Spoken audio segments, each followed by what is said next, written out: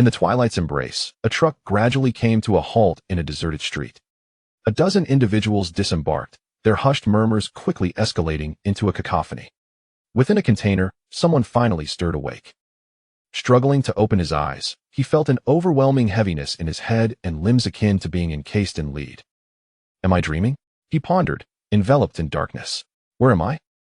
His thoughts momentarily froze, only to be ignited by a sudden realization. I've traversed dimensions. This is the Marvel Universe. Li Si murmured in disbelief, his expression a mix of astonishment and incredulity.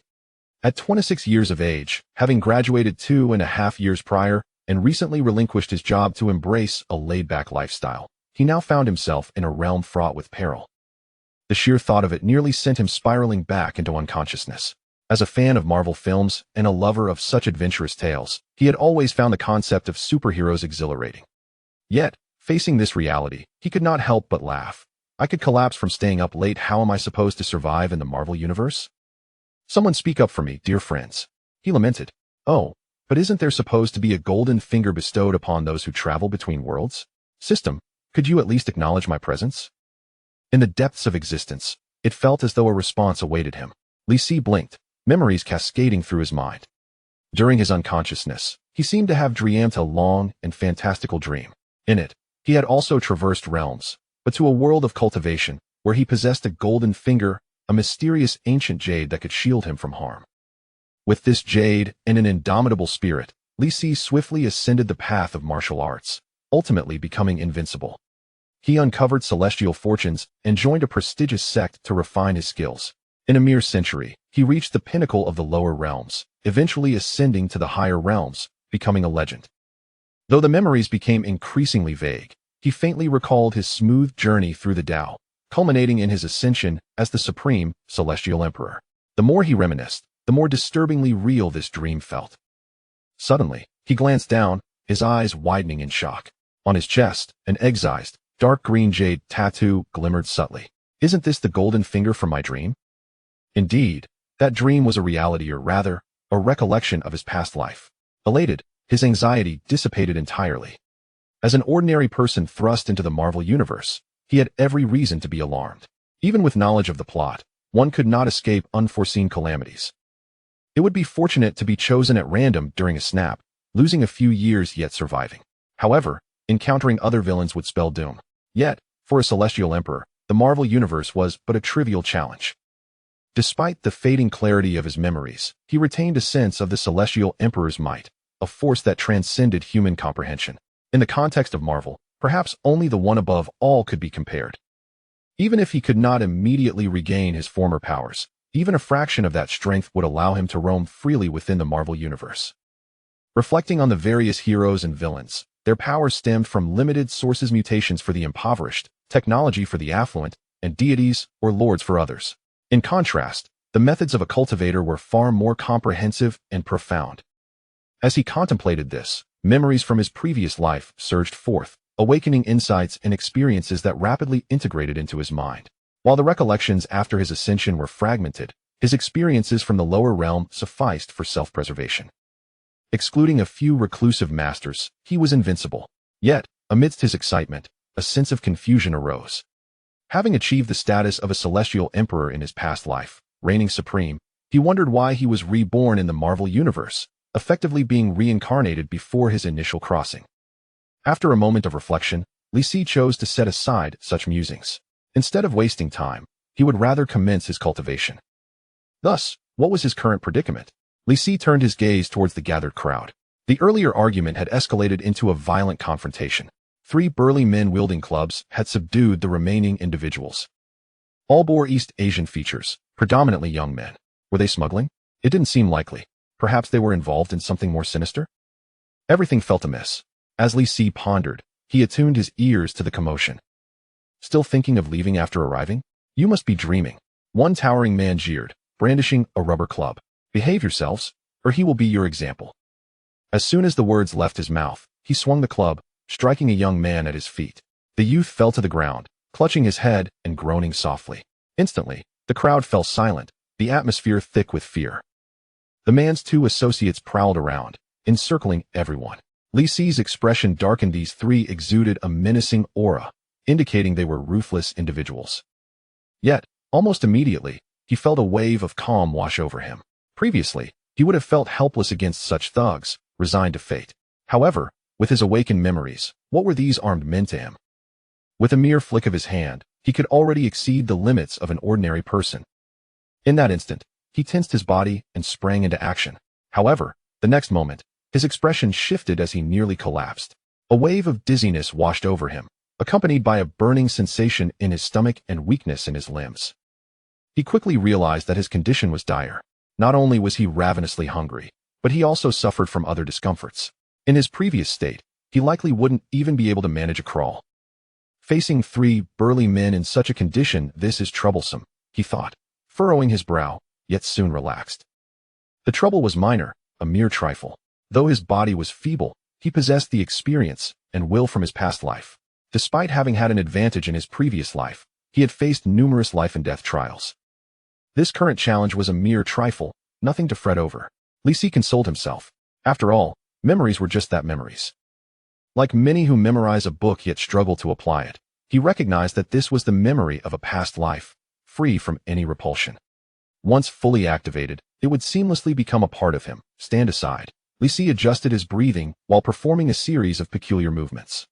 Soon, the pangs of hunger dissipated, and his body regained its mobility. These actions were instinctive, evidently etched deep within his memory. Not far away, confronted with a display of force, the crowd gradually settled down. After a brief interval, a figure emerged from the truck's cabin. The three burly men nodded in acknowledgement, calling him boss. The boss approached, his expression stoic, and stated, "Is it done? Let's be quick." Upon hearing his voice, Li Si turned to look. The boss was a middle-aged man, his stout, unassuming physique previously giving him an air of harmlessness. Yet now, he had transformed into the leader of the brutish men. Seeing him, Li Si's confusion finally found resolution. After his arrival in this land, he only knew he was in New York. However, due to his struggles with English, he had been unable to grasp the situation. After much effort, Li Si finally found someone capable of communication. This middle-aged man, a fellow villager who owned a convenience store. At that moment, the man had appeared quite earnest, patiently answering his questions and even offering him water. Li Si had thought to himself how kind this boss was. In this foreign land, it was indeed comforting to encounter a compatriot. His last memory halted before he drank the water. It was clear that it had been drugged. A sense of cold dread washed over him, soon replaced by a surge of anger. If they dared to resort to such treachery, these people were undoubtedly intent on taking his life. How typical of New York, how characteristic of Marvel. To almost lose his life for merely asking for directions? As a young man raised under the red flag, well-versed in the principles of morality, beauty, and patriotism, Li Si was incensed. In broad daylight, such blatant acts of violence, was there no law, no justice?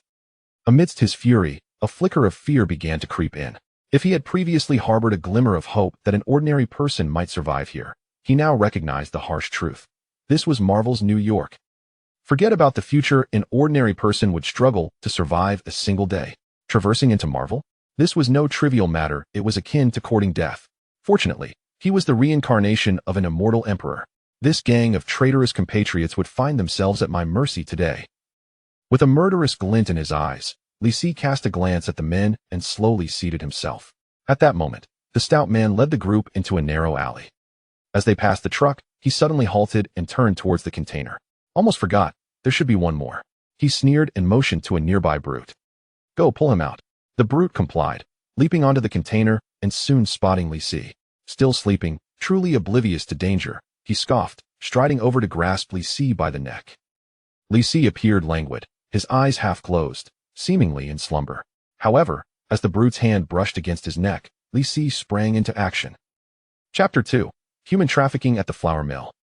Li Si abruptly opened his eyes, seizing the brute's hand and yanking it forcefully. The brute lost his balance, tumbling into Li Si's embrace. Without missing a beat, Li Si pushed him again, sending the brute crashing to the ground. With a resounding thud, the fierce brute fell into a slumber akin to that of an infant. Li Si picked up a baton, weighed it in his hands, and resumed his activity. The commotion inside the container startled the onlookers outside. What's happening? The stout boss inquired, his brow furrowed. One of the brutes maliciously chuckled. Could it be he fell? After a few moments of silence, no sounds emerged. The stout boss glanced at the brute beside him. Go check. The brute nodded and climbed onto the container. Upon reaching, he found his comrade seated on the ground, facing away from him. He grimaced in dissatisfaction, muttering, "What are you doing?" The boss is. However, as he approached, an unexpected turn of events occurred. The seated brute suddenly produced a baton from under his arm. Caught off guard, the baton forcefully struck the brute's lower region. Ah! A heart-wrenching scream echoed. The brute instantly crumpled, clutching his injury, curling up like a shrimp and rolling on the ground. Fortunately, his agony was short-lived. After landing a successful blow, Li Si emerged from behind the seated brute. A swift chop to the neck silenced him, plunging the container back into silence. Outside, the boss' expression darkened, a sense of unease washing over him. He called out, lowering his voice, "Ahu, Abao." Soon, he realized there would be no response. Gazing at the container, the stout boss fell into contemplation. There should only be one person inside, the undocumented villager he had easily dealt with during the Daya naive, slender youth without guile. How could such a person possibly handle Ahu and Abao? Boss. The remaining brute could no longer contain himself, scanning the crowd with a fierce glare. The stout boss snapped back to reality, coldly surveying the fellow compatriots beside him. The series of unexpected events had subtly shifted the atmosphere. Many exchanged glances, their expressions growing increasingly hostile. Yet, in the face of this scene, the stout boss merely chuckled coldly. Drawing a pistol, he aimed it at the crowd, declaring, "Anyone who dares to move, I will send them to their demise." In an instant, everyone fell silent, the tension palpable. Gripping the cold firearm, the stout boss felt a sense of reassurance.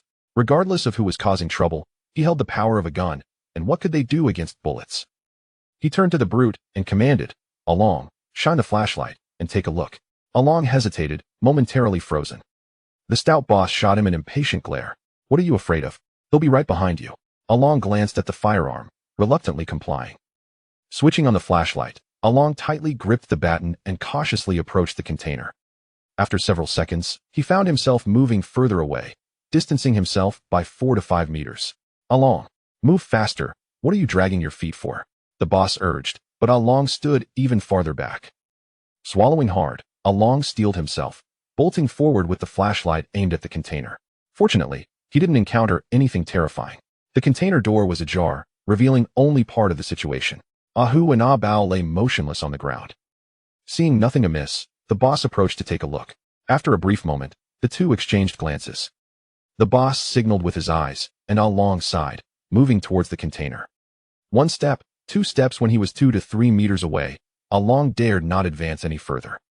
He extended his arm, using the baton to pry open one side of the container door. As the flashlight illuminated the interior, both men froze in place, eyeing the vast emptiness of the shipping container. Only 2 burly men remained.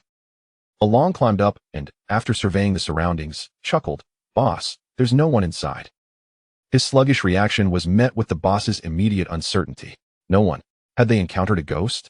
Skeptical of the supernatural, the boss hurried forward. Standing at the container's door, he furrowed his brow and scrutinized the interior. Just then, a pair of hands silently emerged from below. The boss, engrossed in his observations of the container, suddenly felt his footing give way and he toppled over. He landed in a disoriented heap, only to realize that his forehead was icy cold. A gun was pressed against his head. The one wielding the firearm was none other than the young man from his hometown whom he had encountered earlier that day. "Basho, how have you been?" Li Si flashed a chilling smile, his eyes glinting with coldness. "Boss." Hearing the commotion, Along emerged from the container, but it was too late. Faced with the dark muzzle of the gun, he found himself utterly lacking in courage. Basho cast a sidelong glance at Li Si, forcing a grim smile. "Xiao Li, what's this all about?" Li Si swiftly swung his hand, the gun striking Zhou's ear with a thud. With a cry of anguish, blood gushed forth as Zhou raised his hand instinctively to cover the wound. But Li Si showed no leniency, delivering another brutal blow. "Unless I permit it, do not move or speak. Do you understand?" Trembling uncontrollably, Zhou nodded vigorously like a chick pecking at rice. He realized he was up against someone formidable and dared not employ his usual tricks. Yet, despite racking his brain, he could not fathom the situation. This Li fellow, seemingly harmless before, had transformed into a veritable James Bond after just a few hours of unconsciousness. Could it be that a single dose of medicine had awakened the beast within him? Li Si ceased tormenting Boss Zhou and turned his attention to Along. You, turn off the flashlight, clasp your hands on your head, and lie down. Along complied without uttering a word, following the instructions obediently. At that moment, Li Si had complete control over the situation. His expression remained impassive, yet he felt a quiet sense of relief within. Even with the memories of a past life, he had never experienced such a scenario. To counterattack against 4 armed men while his own body was weary, what a thrilling, exhilarating moment. Though it was achieved through cunning and underhanded tactics, in a life-and-death crisis, only the outcome mattered, not the means. Reflecting on the encounter, Li Si felt a profound sense of satisfaction. Combat was exhilarating. Just then, a voice broke through the tension. Big brother, your skills are truly exceptional.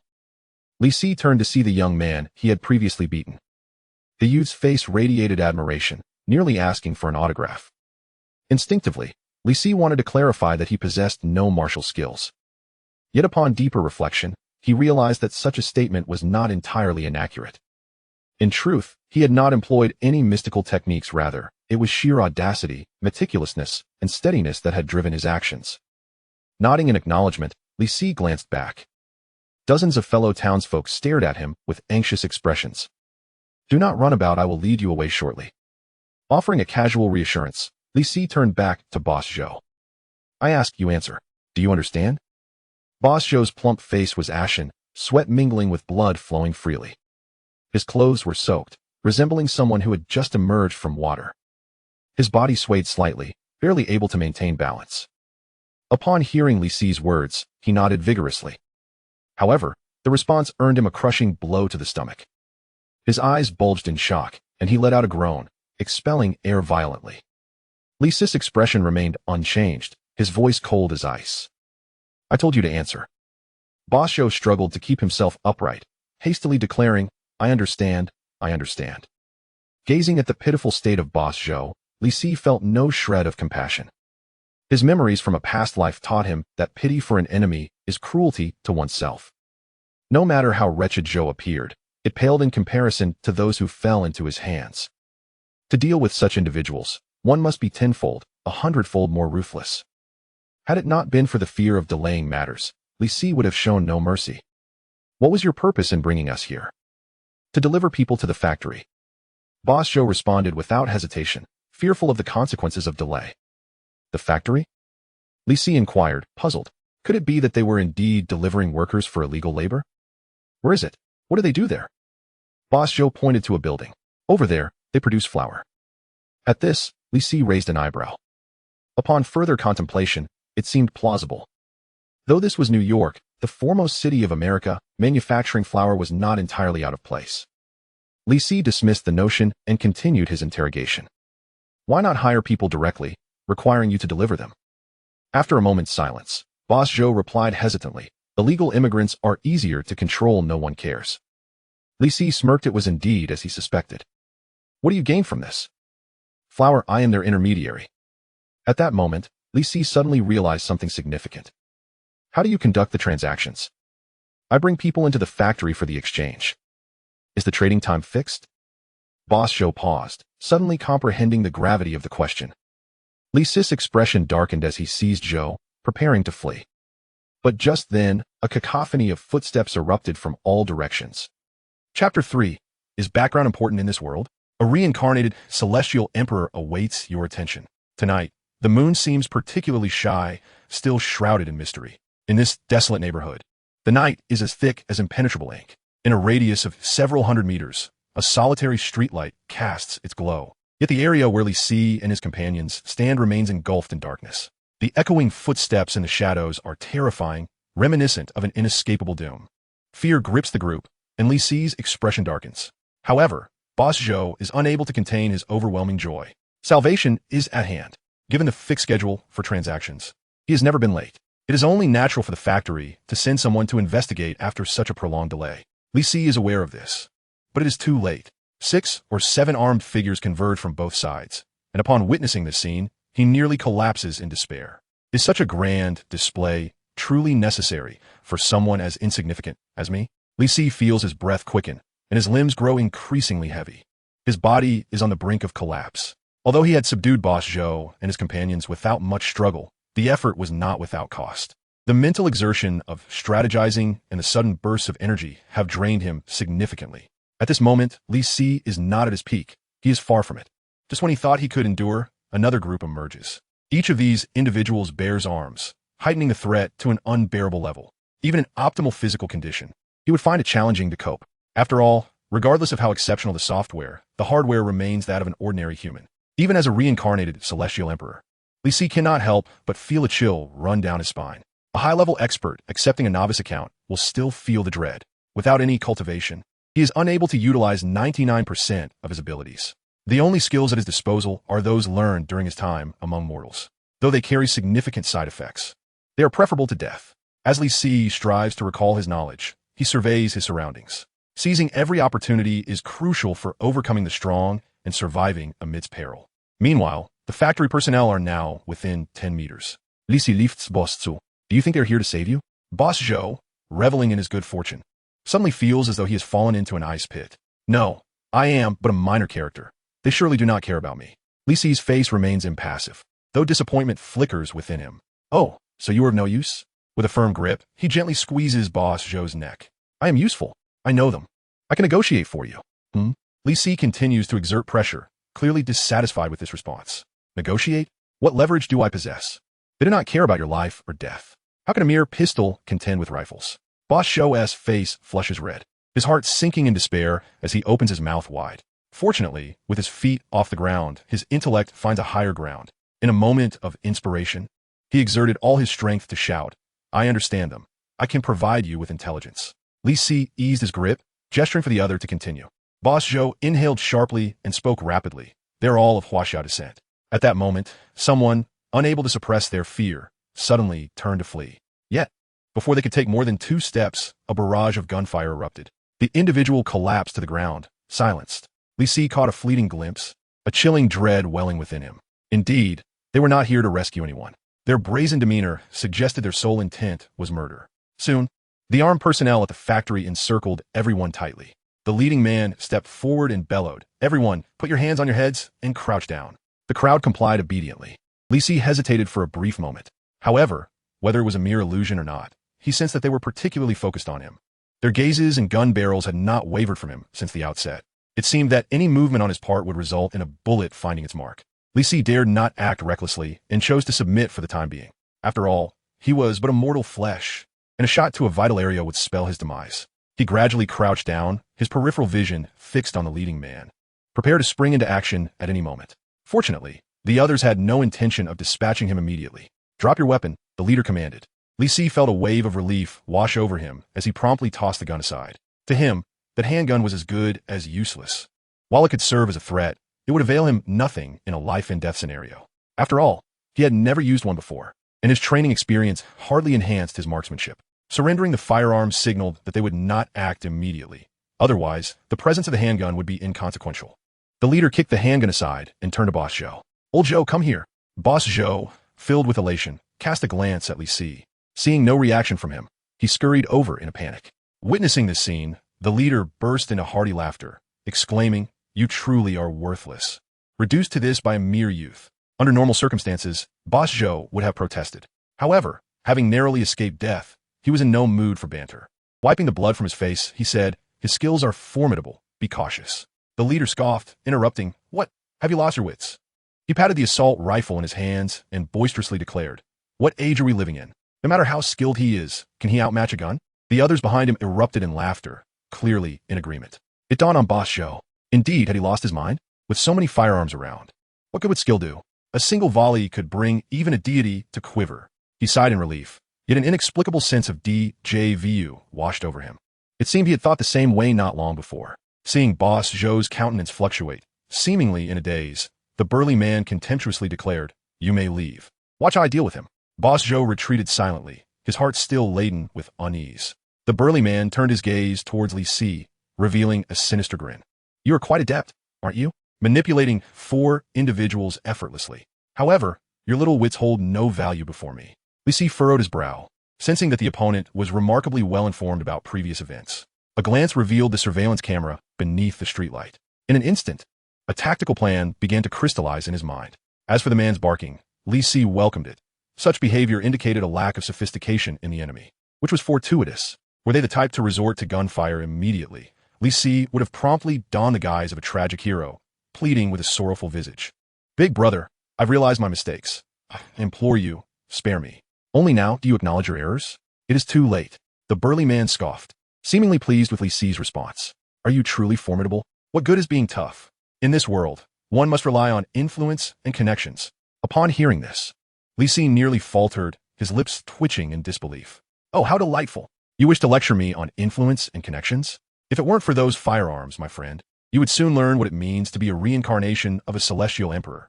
I possess no such skills, brother. You're absolutely right. Li Si replied with feigned obsequiousness. Why not simply let me go? Disturbing matters here and expecting to depart? The burly man scoffed coldly, his gaze filled with cruel malice. You boy, prepare to have your eyes gouged out and toil away in the factory until your last breath. Please, brother, I truly realize my mistakes. Li Si trembled, collapsing to his knees in despair. Do not gouge out my eyes. I do not wish to become blind. As he pitifully pleaded, he edged closer to the burly man. The latter laughed heartily, oblivious to his intentions. The once fierce Li Si now resembled a mere cur before him, a sight that filled the man with immense satisfaction, dissipating the caution and vigilance among the onlookers. Some mocked and laughed, reveling in the thrill of controlling another's fate, while others remained indifferent, having long since become desensitized to such displays. Meanwhile, Li Si's compatriots bowed their heads in utter despair. Only one battered youth, with a bruised face, fixed his gaze intently on Li Si, his fists clenching and unclenching in agitation. This suffocating scene persisted for several seconds until Li Si closed the distance to a mere 2 or 3 meters. The pleas abruptly ceased, and Li Si's expression shifted dramatically. His eyes instantly reddened with fury, and strength surged through his limbs. Like an arrow released from his bow, he shot forth with blinding speed. Chapter 4. In the past, I had no choice. Now, all I desire is to cultivate immortality. The sudden change took the burly man completely off guard. He merely sensed a blur before a searing pain erupted in his neck. Without uttering a single word, the robust man lost consciousness, his body collapsing lifelessly. Li Si's movements were remarkably swift, completing a counterattack in the blink of an eye. The onlookers were left speechless at the sight before them. How could the pitiful wretch, who had been begging for mercy just moments ago, transform into a ferocious predator? They still dare to act? Fire. I shall end his life. Brother Ma is in his grasp. The crowd shouted in disarray, yet none dared to fire their weapons. For a moment, they merely stared at one another, filled with rage as they gazed upon Li Si. They had yet to realize that the roles had reversed. The prey had become the hunter. This deserted street was on the brink of becoming a blood-soaked hunting ground. Li Si tightened his grip on the fallen man, gasping heavily. The decisive strike was indeed impressive, yet came at a considerable cost. The vital energy within him surged uncontrollably, raging wildly as if it might explode at any moment. However, such was the nature of power. Every means of acquiring strength bore its own repercussions. In that previous moment, had he hesitated, he would have been riddled with bullets. Fortunately, the most perilous moment had passed, leaving behind a disorganized crowd. Li Si revealed a sinister grin, feeling as though he had undergone a profound transformation. Excitement, tremors, and yearning enveloped him, a mindset both foreign and familiar. In his previous 26 years of existence, he had never encountered this sensation. Yet on the path of his past cultivation, it had been his constant companion. The life and death struggles, the desperate fight for survival, suddenly became vivid memories. Those dormant instincts, buried deep within his soul, resurfaced. The once tamed Li Si, conditioned by modern society, finally comprehended what it truly meant to live. The mundane life of studying, working, falling in love, and managing daily chores was dreadfully monotonous. Had he not traversed dimensions, he would have resigned himself to such a life. However, after experiencing a series of thrilling adventures, he finally grasped his desires to overcome obstacles, conquer all hardships, and forge a path to greatness. To wander the North Sea by day and the Kangwoo at dusk, to seize the stars and moon, to move mountains and fill seas, to transcend the 3 realms and escape the 5 elements. As the tides surged upon the Chiantang River, today he realized his true self. In the past, he had been devoid of choices. Now, he yearned only to pursue immortality. The previously Si would have succumbed to worry and fear. Yet now, with a resolute heart, he was no longer lost or hesitant. As cultivators, why should we shy away from battle? Li Si seized the robust man's weapon and, without a flicker of doubt, pulled the trigger. The target was not another human, but the nearby street lamp. The lamp shattered with a resounding explosion, plunging the surroundings into darkness. Amidst the ensuing chaos, he charged forward with the ferocity of a descending tiger, his momentum surging as he closed the distance to a burly bald man within mere moments. Suddenly engulfed by darkness, everyone found themselves momentarily disoriented. It was only when Li Si approached that the burly man snapped back to reality, hastily redirecting his firearm. However, before he could pull the trigger, a powerful punch struck his temple, rendering him rigid and sending him crashing to the ground. Cursing in disbelief at the swift demise of his comrade, the remaining men erupted in fury, aiming their weapons at Li Si. The sound of gunfire erupted, bullets raining down like a torrential downpour, yet they merely struck shadows. Meanwhile, Li Si, agile as a monkey, deftly maneuvered closer to another brute. With a visage contorted in rage, the man frantically squeezed the trigger until his magazine was emptied. Left defenseless with only a burning stick to grasp, he could only watch helplessly as Li Si charged. With a resounding thud, he collapsed heavily to the ground. Before he could take his last breath, a barrage of bullets sealed his fate. Regrettably, Li Si had already withdrawn, showing no signs of hesitation. Within mere seconds, yet another giant fell. By this point, all the men in proximity to Li Si had been vanquished, and the entire ordeal had unfolded in under 10 seconds. Li Si, a visage of insatiable hunger for challenge, mused upon their weakness, pathetically feeble, hardly a match. These fellows were even less formidable than beggars from his past life. Such a tedious battle warranted an early conclusion. Li Si shifted his form, gliding like a specter towards the opposite end of the street, where 3 more burly men, engulfed in terror and fury, were caught off guard by the sudden turn of events. They could scarcely believe that an ordinary young man could inspire such dread. The firearms in their hands had become a mere jest, as in mere seconds, they had been dispatched like poultry. And now, the formidable youth was upon them. The trio momentarily gasped, then unleashed a frenzied barrage. The air was thick with gunfire, mingled with the cries of anguish from Li Si's compatriots, trapped in the heart of the battlefield with no avenue for escape. Yet, Li Si paid them no mind, his focus solely on the 3 adversaries. Cloaked by the night, he danced through the hail of bullets. As the skirmish progressed, he grew increasingly adept, evading gunfire with the ease of consuming food and drink. Soon, he cornered one of the men. "You shall perish," the man bellowed, desperately attempting to dispel his fear. Alas, such bravado could not avert the arrival of death. Li Si closed in, delivering a seemingly effortless strike that silenced him forever. The remaining 2, completely unhinged, disregarded their fallen comrade and unleashed a torrent of gunfire at Li Si. Taking refuge in the corner, Li Si retaliated, momentarily suppressing them. Then, crouching low, he charged forward and brought down one of the assailants. The last man refrained from firing, opting instead to flee. Li Si, uninterested in the chase, raised his weapon and ended him. Following this, he methodically delivered the final blows to the others. With all tasks completed, Li Si finally felt a sense of relief. As soon as he relaxed, his body felt as though it might crumble. An overwhelming wave of fatigue nearly engulfed him. Yet, he had not yet escaped peril. Li Si could only muster his spirits and press on. He approached the truck, his expression darkening. Several compatriots lay scattered on the street, their fates uncertain. The chaotic skirmish had surely ensnared the innocent. However, he held no regrets. He had witnessed such events countless times in his past life. Optimistically considering, would these individuals have survived had it not been for him? This was a flower factory, specifically dealing in the trafficking of undocumented Asians. One could only imagine the hellish existence that awaited them inside. Conversely, if he chose to think bleakly, he had no familial ties to these people. Why should he care about their fates? In any world, the mantra remained, a friend's demise does not hinder the path of the practitioner. Upon returning to the truck, Li Si was astonished to find Boss Zhou still present. The youth who had previously endured a brutal beating now had Zhou pinned to the ground, evidently having dealt him a severe thrashing. No wonder he had been the target of such violence. This young man was indeed courageous. Did he not fear the potential consequences of having so thoroughly subdued Boss Zhou? Li Si nodded at him, conveying his approval.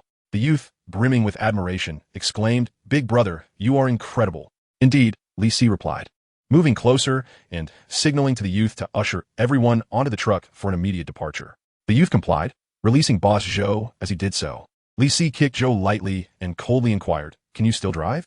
If not, it will be best for you to meet your end here." Boss Zhou lay on the ground, looking as if he were on the brink of collapse. Previously, he had been manhandled by Li Si, followed by a merciless beating from the youth. What truly extinguished his will to live was undoubtedly the fact that Li Si had eliminated the factory's personnel. With the factory unable to contend with him, he could only pray for divine intervention. Yet, upon hearing Li Si's words, A flicker of survival instinct ignited within Zhou. He trembled, hastily responding, I can. Please do not kill me. Just give me 10 seconds to get in the truck. Li Si scoffed and walked toward the vehicle. Many had entered the container, but some refused. Repeated, unforeseen events had driven certain individuals to the brink of despair. They preferred to forge their own paths rather than trust others. The youth patiently attempted to persuade them to comply. Li Si furrowed his brow and bellowed. Do you think this is a vacation? The youth appeared taken aback, an expression of grievance crossing his face. Do not waste time. If you are unwilling, then do not concern yourself with it. After speaking, Li Si turned his gaze toward the factory, his demeanor growing increasingly grave. The flower factory imparted a sense of foreboding. He could faintly perceive various sinister energies emanating from it. Li Si now harbored deep suspicions that the factory was merely a facade, its true operations shrouded in mystery. After all, this was Marvel, this was New York. Upon this reflection, Li Si led the young man into the driver's cabin. To a safe place, where you can survive until the factory personnel arrive, he instructed. Boss Zhou hastily ignited the engine and began to accelerate at breakneck speed. After traveling several kilometers, Li Si inquired, who is the owner of the factory? An elderly woman, also of Huaxia descent, came to reply. At these words, Li Si's expression brightened. The peculiar elements of a flour mill, blind employees, and an old lady inevitably conjured thoughts of a certain underground organization. When considering the origins of that organization and the extraordinary possessions held by its leader, Li Si could not help but chuckle. Is this not a feast delivered to my doorstep? This factory is mine for the taking. Not even Jesus could intervene, mark my words. Please continue, he urged. Chapter 5. The law is not lightly transmitted. Outer disciples an hour later, as dawn broke, a truck slowly navigated through New York City. Zhou drove while Li Si leaned back with his eyes half closed. His countenance was far from pleasant. The aftereffects of his explosive state were manifesting. Not only were his limbs sore, but turmoil also brewed within him. This was the result of his careful recuperation along the way.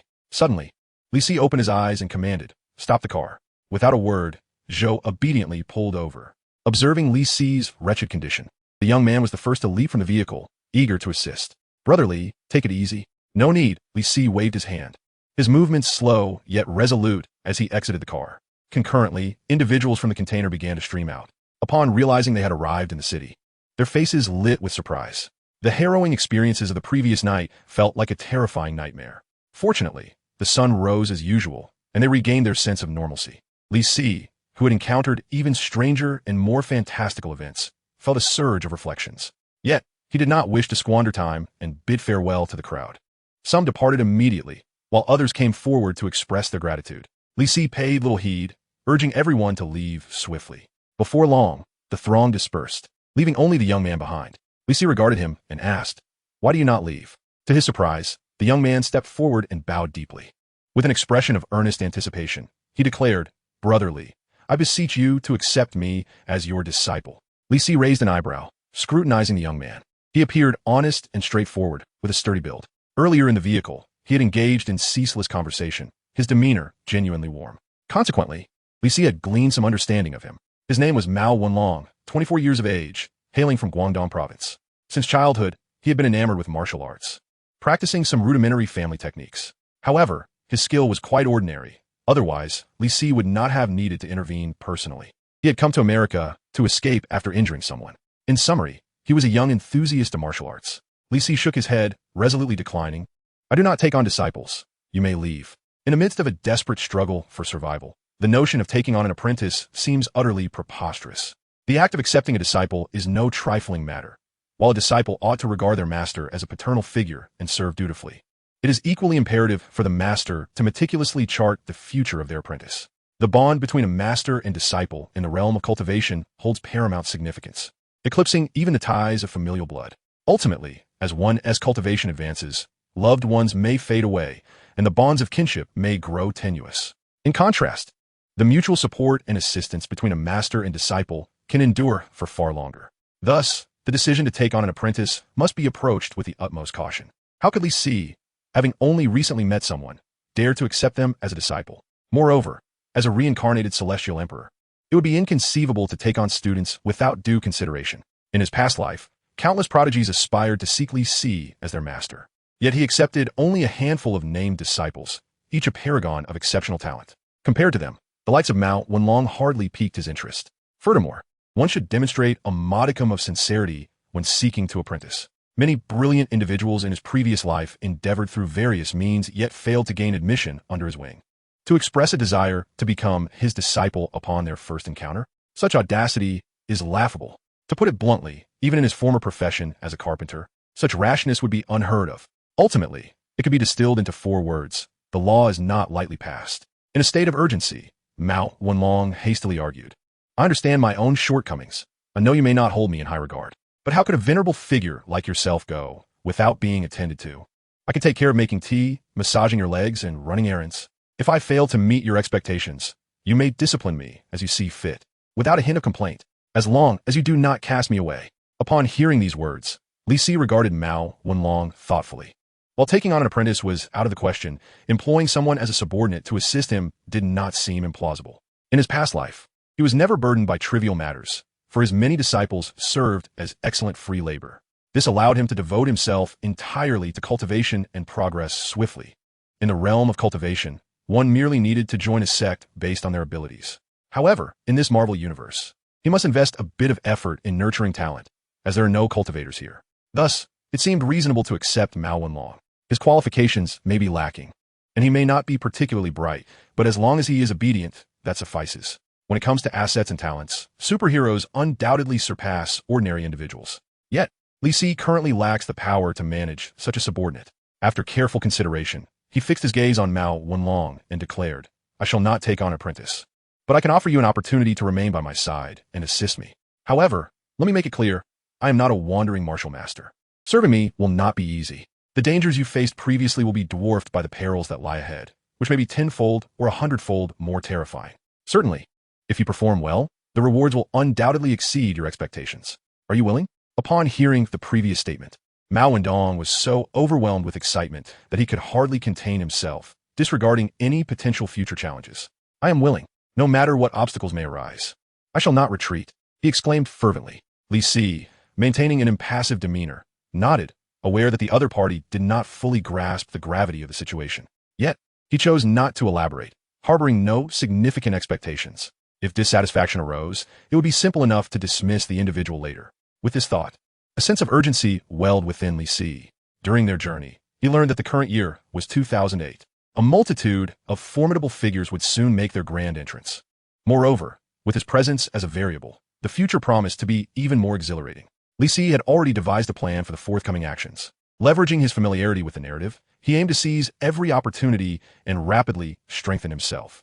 In times of chaos, only strength provides true assurance. Prior to gaining any cultivation, he could only evade and hide. However, upon attaining the golden core, the earth would become his sanctum. Should he ascend to the void refinement stage, the entire universe would become a realm for cultivation. If he were to return to the celestial emperor realm, even the most formidable would not dare to challenge him. Li Si gazed at Mao Wenlong and spoke slowly. In that case, you shall accompany me. I hail from the Lingxiao sect, serving as a grand elder. For now, you shall act as an outer disciple and observe the unfolding events. The Lingxiao sect was the sect to which he belonged during his time in the mortal realm, holding a profound emotional significance for him. Lingxiao sect, grand elder, outer disciple. Mao Wenlong was momentarily taken aback, struggling to comprehend, but feeling an inexplicable sense of awe. How should I address you? Li Si pondered for a moment, realizing that grand elder felt somewhat out of place. He then recalled a mundane title from his past life. You may call me Fourth Master. The titles of Lingxiao sect and Grand Elder could wait until he achieved mastery in cultivation before being proclaimed to the world. All right, Fourth Master. Mao Wenlong accepted with enthusiasm, rising to say, shall we continue our journey? Li Si glanced at the oddly expressive boss Zhou, but paid little mind. In his eyes, the man had long since been dead. They needed to procure a vehicle and continue onward. Inside a room at the factory, an elderly woman of East Asian descent was intently watching a screen. Her face was lined with wrinkles, her figure frail and diminutive, exuding an aura of coldness. The screen displayed surveillance footage, documenting Li Si's entire escape. Soon, the video ended, freezing on the image of Li Si as he departed. Fixating on his retreating figure, the elderly woman revealed an enigmatic smile. Behind her stood several burly men, all with their heads bowed, not daring to breathe. The old woman turned to scan the group and, with a stoic expression, inquired, will we be able to locate him in 3 days? Yes. The men collectively exhaled in relief, nodding vigorously. Within 3 days, I shall certainly bring the person. No need for that. Simply locating the individual will suffice. The burly man paused, momentarily taken aback, before comprehending the situation. I understand now. The elderly woman turned away once more. Go ahead. Within mere moments, the crowd departed, leaving no trace behind. Fixated on the figure of Li Si on the screen, a glimmer of curiosity flickered in the woman's gaze. Chapter 6. The ancient jade reveals its spirit, healing, and alchemy an hour later. Having abandoned the truck, the trio borrowed a car and arrived at the exterior of a villa. After a night of turmoil, their injuries rendered them utterly exhausted, particularly for Boss Joe. Had it not been for his will to survive, he might have succumbed to unconsciousness countless times. Li Si fared little better, relying solely on sheer determination. Surprisingly, Mao and Long appeared to be in the best condition among them.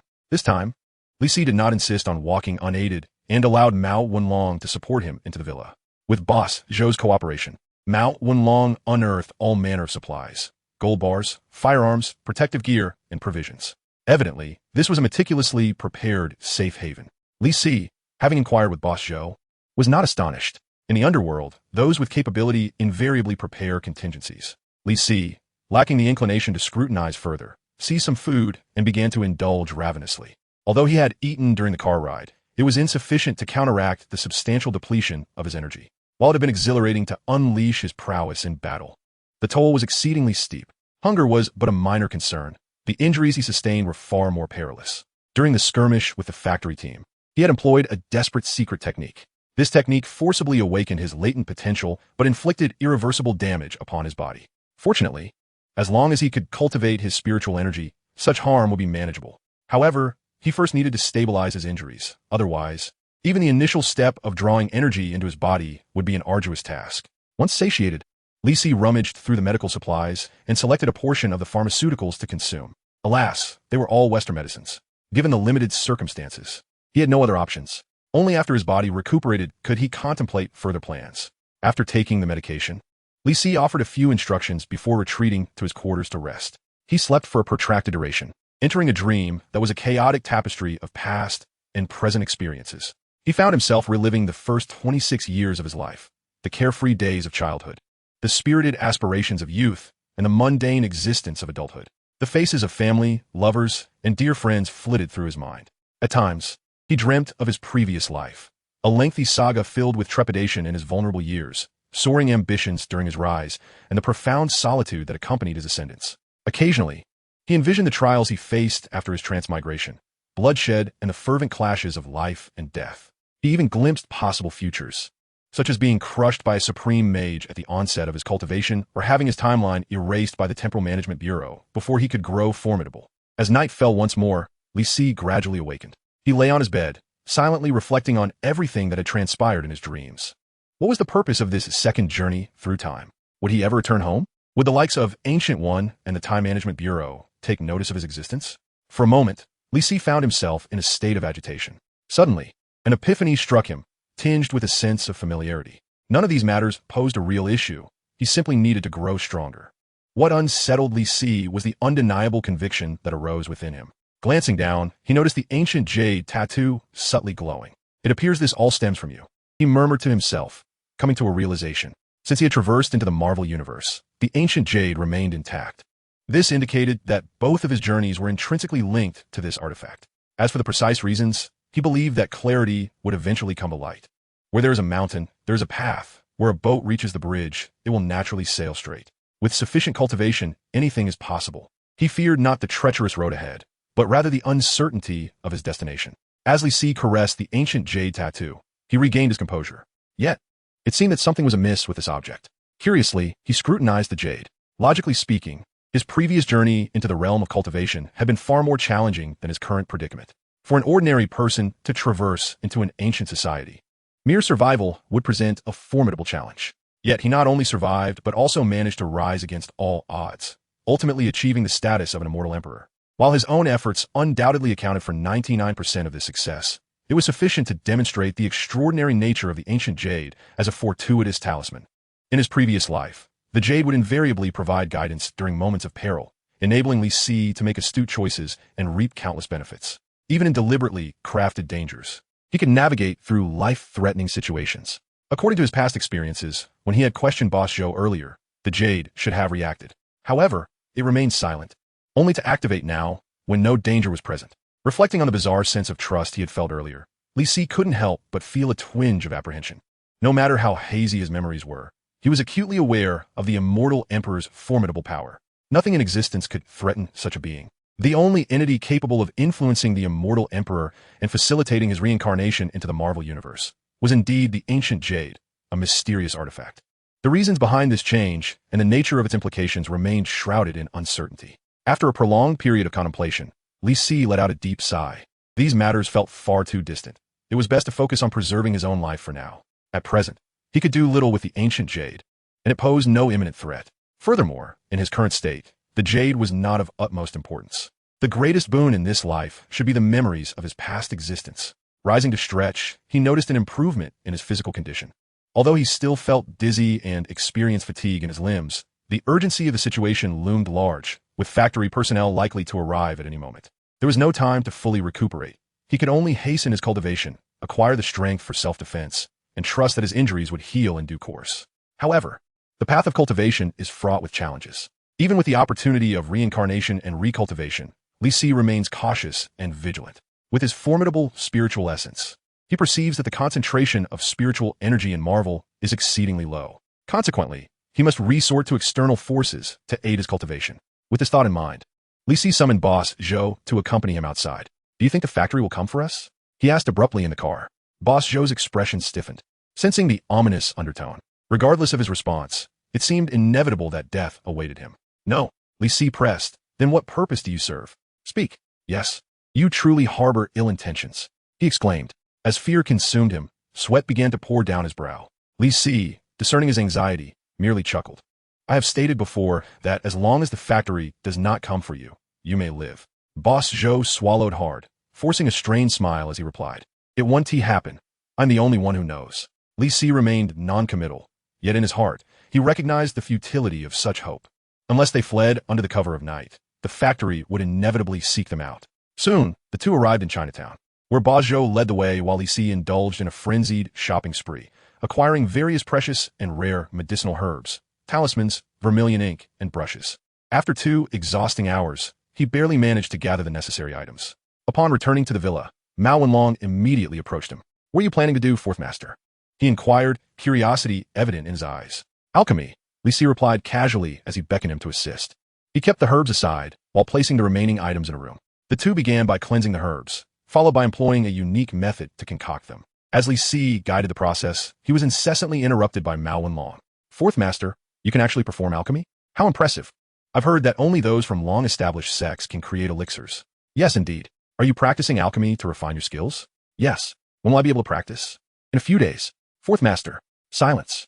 If you utter another word, I shall expel you from my tutelage." "All right."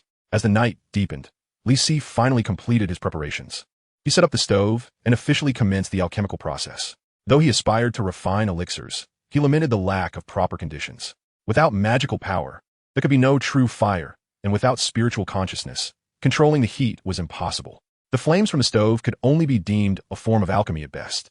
Fortunately, he was a master in the art of alchemy.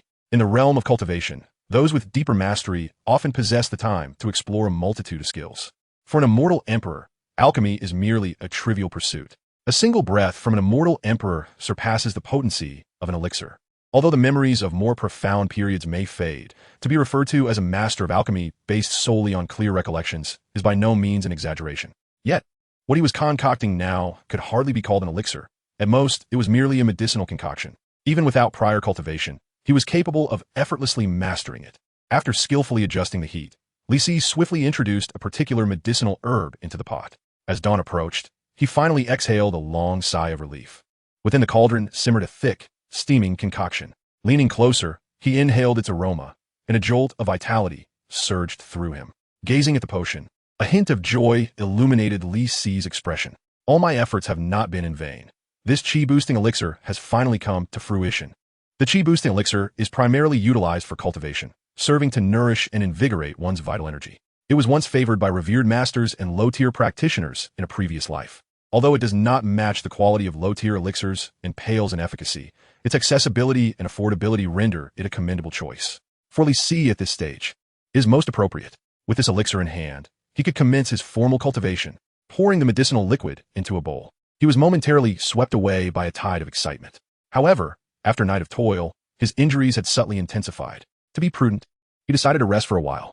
Casting one last glance at the chi-boosting elixir, he lay down contentedly. Upon awakening, he would embark on his cultivation journey. Chapter 7. The First Steps of Cultivation, the True Scriptures of Xianhuang Creation. By the time Li Si concluded his rest, it was already midday. After satisfying his hunger and thirst, he hurried back to his chamber. He sat in silence for an extended period, adjusting both his body and spirit to their peak state. Thus, Li Si began to silently recite the incantation, embarking on the first step of sensing the spiritual energy. This step is both daunting and simple. Many gifted individuals achieve it with ease, yet countless others of average potential spend their entire lives without success.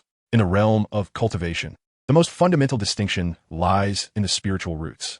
However, as long as there's spiritual energy, everyone possesses a spiritual root. Nevertheless, the vast majority have 5 spiritual roots, which are notoriously difficult to cultivate, often referred to as pseudo-spiritual roots. Ultimately, this does not preclude them from the path of cultivation. Therefore, the initial step of sensing spiritual energy becomes a threshold. Those who cross it, even if the path to immortality remains dim, can still be deemed cultivators. Conversely, those who cannot cross it are destined to remain mere mortals. Li Si, too, bore the 5 spiritual roots. Generally, without extraordinary fortuity, one would be unable to sense spiritual energy in this lifetime. However, with the reincarnation of an immortal emperor, he was destined for greatness. And sensing the spiritual energy was not beyond reach. Drawing upon his extensive experience and formidable spirit, Li Si soon reaped the rewards. In a hazy vision, he perceived faint, multicolored luminescence scattered throughout the room. With the aid of his previous life's memories, he recognized this as the so-called spiritual energy. After quietly absorbing the sensations for several minutes, he opened his eyes with a grave expression. The speed at which he sensed the spiritual energy, even surpassing his previous life, was indeed a fortuitous sign. This indicated that his spirit was more potent than in his former existence, granting him a significantly higher starting point. Yet, the unfortunate news was that the spiritual energy in a Marvel universe was even more sparse than he had anticipated. Originally, Li Si believed that this place was rife with malevolent entities and supernatural beings, and that the concentration of spiritual energy would be rather low. After all, Earth is the epicenter of Marvel, having given birth to more than one pantheon of deities. However, he was utterly astounded to discover that the spiritual energy here was even less than that of the mundane world in his previous life. A suspicion began to take root in his mind. Perhaps those deities had long since drained the earth of its spiritual essence. This depletion, he surmised, could explain why the gods had faded from prominence, ushering the planet into an era dominated by technology. To find realms rich in spiritual energy, he might have to venture to places such as Asgard or Kunlun. For the time being, he would have to cultivate in an environment where spiritual energy was scarce. Thus, Li Si began to contemplate which cultivation method to adopt.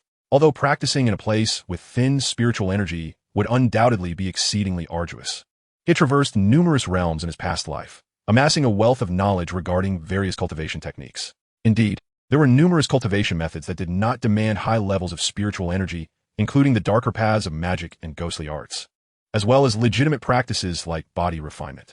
However, the crux of the matter lay in the fact that all cultivation methods require resources, and Li Si found himself equally unable to procure other necessary materials.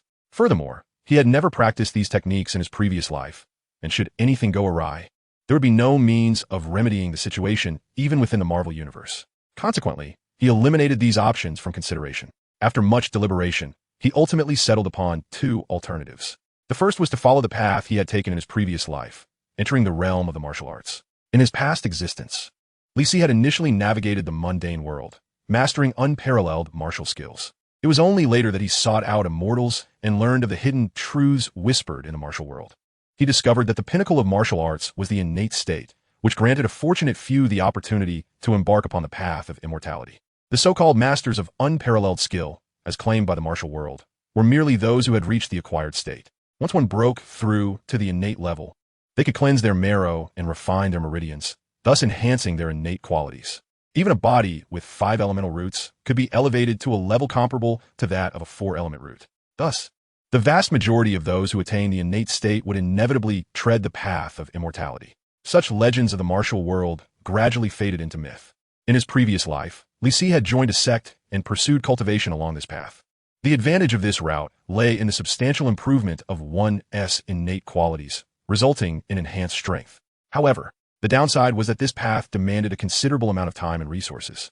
Most innate practitioners emerging from the mundane world rarely advanced far along the path of immortality, as they were often past their prime by the time they began their cultivation, missing the optimal window for progress. Only scions of noble families or esteemed disciples of sex could hope to walk this path, as only they would dedicate the necessary time and resources to nurture even a sliver of hope for advancement. Thus, Li Si's second option was to commence cultivation directly. While the path of the innate offered numerous advantages, and he had ample experience from his previous life, it was also feasible for him to cultivate directly, as he possessed several exceptional techniques. In the realm of immortal cultivation, techniques are classified into ordinary, top tier, and the rarefied exceptional category. Ordinary techniques dominate the landscape, characterized by their low entry threshold and rapid progress. However, their drawbacks are evident, as they lack the potency and sophistication of top-tier techniques. The pinnacle of cultivation techniques stands in stark contrast to the ordinary. Its virtues encompass formidable power and astonishing speed of advancement, while its drawbacks lie in the stringent demands and considerable challenges it poses. As for the legendary supreme techniques, they embody the best of both worlds. Not only do they feature a low threshold for initiation, but they also allow for rapid progression and boast unparalleled strength. Hence, supreme techniques are perpetually rare and precious, with each appearance inciting torrents of bloodshed and chaos. Even Li Si, prior to his accomplishments in cultivation, had never encountered one, let alone practiced it. However, as his mastery deepened, he managed to amass a significant collection. Engaging in supreme techniques alleviates concerns regarding innate talent and strength. The former choice benefits from experience, while the latter eliminates the waste of time. Naturally, these two paths are not contradictory. Yet, in the perilous realm of Marvel, Li Si dared not squander a moment. Having tasted power, he could no longer tolerate weakness or circumstances beyond his control. Resolving himself, Li Si promptly commenced his cultivation. He chose the Xianhuang Zhao Hua Zhanjing as his technique. This method, originating from a secret realm, is a legitimate practice of the mystical sect, carrying substantial weight. It would become the crucial technique he would use to focus on after ascending to the Golden Core stage. The most remarkable attribute of this technique is its ability to transform the physical body into the Xianhuang Zhao Hua La body. In the realm of cultivation, the spiritual root is the most fundamental representation of one's innate qualities. Beyond that, there are also spiritual bodies, spiritual eyes, and other special attributes. Among these, the spiritual body is considered the most comprehensive and powerful. The spiritual body is further divided into innate forms and various postnatal forms cultivated through different methods. The Xianhuang Zhao Hua La body is a renowned postnatal spiritual body. Not only does it possess a physical form comparable to body refining practitioners, but its magical power and abilities are also exceedingly potent, even enhancing the primordial spirit. When compared to those top-tier innate spiritual bodies, it holds its own admirably. Thus, within the realm of supreme techniques, the Xianhuang Zhao Hua Zhanjing is indeed a preeminent existence. Li Si settled his mind and recalled the entirety of the technique. Despite having practiced it in a previous life, he had already reached the golden core stage then and could not revert to the nascent stage of cultivation. Consequently, he had never truly practiced the techniques of the Qi refining stage. Fortunately, with the experience of his former life and a lofty perspective, comprehension was not arduous. Before long, Li Si grasped all the intricacies of the technique. He consumed a vitality tonic, generating waves of warmth within him. Reciting the technique silently, he embarked on his initial cultivation. Time flew by, and after circulating the technique for one cycle, Li Si slowly opened his eyes. At that moment, he was enveloped in a foul, black muck, a consequence of his inaugural cultivation, purging impurities from his body. Li Si frowned, then relaxed, revealing a look of exhilaration, for he could sense a stream of yellow energy circulating within him. This was the essence of magical power, the foundation of transcendence for cultivators. Though still feeble, Li Si felt a sense of satisfaction. After all, this was merely his first foray into cultivation. The results have already equaled the arduous efforts of others over the span of a month. Truly, it is an exceptional technique. After rising to stretch, he was filled with an indescribable delight. The hidden injuries within his body had remarkably healed to a considerable extent. With just a couple more days of cultivation, he would likely achieve complete recovery. More importantly, his physical form had also been enhanced. As Li Si executed punches and kicks, he felt the changes within his body. Now, each casual strike could muster 200 to 300 pounds of force. A mere leap allowed him to spring 2 to 3 meters high. And this was merely the surface manifestation. The fortification of flesh, muscles, blood essence, and the vital organs constituted the greatest gains from his cultivation. Continuing on this path would inevitably lead to an extraordinary transcendence. Cultivating immortality is, after all, a journey of life's evolution. After a spell of exhilaration, Li Si eventually calmed himself. He quickly washed up and retrieved his talisman paper and other items, a smirk playing at the corner of his mouth. Having achieved such success in his initial cultivation, it seemed that the time to settle accounts with the factory could be advanced.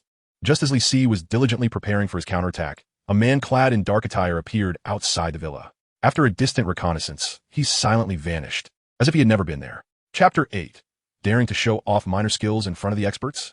Time swiftly passed, and it had been 3 days since Li Si traversed into the Marvel Universe. As night fell, a group commenced their operation not far from the villa. Clad in uniform black form-fitting attire, they appeared to merge seamlessly with the darkness. Black masks obscured most of their faces, leaving only their cold, unyielding eyes visible. Each individual bore a katana, emanating an almost imperceptible chill.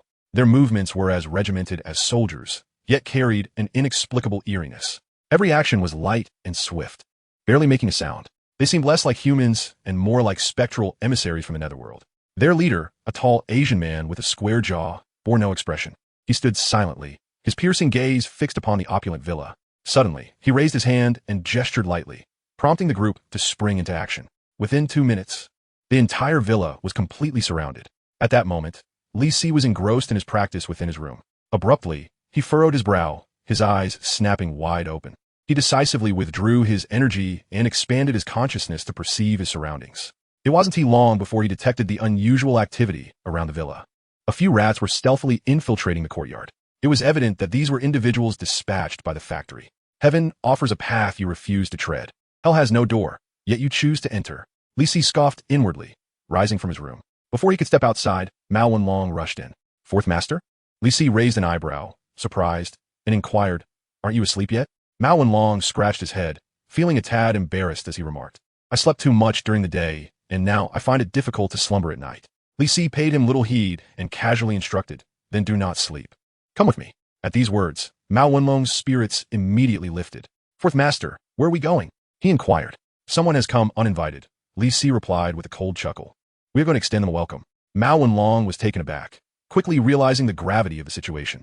Li Si had previously cautioned him that they might soon encounter adversaries. However, he had not anticipated that their foes would arrive so swiftly. Yet, observing Li Si's calm demeanor instilled a sense of assurance within Mao Wenlong. Initially, he had thought that the fourth master was merely skilled in martial arts.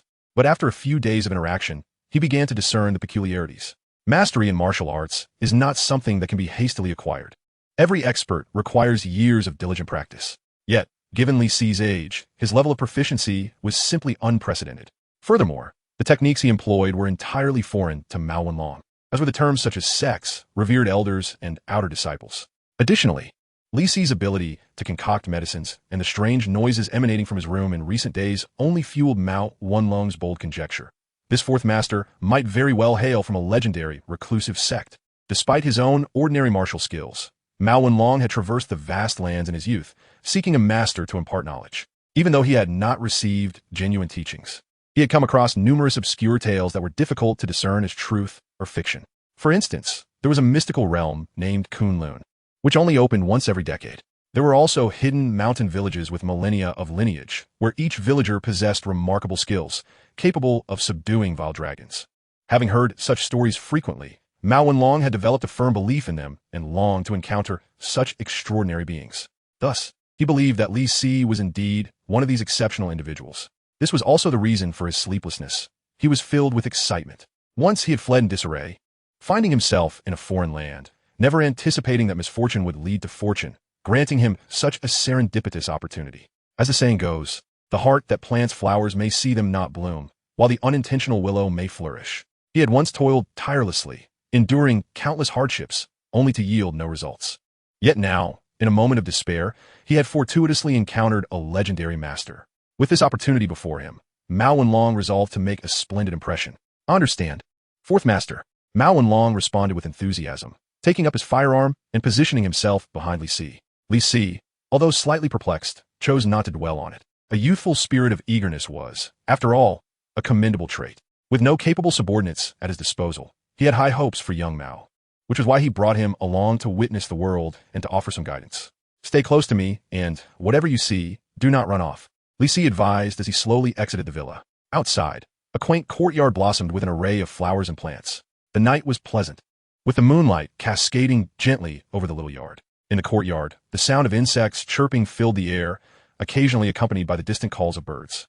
Standing at the entrance, Li Si slowly inquired, "Have you noticed anything unusual?" Mao Wenlong craned his neck, his gaze incessantly scanning the courtyard. Yet, no matter how intently he observed, he could discern nothing amiss. Finally, with a face full of embarrassment, he shook his head and admitted, "No, it is indeed quite humiliating to be unable to solve a problem, even when provided with the answer." Li Si, unfazed by the response, advised, "Do not rely solely on your eyes. You must use your heart. Use my heart." Mao Wenlong chuckled bitterly, remaining silent. Though he was not particularly skilled, he possessed considerable knowledge. It was said that those with profound martial arts prowess could perceive danger as acutely as divinities, foreseeing threats from miles away and evading them in advance. Yet, while the principle was widely understood, how many could truly achieve it? At least, he felt far from possessing such capabilities. "Do you believe this to be beyond your reach?" Li Si, seeing through his thoughts, smiled and replied, "In truth, you are entirely capable of it." "Really?" Mao Wenlong exclaimed with unbridled joy. "Does the fourth master intend to impart martial arts secrets to me?" He immediately prostrated himself on the ground, joyfully exclaiming, "Please, fourth master, teach me." Li Si affectionately ruffled his hair, feeling quite pleased. "This lad is rather perceptive." "Very well," he said. Mao Wenlong, filled with excitement, awaited further instruction. However, to his surprise, Li Si cheerfully remarked, "One day, I shall take you to the Amazon rainforest. After spending a year there, you will surely master it." "What?" Mao Wenlong's exhilaration instantly froze, his mind buzzing. "The Amazon rainforest? Is it a place where humans can survive? A year? Surviving a week would be a feat. What kind of martial arts secret is that?" Disappointed? Li Si, maintaining a calm demeanor, surveyed the courtyard. The lurking mice seemed intent on continuing their self-deception. Truly, they were like ninjas, exhibiting considerable patience. "I am curious to see how long they can endure." Thus, he languidly asked, "What do you believe martial arts to be? What defines a master?" Mao Wenlong hesitated for a moment, uncertain, and finally responded, "Martial arts are the means to empower oneself. Are masters those who have trained extensively?" Li Si offered no direct affirmation, instead explaining with a gentle smile, "Martial arts are the way to triumph over the strong with the weak, to defeat one's enemies. Those who can achieve this are the true masters." Mao Wenlong experienced a moment of enlightenment. Diligent practice indeed strengthens the self, but it does not necessarily make one a master. Only those who have faced the harrowing specter of death can comprehend their limits and break through instinctual constraints. And those who withstand such trials, managing to control their bodies and even transcend their limitations, regardless of their physical weaknesses, are the true paragons of strength. Upon hearing this, Mao Wenlong felt his heart race with aspiration. Could such individuals, like the fourth master, detect enemies in advance? Not today, Li Si chuckled, a teasing tone in his voice. For these mice are indeed the most notorious assassins. As the last words faded, the once bustling courtyard, filled with the incessant chirping of insects, was abruptly engulfed in an eerie silence. From the shadows, figures began to materialize one by one, their eyes glimmering with a haunting intensity as they fixated on Li Si in complete silence. The palpable aura of murderous intent bore down upon him, an unyielding grip that left him ensnared. Their leader, a grotesque figure adorned in neon hues, radiated a fury that was almost tangible. A notorious assassin. He hailed from a clandestine organization that had shrouded the world in darkness for centuries. His past targets had all trembled in fear. None had displayed the audacity of Li Si, who, upon discovering their presence, nonchalantly engaged in idle chatter. Such mockery and derision was the gravest affront to them. Even someone as composed as he could not suppress the surge of anger rising within. He resolved to torture this fool until death. Meanwhile, Li Si remained unfazed, a mask of indifference upon his face. The appearance of these unique assassins validated his suspicions, filling him with a sense of satisfaction. Only the hapless Mao Wenlong felt an inexplicable chill creeping up his spine. Turning in bewilderment, he met the gaze of another pair of eyes, which sent a shiver through him, rendering his body weak. It felt as though he were plummeting into an abyss, surrounded by an overwhelming dread.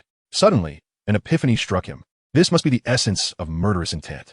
How could he have known such a sensation? Just as he believed he would succumb, a chilling scoff rang out, infused with a magical resonance that instantaneously dispelled his fear and despair. Mao Wenlong awoke from his stupor, gasping for breath as if emerging from drowning. Witnessing his pitiful state, Li Si's wrath surged uncontrollably. How dare they lay hands on my people in my presence? They have sealed their fate. Li Si scoffed, unleashing the murderous intent he had cultivated in his past life. To think they would dare to flaunt their petty schemes in front of him. Chapter 9. The Ninja Assassins. The hand association, trust murderous intent, is an enigmatic phenomenon, akin to malevolence, resentment, and hostility. In simpler terms, these are manifestations of a person's aura. From a scientific perspective, they can be likened to a human's biological magnetic field. Those who dwell in peaceful environments might dismiss such notions as mere mysticism. However, for assassins, these energies are keenly perceptible. Having navigated the thin line between life and death for years, they possess a heightened sensitivity to shifts in atmosphere. Consequently, under the onslaught of Li Si's murderous intent, these assassins found themselves paralyzed, their limbs rendered immobile. Li Si had spent years honing his craft in his previous life, and the ferocity of his murderous aura was staggering. In comparison, the energy the assassins had previously exuded was akin to a mere trickle against a mighty torrent. If their accumulated malice resembled the tumultuous flow of a river, then Li Si's murderous intent was the celestial Milky Way cascading from the heavens. This was merely a fraction of his power, barely restrained, yet sufficient to instill terror in the hearts of the assassins, making them question whether they were confronting a reaper from the depths of hell. No, even the Grim Reaper could not exude such a murderous aura. This is undeniably the essence of a deity of slaughter. The leader, a man from Neon, felt his fury transform into sheer terror. This unfamiliar emotion was one he could scarcely recall having experienced for an eternity. As a being beyond humanity, what could possibly instill fear within him? Yet, at that moment, Li Si reminded him that there indeed existed something to fear, the legendary forbidden entities. As a high-ranking member of the organization, he was privy to numerous hidden truths. To the ordinary populace, the organization loomed as a colossal presence entrenched in the shadows for centuries. However, in the eyes of those forbidden beings, they were merely a swarm of ants. Such entities were revered as deities or demons, and their organization had long been in service to one of them. Yet, never did he fathom that he would one day encounter such a being. Beyond the terrifying aura of death, he felt an overwhelming sense of existential suppression, as if he were gazing upon a true deity, giving rise to an uncontrollable impulse to prostrate in worship. Even in the presence of his leader or the organization's secret weapon, he had never experienced such a sensation. This was sufficient evidence that, even if the other party were not a forbidden being, they were certainly not far removed from one. At this moment, he had relinquished all hope of completing his mission. Instead, he contemplated how to die with dignity. The notion of escaping had never crossed his mind. Rather than risking attention from the other party through futile struggles, it would be far preferable to meet his end quietly and peacefully, with perhaps a glimmer of hope for the future. Li Si did not disappoint him, for this battle was rather mundane. No matter how formidable these individuals appeared, they remained mere mortals. Every human possesses their limits. Even those deemed the pinnacle of humanity, like Batman or Iron Man, could not escape the onslaught of nearly omnipotent beings such as Spider-Man or Doomsday. Having embarked on the path of cultivation, Li Si had transcended the boundaries of humanity as his physical form evolved. Even without the memories of his past life, he could effortlessly dispatch these foes. Such a trivial encounter hardly piqued Li Si's interest. Thus, he resolved to conclude it swiftly.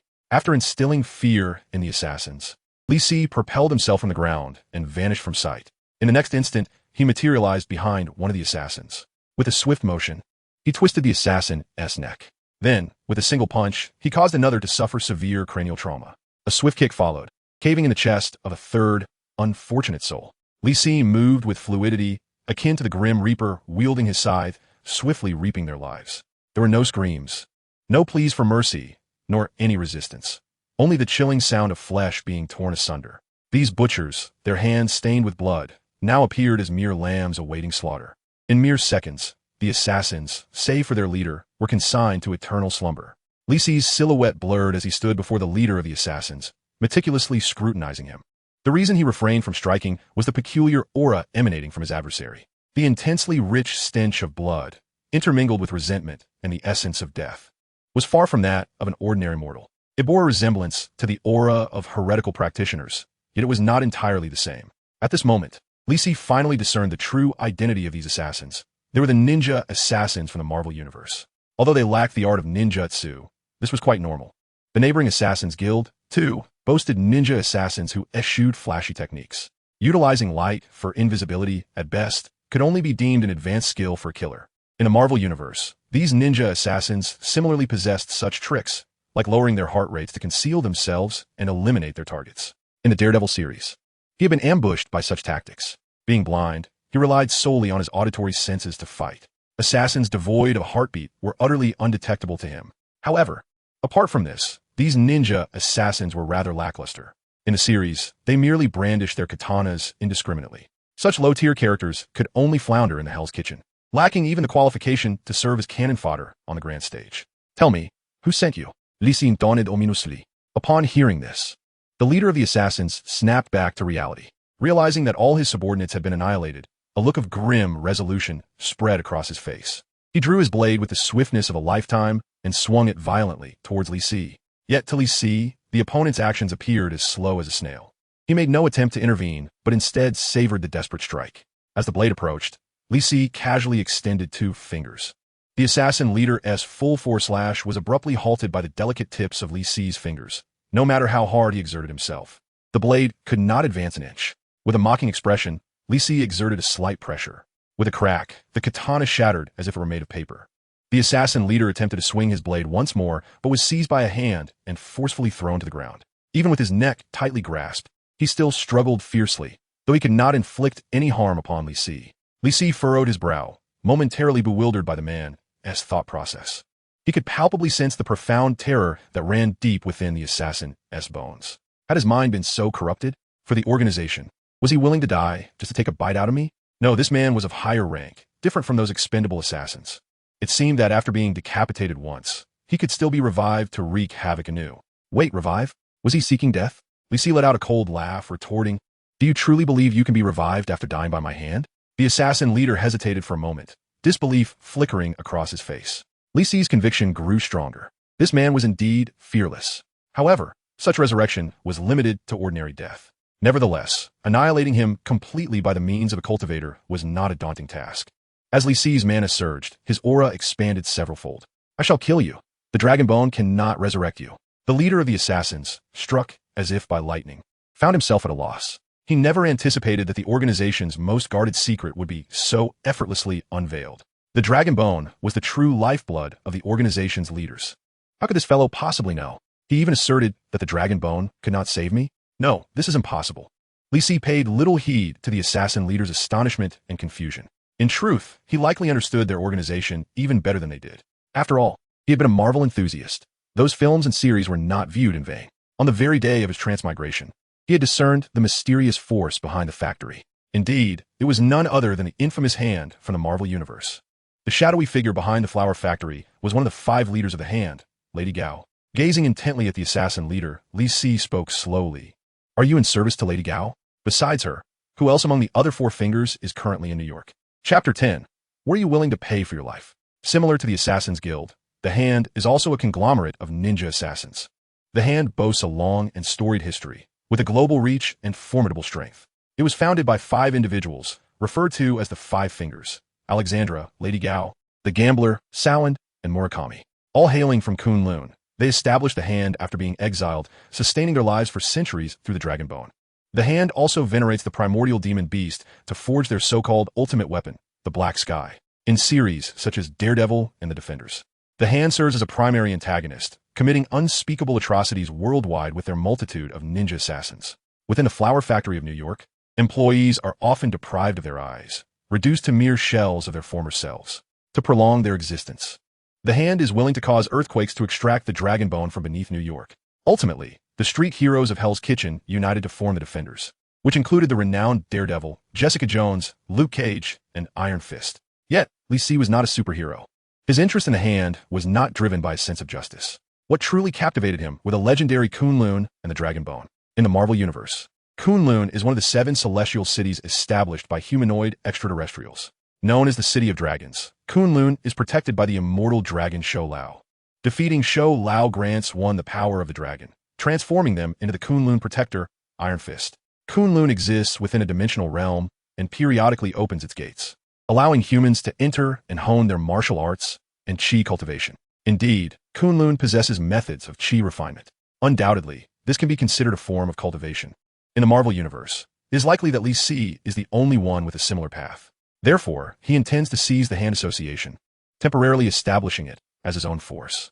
In the future, when his powers have grown, he can utilize them to connect with Kunlun. Additionally, the dragon bone, a mysterious treasure, plays a significant role in the narrative. The 5 immortal elders of the Hand Association rely on the dragon bone to prolong their lives.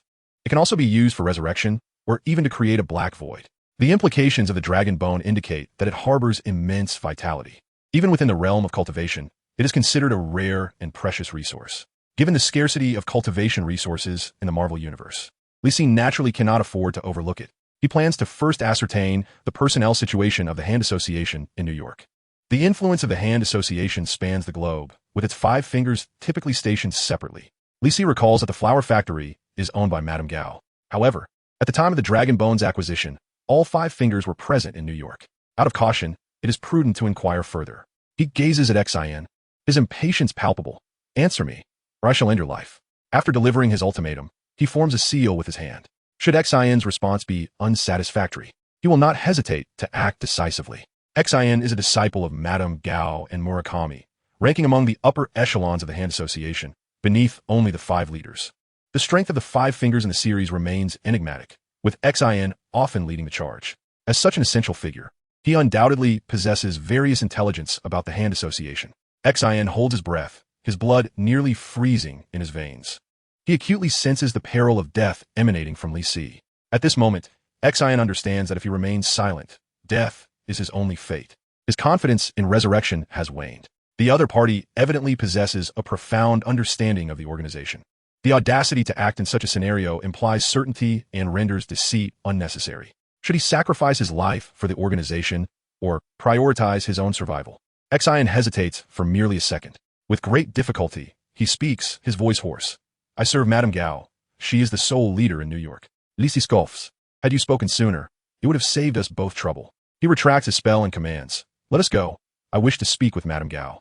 Xin bows his head, silently rising to his feet. Lee Sin instructs Mao Wenlong to remain at the villa and calls for Boss Zhou to drive. Soon, the trio vanishes into the night. At the factory, in a modest office, a frail and diminutive old woman is conversing with a subordinate. She is Madame Gao, the clandestine proprietor of the flower factory and one of the 5 fingers of the Hand Association. Suddenly, a commotion interrupts their dialogue. Go see what is happening. Madame Gao dismisses the subordinate, feeling a vague sense of irritation. Calculating the time, she surmises that Xin should be returning shortly. Was there an unexpected incident? 2 minutes had passed, yet she had not received any report from her subordinates.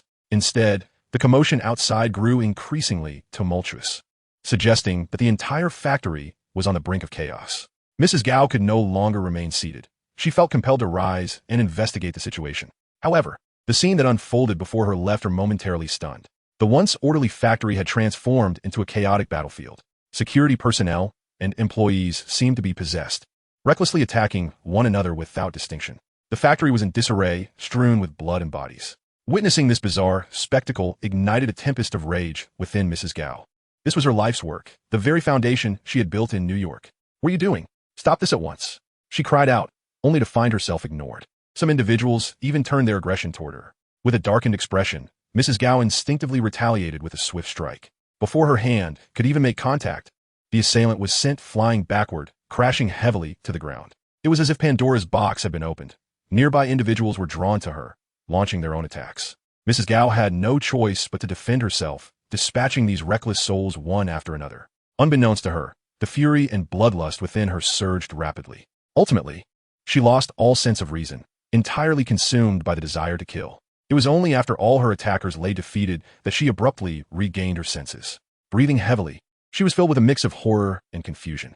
After living for several centuries, it was the first time Mrs. Gao had encountered such a strange occurrence. Everyone seemed to be possessed, caught in an uncontrollable frenzy of slaughter. Even she was not spared. Hailing from China, Mrs. Gao was well versed in the art of health preservation. Renowned for her deep understanding of nurturing one's qi, she rarely succumbed to anger, and due to her elevated status, she seldom engaged in physical altercations. After all, the emotions can harm the body, and engaging in combat with others is even more perilous. With the dragon bone prolonging her life, she had every reason to cherish it.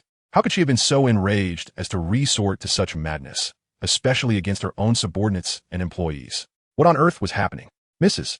Gao strained to recall the events, finally discerning the unsettling pattern. From initial agitation to subsequent fury, culminating in madness. It was as if a malevolent force was incessantly whispering, seducing her into chaos.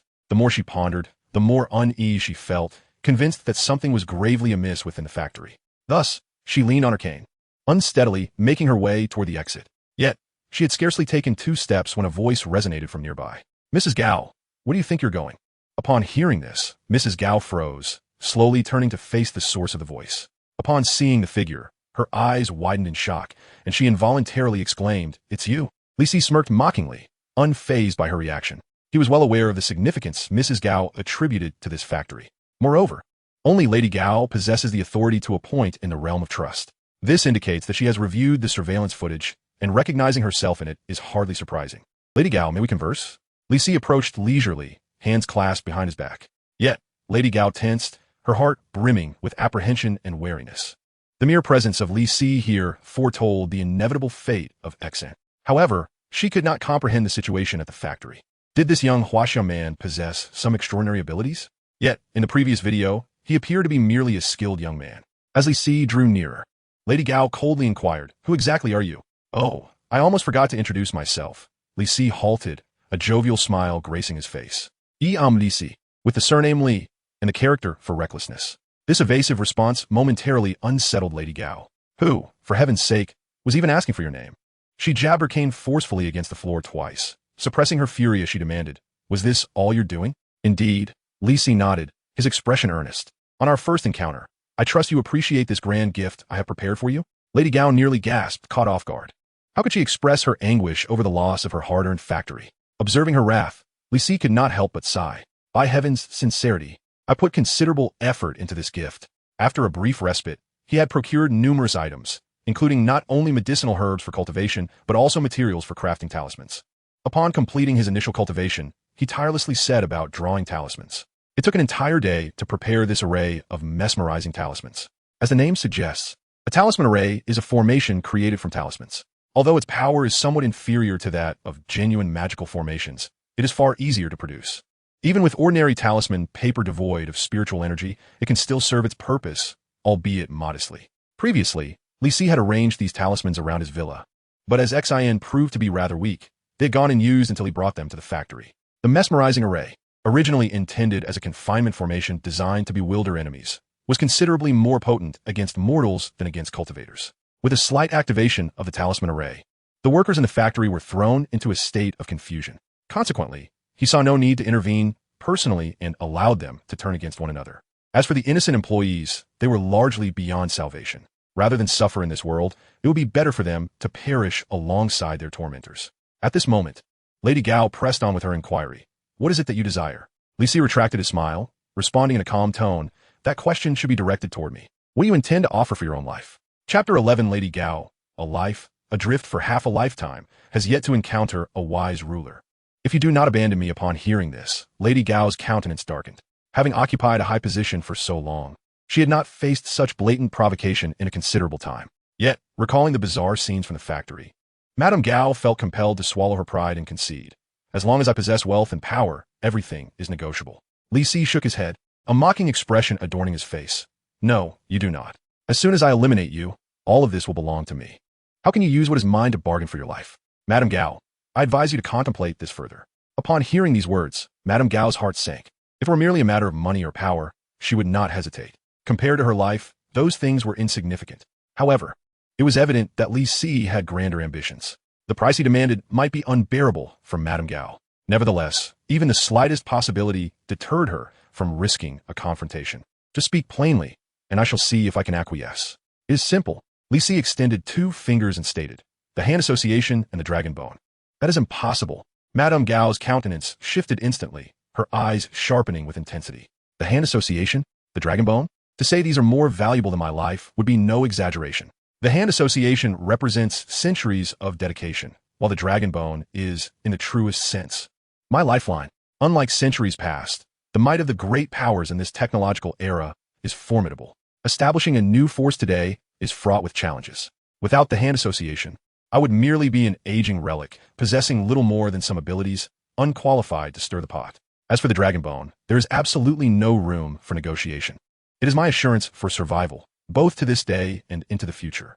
Most crucially, Neither the hand association nor the dragon bone belongs to me alone. Even if I were to agree, the other four fingers would never yield easily. Despite this, Madame Gao remained reluctant to act impulsively. She furrowed her brows tightly and responded in a low voice. Do you believe I possess the authority to decide? Indeed. Li Si smiled, exuding confidence. I shall assist you. Madame Gao fell silent, as if deep in thought. After a lengthy pause, her expression softened slightly, suggesting she had reached a decision. I can agree. Li Si nodded, poised to speak, when suddenly Madame Gao erupted. With a speed that belied her appearance, she unleashed a blade concealed within her cane, thrusting it towards Li Si. After enduring humiliation until this moment, Madame Gao finally realized that reconciliation was unlikely today. She could not comply with Li Si's demands, nor would she ever. Facing off against the other four fingers seemed less favorable than risking a confrontation with Li Si. Though she could not fully perceive his intentions and harbored wariness towards his enigmatic methods, Madame Gao was, after all, of Kunlun descent and had survived for several centuries. Even a pig, with daily sustenance, would eventually attain enlightenment. How much more so from Madame Gao, the architect behind the hand association. Her prowess was undoubtedly formidable. Moreover, what if Li Si were merely bluffing? Madame Gao, having reviewed the previous surveillance, deemed Li Si to possess mediocre capabilities. Among ordinary individuals, he could be classified as a formidable and ruthless character. Yet, what extraordinary individuals has Madame Gao not encountered? She has vanquished numerous figures far more terrifying than Li Si. As for those peculiar methods, they might very well stem from an extraordinary encounter. Moreover, given the bizarre and potent nature of such techniques, they are likely one-time utilizations. Even if they're not, they could not be employed casually without adequate preparation. Even in the worst-case scenario, should she be defeated by Li Si, there remains a glimmer of hope for resurrection. However, opposing the other four fingers would lead to irredeemable failure. Li Si, who had initially worn a jovial expression, immediately shifted his demeanor. If you intended to strike, you should have said so earlier. What a waste of my time. With a mere flick of his hand, he sent the blade hurtling away from his face. Madame Gao, taken aback, had yet to react before she was propelled into the air. Thud! Like a ruptured sack, she crashed to the ground, rolling several meters. Li Si swiftly followed, pinning Madame Gao down with one hand. This was her final chance. Would she acquiesce or decline? With great difficulty, Madame Gao cast a glance at Li Si. At last, she comprehended the source of his arrogance. A monster. This young man was a beast cloaked in human guise. Yet, with such limited means, he could only contend with ordinary people. If he wished to challenge me, he was still far from sufficient. With a bitter smile, Madame Gao unleashed an invisible and intangible force. Li Si, momentarily dazed, instinctively retaliated. Almost instantaneously, Madame Gao was defeated. A wail echoed through the air as her expression wilted, blood streaming from her 7 orifices. Regaining his composure, Li Si could not suppress a playful smile. He had never anticipated that Madame Gao would tread the path to her own demise. Yet, upon reflection, it seemed rather normal. In the series of events, Madame Gao had frequently harmed others from a distance. The power she wielded could be referred to as psychokinesis or mental manipulation, a rather practical ability among supernatural powers. Within the vast Marvel universe, only a handful of formidable beings possess it. However, in the realm of cultivation, such powers are the most commonplace manifestation of spiritual awareness. Even the weakest chi refinement practitioners can easily cultivate it. Typically, one can only project their spiritual awareness after reaching the mid-stage of chi refinement. Currently, Li Si was at the first layer of chi refinement, and he should not have been able to project his spiritual awareness. However, inheriting memories from his previous life, his spirit was inherently stronger than that of ordinary individuals. He was merely one opportunity away from transcending into the realm of spiritual projection. Madame Gao's attack inadvertently aided him. After withstanding her mental assault, Li Si harnessed his strength to defend himself.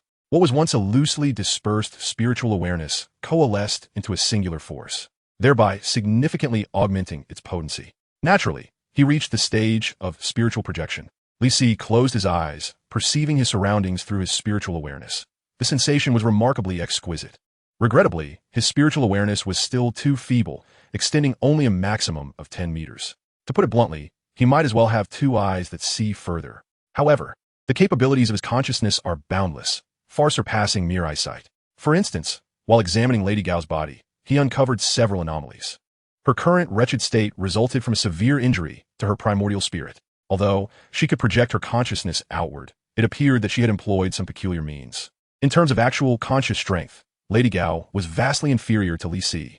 Straining herself against an insurmountable obstacle could only lead to a dire outcome. Nonetheless, It is crucial to note that Lady Gao possessed magical power. Although its quality was questionable, akin to the most rudimentary techniques, it still constituted a form of power. And in terms of quantity, it might even surpass his own. Fortunately, it seemed that while she had this magical energy, she lacked the ability to wield spells. Otherwise, the outcome of their confrontation would remain uncertain. This indicates that Kunlun possesses methods for refining qi. It could very well be considered a paradise of sorts. The concentration of spiritual energy and the presence of rare materials made Li Si's mouth water at the thought. Additionally, Lady Gao's body was quite peculiar. It exhibited vibrant life force, while simultaneously experiencing a continuous drain. Her body resembled a vast funnel, already in a state of decay. It emanated a bloody, cold aura, reminiscent of practitioners of the blood magic path. After a moment of contemplation, Li Si deduced the cause. It was undoubtedly related to dragon bones and demonic beasts. With her meager cultivation, it was impossible for Lady Gao to live for centuries. The method of extending life through dragon bones likely originated from beasts, akin to blood magic. Thus, even in her deteriorating condition, Lady Gao managed to survive. However, this came at a cost. Her current state was scarcely human, resembling a zombie or demonic creature even more. Initially inclined to spare her, Li Si found himself harboring murderous intent. Just then, he sensed a familiar fluctuation. Glancing down, he noticed that the ancient jade tattoo was indeed glowing. The message conveyed was to spare Lady Gao. Li Si was somewhat bewildered. What could this mean? Could it be that a mere Lady Gao could influence his safety? Or did the ancient jade harbor some unknown purpose? At that moment, Lady Gao's voice suddenly rang out. Wait. As if experiencing a moment of clarity, she regained her composure. Ignoring her grievous injuries, Lady Gao fell to her knees. Her head bowed in fervent supplication. I am willing to serve as your servant for life, merely hoping you will spare my life. Her face was a mask of reverence, akin to a devotee worshipping a deity. This smooth display of submission left Li Si utterly taken aback. After all, he was the leader of the Handshake Society. Couldn't she afford to maintain some dignity? Moreover, did she truly think he would believe such disingenuous words? To proclaim him as her master, only to betray him later? After all, she was a 1,000-year-old fox. What tales of the strange could she possibly spin for him? It seems somewhat amiss. Is this fellow's emotional depth too profound? Li Si cast a sidelong glance at Madame Gao, momentarily taken aback. A sweep of his consciousness revealed that Madame Gao was not feigning her sentiments. Li Si felt inexplicably puzzled. Was she perhaps beset by some grave affliction? Just moments ago, she had been resolute and unyielding, and now she seemed to have succumbed. Li Si concentrated his consciousness, meticulously probing further. After a brief interval, a hypothesis emerged. It was conceivable that his formidable consciousness had left an indelible mark upon Madame Gao's soul. Although it could not rival the various binding marks of allegiance, it would nonetheless influence her subconscious, evoking feelings of reverence and admiration. In this manner, Madame Gao's loyalty was assured. Coupled with the ancient Jade's counsel, Li Si ultimately resolved to retain her. As one of the leaders of the Alliance of Hands, Madame Gao still held value. Gazing at her, Li Si spoke slowly. Very well, I shall temporarily spare your life. Do strive to perform well, otherwise, I may yet reclaim it. Upon hearing this, Madame Gao could not help but exhale in relief. At that moment, she felt an overwhelming sense of gratitude. The previous assault on her consciousness had allowed her to truly comprehend Li Si. To possess such a formidable soul was undoubtedly the hallmark of an extraordinary practitioner of qi refinement. She could not help but recall a place hidden deep within her memories. Kunlun. Only there could such a transcendent being exist. As a renegade expelled from Kunlun, Madame Gao could not suppress her conjectures. Could it be that the old guard disapproved of their misdeeds and had sent someone to cleanse their ranks? The more she pondered, the more plausible it seemed. Otherwise, how could she have encountered a senior practitioner of qi refinement without cause? Fortunately, she still had an opportunity to preserve her life, provided she firmly attached herself to this esteemed elder. Madame Gao silently resolved to perform exceptionally well. Chapter 12. Dragon Yang Pill, Body Refinement Technique. 3 days later. In a high-rise office atop a building in Manhattan, New York, Li Si sat cross-legged on the ground, facing a stove that held an antique, exquisite cauldron. After a considerable duration, the flames extinguished, yet his focus intensified. As the heat dissipated, he deftly manipulated his consciousness, and the lid of the cauldron slowly opened. An enchanting aroma wafted forth, instantly brightening Li Si's expression. Merely inhaling this fragrance set his senses ablaze with anticipation. He could scarcely contain his desire to partake immediately. Undoubtedly, this batch of Dragon Yang pills had been crafted with remarkable success. 3 days prior, after sparing Madame Gao's life, Li Si encountered the fabled dragon bone. As the name suggests, it was the skeletal remains of a dragon. Of course, this dragon was not the mythical creature from Chinese folklore. Due to a lack of understanding of Chinese culture, the Marvel Universe's elements related to it often appear distorted. Like the celestial beings of Kunlun, this dragon was also an extraterrestrial species. In the realm of cultivation, it was considered a rare beast. Upon investigation, Li Si discovered that the dragon bone indeed harbored formidable life force. With dragon bone as the primary ingredient, Li Si concocted a remarkable elixir known as the Longyang Dan. This potion, rich in essence, possesses the extraordinary ability to revive the deceased and enhance both physical strength and cultivation. As Li Si concentrated, 3 golden pills gracefully soared into the air, landing perfectly in his palm. Each pill, the size of a pigeon's egg, glimmered like exquisite jade, emanating an alluring fragrance. Li Si felt certain that consuming just one would enable him to transcend to the second level of qi refinement. However, he chose to refrain from taking it, opting instead to save it for a more opportune moment. The third level of qi refinement marks the early stage, while the fourth represents the middle stage.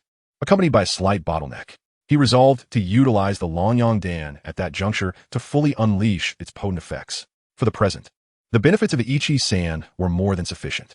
As he toyed with the 3 pills, a flicker of regret crossed Li Si's mind. The modest amount of dragon bone in Madame Gao's possession allowed for the creation of only 3 pills. Yet, the remaining 4 fingers, along with the depths of New York, still harbored dragon bone. Li Si's gaze sparkled with determination as he contemplated when he could amass all the dragon bone. Such a precious resource in their hands was nothing short of wasteful. Suddenly, he recalled that Madame Gao was still lying there, in dire need of healing due to the loss of dragon bone, clinging to life by a thread. Li Si retrieved one of the pills and placed it in a small vial to be delivered to her. Sacrificing for the sake of acquiring more dragon bone was necessary. However, no further favors would be extended to Madame Gao. In contrast to the outer disciple, Mao Wenlong, Madame Gao was merely a servant. Until the merger of the associations was complete, Li Si would not offer any advantages. As for the outer disciples, he would be willing to impart some knowledge. In the afternoon, within a spacious conference room, the area had been transformed, covered in sand and equipped with various training apparatuses. Li Si and Mao Wenlong stood at the center, engaged in a vigorous display of martial arts. Mao Wenlong executed his techniques with fervor, exuding an impressive aura. Yet, Li Si, observing from the sidelines, could not help but sigh in exasperation. The boy's skills were painfully inadequate. While he might intimidate an average person, to a discerning eye, his abilities were nearly non-existent. With a lackluster physique and a rigid style devoid of adaptability, his training was evidently lacking. In short, his physical prowess had not been cultivated, resulting in a significant deficiency in strength. Finally unable to bear it any longer, Li Si raised his hand and called out, "Enough. Stop." Mao Wenlong, striking a finishing pose, bounded over to Li Si, a proud expression on his face, and exclaimed, "Fourth Master, my skills are not too shabby, right?" Shabby? Li Si could not resist delivering a light smack to his head. After practicing for over a decade, this is all you've achieved? Mao Wenlong clutched his head, wearing an expression of grievance. How is this shabby? I even won the county's martial arts championship. Li Si rolled his eyes. Why don't you mention that you're the local bully? How is it that you can't even defeat 2 opponents? They do not adhere to the principles of martial ethics, Li Si scoffed, a disdainful smile gracing his lips. True adversaries do not abide by righteousness. They will employ every conceivable tactic merely to eliminate you. At this, Mao Wenlong was rendered utterly speechless, his head bowed, a portrait of despondency. Having trained in martial arts since childhood, enduring the harshness of winter and the sweltering heat of summer, how could he not feel disheartened by the negation of his years of toil? Enough with the sorrow, Li Si remarked, shaking his head, offering a casual consolation. If you lacked even the rudiments of skill, you wouldn't have the opportunity to enter the door. Upon hearing this, Mao Wenlong's spirits lifted considerably. The past was inconsequential. What mattered now was his future efforts. Rest assured, Fourth Master, I shall dedicate myself to relentless practice, Mao Wenlong asserted, straightening his back with fervor. "Du spari me." Li Si sighed, exasperated. "Do you truly wish to continue with that paltry technique of yours?" At this juncture, even someone as obtuse as Mao Wenlong began to comprehend. The Fourth Master had summoned him to impart secret teachings.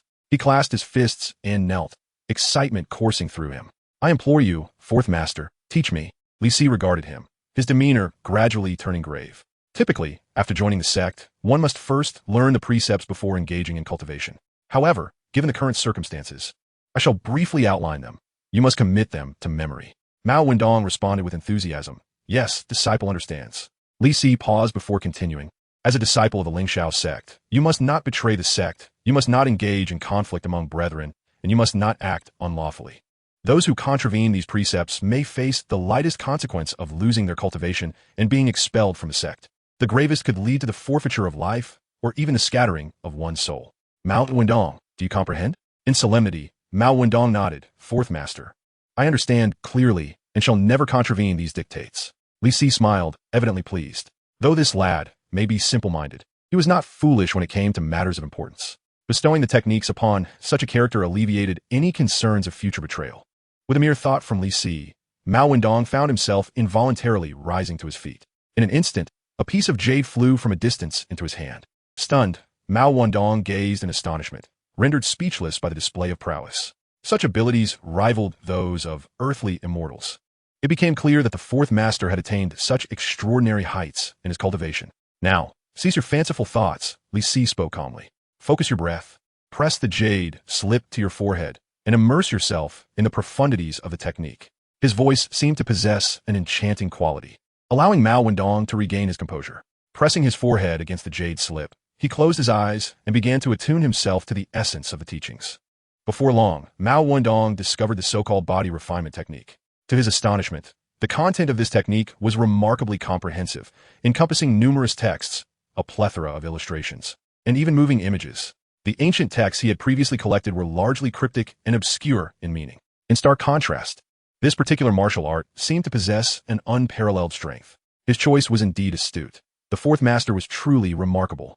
Mao Wendong suppressed his joy and swiftly transcribed this technique. Observing his expression, Li Si could easily discern his thoughts. Li Si felt an urge to say, "Just revel in your delight." Typically, martial arts secrets lack such detailed exposition. After all, these are treasures of the sect, meant to be safeguarded from exposure. For the disciples of one's own sect, guidance is provided by their mentors. Yet, the technique imparted by Li Si elucidated its intricacies thoroughly. Such preferential treatment had never been afforded even to the previously recognized disciples. It is essential to teach the details, as even a slight error in the body refinement technique could lead to ruin. In the realm of cultivation, the acquired realm is known as the body refinement stage. Ordinary martial artists practice martial arts. However, even the most elite combat skills may lead one astray, making it difficult to break through to the innate level. Conversely, in the realm of cultivation, there are techniques that allow for rapid advancement, directly aiming at the innate stage. Among these, the body refinement technique is the most popular. It entails refining the flesh and bones, blood, and essence from the inside out. Throughout this process, unless resources become scarce, bottlenecks are virtually non-existent. Upon reaching mastery, it signifies that the physical body has reached its zenith. This limit surpasses even that of Batman or Jean Bing, representing a strength far greater than mere human potential. Such power is the only means of achieving any semblance of effectiveness. After a brief period, Mao Wendong opened his eyes, his face still reflecting the shock of revelation. Upon completing the perusal of the technique, he suddenly realized that this was no ordinary martial arts manual. It was in fact a legendary method of seeking immortality. He never anticipated that the fourth master was such a transcendent figure. Trembling with excitement, Mao Wendong exclaimed, "Fourth master, this technique is extraordinary. I shall practice it diligently." Li Si, unfazed, smiled and replied, "Once you achieve mastery, I shall lend you my assistance." With a wave of his hand, the Longyang pill floated gracefully before Mao Wendong. He swallowed hard. Could this be an elixir? How else could one feel so ethereal merely by inhaling its scent? Would he be able to consume one upon attaining mastery? Contemplating this, Mao Wendong promptly declared, "Fourth master, I shall strive to reach mastery as soon as possible." Excellent. Li Si nodded and departed gracefully. Watching his elegant figure fade away, Mao Wendong clenched his fists in exhilaration. Initially, he believed the fourth master to be a reclusive martial arts master, but he never anticipated him to be a seeker of immortality. With such a divine technique in hand, why would he bother with mundane martial arts? What skill could possibly rival this body refinement technique? The thought of stepping onto the path of immortality was beyond imagination. I must practice diligently. Mastery must be achieved without delay. Otherwise, the fourth master would be disappointed, and one's connection to immortality would be lost. Mao Wendong dared not delay and immediately commenced his cultivation. Chapter 13. Advancement to mid-stage. Following the plan having arranged everything, Li Si began his seclusion for arduous training. A month swiftly passed, and he successfully advanced to the third layer of qi refinement. However, on a day not long after, The anticipated bottleneck appeared. In the innermost chamber at the pinnacle of the building, Li Si was circulating his cultivation technique, yet his magical energy showed no signs of growth. This indicated that he had reached the pinnacle of the third layer of Qi refinement. Unless he could break through this bottleneck and advance to the fourth layer, further progress would be exceedingly difficult. Realizing this, Li Si ceased his efforts. With a thought, a jade vial appeared in his hand. Without hesitation, he consumed a Lonyang pill. Although with the power of a top-tier cultivation technique, one could eventually break through painstaking effort, it would undoubtedly take considerable time, far less efficient than the use of medicinal pills. Li Si resumed his practice, beginning the process of refining the Lonyang pill. The overwhelming medicinal power transformed into torrents of heat. He directed these currents toward the bottleneck, launching an assault. Within minutes, Li Si suddenly felt a tremor of emotion. In that moment, he sensed all constraints dissolving. A wave of exhilaration surged through him. His uncontrolled magical energy radiated outward, sweeping everything in a tempestuous manner until the disturbance gradually dissipated after bursting forth from the room. Li Si slowly opened his eyes, his face alight with joy. He had successfully broken through to the fourth layer of Qi refinement. After a brief moment of elation, he resumed his cultivation. There was still ample medicinal power remaining, and he needed to refine it without delay. Half a day later, Li Si finally concluded his session, intending to address some basic physiological needs. As a practitioner of Qi refinement, he had yet to reach the realm of abstaining from food and drink. He was bound to the necessities of life. However, just as he rose, a look of surprise crossed his face. He turned to the doorway, activating his spiritual sense. The door opened silently, revealing a figure behind it. This person was not only emaciated, but also bore a wrinkled face that was notably pale. She was none other than Madame Gao, the leader of the Hand Association, and simultaneously, Li Si's first servant. At least, that was her belief. Li Si had never acknowledged her as such, a centuries-old elderly maidservant. Even an immortal emperor would not tolerate that. If others discovered this, they might speculate about his peculiar proclivities. Although Madame Gao had been revived from her near demise, she had yet to fully recover. Upon their first meeting, her vitality had been almost akin to that of a youth. But now she resembled a flickering candle in the wind, a true elderly woman. Li Si could certainly assist her in regaining her vigor, perhaps even by providing another Lonyang pill. However, such a precious elixir could not be squandered on Madame Gao. One would suffice, and had it not been for her injury to the primordial spirit, he would have preferred to send her to a hospital for treatment. Upon seeing Li Si, Madame Gao bent low, her demeanor steeped in utmost humility. Clearly, as the month passed, her reverence and trepidation had intensified. Li Si, however, was not surprised. After all, she had been delivering items daily. Yet, previously, she had always departed immediately after her deliveries. "Address me as your senior." Li Si's brows furrowed, and an overwhelming aura of authority surged forth. Madame Gao, already trembling with fear, instantly knelt in utter submission. Under the influence of the mental imprint, she found herself bowing her head repeatedly. Yet, Li Si did not intervene, merely regarding her with a cold gaze. Madame Gao was hardly a paragon of virtue. Her transgressions over the centuries were innumerable. It was hardly excessive to demand a few bows from her, and even dismembering her would not be considered unjust. Only when blood stained the floor did Li Si, with growing impatience, utter, "Enough, speak of the matter at hand." Madame Gao, as if granted a reprieve, regardless of her bloody state, hastily replied, "Senior, Alexandra is coming soon."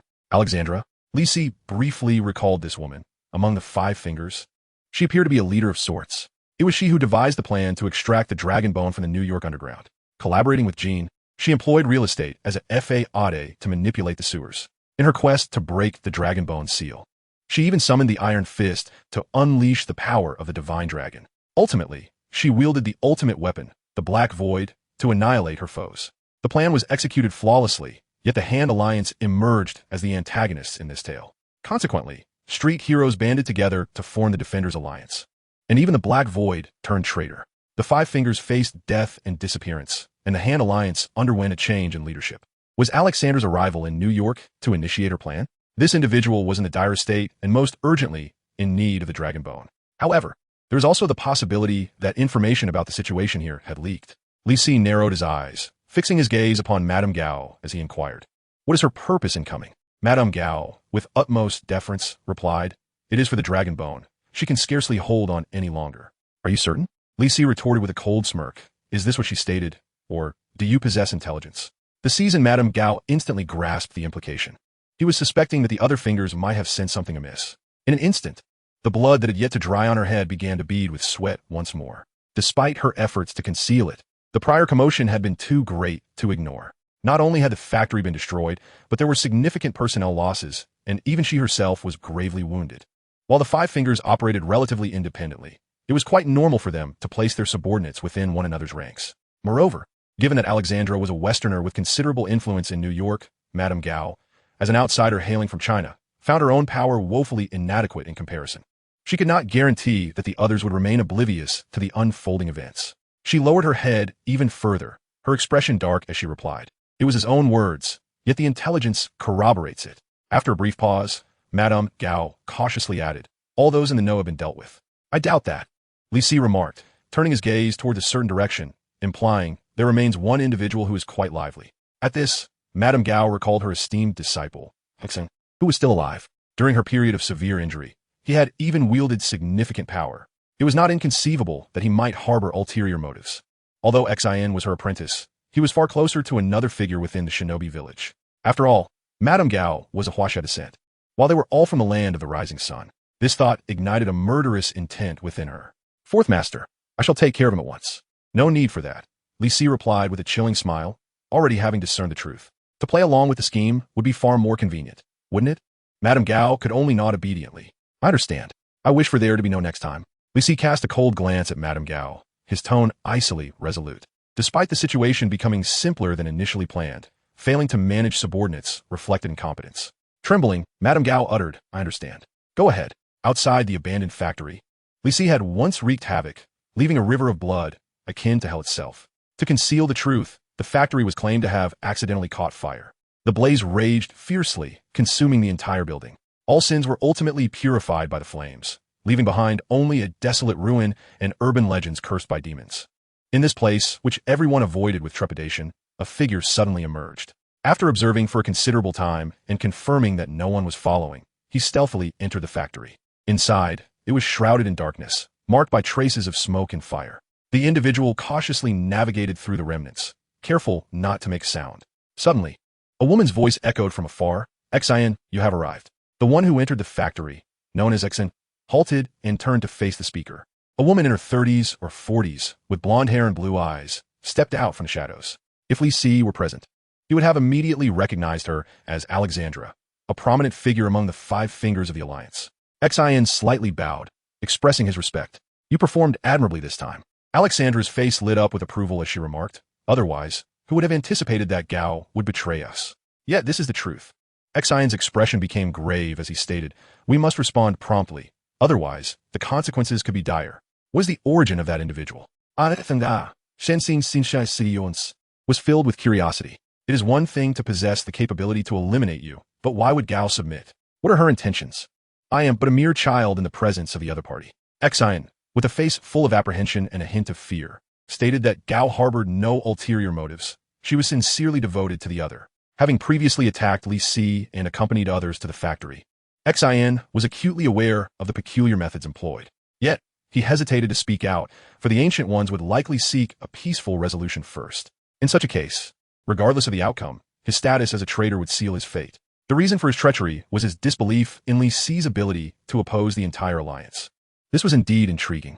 Alexandra's expression shifted, realizing the gravity of the situation. As one of the Five Fingers of the alliance, the individual capable of compelling Gao to submit willingly must be truly formidable. Nevertheless, she remained confident about the operation. I am eager to discover who it is that could induce Gao to betray us. Yet, Xion felt a twinge of unease and glanced around before inquiring. Have the other leaders not arrived? Do not worry, Alexandra replied with a chuckle. Though they are absent, the ultimate weapon is here. Upon hearing this, Xion's face lit up with surprise. However, after a moment of contemplation, he solemnly remarked, even so, I must make some preparations. Alexandra, with an air of indifference, replied, do as you wish. Simply inform me of what you require. Chapter 14, A Traitor Among Us. 3 days later, in a corridor, Madame Gao hurried along, her health still not fully restored. Yet her pace was swift, indicating an urgent matter at hand. Upon traversing the corridor, she finally slowed down upon spotting the blonde woman in the distance, letting out a sigh of relief. Alexandra, she called out, approaching with a displeased expression. Why did you not inform me of your arrival beforehand? Alexandra scrutinized Madame Gao, seemingly in search of something. Once I arrived, you would have known. Was there a need for notification? After a pause, she revealed a knowing smile. Or do you harbor some secret? Madame Gao's heart sank, realizing that Alexandra's intentions were not benign. Previously, she would have been notified. Today, however, it was a surprise visit. Had she not arrived in time, it was likely the elder would have been exposed. Most critically, various preparations were still incomplete. Yet, at this juncture, she could only adopt a responsive approach. Though her thoughts ran along these lines, her demeanor remained unflinching. She glared at Alexandra and retorted with displeasure. What secrets do I possess that warrant your report? Alexandra, you are overstepping your bounds. While Alexandra's status appeared to eclipse that of the other fingers, each of the five held their own power and territory, allowing them to disregard her influence. My apologies, I was simply too hasty. Alexandra's tone softened as she explained, I have no time left. This is our final opportunity. I understand, but you cannot act recklessly in this matter. Lady Gao scoffed, half threateningly remarking, otherwise, you may as well do it yourself. Indeed, I acknowledge my fault, Alexandra replied with a forced smile, but it is for a shared goal, after all. Taking advantage of the situation, Lady Gao feigned courtesy, saying, very well, let me show you around. As she spoke, she cast a discreet glance at Xin. Xin, you may leave now. Xin nodded and turned to depart. Once he was out of sight, Lady Gao discreetly exhaled in relief. That glance signified for him to inform Li Si. Only the two of them were aware of Li Si's existence, and only Xin could deliver the news. Before a senior figure, Alexandra could not stir up any trouble. Lady Gao was utterly convinced of this. What she needed to do was to buy time. I heard you've encountered some troubles recently. I thought it was merely a rumor. At that moment, Alexandra suddenly looked at Lady Gao and said, I didn't expect that even you were harmed by this. A trivial inconvenience. I've already resolved it. Lady Gao replied, her countenance darkening as she retorted, what does injury matter? Someone lost their life years ago. Alexandra's expression subtly shifted, clearly struck by the sensitive remark. After a moment of silence, she feigned concern, saying, aren't I worried about you? Lady Gao coldly huffed, you have always only cared for yourself. Alexandra did not deny it, merely chuckling. Isn't that the secret to longevity? Lady Gao's face remained impassive, yet she did not refute her. I merely wish to ensure the smooth progression of our plan. Alexandra's expression grew serious, alluding, you should understand, this is everyone's bottom line. Any impediments will be utterly eradicated by our united efforts. Lady Gao fell silent. For Alexandra spoke the truth. For the five fingers, the dragon bone superseded all else, as it was synonymous with their lifespan. Yet, the senior figure was insistent on their objective. The contradiction between the two was irreconcilable, and a conflict was inevitable. Faced with Alexandra's veiled threat, Lady Gao remained resolute. As one of the five fingers, she comprehended the might of the Han Alliance. Centuries of operation had forged this colossal entity. Beyond its formidable military strength, the Han Alliance possessed immense wealth and a complex web of power and connections. Though it lurked in the shadows, its strength rivaled that of minor nations. Nevertheless, Lady Gao did not believe that the Han Alliance could prevail. Anyone who had opposed the senior figure would understand this truth. That presence was far more terrifying than any beast. Alexandra, you need only to manage your own affairs. Lady Gao's expression was one of displeasure as she spoke with a hardened tone. My matters will not interfere with the plan. That will be most fortunate. Alexandra chuckled lightly, offering, if troubles arise, I am at your service.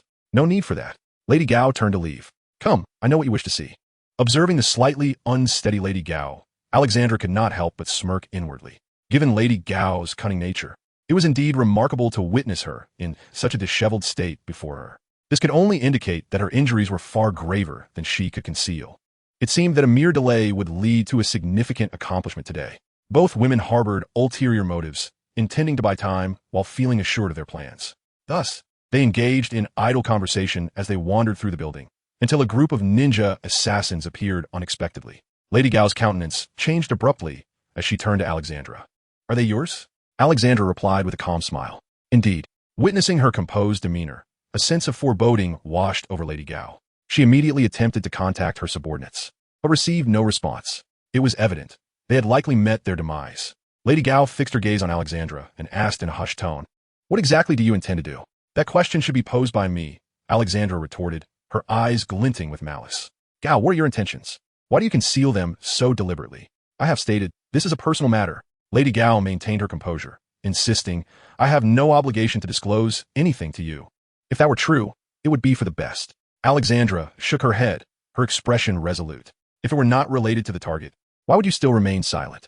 Without waiting for Lady Gao's response, she clapped her hands. In an instant, a throng of ninja assassins encircled them. As Lady Gao found herself trapped in the center, Alexandra issued her ultimatum. Gao, I grant you one final opportunity. Surveying the surrounding assassins, Lady Gao felt a wave of despair.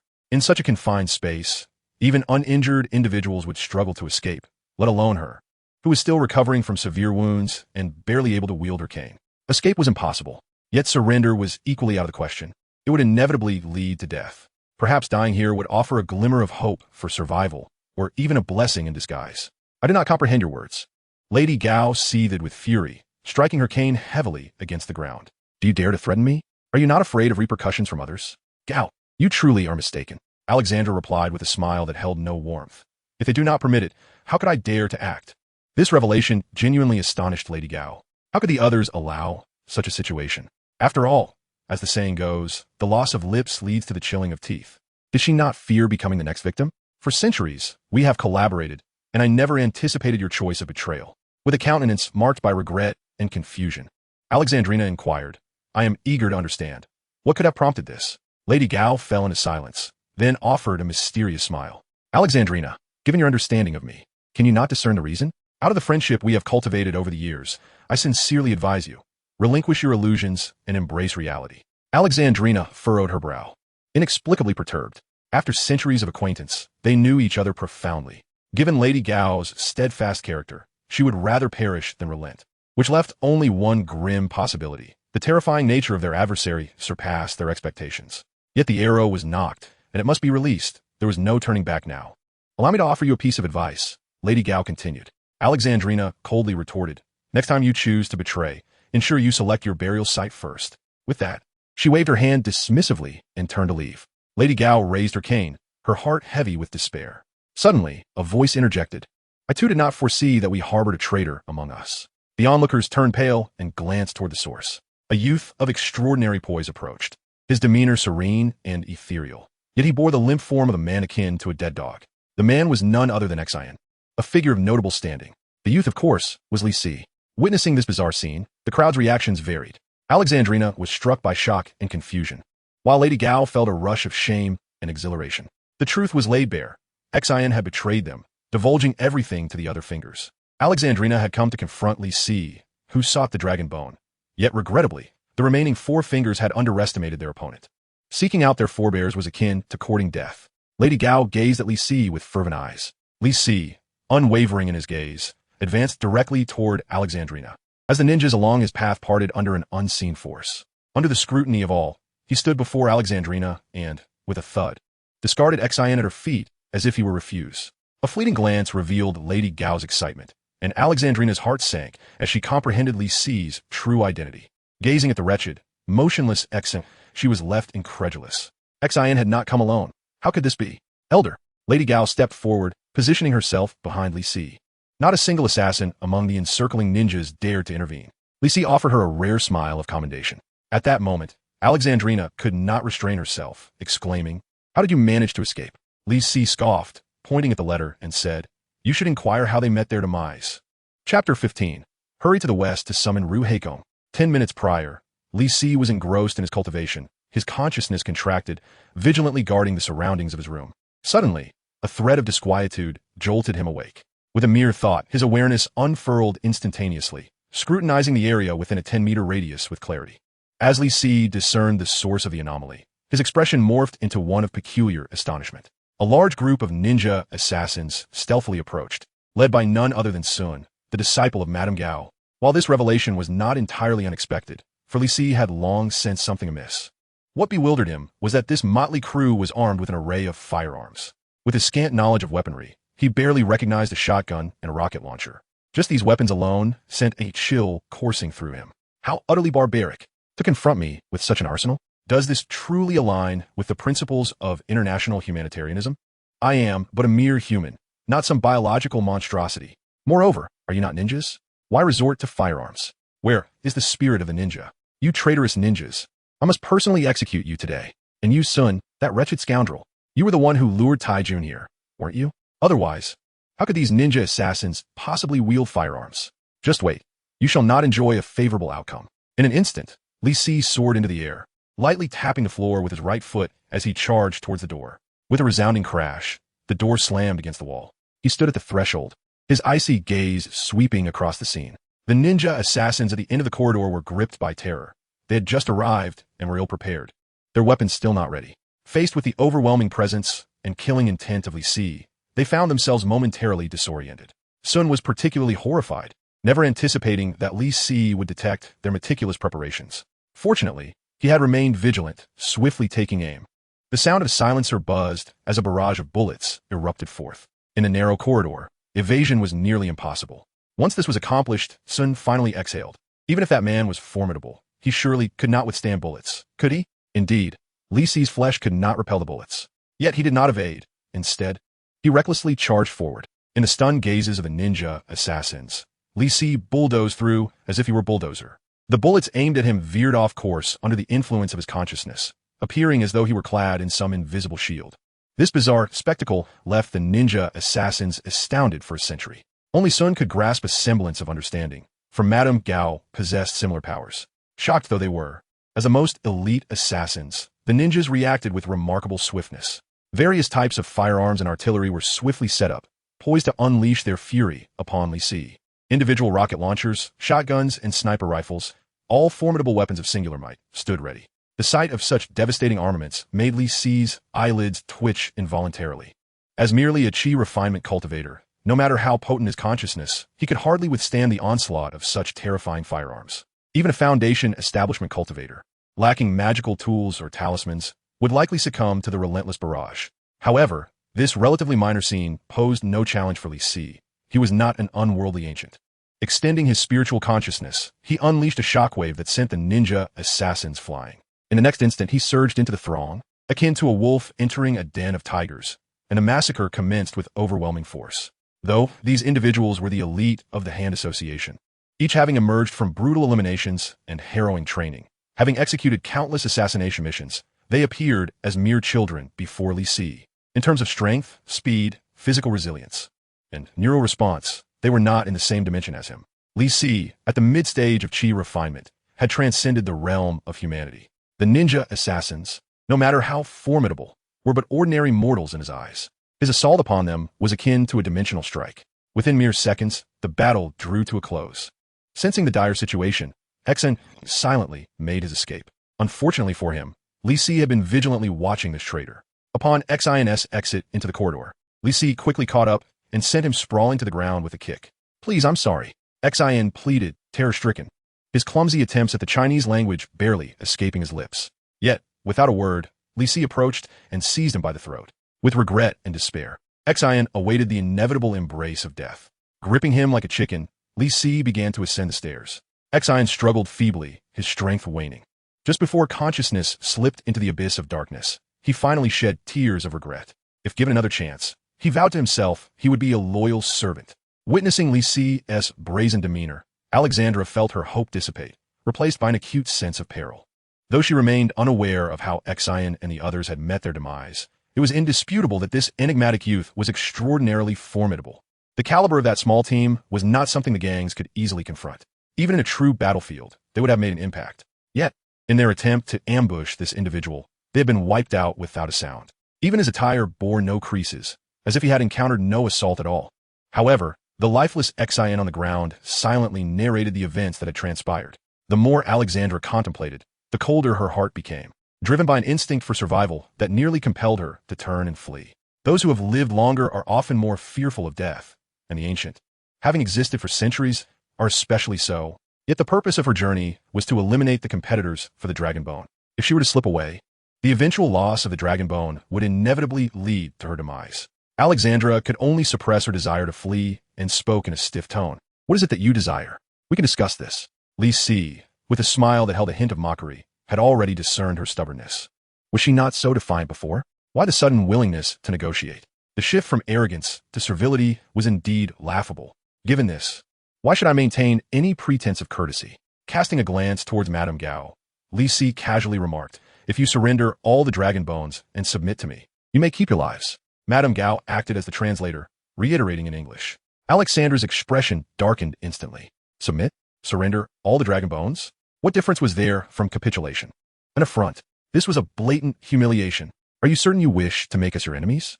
Alexandra fixed her gaze on Li Si. Yet her threats bore no weight upon him. It is you who obstruct my path.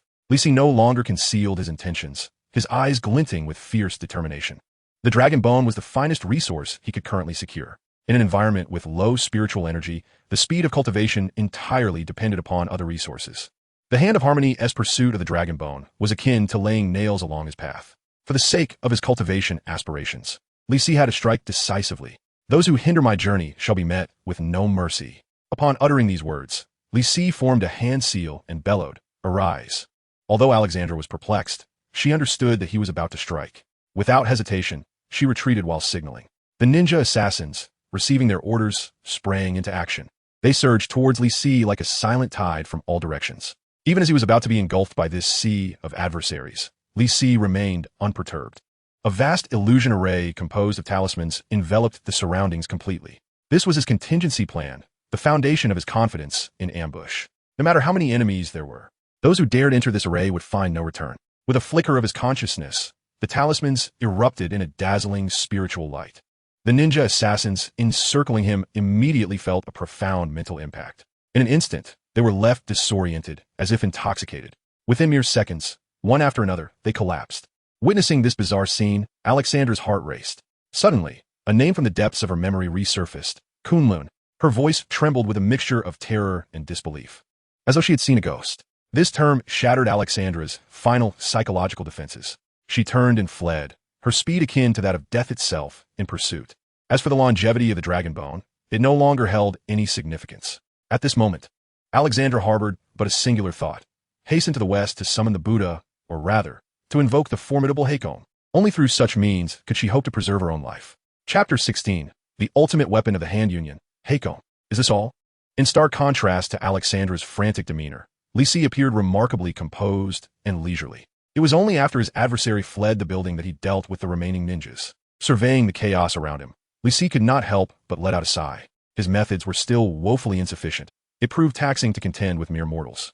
If he were to encounter a truly formidable foe, he would likely have to roll up his sleeves and engage directly. This was indeed a rather undignified predicament for a cultivator. It seemed imperative to hasten the establishment of his foundation and assemble a formidable force. At that moment, the voice of Lady Gao suddenly rang out. "Fourth Master, Alexandra has escaped." "I am well aware," Li Si replied with a huff, choosing not to dwell on it given Lady Gao's loyalty.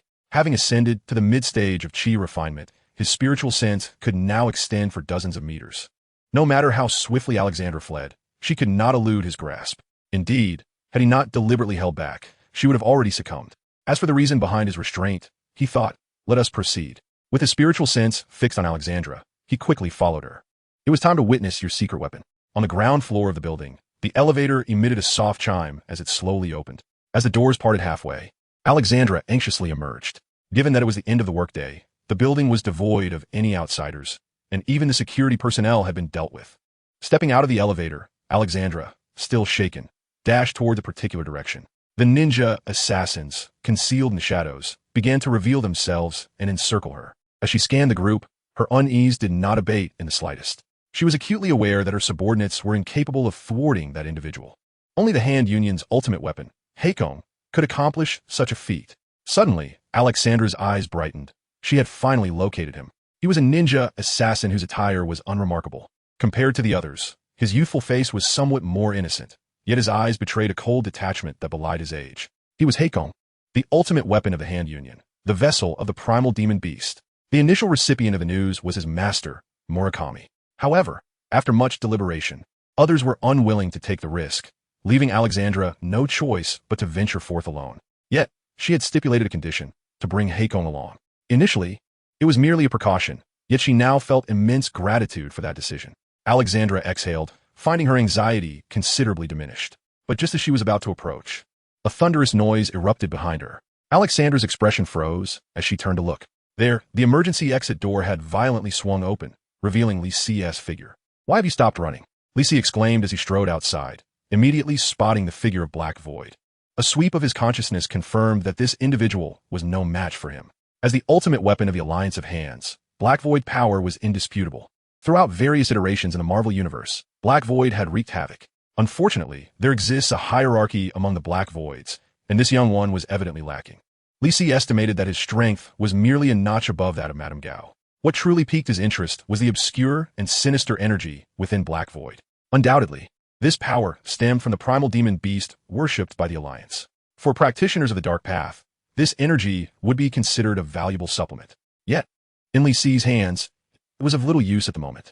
However, it would serve well for research. Casting a mocking glance at Alexandrina, Li Si said, "Is this the so-called secret weapon, Black Void?" It appears rather unimpressive. Although she could not comprehend the words, Alexandrina recognized the derision in his expression. Anger surged within her. How could she tolerate such blatant mockery? Yet, recalling the bizarre scene earlier and contemplating Li Si's origins, Alexandrina found herself wavering. What significance did her pride hold in comparison to life itself? Glimpsing Black Void, Alexandrina mustered a semblance of courage. "You can say such things once you survive," she declared, her voice laced with false bravado while subtly retreating.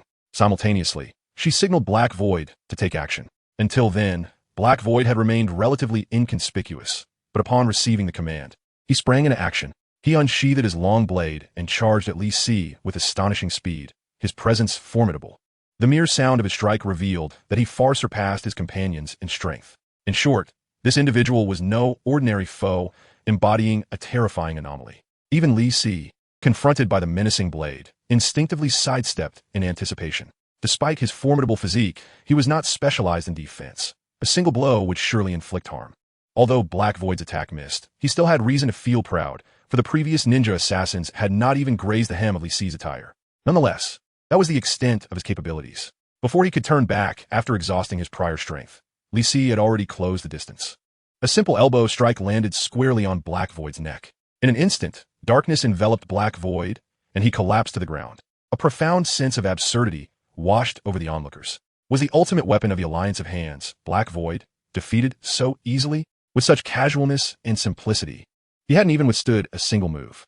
"Is this what you call your ultimate weapon?" Li Si sneered, stepping on Black Void. "Is this all there is?" One must admit, this Black Void was truly inept. Though possessing a formidable physique and combat skills, the individual remains rather inexperienced. Were it, he would undoubtedly be able to exchange a few blows. It seems this fellow met a rather unfortunate fate in the original narrative.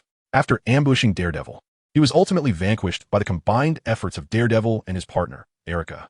Speaking of Erica, she is undoubtedly a true embodiment of darkness. In terms of hand-to-hand combat prowess, she could quite possibly overpower the entire Defenders Alliance. Had she been the one present today, my friend might not have fared so well. After all, the allure of the soul-binding array is generally ineffective against individuals of unwavering resolve. Witnessing this scene, the members of the Hand could hardly suppress their despair. If even the embodiment of darkness has been defeated, what hope do they have? Alexandra promptly made her escape, issuing a loud command. "Hold them back." The obedient ninja assassins, driven by a sense of duty, charged towards Li Si in a desperate assault. Still hoping to flee, Li Si paid no heed to the advancing assassins. Instead, he deftly kicked up the blade of darkness and sent it flying. The katana traced a peculiar arc, embedding itself into the back of Alexandra's heart. A gasp of horror escaped her lips as she was forcefully pinned against the wall. Her heart, now shattered, spewed forth blood, her pupils rapidly losing focus. In swift succession, Li Si employed his previous technique, conjuring a sigil with a single hand. In an instant, the area transformed into a hellish battlefield. At that moment, Mrs. Gao finally arrived, albeit belatedly. In a bid to catch up with Alexandra, they had taken the stairs, while Li Si had leapt from several floors up in a leap of faith. Meanwhile, Mrs. Gao, hindered by her condition, could only ascend slowly. Observing the chaos that had ensued, with Alexandra hanging against the wall, seemingly on the brink of death, Mrs. Gao felt a surge of trepidation, further affirming the correctness of her choice. Otherwise, she would have lacked even the qualification to be pinned to the wall. With growing reverence, she bowed her head, addressing Li Si, "Fourth Master, please keep an eye on the embodiment of darkness." Li Si uttered a brief command before advancing toward Alexandra. A sweep of his consciousness revealed that she lingered between life and death, sustained solely by her formidable vitality. Channeling a surge of magical energy, he restored her awareness. Upon seeing Li Si, she struggled in terror and despair. Li Si regarded her with an impassive gaze. "Do you wish to live?" Alexandra's eyes widened in realization as she fervently nodded. Without uttering a word, Li Si produced the last of the Dragon Yang pills, flicking it directly into her mouth. Although this resulted in the loss of a precious pill, saving Alexandra was imperative. In New York, and throughout the entirety of the Western world, Alexandra's influence far surpassed that of Mrs. Gao. After all, Mrs. Gao hailed from China, with her power base centered in Hong Kong and Taiwan. As for the reason behind Li Si's lethal intent, a fleeting glance revealed the ancient jade tattoo subtly glowing. He confirmed his suspicion. The moment he intended to kill, the ancient jade would activate. Thus, Guyu wishes for me to consolidate my subordinates, particularly the characters of the narrative or influential figures. Could it be that Guyu intends to convey the notion of guiding them towards immortality? Li Si harbored a vague sense that his intuition was correct. Yet, the truth of the matter would only reveal itself in due course. Chapter 17.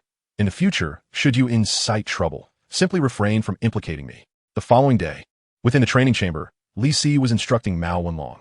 During this period, Mao had been diligently applying himself, albeit his progress was rather sluggish. He found himself stalled at the second tier of body refinement, the stage of flesh cultivation. In a bid to expedite his training, Li Si resolved to allocate time each day for guidance. You are practicing too rigidly, he remarked, observing Mao Wenlong with a shake of his head. Do not merely execute the motions. Engage your mind in the process of comprehension. Mao wore a look of half-understanding. I understand, fourth master. Seeing his foolish expression, Li Si let out a sigh. Given this lad's level of insight, he was destined to specialize solely in body techniques. Remember the positions I indicated. Pay close attention during your practice. Li Si pinched and pressed, elucidating the key aspects of bone refinement. With utmost seriousness, Mao Wenlong endeavored to commit the instructions to memory. Soon, the session reached its conclusion. Now, attempt to practice on your own, Li Si instructed before turning his gaze towards the entrance. Come in. Yes. The door creaked open, and Madame Gao stepped inside. Li Si glanced at her and casually inquired, "How is Alexandra faring?" Madame Gao responded with utmost respect. "She has emerged from the brink of death. Do you know what to do next?" After a moment's contemplation, Madame Gao hesitantly suggested, "Consolidate the hand association. Gather the dragon bones?" Li Si nodded, emphasizing his words precisely. "We must act swiftly. Once we advance to the mid-stage of qi refinement, the efficacy of each qi powder will diminish significantly. Future cultivation must rely on new elixirs, and Longyang pill is an excellent option. The sole complication lies in procuring the primary ingredient, the dragon bones, which are somewhat challenging to obtain. Each of the 5 fingers of the hand association harbors a small portion of dragon bone, while the underground of New York conceals an even greater quantity. Aside from that, our only recourse would be to seek them in Kunlun. Madame Gao's supply of dragon bones has been depleted, and Alexandra's is presumably even scarcer." Li Si was not inclined to seek out the other 3 fingers either. He would rather dedicate his time to cultivation. More critically, the dragon bones from the New York underground have yet to be unearthed. After subduing Madame Gao, the plan had already commenced. With this in mind, Li Si continued, "What the underground project? Has work commenced?" Without hesitation, Madame Gao promptly replied, "Work began the day before yesterday.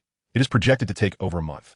Li Si nodded, contemplating in silence as he regarded Mao Wenlong. Madame Gao, uncertain whether to take her leave, cast a furtive glance. Upon witnessing Mao Wenlong engaged in his cultivation, she could not help but feel a pang of envy. Despite her origins from Kunlun, Madame Gao had not acquired much knowledge. Her journey in the art of qi refinement was short-lived, as she was expelled for straying off the path. Otherwise, after centuries of endeavor, she would not still be a mere novice. Thus, she harbored an insatiable thirst for wisdom in this domain. Yet even after amassing knowledge for hundreds of years, her efforts bore little fruit, for such teachings were often closely guarded secrets. Meanwhile, Mao Wenlong effortlessly received profound instruction. With Li Si's formidable prowess, the techniques imparted must be exceedingly profound. It was not out of the realm of possibility for him to glean the secrets of immortality from such teachings. To think that such an opportunity fell into the hands of a fool. Madame Gao felt a bitterness akin to consuming lemons. However, no matter how envious and resentful she felt, she dared not entertain any ill thoughts. Instead, during this period, she tended to Mao Wenlong with utmost care. He possessed secret methods of cultivation and a bright future ahead, and she could not afford to offend him. With this thought, Madame Gao sighed inwardly, reluctantly withdrawing her gaze. Without Li Si's permission, she dared not learn in secret. At that moment, Li Si suddenly asked, "Do you wish to cultivate?" Madame Gao instinctively nodded. Then her face turned pale. "Senior, I do not. Do not be afraid," Li Si replied with a significant smile. "You need only express your desire." After a moment of hesitation, Madame Gao finally answered honestly, "I do."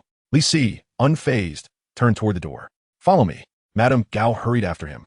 Her emotions, a tumultuous blend of anxiety and anticipation. She could not help but wonder if the senior intended to impart secret techniques to her. Lost in her fantasies, Madame Gao accompanied Li Si to another training room. Li Si settled into a meditative posture, gazing at her intently. Madame Gao stood with her head bowed.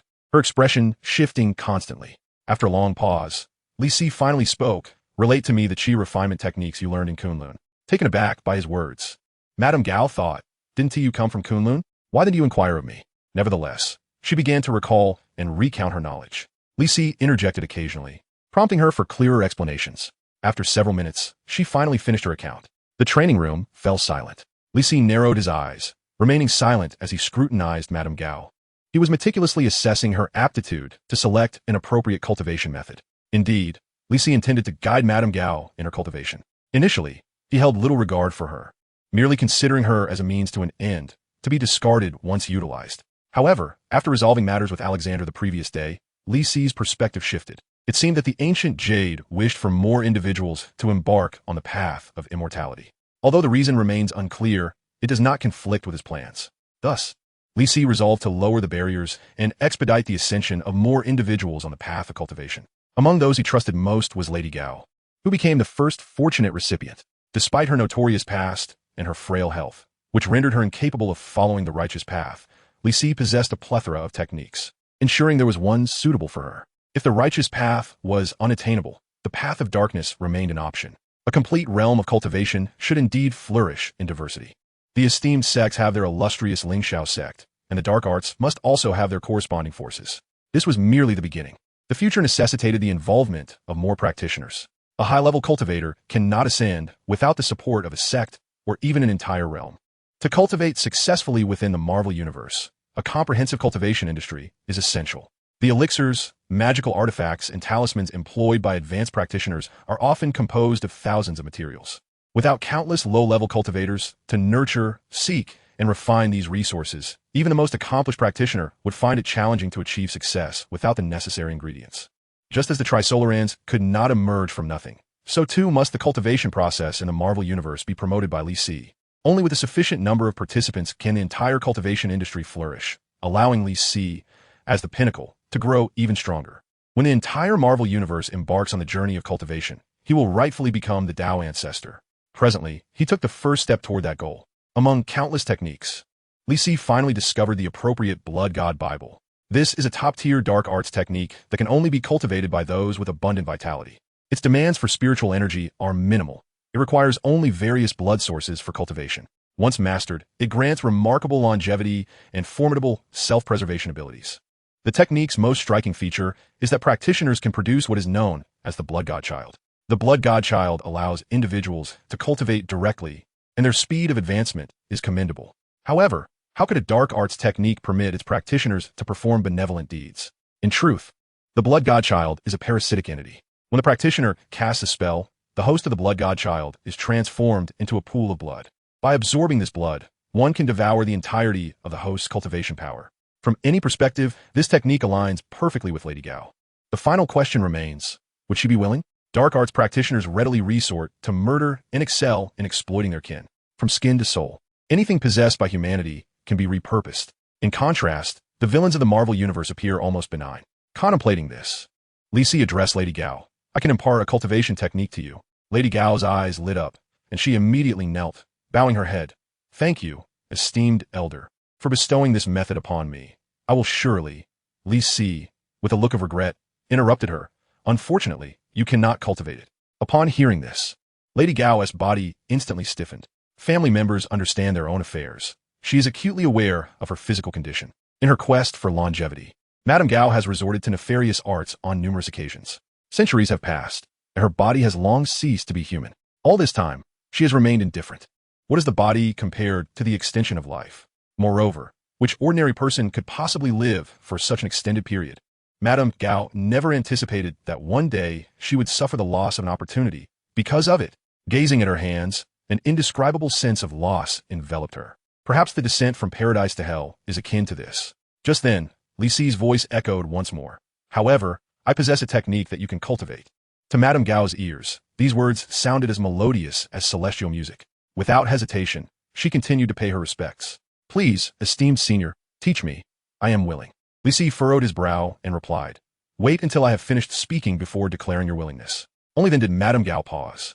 Her expression filled with excitement as she gazed at Li Si. Firstly, this is a forbidden technique, which is why you can cultivate it. Its practice is exceedingly sinister, blood-soaked, and terrifying. Should it be exposed, it will undoubtedly make you a target of universal enmity. Li Si paused momentarily, casting a glance at Madame Gao. Perhaps due to her numerous misdeeds, she exhibited no reaction. Alternatively, it could be attributed to ignorance. In the Marvel Universe, it is no easy feat to be a villain. Minor characters may fare better, but the more formidable one becomes, the more dire the consequences. Yet, this matter does not concern Li Si. Having offered a warning is already a considerable act of kindness. Secondly, you must swear an oath with your heart, vowing not to betray me. This is essential, for the blood god cult is exceedingly perverse. Without any restrictions, one's power could grow at an astonishing rate. In the future, Li Si will preside over the Lingxiao sect, severing ties with the forces of darkness, and cannot afford to remain vigilant at all times. Thus, it is imperative to prevent Madame Gao from slipping out of control and to guard against a sudden betrayal. Madame Gao still did not sense anything amiss. To her, pledging loyalty in exchange for a cultivation technique seemed incredibly advantageous. With these two conditions, are you still willing? I am willing, Madame Gao blurted out. I shall certainly serve the esteemed senior. No need, Li Si replied with an enigmatic smile. In the future, should you stir up trouble, simply refrain from implicating me. Chapter 18. The blood god descends, bestowing blessings upon all beings. A week later, at the flower factory. Following secret renovations, the factory, which had appeared as a mere ruin from the outside, had undergone a remarkable transformation within. The ground was paved with large stone slabs, and the walls were adorned with vivid red murals depicting ancient rituals of worship. Bone pillars stood at intervals, their crimson flames flickering as if imbued with life. The entire edifice resembled a chapel, steeped in mystery and suffused with an ominous, blood-soaked atmosphere, imparting an overwhelming sense of dread and terror. Indeed, this was a chapel, seemingly dedicated to a malevolent deity. One after another, individuals from around the world flocked to enter, unable to suppress such thoughts. Among them were prosperous merchants, leaders of criminal syndicates, and assassins. The sole commonality binding them was their allegiance to either Lady Gao or Alexandra. Over the past week, upon receiving directives from their leaders, they congregated in New York. Today, as per orders, they found themselves in this enigmatic church. In the church's vast expanse, many whispered among themselves, seeking information. They had varying degrees of awareness regarding the recent encounters faced by the two leaders. However, those truly privy to the facts either remained perpetually silent or were absent from this gathering. The more they conversed, the more perplexed they became. A wiser contingent chose to remain mute, exchanging glances on occasion. Yet, nearly everyone cast their eyes towards the apex of the church. Before them stood a stone staircase ascending toward the platform, where a magnificent throne loomed large. Gazing upon that ancient and mysterious seat, countless questions arose in their minds. To whom does this throne belong? Lady Gao or Alexandra? What upheaval has transpired within the organization? Why have the other three leaders not made their appearance? Fortunately, their uncertainties did not linger for long. Soon, Lady Gao and Alexandra gracefully entered the church. In an instant, silence enveloped the room, and all bowed in deference. Amidst the profound stillness, the two ascended the platform, Lady Gao leading and Alexandra following closely behind, both surveying the assembly. In this silence, many minds were abuzz. After some exchanges, the attendees confirmed two key points. Lady Gao had recently suffered grave injuries and had engaged in a fierce confrontation with Alexandra. Yet, the appearance of the two leaders left many astounded. Lady Gao appeared revitalized, her movements steady and powerful, defying the notion of recent injury, seemingly even more youthful than before. Even more astonishing was Alexandra's posture, following closely behind Lady Gao, as if in complete submission. Though the guild was composed of 5 leaders, Alexandra had always overshadowed the others, subtly embodying the role of the true leader. However, today, she willingly took a subordinate position behind Lady Gao, leaving everyone bewildered. Had Lady Gao completely subjugated Alexandra during their conflict? Was a shift in power imminent within the guild? At that moment, Lady Gao's voice resonated. I have summoned you all today to announce an important matter. After delivering her message in Chinese, Alexandra reiterated it in English. The gathered crowd instantly became alert, fearful of missing a single word, for what followed would determine their fates. Over a month ago, I encountered some troubles. This factory was destroyed as a result. As Lady Gao recounted her tale, the atmosphere grew increasingly somber. The so-called minor inconvenience is something no one wishes to believe. Otherwise, why would there be an abrupt gathering of everyone? Perhaps for Lady Gao, it is indeed merely a trivial matter. Yet for them, it is undoubtedly a calamity looming large. In an instant, many began to feel a prickling unease. Observing their reactions, Lady Gao could not suppress a smirk within her heart. After cultivating the blood demon path, She had mastered the application of her divine consciousness. Even with her eyes closed, she could perceive the expressions and movements of those present. Their responses would ultimately dictate their fates. The loyal would reap all rewards, while those with treachery would be reduced to mere resources for cultivation. After noting the reactions of the crowd, Lady Gao spoke once more. Fortuitously, from this misfortune, I have made a remarkable discovery. It is a legacy from an ancient deity. Upon her utterance, bewilderment spread across the faces of the assembly. Had there not been a problem just moments ago? How had the conversation shifted to a deity's legacy? At least they no longer had to fret over the so-called trouble. Nonetheless, the fervent excitement in Lady Gao's tone instilled a sense of caution in many. Among the 5 fingers of the hand union, she had always been the most astute, concealing her emotions. What enchantment did this deity's legacy hold to provoke such exhilaration in her? This deity was mysterious and potent, wielding dominion over life and blood. It could resurrect the deceased and snatch away any mortal life. It possessed eternal longevity, slumbering through the ages. Once, it had countless followers, all of whom ultimately faded into obscurity with time. Its true name remained unknown, yet its devotees referred to it as the Blood God. At this juncture, Lady Gao's face radiated with fervor, resembling that of a true zealot. Witnessing this spectacle, the crowd's emotions were decidedly mixed. Some were astonished and curious, eager to discern whether this deity indeed possessed such formidable power. Others were filled with dread and trepidation, suspecting that Lady Gao might be possessed by some unclean entity. Many, however, were indifferent, solely yearning to understand Lady Gao's intentions. Soon, she continued, those who worship the Blood God may receive blessings, attain prolonged lifespans, and wield a fragment of divine authority. However, its brief respite may stretch across centuries or even millennia. For the vast majority of its followers, a response from the deity is a distant hope. Lady Gao paused, and many held their breath, as if they had already surmised something. Fortunately, it responded to me. As the first believer of this era, when I offer my faith to the Blood God, it cast its gaze upon me. I have been granted the Blood God's blessings, significantly extending my lifespan and gaining the ability to manipulate life. I have also been appointed as its divine emissary, tasked with spreading its voice and name across the world. With her words, a mist of crimson hue enveloped Lady Gao entirely. Accompanying this was an almost palpable sense of oppression, leaving the crowd feeling as though their very blood had ceased to flow. This evoked a blend of fear and exhilaration, for the Blood God seemed undeniably real. The Blood God has descended, bestowing blessings upon all beings. I shall devote everything to this cause. Thus, I resolved to establish the Church of the Blood God. Lady Gao, with a smile gracing her lips, cast her gaze over the assembly. And you shall be the first disciples of our divine entity. This proclamation struck the audience like a thunderclap, rendering them dizzy and disoriented. Surely, was it not peculiar that you, esteemed elder, would abandon your position as the leader of the alliance to engage in missionary work? And as if that were not enough, you invite us to join in, risking the division of the alliance? Would the other 3 agree to this? Well, it appears dissent would be futile. Yet, the Church of the Blood God bears an unsettling aura, a blessing that not only extends life, but also enhances strength. Such benevolence from a deity is unheard of. It is clear that this god harbors ulterior motives. None present are fools. They are acutely aware that there is no such thing as a free lunch. The price of fate's offerings has long been marked in shadows. Lady Gao seemed to sense their unspoken thoughts and inquired at the perfect moment. Of course, if you are unwilling, I shall not compel you. Those who wish to depart may do so now. Yet, even with such an invitation, none dared to take a step. To leave now would be tantamount to courting death. Noticing no one was departing, Lady Gao chuckled softly. Rest assured, even if you desire to leave, I shall not intervene. After a moment's pause, and still no one moving, Lady Gao smiled with satisfaction. Just then, a burly white man stepped forward and declared, I must go. I'm afraid my faith belongs solely to God. Clearly, he was one of Alexandra's followers. Instantly, Lady Gao's expression turned frigidly dark. Now you wish to leave? Too late. Sensing the impending danger, the man turned and bolted. Yet, Lady Gao made no move to pursue him.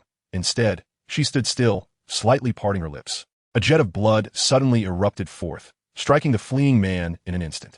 He collapsed to the ground, writhing in agony. But then, a horrifying phenomenon occurred. The blood arrow began to spread, rapidly corroding the man's flesh. In less than a minute, his skin and flesh dissolved into a pool of blood, leaving nothing but a chilling array of bones. This ghastly sight sent shivers down the spines of even the most seasoned onlookers. Surely, no one harbors thoughts of departure now. Lady Gao's icy gaze swept across the crowd, prompting everyone to avert their eyes. Excellent. Form an orderly line. I shall bestow upon you the blessings of the Blood God. Chapter 19. Why have I been labeled as a malevolent deity? Soon, all present received the blessings of the blood god, which were in fact the divine essences she had cultivated. With a mere press upon the head, she could instill the essence into others' bodies. After distributing the blood essence to everyone, Lady Gao, her complexion ashen, sat cross-legged. The act of imparting such a substantial quantity of blood essence was an immense burden for her at this moment. Fortunately, this was an investment. No matter the cost, it would not be in vain. As long as they cultivated, Lady Gao would be able to recoup her investment with interest. Contemplating this, she gazed downward, akin to one tending to her garden. Meanwhile, the individuals present were engulfed in a profound shock, for their bodies were undergoing a radical transformation. Upon entering their systems, the blood essence would swiftly remodel their flesh to accommodate the cultivation techniques. This process was both agonizing and exhilarating. It would significantly enhance their physical prowess and grant them cultivation. The price, however, was the forfeiture of their humanity, relegating them to a state of aberration, blood slaves or blood servants. Upon realizing this transformation, how could they not be struck with terror and astonishment? Yet with the die cast, they could only adopt a more optimistic outlook. At the very least, their bodies were indeed growing stronger. It was then that Lady Gao finally spoke. Do not fret. The bestowed blessings are reshaping your bodies, and you shall reap the rewards once the process is complete. For now, I shall instruct you on the methods of cultivation. Harnessing the great power of the blood god, she then proceeded to outline a concise version of the cultivation technique. Time seemed to lose its meaning in the pursuit of cultivation, and the dimly lit chapel remained filled with vibrant crimson flames. A near-tangible blood mist enveloped every corner of the space. The individuals, seated in meditation, had an array of dark ceramic jars haphazardly strewn around them, filled with desiccated blood that exuded a potent stench. However, in comparison to the essence emanating from their own bodies, the jars seemed trivial. As they practiced, a tumultuous flow of blood energy surged around them. The collective efforts of nearly 20 blood sorcerers produced a sanguine aura that nearly reached the heavens. Suddenly, a man of Huaxia, his face a mask of despair, opened his eyes wide. No, I refuse to accept the blood god, he screamed hoarsely. But midway through his protest, his eyes bulged, and his body began to swell violently. Boom! With a resounding explosion, the man burst forth like a balloon, showering the chapel in a rain of flesh and blood. Yet, the drenched individuals exhibited no signs of fear or horror, seemingly accustomed to such occurrences. Rather, they welcomed the blood rain with eager anticipation. Lady Gao on the platform opened her eyes coldly and declared, "Those with wavering faith dare to covet the blessings of my God. Remember, only those who revere my God shall partake in these gifts. My God is all-knowing. Those who dare deceive the divine shall ultimately reap their own misfortunes." Upon hearing this, the crowd became increasingly frenzied, fervently demonstrating their unwavering faith. Some raised their voices in fervent cries, others murmured incantations, and some even prostrated themselves in reverence. Witnessing the chaotic scene unfold, Madame Gao felt a sense of satisfaction within. Her earlier declarations were, of course, fabricated. The individual in question had actually fallen victim to her formidable techniques. Nevertheless, her assertion of his wavering faith was not entirely unfounded. When he was asked to depart, the man had shown considerable temptation. Even if he chose to remain, his faith would undoubtedly remain unsteady. Madame Gao meticulously noted the reactions of those present, intending to sift through them to identify a cadre of devoted followers. The fickle-minded and those harboring ulterior motives would serve as the nourishment for her disciples' ascent in power. By absorbing them, these followers would grow stronger, continuing to cultivate the blood god as progeny for her. This strategy had been established after Madame Gao conferred with Li Si. Now, let's resume our cultivation. Our deity watches over us and shall discern all things. Upon concluding her words, Madame Gao resumed her training. The others followed suit, recognizing that the recent blood rain was a potent elixir, and they were eager to absorb as much as possible. When Li Si stealthily arrived at the factory and beheld this bizarre spectacle, he could hardly suppress his revulsion. It must be said that Madame Gao was quite adept in the ways of the cult. In a mere few days, she had forged a seemingly legitimate cult of the dark deity. He gradually recalled that in the original narrative, Madame Gao had excelled in such manipulations. The blind employees of the flower factory had willingly gouged out their eyes after being brainwashed. However, Li Si felt no sympathy. After all, those present were all members of the Hand Association, their hands stained with untold blood. Their fate of becoming blood slaves seemed just. What truly troubled him was Madame Gao's terrifying rate of advancement. In less than 2 weeks of cultivation, she was nearing a breakthrough to the 3rd level of qi refinement, in stark contrast to his own 5th level of qi refinement. Li Si suddenly felt that even the finest techniques paled in comparison. It was worth noting that he had remained confined, toiling away for over a month. Yet, reflecting on the numerous pitfalls of demonic cultivation restored some equilibrium to his mind. Indeed, while such practices allowed for rapid early-stage growth, they rendered practitioners incapable of easily breaking through subsequent bottlenecks. Their cultivation was largely acquired through shortcuts, lacking the solid foundation of genuine training. Just like Madame Gao now, her power primarily derived from those parasitized by the blood god's progeny. Before encountering any barriers, she could undoubtedly rely on absorbing the strength of others to hasten her progress. However, upon facing a bottleneck, she would need to thoroughly refine her gains to ascend to higher realms. Ultimately, the costs outweighed the benefits. Another factor contributing to the disparity in cultivation speed was the resources required. Li Si's techniques demanded spiritual energy, while Madame Gao solely required blood. Rare treasures were difficult to come by, yet blood was abundantly available. Nonetheless, once one's cultivation reached a certain level, the difference was not as pronounced. High-quality blood was likely to be more elusive than rare treasures. Still, Li Si contemplated returning to experiment with ways to enhance his cultivation speed. What an extraordinary array of spirit-enhancing formations and the soul-devouring technique to expedite the absorption of spiritual energy. At this moment, upon noticing Li Si, Madame Gao hastily approached. Senior, in the presence of Li Si, Madame Gao maintained her respectful demeanor. After her genuine cultivation, she increasingly perceived Li Si as enigmatic and profound. The remarkable speed of her advancement was not solely due to her foundational cultivation, but more significantly attributed to Li Si's insightful guidance. Madame Gao was certain that Li Si had never practiced this particular technique. The depth of his explanations, despite his lack of personal experience with it, could only stem from his profound mastery. Yet, Li Si's cultivation seemed to be rather modest. Madame Gao harbored serious suspicions that this esteemed elder was perhaps an ancient entity come to life. Perhaps he was even a deity, or a formidable practitioner of qi cultivation, which amounted to much the same. Her earlier conjecture regarding his origins from Kunlun was dismissed upon encountering that technique. How could the antiquated beings of Kunlun possess such a sinister and profound method? Li Si was quite pleased with her attitude. After all, she was a cultivator he had nurtured himself. Although he had not invested much effort, she had attained the second level of qi cultivation. Her strength certainly capable of dispatching the likes of He Kong effortlessly. Well done, Li Si commended, and then inquired, if you have any questions regarding your cultivation, feel free to voice them. All thanks to your teachings, Senior, Madame Gao humbly replied, then proceeded to articulate her doubts. Li Si, with an expansive perspective, provided her with detailed answers. Half an hour later, the guidance came to a close. All right, continue your cultivation, Li Si stated, preparing to return home. Yet, Madame Gao hesitated and asked, Senior, do you think the blood god cult can expand? Having tasted success, she naturally wished to continue recruiting followers. However, she did not dare to take matters into her own hands regarding such affairs. The blood god cult? Li Si momentarily paused, then chuckled. The name of this cult was indeed strikingly simplistic and blunt. It could be attempted, provided it does not incite social turmoil. Although he was not particularly optimistic, after all, New York was a place teeming with hidden talents, and Madame Gao was likely to face challenges. Li Si understood that she would not turn back until she hit a wall. Moreover, avoiding involvement with ordinary people was essential for controlling the repercussions, as well as for the sake of his own plans. Madame Gao's heart leaped with joy as she quickly responded, I understand. If it cannot disturb societal peace, then we must target the dregs of society. She pondered silently, already formulating a course of action. At that moment, Li Si recalled something and could not help but inquire, by the way, why have you not taken the blood god's throne? Madame Gao replied with an expression of utmost certainty, because that seat is reserved for you. For me?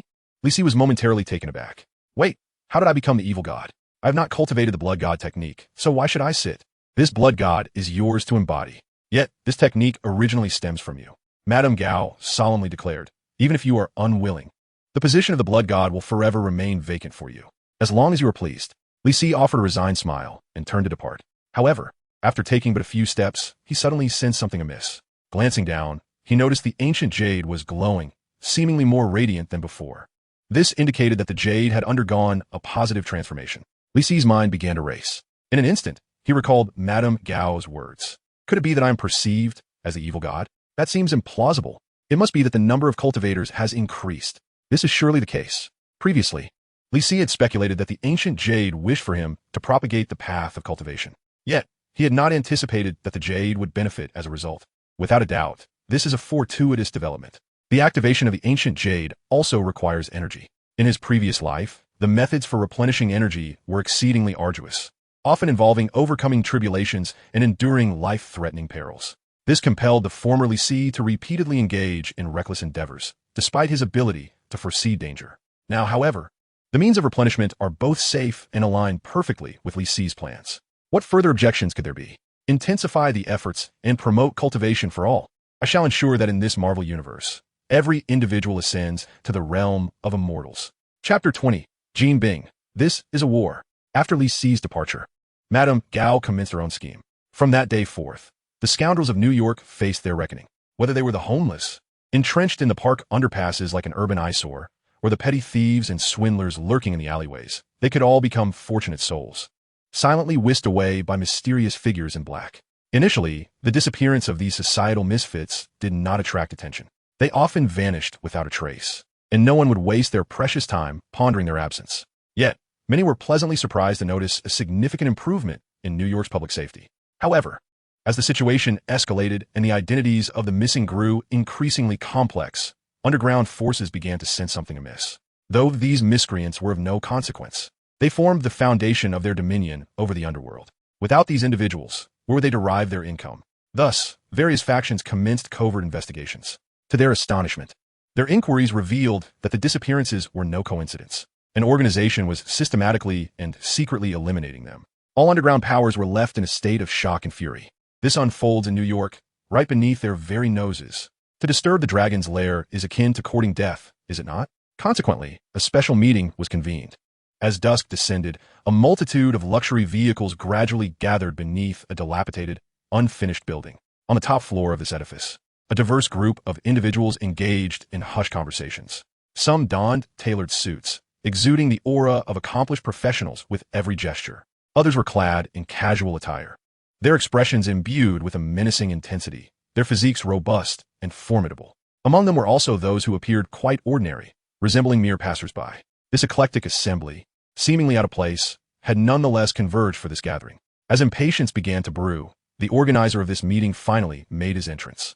A towering Caucasian man, accompanied by his subordinates, strode in. His bald head gleamed under the dim light. His body, though stout, was a testament to muscular prowess. Despite his impassive demeanor, his exaggerated physique emanated an overwhelming sense of intimidation.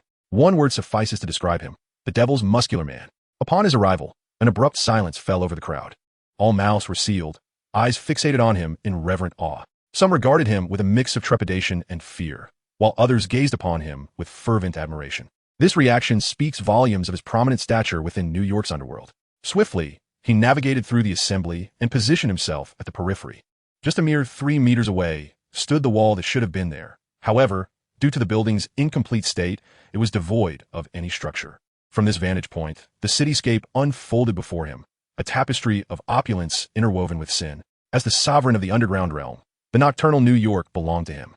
After decades of relentless toil, he had meticulously crafted an order that ensured the rules operated with unwavering precision. He would not permit anyone to disrupt this equilibrium, not under any circumstances. At length, he withdrew his gaze and turned to face the assembly. Those present were the leaders or high-ranking officials of New York's underground factions, each rooted in various ethnicities, communities, and industries. These entities wielded substantial influence within their respective domains, making them the veritable lords of the land in New York. Yet, this local elite all gazed upon the muscular Caucasian man with an air of deference, as though awaiting his command. When he remained silent for an extended moment, someone finally broke the tension, urging Fisk, say something. Indeed, this imposing figure was Fisk, his full name being Wilson Grant Fisk, more commonly known by his moniker, Kingpin. As the emperor of New York's underworld, he was the nemesis of superheroes such as Daredevil, Spider-Man, and the Punisher. Not only was he astute and strategic, far surpassing the average intellect, but his own strength was also formidable. Kingpin possesses over 90% of his physique as muscle, exhibiting such astounding strength that he can effortlessly breach a wall with his bare hands. Simultaneously, he ranks among the world's foremost combat experts, sharing the pinnacle of human combat prowess akin to that of the Punisher. Throughout numerous Marvel parallel universes, Kingpin frequently clashes with superheroes such as Daredevil, the Punisher, and Spider-Man, who threaten his enterprises. Even the Fantastic Four and the X-Men are not spared from his wrath. With such an array of formidable superhero adversaries, any other individual would have perished countless times over. Yet, he remains unyielding. opting for a period of discretion before resuming his malevolent deeds. This exemplifies the tenacity of Kingpin, undoubtedly placing him among the upper echelons of villains. However, despite his formidable nature, Kingpin is ultimately just an ordinary man. Lacking superhuman abilities, his cunning and survival instincts have been his greatest assets. Otherwise, any superhero willing to forsake their moral compass could easily bring him to heel. In the comics, Spider-Man succumbs to darkness after Kingpin orchestrates the assassination of his wife, ultimately delivering a devastating blow that shatters Kingpin's insides, leading to a tragically gruesome demise. Nevertheless, the current incarnation of Kingpin is still inexperienced, far inferior to his parallel universe counterpart. Even in New York, he has yet to establish unquestionable dominance. Yet, the opportunity to solidify his position has arrived. You're all aware of the recent occurrences. Kingpin's gaze is resolute, his voice steady and powerful. Undoubtedly, this is a provocation directed at us. As his words resonate, a chorus of agreement erupts from the crowd. Indeed, New York is our territory. We must show them a thing or two. Let's eliminate these wretched scoundrels. While the less discerning among them shout in enthusiasm, the more rational voices raise a pertinent question. Who exactly are they? Have you uncovered the identity of those responsible for this? All I know is that they're a group of enigmatic figures cloaked in black. I believe Fisk would possess the knowledge we seek. Soon, the crowd quiets once more, their eyes fixed on Kingpin, anticipating an answer. Indeed, I have found out. Kingpin gestures subtly, and his aide, Wesley, comprehends the cue, exiting the scene. Shortly thereafter, he returns, flanked by subordinates who bear a man, bound and bloodied. His eyes tightly shut. Apart from this, he appears rather unremarkable. As the crowd gazes in perplexity, Kingpin coldly declares, "He is the mysterious figure you have spoken of." A collective gasp ripples through the assembly. In recent days, they have not been idle in their pursuits, even when lying in wait for these dark-clad individuals. Capturing them proved exceedingly challenging. Unexpectedly, Kingpin has succeeded. Is this truly the elusive and enigmatic figure they sought? Observing this seemingly ordinary man before them, doubts begin to creep into their minds. As if divining their thoughts, Jean Bing produced a handgun and pulled the trigger. The ensuing scene left everyone present in a state of shock. The man was struck and blood flowed profusely from the wound, but soon the bleeding slowed and ultimately ceased. To their astonishment, the wound began to writhe, visibly healing at an astonishing pace. It was only after Jean Bing fired several shots into the man's head that his life was irrevocably extinguished, halting the unnatural regeneration. Witnessing this bizarre occurrence, a singular thought arose in the minds of the onlookers. Is this still a human being? As you can see, they're a horde of monsters. Jean Bing, with a grim expression, elucidated, however, they're all products of human modification. In that moment, the crowd grasped the grim reality of the disappearances. Yet, a new wave of terror swiftly spread among them. What kind of force could transform humans into such abominations? What could their objective possibly be? Just days prior, this individual had been a cowardly thief. Yet, in less than a week, he had morphed into a creature capable of exterminating a dozen of us. From what I understand, they all hail from a cult that venerates the blood god. By merely worshipping the blood god, one can become such a monster. At this juncture, a rare smirk of derision crossed Jean Bing's face. The founder of this cult is an old acquaintance of mine. Immediately, the crowd began to murmur, speculating on the identity of this individual. Jean Bing did not keep them in suspense and promptly revealed the truth. The person in question is Gao, my close partner. Gao, the leader of the assassin syndicate? Fisk, could you possibly be mistaken? Given her stature, how could she engage in such activities? The disbelief among the crowd was palpable. It defied logic. Although Madame Gao remained unassuming, everyone respected her, for they were acutely aware of the terror she could instill. Her modest demeanor was merely a professional facade, not a reflection of her capabilities. Some had even heard whispers that Madame Gao had lived for centuries, a notion that was profoundly unsettling for such a legendary figure. Why would she need to worship a malevolent deity for a mere fraction of power? Jean Bing opted not to elaborate further, as Wesley began distributing documentation. The materials contained images and text that corroborated Jean Bing's assertions. After perusing the documents, the crowd fell into silence. What are you afraid? Jean Bing sneered, her voice deepening. She is wreaking havoc in our backyard, and yet you wish to become turtles retreating into your shells? Upon hearing this, the crowd bowed their heads, refraining from retorting. Indeed, they were afraid. Madame Gao was the leader of assassins, not to mention the legion of monsters at her command. Rather than risking their lives over those worthless beings, it seemed far more prudent to turn a blind eye. After all, in a cosmopolitan hub like New York, refuse was never in short supply. If you believe that enduring the situation will suffice, you are gravely mistaken. Jean Bing's gaze was piercing, her muscles tensed, exuding an aura so formidable it was almost suffocating. If we remain passive, she will transform everyone into those grotesque creatures. This is a war where no one can afford to be a coward. No.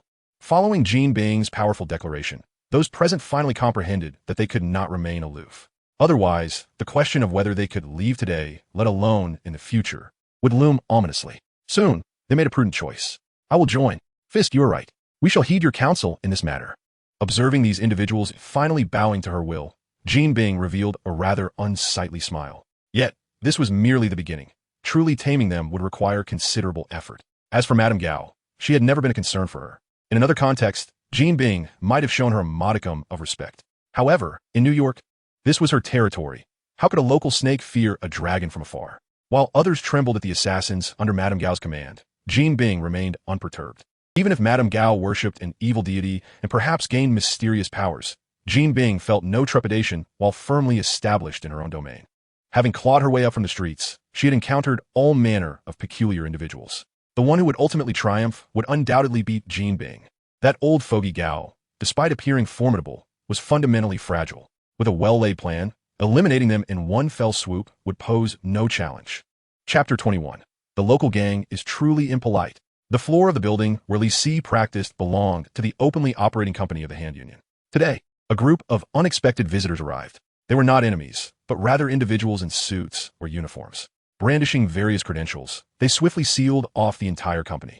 Hearing the commotion, Li Si halted his training and stepped out to investigate. Even though his English had not significantly improved, upon witnessing the scene, he understood immediately.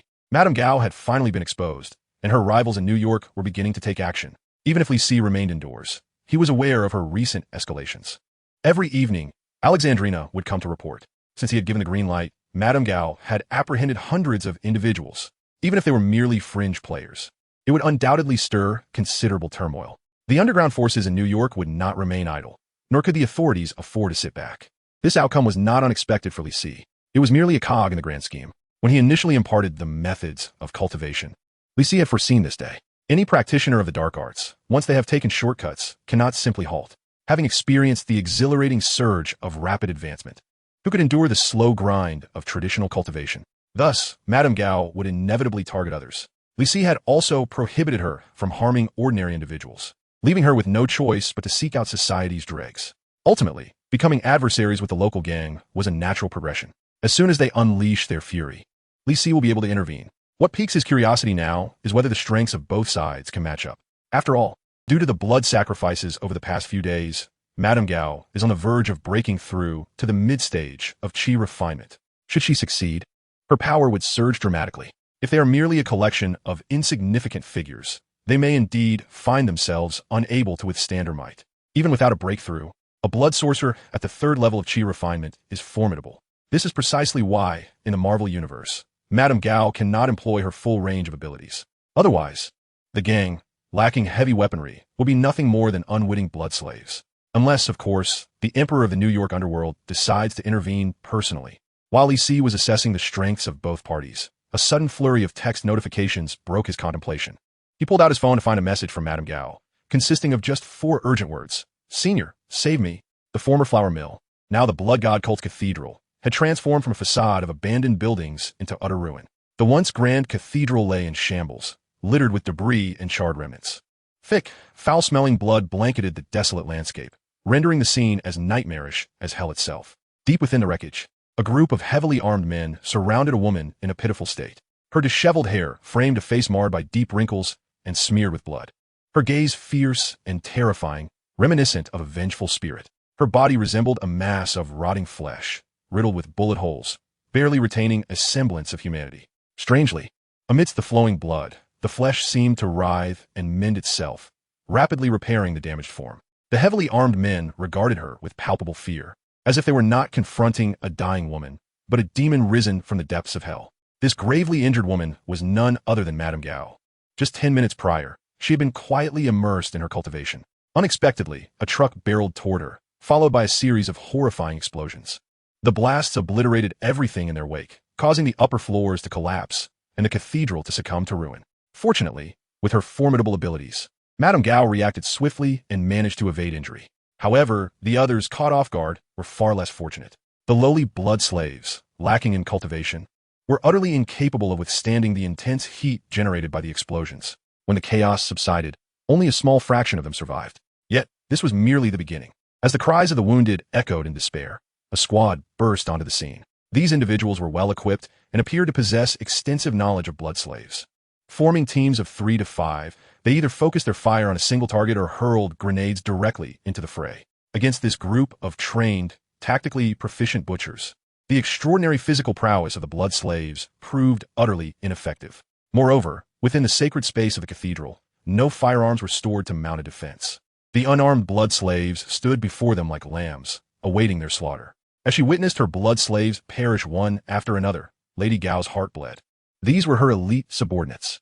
All her efforts over the past days were about to be rendered futile. Yet, she could only suppress her resentment and silently await an opportunity. However, the adversary did not grant her such a chance. As they advanced towards her, they hurled grenades without hesitation. Immediately, a relentless barrage of gunfire descended upon her. Before Lady Gao could retaliate, she was already on the ground. Yet, instead of delivering a fatal blow, they encircled her.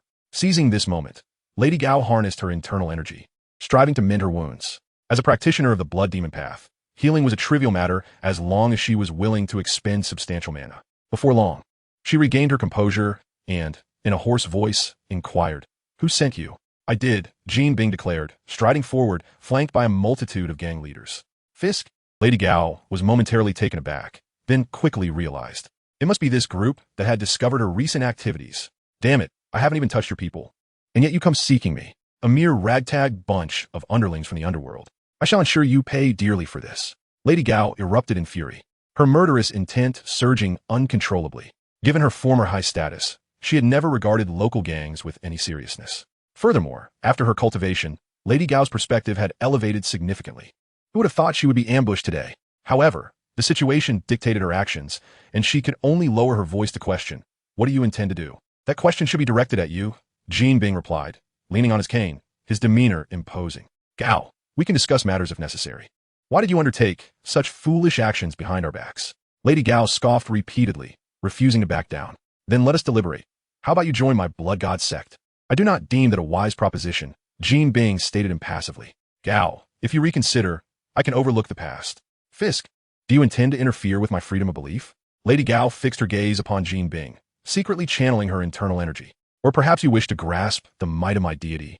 "It seems we have nothing left to discuss," Jean Bing replied, shaking his head as he turned to depart. Yet, at that moment, Lady Gao revealed a sinister smile. "You think you can leave after coming here?" She formed a hand seal, summoning a flurry of blood arrows that coalesced before her. These arrows were tainted and exuded a terrifying sharpness, clearly her ultimate skill. But just as the blood arrows were about to be unleashed upon Jean Bing, he, as if foreseeing the future, instantly pivoted and charged towards her. Madame Gao was taken aback when her head was struck by the cane, causing her vision to blur and her senses to reel.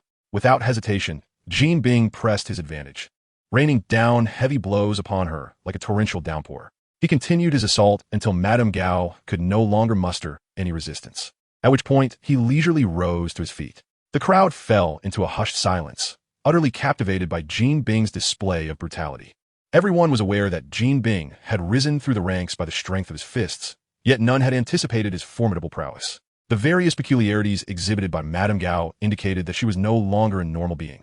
Yet, this very monster was subdued by Jean Bing, barehanded and completely at his mercy. From that moment onwards, the gang leaders were thoroughly impressed.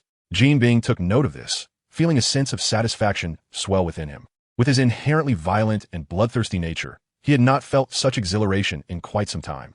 Gazing at the now defenseless Madame Gao, he wore a cruel smile and taunted, "Where's your god now, Gao? Why does it not come to your aid?" As he spoke, Jean Bing raised his cane, preparing to end Madame Gao's life. At that moment, a tremendous force struck, sending his cane flying. After all, one merely practiced their craft. Why resort to such lethal measures? A voice rang out, and Li Si approached with his hands in his pockets.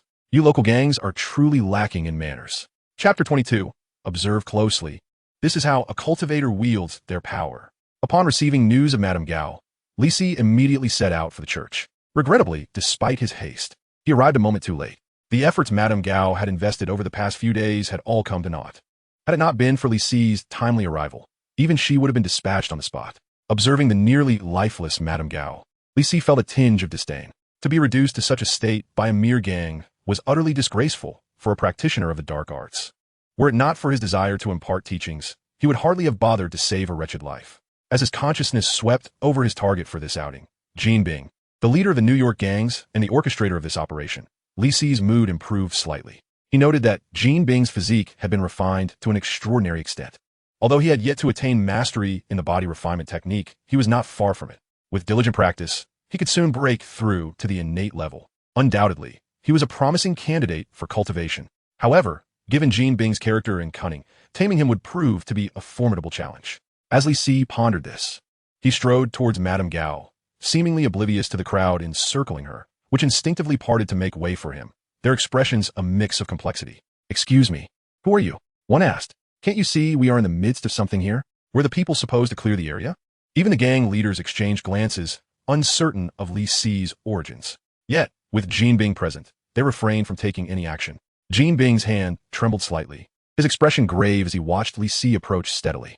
Suddenly, he spoke in somewhat halting Huaxia. "Who are you?" Li Si, slightly taken aback, replied, "You young man. Understand Huaxia? That simplifies matters. Although I do not accept it, the deity she worshipped is indeed me." Upon hearing this, Jean Bing's pupils contracted instantly. This individual is the so-called blood god, as the architect behind the destruction of the blood god's temple and the massacre of its followers. Jean Bing felt an ominous dread. Despite his disdain for those monstrous beings, the malevolent aura surrounding Madame Gao indicated that the blood god sect was not engaging in deception. The deity they revered likely possessed genuine mystical powers rather than relying on technological trickery. However, he never anticipated that this blood god would manifest in person, a sinister deity with mysterious powers appearing so readily in the world. How could this be acceptable? Well, it wasn't entirely easy. After all, their sect had been annihilated. If I were to claim this is a misunderstanding, would this blood god believe me? Cautious and valuing his own life, Jean Bing began contemplating how to extricate himself from this precarious situation. "What's this? Are you now afraid?" Li Si said with a sardonic smile, moving closer to Madame Gao. "Perhaps you should ponder how to placate my wrath." Madame Gao lay unconscious, her body riddled with wounds, not a single part intact. With just one final strike, she could be sent to meet the king of hell. Truly a disgrace to cultivators. Li Si scoffed inwardly and casually cast a rejuvenation spell. As the magic took effect, Madame Gao's condition visibly improved at a remarkable rate. After a brief span of about 10 seconds, Li Si commanded, "Awaken." With a jolt, Madame Gao regained her consciousness. Upon seeing Li Si, her face lit up with joy. "Senior." "They silence." Li Si interjected, his brows furrowed in displeasure. "As a cultivator, you allowed yourself to be vanquished by mere mortals. Have you stooped to such depths in your practice? Do not ever associate yourself with me again. I fear the embarrassment." Faced with this scathing rebuke, Madame Gao lowered her head in shame, not daring to offer a defense. With so many secret techniques within the cultivation methods, had you mastered even one, you would not have met such a fate. Were you so preoccupied with enhancing your powers that you expected me to rescue you in your direst hour? Should this happen again, be prepared to face your demise. Overwhelmed by shame, Madame Gao quickly knelt and bowed her head. "I am grateful for your life-saving grace, Senior. I shall never dare to repeat my mistakes." "Enough, rise." Li Si scoffed, turning his gaze to the others. "The troubles you've caused are far from over." Only then did Madame Gao stand, casting a displeased glance at the crowd. "It is all of you foolish mortals who have incited such anger and disappointment in my senior. I could overlook my earlier blunders, but now that my senior has arrived in person, let us see how you meet your end." Feeling the weight of their scrutiny, the gang leaders fell silent. Having already been informed of the circumstances by Jean Bing, confronted by the enigmatic blood god, these individuals could not suppress their unease. After all, they possessed a modicum of knowledge regarding the peculiarities of the blood god cult, the manifestation of the malevolent deity they worshipped, seeking vengeance, sent even the most hardened gang leaders into a state of panic. Yet with the blood god cult having already made its presence known, retreat was not an option. Perhaps this malevolent being had not yet amassed sufficient power. Nevertheless, it was prudent to adopt a conciliatory approach. Who knows, the deity might possess a benevolent disposition. Thus, Jean Bing, with a grave countenance, expressed, "We deeply regret today's events and are willing to offer compensation as a gesture of apology. Perhaps we could assist in the reconstruction of your sect and the dissemination of your beliefs." He stuttered through his words in the Huaxia language. However, Li Si responded with an impassive demeanor. "Is that all?" Jean Bing's heart sank, prompting him to add, "We can also provide monetary compensation." Li Si sighed lightly, interrupting him. "It seems you have yet to grasp the gravity of the situation." Jean Bing's expression shifted, and he subtly signaled to his companions. Instantly, they raised their weapons, aiming at Li Si. Yet, Li Si remained unfazed, turning to Madame Gao and declaring, "Observe closely. This is the application of a cultivator's power." As his words fell, gunfire erupted. Before Madame Gao could fully comprehend the danger, she was astounded to find that the bullets were intercepted. A translucent, pale yellow protective barrier enveloped the area where they stood. The bullets, upon striking the barrier, lost their momentum as if meeting a viscous substance, suspended in midair. In her astonishment, Li Si's emotionless voice reverberated. "This is a protective technique. Every cultivation method possesses such a spell." It suddenly dawned on Madame Gao that indeed, such spells existed within the realm of cultivation. However, the magnitude of this power was quite extraordinary, capable of withstanding a barrage from multiple automatic rifles at such close range. Even if she were to learn it, she doubted she could achieve such prowess. Truly, the senior's abilities were profound. If Madame Gao was taken aback, the reactions of the others were even more pronounced, their eyes wide with disbelief, questioning the very fabric of reality. Li Si did not evade. He did not merely endure the bullets, but directly countered them. Good heavens, this was not some science fiction film. An energy shield? Eastern martial arts? Jin Bing, reacting swiftly, seized a grenade and hurled it towards Li Si. The corner of Li Si's eye twitched, nearly breaking his composed facade. "Oh, so you think you're clever, do you?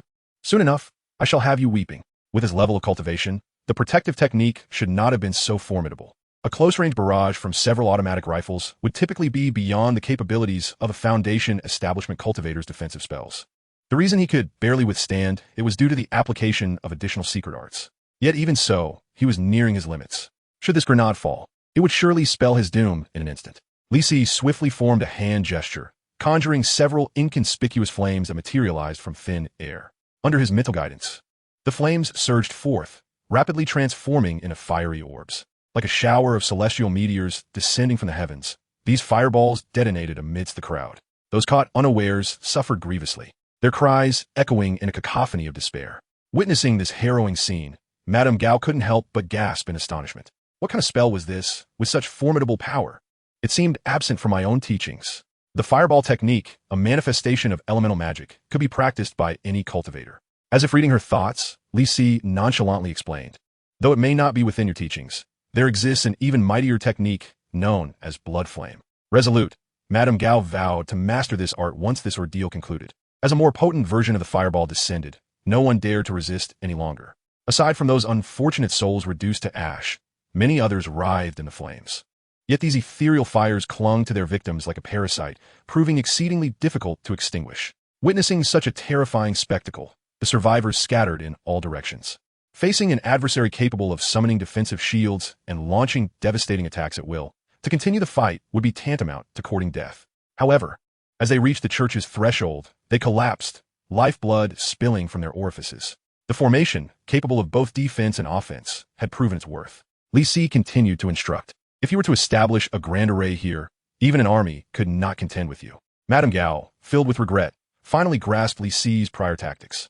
At that moment, Li Si's right hand shot out, seizing a staff aimed at his head. The assailant, Jin Bing, felt a chill run down his spine and wasted no time fleeing. Realizing her close brush with death, Madame Gao broke into a cold sweat. Had that strike been directed at her, it would have undoubtedly succeeded. Mastery of spiritual awareness allowed Li Si to anticipate his foes, ensuring his triumph in duels. Calmly concluding his explanation, he tossed the staff into the air, commanding, "Go." The staff transformed into a fleeting shadow, striking Jin Bing and pinning him to the wall. Thus, only the two of them remained standing. "Have you learned your lesson?" Madame Gao, filled with admiration, bowed respectfully, declaring, "I shall forever remember your teachings, esteemed elder." Chapter 23. After cultivation, he shall command my reverence. Li Si paid little heed to Madame Gao's gratitude, for his recent display was solely to subdue Jin Bing. Had he wished, he could have launched a surprise attack, swiftly dispatching all adversaries. In true combat, life and death could be decided in the blink of an eye. Who has the luxury of leisurely casting spells? Of course, this is not to imply that elaborate spells and techniques lack utility. Logically speaking, the abilities of many supervillains may not surpass the casual tactics they can employ. Take Jin Bing, for instance. Despite his body being developed to its utmost potential, it pales in comparison to the might of a simple talisman. Nonetheless, he remains a valuable resource for Li Si's cultivation endeavors. Yet, he wonders whether his painstaking efforts will bear fruit. With a mere thought, Li Si enveloped Jin Bing, who now found himself in a pitiful state. utterly devoid of his former heroic bravado. Much like the previous Alexandra, he was impaled by a staff, hanging lifelessly against the wall. Jean Bing struggled to escape, but only succeeded in causing his own blood to flow freely, rendering him increasingly feeble, even though his physique was flawless. In that moment, he felt akin to a slaughtered pig. This stark reality evoked a long-forgotten sense of fear within the usually composed and strategic Jean Bing. Ever since he had dispatched his drunken and abusive father, such feelings had been absent from his life.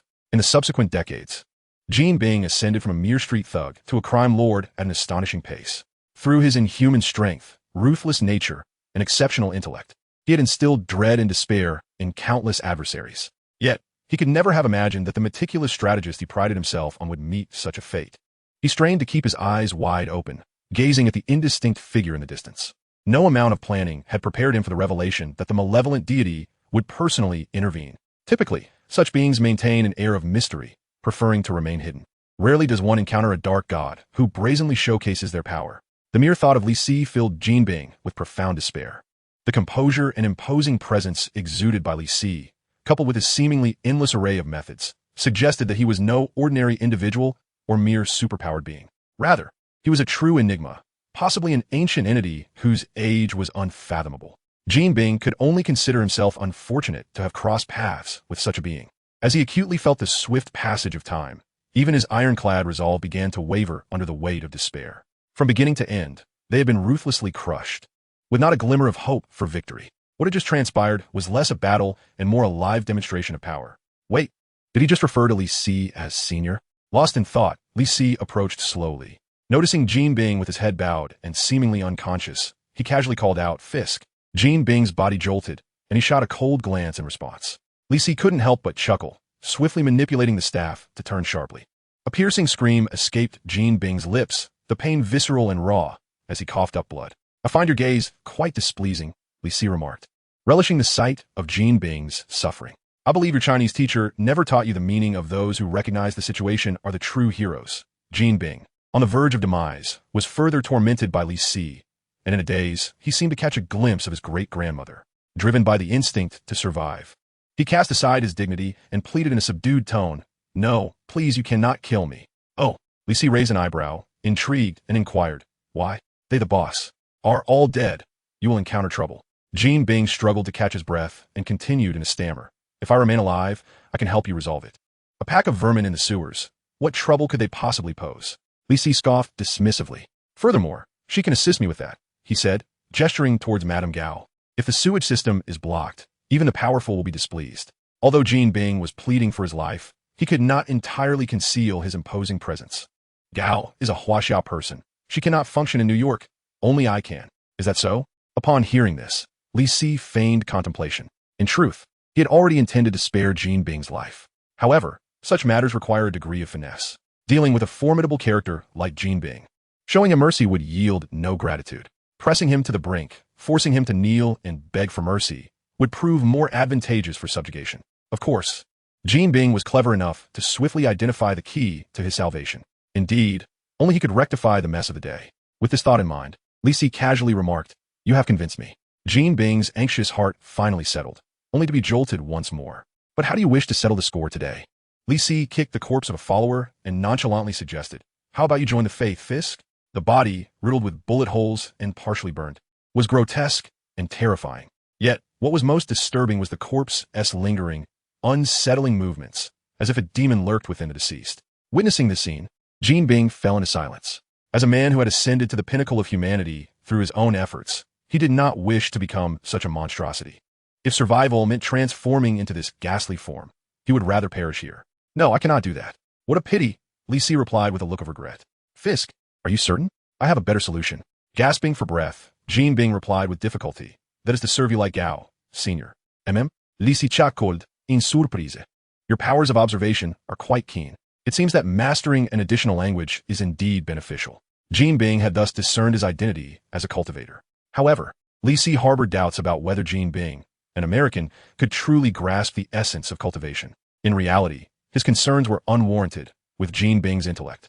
What could he not comprehend? When collaborating with Madame Gao, Jean Bing conducted a covert investigation. Through this, he learned that across the vast ocean in the east, there were individuals who cultivated the energy known as qi, Coupled with Madame Gao's designation, the astute Jin Bing deduced the identity of Li Si, a formidable and ancient Qi practitioner, rivaling even the divine.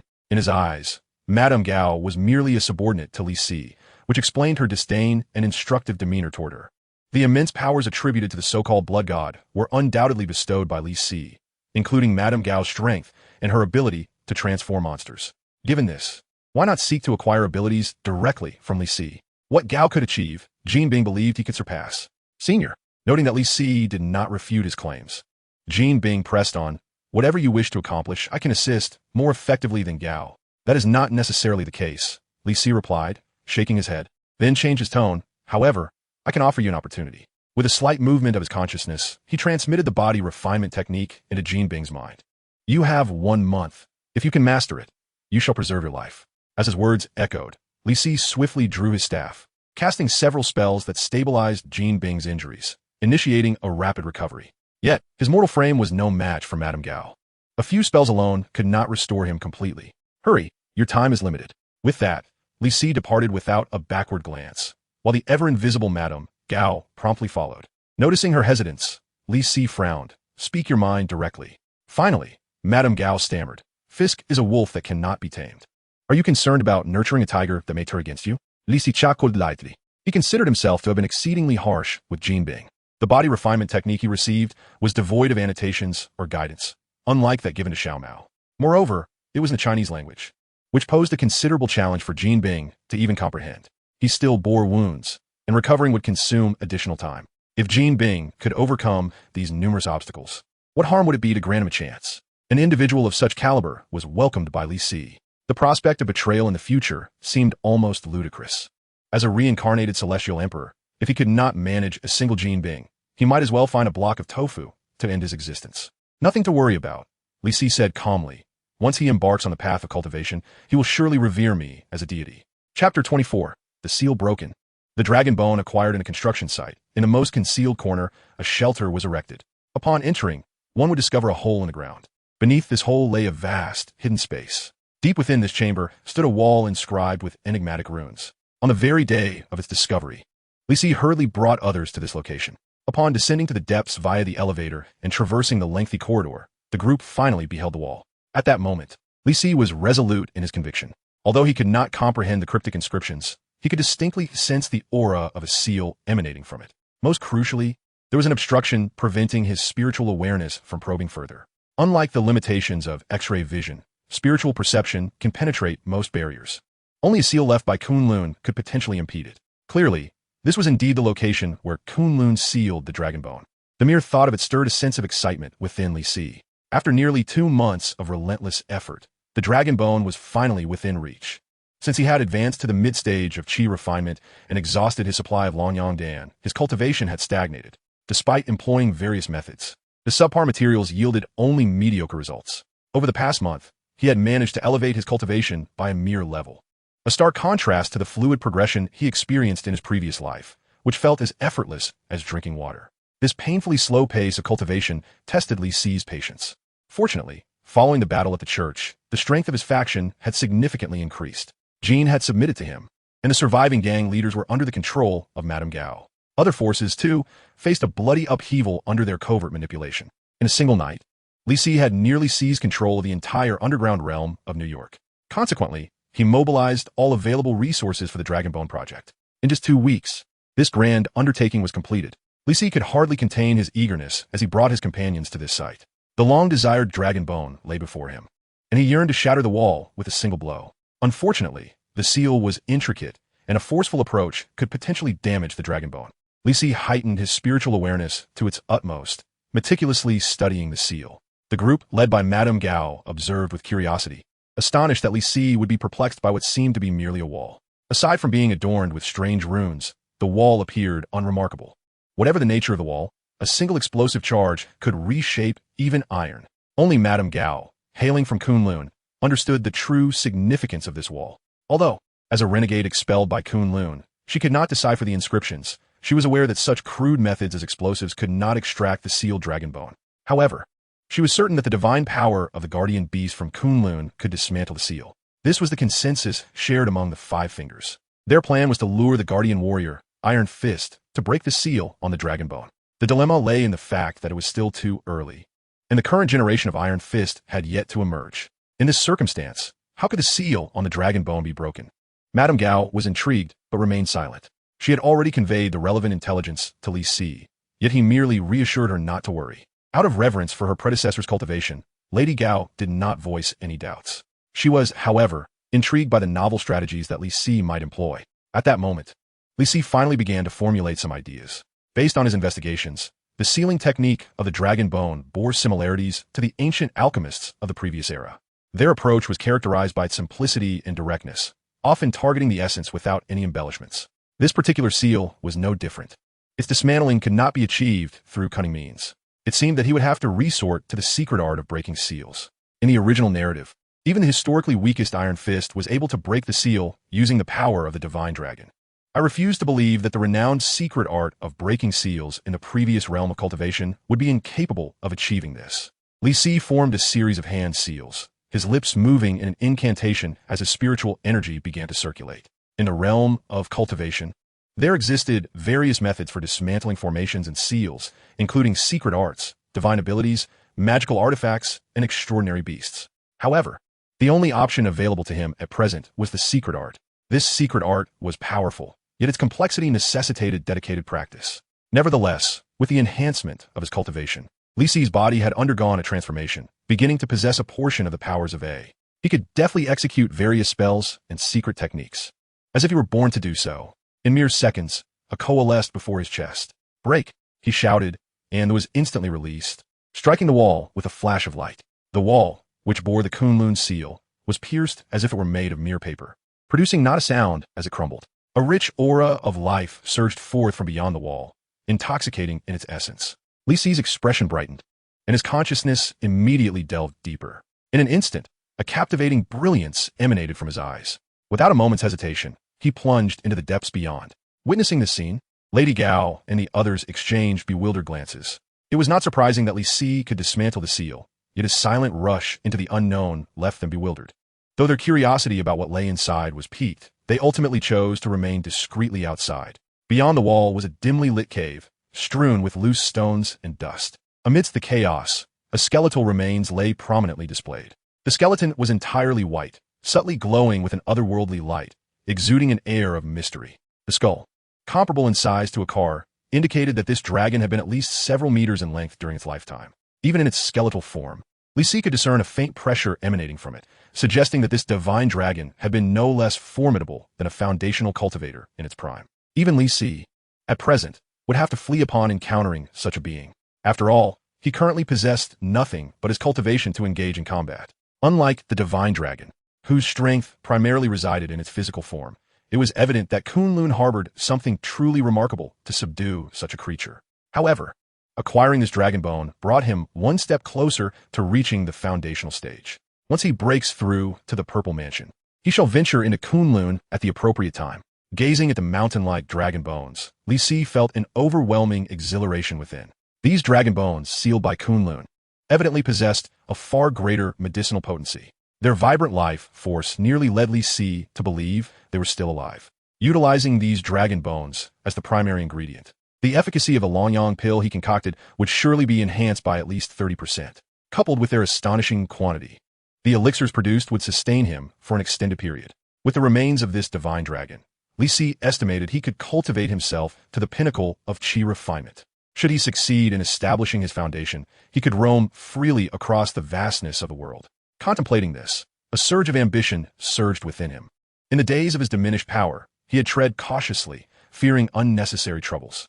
In stark contrast, 2 months after his reincarnation in his previous life, Li Si had already ceased consuming beef. This was not due to any notion that cultivators were weaker than the titans of Marvel, but rather because it was relatively simpler to reign supreme in ancient times, whereas even the slightest disturbance in modernity would attract scrutiny. Li Si was acutely aware that should he dare to engage in any audacious acts, the Shield Bureau would undoubtedly come knocking. Until he possessed the strength to confront them, he had no desire to interact with such entities. Nevertheless, the reconstruction of the Lingxiao sect was now a matter worthy of consideration. Chapter 25. I only hope that in this world, my path is not solitary Long Island, a picturesque island situated in the southeastern part of New York State. lies across the East River from Manhattan to the west, bordered by the Long Island Sound to the north, and the Atlantic Ocean to the east and south. Renowned for its scenic beauty, Long Island serves as a famed vacation destination, boasting well-developed transportation links, including numerous tunnels and bridges connecting to Manhattan, an extensive subway network, and proximity to airports. Additionally, it ranks among the most densely populated regions in America, housing several prestigious institutions of higher learning. A locale that offers ample space while remaining tranquil, yet close to New York, is the ideal setting for cultivation. After procuring the dragon bones, Li Si purchased a luxurious mansion and relocated all his belongings there. Following several days of meticulous arrangement, the area within a 10-meter radius gradually became ethereal, enveloped by a simple grand formation. This formation, crafted from precious jade and timber, could be likened to a bankrupt version of the inverted five-elements formation. It was a comprehensive array, typically deployed in caves and sects, serving multiple purposes, including defense, counterattack, and energy gathering. Ordinary individuals approaching would find themselves inexplicably diverted, entirely unable to glimpse its true nature. Even satellites orbiting the heavens could not penetrate its inner workings. Should enemies approach, the formation possessed corresponding lethal mechanisms. Most importantly, it could gather spiritual energy from the surroundings. Within the focal point of the formation, the concentration of spiritual energy was several times greater than that outside. Only with such a concentration could he sustain his cultivation efforts. The mansion within the formation had been transformed by Li Si into distinct areas for cultivation, alchemy, storage, and more. At that moment, he was immersed in the exhilarating world of elixirs, preparing to break through to the sixth layer of chi refinement. One by one, Li Si consumed the pills as if they were mere candies. These were the elixirs he had previously concocted, with the primary ingredients being aged wild herbs. Although the spiritual energy in the Marvel Universe is scant, herbs that have matured for over a century still possess a fragment of this ethereal essence. Such herbs can fetch astronomical prices due to their inherent spiritual energy and remarkable effects. Prior to acquiring the dragon bone, Li Si had relied on these elixirs for his cultivation. While their efficacy was somewhat lacking, they were nonetheless superior to chi-enhancing powders. However, upon obtaining the dragon bone, Li Si liberated himself to freely create dragon yang pills. After consuming the remaining elixirs, he resolved never to concoct them again. With the last pill swallowed, his aura surged dramatically, achieving the sixth level of chi refinement, successfully breaking through. A serene smile graced Li Si's face, exuding the demeanor of a master. Cultivating immortality was as effortless as turning one's hand. Just then, a flicker of awareness crossed his expression, and his gaze turned toward a particular direction. Outside the mansion's courtyard, three figures awaited eagerly, two robust men and an elderly woman with bright, keen eyes. They were Mao Wenlong, Madame Gao, and Jin Bing. Jin Bing engaged Mao Wenlong in conversation in Mandarin, her demeanor warm and courteous. Madame Gao occasionally interjected, yet she harbored a distinct animosity towards Jin Bing. Nonetheless, the trio's focus primarily rested on the vacant space before them. Had they not visited a few days prior, they would have found it inconceivable that a mansion could exist here. However, knowing it was Li Si's handiwork, they quickly found solace in that thought. Their admiration and trepidation towards their predecessor deepened unknowingly. At that moment, a voice, seemingly drifting from the heavens, proclaimed, "Enter." Startled, the three beheld the previously empty ground gradually unfurling like a scroll. Behind this scroll stood the mansion they had encountered days earlier. Suppressing their astonishment, they stepped inside together. Soon, Li Si encountered the trio in the living room. With a sweep of his spiritual sense, a smile broke upon his lips. Mao Wenlong and Jin Bing had both achieved significant mastery in their physical cultivation, now just a step away from the innate level. Due to his occasional guidance, Li Si was not surprised by Mao Wenlong's progress. However, Jin Bing's remarkable advancement made him reflect upon her extraordinary talent. Despite the barriers of language, lack of annotations, and time constraints, she had surmounted each obstacle. Under such circumstances, Jin Bing's physique was indeed far more formidable than that of the younger Mao. This was not merely due to her training, but rather her innate prowess. When comparing two individuals who have honed their bodies to perfection, how could a person weighing 50 kilograms compete with one weighing 100? Yet, this disparity in talent was trivial. Li Si could easily bridge the gap with a few advantages. Among the three, the most formidable was actually Madame Gao, who had just broken through to the fourth level of chi refinement, coupled with her recent acquisition of numerous spells and abilities. Even two perfectly trained individuals would struggle to contend with her. Li Si felt a sense of satisfaction regarding their cultivation achievements over the past few days.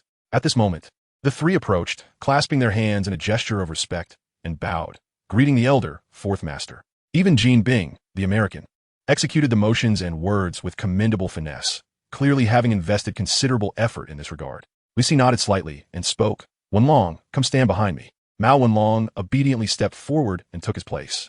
Subsequently, Li Si turned his gaze towards Madame Gao with a smile. You have been doing well with your recent endeavors. Madame Gao, her face etched with anxiety, replied, this is all within my duty before she could finish her sentence. Li Si raised his hand and tossed a jade vial to her. Inside were 3 Longyang pills, best taken during a breakthrough. Although the name might evoke associations with malevolent practitioners, such pills designed to enhance cultivation were suitable for all cultivators.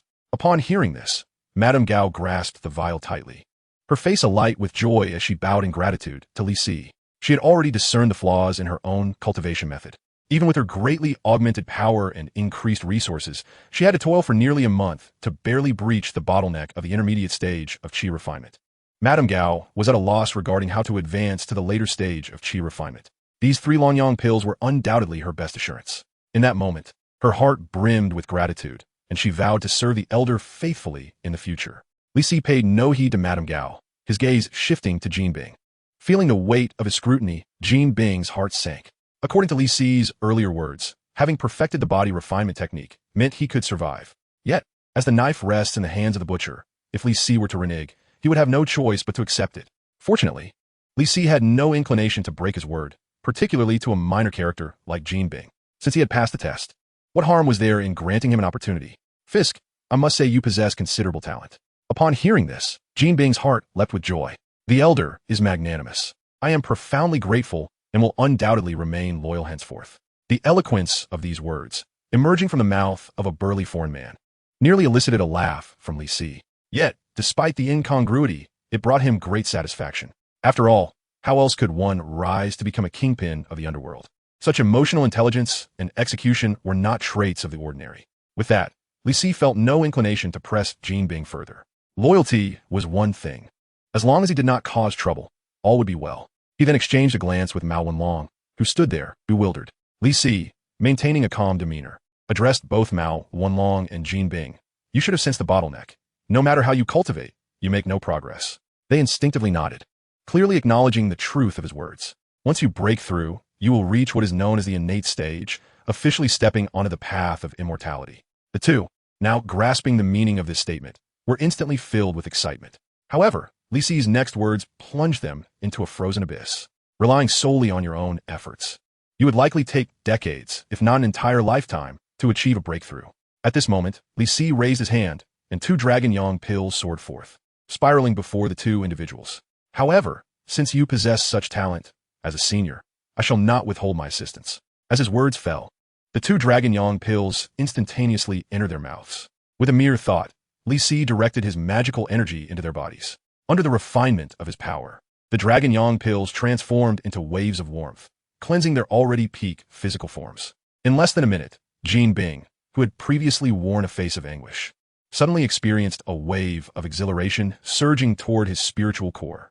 It felt as if the shackles that had bound his body for years were finally released, leaving him utterly unburdened. Gazing at his own hands, Jin Bing felt an irresistible urge to unleash a punch that could fell a bull. No, this was not mere illusion, but a true manifestation of his newfound strength. At that moment, he comprehended the meaning of being confined within a well. Having once believed that after years of arduous training and vanquishing countless formidable foes, he was invincible in this world. Yet, following the battle at the church, he realized the vast extent of his misconceptions. The body refinement technique revealed to him that he had not yet reached the limits of humanity. Only after mastering the technique did he believe he had reached an impasse. But this latest breakthrough made Jin Bing finally recognize that this was merely the beginning. In the future, countless peaks awaited his conquest. Li Si's voice resounded at the opportune moment, urging Jin Bing to calm himself. Having achieved a breakthrough, he was instructed to step aside and reflect. Jin Bing took a deep breath, attempting to dispel the pressure brought by Li Si. His newly heightened senses, now more acute, allowed him to distinctly perceive a formidable presence. Instantly, he regained clarity, recalling the source of all that he had received. In that fleeting moment, his respect and trepidation toward Li Si grew immensely. Thank you, esteemed senior. Jin Bing expressed his gratitude with utmost sincerity. Li Si responded with a nonchalant acknowledgement before continuing to assist Mao Wenlong in his breakthrough. 3 minutes later, Mao Wenlong joyously expressed his thanks as well. Well done. You have both achieved your innate potential, It is time to cultivate further. Li Si tossed 2 jade slips, which fell into the hands of the 2 individuals. Delve deeply into the techniques and cultivate diligently. These 2 methods were both top-tier body refinement techniques suited for the innate realm. The distinction lay in that Mao Wenlong's was a legitimate method of the Xianmen, called Dragon Elephant Suppressing Prison Technique, while Jin Bing's was a demonic body refinement technique, known as 6 Paths Demon Cocoon Transformation. As they grasped the jade slips, both expressed their heartfelt gratitude once more. Observing this, Madame Gao couldn't help but feel envious. Her own technique had not come to her with such ease. Sensing her emotions, Li Si turned and chuckled. What is this? Are you feeling envious? Madame Gao's expression stiffened, and she hastily defended herself. No, I'm merely. It's all right, should you desire it. I can provide it to you as well. The art of cultivation is something I possess in abundance. Li Si said with a smile, 10 million for each volume. Are you interested? Madame Gao was momentarily taken aback, unsure of how to respond. Never mind, but you may inquire with others. Li Si's expression shifted to seriousness as he declared, as long as there is someone willing to bid, I am prepared to sell. Realizing his sincerity, Madame Gao was slightly moved. Such invaluable treasures, and the elder was willing to exchange them for money? Just as she hesitated, Jin Bing interjected, Elder, I wish to purchase 2 volumes. No problem, Li Si replied with a satisfied smile, adding, however, I must lay down some ground rules. First, each cultivation method can only be practiced by 1 individual. Should another wish to train, it will cost an additional 10 million. Second, you must not disclose my existence. Those who violate this rule will face my wrath. Do you both understand? Both nodded solemnly. Very well, here are your cultivation methods. Li Si tossed 2 jade slips. Jin Bing caught them and respectfully said, Thank you, Elder, the payment will follow shortly.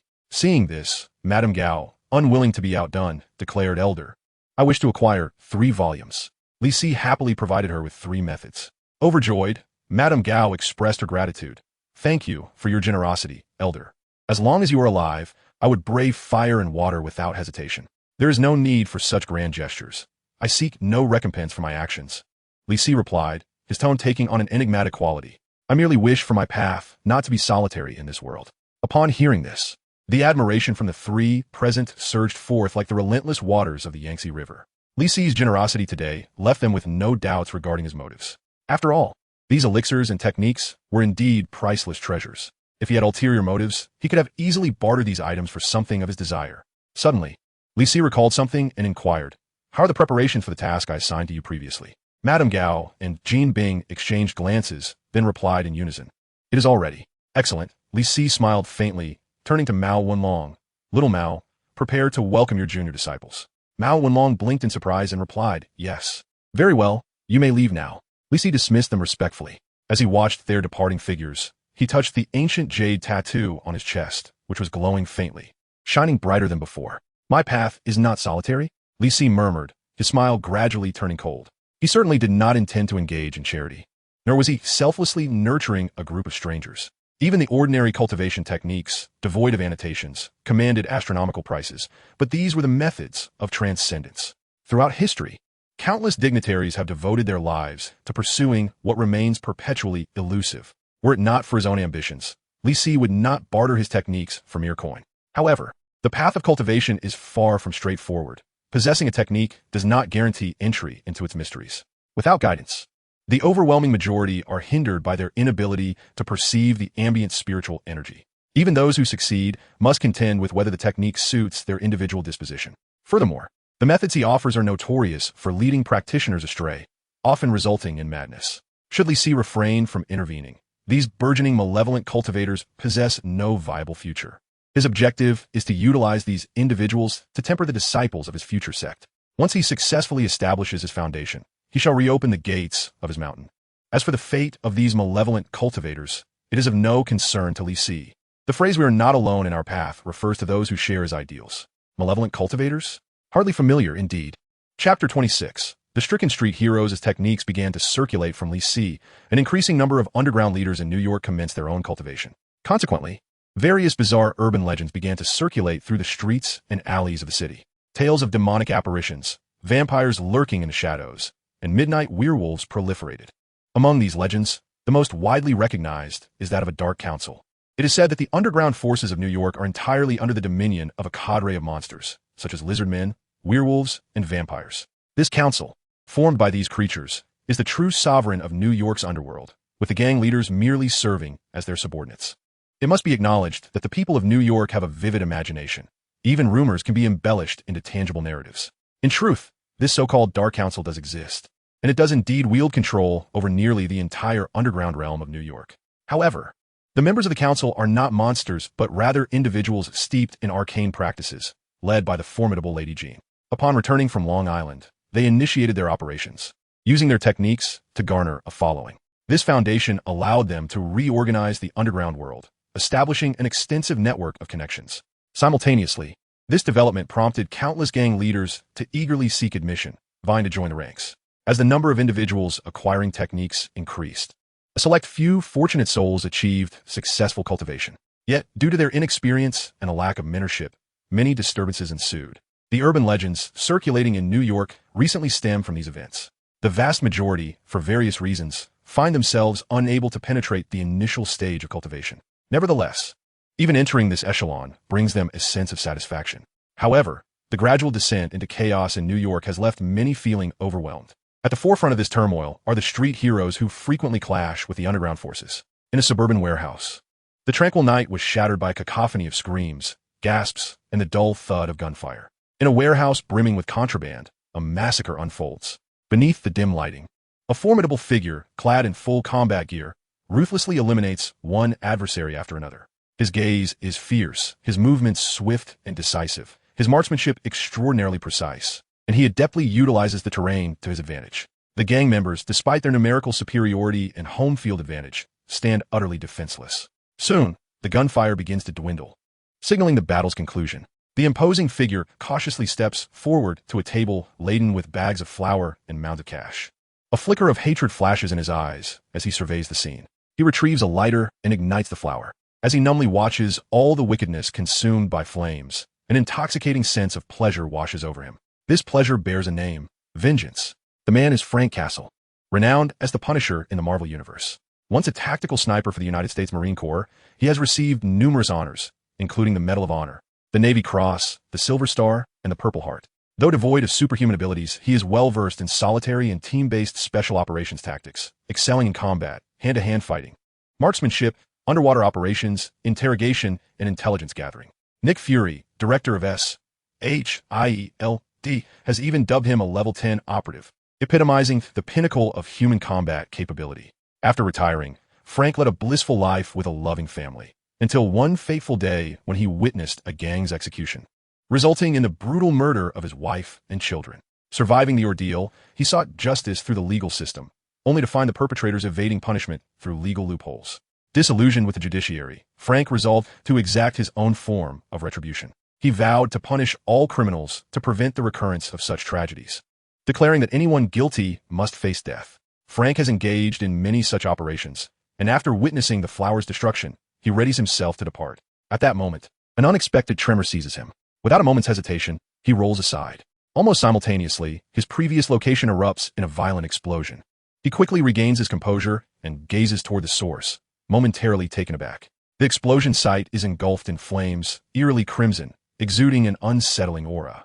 What manner of weapon is this? Shocked and unnerved, Frank's instincts kick in, and he begins to search for the assailant. Surprisingly, the individual appears unconcerned with concealment, boldly entering through the main door.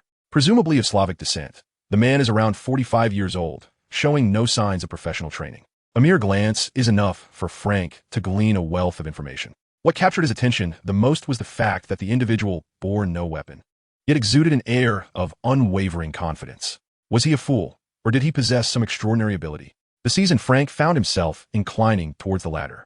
The absence of armament raised questions about the peculiar explosion that had just occurred. Moreover, he sensed an unprecedented aura of danger emanating from his person. A profound unease compelled Frank to strike first. He swiftly raised his firearm, aiming without the slightest hesitation, and pulled the trigger. The man targeted, however, displayed no signs of panic. Instead, a manic smile spread across his face as he charged towards Frank with increased speed. The muted sound of the gunshot reverberated through the air, leaving Frank in a state of astonishment. At the moment he fired, an unseen force acted upon the barrel of his weapon, causing the bullet to narrowly miss the man. For Frank, who had never missed a shot in his career, this marked his personal Waterloo. The bullet that was meant to be a sure hit had failed, allowing the man to close in on him. Frank's expression darkened as he drew his dagger to confront the assailant. Although he was accustomed to relying on his marksmanship, his skills in close combat were not to be underestimated. Yet, Frank was completely unprepared for what awaited him. A sphere of crimson light. Darkness enveloped him, and without any resistance, he succumbed to unconsciousness. The man hoisted him up and turned to disappear into the shadows. In Hell's Kitchen, within a certain apartment in a black community, a towering figure of a man gazed upon the gruesome scene inside, his eyes filled with rage, his massive fists clenched tightly. The small, dimly lit room had transformed into a veritable hell on earth. The floor was awash with thick, foul-smelling blood, a sight that was utterly horrific. Amidst the bloodstains lay a young black couple, their bodies riddled with wounds, not a single intact spot to be found. Their faces, frozen in a state of cold terror and despair, bore witness to the torment they had endured. As he beheld them, the muscular man felt tears welling up in his eyes. Just 2 days prior, he had vowed with unwavering conviction to protect them. To his dismay, upon their reunion, he found them subjected to such heinous violence. This outcome was almost too painful to accept, for he had silently sworn to safeguard his community and shield its vulnerable inhabitants. His audacity to make such a vow amidst the chaos of Hell's Kitchen attested to his extraordinary capabilities. Indeed, he was Luke Cage, a member of the Defenders. Once a streetwise individual, he had been wrongfully imprisoned by a childhood friend. While incarcerated, he volunteered for experimental procedures that transformed him into a super soldier, endowing him with a body impervious to harm and strength far exceeding that of an ordinary man. Subsequently, he escaped from prison, determined to wield his powers to uphold justice and protect the residents of his community from the scourge of gangs. For a long time, Luke Cage, with his formidable strength, has adeptly safeguarded the entire community. However, the tragic demise of the 2 children who sought refuge with him has undeniably dealt him a resounding blow. He is bewildered by the audacity of someone daring to commit such a heinous act on his territory, employing methods of extreme cruelty. Have they angered some formidable crime lord? Or has a significant event recently transpired? Luke Cage senses that this matter is far from straightforward. If not handled with care, it could pose a grave threat to the entire community. Regardless, he is resolute in his determination to find the perpetrator and ensure they pay a heavy price for their actions. In the dead of night, in Hell's Kitchen, 2 individuals are desperately fleeing down an alley. One, clad entirely in black with a mask obscuring his face, possesses a robust physique. The other, dressed in casual attire, appears haggard and is clearly not accustomed to physical exertion. Both, however, are disheveled and covered in wounds and blood, presenting a pitiful sight. Yet, even as they gasp for breath, they dare not halt their flight, for a terrifying figure relentlessly pursues them. More than a mere human, this is a beast. Having witnessed the creature's ferocity firsthand, the 2 men are desperate to evade another encounter. However, no matter how fervently they flee, they cannot shake their pursuer. Ultimately, the weathered man surrenders, collapsing to the ground in despair as he implores the other. "You must go on without me." "No," replies the masked man in a low, oppressive tone. "You must survive, if I can." Overwhelmed by despair, the man begins to weep uncontrollably. "Don't let this all be in vain. Hurry." He hands over satchel. The masked man wishes to offer more comfort, but suddenly halts. He turns to see a figure slowly emerging from around the corner, a towering entity, exceeding 2 meters in height with a robust build. The use of the term entity is warranted, as it bears numerous beastly traits for covering its body: sharp claws and teeth, and a blurred, animalistic visage. Most alarmingly, however, is its inhuman strength and speed, coupled with extraordinary sensory perception and reflexes. Collectively, these attributes render it a king of beasts, devoid of weaknesses. Before it, any human is reduced to mere prey. Fortunately, its intelligence appears limited. Otherwise, the 2 men would have been torn to shreds long ago. Yet, it has closed in, and, even relying solely on instinct, it could easily dispatch them. The masked man, making a swift decision, hoists the satchel onto his back and resolutely informs the other, "I will continue to investigate." At this, the man offers a relieved smile. The masked man turns to flee, and the monstrous creature charges forward. Soon after, anguished cries of torment echo through the night. Minutes later, having confirmed that the monster had not pursued him, the masked man despondently sank to the ground. Despite his prolonged tenure as a vigilante, this was the first time he felt such overwhelming fear and helplessness. Indeed, he was Matt Murdock. By day, he served as a lawyer, and by night, he transformed into a vigilante known as the Devil of Hell's Kitchen. However, his more renowned moniker was Daredevil. In his youth, in a bid to save others, he was exposed to radioactive materials, resulting in his blindness. Yet, this calamity brought unexpected fortune, as his other senses were significantly heightened. After rigorous training under stick, Matt honed his superhuman senses, becoming a formidable warrior. Thus began his dual existence, by day a lawyer, by night a crusader against crime. A few days prior, Daredevil inadvertently learned that someone was investigating the turmoil plaguing Hell's Kitchen. Driven by curiosity, he agreed to collaborate with this individual to uncover the truth behind the chaos. Today, he was informed that they had uncovered vital clues. However, before they could revel in their discovery, the monstrous figure appeared. After a brief confrontation, Daredevil realized he was outmatched. Consequently, the two embarked on a perilous escape. Miraculously, Daredevil survived, yet he bore the weight of profound responsibility. The individual had entrusted him with the hope of survival. He must unveil the truth. The emergence of the monster today confirmed that the increasing urban legends were not mere fabrications. Daredevil was certain that the unrest in Hell's Kitchen was intricately linked to these rumors. What was their origin, and what were their intentions? He seized his bag and slowly opened it, his intuition suggesting that within lay the answers he sought. In a secluded alley outside a university, a petite, strikingly beautiful girl lay on the ground. Anguish etched across her face as she watched a group of brutes abduct her classmate. Possessing immense strength, she could only helplessly wail as she witnessed her friend meet a tragic fate. At that moment, she was consumed by regret, questioning why she had allowed herself to be powerless. If only she had harnessed her abilities sooner, she could have vanquished those fiends. Yet in this world, there is no remedy for regret. Her epiphany had come too late. The figures of the thugs gradually faded from her view. Bowing her head, she realized that the remorse she felt today would undoubtedly shape the course of her life, much like the devastating car accident in high school that irrevocably altered her destiny. Her name was Jessica Jones, the sole female member of the Defenders. The tragic accident in her youth claimed the lives of her entire family while bestowing upon her abilities akin to those of superhero, immense strength, invulnerability, and brief flight. Yet, Jessica loathed these powers, believing they were the very reason her family perished. Consequently, she refrained from using her abilities and lived a life as a seemingly ordinary individual. At this very moment, Jessica found herself resenting the inadequacy of her power. Otherwise, how could she fail to prevent tragedy from occurring in her life? Ultimately, the root of the issue lay within herself. Her abilities were already formidable. Even a modicum of her strength could easily overpower an ordinary individual. Yet, she remained hindered by her own emotional turmoil, rendering her unable to utilize her powers effectively despite having possessed them for several years. This predicament was, in part, due to the relatively safe environment in which she lived. Before encountering danger, how could the average person comprehend the significance of strength? If given another chance, Jessica would undoubtedly harness her abilities to safeguard those around her. However, who could possibly grant her such an opportunity? Chapter 27. I perceive your remarkable physique. You must be a prodigy of cultivation. In a certain room, the Punisher stood by the door, his expression grave as he listened intently. Suddenly, a young man's voice pierced the air. You have indiscriminately slaughtered the innocent and repeatedly failed to amend your ways. Today, I shall act in the name of justice. Almost immediately, a voice of an older man, filled with panic and fear, interjected, No, we had an agreement.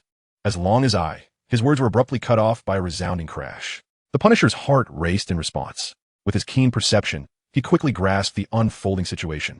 The very individual who had rendered him unconscious and brought him to this place was evidently dealt with by someone else. Moreover, from their exchange, it seemed the strange being had been subdued previously.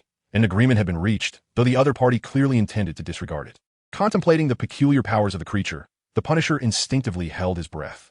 Whoever had managed to eliminate the being would undoubtedly not hesitate to dispose of him as well.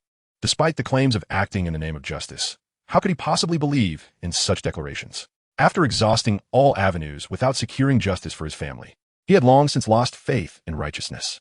Fortunately, after dispatching the creature, the assailant promptly departed. However, the Punisher remained vigilant for an extended period, ensuring the coast was clear before emerging from the room.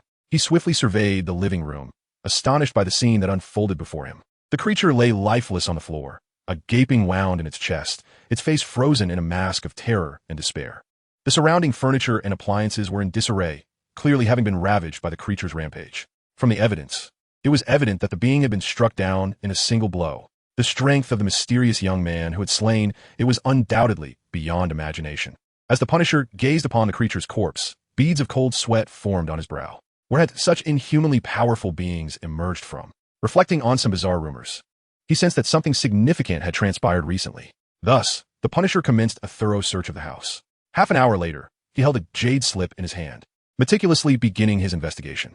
Although he was unaware of its exact nature, The creature's extensive precautions indicated its immense significance. After much contemplation, the Punisher suddenly experienced a moment of enlightenment, pressing the jade tablet against his forehead. In an instant, he withdrew it as if struck by lightning. The typically composed Punisher now wore a face of bewilderment, his eyes wide with astonishment as he gazed at the jade tablet. The moment it made contact with his forehead, a torrent of text surged into his mind. This extraordinary phenomenon, reminiscent of a science fiction narrative, left the well-versed Punisher utterly astounded. Despite his extensive exposure to advanced military technology, he had never encountered a method of transmitting text directly into consciousness. However, his astonishment was fleeting, for the world harbors countless secrets. Even an alien invasion would not overly surprise him. The true crux of the matter lay within the words that had infiltrated his awareness. As he meticulously recalled the text, his brow furrowed slightly. A master of multiple languages, the Punisher was taken aback to find that the entire passage was written in Chinese. Even more astonishing was the fact that, despite having no knowledge of the language, he could comprehend its meaning with remarkable clarity. The phrase chaos azura technique slipped from his lips in an oddly accented Chinese, though its significance eluded him. After a cursory perusal of the entire text, he was astonished to realize that it detailed a method of cultivation, connecting this revelation to the two peculiar individuals. He could not help but speculate that their formidable abilities were derived from a similar practice. At that moment, the Punisher recalled the helplessness he had felt in the presence of those anomalies. How could he, who had vowed to punish all criminals in his own way, tolerate such a situation? Consequently, he once again pressed the jade tablet to his forehead. If they could attain such immense power through this means, then surely he could as well. Regardless of the cost, the Punisher would not allow any criminal to escape his grasp. In a certain African-American community apartment, Luke Cage sat on a large bed, his eyes tightly shut, his expression shifting with emotion. He held the jade tablet against his forehead, having returned home just 10 minutes prior to discover a letter alongside the mysterious tablet. The letter was penned by a deceased youth, detailing the entire sequence of events. A week earlier, this young man had inadvertently become embroiled in a shootout. He immediately sought refuge, realizing that the factions were contending over something. Both sides were evenly matched, culminating in a dramatic mutual demise. Driven by greed, the young man located the object in question and brought it home. Yet, he felt an unsettling premonition that someone would come looking for it, prompting him to request Luke Cage's protection. Subsequently, he entrusted the letter and jade tablet to a friend, instructing that if he failed to call, the item should be delivered to Luke Cage's residence. In the letter, he expressed remorse for concealing the truth, hoping that Luke Cage would overlook his transgressions and continue to safeguard his innocent girlfriend after his demise. And this object is his reward. Upon reading this letter, Luke Cage finally comprehended the events that had transpired. His emotions were tumultuous, for having once roamed the streets himself, he could deeply empathize with the youth. A young black boy from Hell's Kitchen, nearly impossible to extricate himself from the clutches of gangs, drugs, and violence. The boy sought to seize an opportunity to transform his life, a pursuit Luke Cage found entirely justifiable. Yet, the tragic loss of a vibrant young life pierced his heart profoundly. Even more suffocating for Luke Cage was the realization that such tragedies unfolded daily. Despite his resolve to protect the community, he found himself powerless to halt the relentless tide of despair. Hell's Kitchen was ensnared in this malevolent grip. Gangs ruled here, mercilessly exploiting every resident. Criminal elements thrived, and unspeakable evils lurked in every corner. Were it not for these wretched individuals, Hell's Kitchen would indeed be rejuvenated. Luke Cage's heart brimmed with righteous indignation, acutely aware of his inability to effect change. Though endowed with extraordinary abilities, he could only dismantle minor gangs. The true rulers of Hell's Kitchen were far beyond his reach. However, the one who had taken the boy's life would not escape his wrath. Fueled by a simmering rage, he began to examine the jade tablet that had stolen the boy's life. Soon, under an invisible compulsion, Luke Cage pressed the tablet to his forehead. In an instant, he was astonished to discover its extraordinary nature. Words surged into his mind. But alas, these characters seemed unfamiliar. From which nation did they originate? No. Wait, how is it that I seem to comprehend them? As a quintessential figure from the black community, Luke Cage was, in many ways, a cultural desert. Faced with this incomprehensible supernatural phenomenon, his mind momentarily faltered. Ultimately, he resolved to decipher the meaning behind these inscriptions. The opening words struck him with profound astonishment. The art of the diamond demon suppression. In the deep of night, within the alleys of Hell's Kitchen, the night devil gently caressed the jade tablet, his brow furrowed in confusion. He could not fathom the secrets concealed within this ancient stone. Its texture appeared ordinary, devoid of any carvings. Could it be an unmarked imprint? Pondering this, the night devil found himself at a loss. His other senses, however acute, could not pierce the veil of darkness, for he was blind. In utter frustration, he brought the tablet closer, straining to hear the sounds it emitted. Just then, an inexplicable force compelled him to press the tablet against his forehead. Suddenly, the Night Devil's expression shifted, and he withdrew the tablet, distancing it once more. Was this the hidden secret of the ancient jade? He had found it.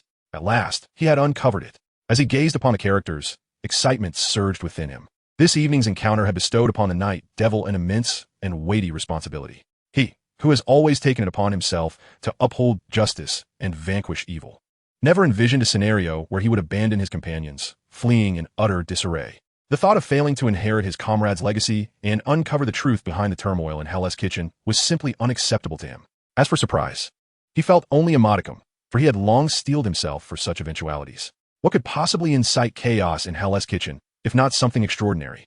The daredevil calmed his racing thoughts and began to scrutinize the text before him. Is this Chinese script? As a future lawyer, his reservoir of knowledge was vast, and he recognized the origin of the characters at a glance. To his astonishment, he found himself comprehending the text with remarkable ease. Have my skills in Chinese improved so significantly? No, that's not it. There must be something peculiar about this ancient jade. The daredevil's mind raced. Celestial ear? In a narrow alley outside a university, Jessica felt the pain subside considerably and managed to rise, preparing to call the authorities. At that moment, a voice from behind called out in surprise, "Young lady, please hold." Turning to see a strikingly handsome young Asian man with an extraordinary aura. She might have paused to engage him under different circumstances. Yet, burdened by her heavy heart, Jessica had no desire to entertain his advances. She pivoted and limped toward the street. Unexpectedly, the young man persistently pursued her, saying, "Young lady, I see remarkable potential in you. Surely you are a prodigy destined to uphold justice and peace in the universe. I have something for you." Jessica, feeling overwhelmed, could not restrain herself and snapped, "Enough. Be quiet." She glared fiercely at him, asserting, "I don't have time for your nonsense right now." "Oh, really?" The young man chuckled, shaking his head. "But what if I could help you harness the power within you? How would you respond then?" "What?"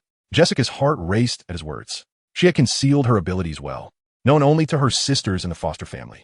How could this strange individual possibly know? "Who are you?" "You may call me Lee." He smiled gently at Jessica, whose complexion was more vibrant than what one might see on television.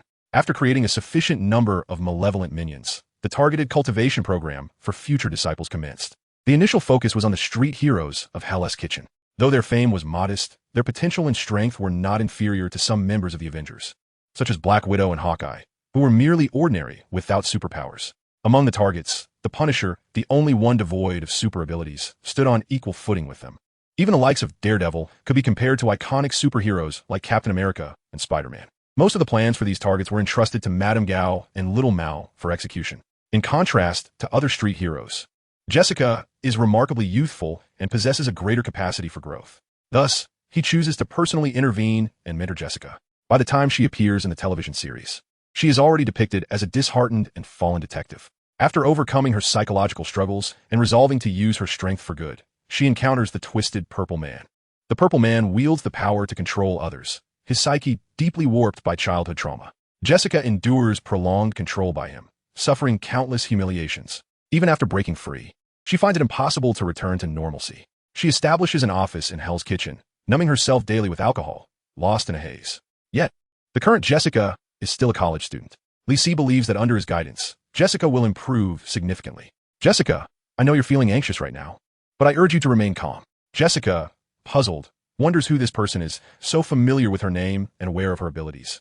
However, she does not dwell on her confusion for long, as every passing second increases the danger to her friend. "You know nothing," Jessica exclaims, grasping her hair in frustration. "I have urgent matters to attend to. Please do not entangle me further. I beg you." "Urgent matters?" Lacey suddenly comprehends. "Are you referring to that friend of yours?" Jessica is taken aback. "You know about that? How about this?" Lacey says, a cryptic smile gracing his face. "If you agree to learn how to harness your own powers, I will assist you with this matter." "Really?" Jessica exclaims in a burst of joy. "I accept. Please go save my friend. There's no need to rush. It's but a minor affair." Lacey responds, gesturing toward the distance. "Look over there. Isn't she returning?" Jessica turns and indeed spots her friend. She rushes over, and the two share a moment of tears and laughter. Once their emotions have settled, Lacey approaches them slowly. "Jessica, do you still stand by what you said earlier?" Instantly, Jessica falls silent. Li Si's enigmatic nature and his insight into her life instill a sense of trepidation within her. Sensing her discomfort, her friend steps forward defiantly. I warn you, keep your distance from Jessica. Otherwise, I will call the police. Li Si raises his hand in a gesture of peace, indicating no ill intent. You have a remarkable friend. He remarks meaningfully. But fortune is fleeting. You must rely on your own strength to protect those around you. You are right. Jessica is immediately moved by his words. I am willing to learn from you. Good child. Li Si nodded with a smile and said, Let it be as such. Someone will come to fetch you tomorrow morning. With that, he turned and walked away. Watching Li Si's retreating figure, Jessica felt a whirlwind of emotions. What kind of scene awaited her the following day? Chapter 28. The Immortal's touch bestows longevity. The next day, Jessica awoke early, seated at her doorstep with a face full of trepidation. Just as the clock struck 9, a sleek black car glided to a halt in front of her home. A tall, robust man emerged from the vehicle, striding directly towards her. Through the tinted glass, he spotted Jessica and smiled. Are you Jessica Jones? Yes, Jessica nodded, rising to her feet. Let us go. I'm here to escort you.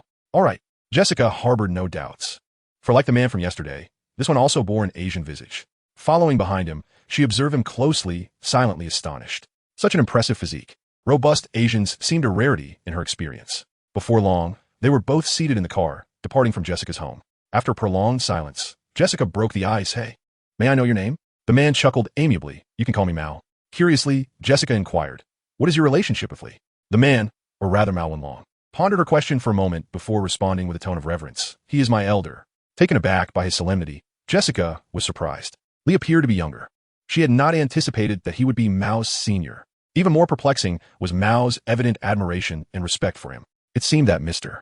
Li was not merely as simple as he appeared. Yet, regarding Li Si's assertion that he could teach her to harness her own powers, Jessica remained somewhat skeptical. Although she seldom employed her abilities, having possessed them for such a duration afforded her some understanding of their formidable nature. After all, she could effortlessly lift objects weighing hundreds of kilograms. This was yet another reason she hesitated to wield her powers. She feared losing control of such terrifying strength, bringing misfortune upon herself once more. However, her experiences from the previous day had made her realize that evasion was not a viable solution. Only through personal empowerment could she hope to contend with the tragic fate that loomed over her. Consequently, Jessica had agreed to Li Si's proposition to learn how to wield her inherent power. Yet, upon returning home and allowing her thoughts to settle, Jessica belatedly recognized the true magnitude of her abilities, capable of appending the perspectives of ordinary individuals. Could the youthful and handsome Li truly instruct her in mastering them? Jessica, unable to contain her curiosity, cautiously probed, Mao, what do you and Li do? Are you fighters? Fighters? Mao Wenlong was momentarily taken aback before nodding. I do possess some martial skills. Martial arts? Jessica furrowed her brow, a hint of skepticism evident on her face. Indeed, martial arts were remarkable, but were they not primarily so for ordinary individuals? Even those masters of martial arts likely could not possess strength as formidable as her own. Would studying martial arts truly prove beneficial to her? An air of concern enveloped Jessica, leaving her momentarily devoid of the desire to speak. Although it was clear to Mao Wenlong that she was not particularly pleased, he found himself at a loss for words of comfort. Prior to dispatching Mao Wenlong to fetch Jessica, Li Si had briefly elucidated the situation regarding his future junior sister. Yet, despite his contemplation, Mao Wenlong remained perplexed as to the cause of her sudden change in demeanor. Thus, a silence fell over the car. Half an hour later, the duo finally arrived at their destination. However, upon disembarking, Jessica wore a look of utter bewilderment. Before them lay an expanse of overgrown wasteland. Turning to Mao Wenlong, she queried, Mao, are you certain we haven't taken a wrong turn? Mao Wenlong merely smiled mysteriously, offering no explanation. Instead, he produced a piece of jade and gently tossed it forward. In an instant, Jessica was rendered speechless as the jade seemed to suspend in midair. Almost immediately, as Mao Wenlong focused his thoughts, the jade pendant radiated a dazzling light. Under the illumination of this brilliance, the desolate landscape before them began to dissolve like winter snow under the sun. What unfolded was a uniquely styled grand villa. Witnessing this transformation firsthand, Jessica was momentarily struck dumb with astonishment. Observing her wide-eyed expression, Mao Wenlong felt a surge of satisfaction. After enduring rigorous training, he finally had the opportunity to showcase his abilities. However, he was mindful not to keep Li Si waiting for too long. Come, Jessica, Mao Wenlong called, leading the way toward the villa. Jessica followed closely, her curiosity piqued as she inquired, Mao, what kind of magic is this? Sorcery? In English.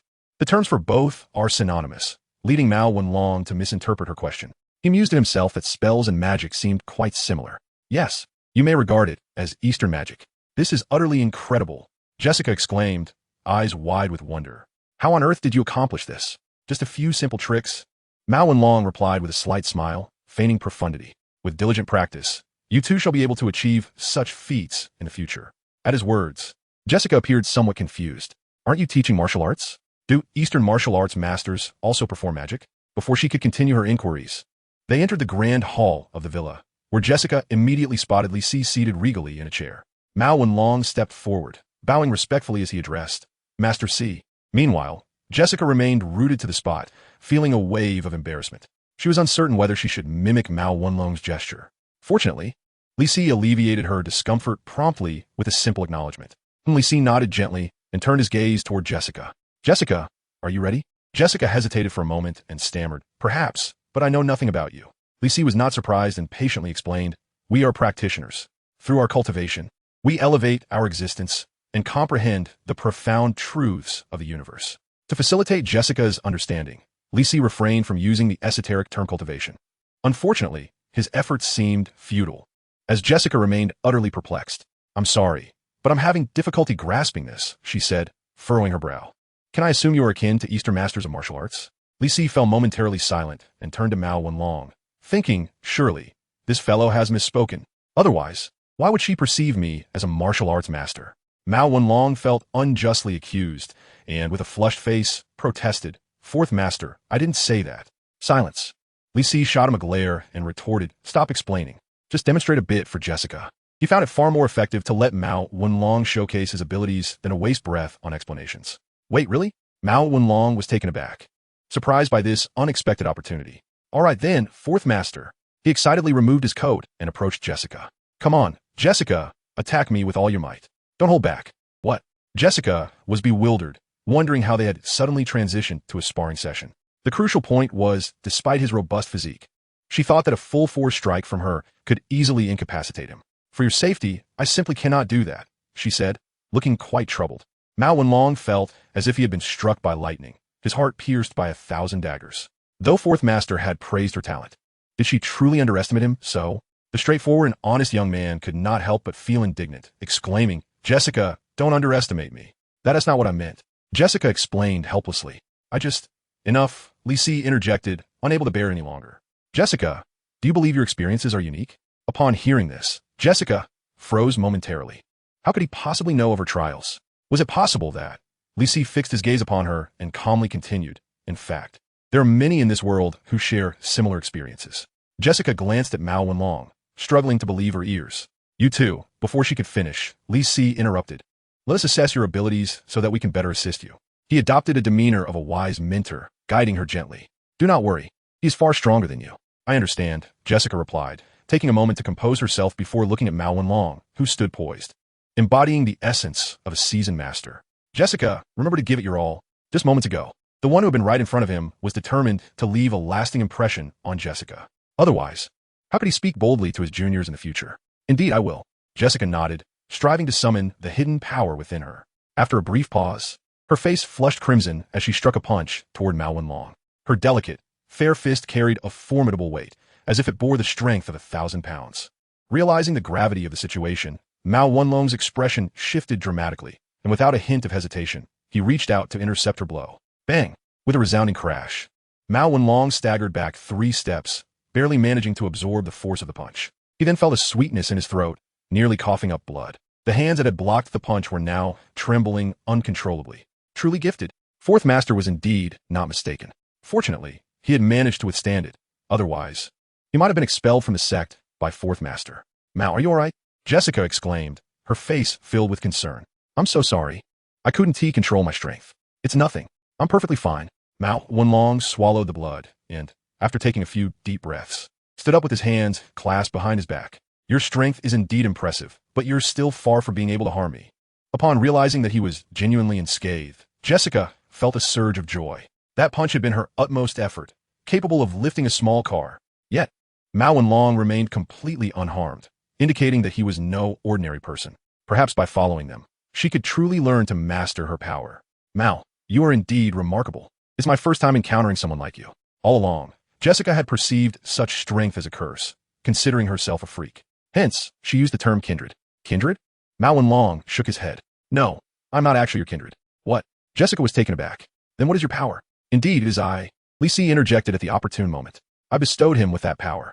As he spoke, he cast a glance at Mao Wenlong, who immediately turned red, lowering his head. Having followed Li Si for so long, he was well aware of Fourth Master's temperament. For minor transgressions, Li Si would not even mention them. This glance was a serious warning. Li Si was indeed somewhat irked. This lad was in need of a proper reprimand for pretending to be something he was not in front of Jessica.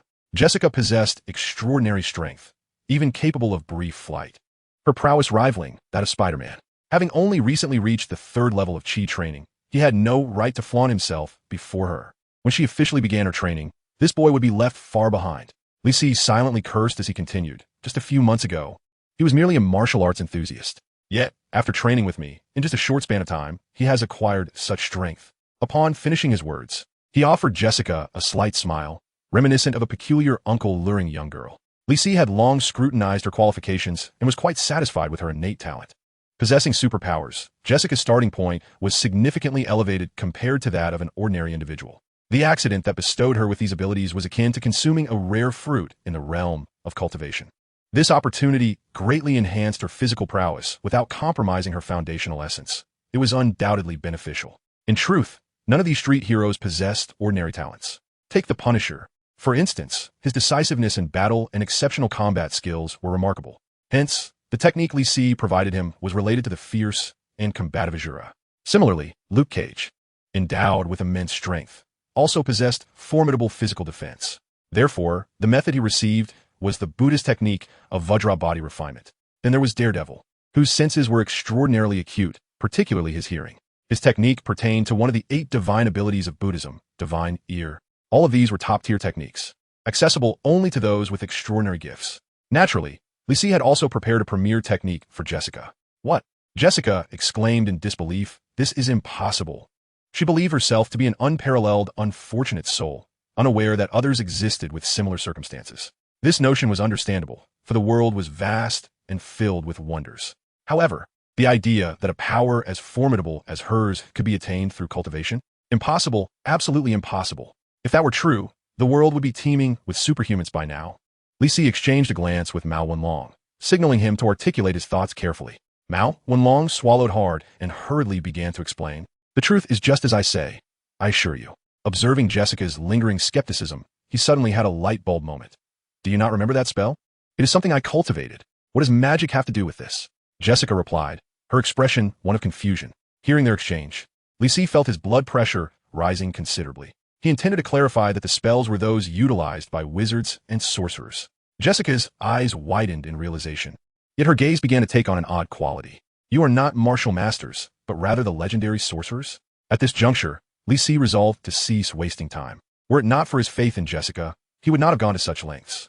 For someone of Li Si's stature to humble himself to coax and deceive was indeed a privilege for Jessica. In contrast, the other 3 street heroes were currently embroiled in a harrowing battle of wits against the gangsters. Though he forbade Jean Bing and Madame Gao from employing underhanded tactics, he did not promise to preserve their lives. This was because the 3 were quite mature, their worldviews already firmly established, making them difficult to reshape. Even if they were to join Li Si's ranks, they would not readily submit to his authority. At best, they could serve as mere enforcers. In this narrative, Li Si exhibits a lack of concern for them. Should they fail the trial, their demise would be inconsequential. Conversely, the young Jessica is at a formative stage, easily swayed in her worldview. Under Li Si's tutelage, she holds great potential to become a true pillar of the sect in the future. Only after nurturing such a self-sufficient individual can Li Si devote himself entirely to his cultivation. Otherwise, he would scarcely have time for his own training, rendering his elaborate efforts perplexing. Jessica, once you join my ranks, you shall come to know everything. He gazed at her, his dark eyes seemingly imbued with the depth of the cosmos. Now, I pose a singular question. Will you join my Lingxiao sect as an outer disciple? Under an inexplicable influence, Jessica instinctively knelt before Li Si. I am willing. Excellent. A smile of satisfaction graced Li Si's lips as he gently stroked her forehead. A premier cultivation method and its annotations swiftly transferred into her mind.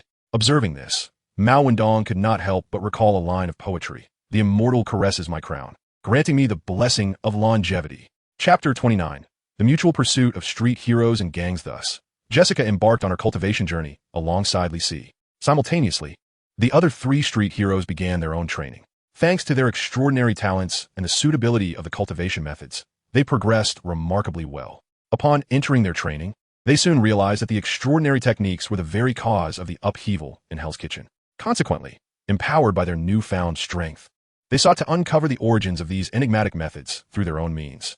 In Hell's Kitchen, a gang stronghold, the Punisher unleashed a brutal massacre upon the gang members.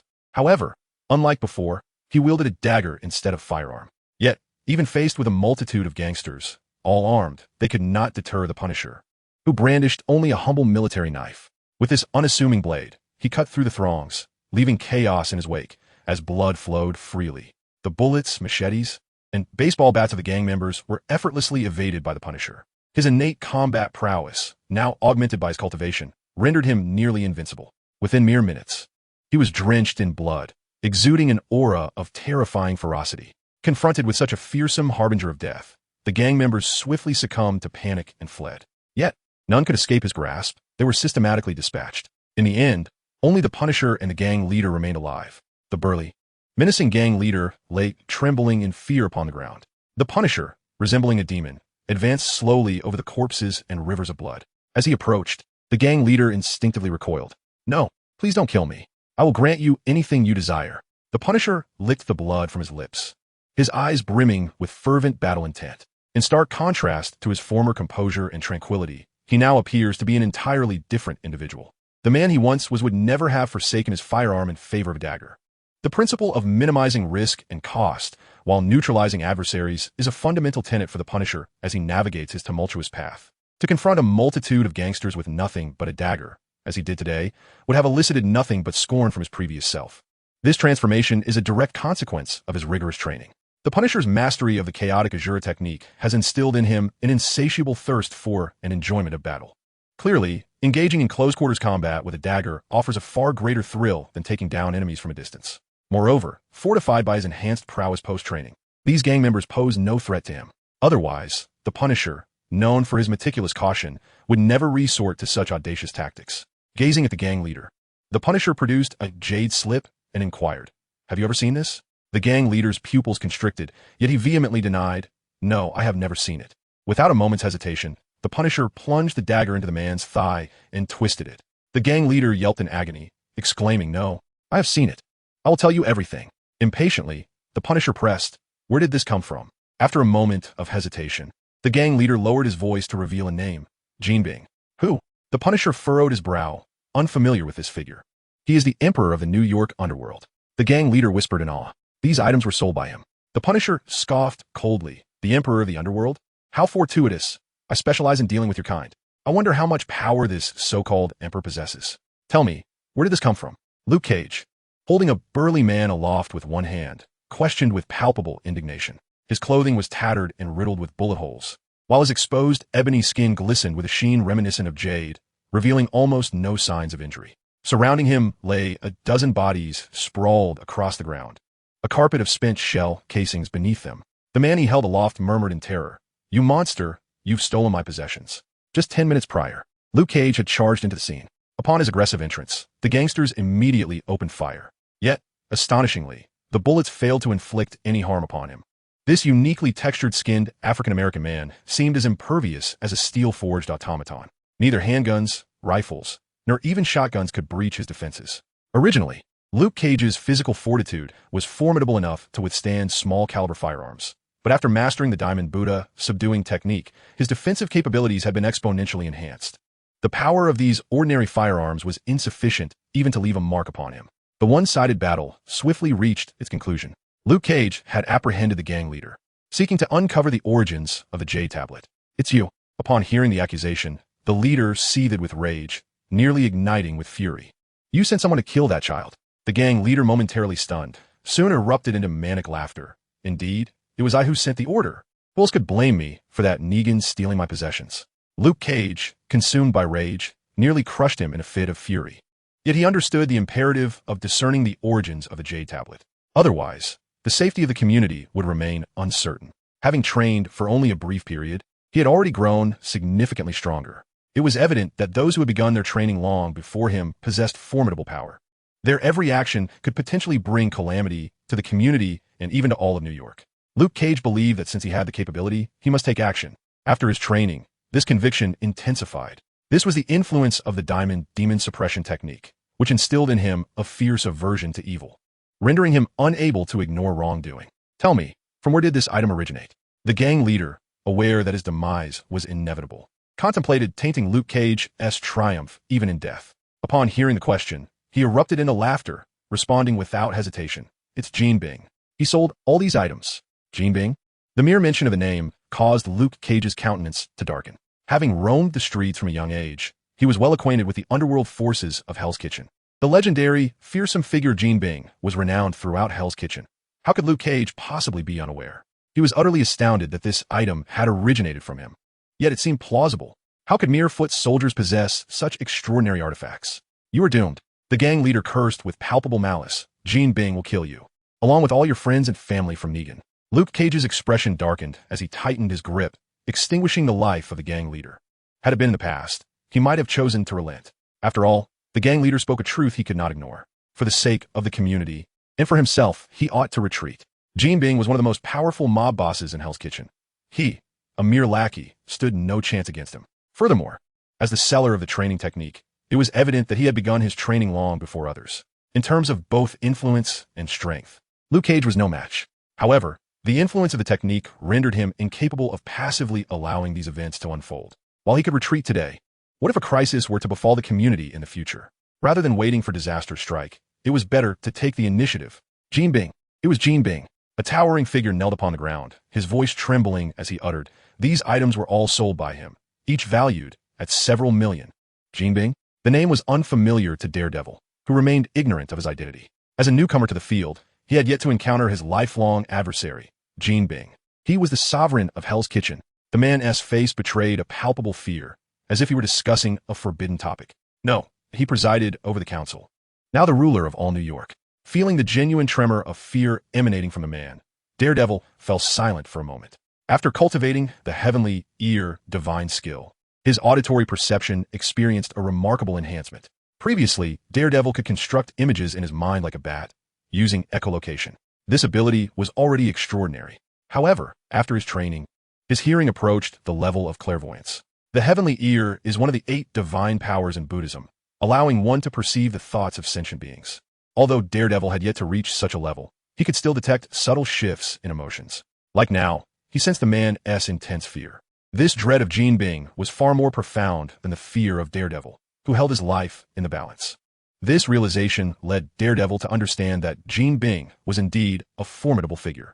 Yet, many might not know that Daredevil is also aptly known as the man without fear. Since losing his sight, he had forgotten how to write. Faced with the determination to resolve this matter, Daredevil harbored no thoughts of retreat. Not even a crime lord would deter him. Not even the president could hold him back. Gene Bing, I have come for you. At the pinnacle of the Gene Bing Tower, within a spacious conference room, a circle of seats surrounded the central podiums, which were symmetrically arranged. Presently, many individuals occupied the seats, engaged in hushed whispers. Some were impeccably dressed, resembling gentlemen of high society, while others were robustly built, adorned in street attire. The scene appeared discordant, yet the atmosphere was remarkably harmonious. As Gene Bing and Madame Gao entered the venue, the crowd instantly fell silent. The two ascended to the central podium, slowly surveying the assembly. Those who met their gaze bowed their heads in respect. This tableau resembled 2 lion kings surveying their pride. In truth, they were the founders and presiding officers of this council, the so-called Dark Council, widely rumored in the outside world. Gene Bing and Madame Gao had frequently convened with their peers before, and after seizing control of New York's underworld, they meticulously selected and recruited a group to form this council. The members of this assembly either possessed formidable strength or had acquired esoteric knowledge. With the convening of this assembly, they effortlessly seized control of the situation in New York. Soon, Gene Bing locked eyes with Lady Gao and began to speak. Today, we have but one topic which I trust everyone is already aware of. Upon hearing these words, the audience displayed expressions of understanding, clearly already informed. Recently, several members of the assembly have reported to me that they have been assaulted by suspected practitioners. Gene Bing's gaze swept over certain individuals in the audience, eliciting a chorus of agreement. According to our urgent investigations, the assailants are indeed practitioners. An uproar ensued, and discussions gradually rose in volume. However, Jean Bing remained unfazed and continued to elaborate on the matter. We have identified that there is more than one assailant, and they possess formidable strength. This revelation heightened the agitation among the crowd, who began to whisper amongst themselves. Yet, we have already gathered substantial information regarding their backgrounds. Now, we must deliberate on how to address this issue. Is there any question? A hot-headed man bellowed. Of course, we must eliminate them. Jean Bing swiftly turned his head, casting a cold glare at him. Anyone wishing to speak must raise their hand first. Chastened by this warning, the man broke into a sweat, hastily bowing and apologizing. My apologies. I shall certainly raise my hand next time. Jean Bing returned his gaze to the assembly, calmly stating, any further disruption of order will result in expulsion. After a brief silence, someone finally raised their hand. Subsequently, Jean Bing acknowledged them by name. The individual rose, his expression grim. We must first ascertain how they are able to cultivate. Fisk, I believe you owe everyone an explanation. In the face of this challenge, Jean Bing merely smiled coldly. You may review the investigation results. This has nothing to do with me. Their ability to cultivate is thanks to certain incompetence. The man's countenance shifted as he quickly deduced the truth of the matter. Clearly, the assailants had seized the techniques of certain individuals.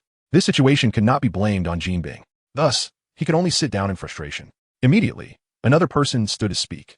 Fisk, may we examine the profiles of those individuals? Jean Bing acquiesced and instructed that the documents be distributed to all.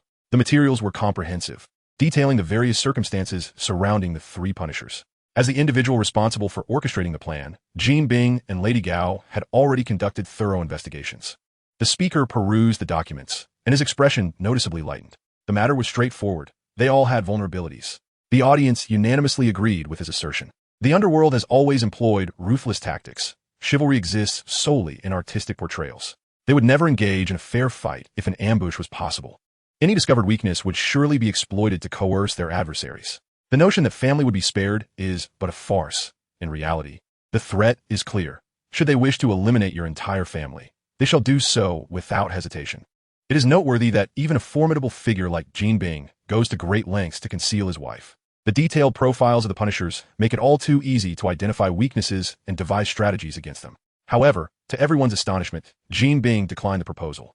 Your idea is brilliant, but regrettably, I cannot acquiesce. The man, perplexed, retorted, isn't this the simplest solution? The crowd murmured, with many voices supporting him. There is no reason. Jean Bing asserted resolutely. I possess the authority to refuse. The man attempted to interject further, but was interrupted by Lady Gao. I, too, dissent. Her statement silenced the room instantly. Had only Jean Bing refused, they might have protested, but with both leaders unified in their stance, who among them would dare to be obstinate?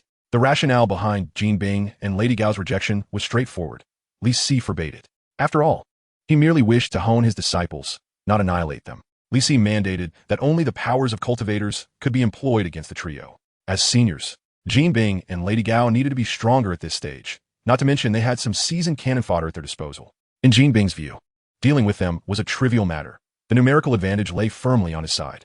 Very well, let it be so, he declared decisively, as no one dared to counter his words. Now, I shall assign the tasks. Chapter 30. An imminent clash of cultivators. In the depths of Hell's Kitchen, within a certain gang hideout, the Punisher crouched in a corner, gasping heavily, his complexion ashen as if he were a corpse. The dagger he clutched bore a dulled edge, and his body was marred by numerous wounds, blood flowing in a sinister dark red hue. Clearly, his current predicament was dire. 10 minutes prior, in pursuit of information on Jean Bing, the Punisher had stormed into this gang stronghold.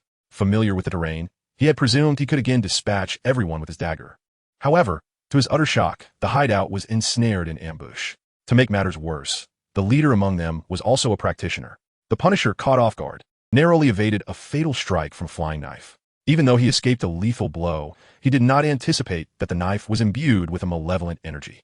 This sinister force clung to him like a parasite, rendering all his efforts to dispel it with his spiritual power futile. Under the corrosive influence of this dark energy, the Punisher gradually experienced bodily paralysis and blurred consciousness. He intended to evade and address the malignant force, but the situation deteriorated further. Just then, a series of heavy footsteps echoed ominously. The Punisher regained a semblance of clarity, struggling to rise and adopt a defensive stance. Soon, a man clad in a dark uniform, his face marred by striking scars, appeared. He toyed with two exquisitely crafted flying knives, his gaze laser-focused on the Punisher. The man in question is none other than the foremost enforcer of Jinbing, known as Target Eye. Born with an innate talent for throwing, Target Eye possesses the uncanny ability to launch objects with astonishing precision towards their intended mark. In the midst of a fervent training craze sweeping through the underbelly of New York, he honed his skills with the assistance of Jinbing, thereby solidifying his position. Consequently, Target Eye was entrusted with significant responsibilities, leading the charge against their adversary, the Punisher. Although his cultivation technique was rather commonplace, it was remarkably well suited to his capabilities. Coupled with his keen instincts, Target Eye successfully launched a surprise attack, inflicting severe injuries upon the Punisher. As he observed the Punisher, whose breath was weak and demeanor despondent, a sadistic grin spread across Target Eye's face. "Don't you revel in combat?" he taunted, reveling in the thrill of taunting his prey, filled with exhilarating fervor. "Come, let's engage. Let's see whether your pitiful dagger or my flying daggers prove superior." Yet, the Punisher remained unfazed, his icy gaze fixed upon Target Eye, unmoved by the provocation. This challenge failed to sway his emotions. Rather, he lamented his own carelessness in not bringing additional equipment. His greatly enhanced powers post-cultivation, combined with recent victories, had led to a degree of hubris. Furthermore, his obsession with battle had dulled his once vigilant caution. In earlier times, he would have meticulously devised a strategy, ensuring he was fully equipped. However, the situation had escalated beyond remedy. The Punisher inhaled deeply, summoning the last remnants of his mana to attempt a life-or-death secret technique. Within moments, his aura became chaotic, surging with overwhelming combat intent. Noticing the Punisher's transformation, Target Eye grew increasingly exhilarated. He silently recited an incantation, unleashing his flying daggers with remarkable speed. Empowered by his mental acuity, the onslaught of daggers was nothing short of terrifying. The Punisher instinctively sought to evade, yet, at that critical juncture, his body faltered. The malevolent energy within him erupted, wreaking havoc and rendering him unable to control his movements. In that fleeting moment, several daggers struck true, piercing vital areas of the Punisher's form. The impact rendered him incapacitated, devoid of any capacity to resist. With a triumphant smile, Target Eye retrieved 2 more daggers and approached the fallen Punisher. In Hell's Kitchen, within a certain African-American community, Luke Cage gasped for breath, his chest heaving with fury. Nearly bare, his seemingly steel-forged physique was being corroded by a cacophony of malevolent energies. Yet, Luke's ire was not directed at his injuries, but rather at the devastation wrought upon the surrounding structures and facilities. He glared menacingly at the 3 individuals nearby, his eyes ablaze with wrath. Each of them emanated a distinct aura, observing Luke Cage with uncertainty. They were all dark practitioners affiliated with the Dark Council, tasked with neutralizing Luke Cage. Although the council boasted a plethora of techniques, those who had truly mastered the art were fewer than 10. Moreover, the majority among them are not genuine members of the assembly, but rather individuals selected and trained to achieve success. In simpler terms, they're merely guinea pigs or henchmen. Among these, the trio stands as the most formidable. Together with Jinbing and Madame Gao, their combined strength renders them invincible. It is precisely for this reason that they have been dispatched to confront the seemingly most troublesome Luke Kai-che. Initially, they believed that their collaboration would effortlessly accomplish the task at hand. However, Luke Kai-che might surpass their expectations. Their meticulously laid ambush failed to eliminate him.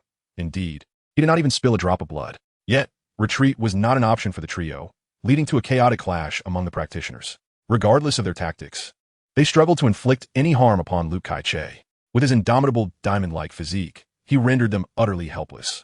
Had it not been for their unity, they would have already found themselves defeated on the ground. Nevertheless, even their combined efforts left their chances of victory in grave doubt. "Who sent you?"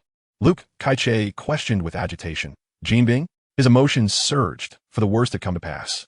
The appearance of these 3 practitioners indicated that Jinbing had found him and conducted thorough investigations. Even if he were to vanquish these 3 today, countless adversaries would inevitably follow, disrupting the community. No matter his strength, it would be exceedingly difficult to prevent their destruction of the community. And all this calamity stemmed from him. How could Luke Kai-che, resolute in defending his community, bear such a burden? Upon hearing the name Jinbing, the trio's expressions shifted slightly, quelling their retreating thoughts. Compared to Luke Kai-che, Jinbing was evidently far more terrifying. While fighting desperately might lead to death, failure in their mission would undoubtedly be worse than death. Thus, they exchanged glances and resolved to employ their life-threatening techniques. One swallowed a pill, swiftly transforming into a beast. Another unleashed a blurry specter, simultaneously expelling 3 mouthfuls of vital blood to enhance its power. The third plunged several knives into his own body, his aura surging dramatically. The beast, the specter, and the self-harming assailant launched a simultaneous assault on Liu Kai-che. A sense of foreboding settled in Liu Kai's heart, yet he remained unfazed in his actions. He first blocked the beast, sending it flying. Then, with a swift kick, he knocked the self-harming assailant to the ground. As for the grotesque specter, it disintegrated in terror upon contact. Thus, the trio's desperate strike was effortlessly neutralized by Liu Kai-che. Just then, the wailing of a young child pierced through the chaos. Liu Kai-che turned, his fury igniting instantly. He beheld the malevolent practitioner who was brandishing a black child. "Don't move, or I shall kill him at once," the assailant threatened. Liu Kai glared at him with gritted teeth, yet dared not act recklessly. Witnessing the scene, the man burst into laughter. Although at the council, Kingpin and Lady Gao had refused to resort to underhanded tactics. The dire situation rendered these unscrupulous individuals unwilling to await their demise passively. "Get down on the ground now," the man insisted, gripping the child as he continued to threaten. "Do not resist, or you know the consequences." Liu Kai cast a glance at the child and slowly complied, lowering himself to the ground. The beast men and the ruthless assailants cracked their knuckles, grinning menacingly as they approached him. In Hell's Kitchen, a desolate alleyway, Daredevil leaned against the wall, his expression dazed as he gazed ahead. His costume was drenched in blood and sweat, covered in a myriad of knife wounds. A group of adversaries clad in crimson garb was rapidly closing in from behind. Sensing their approach, Daredevil attempted to flee once more, but as he took a step, he collapsed onto the ground. At that moment, he was utterly exhausted, devoid of any strength. After all, this battle had persisted for several hours without respite. Those dressed as red ninjas seemed far more fitting of the titled demons of Hell's Kitchen, boasting strength that far surpassed that of mere mortals and exhibiting an unwavering endurance that defied pain. These attributes had always been Daredevil's pride, yet he had never anticipated encountering such formidable foes. Regardless of the blows they endured, they could swiftly recover. Even after pursuing him over such a distance, their stamina showed no signs of waning, which was utterly astonishing. The most troublesome aspect was that they all appeared to be skilled practitioners, their combat experience equally formidable. Daredevil found himself unable to fight back, nor could he escape. He was on the verge of being worn down by these relentless pursuers. He finally grasped the feelings his enemies experienced when facing him. However, Matt Murdock would not succumb to fear or despair. Otherwise, he would not be known as Daredevil. In an instant, the group encircled him. The leader scrutinized Daredevil, harboring a hint of confusion. This man's fighting style and technique felt strangely familiar. Nevertheless, burdened with a critical mission, he would not indulge in unnecessary thoughts. Completing the task at hand was paramount. These individuals were none other than the Blood Slaves, ninja assassins under Lady Gao's command. Though Kingpin was the spokesperson in the council, Lady Gao's prowess surpassed his own. She had begun her cultivation early, her techniques well suited to the current environment, and her personal strength was undoubtedly unparalleled. Moreover, she possessed the blood god technique, enabling her to produce blood slaves equivalent to practitioners en masse. Many prominent figures who had failed in their cultivation even sought her out to become blood slaves. The number of blood slaves under her command exceeded that of the council members. From any perspective, Lady Gao was the strongest entity within the council. However, her inherently low profile and status as an outsider allowed Kingpin to take center stage. Madame Gao's dispatched ninja assassin, the Blood Slave, inevitably cornered Daredevil into a dire predicament. After all, Daredevil adheres to a principle of non-lethality, and the astonishing regenerative abilities of the Blood Slave render him a formidable adversary. Faced with this horde of Blood Slaves, Daredevil struggled to rise, relying on his cane for support. Even in death, he wished to fall amidst the throes of battle. The leading Blood Slave regarded Daredevil silently before gesturing with a wave of his hand. In an instant, the Blood Slaves surged toward Daredevil with fervor. Meanwhile, in a Long Island cave, Li Si was engrossed in his cultivation. With an ample supply of elixirs, his progress had surged significantly during this period. He was now but a step away from reaching the pinnacle of chi refinement. Suddenly, a flicker of awareness crossed Li Si's face as if he sensed something amiss. He promptly opened his eyes and communicated telepathically with Jessica. "Come to me at once." Before long, Jessica approached Li Si with utmost respect. After a courteous bow, she awkwardly addressed him in the Chinese language. "Greetings, ancestor." Seeing her mimic the formalities quite well, Li Si smiled with satisfaction. Although Jessica had only recently begun her training, she exhibited a greater understanding of respect for her teacher than even Comrade Mao. Over the past few days, Jessica had treated him with great reverence and obedience, going so far as to learn the nuances of Chinese etiquette from Mao Wenlong. This proved that with genuine intent, cultural differences become insignificant. considering she was an American. Possessing such qualities was indeed remarkable. In terms of cultivation, Jessica had not disappointed his expectations. Within a few weeks, she had already advanced to the mid-stage of chi refinement. Compared to the previously introverted and timid young girl, the current Jessica exuded poise, confidence, and bravery. Her transformation was nothing short of astonishing, verging on a rebirth. Naturally, Li Si attributed much of this to his adept guidance. Had it not been for his intervention, according to the original narrative, Jessica would have succumbed to the influence of the Purple Man. Now, as a disciple under his tutelage, her future surely appeared bright. The joy derived from nurturing a naive girl and altering her destiny was not for others to comprehend. Jessica, have you encountered any difficulties in your recent training? Li Si inquired with a warm smile. Replying to my ancestor, Jessica replied, her Chinese limited but earnest. Recently, my practice has gone smoothly with no difficulties. That is good to hear. Li Si nodded, then continued. How have you fared in mastering your original powers? I can control them completely now, Jessica responded. Her chest puffed with a hint of pride. Now, even my senior brother cannot defeat me. Li Si chuckled inwardly, finding no surprise in her assertion. Jessica's superhuman abilities were comparable to those of a peak chi refinement body cultivator. Coupled with her mid-stage chi refinement prowess, subduing the foundation establishment level Mao, Wenlong, was exceedingly effortless. Excellent, Li Si commended her, adding a note of caution. However, do not become complacent. This level of cultivation is still insignificant. Only by successfully establishing a foundation can one be considered to have embarked upon the path of immortality. As the second realm on the cultivation journey, foundation establishment is undoubtedly the beginning of the Grand Tao. Strictly speaking, chi refinement cultivators cannot be regarded as true practitioners of immortality, for in terms of lifespan and strength, they do not surpass mortals by much. However, foundation establishment cultivators are different. They possess lifespans exceeding 200 years and wield considerable magical power. In ancient times, they would be akin to terrestrial deities, beings whom mortals could only gaze upon in awe. Even in modern times, foundation establishment cultivators are more than capable of addressing most threats. They could contend with even small-scale armies through their prowess. This is also the reason why Li Si had remained low-key until now, only beginning to stir trouble as he approached foundation establishment, adhering to the teachings of his ancestors. With a phrase in the Huaxiao language, Jessica then asked, but when will I be able to cultivate to foundation establishment? After practicing for so long and witnessing her strength grow, she felt a sense of restlessness. With your innate talent, it won't take long, Li Si reassured her. However, it is also time for you to venture out and gain some experience. Jessica's eyes brightened with excitement as she exclaimed, really? One cannot cultivate in isolation. One must endure trials. Li Si gazed into the distance, his tone solemn as he said, listen well, you should seek out. Chapter 31. Jessica's debut and Lady Gao's speculation in Hell's Kitchen, a gang stronghold. As the target approached, the Punisher's consciousness gradually descended into darkness. His meridians and acupoints were sealed by the target's flying knives, rendering him unable to lift even a finger. No matter how much he resented and struggled, he could only submit to his fate. The target, with a crazed expression, toyed with the flying knives, slowly advancing towards the Punisher. He relished in the thrill of controlling another's life and death, deriving pleasure from the torment he inflicted, reluctant to act too swiftly. Especially now, facing a formidable practitioner, the target was loath to end his life too soon. Unfortunately, the Punisher was too fragile, unable to withstand prolonged torment, and the target's enjoyment was cut short. With a sigh of regret, he aimed the flying knife at the Punisher. With a flick of his wrist, the knife was launched instantaneously.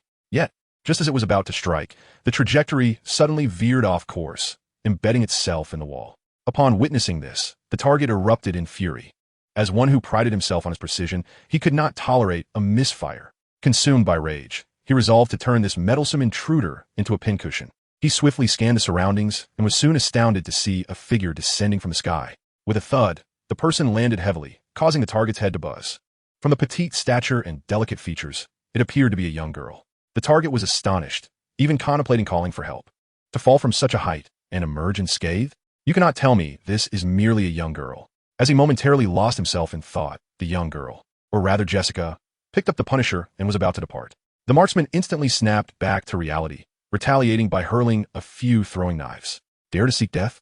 Not even a mere girl, but even an infant would meet my blade. How melodious would be the wails of such a tender and adorable girl before her demise. A grotesque, twisted smile crept across his face as he dismissed Jessica entirely. In the marksman's perception, leaping from a height without injury was hardly a remarkable feat. Even an ordinary individual could achieve that with training. Moreover, He held a profound confidence in his throwing knives. Even if that girl possessed some skill, she could not hope to survive my assault. However, to his utter astonishment, Jessica merely waved her hand, deflecting the knives effortlessly. She then cast a glance back at him before fleeing with the Punisher in tow. Infuriated, the marksman drew another knife, ready to strike. Yet in that moment, a thought crossed his mind, prompting him to sheath the blade instead. Subsequently, the marksman relayed the information to Kingpin. In Hell's Kitchen, within the heart of the black community, Luke Cage lay battered and bruised upon the ground, unconscious. Beside him, the orc and the ruthless man who wielded a blade were equally exhausted. They never anticipated that this man could withstand their blows, leaving them utterly drained. Had this been a conventional fight, they would likely have been unable to harm him until their last breath. Fortunately, they believed the end was near, and they would emerge as the ultimate victors. Exchanging a knowing glance, they aimed for his vital points. However, before they could strike, a figure charged in with astonishing speed. Both men were caught off guard and sent sprawling by an overwhelming force. Not far away, the individual who had threatened Luke Cage with a child was taken aback. Surely, he must have misjudged the situation. Had they truly been knocked aside by a mere girl? What on earth was happening in this world? It was utterly surreal. As Jessica hoisted Luke Cage on her back, the threat finally registered, and he shouted, "Put him down! I will kill this child right now." Jessica paused, her brow furrowing. To think they would resort to threatening a child. These fiends were indeed despicable. However, this tactic would prove futile against me.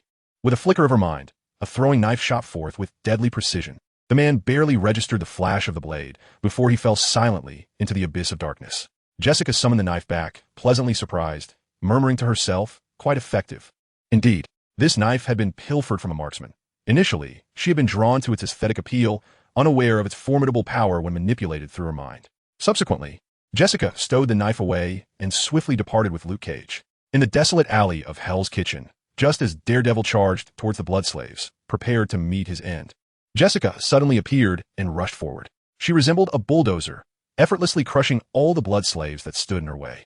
Within mere seconds, Jessica arrived before Daredevil. Daredevil, his face a mask of astonishment, found himself at a loss for words in her presence.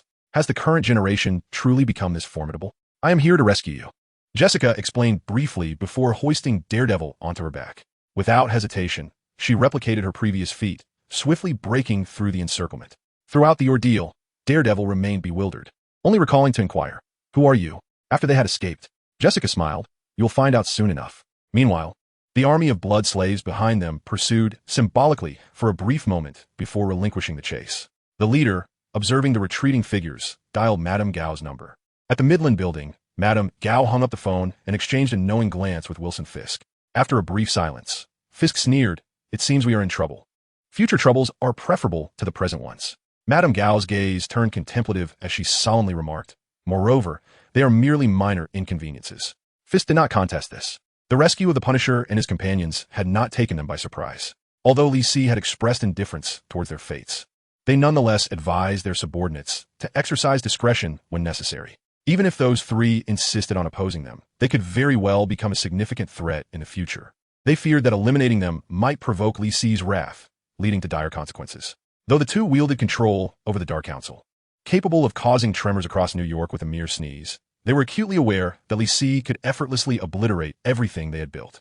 The longer they cultivated their skills, the more they comprehended the magnitude of Li Si's terror. Only those of their ilk, the cultivators, could grasp the immense power possessed by high-level practitioners. Li Si's every action underscored the extraordinary heights of his realm.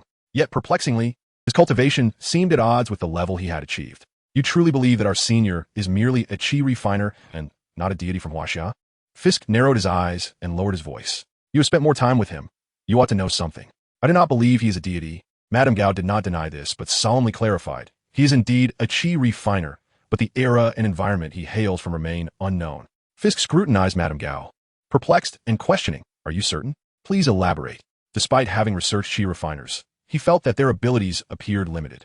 In contrast, someone as enigmatic and powerful as Li Si struck him as a resurrected divinity or celestial being. "You do not understand." Madame Gao's expression turned wistful. "I have witnessed what one might call a deity with my own eyes." At this revelation, Fisk was once again taken aback. "I merely mentioned it casually. Yet I had not anticipated that you had indeed encountered celestial beings. However, the impression I received from my predecessor did not align with that notion." Jean Bing's pupils widened slightly, expressing disbelief as he inquired, "They? Indeed, Madame Gao's face twisted with disdain as she asserted, rather than referring to them as divine beings. One might say they are formidable otherworldly entities, or perhaps extraterrestrials. Jean Bing, taken aback, once more pondered aloud. So, the deities and celestial beings of both the East and West might actually be a collective of otherworldly beings or aliens. At the very least, some of our Eastern deities fit that description. Madame Gao recounted slowly. Moreover, they impart to humanity the art of energy cultivation. Jean Bing immediately grasped the implication and asked, "Similar to our own practices?" "Precisely." Jean Bing, bewildered, responded, "Doesn't this just affirm that the predecessor is a celestial being?" "No. That form of energy cultivation differs significantly from our own practices," Madame Gao elucidated. "Even after hundreds of years of cultivation, one would not attain great power. Our methods are evidently far more refined and profound. Even during the flourishing era of energy cultivators in ancient Huaxia, such techniques were non-existent. Yet, doesn't this further support the notion that the predecessor is a so-called celestial being? Otherwise, how could such sophisticated and perfected cultivation methods exist?" Jean Bing furrowed his brow, feeling increasingly confounded by Madame Gao's arguments. "You still do not grasp my meaning," she replied, shaking her head. "The energy cultivation techniques mastered by the predecessor are beyond even what celestial beings could possess." "What?" Jean Bing exclaimed, his astonishment palpable. "Are you serious?" "Indeed," Madame Gao affirmed. "The techniques bestowed upon us by the predecessor are capable of cultivating strength akin to that of celestial beings. Yet those so-called celestial beings have remained the same group for hundreds, even thousands of years. If such a technique existed, how could new celestial beings fail to emerge?"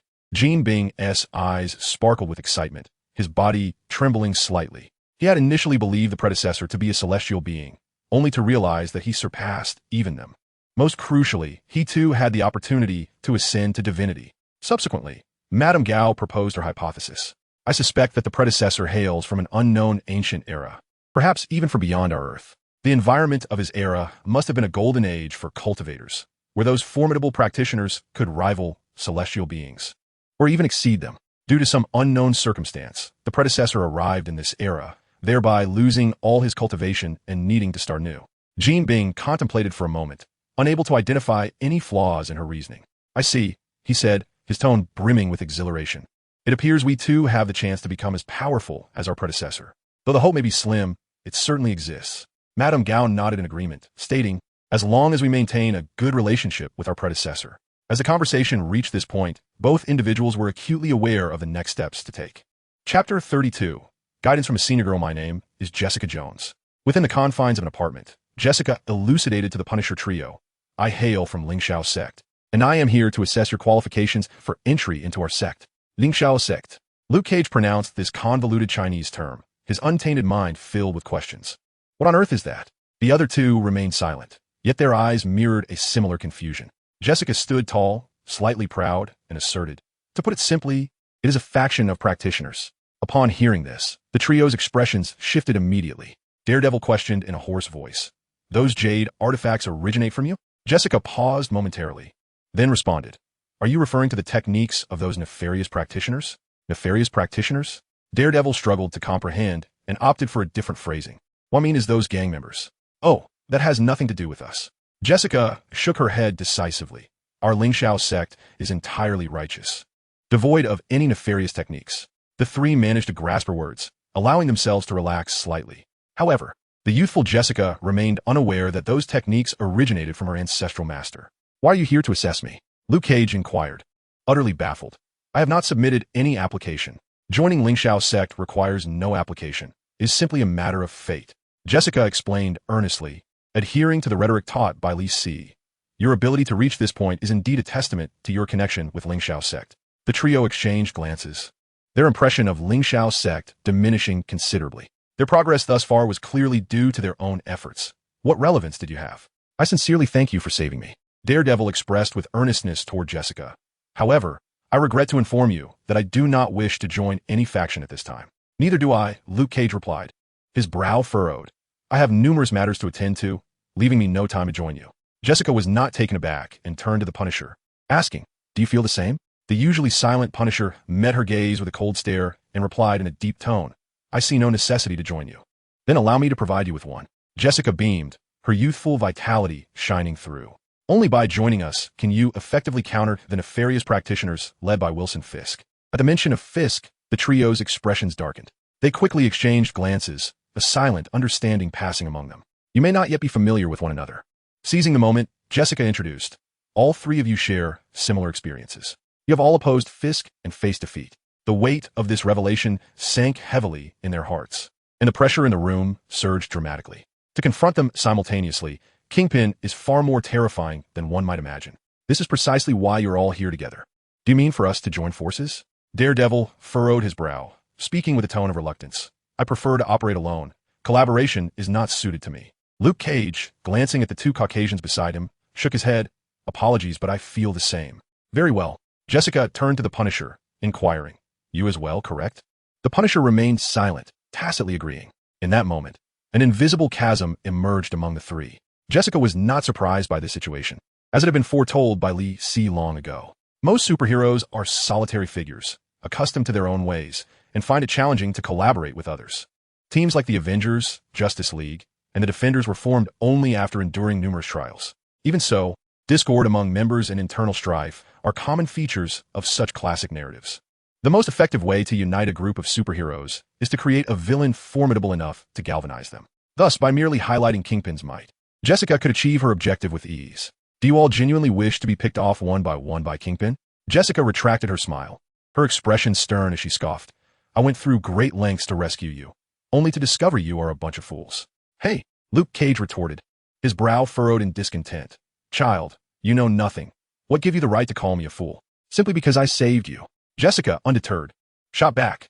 I believe you are the one who knows nothing. Luke Cage was momentarily rendered speechless, while the other two felt an uncomfortable tension in the air. As grown men, it was indeed a profound humiliation to have been saved by a young girl. You all consider yourselves exceptional, don't you? Jessica seized on this point, pressing them. Then why were you nearly taken down by Kingpin's lackeys, ultimately relying on me, a mere child, to save you? The three fell silent, feeling the pressure mount and beads of sweat forming. And this was merely Kingpin's subordinates. Jessica intensified her taunts, employing her utmost skills. With your abilities, unable even to defeat his underlings, how do you expect to triumph over Kingpin?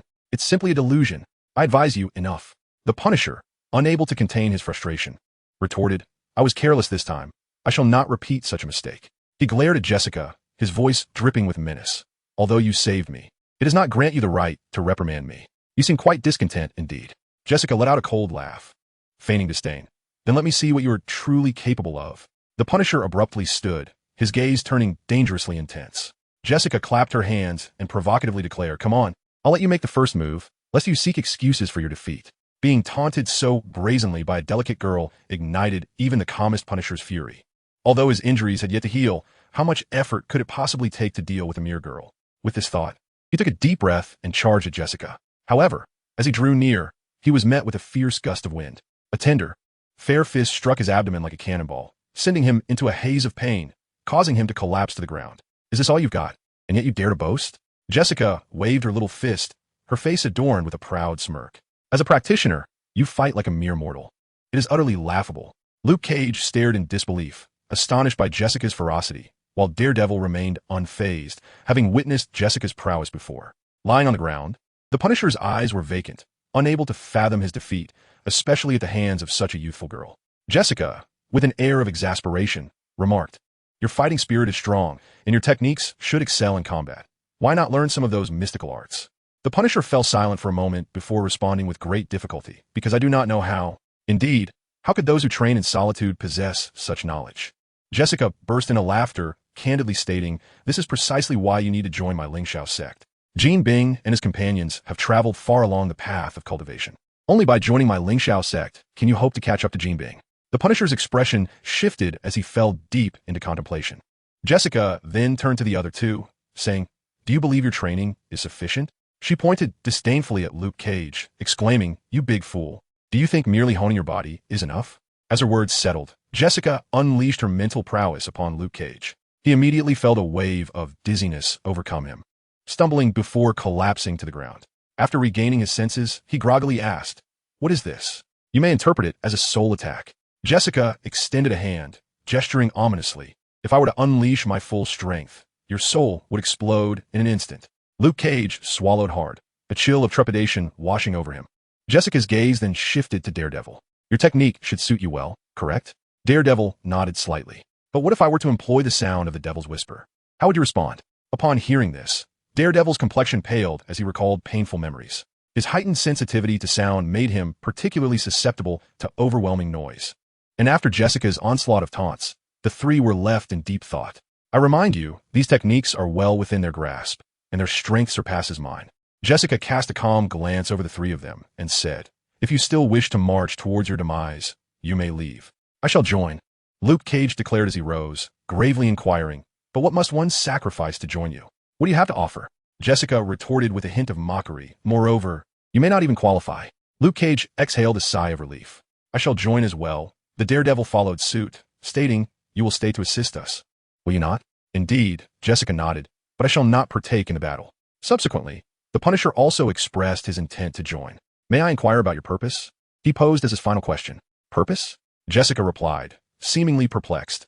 "Isn't it customary for a school to enroll students?" The Punisher couldn't help but chuckle at her naivety. "Is that truly all?" "Indeed, that is precisely it." Chapter 33. Foundation established. Memories revived. Long Island Cave. The once serene and peaceful atmosphere had transformed into one of ominous foreboding, saturated with a sense of danger. The grand formation, which initially served merely to confound, had now been activated to its utmost potential, brimming with lethal intent. Mao Wendong sat in the hall, his expression a blend of anxiety and anticipation, casting furtive glances towards the training room. Inside, Li Si sat cross-legged, eyes tightly shut, his demeanor grave. His aura surged continuously, his magical energy roiling like tumultuous waves. This state was markedly different from his usual practice sessions, for Li Si was presently attempting to establish his foundation. In comparison to the relatively low threshold of qi refinement, breaking through to foundation establishment was significantly more arduous, often requiring hundreds of qi refiners to produce a single foundational cultivator.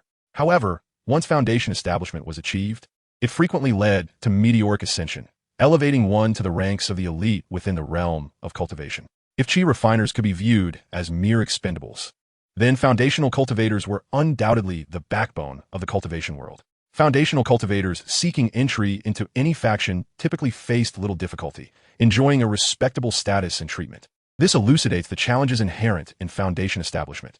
Those who succeed are invariably endowed with talent, resources, and diligence. When it comes to talent, those with fewer than 4 spiritual roots possess scant hope, while those with 3 or more have a chance. In terms of resources, it is generally necessary to possess a foundational elixir of immense value. As for diligence, even the most gifted individuals require years of arduous training to seize the optimal moment for foundation establishment.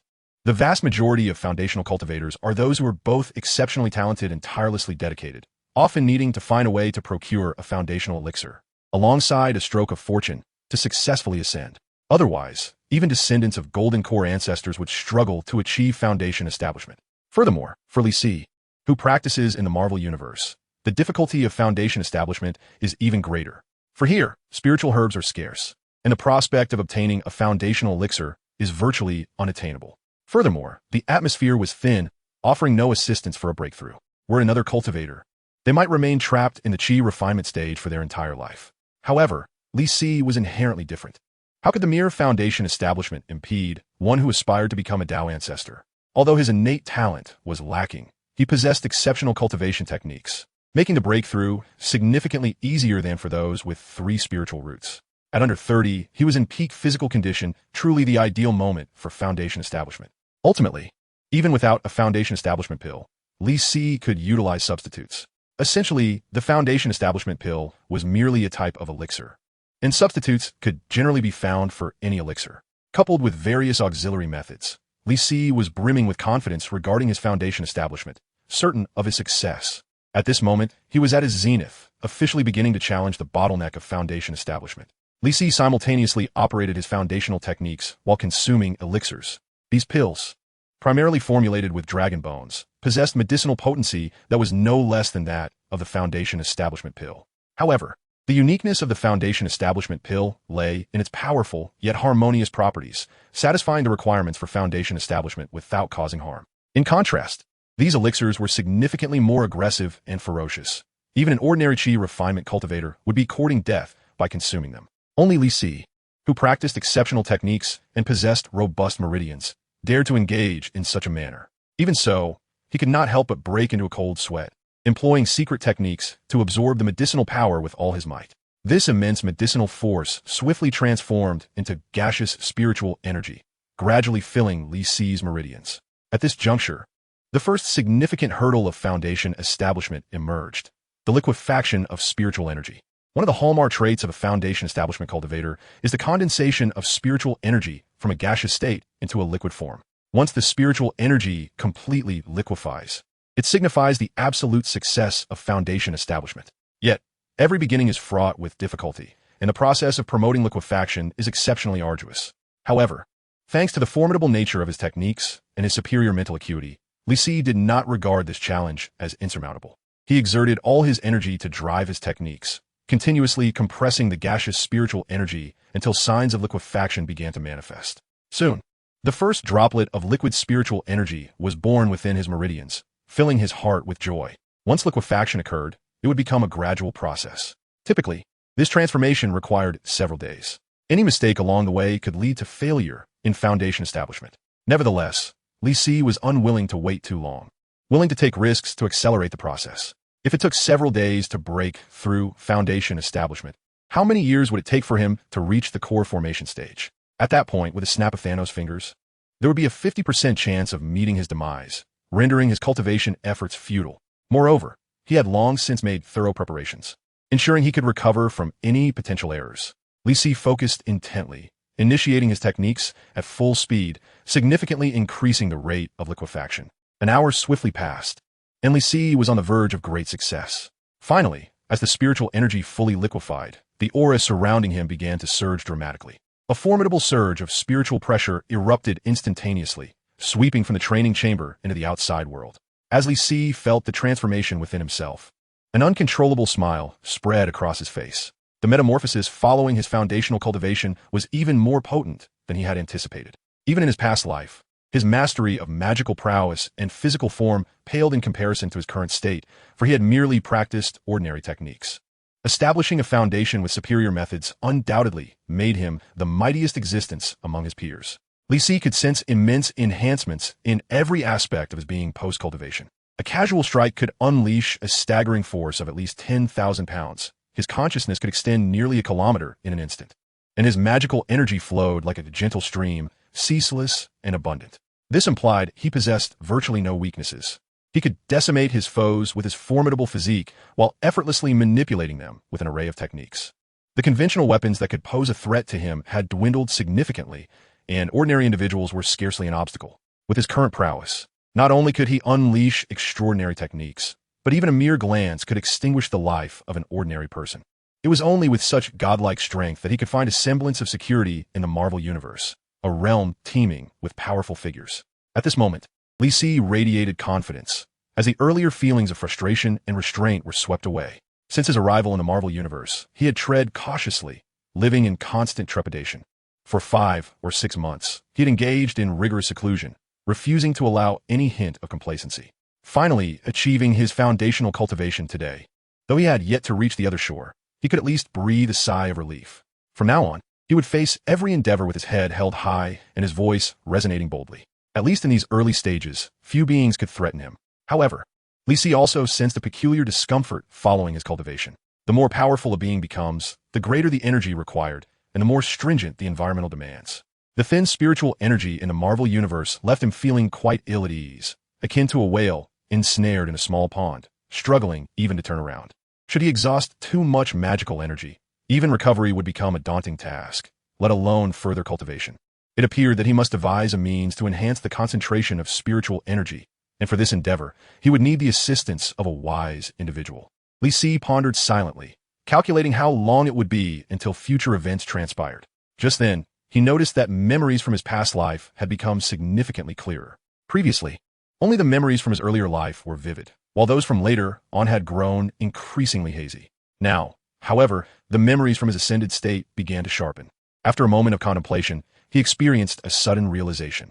The obscurity of his memories served as a form of protection. For someone of Li Si's lower cultivation, the memories from later periods were fraught with peril. Terrifying demonic creatures and exotic beasts could claim the life of a low-tier cultivator with merely a glance.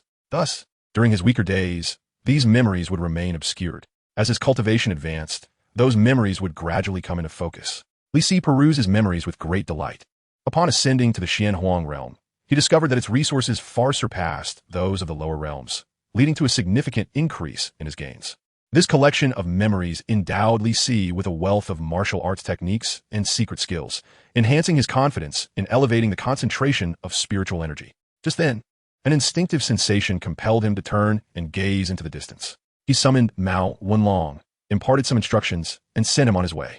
Chapter 34. The Night March of 100 Ghosts. The battle between good and evil begins. Within a certain apartment, the Night Devil and his two companions sat cross-legged on the floor, engrossed in their cultivation. Under Jessica's guidance over the past few days, they had made significant progress, each experiencing a marked enhancement in strength. However, given their brief training period, they still lagged considerably behind Jean Bing and the others. Thus, they refrained from any rash actions, choosing instead to continue their practice. Suddenly, the Night Devil's ears perked up, and in an instant, he stood upright. The other two, interrupted in their meditation, looked at him in confusion. With a serious expression, the Night Devil listened intently, lowering his voice to explain. There are enemies. The Punisher and Luke Cage were startled and immediately rose to their feet. They exchanged anxious glances with the Night Devil, their faces betraying a hint of excitement. For some time now, they had been holding back, determined to avenge their past humiliations once they grew stronger. With an opportunity presenting itself, how could they not feel exhilarated? However, they remained silent, waiting for the Night Devil to assess the situation. During their time together, they had come to understand each other's strengths and personalities. In terms of reconnaissance, the Night Devil, with his cultivated heightened senses, surpassed Jessica's ability to project her consciousness. Soon, the Night Devil furrowed his brow and quietly informed the others. There are 5 practitioners, and he hesitated, unsure of how to articulate what he sensed. The impatient Luke Cage pressed for clarification. And what? Perhaps a horde of monsters? The Night Devil hesitated again, explaining, I am uncertain. They may also be special practitioners. Regardless, we must take the initiative and confront them. The Punisher's eyes gleamed with determination as he declared, staying here would be even more perilous. Luke Cage clenched his fists in agreement, adding, yes, we can catch them off guard. After a moment of contemplation, the Night Devil nodded in consent. All right, let us move swiftly. They gathered their respective gear. The Night Devil grasped his white cane, while the Punisher armed himself with a gun in one hand and a dagger in the other, fully equipped. In contrast, Luke Cage appeared unencumbered, relying solely on his own formidable strength. They proceeded cautiously, but as they stepped just outside the door, the Night Devil's expression shifted. We've been discovered. They're closing in. In truth, the other two were already aware, even without his warning. In the depths of the corridor, a cacophony of footsteps echoed ominously. A suffocating wave of malevolent energy surged forth, chilling to the bone. Sensing the fluctuation of energies on either side, Daredevil began to orchestrate their strategy. Luke, hold your ground for a few minutes. We shall be there to assist you shortly. Luke Cage, endowed with formidable strength and remarkable resilience, nodded in agreement. No problem. Just be cautious. With a grin, he clenched his fists and moved to his side. Daredevil then turned to face the Punisher, and without further ado, they charged forward together. In the blink of an eye, the trio arrived at the corner, witnessing a scene that would be etched in their memories forever. In the dimly lit, frigid hallway, a grotesque assembly of abominations marched slowly. Orcs, zombies, imps, fiends, and monsters, every conceivable horror was present.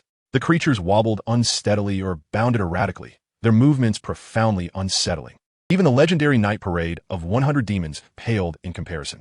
This nightmarish tableau could surely induce mortal terror in any ordinary person. Even the 3 superheroes, who were also cultivators, found themselves drenched in cold sweat. The adversaries they typically confronted, no matter how ruthless, were always human. Yet these monsters were an awakening for the trio, exposing them to a new level of dread. Jessica was right. They were indeed practitioners of dark arts, truly malevolent beings. However, such trivial terror was insufficient to deter their enhanced prowess.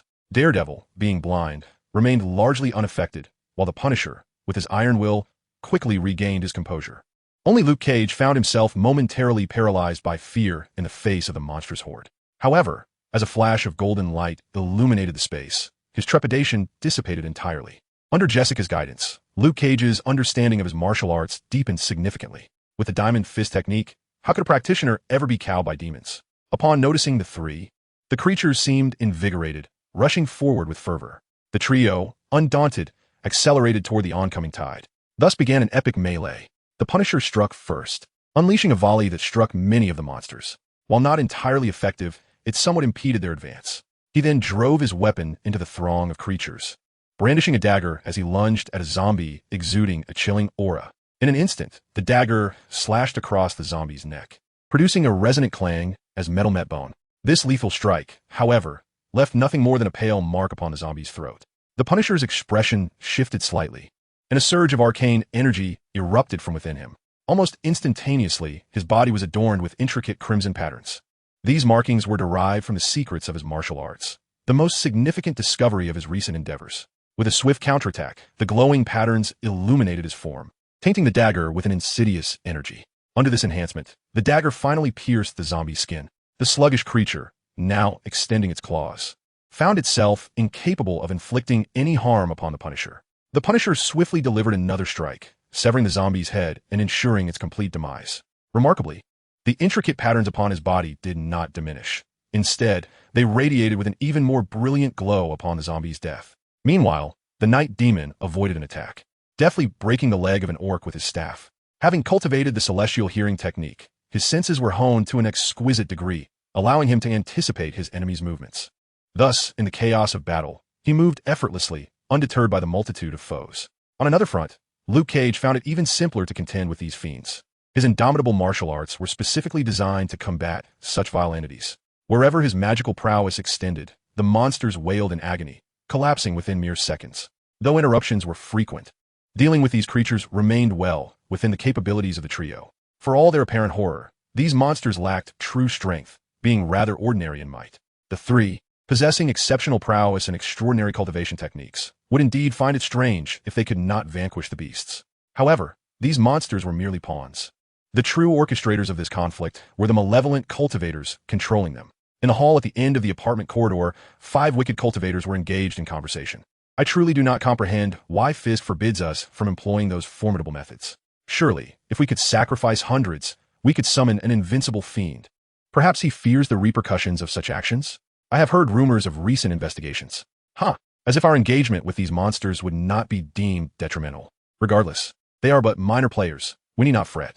Our meticulously nurtured pets are more than sufficient. The 5 malevolent cultivators exuded confidence, chatting casually. To them, the Night Demon and his companions were but defeated foes, and the monsters were merely the fruits of their substantial investment in resources and effort. Dispatching 3 feeble practitioners would surely be a trivial task. Yet, amidst their banter, one suddenly paled, alarm etched upon his face. The others turned to him, inquiring, "What is the matter?" "My treasure," he exclaimed, disbelief written all over him. "I have lost contact with my treasure." "What? How can this be?" The others responded incredulously. "Did you not acquire that zombie from China?" "Indeed. Did you spend millions only to receive a counterfeit?" "Silence. My treasure is far superior to your trinket," he roared, frantically attempting to re-establish contact with the zombie, but to no avail. The other 4 relished his misfortune, but their expressions soon shifted. "No, this cannot be. I cannot sense it either. What is happening? Could it be?" The 5 exchanged glances, an ominous feeling taking root in their hearts. The monsters they had nurtured might have been dispatched by those 3 individuals. The 5 men ceased their chatter and hurriedly made their way towards the corridor.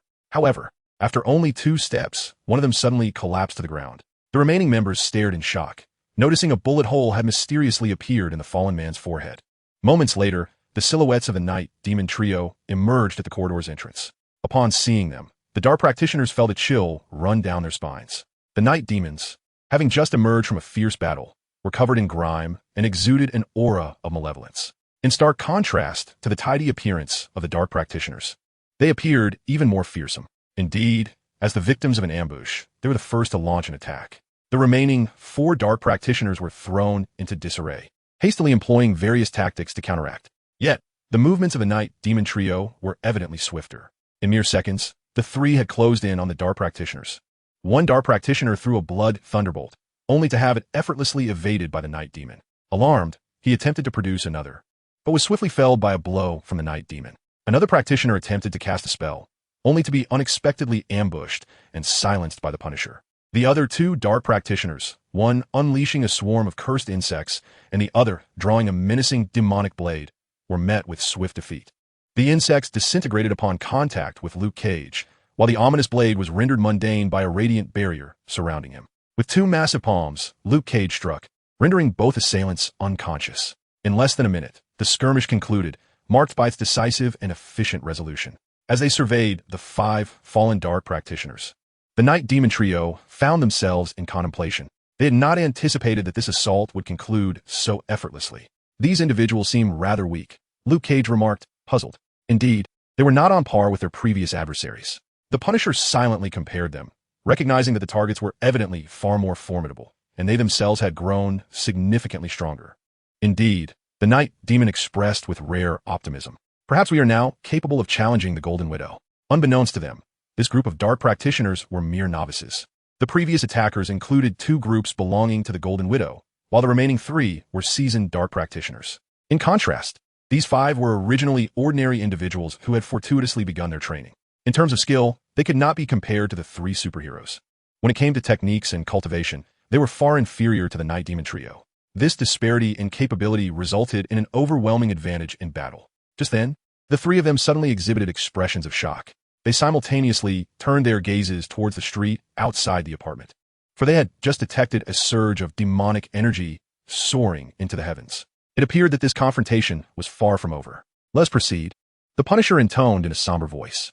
Daredevil was drenched in cold sweat, having formed a conjecture regarding the master of this malevolent energy. Shortly after, the trio exited the apartment and instantly turned their gaze towards a man across the street. He was enveloped in a thick aura of dark energy, an oppressive presence that suffocated the surrounding atmosphere. His already formidable physique appeared even more monstrous, towering like a prehistoric beast. A single horn sprouted from his bald head, and his crimson eyes glowed like those of a demon, exuding a ferocious and cruel demeanor. Upon noticing Daredevil and his companions, a grotesque grin curled at the corner of his mouth, and a strange voice echoed, "So, it is you who wish to challenge me?"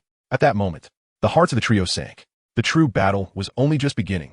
Chapter 35. The Path of Virtue and the Path of Darkness. Though they had long been informed by Jessica that Bullseye had advanced further on the path of cultivation than they had, it was only when they faced him directly that they truly comprehended the gravity of the situation. This man was nothing short of a living demon. In comparison to Bullseye, the previous sinister practitioners seemed merely laughable. Even the 3 of them found themselves momentarily overwhelmed by thoughts of retreating to fight another day. Yet, with Bullseye having sought them out, how could they possibly allow themselves to flee? Exchanging glances, they gradually reached a consensus. After diligently honing their skills for countless days, this moment was what they had prepared for.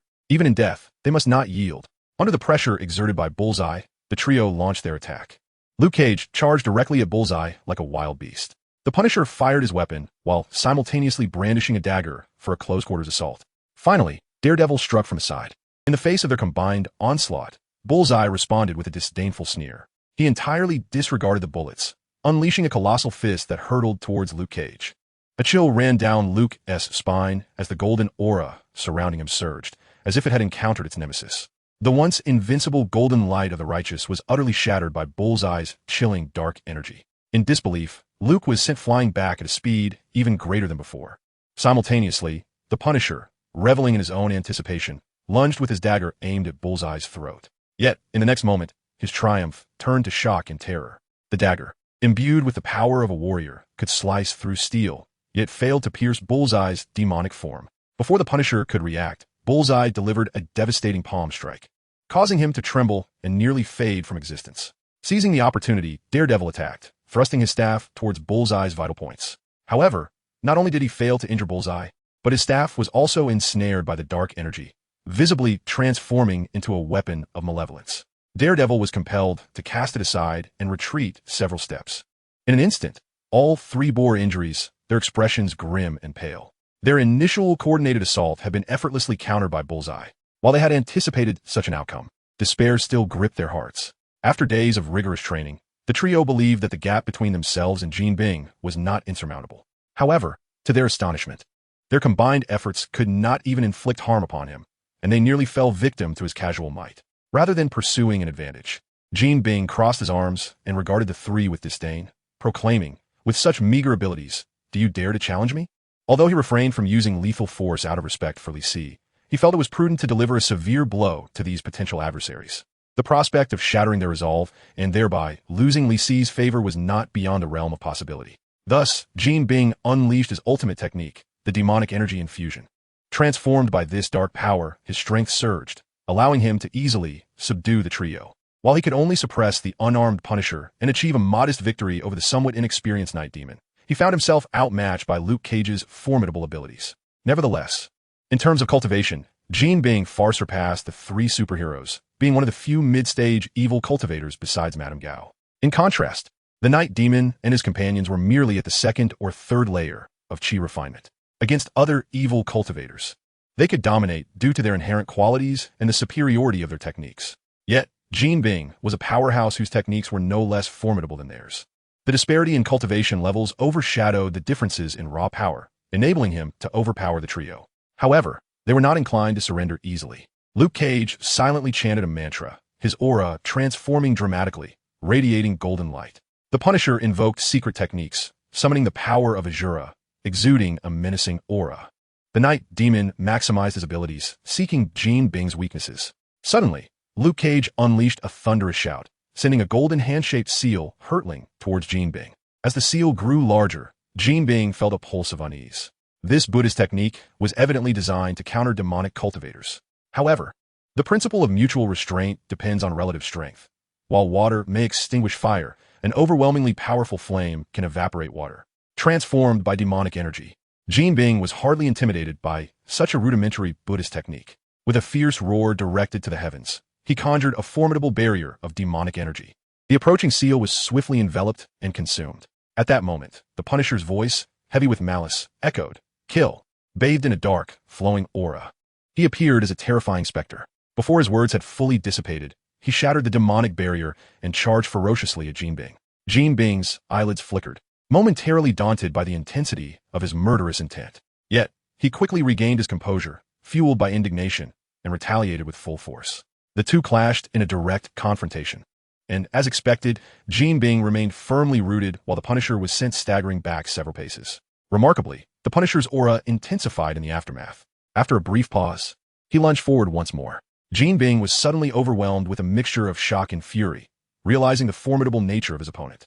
If he could not swiftly vanquish his adversary, the situation would turn exceedingly unfavorable for him. Just as he was about to unleash his powers, Luke Kaichi happened to charge forward as well. His dark skin glimmered with a radiant sheen, possessing a comical yet somewhat dignified aura. Although he could not overpower the demonic energy, he was incessantly exhausting it. The combined assault from the two pressed Jean Bing, who could not help but feel the mounting pressure. At that moment, the Night Demon, who had been patiently waiting for an opportune moment, seized the chance to strike. Due to a slight deficiency in direct combat strength, he aimed to secure victory with a sudden, powerful technique. Taking advantage of Jean Bing's momentary distraction, the Night Demon unleashed a secret art, targeting his back. Caught completely off guard, Jean Bing staggered back 2 steps, his demonic energy spiraling chaotically. Very well, Jean Bing glared at the trio, his gaze growing increasingly perilous. He had intended to teach them a lesson, only to find himself schooled instead. Now, he felt utterly helpless against these three. It was a delusion to think he could manage them if they grew any stronger. Resolving to take decisive action, Jean Bing made a fateful decision that defied his ancestors' teachings. He would continue his transformation into a demon, seeking greater and more potent power. Even if it was perilous and expressly forbidden by his techniques, Jean Bing channeled his secret art, causing a torrent of demonic energy to surge forth from within him. His form once again undergoing a grotesque metamorphosis. The Punisher and Luke Kaichi exchanged glances, both rushing forward in an attempt to disrupt Jean Bing's transformation. Even the Night Demon, who had been lurking in the shadows, joined the fray. However, the tumultuous demonic energy swirling around Jean Bing repelled them all, sending them flying. The three could only watch helplessly as Jean Bing became enveloped in demonic energy, forming a colossal cocoon. A terrifying force of unimaginable magnitude was rapidly gestating within.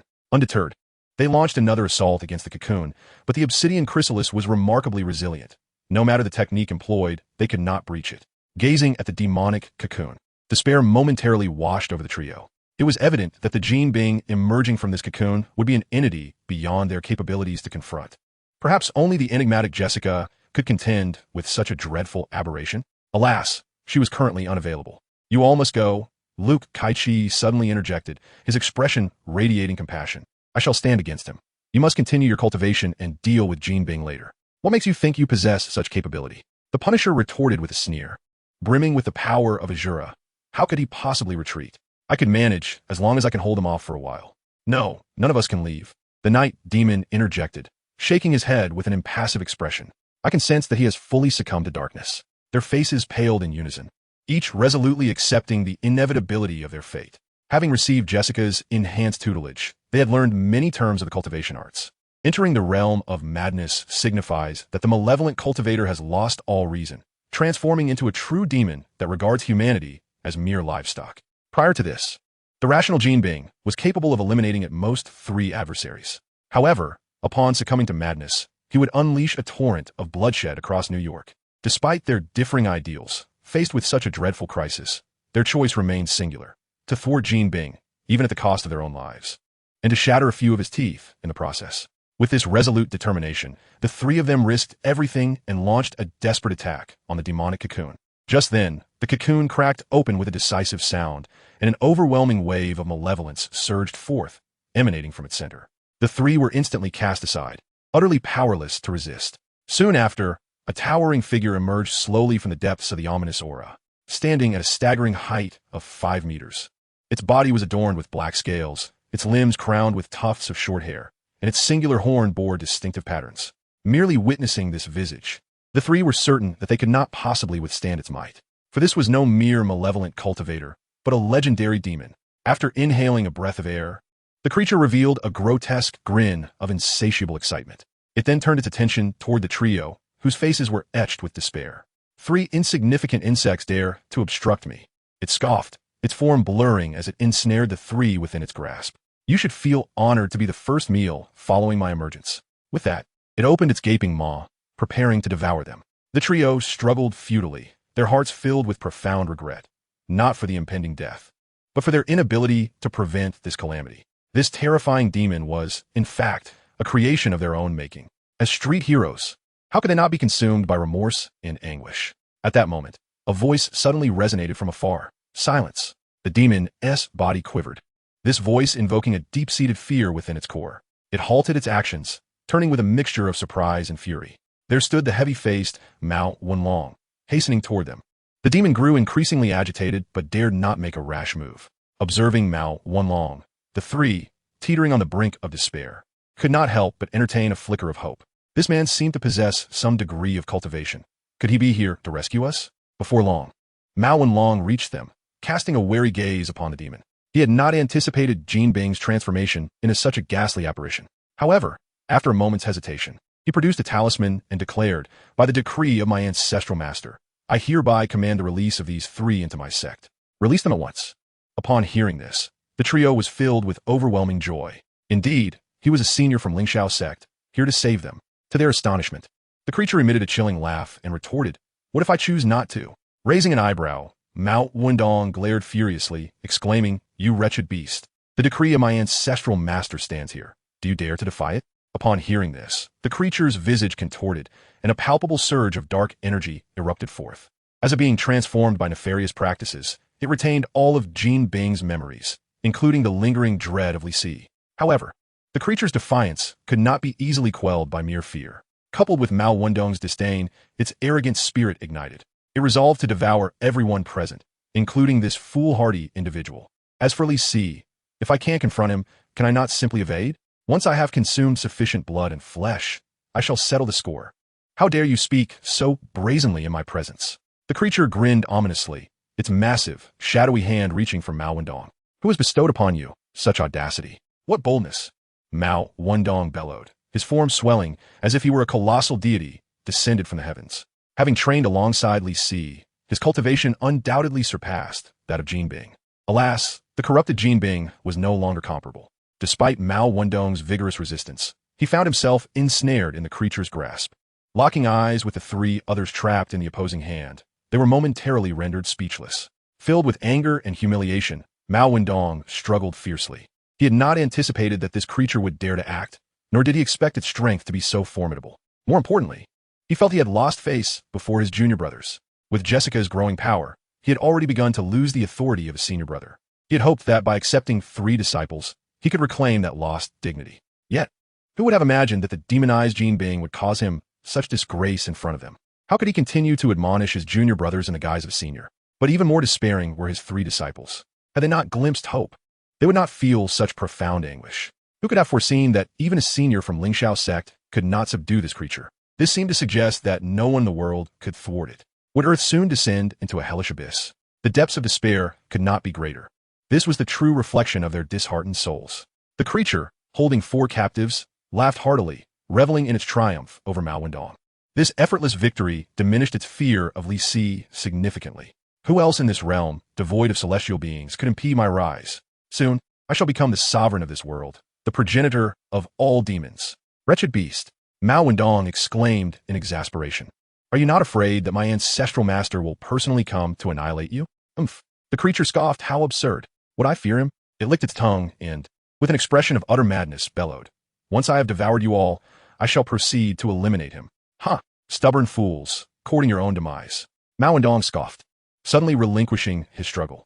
The demonic creature, slightly taken aback, did not ponder long before opening its maw to consume him. At that moment, however, the decree talisman in Mao Wendong's hand radiated a dazzling spiritual light. In an instant, that luminous aura struck the creature, completely penetrating its colossal form. What? The creature stared down in bewilderment, a flicker of disbelief crossing its countenance, before its imposing figure collapsed to its knees. The tumultuous demonic energy surrounding it abruptly ceased, dissipating as swiftly as snow under the spring sun. Its monstrous form began to rapidly regress and shrink, soon reverting to the humanoid shape of Jinbing. Clearly, that terrifying demon had been utterly vanquished from existence. Witnessing this scene, the 3 were momentarily engulfed in confusion. The once invincible demon had been reduced to its original form by a mere talisman. What on earth was transpiring? Yet, Mao Wendong remained composed, gazing at the kneeling Jinbing, and remarked, to defy the master's decree is a grave transgression indeed. Initially, he had deemed the demon formidable and did not wish to complicate matters, only seeking to escort the 3 safely away. Had the demon possessed a modicum of sense and released the trio to retreat 1,000 miles, it might have preserved its life. Yet, its obstinacy left it to suffer the consequences. To ensure Mao Wendong maintained control over the situation, the decree granted by Li Si could indeed manifest as an offensive force. Such refined demonic creatures could be obliterated even by an ordinary Foundation establishment practitioner, let alone the invincible Li Si of the same realm. Upon hearing this, the 3 finally grasped the gravity of the situation. The master, an elder of the Lingxiao sect? His cultivation was astonishingly profound. The elder, knight demon hero, awkwardly inquired in a stilted form of Huaxia, is this esteemed master from the Lingxiao sect? Not to worry, Mao Wendong replied with a slight smile. I shall take you to pay your respects to the master. Truly, it was unfathomable. In a long island cave dwelling, gazing at the kneeling Jinbing, Li Si coldly reproached. You are fully aware of the forbidden nature of this place, yet you dare to recklessly venture forth. Do you think it is I who will bear the consequences of your folly? His anger was genuine, not merely an act, for he considered the malevolent cultivators and foreign races to be entirely distinct. While he could tolerate the former, he could not abide the existence of the latter. The former he could easily manage, but the latter posed an unpredictable threat. The demon races, be they from the demon tribe, the ghost tribe, or others, could transform humans and required no spiritual energy to cultivate, thus growing in power with alarming ease. A single misstep could lead to Li Si's complete downfall. Jinbing pressed his forehead against the ground, his pallid face pleading, I understand my mistake. Please, elder, impose your punishment. Upon regaining consciousness, he realized the magnitude of the calamity he had invoked. Had Li Si not intervened, it was likely that his demonic manifestation would have wreaked havoc across the globe. Although he considers himself a villain, even a villain is still human. Jinbing could not possibly wish to see the entire world descend into chaos. Go kneel outside, and do not obstruct my view, Li Si commanded, causing Jinbing to tumble down the steps outside the hall. His gaze then fell upon the trio of Daredevil, who shivered internally and bowed in respect, uttering, We pay our respects, Master Ancestor. Indeed, Li Si replied indifferently. I trust Jessica has already conveyed the sex regulations to you, so I shall not reiterate them. I have no expectations of you, save for diligent cultivation. He paused, adding, If there is anything you do not understand, feel free to inquire now. The 3 exchanged glances, hesitating to speak.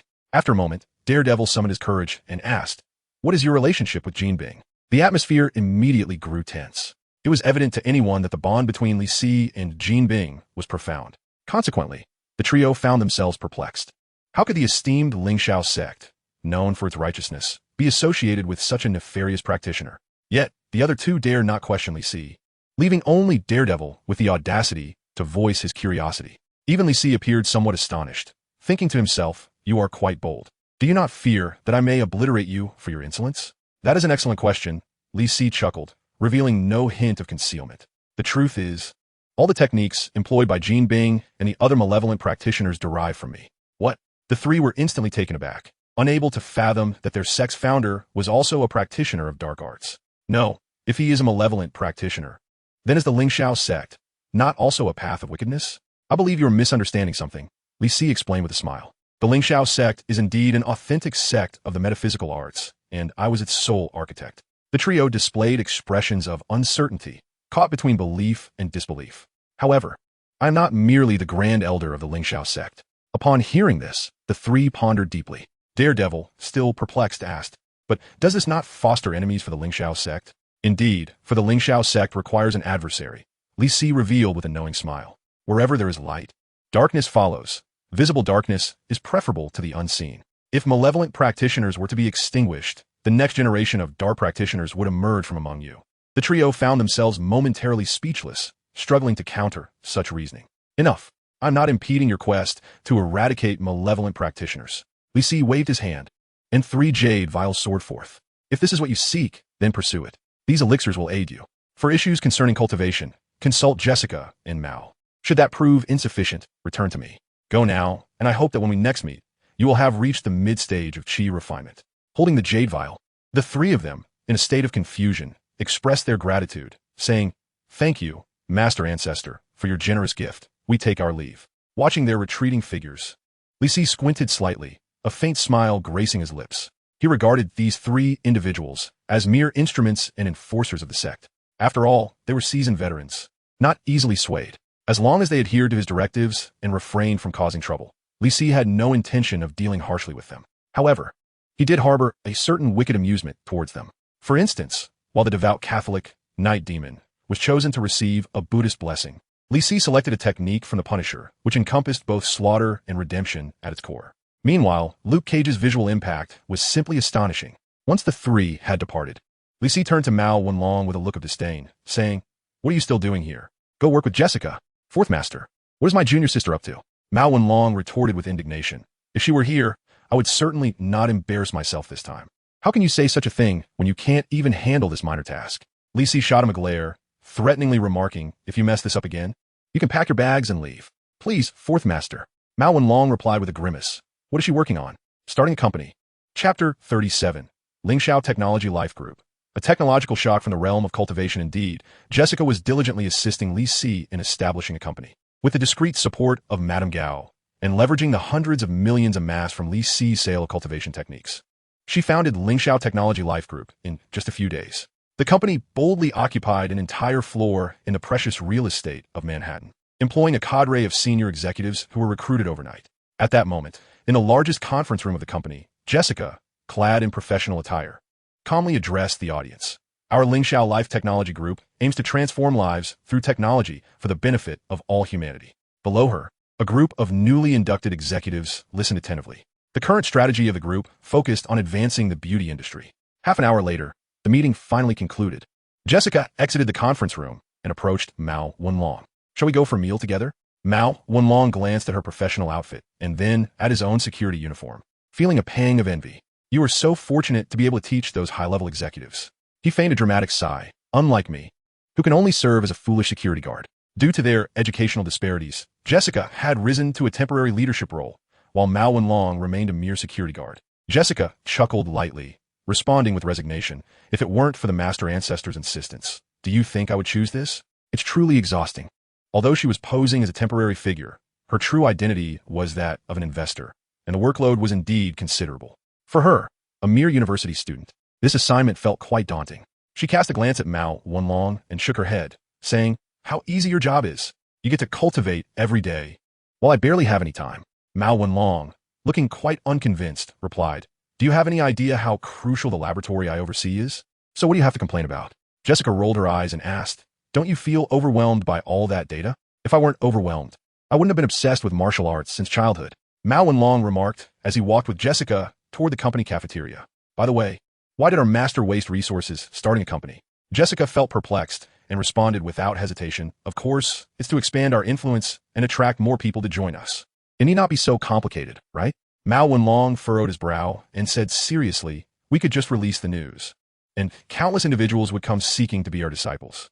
Are you still living in ancient times?" Jessica rolled her eyes in disbelief.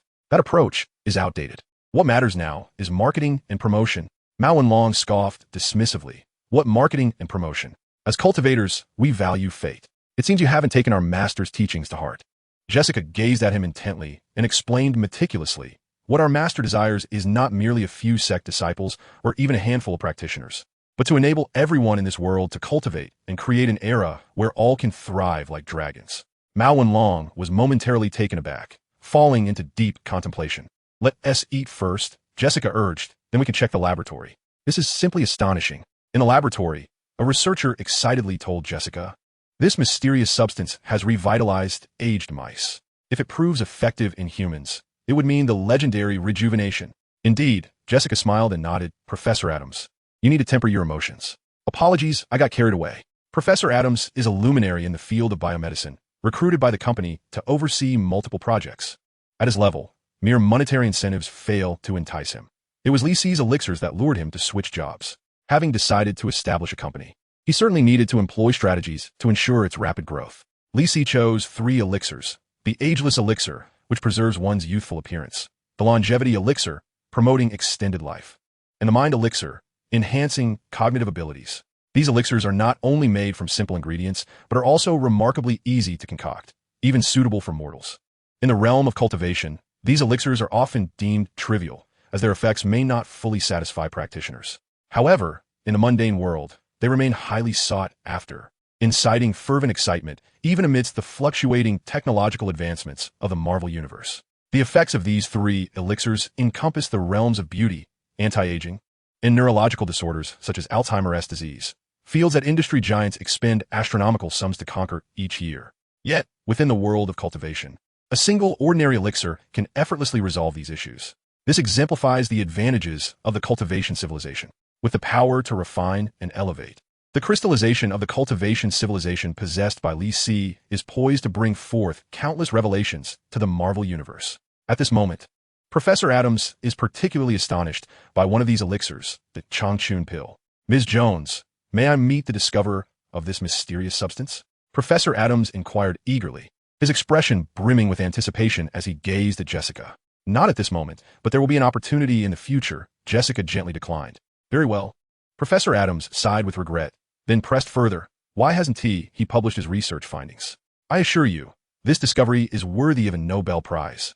Jessica responded thoughtfully. "He places greater value on the betterment of humanity than on such superficial accolades." Professor Adams instantly felt a deep respect, harboring no doubts regarding her words. If he were in possession of such a monumental discovery, he would likely have ensured his name resounded throughout the world. "I understand," Professor Adams solemnly declared. "It is an honor to partake in such a magnificent endeavor." "This is our shared honor," Jessica replied with a smile, then inquired with earnestness, "Will the product be ready for market within a month?"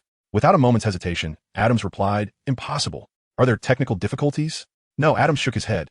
"There are no technical issues, but that will suffice," Jessica confidently assured him. "I will handle the other matters." "Very well." Considering the speed at which the company was established, Professor Adams wisely refrained from further inquiries. "I have no further questions, though I will require more personnel." "That is not a problem. I will promptly provide you with a list for selection." Jessica nodded and added optimistically, "If you perform well, you might just meet him." She revealed a smile laden with significance, saying, "By then, you will uncover even more surprises." "Is that so?" Professor Adams laughed heartily. "Thank you. My motivation has been greatly invigorated." In the conference room, Jessica was conducting an interview with a young beauty. The woman possessed cascading waves of luscious red hair, and her flawless visage and figure were undeniably captivating, a true femme fatale. "Natasha Romanoff?" Jessica's expression turned somewhat peculiar as she regarded the striking beauty before her. "Are you interviewing for the position of secretary?" Chapter 38. Attention from S.H.I.E.L.D. In the penthouse office of the Stark Tower. What do you work for?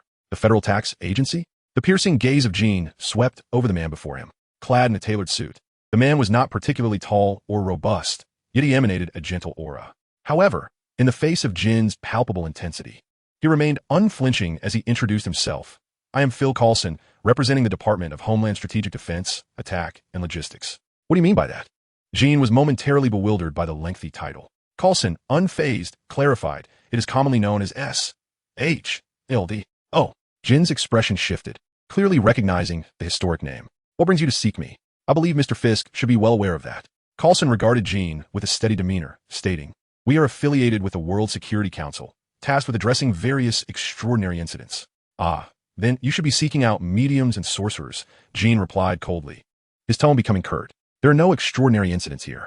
Yet our investigations suggest otherwise, Coulson countered, extracting documents from his briefcase and meticulously laying them on the table. Jin's countenance darkened as he cast a glance at the materials, which detailed the activities of the Dark Council, malevolent practitioners, and more. He had long suspected someone was investigating him in the shadows, but he had not anticipated the thoroughness with which they had gathered information. This S.H.I.E.L.D. appeared to be quite formidable. Nevertheless, New York is my territory. Since you have gathered all this information, why waste words? Jean scoffed, his tone dripping with disdain. Speak. What do you intend to do? Coulson's gaze sharpened, his voice steady and authoritative. Mr. Fisk, based on our findings, we could apprehend you on over 20 counts, including murder. Then why don't you? Jean retorted, his bravado escalating. I am right here. You may attempt it. Because we do not wish to incite chaos, Coulson replied, casting a wary glance at Jean. After all, had it been someone else, I would not have been here. It would be futile regardless of who came. Jean let out a derisive snort, exuding contempt. Do you think I am as weak as those fools? Coulson fell silent. Reflecting on Jean's dossier, even he, seasoned as he was, felt a chill run down his spine. After all, not everyone in this world could transform into a demon. You are indeed a challenge for us. Coulson acknowledged, stressing, provided that you are willing to forsake everything and become a hunted monster. Jin's formidable presence diminished somewhat as he regarded Coulson in silence. Indeed, while he feared nothing except the military, he understood the weight of the situation. Yet once war is declared, it signifies the loss of everything, relegating one to a monstrous existence merely to survive. This is a notion that Jean cannot accept, no matter the circumstances. Let us coexist peacefully, he remarked coldly. That is impossible, Coulson replied with a hint of firmness. We cannot ignore the demons lurking beneath our very noses. How absurd, Jean scoffed at his declaration. What we're doing now is no different from the past. You ignored us then, yet now you emerge to label us as demons? Although we may be practitioners of dark arts, I believe I have committed no heinous acts. Moreover, since my power has surged, the underworld of New York has become orderly, no longer the chaotic turmoil it once was. As for the horrific deeds caused by the practitioners, was there not a similar hell in the past? It merely appears more terrifying and unrestrained now. This is a judgment any rational person would make. Coulson frowned, delivering a grave warning. You must cease your actions, or you will face judgment. Bring it on. I await your arrival, Jean retorted, laughing with unbridled arrogance. I will show you that no one can judge me in New York. Even him? Coulson queried, tossing a photograph onto the table. The laughter ceased abruptly as Jin's gaze fixated on the image of Li Si, cold light flickering in his eyes. I advise you, do not provoke him. In the S.H.I.E.L.D. director's office, the atmosphere was tense. So, this individual is the key to everything, Director Nick Fury said, scrutinizing the photograph of Li Si. Do you have any additional information regarding him? In the office were three of his trusted subordinates, Coulson, Hill, and Black Widow. Coulson exchanged cautious glances with the others before responding. Based on our speculations, he may be an ancient alchemist from the East. Alchemist? Fury mused, a frown etching his brow as a dull ache began to form. When the East is involved, matters become complicated. What are his intentions? At present, we cannot ascertain. Coulson admitted with a hint of exasperation. However, it is certain that he is growing in strength. Silence enveloped the room. As Li Si unleashed his powers and the practitioners descended into chaos, his H.E.L.D. initiated an investigation. To their shock, they discovered that in the international metropolis of New York, the economic center of America, an alarming number of monsters had emerged. Consequently, S.H.I.E.L.D. intensified their efforts, determined to uncover the truth behind this phenomenon. With a multitude of exceptional agents at their disposal, S.H.I.E.L.D.'s capabilities were formidable. As the investigation progressed, they gradually unveiled the reality of the situation. The figures of Jean Bing, Madame Gao, Li Si, and the events surrounding them unfolded before the eyes of S.H.I.E.L.D. personnel, revealing an aura of mystery and peculiarity that profoundly shook them. They finally grasped the gravity of the situation. A slight misstep could undoubtedly lead to catastrophic consequences. Nick Fury personally took charge of the case, dispatching 3 capable subordinates to conduct a thorough investigation. After considerable effort, they managed to piece together the sequence of events. 6 months prior, an unidentified Li Si had suddenly appeared in New York. Following a confrontation with Madame Gao, he had managed to subdue her. Subsequently, the sinister cult known as the Blood God sect emerged in the city. Shortly thereafter, the gang led by Jean Bing launched an assault against it. However, they were ultimately vanquished and brought under Madame Gao's command. Jean Bing also allied himself with her, utilizing numerous cultivation manuals to amass a significant following and establish the Dark Council. Consequently, the city of New York became rife with extraordinary occurrences, drawing the attention of S.H.I.L.D. Intelligence suggested that these supernatural events were incited by the cultivation manuals disseminated by Li Si. In summary, the root cause of the chaos in New York was this enigmatic Oriental figure, Li Si. To effectively address this crisis, one must tackle the issue at its source. With this in mind, Nick Fury turned to the three and inquired, "Where is he currently located?" Black Widow hesitated momentarily before responding, "Based on our estimations, he is likely residing in Long Island." "Why is it merely an estimation?" Nick Fury asked, puzzled. "We investigated, but came up empty-handed," replied Black Widow, producing a document. "He is supposed to be in a mansion." She pointed to several photographs of barren land, furrowing her attractive brow. Yet, no matter what methods we employed to probe, we could not uncover any trace of him. Nick Fury's wariness heightened once again, his apprehension towards Li Si deepening. "Well, has he made any recent moves?" "It appears so." Hill interjected. "His funds have been recently mobilized." "Oh." Nick Fury's expression shifted slightly. "What has he done?" "He established a company." Nick Fury pondered for a moment before turning to Black Widow. "Romanoff, this task is now entrusted to you." Chapter 39. The Rise of the Eastern Elixir. Vultures and hyenas assemble as time progressed. An Easter elixir quietly gained popularity among New York's elite society. Initially, this miraculous remedy, found in the homes of affluent dignitaries, did not attract any attention. This was because they frequently received trial products from various world-renowned brands and industry giants. Such dubious and unverified substances could hardly earn their favor. It wasn't until a servant utilized the elixir that its astonishing efficacy came to light. Much like the introduction of this miraculous elixir, it promises to rejuvenate one's appearance, making individuals appear several years younger. Following validation of its safety, affluent and aging aristocrats eagerly commenced its use. Unsurprisingly, the experience of reclaiming their youth sent these elderly elites into a frenzy. Consequently, this extraordinary remedy swiftly gained popularity among the upper echelons of society. However, its availability was limited, and it was soon depleted. Despite their desperate attempts, they could uncover no trace of this miraculous potion. Eventually, after some time, the elixir reemerged, accompanied by an invitation to a product launch event. This invitation was, of course, issued by the Lingxiao Life Science Technology Group. The so-called miraculous remedy was merely a diluted form of the original elixir, possessing only a fraction of its potency. Nevertheless, even this diluted version was sufficient to incite madness among the elite. The supply of this miraculous elixir was limited, and wealth alone could not guarantee acquisition. The commercially available product contained less than 1/10 of the original potency, yet its effects remained astonishing. Due to the overwhelming interest from influential figures, the product launch event inevitably ignited a media frenzy. Coupled with the product's remarkable efficacy, the Lingxiao Life Science Technology Group skyrocketed to fame within mere days. For a company established only a few months prior, this was undoubtedly a dreamlike beginning. However, with the meteoric rise to fame and expansion came a multitude of challenges, particularly for Jessica, who found herself under immense pressure. On one particular day, upon her arrival at the office, she was besieged by a throng of reporters lying in wait. "Ms. Jones, is it true that your product is made from infants?" "Ms. Jones, providing a superior elixir for the wealthy. Does this not constitute discrimination?" "Jones, insiders claim you're the mistress of the group's shadowy owner. How do you respond?"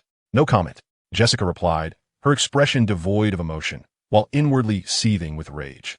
These unscrupulous reporters deserved to be held accountable. She longed to strike them, to make them understand why the flowers bloom so vibrantly. Yet, for the sake of the company's image, she hastily made her escape. Under the subtle influence of her awareness, she soon evaded the crowd. Not far away, the Black Widow observed this scene, her demeanor subtly shifting, though she quickly masked her emotions and approached Jessica.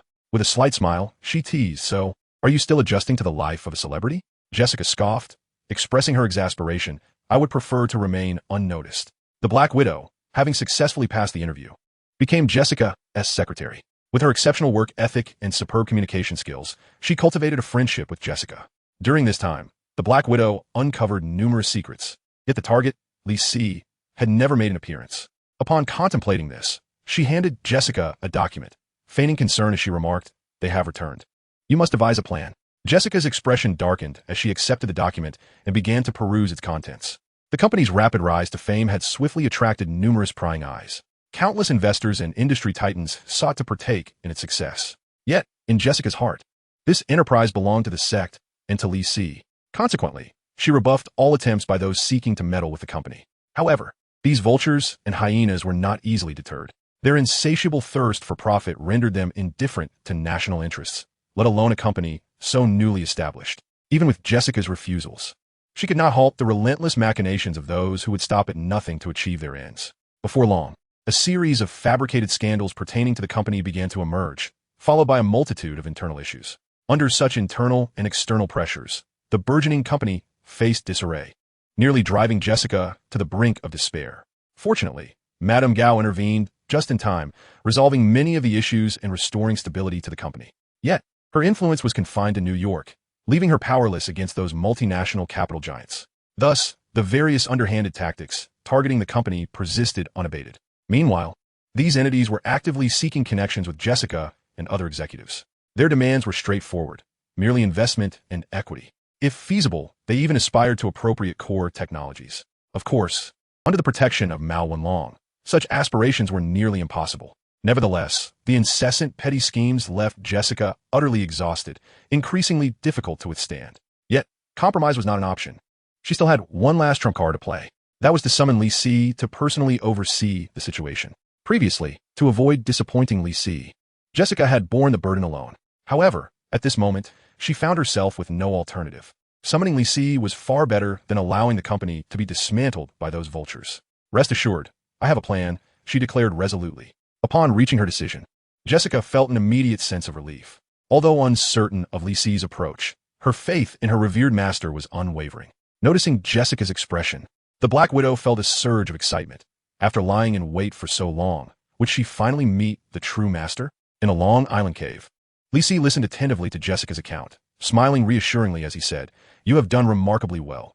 Leave the ensuing matters to me." Jessica, wearing a look of defeat, nodded unhappily, but could not suppress her curiosity. "Master, what do you intend to do?"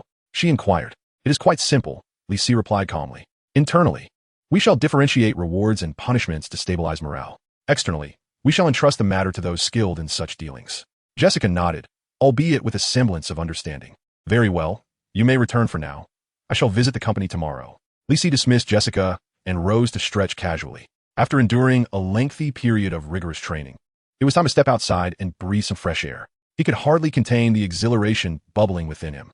Following his foundational cultivation, Li Si chose to continue his seclusion for further refinement. Despite the diminished efficacy of the Longyang pill and a slowdown in his training pace, he diligently consumed the elixirs, solidifying his cultivation. During the subsequent period, he immersed himself in the study of alchemy and artifact forging.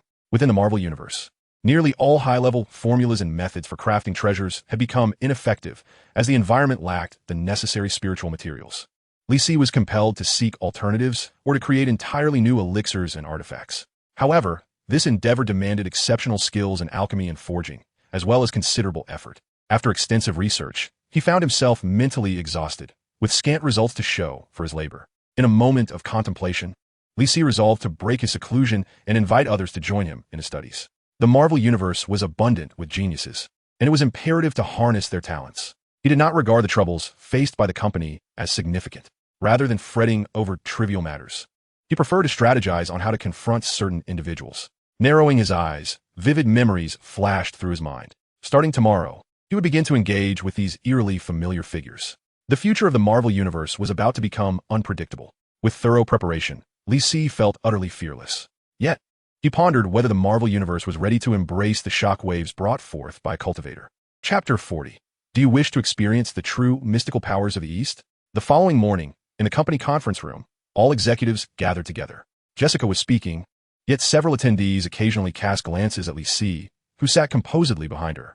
Given the intelligence of those present, it was not difficult to deduce that his identity was extraordinary, possibly that of the long-rumored elusive boss. Soon, Jessica concluded her remarks and transitioned the floor, stating, "Next, we have our Group S owner, Mr. Li, to deliver a speech." As her words settled, the crowd erupted into applause, their gazes towards Li Si tinged with surprise. No one had anticipated that this young and handsome man was indeed the legendary, immensely powerful owner. However, considering Jessica's presence, it was not entirely unfathomable. In that moment, the executives felt increasingly despondent about the company's future. With such youthful leadership, regardless of the company's potential, it seemed destined for failure. Li Si observed their reactions as he slowly approached the microphone. He did not rush to speak, but calmly surveyed the room. Wherever his gaze landed, attendees sat upright and attentive. The previously bustling chatter in the room fell into an eerie silence. With but a single glance, Li Si effortlessly established his supreme status within the company. No one dared underestimate him due to his age, nor would anyone overlook his voice. Even the front-row Black Widow could not help but marvel at this individual, whose aura was so formidable that it was a rare sight for her. However, for a Foundation establishment cultivator, this was merely a trivial matter. The vast chasm that separates Foundation establishment practitioners from ordinary mortals is reflected in the very hierarchy of life itself. Compared to common people, Foundation establishment cultivators are elevated beings, and even their oppressive presence is beyond the endurance of the average individual. At this moment, Li Si made a concerted effort to restrain his aura, appearing almost as an ordinary person. Yet, even so, his every word and action carried enough weight to sway those around him. After subduing the crowd with his presence, Li Si finally spoke in a measured tone. All of you present are senior executives of the group, having dedicated countless efforts to its establishment and growth. As the owner of this group, I wish to sincerely express my gratitude to each of you. As he spoke, he slightly bowed his head in a gesture of appreciation. The room fell into a profound silence, with no one daring to utter a sound. Naturally, this gratitude was not merely verbal. I shall instruct the finance department to issue a bonus as well. Li Si chuckled, and the atmosphere in the room began to ease. A whistle of approval echoed from someone in the audience. However, Li Si's demeanor quickly turned icy. Yet, some may find themselves ineligible for this bonus. The moment those words left his lips, the conference room was once again enveloped in a heavy silence. Those who had betrayed the company by acting as business spies, now choosing to resign voluntarily, would not face legal repercussions for me. Li Si cast a slow, sweeping glance over the crowd, his tone firm. You have 1 minute. The attendees suddenly felt as if they were sitting on pins and needles, as if ants were crawling all over them. The recent turmoil within the company had instilled a sense of crisis among them, prompting many to seek new opportunities. Coupled with the overtures from external capital, several executives had already been swayed. Among those present, few could confidently claim their innocence. Yet, none dared to step forward to resign. It was implausible to expect them to admit guilt willingly. The notion that they would not be pursued for accountability was met with skepticism, unless an agreement was signed. Who could guarantee that there would not be repercussions later on? It would be foolish to risk such uncertainty. After all, matters of this nature are not easily investigated. Thus, as the minute passed, no one chose to leave voluntarily. Many remained smug, anticipating how Li Si would embarrass himself later. Unfortunately, they were destined for disappointment. Li Si's perception was far superior to that of a polygraph, effortlessly identifying those with ulterior motives. Seeing their stubbornness, he abandoned all pretense, stating directly, those whose names I mention will proceed to complete their resignation formalities. John Brown, George Adams. A wave of astonishment swept through the room, with those named shouting in protest. However, Li Si paid them no mind and continued to read the names before coldly declaring, you may leave now. Go to the HR department to process your resignations. What gives you the authority to dismiss us? A middle-aged man rose to his feet, his face a mask of fury. I have devoted so much to this company. What gives you the right to dismiss me? Li Si cast a glance his way, his expression impassive as he replied, Professor Adams, I appreciate your contributions to the company, but you should not have divulged its confidential information. A jolt of shock coursed through Professor Adams. How would he possibly know of this? No, he is trying to deceive me. I have done nothing to betray the company. Professor Adams, convinced of his impeccable discretion, retorted vehemently, you are slandering me. If you have any proof, present it. Otherwise, I will ensure you face ruin. Proof? Li Si's eyes narrowed as he scoffed. My words are the evidence. Before Professor Adams could mount a counterargument, Li Si discreetly cast a spell. Adams' body trembled, his pupils clouding, becoming devoid of life. George Adams, confess how you betrayed the company's secrets. Li Si commanded with a chilling grin as he channeled his incantation. Professor Adams, utterly compliant, immediately recounted the series of his misdeeds. This bizarre scene sent shivers down the spines of all present. Once he finished, Li Si turned to Jessica and instructed, ensure this is all recorded and arrange for the finest lawyer to prosecute him. Jessica nodded vigorously, leading the dazed Professor Adams away. Li Si then directed his gaze towards those whose names had been mentioned. Why are you still here? Depart at once. At his words, Those individuals scrambled to leave in haste. Soon, the once crowded conference room was left with only a handful of people, including the spy known as Black Widow. In truth, she too was shaken by Li Si's methods. Yet, with her mission at hand, embracing a modicum of risk was only natural. Fortunately, Li Si did not expose her, merely casting her a glance imbued with meaning. Congratulations, you have passed the test and may remain here. As he surveyed the remaining individuals, his gaze softened considerably. I assure you, this will be the most prudent decision of your lives. Upon hearing this, the previously anxious crowd erupted with excitement and enthusiasm. I believe many of you are curious about the origins of the group's miraculous medicine. Li Si shifted the topic, successfully piquing their interest. Indeed, they were keen to know. The efficacy of the company's products was so astonishingly powerful that countless competitors had attempted to reverse engineer them. Yet, to this day, no company had succeeded. Instead, whispers circulated suggesting that the Group S products were the creations of demons. Naturally, no one truly believed such nonsense. They were merely intrigued by the product's enigmatic past. I can reveal the truth to you. This is the Group S greatest secret. Li Si chuckled, his expression enigmatic. This has piqued everyone's curiosity further, akin to an incessant itch that cannot be scratched. Regardless of what follows, I implore everyone to remain silent and refrain from divulging any details. The assembly nodded in agreement, eager to continue listening. Li Si chuckled softly before assuming a grave expression and declared, "The secret of our company's products originates from the ancient Qi cultivators of the East." The crowd exchanged incredulous glances, struggling to believe such a claim. Ancient Qi cultivators from the East? What on earth is that? Even those who had heard of them associated them only with the creation of alchemical elixirs that exceeded safe levels of heavy metals. Not only would this group of Americans find it hard to believe, but even a gathering of Chinese individuals would likely remain skeptical. Trust in Qi cultivators is no more credible than claiming I am Qin Shihuan. Li Si, perceiving the skepticism in their expressions, confidently stated, I understand your disbelief. Yet the marvels of our Company S products speak for themselves. At this point, disbelief was no longer an option. No one knew the extraordinary nature of their products better than they did. Could it be that those so-called ancient Qi cultivators truly possessed some extraordinary, undisclosed powers? Qi cultivators are individuals who pursue longevity and the profound mysteries of the universe. The most exceptional among them not only enjoy lifespans far exceeding that of ordinary humans, but also possess an array of astonishing, superhuman abilities. As these words resonated in the room, a palpable excitement began to stir. Longevity far beyond that of ordinary mortals. Incredible superpowers. These two aspects alone could drive anyone to madness. The company's products merely harness a fraction of their remarkable achievements. Li Si, satisfied with their reaction, continued. Even more precious than that is the ancient tome containing the secrets to cultivating such mysterious powers. You may find it difficult to fathom, but through the mastery of this tome, one can gradually attain powers that rival the divine. A wave of shock swept through the assembly, with many recalling the peculiarities exhibited by Professor Adams. The notion of witnessing or even possessing genuine Eastern mystical powers was tantalizing. Li Si spoke with a voice laced with temptation. If you dedicate yourselves to your work, this opportunity could be yours. Upon hearing this, a surge of motivation coursed through the crowd, each person eager to commence their tasks immediately. With that, the meeting was concluded, and they were dismissed to return to their respective duties. Jessica, having returned after seeing everyone off, noted their invigorated spirits and thought to herself how formidable her mentor truly was.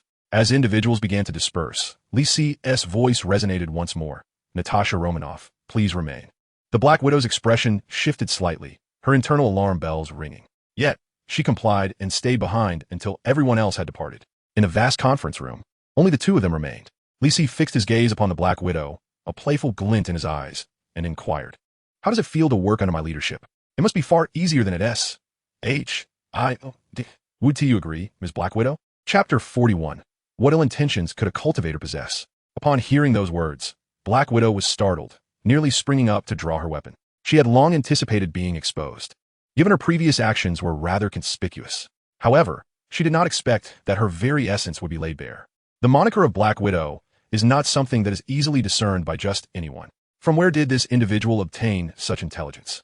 How much does he truly know about us? Why didn't he unmask me sooner? A flurry of thoughts raced through Black Widow's mind, yet she ultimately restrained her urge to act. The mere fact that they could still converse after her undercover identity had been unveiled was remarkable, unless absolutely necessary. She wished to avoid confronting the enigmatic forces of the East. With a chilling smile, she addressed him, Mr. Li, it is a pleasure to meet you. Li Si gazed steadily at Black Widow, yet within him, there was an unruffled calm. compared to the captivating thorny rose he had once perceived. This version of Black Widow appeared somewhat youthful. Though she lacked some allure at this age, she was undeniably at the pinnacle of her beauty. Yet, no matter how stunning, in Li Si's eyes, she was merely a delicate skeleton draped in crimson. Having cultivated to his level, a mere glance was enough to extinguish any intrigue. Even if she seemed flawless, she remained a mortal vessel, incapable of withstanding his meticulous scrutiny. Those who practice the art of cultivation often become detached and indifferent, having seen through the superficiality of existence. Many exquisite things can only be appreciated from a distance, and Li Si was no longer privy to such pleasures. The allure of mortal beauties held no interest for him, unless they were fellow practitioners of the ethereal arts. Sensing Black Widow's emotional fluctuations, Li Si chuckled softly. The myriad reactions and maneuvers of S.H.I.E.L.D. had long been anticipated with precision by him. As the number of practitioners and their abilities grew exponentially, it became nearly impossible to elude the attention of the discerning, particularly for S.H.I.E.L.D., responsible for supernatural occurrences.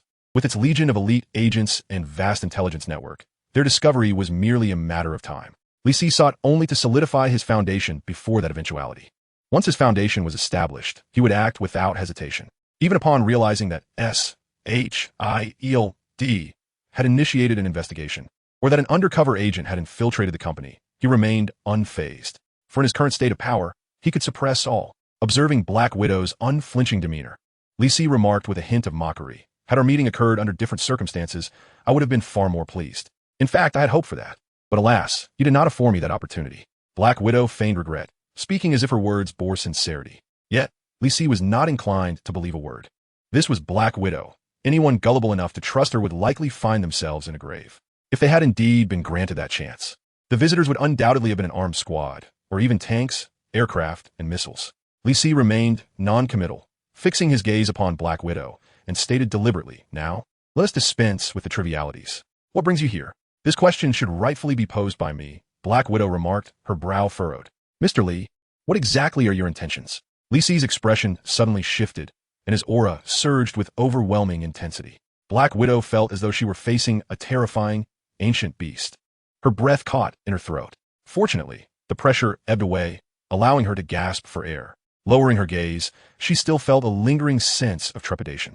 Trained from a young age and battle-hardened, this was the first time she had encountered such a formidable presence. No, this man could no longer be considered human.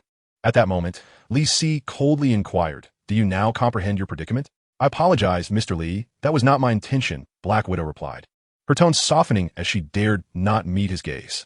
Li Si chuckled derisively, seemingly satisfied with her demeanor. Such individuals only learn to converse civilly after experiencing hardship. Taking a deep breath, Black Widow endeavored to adopt a more serious and authoritative tone. "However, I must caution you. You are jeopardizing the entire world." "Me? Jeopardizing the world?" Li Si laughed at her, retorting, "Isn't the greatest malignancy of this world America itself?" For a moment, Black Widow was rendered speechless, even feeling a faint resonance with his words. After all, she hailed from the land of the bear, albeit trained as an operative. A sense of belonging to America was utterly inconceivable to her. "This is not the crux of our discussion. I wish to address the matter of those jade artifacts." Her expression turned grave as she spoke with solemnity. "Those jades have birthed numerous malevolent superbeings. They not only commit murder, but also desecrate corpses and harbor demons. If left unchecked, one can scarcely imagine the horrors that await in the future." Pausing for effect, she earnestly implored Li Si, "Mr. Li, even for your own sake, you must take action." "Intriguing," Li Si replied, a playful glint in his eyes. "Is America not already rife with such occurrences?" Black Widow's countenance darkened, yet she refrained from retorting. "Discrimination, exploitation, violence, sexual assault, corruption," Li Si scoffed, countering, "which of these does not pose a greater threat than their actions? Are we to allow the officials to set fire while forbidding the common folk from lighting lamps?" "I apologize, but these matters fall outside our jurisdiction," Black Widow said, her expression growing grim as she lowered her voice to emphasize, "Yet we cannot turn a blind eye to this issue." "And what concern is it of mine?" Li Si replied nonchalantly. "If you wish to intervene, then by all means." After a moment of silence, Black Widow countered, "Mr. Li, those jades originate from you. You possess both the duty and the ability to halt them." "I indeed possess the ability, yet I carry no such obligation," Li Si stated, shaking his head, his expression impassive. "Moreover, they have committed no wrongdoing.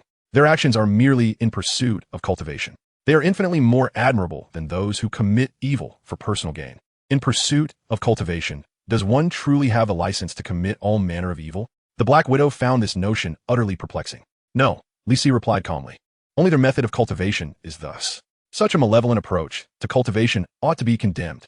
The Black Widow argued fiercely, refusing to relent. Evil perhaps. Li Si remained non-committal, his expression growing enigmatic. Yet I regard all practitioners equally, whether they are deemed evil or virtuous. In the perspective of an ant, a spider that preys upon them is indeed malevolent. Li Si cast a sidelong glance at the Black Widow and inquired, "Will you then eliminate the spider?" A chill coursed through the Black Widow's heart. To regard humanity as mere insects, he is indeed a devil. I comprehend now. At this juncture, she finally realized that Li Si would not intervene. Consequently, the Black Widow shifted her focus to another objective. "Can you offer us some assistance?" Li Si chuckled, thinking to himself, "You have finally come around. You too wish to obtain a cultivation technique? Not a problem at all." The Black Widow paused momentarily, somewhat taken aback. She had presumed that this objective would be exceedingly difficult to achieve. After all, this was a miraculous technique capable of bestowing superhuman abilities. Ever since Captain America emerged decades ago, projects like the Super Soldier Program had not ceased. Yet, despite investing countless resources and manpower, no significant results had materialized. The rarity of superhumans was thus evident. Moreover, this was a controllable, even potentially evolving superpower. It far surpassed the perilous and uncontrollable serums of the past. Although they had previously seized several techniques, they were still under investigation and had not yet been cultivated. Observing the malevolent practitioners was enough to ascertain that those techniques were undoubtedly wicked and hazardous. To acquire techniques from Li Si's hands would be nothing short of ideal. Once she had steadied her emotions, the Black Widow inquired, "What must we offer in return?" "That depends on your needs." Li Si patiently elaborated. "I possess two types of techniques, one being the most ordinary and the other far more formidable. The ordinary one costs 10 million for a single practitioner. The more powerful technique can be obtained free of charge only by those who join the sect." The Black Widow was already aware of the price, and thus was not taken aback. However, to gain access to the more potent technique simply by joining the sect? "Might I join this sect?" "You?" Li Si chuckled lightly, his expression one of mockery. "A sect is not merely a club. If we were to go to war one day, how would you respond?" The Black Widow found herself at a loss for words and could only offer a vague reply. "I would strive to prevent such an occurrence. You should return and discuss this further." With that, Li Si rose from his seat, dismissing the Black Widow. The Black Widow turned to leave, but halfway through, she suddenly inquired, "Mr. Li, what is your true purpose in disseminating these techniques? It seems that your recent lessons have been in vain." Li Si could only manage a wry smile. "The mission of the organization is to benefit all of humanity," he declared, spreading his hands in feigned innocence. "Otherwise, as a cultivator, what ill intentions could I possibly harbor?" After giving Li Si a penetrating glance, the Black Widow swiftly exited the conference room. As he observed her graceful silhouette, Li Si's expression gradually sobered. He genuinely aspired to coexist peacefully with S-H-I-E-L-D and to forge a promising future. However, based on his understanding of the organization, this seemed nearly impossible, for he sought to transform the world, a notion that S-H-L-D would undoubtedly oppose, particularly their head, who harbored an extraordinary wariness towards superhumans and extraterrestrial beings. Li Si surmised that a confrontation with S-H-I-E-L-D was inevitable. Ultimately, he would either subdue them or be vanquished by them, leaving no room for alternatives. With this thought, he could not help but let out a deep sigh. It seemed the time had come to forge a sword. In the S-H-I-E-L-D director's office, Nick Fury glared incredulously. Did he truly say that? This individual is certainly no ordinary person. Hearing Li Si liken humans to ants filled him with a sense of malevolence. As the king of agents and the current director of S-H-I-L-D, Nick Fury had extensive experience, having encountered numerous superhumans and even triumphed over aliens. Thus, he always assumed the worst about such individuals. Throughout his long life, he had witnessed too many troubles caused by these exceptional beings. It was precisely this awareness of their danger that had secured his position as director. S-H-I-E-L-D's duty was to manage supernatural occurrences and protect Earth from such threats. Li Si's remarks had already left a profoundly negative impression on him. In Nick Fury's eyes, he was a madman placing himself above all others. He felt fortunate to have identified this threat before it was too late, for he could only imagine the calamities that might ensue otherwise. Whatever this individual intended to do, it must be swiftly curtailed. Nick Fury resolved silently. "Romanoff, please continue." The Black Widow resumed recounting the subsequent events. Nick Fury refrained from interrupting until she concluded. After a moment of contemplation, he furrowed his brow and asked the Black Widow, "What are your thoughts on his origins and intentions?" The Black Widow, having evidently formed her judgment long ago, promptly replied, "I believe he is one of those so-called ancient Eastern alchemists." Nick Fury nodded, not surprised by this assessment, for he had also considered this possibility. "Please continue." The Black Widow pondered for a moment before slowly articulating, "I believe he must be the most seasoned chi refinement practitioner, likely having lived for several centuries." "Oh." Nick Fury's expression shifted slightly as he probed further. "Why?" "Intuition," the Black Widow replied, narrowing her eyes as she recollected Li Si's formidable presence. The aura he exuded, reminiscent of an ancient deity, transcended mere descriptions of strength and terror. Nick Fury refrained from further inquiries, choosing instead to trust his subordinate. Moreover, the individual's origin was not of paramount importance. What truly mattered was his ultimate intent. What is his purpose, then? Enhancing his power is likely one of them. The Black Widow's eyes sparkled with insight as she elaborated. "I surmise he has encountered crises or has recently awakened, and his strength is still in the process of restoration." "Yes, that seems plausible." Nick Fury nodded in agreement, as this aligned with the information at hand. According to their meticulous investigations, Li Si had demonstrated a significant augmentation of power over the past 6 months. However, due to his prolonged inactivity, they were unable to make precise predictions. Yet, it was evident that he was considerably stronger than Jean Bing. Otherwise, Jean Bing would not regard him with such trepidation. The Black Widow's encounter with Li Si that day undoubtedly corroborated this notion. The thought of such an intimidating figure as Li Si continuing to grow in strength only exacerbated Nick Fury's agitation. Urgent action was imperative. Delay could prove catastrophic. "Continue," he urged. "What is his ultimate goal?" The Black Widow's expression turned grave as she articulated each word with care. "It appears he intends to democratize the methods of chi refinement." "What?" Nick Fury furrowed his brow, retorting, "Are you certain?" The Black Widow's expression became intricate as she explained. Otherwise, his actions remain inexplicable. He is fervently disseminating these invaluable cultivation techniques. Furthermore, he has simultaneously created both malevolent and righteous practitioners. Treating all cultivators equally implies he positions himself on a higher pedestal. This indicates his aspiration to become a prophet, to usher in an era of chi refinement practitioners himself. Hence, he repeatedly asserts his desire to benefit humanity. At this juncture, the Black Widow found herself at a loss for how to proceed. Nick Fury, in turn, was overwhelmed by a sense of vertigo. To benefit humanity? He murmured, "What a madman." Both could vividly imagine the horrifying future that awaited Earth if Li Si were left unchecked. Even a malevolent practitioner who had only cultivated for a few months could wreak havoc. What of far more potent beings? With the vast population of Earth, the proliferation of such cultivation methods would incite chaos. Benefiting humanity? Perhaps he would rather feast upon it. Such a formidable entity could indeed elevate himself above all. Ultimately, it would be the ordinary populace who would suffer the most. Nick Fury resolutely declared, "We must stop him." He cast a solemn glance at Black Widow and said, "This task can only be entrusted to you." Black Widow nodded slowly yet resolutely, her heart heavy with the weight of the mission.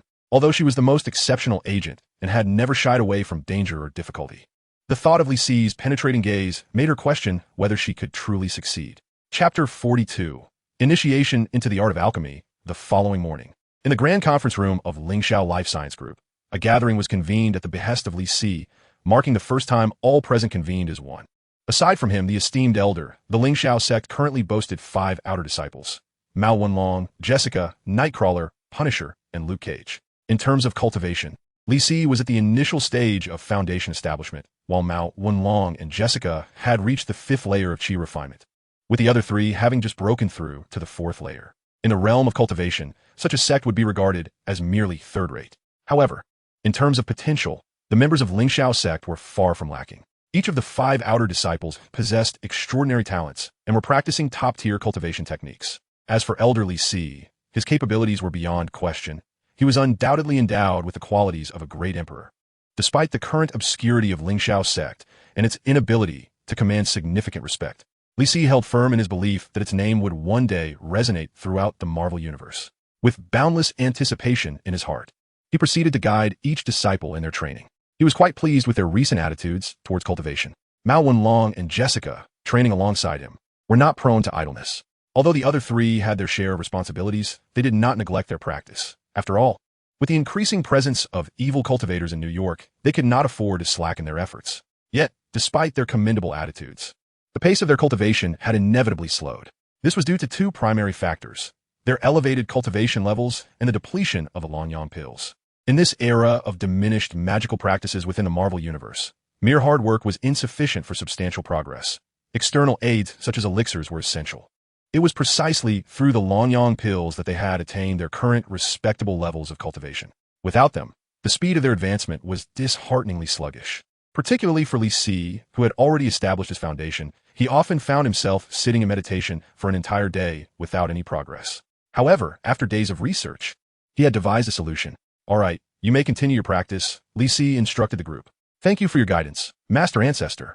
The 5 disciples responded in unison, bowing respectfully, their fluency in the Chinese language commendable. They had all devoted considerable effort to mastering the language, with each becoming increasingly proficient. Not only they, but the entire city of New York had taken to learning Chinese. The reason was simple. Li Si spoke the language, and the techniques he disseminated were also documented in Chinese.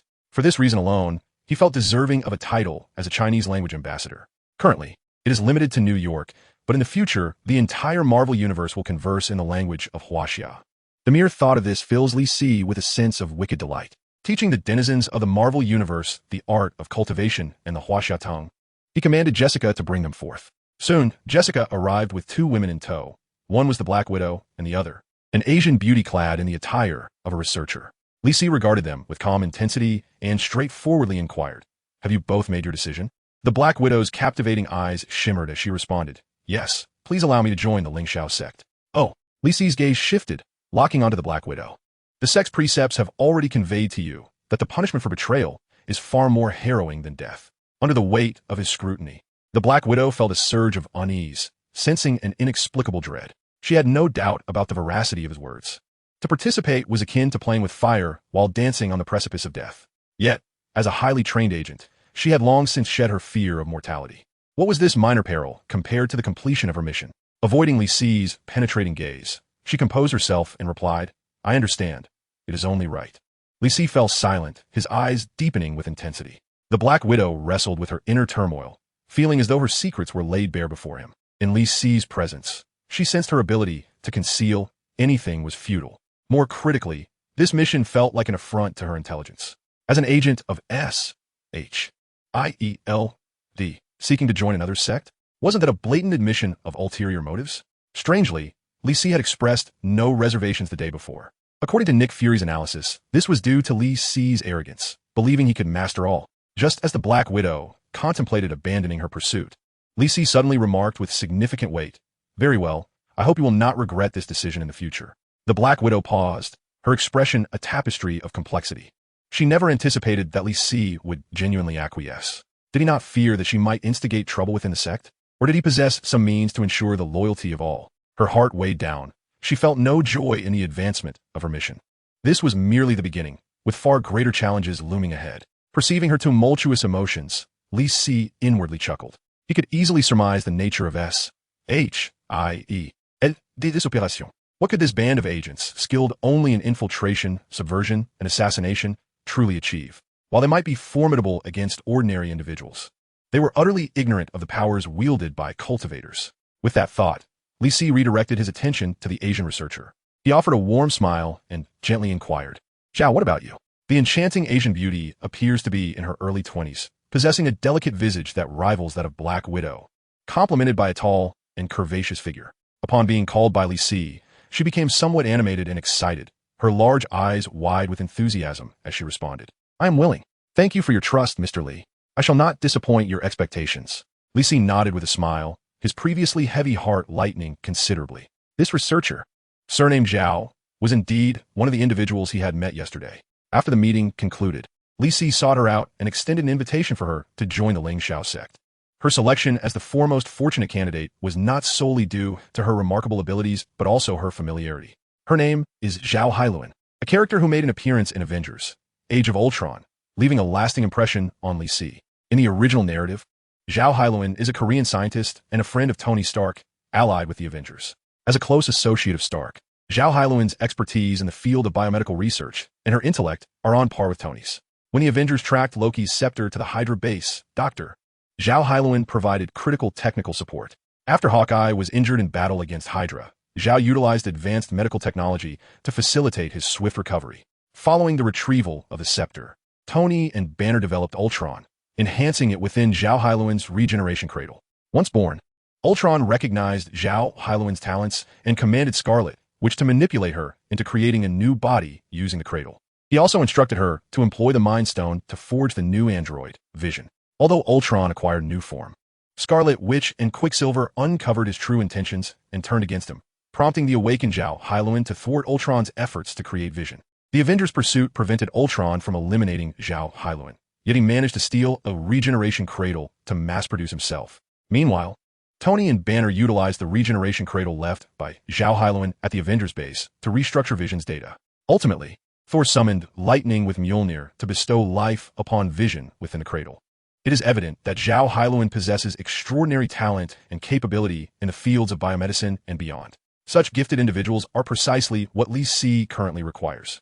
In a complete realm of cultivation, the presence of alchemists and artifact masters is indispensable. However, these professions demand immense talent, not something that can be mastered by just anyone, necessitating meticulous selection. Yet, among his 5 disciples, most are rather simple-minded, physically strong individuals. Figures like Mao Wenlong and Luke Cage would be considered outcasts in Huaxia, mere remnants of the 9-year compulsory education system. Although Jessica, Daredevil, and the Punisher possess a modicum of education, they lack any notable talents. It would be a feat for them to refine their own cultivation techniques, let alone delve into other forms of cultivation, which would undoubtedly prove challenging. Only scholars of Zhao Hailuan's caliber and above would be deemed worthy of investment in cultivation. With her innate gifts, Li Si intends to nurture her in the realms of spiritual plants and alchemy. To expedite the cultivation process, it is essential to cultivate spiritual plants and concoct elixirs. Although he is capable and performs admirably, it ultimately is not a sustainable solution. Such arduous and menial tasks are meant for disciples. Otherwise, what role would he play as a venerable elder? Observing Zhao Hailuan brimming with determination, Li Si could not help but smile broadly. This naive youth is indeed best suited for laborious work. Very well, I place my trust in you. He cast a glance at the Black Widow and said, "Let us proceed. I shall first guide you both into the fold." Chapter 43. The Loud Conspiracy of S.H.I.E.L.D. Days later at S.H.I.E.L.D. It was truly astonishing. As Nick Fury scrutinized the data laid out before him, his eyes widened in disbelief. Your physical attributes have nearly transcended the limits of humanity. He raised his gaze, his expression filled with incredulity as he looked at the Black Widow. In just a few days, you have grown this formidable. Nick Fury paused momentarily and, with a tone laden with wonder, jested at this rate. We might soon behold an American Captain Marvel. The expressions of the others in the office mirrored his astonishment as they regarded the Black Widow. They found it hard to fathom how such a curvaceous form could harbor such terrifying strength. Yet, the Black Widow remained gravely serious, showing no signs of pride or elation. To be precise, it had only been a single day. The Black Widow explained in a measured tone with his assistants. I achieved a breakthrough and transformed into my current state. The subsequent progress has been minimal. A single day, Nick Fury murmured, his dark complexion deepening with concern. The mood among the others similarly grew somber, as they comprehended the implications of her words. What kind of individual could induce such a profound transformation in just one day? Romanoff, can you sense just how powerful he is? Nick Fury inquired. The Black Widow furrowed her brow and shook her head. I cannot say. He gives me the impression of towering mountains and vast oceans. Upon hearing this, everyone present found it utterly absurd. The sensation of mountains and oceans? Are you referring to a mere human? Only legendary deities might warrant such descriptions. However, we could draw insights from his disciples. After a moment of contemplation, the Black Widow further elucidated. To my knowledge, Mao and Jones are the strongest. The others are a tier below. Our investigation revealed that Fisk is on par with those two. As she mentioned Fisk's previously exhibited abilities, the atmosphere grew heavy. The earlier confrontation involving Kingpin and Daredevil had left behind considerable evidence due to its tumultuous nature. Under S.H.I.E.L.D.'s thorough investigation, the details of that battle emerged vividly. The quartet's terrifying destructive capabilities and their enigmatic methods lingered in their memories. Particularly, Kingpin, once possessed, resembled a demon straight from the depths of hell. According to S.H.I.E.L.D.'s conservative assessments, he was more than capable of annihilating an entire team of agents. They initially believed that Jean Bing was an exceptionally rare individual. However, to their surprise, Black Widow revealed that there were 2 others of comparable caliber. Just how formidable must the one who nurtured all 3 be? And what of him? Is he merely one tier above these 3? Nick Fury inquired, his expression darkening. No, far beyond that, Black Widow replied, taking a deep breath. He is at least one significant tier above the three. A significant tier? Nick Fury pressed, seeking clarification. What does that entail? According to the cultivation techniques and the accounts of others, the levels of cultivation are categorized into major and minor tiers. Aside from him, everyone else resides within the same grand realm known as Chi refinement. The three individuals are at the mid-stage of Chi refinement's minor tier, while the rest are at the initial stage. The progression follows the sequence of early, mid, and late stages of Chi refinement. Upon breaking through the late stage, one can ascend to a higher grand realm, and I have serious doubts that he is at the foundational stage of this realm. After this revelation, the group felt a chill run down their spines, their expressions akin to those who had just received distressing news. Jean Bing was already terrifying. Accepting that someone was merely one tier above him was manageable. Who would have thought that Li Si was, in fact, a whole significant tier above everyone else? The disparity was staggering to contemplate. Nick Fury, unwilling to relent, asked, "What kind of gap does this realm create between you and him?" Black Widow let out a wry chuckle, her tone dry as she responded. It is said to be even greater than the difference between a late-stage Chi refiner and an ordinary person. Upon hearing this, the group was left in shock, grappling with the incredulity of the situation. Even Nick Fury couldn't help but confirm, "You're not mistaken, are you?" Black Widow slowly shook her head, explaining, "They seem to have encountered it before, so it should not be wrong. According to their descriptions, an individual at this realm can fly, scout intelligence from kilometer away, and even unleash devastating attacks." The group fell into a contemplative silence, feeling as if they were listening to a mythological tale. How could such an extraordinary being exist in reality? Surely, a super soldier like Captain America was more in line with the realm of possibility, right? Is this something a mere human can achieve? Nick Fury asked, furrowing his brow. No, Black Widow sighed heavily. He refers to those like us as cultivators. Essentially, they are practitioners aiming for immortality. Nick Fury did not wish to hear more and declared, regardless of whether he seeks immortality or divinity, we must prevent him from succeeding. Achieving the second realm in just 6 months, and with such terrifying power, if we allow him more time, he might truly become a god. We must act decisively while he has yet to fully mature. Otherwise, the consequences could be unimaginable. To this sentiment, everyone shared an uncanny consensus. Romanoff, what are your thoughts? Nick Fury asked, his expression filled with anticipation. After a moment's hesitation, Black Widow replied, "I believe it is unnecessary to make an enemy of him." Nick Fury was momentarily taken aback. Are you serious? The thought of Li Si's piercing gaze sent a shiver down Black Widow's spine. Indeed, perhaps we could sit down and have a discussion. Yet, that would place us in a position of complete passivity. Nick Fury scoffed. Or do you prefer to witness a world teeming with superpowered criminals? It won't be that dire, Black Widow countered, striving to argue her point. Just as he established his sect, which strictly governs its disciples and even punishes the wicked. However, she was compelled to halt as she noticed the unsettling look in Nick Fury's eyes. She sensed his disappointment, mingled with skepticism and caution.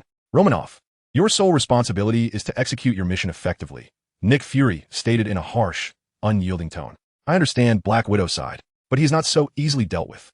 This is precisely why we must act swiftly. Nick Fury remained resolute, dismissing any contrary opinions. Perhaps he would eventually wield godlike powers, but now he should not be insurmountable.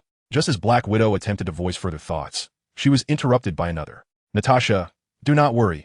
I will assist you. The speaker was Barton, known as Hawkeye.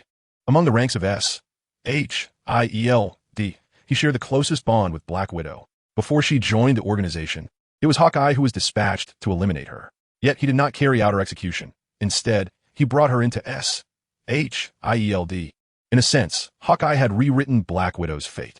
However, it was precisely for this reason that she was reluctant to confront Li Si.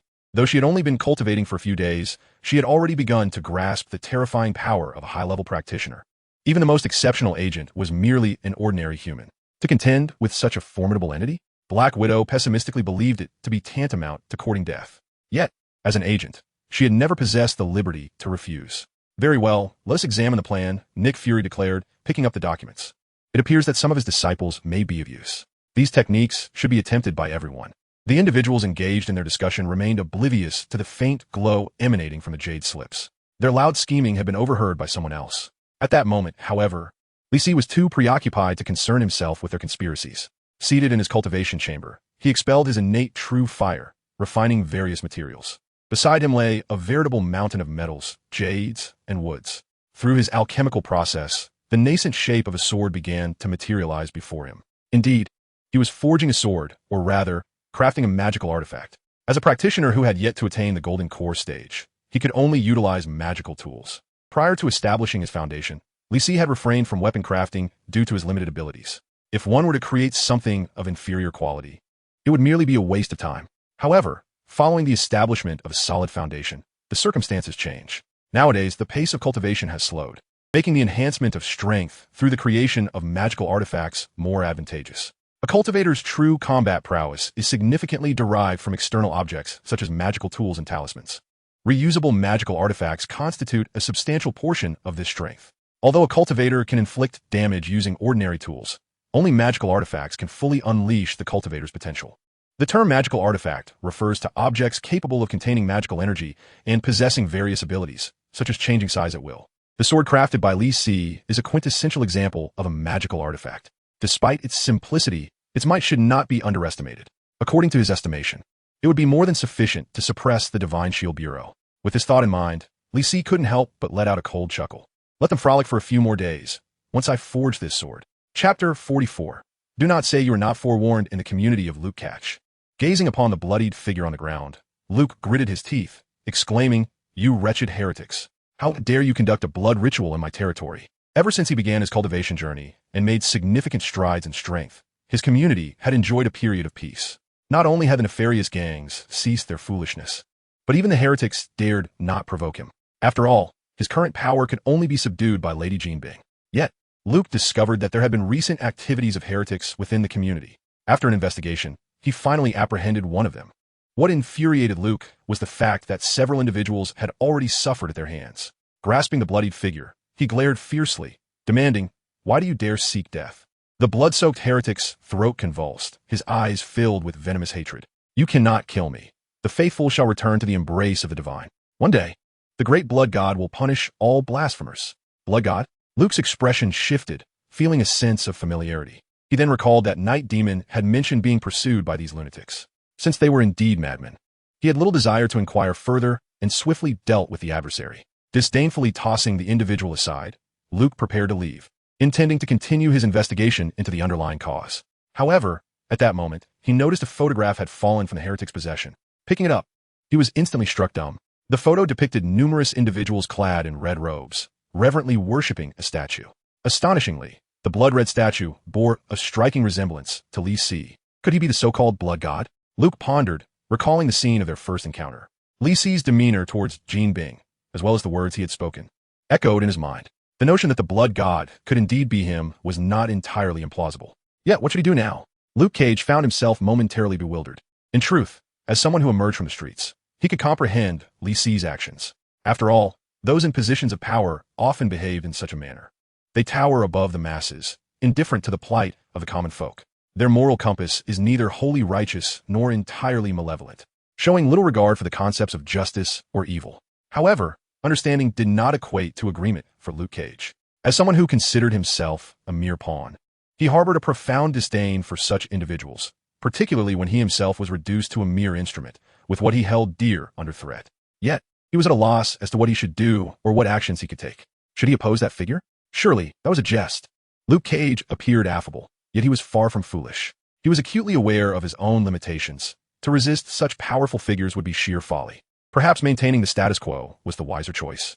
A heavy sensation weighed upon Luke Cage's chest, for he found the dissonance between his actions and his principles to be quite uncomfortable. Since cultivating a heart capable of subduing demons, he had never before felt so conflicted. At the Punisher's residence, "Captain Castle, we need you," Coulson earnestly implored the Punisher. "Captain Castle has long since perished." The Punisher retorted coldly, "Please leave." With that, he rose to open the door. However, upon swinging the door ajar, he was taken aback by the sight before him. A man, whose hair was already graying and clad in military attire, stood outside. With an expression of regret, he addressed the Punisher, saying, "Frank, it has been a long time." The Punisher remained silent for a moment before responding. "Are you here to lobby on their behalf?" The man's silence implied acquiescence. The Punisher shook his head resolutely. "No." He regarded the man with a grim countenance. "You must understand, I can no longer serve the government." "I am sorry." Lumen sighed, his expression laden with anguish. "I could not assist you with that matter. Otherwise, you would not have become who you are now." This man in uniform was the Punisher's superior, who had once shown him considerable kindness when he first enlisted. The matter in question referred to the tragedy that befell the Punisher's family, for which he sought justice in vain. From that moment onward, Frank Castle was no more. He had been supplanted by the merciless Punisher. How could someone who had endured such injustice ever wish to serve the government again? Even if Coulson from S.H.I.E.L.D.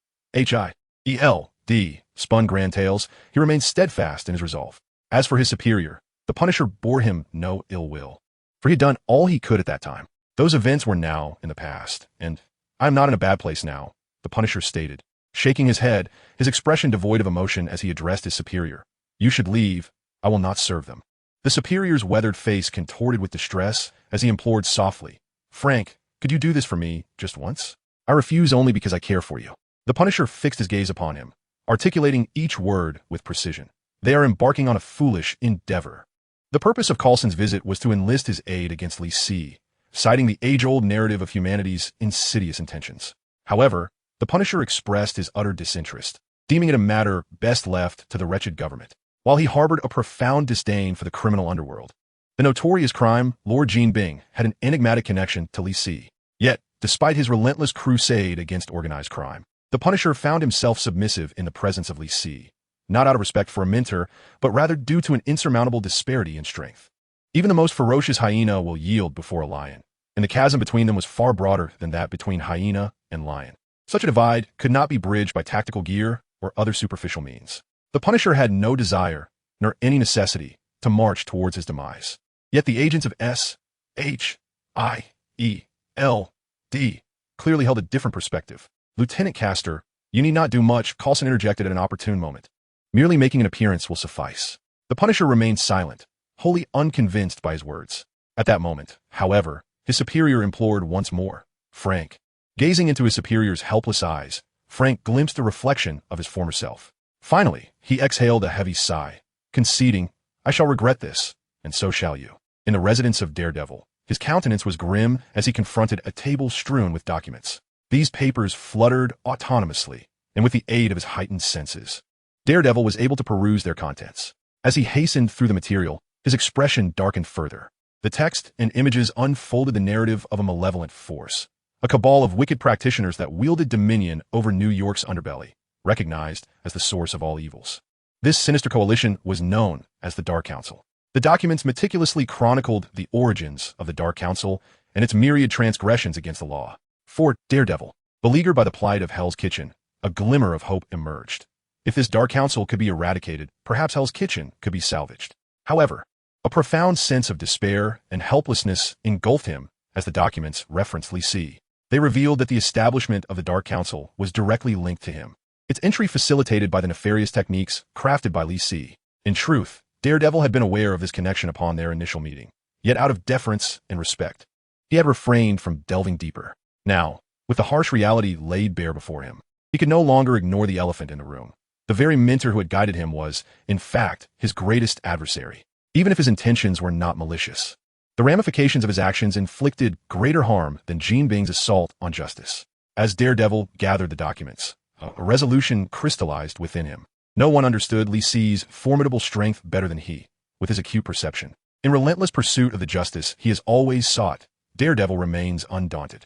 Within the confines of the Kingpin's lair, he demands, speak your purpose. Kingpin, gripping a man tightly, coldly threatens, otherwise, I shall make your existence a torment you cannot escape.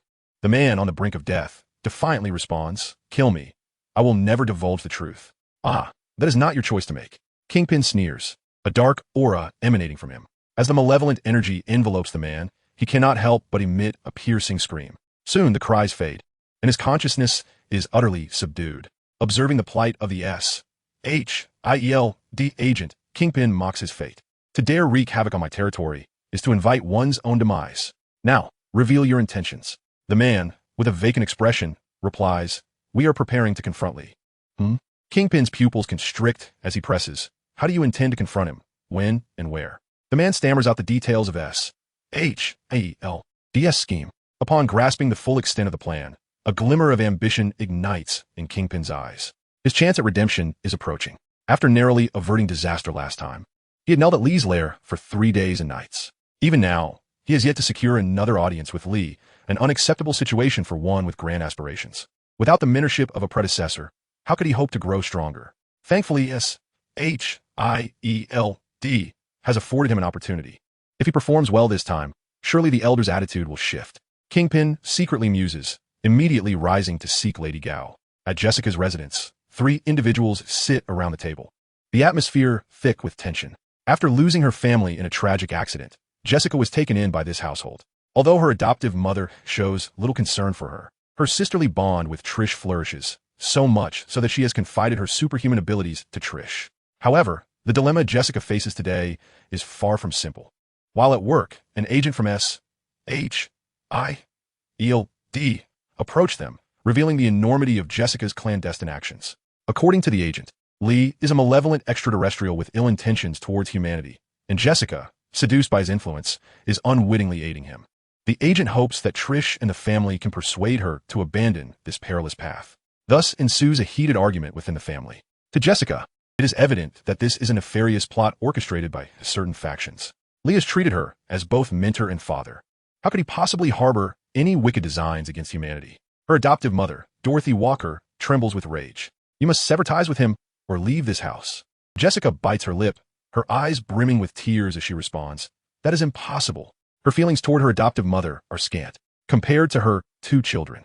The adoptive mother appears to possess a greater affinity for wealth. This is the very woman who, in pursuit of financial gain, pushed her biological daughter, Tracy, into the limelight as a child star. At that moment, Tracy embraced Jessica, leaving both with expressions of uncertainty, unsure of how to proceed. According to their previous discussions, failing to distance themselves from Lee Si would adversely impact their families. Jessica was indifferent to her adoptive mother's opinions, yet she could not overlook the future of her dear friend Tracy. However, she found the notion of betraying her mentor utterly unthinkable. Perhaps a delay would be prudent. All right, I understand. Jessica feigned acquiescence, addressing them. I shall comply. You can rest assured. Long Island Cave, once modest in size, had been expanded to several acres.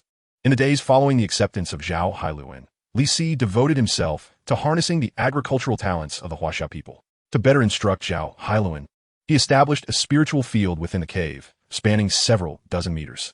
Unlike ordinary farmland, a spiritual field requires ample spiritual energy and meticulous care from cultivators. The crops cultivated here consist solely of precious spiritual herbs and medicines, and neglect could lead to disastrous consequences.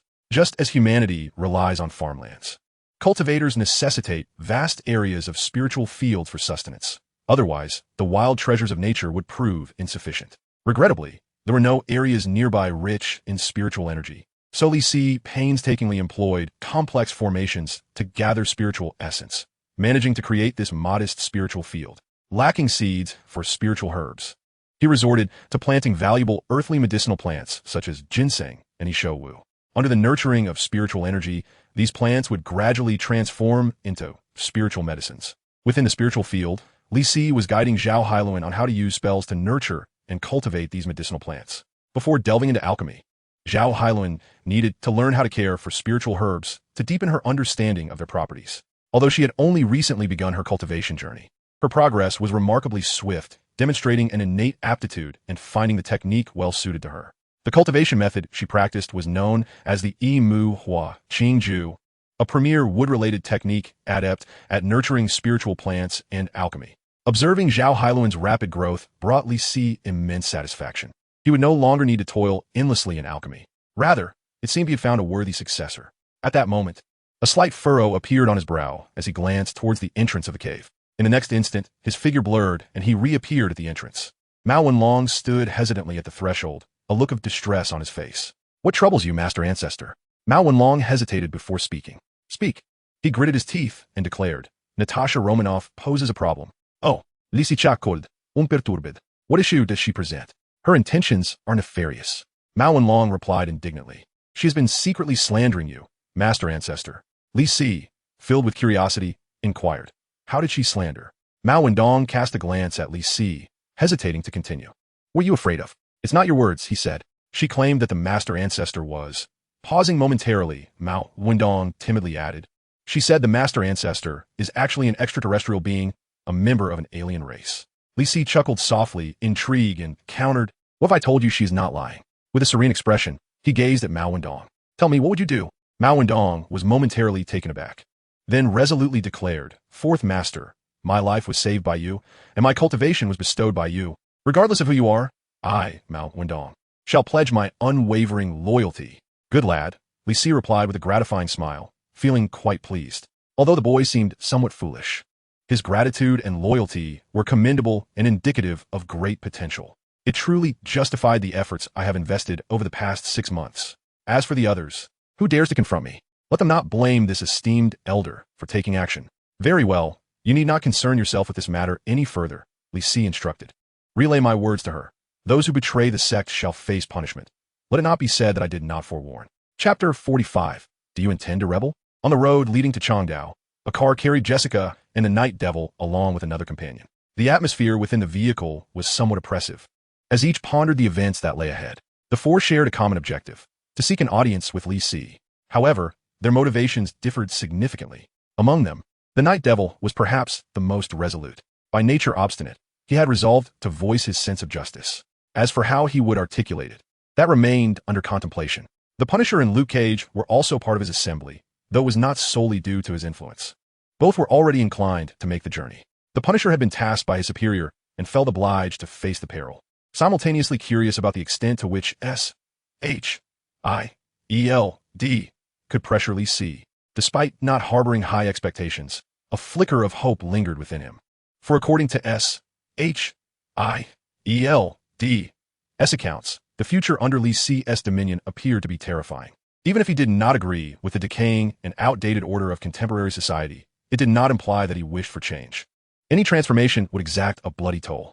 Meanwhile, Luke Cage remained somewhat bewildered. Upon learning that Li Si was the blood god, he thought he could endure it and move on. Yet, when the Night Devil persuaded him, he naively agreed in a moment of fervor. Now, sitting in the car, he felt lost, uncertain of what was to come. Would there be a confrontation? Impossible, absolutely impossible. Lastly, Jessica, although persuaded by her family, simply wished to convey a message to Li Si. Accompanying the three was merely a coincidence. In the stillness, the vehicle drew ever closer to Li Si's sanctuary. Suddenly, Daredevil broke the silence, posing a question to Jessica. "How much do you know about our Grandmaster?" Jessica shot him a surprised glance and replied, "Why do you ask?" Just making casual conversation, Daredevil smiled, though his words lacked sincerity. His intention was not mere idle chatter, but rather to persuade Jessica to join their cause. After a brief moment of contemplation, Jessica responded, "In truth, I have not been involved for long, but I have had some exposure." "What do you know about him and his dealings with those wicked practitioners?" Daredevil, with veiled intent, inquired further. "Hasn't the Grandmaster already explained this matter?" Jessica replied, puzzled. "Are you having trouble understanding?" Daredevil remained silent for a few seconds, perplexed, and retorted, "Do you truly condone such actions? When one has the power to thwart evil, yet chooses to indulge it. Of course the Grandmaster could stop them, but what about the future?" Jessica dismissed his concerns, earnestly explaining, "What if even more fearsome practitioners emerge? Shouldn't we rely on the Grandmaster to address them?" She wore an expression of righteous conviction, asserting, "It is our duty to confront these issues. Passing them off to the Grandmaster is an evasion of responsibility." Daredevil found himself at a loss for words, thoroughly bested by her formidable logic. Just then, the Punisher interjected, "Have you considered why more terrifying practitioners may arise in the future?" Jessica paused, immediately lost in contemplation. The current practitioners were, in fact, creations of the Grandmaster. If more were to appear in the future, it was likely connected to him as well. Realizing this, Jessica's expression shifted momentarily before returning to its previous state. "So what?" She shrugged, unconcerned. "The Grandmaster has stated that evil practitioners will always exist. Even if he does not cultivate them, someone among us might still turn into one." The three exchanged glances, refraining from contradicting Jessica. Despite their shared battles, differences lingered among them. The Punisher possessed a thirst for blood, while Daredevil adhered to a no-kill principle. Additionally, Luke Cage had ties to the criminal underworld, which set him apart from the other two. However, the Punisher's intentions extended beyond mere observations. He continued, "Jessica, have you contemplated what the future might hold?" "The future?" Jessica pondered, pursing her lips before uncertainly suggesting, "Perhaps we will bring prosperity to all of humanity?" "You may be overly optimistic," the Punisher replied, his expression grave as he spoke softly. "As more individuals begin to cultivate and acquire extraordinary abilities, the world will spiral into chaos. Governments will crumble, existing laws will become obsolete, and the powerful will act with impunity. The fate of the weak will be far more tragic than those suffering in current war-torn regions." Jessica felt a chill run down her spine and could not help but retort, "With us around, who would dare to act recklessly?" So, do you aspire to be the architect of a new world order? The Punisher fixed his unwavering gaze upon Jessica, posing a profound inquiry. Do you believe you possess the ability to dictate the fate of 7 billion souls? At once, Jessica felt overwhelmed and vehemently denied, "No, I cannot do that." "Indeed, you are incapable of such a feat," the Punisher stated with utmost certainty. "No one can." He turned his gaze toward the window, observing the receding splendor of the city. With the passage of time, countless sacrifices are inevitably entwined, particularly amidst such monumental upheaval. The Punisher paused momentarily before redirecting his focus back to Jessica. "If you prefer not to witness it, you must reconsider your stance." Jessica's heart raced with alarm. She promptly halted the vehicle by the roadside and, her expression fluctuating between uncertainty and dread, inquired, "What exactly are you all planning to do?" The others exchanged glances in silence, not uttering a word. After a protracted silence, the Punisher finally sighed. "We are going to confront our mentor." Among the four, he was the most lucid. Before their arrival, the Punisher had been aware that S-H-I-E-L-D intended to target Lee C. However, he had not anticipated that S-H-I-L-D had meticulously plotted against Jessica and the others as well. Although it seemed the trio had no intention of engaging, the Punisher believed that S-H-I-L-D would orchestrate the unfolding of events to prevent them from unwittingly falling into S-H-I-E-L-D's trap. He felt compelled to elucidate the situation.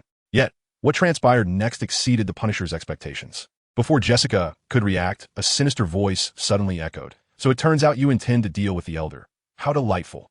The faces of the four transformed in an instant, and Daredevil blurted out, "Kingpin?" As the words left his lips, they were struck by a wave of foreboding.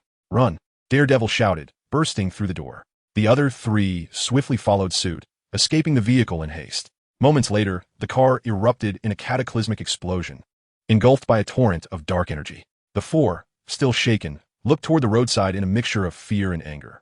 There stood the formidable Kingpin, his malevolent aura palpable as he surveyed them with excitement. Upon receiving news of Lee C's potential attack, he had come to provide support. Initially, he had intended merely to make an appearance to garner goodwill, but the conversation among the four filled him with unexpected delight. He could hardly believe that they had betrayed their mentor. This was splendid. He could eliminate a significant threat without fearing reprisal from the Elder. What a hypocritical bunch. The Elder had shown them kindness, yet they plotted betrayal. Kingpin let out a cold laugh, his dark energy surging anew. "I shall take it upon myself to deal with you." Lady Gao chimed in. "Those who betray their mentors and ancestors deserve to be eradicated." She cast a glance at the blood slaves behind her and commanded, "Children, subdue them." In an instant, Jean Bing charged forward with a group of blood slaves. Damn it! The Punisher's expression darkened, feeling somewhat overwhelmed. He finally comprehended the plan of S-H-I-E-L-D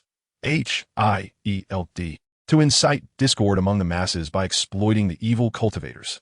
Witnessing the evil cultivators standing alongside Lee C, even attacking in his name, what would they think? Surely, they would perceive Lee C as an adversary, unwittingly becoming an asset to us. H-I-E-L-D-S operation. Regrettably, with the situation at this juncture, the Punisher had no choice but to confront them. "I will handle him," Jessica exclaimed with a fierce shout, her aura soaring as if she were a goddess of war. In the blink of an eye, she blocked Jean Bing, her fists descending like hammers. Bang! Jean Bing staggered, his expression shifting immediately. This punch made him acutely aware that the seemingly delicate Jessica was no weaker than himself. However, Jean Bing felt no fear. Although his previous encounter with madness had been perilous, it had also significantly enhanced his strength. More crucially, while Jessica possessed cultivation, she lacked experience in combat. And this was precisely his forte. Jean Bing twisted his body, dissipating Jessica's force, and retaliated with 2 swift punches. Jessica neither dodged nor avoided. She absorbed the blows and pressed forward to counterattack fiercely. Her superpowers were already extraordinary, and with her mastery of body refinement, her physical strength was second only to Lee C's. In a test of brute strength, Jessica was utterly unafraid. After being sent flying by Jessica's strike, Jean Bing regained his composure. He expelled a breath of demonic energy, momentarily impeding Jessica. Then, his body trembled as he began to undergo his initial transformation. Soon, small horns sprouted from his head, and his body became covered in fine scales, bearing a striking resemblance to the demonic creature from before. Yet in this state, his consciousness remained exceptionally clear, devoid of the dangers of madness. Jean Bing let out a roar and engaged in battle with Jessica. This time, they were truly evenly matched. They resembled ancient behemoths, their clash resonating with a terrifying intensity. leaving chaos in their wake. Nearby, Daredevil and his companions were also embroiled in fierce combat with the Blood Slaves. The commotion they caused was no less than that of a Hollywood blockbuster. The Blood Slaves were brimming with ferocity, akin to crimson demons emerging from the depths of hell. Daredevil and his companions, however, were equally formidable, each possessing their unique abilities. Daredevil moved with an uncanny foresight, his every action perfectly timed as he navigated through the chaotic crowd. The Punisher, adorned with battle tattoos, exuded an aura of malevolence that instilled undeniable fear. Luke Cage, bathed in golden light, emanated a sense of compassion even amidst his fierce demeanor. As they engaged, the trio showcased their prowess, dispatching Blood Slaves with ease, as if slicing through vegetables. In terms of power, their mastery of top-tier techniques and cultivation at the mid-stage of chi refinement allowed them to utterly dominate these mere cannon-fodder Blood Slaves. Though the Blood Slaves could cultivate, they were merely slightly stronger than ordinary evil cultivators and had yet to break through to the mid-stage of chi refinement. Wherever the Night Demon and his companions tread, few of the Blood Slaves can pose a challenge. However, the Blood Slaves prevail in sheer numbers and have practiced basic combined assault techniques. After inflicting considerable damage, the Blood Slave army gradually steadied their formation. Although they could not easily overcome the Night Demon trio for the moment, they were not on the verge of collapse either. Yet, Jean Bing and Lady Gao had come prepared, possessing capabilities beyond mere brute strength. As the Night Demon and his companions struggled fiercely, Lady Gao unleashed 3 streams of blood flames toward them. The Night Demon instantly sensed the impending danger and warned, "Be careful." However, he did not anticipate that the surrounding Blood Slaves would recklessly charge at him, clearly intending to perish together. The other 2 also faced a similar fate.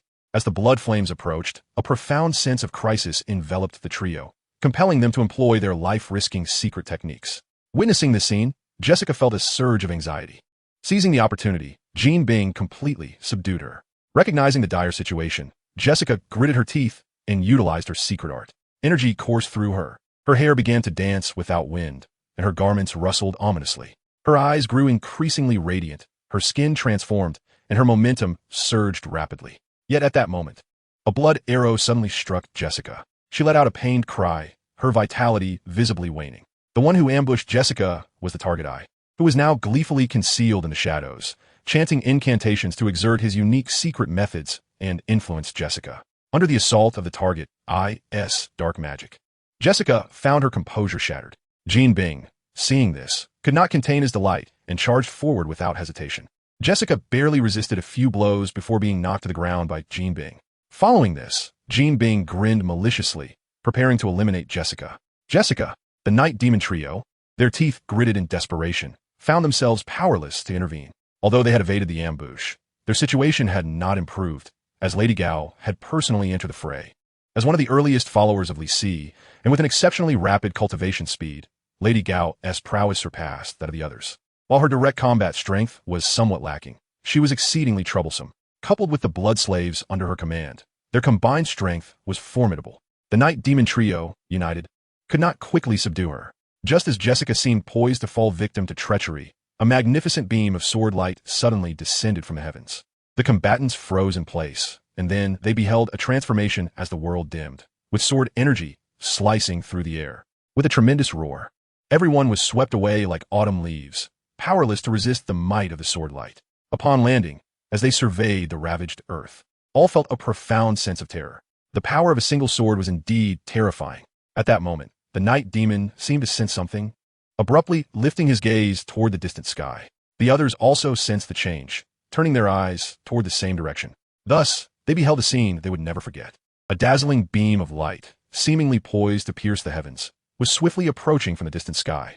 Within mere breaths, accompanied by a sharp, penetrating aura, the radiant light came to a halt in the air not far away. It was then that the onlookers discerned the true form of this luminescence, a figure standing upon a flying sword, exuding an otherworldly grace. Clad in a blue robe, he possessed a tall and powerful stature, his handsome visage striking. The sword beneath him measured 3 feet in length, its deep black surface glimmering subtly. Merely by standing in the air, an intangible pressure emanated from him, causing the crowd to tremble, as if in the presence of a celestial being. This individual was none other than Li Si. Gazing down at the trembling crowd, a flicker of anger flashed in Li Si's eyes as he coldly inquired, "Do you seek to rebel?" Chapter 46. If reason holds true, what need is there for power? This simple question struck like a heavy hammer. causing the hearts of the assembly to quiver. Whether it was Jean Bing, who had suffered at Li Si's hands before, or Jessica, who shared a closer bond with him, both were filled with trepidation. For this was the first time they had encountered such a countenance from Li Si. In the past, he mostly concealed his presence, embodying the demeanor of a recluse. Even when angered, he typically employed subtle tactics, never resorting to overt hostility. Yet, at this moment, Li Si descended upon his flying sword, his terrifying aura unabashed and seemingly ready to annihilate all present at a moment's notice. Under this oppressive force, everyone stood frozen in fear, their expressions betraying their apprehension, terrified that even the slightest movement might invoke his wrath. However, now that he had made his move, how could Li Si allow them to escape? His gaze shifted, landing squarely upon Jean Bing. Speak. Jean Bing felt a chill wash over him, sensing his life was at stake, regretting his previous actions. Why had he come forward to offer his assistance? Now he had provoked the elder's wrath, bringing upon himself a calamity he never anticipated. Driven by the instinct for survival, he gathered his courage and stepped forward, responding respectfully. I heard that the elder was in peril and came forth to provide support. To my astonishment, I discovered these individuals plotting treachery against you. Grateful for your immense kindness, how could I stand idly by? Thus I intervened. With heartfelt sincerity, he dared not conceal anything, imploring the elder to see the truth. The more he spoke, the more impassioned he became, fully immersing himself in his role, his demeanor and expressions beyond reproach. To an unknowing observer, he would indeed appear as the foremost loyal subject, while Jessica and the others would be seen as treacherous villains. Considering his background as a notable figure in the American underworld, his command of the Chinese language was deserving of commendation. Initially intending to make an example of Jean Bing, Li Si couldn't help but chuckle softly, deciding to grant him a reprieve. He then turned his attention to Jessica and her companions, his expression impassive as he inquired, "Is what he says true?" The four were rendered speechless, hardly daring to confirm. Jessica steadied herself, summoning her courage to speak. "Master Ancestor, he is spouting nonsense. How could we ever betray you?"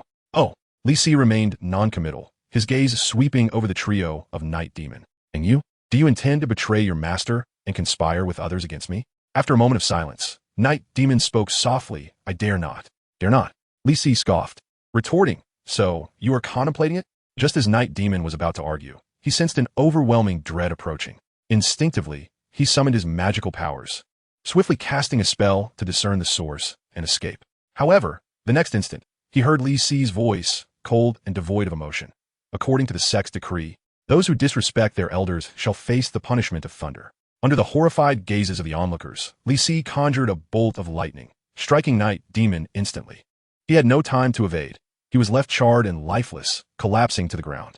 Though he seemed to cling to a flicker of life, he had indeed committed a grave offense. Li Si turned his attention to the other two, asking icily, "Do you also wish for this?" Noticing the flickering of electricity around him, the Punisher and Luke quickly replied in their hearts, "We do not." Yet even in their submission, Li Si had no intention of letting them off the hook. To speak one way and feel another warranted punishment. The two were instantly stricken with panic. Were they to be punished despite their reluctance? Knowing that arguing would be futile, they hastily prepared to endure their fate. In an instant, two bolts of lightning descended, leaving them dazed and disoriented. Fortunately, they had braced themselves, and being physically stronger than Night Demon, they managed to remain standing. Next, Li Si turned to Jessica, speaking in an authoritative tone, "As the senior sister, your failure to discipline warrants punishment as well." Jessica's face turned pale, and she involuntarily closed her eyes in preparation for her sentence. After a moment, she only heard Li Si's exasperated voice, "Forget the thunder punishment. Return and transcribe the rules 100 times." Jessica sighed in relief, yet a sense of injustice welled within her. Meanwhile, the Punisher and Luke looked on, envious and teary-eyed. Nearby, Jean Bing secretly rejoiced, wishing fervently that Li Si would strike them all down on the spot. But at that moment, Li Si's voice suddenly rang in his ears. "Do you think you are exempt from this?" Jean Bing's heart sank as he anxiously replied, "Senior, who gave you the audacity to lay hands on my people?" Li Si scrutinized Jean Bing, speaking with a domineering and unyielding tone. "Even if traitors arise within the sect, it is only I who shall cleanse the ranks." Witnessing the crackling electricity around Li Si intensifying, Jean Bing felt utterly despairing. Soon, two bolts of thunder struck both Jean Bing and Lady Gao. As practitioners of the dark arts, they inherently feared lightning. After enduring a more potent strike, they fared no better than Night Demon. After dealing with everyone in turn, Li Si slowly surveyed the crowd, proclaiming with an air of superiority, "I recognize that each of you harbors your own thoughts, yet as long as you do not cross the line, I shall not concern myself. The crowd felt a chill, having witnessed the fate of those who dared to overstep. However, Jessica hesitated for a moment and could not help but voice her thoughts. Master Ancestor, what is it? Lisi interrupted her, speaking with an air of indifference. Are you attempting to reason with me? Jessica fell silent, yet her expression conveyed everything. It seems I've been too lenient with you all, resulting in this predicament. Lisi sighed deeply, his demeanor laden with reflection. If reason were effective, what need would there be for power? His countenance suddenly shifted, and the oppressive aura he exuded grew even more terrifying. The privilege of the weak to reason has always been granted by the strong. The crowd turned pale, their bodies trembling like frail candles in the wind.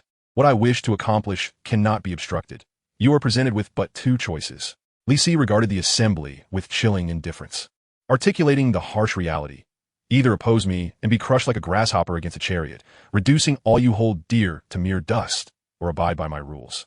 Strive to adapt to the forthcoming new era, and perhaps you may more easily achieve your desires. Upon hearing these unvarnished words, the crowd found themselves momentarily at a loss.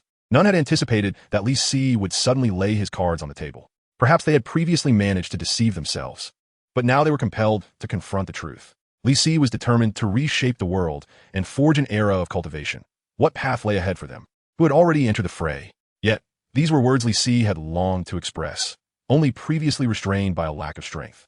Now that he had established a solid foundation and possessed sufficient confidence, he swiftly revealed his intentions. Given his stature, he deemed it beneath him to deceive others. His actions sought to be transparent and just. Rather than leaving a hidden bomb, it was far better to identify and resolve the issues promptly. After all, as he stated, the sentiments of these individuals were inconsequential. Unless they crossed a line, he could hardly be bothered. However, to pose a threat to his plans, one must possess substantial strength. Their current level of cultivation was evidently far from adequate. Should they sever ties with Lisi, they would hardly be deemed a threat, merely swept away by the tides of time, unable to stir even a ripple. Viewed from this perspective, being favored by Lisi was undoubtedly a privilege for them. Compared to the illustrious stars of the Avengers, they were but nameless individuals, unable to dictate their fates even when Thanos snapped his fingers. Yet now, following Lisi, while the future may not gleam with brilliance, at least they would not vanish inexplicably. Ironically, some who might have shone brilliantly could very well meet their demise today. At that moment, Jean suddenly stepped forward, proclaiming, I am deeply indebted to you, Senior. I am willing to pledge my life in unwavering loyalty. Mrs. Gauss swiftly followed suit, fervently expressing her allegiance. I have long vowed to serve you for a lifetime. Lisi was not the least surprised by their responses. As long as their own interests were not jeopardized, they would readily sacrifice anything.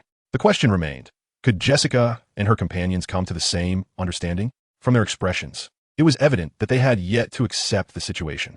However, Lisi was too indifferent to elaborate further. He decided to leave everything to time. A glint of brilliance flashed in his eyes as he suddenly spoke. After observing for so long, are you not prepared to take action? Chapter 47. 800 Autumns Since Enlightenment. Never has a flying sword taken a life.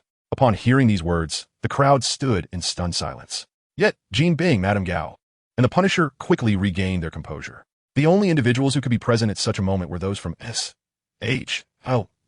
Before they could react, a meticulously orchestrated assault was already upon them. Powerful gusts of energy surged, and bullets imbued with terrifying kinetic force rained down upon Lisi from all directions. Moments later, adiafaning grua aqua, causing the faces of all present to pale in shock. A dreadful term suddenly emerged in their minds. Anti-material sniper rifle. All present were cultivators, their strength rendering them impervious to ordinary firearms. Even the friliest of blood slaves would not fear small-caliber weapons. Yet, the anti-material sniper rifle was a different story, posing a lethal threat to their lives. This specialized large-caliber rifle primarily targeted armored vehicles, aircraft, and ships. To employ it against a human being would be a gross violation of international humanitarian principles. It was akin to using a cannon to swat a mosquito. The discussion should not revolve around whether the mosquito could survive, but rather whether it could leave behind remnants. For those gathered, the threat posed by this weapon was potentially greater than that of artillery shells. After all, they could somewhat withstand the destructive force of shells, but the sheer kinetic energy was far less defensible. Yet, when they looked up towards the sky, they were astonished to find that Lisi had vanished without a trace. Before they could comprehend the situation, a colossal noise from a propeller reached their ears. 3 armed helicopters were encircling them from 3 directions. While the crowd was momentarily stunned, these steel behemoths launched their assault with ferocity. They unleashed terrifying tongues of fire towards everyone. Run! The Punisher bellowed, leading the way into the jungle. As a retired elite soldier, he understood all too well the devastating power of armed helicopters. Even the least lethal mounted machine guns aboard could deliver enough firepower to annihilate them. Damn it! Luke Cage cursed, hoisting Daredevil and sprinting into the jungle. Jessica, in a state of panic, followed suit. Jean Bing and Madame Gao wore grim expressions as they desperately dodged the torrent of bullets. This group of cultivators, who had recently engaged in a cataclysmic battle, could only scurry for cover in the face of the armed helicopters. At that moment, a dazzling beam of sword light suddenly rose slowly from the ground. Following this, Li Si's cold and haughty voice resonated throughout the area. 800 autumns since Enlightenment. Never has a flying sword taken a life. Today, let your blood serve as an offering to my sword. As the words fell, the blade's radiance swiftly expanded, momentarily eclipsing the sky. With an overwhelmingly fierce sword aura sweeping forth, it gradually cleaved towards the armed helicopters. What manner of fiend is this? Oh God, what adversary are we truly confronting? Faced with this extraordinary and terrifying sword light, the occupants of the armed helicopters were struck with sheer horror. They hastily maneuvered their aircraft, attempting to evade this menacing beam of light. Yet, the sword light, appearing leisurely yet striking with urgency, enveloped 3 helicopters in an instant. Amidst the astonished gazes of onlookers, these iron behemoths erupted in a thunderous explosion, plummeting to the ground like a cascade of dumplings. Standing upon the ravaged earth, gazing at the 3 columns of black smoke rising in the distance, a surge of emotion welled within the crowd. To sever 3 armed helicopters with a single stroke of the sword, what immense power, what boundless magic. As fellow cultivators, how could they not be drawn to such prowess? It would not be an exaggeration to prostrate in reverence. This astonishing display did not merely astonish them. It left the agents of SHIELD utterly bewildered. Several kilometers away, watching the scene unfold, the agents were entranced. That resplendent strike had etched a profound psychological scar upon their minds. Had they not witnessed it with their own eyes, none would believe such a feat possible. To cleave armed helicopters with a sword? Surely, such an act transcends human capability. Is the world truly on the brink of transformation? They gazed silently at the screen, their minds consumed by the vision of that sword light. At this moment, the mission could no longer proceed. According to the original plan, they were to incite discord between the 2 factions, igniting a grand conflict that would engulf the target. Following that, they would eliminate the target with a sniper's precision, subsequently using armed helicopters in conjunction with ground teams to eradicate any remaining threats. However, they had not anticipated that Li Si would not even lift a finger. Merely revealing himself had quelled both sides. Soon after, the sniper's attempt faltered, and Li Si vanished in a thin air. Subsequently, the armed helicopters were inexplicably brought down by the enemy. Now, they found themselves unable to even locate the target, let alone eliminate it. This operation had utterly failed. All their meticulous arrangements appeared as mere jest before the target. Undoubtedly, the target had long sensed their presence. Contemplating this, the elite agents of SHIELD felt a chilling dread seep into their hearts. Nevertheless, due to their exemplary professional integrity, none chose to abandon the mission at that moment. Taking a deep breath, Coulson addressed the team gravely. I will request support from fighter jets. You continue the search for the target. Black Widow, Hill, and the others all affirmed their commitment. Just then, a voice unexpectedly rang out. Are you looking for me?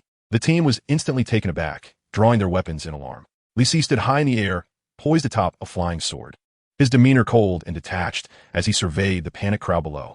Without the need for further words, the agents of SHIELD instinctively opened fire. However, to their utter despair, their weapons proved utterly ineffective. Whether it was handguns, rifles, or submachine guns, none could inflict harm upon the man who resembled a divine being. Li Si did not even flinch. A luminous shield manifested around him, effortlessly deflecting every bullet. Observing the despondent agents of SHIELD, he revealed a cruel smile. In the spirit of reciprocity, I shall return the favor with a sword. As his words fell, the flying sword beneath him emitted a crisp sound, akin to a clarion call. The agents were instantly struck with terror. This sword had recently obliterated 3 armed helicopters. Take cover, Coulson shouted, diving to the side. The others hastily scattered, attempting to evade the impending onslaught. Yet their efforts were ultimately in vain. Under Li Si's mental focus, none could escape their fate. A breathtaking beam of sword light descended from the heavens, swiftly engulfing the fleeing agents of SHIELD. With no capacity for resistance, they were all thrown to the ground, their bodies mangled beyond recognition, their fates uncertain. Various equipment lay utterly destroyed, the ground littered with shattered debris and fallen leaves, a scene of utter chaos. Only the roughly trained Black Widow managed to cling to a semblance of consciousness amidst the devastation. As she surveyed the aftermath, akin to a tempest's passage, despair flooded her heart. If only she had held steadfast to her convictions, perhaps today would have unfolded differently. Suddenly, Li Si's voice echoed ominously. I warned you. He chose not to heed my words. The Black Widow opened her mouth, struggling to find an explanation. At that moment, a projectile with a long trail of smoke hurtled toward Li Si. Hawkeye, wielding a rocket launcher, shouted hoarsely, Natasha, flee at once. Yet the Black Widow felt no joy. Instead, a sense of foreboding gripped her. If Li Si could fell armed helicopters with a single stroke, where could she possibly escape? Coming to save someone now would only place her in jeopardy. But in the next instant, her vision was obscured by an explosion of flames. As the fire dissipated, she beheld a scene that shattered her resolve. Li Si dragged Hawkeye, as if he were a lifeless dog, slowly approaching her. No, the Black Widow collapsed to her knees, tears streaming down her face as she pleaded, This is my fault. Do not kill him. The sacrifices today have been too great. She could not bear to witness another death. Moreover, this man was Hawkeye, the one who had once pulled her from the abyss. Indeed, Li Si sneered coldly. They all perish because of you. He tightened his grip slightly, causing Hawkeye to wail in agony. I told you, you would face consequences. The Black Widow knelt at Li Si's feet, fervently bowing her head in supplication. Spare him. I will submit to any punishment you deem fit, as long as you grant him his life. No, that would be the greatest punishment of all for you, Li Si replied with a cold smile, personally ending Hawkeye's life. Witnessing Hawkeye's demise left the Black Widow thunderstruck, her gaze gradually losing focus. Yet, at that moment, Li Si felt no compassion. Instead, he experienced a profound sense of exhilaration. A killer inevitably faces retribution. Those who conspire against him must be prepared for retaliation. Mercy towards one's enemies? Such matters are best left to the virtuous. Were it not for his own formidable strength, it would have been Li Si who lay dead today. Enjoy this moment. It is merely the beginning. Li Si retrieved a potion and consumed it, striving to restore his magical powers. After enduring half a year in this new world, he could no longer suppress his frustrations. He resolved to unleash a storm of vengeance today, to alleviate the pent-up feelings within his heart. The S-H-I-E-L-D, is it? I am curious to see whether my sword is sharper or their shield more resilient. With that thought, he seized the Black Widow and soared into the distance on his sword. Chapter 48. A sword shatters the shield. At S-H-I-E-L, DS New York base. Nick Fury repeatedly called out, Romanoff? Romanoff. Yet, after half a minute of silence, he realized there was no response. His expression darkened as he grasped the grim reality of their failure. Their team might have been completely annihilated. Damn it! Nick Fury cursed under his breath, his single eye widening in disbelief. He had never anticipated such an outcome, especially since S-H-I-E-L-D had invested considerable effort into this operation. According to the original plan, the manipulated Daredevil and others were supposed to inadvertently engage Li Si in battle, allowing them to seize the opportunity to eliminate him with decisive force. However, the plan began to unravel from the very first step. They had believed that Daredevil and his companions would pose some challenge to Li Si, given that intelligence indicated their formidable capabilities and distinct personalities. In the eyes of S-H-I-L-D, agents, such individuals were the easiest to manipulate, suitable for use as pawns. To their dismay, this group proved disappointingly ineffectual, despite their usual prowess. Each one of them seemed to falter in Li Si's presence, even too intimidated to utter a word. With no other options, S-H-I-E-L-D was compelled to bide their time. Yet, Li Si had pinpointed their position, leaving them no choice but to act. The elite snipers, long in wait, simultaneously squeezed their triggers. But, after the gunfire, they found their target had vanished without a trace. No matter, they still had 3 armed helicopters. Faced with such overwhelming firepower, the formidable practitioners could only flee in disarray. This bolstered the confidence of S-H-I-E-L-D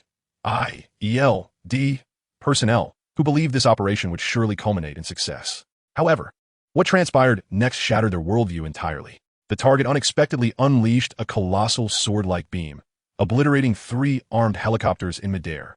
The agents of S-H-I-E-L-D, who witnessed this spectacle, could scarcely believe their eyes. These were not mere sparrows, but formidable aerial dominators capable of influencing local warfare. And yet they were annihilated by a single individual wielding a sword, a weapon both absurd and inconceivable. But soon after, more grim news arrived. The command center ahead seemed to have come under attack from the target, and contact was lost. Nick Fury felt his blood pressure rise, his heart bleeding for the fate of those likely doomed in the operation. These were elite agents, his trusted subordinates, Coulson Hill, Hawkeye, Black Widow. Without them, S.H.I.E.L.D. would falter significantly. Yet, Nick Fury understood that this was not the time for mourning. The mission was far from over. The target remained alive. Whether for vengeance or the stability of the world, the operation must continue. Taking a deep breath, Nick Fury began issuing commands to those present. Mobilize the fighter jets for immediate support. Dispatch reinforcements from other bases. Continue the search for the target's location. At that moment, a panicked voice broke through the tension. Director. What? Nick Fury turned to see a familiar figure suspended in midair outside the S.H.I.E.L.D. headquarters in New York, standing upon a sword. A singular thought resonated among the agents. He has arrived. Outside the S.H.I.E.L.D. headquarters, Li Si coldly surveyed the panicked crowd within.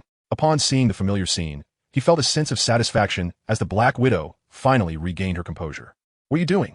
They are innocent, she exclaimed, her hair disheveled and her face smeared with blood, devoid of her former allure, resembling a defeated combatant. However, Li Si felt no sympathy. Instead, he experienced an indescribable exhilaration. This woman, known as the Black Widow, derived her name from a venomous spider that kills its male counterpart after mating, an apt moniker reflecting her lethal nature. From the moment she entered, she had incessantly incited discord among the ranks, leading them to turn against Li Si. Had it not been for his superior skills, he might have found himself in a laboratory by now. How could he possibly feel compassion for such a treacherous woman? He would rather she perish. Innocent?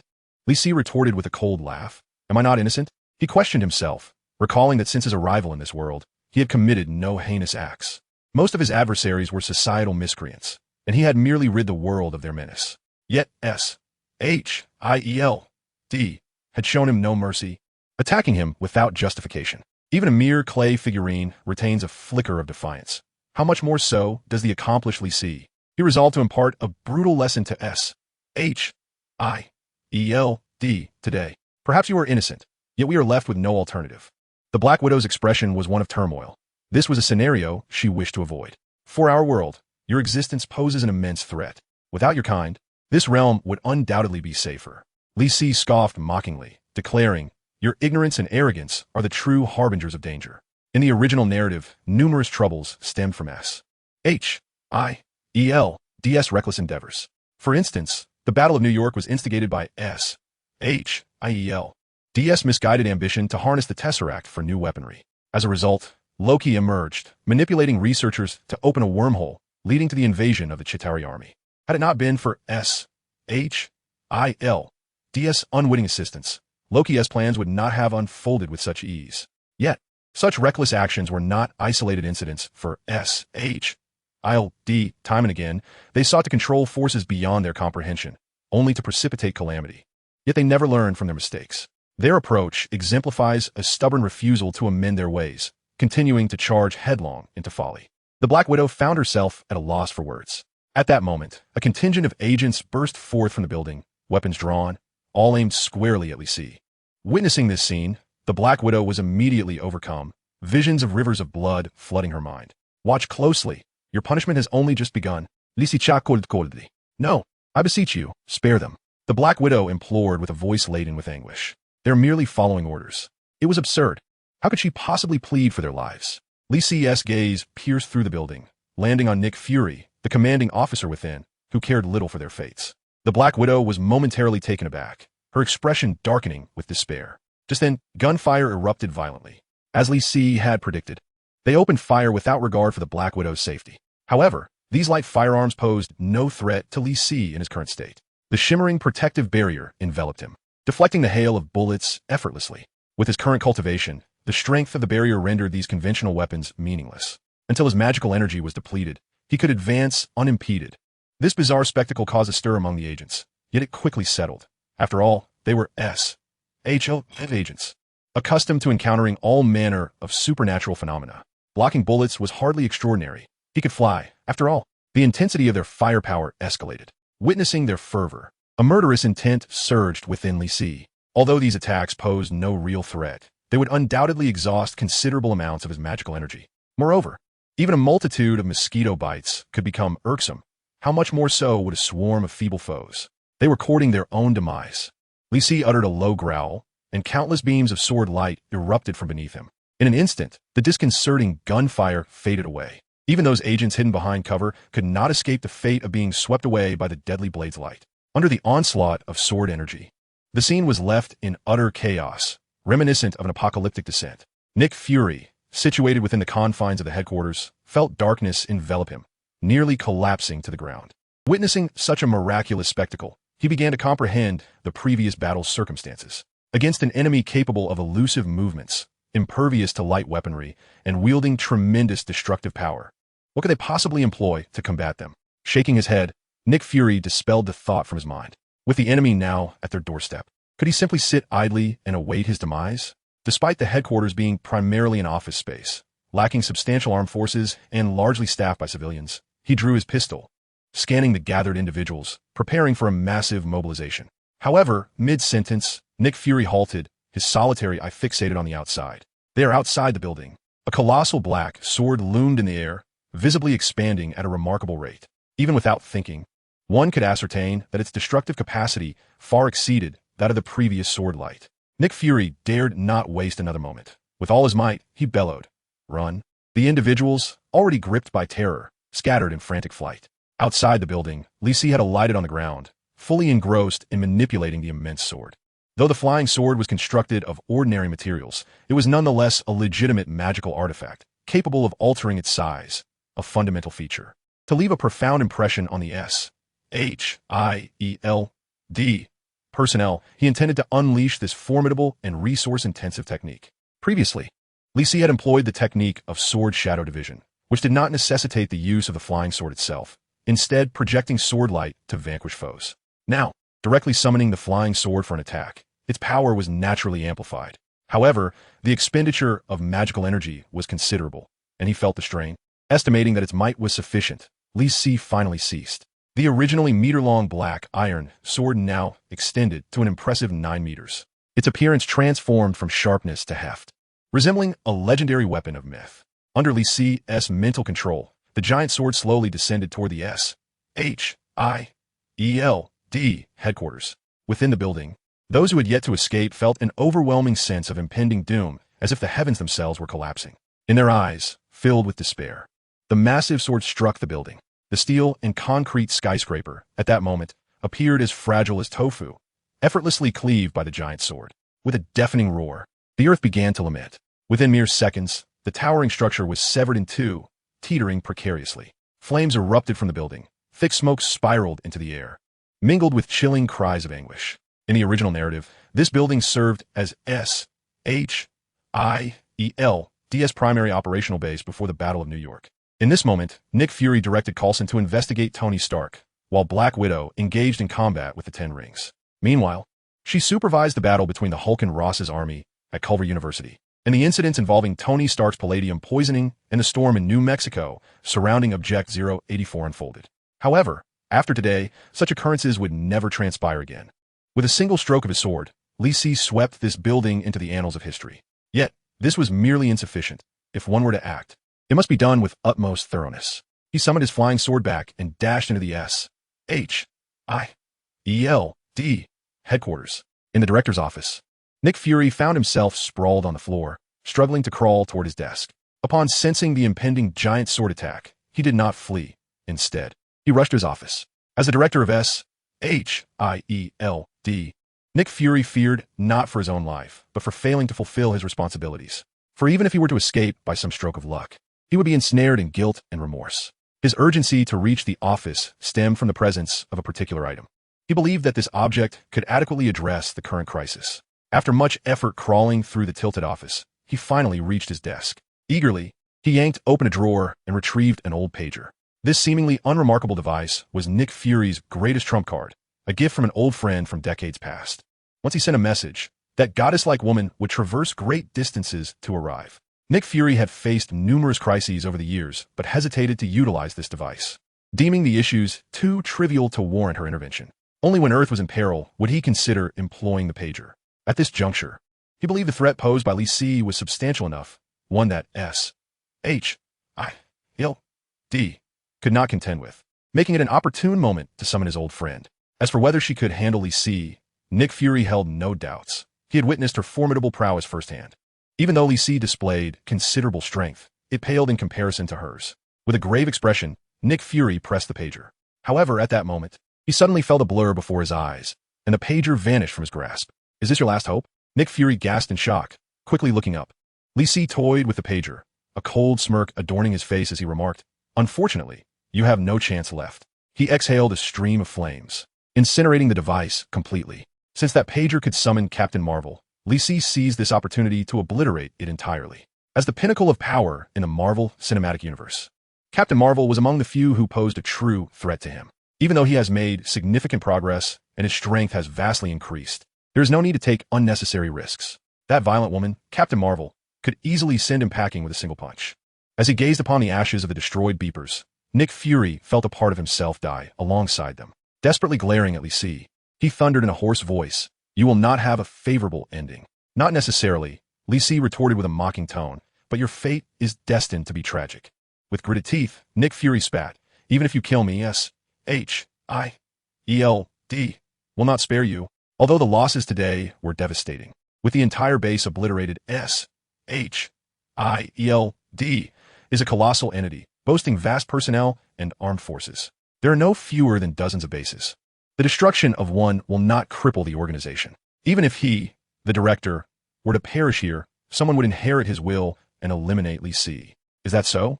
Li Si chuckled derisively, bemused by Fury's misplaced confidence. S-H-I-L-D is on the brink of becoming a shadow of its former self, and he remains oblivious to the reality. Being a director in such a state, he might as well return home to raise pigs. With this thought, Li Si suddenly laughed.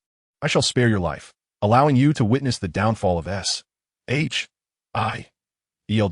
A knowing smile crept across Li Si's face as he contemplated his next move against this culprit, Nick Fury. He could not afford to let him slip away easily. Yet, to kill such a hard-headed individual would be counterproductive, for in Fury's eyes, dying for one's duty is the highest honor.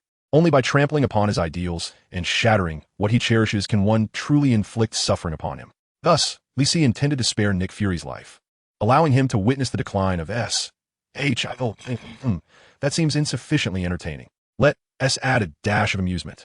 However, while death may be evaded, punishment is inevitable. Li Si flicked his fingers, casting a spell that instantly struck Nick Fury. Fury's expression changed dramatically, as if he felt his heart igniting with a feverish burn. This spell, known as the heart-burning technique, would not cause actual harm, but would induce relentless torment. Li Si chuckled, his face alight with mischief.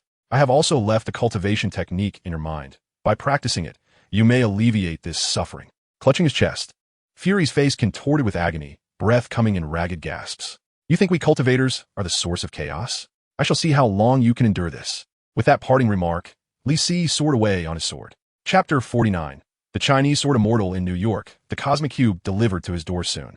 Li Si returned to his lair with Black Widow in tow. Jessica, Daredevil, and others had been waiting for quite some time. Upon entering the lair, Li Si unceremoniously tossed Black Widow to the ground. Observing her pitiful state, the others began to surmise the unfolding events. After much discourse, they finally unraveled the truth. Today's events were all part of a cunning scheme orchestrated by S-H-I-E-L-D, aimed at annihilating Li Si and his affiliates. Naturally, these cultivators found themselves on the death list as well. This revelation instilled a profound sense of dread and indignation among those who had narrowly escaped disaster. They had committed no heinous acts. In fact, they had performed numerous good deeds. Why were they marked for extermination? Must all practitioners of cultivation be condemned to death, without regard for right or wrong, virtue or vice? Could official authorities truly wield such tyranny? Originally intending to fight for the fate of Earth and humanity, they have been reduced to mere jesters by S-H-I-E-L-D-S manipulations. Those who believed they were championing the greater good, daring to confront Li Si, had merely become pawns in S-H-I-E-L-D-S game. In the eyes of S-H-I-E-L-D, they were as much targets for elimination as Li Si himself. Had Li Si not intervened, they might have been obliterated by armed helicopters. Consequently, their mindset shifted, and their allegiances began to transition from that of ordinary citizens to cultivators. This was an undeniable reality that they were only now coming to fully comprehend. As they gazed at Black Widow, their eyes brimmed with resentment. By this point, it was clear to them that she was an undercover agent for Asgard. Sensing their hostile stares, Black Widow became increasingly despondent. Although she had infiltrated to serve as a spy, she had not regarded Jessica and the others as adversaries.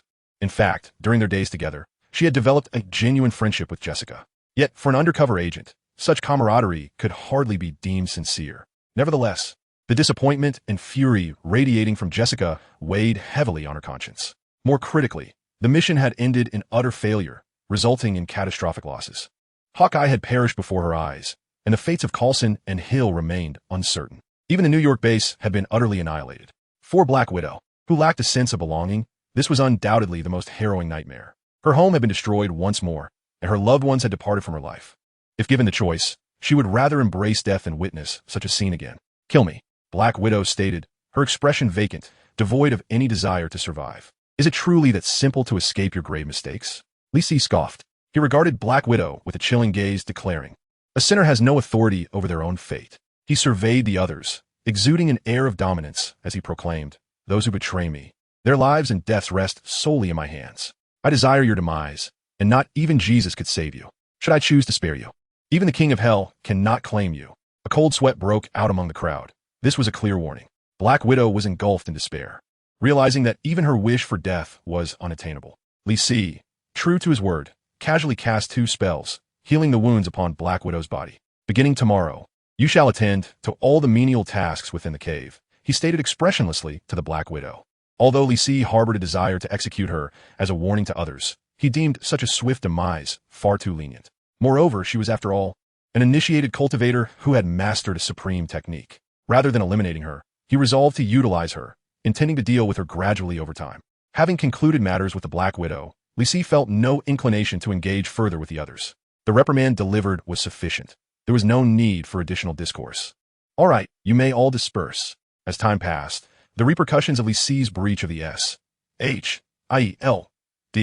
began to unfold. The S.H.I.E.L.D. headquarters in New York, situated in the heart of the city, had witnesses to the events of that day. Despite S.H.I.E.L.D.'s fervent attempts to conceal the truth, even mainstream media resorted to labeling an accident. Nonetheless, the truth cannot be hidden, especially in a place like New York, where entertainment reigns supreme and freedom is paramount. Various pieces of information swiftly circulated, igniting a considerable uproar. Newspapers, magazines, talk shows, and radio programs all buzzed with speculation about the identity of the man who appeared that day and the legendary sword he wielded. Some fervently asserted that he was a sword immortal from Huaxia, claiming that in Huaxia, everyone could fly with their swords. Yet, immediately individuals from Neon countered, proclaiming that he was indeed their own sword saint, asserting that their swordsmanship was unparalleled. Even those from the Korean peninsula emerged to stake their claim, citing various texts to validate their assertion that the man was one of their own. However, a larger contingent believed this to be mere self-indulgence. Compared to figures from myth and legend, many were more inclined to believe this was some form of scientific experiment or simply a publicity stunt for a film. As the discussions proliferated, the topics began to take increasingly absurd turns, with notions of aliens, Force warriors, and Terminator surfacing. This was, in fact, a tactic employed by S.H.I.E.L.D. to obscure the truth with disinformation. Rather than laboriously concocting lies, it was more effective to disseminate a plethora of rumors to shroud the reality. Once the fervor subsided, naturally, interest would wane. Nevertheless, a select few managed to uncover the truth through various channels. Yet, only a minuscule number comprehended that the world was on the brink of transformation. Among them, certain individuals began to clandestinely initiate their own actions. Lee C., however, remained indifferent to these trivial matters. After tidying up the remnants of S.H.I.E.L.D., he entered a state of seclusion. Perhaps having released the pent-up frustrations within him, his cultivation began to flow smoothly once more. Even his long-stagnant progress showed signs of advancement. Yet, even as he approached the mid-stage of his cultivation, a breakthrough remained a distant prospect. Lee C. lamented the fact that he had been unable to locate the cosmic cube this time. Otherwise, he might have devised a method to enhance his cultivation speed. The space stone within the cosmic cube harbored an immense reservoir of energy. If harnessed, it could be transformed into the spiritual essence required for cultivation, potentially elevating him to the God transformation realm. However, Lee C. did not press the matter, for with his current cultivation, it was exceedingly difficult to harness the power of the Infinity Stones. In the realm of cultivation, the Infinity Stones would undoubtedly be regarded as innate spiritual treasures, inherently imbued with various laws of power. Such an extraordinary artifact could only be fully mastered by those who had transcended to the great ascension stage. Yet, within the Marvel Universe, no one had achieved such mastery. At best, they could only borrow a fraction of their power. Artifacts like the Cosmic Cube and the Mind Scepter were crafted to channel the power of the stones. Even the Infinity Gauntlet, in essence, bore little difference, merely allowing access to a greater reservoir of the stone's power. For Li Si, however, borrowing power held no significance. It was the comprehension of the laws that would yield true benefits. Once he grasped the laws of the Infinity Stones, claiming invincibility would not be an exaggeration. In the Marvel Universe, that would signify a being of multiversal caliber, and in the realm of cultivation, it would be sufficient to ascend to the celestial realm. While he was lost in contemplation, he suddenly spotted a familiar figure, a man of modest stature with a bald head and a somewhat cunning visage. Upon recognizing him, Li Si could not help but smile. It seemed that fortune had smiled upon him, for this fellow was undoubtedly here to deliver the Space Stone. Chapter 50, the S. Akka E E L-I-D. Now it can be referred to as the Serpent S. H-I-E-L-D. Outside the cave dwelling, the bald man surveyed the barren land before him with a look of confusion. Although the intelligence indicated that the residence was concealed nearby, he found himself perplexed as to how such an expansive, flat area could harbor any hidden locations. Yet in the next moment, his bewilderment was resolved. The void before him suddenly rippled, and the barren land was drawn back like a curtain, revealing the scene within. The bald man stood there dumbfounded, at a loss for words, even with prior knowledge of the extraordinary power possessed by the entity he was about to visit. Nothing could compare to the shock of witnessing it firsthand. This miraculous spectacle left him awestruck and filled him with even greater reverence for the being. At that moment, an invisible force descended upon him, compelling him to soar inward involuntarily. After a dizzying spin, he found himself in a grand hall, where the extraordinary being was scrutinizing him from a short distance away. Instantly, he felt a jolt of awareness and averted his gaze, bowing deeply in utmost respect. Esteemed practitioner, I beg your pardon for my presumptuous intrusion. You have yet to earn the right to address me as senior. Speak your purpose. Li Si interrupted impatiently, furrowing his brow. The bald man swallowed hard, trembling as he replied, I am Sitwell, hailing from Hydra. I know, a band of lurking rodents. Li Si retorted with a disdainful smile. What do you seek from me? In the original storyline, this Sitwell agent had considerable screen time. He, along with Pierce, Crossbones, and others, are members of Hydra who have infiltrated S-H-I-E-L-D. The term infiltration may be somewhat misleading, as S-H-I-E-L-D is virtually comprised entirely of their people. Pierce, in particular, was the former director of S-H-L-D and a minister of the World Security Council. Even the current director, Nick Fury, was promoted by him. This hardly qualifies as infiltration. Hydra has permeated every level of S-H-I-L-D. The moniker S-H-I-E-L-D is not a mere coincidence. Upon hearing Li Si's words, Sitwell appeared momentarily taken aback. How could he, even among our Hydra, be aware of this? Yet he quickly regained his composure and responded with a smile. We mean no harm. We simply wish to collaborate with you. Collaborate? Li Si retorted with indifference. On what grounds would you seek to collaborate with me? Sitwell, invigorated by the inquiry, explained, we possess the power to influence global dynamics. You should be familiar with S-H-I-E-L-D. It is under our covert control. Li Si scoffed, you can barely withstand a single strike from me. Yet you dare to make such claims? Sweat beaded on Sitwell's forehead. He did not dare to retort, fearing he might also suffer a blow. However, Li Si, with a newfound interest, proposed, but I can offer you an alternative. A flicker of hope ignited in Sitwell's heart. What alternative? Li Si replied coolly, submit to me. Though he harbored disdain for Hydra, he could not deny that this group possessed remarkable capabilities to infiltrate and ascend to the leadership of an opposing organization. Particularly one like S-H-I-E-L-D requires no small measure of skill. Hydra boasts a storied history, originating from a formidable inhuman known as the Hive. Eventually, the Hive was exiled to another planet due to its overwhelming powers, and Hydra's ultimate goal is to liberate it. Throughout its lengthy history, Hydra has continuously evolved, spawning numerous factions. The faction that appeared in the original narrative was but one of many. This particular branch was affiliated with Germany during World War II and subsequently infiltrated S-H-L-D, sowing chaos and profiting from the resulting turmoil. In the decades following the war, they frequently orchestrated various incidents, covertly manipulating the trajectory of global events. One could assert that Hydra is as quintessentially American as it is a malignant growth upon the earth. However, being a malignant entity necessitates strength. Hydra indeed possesses unique attributes, making them well-suited for unsavory tasks, such as undermining Nick Fury or exploiting the Cosmic Cube. Yet, Sitwell appeared ill-prepared for such revelations. His intention for this meeting was merely to acknowledge Li Si's abilities and invite him to collaborate in ruling the world. Much like the narrative of Captain America, the Winter Soldier, Hydra was still pursuing aspirations of dominion. Li Si conceded that this group, akin to anthropomorphized beings, represented a curious current in a world that, in this era, still clings to such archaic dreams. Truly a marvel among marvels, it leaves one at a loss for words. Yet, despite his apparent insanity, Sitwell would not readily acquiesce. However, he dared not outright refuse Li Si, opting instead for a more tactful approach.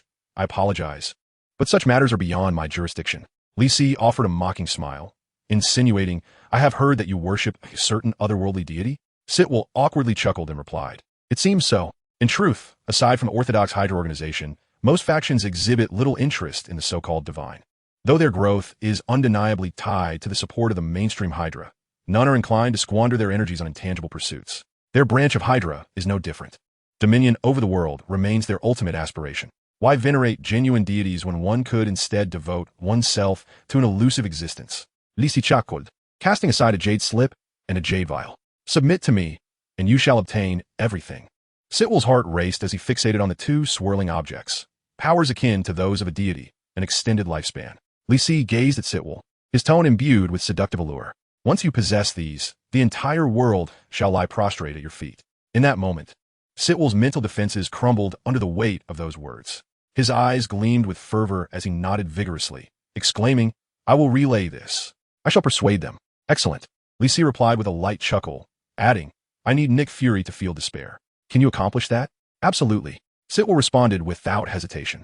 Until recently, Nick Fury had been the foremost thorn in Hydra's side. Even though he was promoted by Pierce and theoretically posed no issue, Fury's exceptional abilities would inevitably lead him to uncover Hydra's machinations. Thus, Pierce and his cohorts had been scheming to undermine him. Unfortunately, Fury had never afforded them such an opportunity until Li Si obliterated the New York base. This was a significant blow to him. As director, he could not escape the blame for his dereliction of duty. Hydra could seize this opportunity to completely dismantle Fury. Soon after, Li Si presented his second demand. I want the Tesseract. Sitwell's expression shifted, caught in a struggle. The Tesseract is indeed a treasure, particularly for the Hydra organization.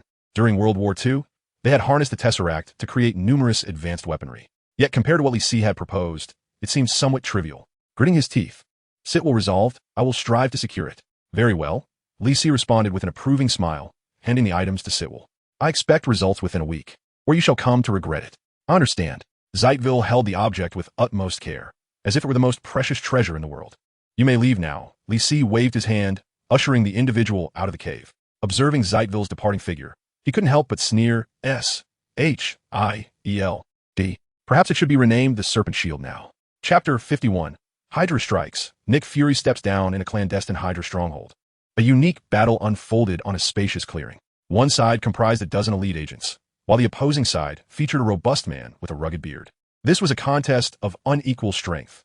The Hydra agents, with their seamless coordination, displayed formidable prowess. Even if Captain America were present, they could hold their ground, let alone against other adversaries. However, the actual combat situation defied the expectations of all present.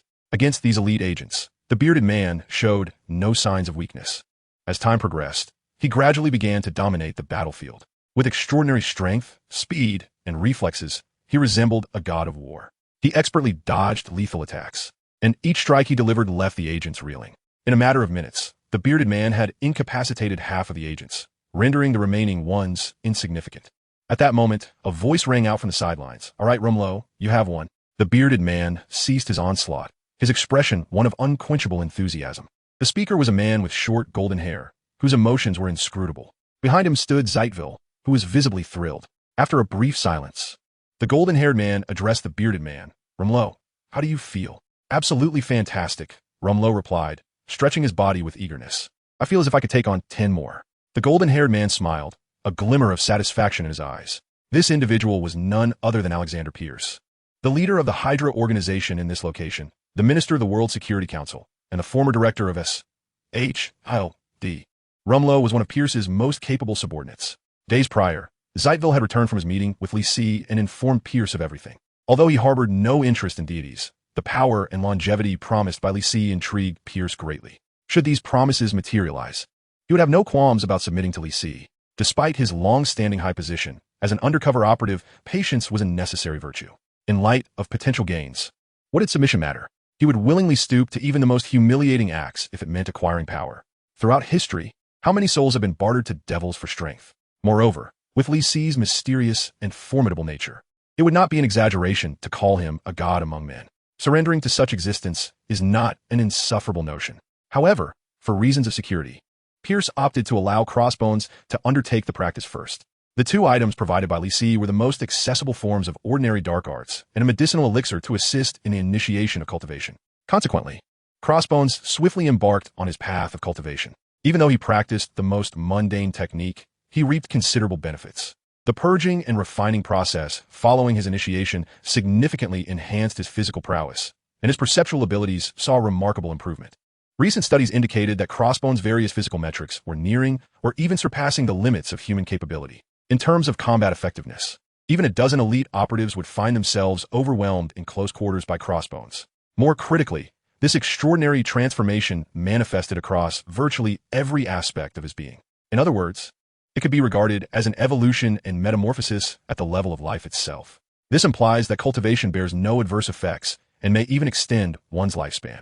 Although Crossbones still lagged behind Captain America in several metrics, this method of cultivation proved superior to the super soldier serum. Setting aside considerations of safety and stability, its potential for growth unequivocally triumphed.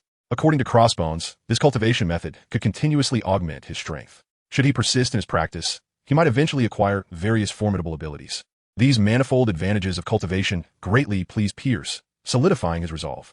Sitwell, Pierce remarked with a smile, "You have done exceptionally well this time." Sitwell, visibly elated, promptly inquired, "What about the other party's demands?" "Not an issue," Pierce replied decisively, then added his own stipulations. However, he must provide more and superior cultivation techniques, along with those auxiliary elixirs.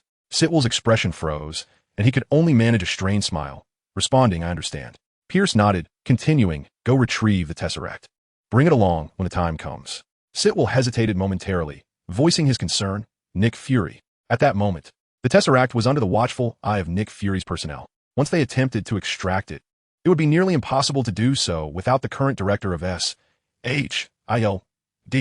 noticing. "Do not worry," Pierce stated calmly. "He will soon cease to be a concern."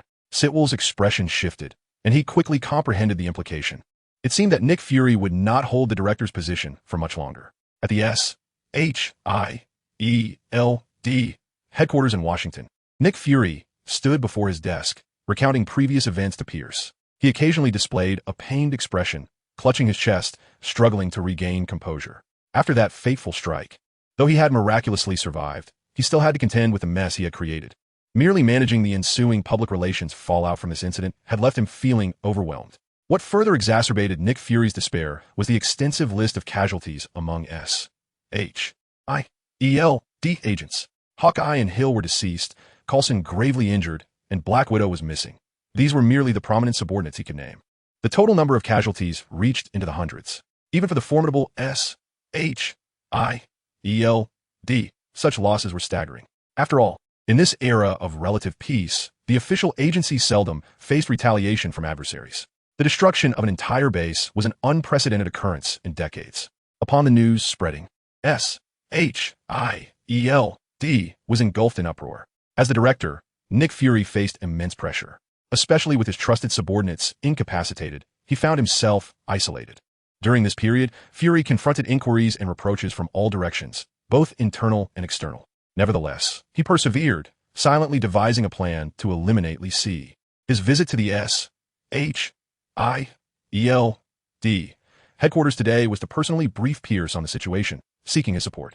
He was confident that their mutual trust and understanding would lead Pierce to comprehend and back him. However, after Fury finished speaking, he received an incredulous response. "Nick, you may need to take a break for a while." "What?" Nick Fury exclaimed, disbelief etched on his face. "Why?" "Because you have been too impulsive," Pierce replied. His brow furrowed as he explained in a grave tone. "If you had been more patient, matters would not have escalated to this point." But the enemy will not wait for us to prepare. Fury countered. The longer we delay, the more unfavorable the situation becomes for us. Perhaps, Pierce sighed, shaking his head. But your impulsiveness has complicated this matter, and S-H-I-E-L-D has suffered greatly. He gazed intently at Nick Fury, speaking with sincerity. This is for your own good. Do you understand? I do not comprehend.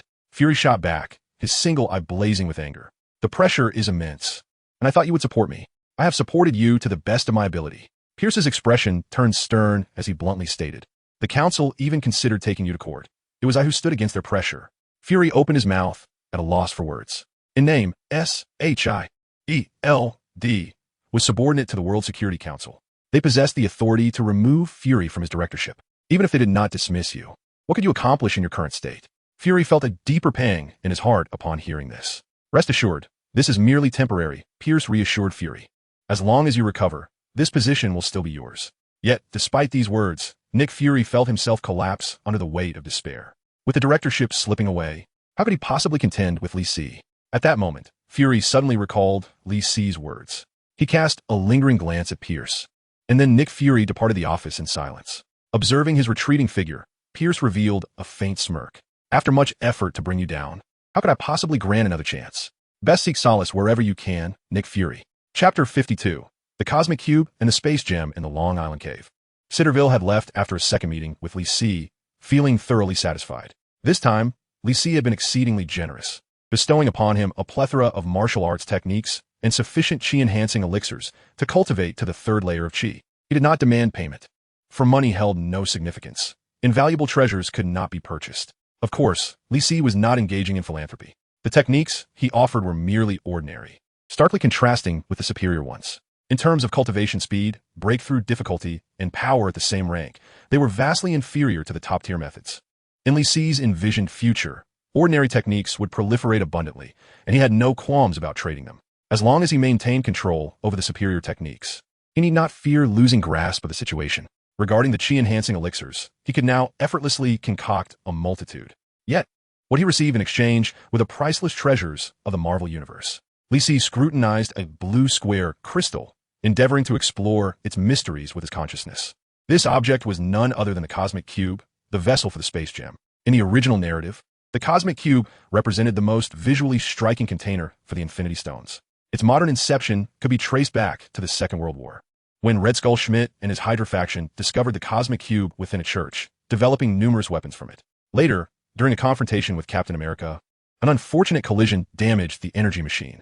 Red Skull was consumed by a wormhole, finding himself on the distant planet Vormir, becoming the guardian of the Soul Stone.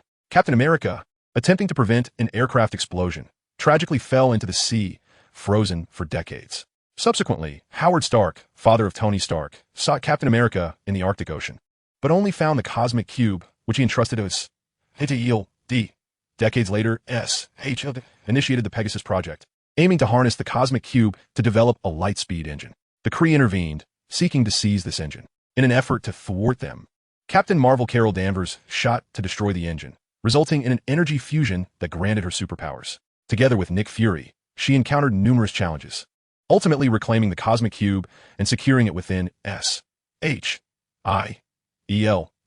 The well-known Battle of New York also utilized it to open a wormhole, allowing the Chitauri army to invade. From these various accounts, it is evident that this object possesses the ability to open wormholes and harbors immense energy. However, upon investigation, Li Si discovered that the Cosmic Cube was merely a tool capable of exerting a fraction of the Space Gem's power. As one of the 6 Infinity Stones, the Space Gem could manipulate all aspects related to space. By harnessing this gemstone, its wielder can manipulate space at will. For instance, one can effortlessly relocate individuals or objects to any location, or separate, cut, distort, or rearrange them, even conjuring entirely new spaces. Simultaneously, the Space Gemstone itself harbors boundless energy. In the realm of cultivation, it is revered as a treasure imbued with the very essence of spatial laws. However, commensurate with its immense power, the requirements placed upon the user are equally significant. The 6 Infinity Stones of Marvel are not tools for the unworthy. Only a select few can truly unleash their potential. Thanos is one such individual, demonstrating the true capabilities of the 6 stones in Avengers: Infinity War. Otherwise, even formidable beings like Ronin would be reduced to mere ashes, unable to wield the stone's might.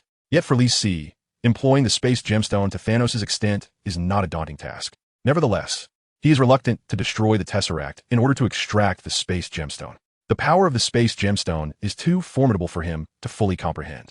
It is wiser to maintain the Tesseract's current state and conduct thorough research before proceeding. As his consciousness delves deeper, he gradually uncovers the mysteries of the Tesseract. It appears devoid of energy, resembling an entrance to another bizarre realm. The energies it can unleash seem to emanate from this peculiar space. This revelation reminds Lee Si of Captain Marvel, who, in her binary form, possesses nearly limitless energy capable of obliterating stars. According to lore, in her binary state, Captain Marvel connects to a yet unproven white hole. A white hole, as predicted by general relativity, is a special celestial body with properties precisely opposite those of a black hole. In theory, a white hole serves as a source of cosmic ejections, continuously releasing energy and matter, in stark contrast to a black hole's insatiable consumption of all. Connected to a white hole, Captain Marvel can draw upon vast reserves of energy, greatly augmenting her power. Lee Si harbors suspicions that the Tesseract might also link to a similar white hole. While this possibility is not far-fetched, he ultimately decides against probing further. After all, the Tesseract is not going anywhere. He can afford to study it meticulously without haste, as rushing into danger could spell catastrophe. Even if he could open a portal to a white hole, the chaotic and violent energies released would be of no use to him. The energy unleashed by a white hole, rivaling that of a black hole, is undoubtedly vast and terrifying. The average individual would be obliterated by such forces, and even Lee Si is reluctant to confront such a scenario. Most critically, he is entirely incapable of harnessing that energy. As a monk, Lee Si requires spiritual energy rather than various other forms of energy. If we merely consider energy, even electricity in reality would suffice. The crux of the matter lies in the transformation of energy into spiritual energy. Within the realm of cultivation, there are means to convert demonic and ghostly energies into spiritual energy. However, how to transform electricity, energy from the technological age, into spiritual energy remains unclear to Lee Si. This endeavor necessitates an understanding of both cultivation and modern scientific knowledge. In terms of cultivation, he is a reincarnated celestial emperor, yet regarding modern science, he is merely an ordinary student. Nevertheless, Lee Si believes that within the vast Marvel universe, there exists someone capable of resolving this issue. As he stows away the cosmic cube, he silently calculates the time. Soon, once that individual enters the fray, he will be able to transcend to the next realm. Chapter 53. Recent peculiarities in New York. 1 month later, atop Star Tower, two individuals are engaged in intimate conversation in a large executive chair. The man, with his slick back hair, exudes an air of arrogance and success, embodying the archetype of a prosperous individual. He is none other than Tony Stark, the genius inventor and billionaire arms manufacturer who has sustained countless tabloids with his flamboyant lifestyle. The woman, adorned with golden hair and striking blue eyes, possesses a captivating beauty and a voluptuous figure. Their bodies are closely entwined, and their dialogue grows increasingly suggestive. Yet, just as their passion reaches a crescendo, an irritating knock at the door abruptly interrupts them. Stark, once brimming with enthusiasm, suddenly loses interest, pushing the golden-haired beauty aside to investigate the source of the disturbance. With her lips pouting in disappointment, the blonde temptingly implores, "Darling, let us continue." However, Stark, now devoid of desire, resolutely rebuffs her, stating, "Perhaps another time. I have matters to attend to." The blonde beauty, crestfallen, refrains from further protest, well aware of the man's notorious reputation for his callousness in such matters. With a silent curse directed at the intruder, she gazes at Stark with a hint of longing, saying, "All right then, do remember to call me." With that, she sways her alluring figure and departs. As she reaches the door, she inadvertently encounters a woman clad in professional attire. This woman, also possessing golden hair, appears somewhat slender and bears a sprinkling of freckles upon her face. Her expression is frosty, suggesting she has been waiting at the entrance for quite some time. The blonde beauty chuckles softly, proudly accentuating her ample bosom as she exits. The freckled woman casts a fleeting glance at her before striding purposefully towards Stark. "You should be preparing for your trip to Arizona," she states bluntly. Stark, unfazed, replies, "That's not until next month. There's no need to rush." The freckled woman flips through her notebook and continues, "The Jackson Pollock painting has found a new owner. Do you still want it? Please." Stark waved his hand with a hint of exasperation and remarked, "Do not trouble me with such trivial matters. Clearly, you are capable of making your own decisions." The freckled blonde woman before him was none other than Pepper Potts, Tony Stark's assistant. In the near future, she would evolve into Stark's partner and wife. However, for now, she merely occupied the role of an assistant. After receiving a gentle rebuke, Pepper fell silent, crossing her arms and tilting her head to gaze at Stark. With a blink, Stark was suddenly reminded of an important detail. Wasn't her birthday approaching soon? His mind, albeit occasionally slow, began to churn, and he immediately smiled and inquired, "Have you recently undertaken any new beauty treatments? You appear positively radiant." Pepper touched her face, her expression softening. "Really? I thought it might be an illusion." "Absolutely." Stark approached with feigned seriousness, intent on offering a few compliments. Yet, to his astonishment, he noticed that Pepper had indeed become noticeably more youthful and attractive. This revelation alleviated any pressure Stark felt about praising her. "My goodness, you now resemble a goddess." Pepper chuckled heartily, shaking her head. "You should save those compliments for the starlets." "I'm not jesting," Stark replied with a mock-serious demeanor. "How long have you been undergoing this treatment to achieve such remarkable results?" Pepper explained with a smile, "It's not a beauty treatment. It's a medication I just tried yesterday." "Medication? Is it confirmed to be safe?" Stark furrowed his brow, somewhat skeptical. "It should be. It's been quite the sensation lately." Pepper hesitated, adding, "You've heard of Lingxiao Life Science Group, haven't you?" Stark's expression shifted, clearly recognizing this rapidly ascending company. "Aren't they a bunch of frauds? Does their product truly work?" Although he was not well-versed in the field of biomedicine, Stark, as a renowned billionaire, had encountered countless individuals seeking investments in similar ventures. To his knowledge, the efficacy of the products touted by Lingxiao Group was unattainable with current technological capabilities. In other words, they were merely skilled marketers masquerading as innovators. However, Pepper, having experienced the product firsthand, was unconvinced by skepticism. "Haven't you seen the results?" She pointed to her face and added mysteriously, "Moreover, I've heard they possess even better products exclusively for the elite, which is why they are thriving." "Really?" Stark raised an eyebrow, somewhat incredulous. After all, considering his own genius, wealth, and charm, why had he not been approached with such offerings? "You can find out for yourself. This product is even dubbed a miracle cure, with some reportedly willing to pay $1 million just to acquire it." "Very well," Stark declared with renewed confidence. "I shall ensure they send over 10 or so samples." He gazed at Pepper, a smile gracing his lips as he remarked, "Consider this your birthday gift for the year." The corners of Pepper's mouth involuntarily curled upwards, yet she pouted, saying, "Just receiving one would be quite enough. 10 or 8 is rather excessive." "Just wait and see." Stark remained unfazed, exuding an air of confidence. With the esteemed Tony Stark making a declaration, what challenge could possibly remain unaccomplished in New York? At that moment, Pepper suddenly furrowed her brow and said, "However, there have been increasingly peculiar occurrences in New York lately." "What oddities?" Stark inquired with curiosity, as his interests rarely extended beyond women and wealth. "Just urban legends, you know. Tales of werewolves and demons. They seem to be proliferating. Do you still believe in such things?" Stark scoffed. "Aren't those legends ubiquitous?" "It's different this time," Pepper replied anxiously. "Those news reports appear quite credible." Stark, however, disagreed, asserting, "The more authentic the news seems, the more likely it is to be fabricated." "What about the incident where an unidentified entity destroyed that building? Was that also a fabrication?" Pepper countered. Yet, as a staunch materialist, Stark remained resolute in his views. Perhaps it was merely a cover-up for some shady experiments gone awry. Upon hearing this, Pepper was left in doubt. "All right, perhaps I am overthinking it," she conceded, shaking her head. "Let us sign these documents." In Stark Tower's underground garage, Jessica examined her friend's injuries while a few burly men lay nearby. The ground and load-bearing beams bore varying degrees of damage, clearly indicating that a fierce battle had just transpired. After confirming that her friend was unharmed, Jessica tossed her hair back and swiftly carried her away. A few minutes later, the security personnel, surveying the devastating scene, exchanged bewildered glances.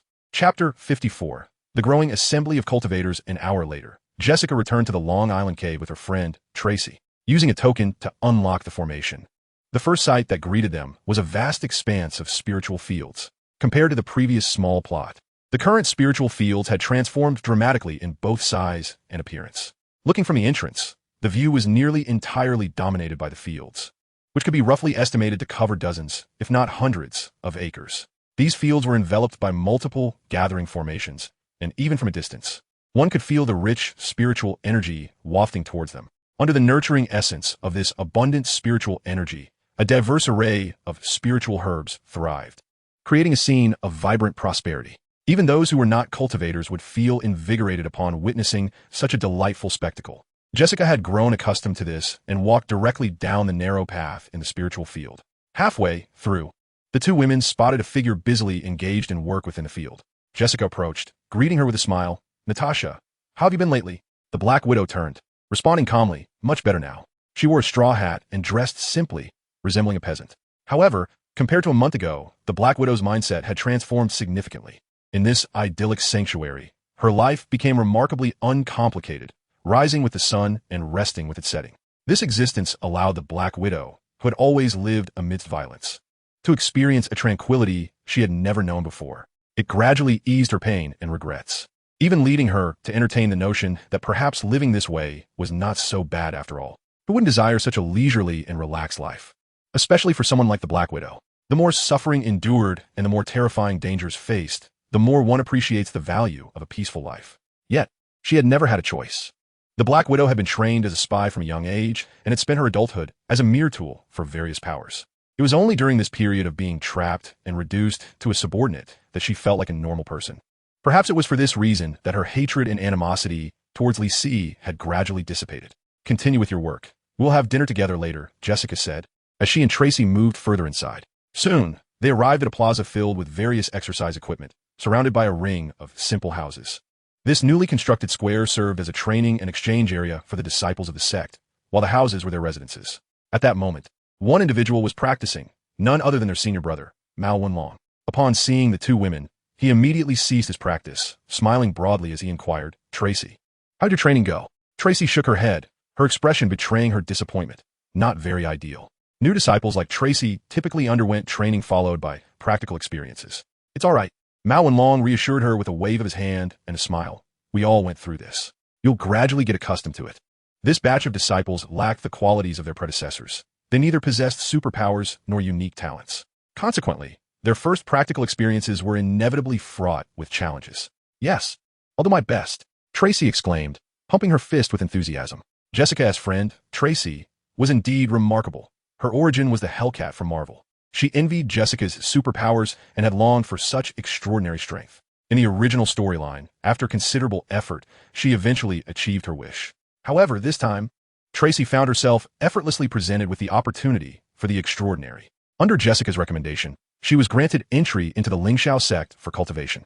Having witnessed the extraordinary abilities of her predecessors, Tracy cherished this opportunity immensely. Among the newly initiated disciples, she was undoubtedly the most diligent and dedicated in her practice.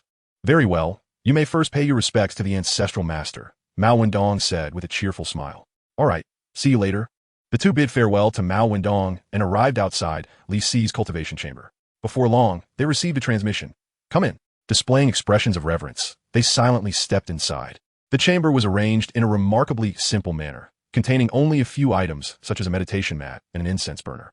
Li Si sat cross-legged on the mat, his demeanor neither sorrowful nor joyful, resembling a clay statue. The two approached and formally bowed. "We pay our respects to the ancestral master." As their words fell, Li Si slowly opened his eyes, as if awakening from a deep slumber. He glanced at the two, a hint of a smile gracing his face. It seems things did not go smoothly. A trace of embarrassment flickered across Tracy's face as she murmured, "I have disappointed you."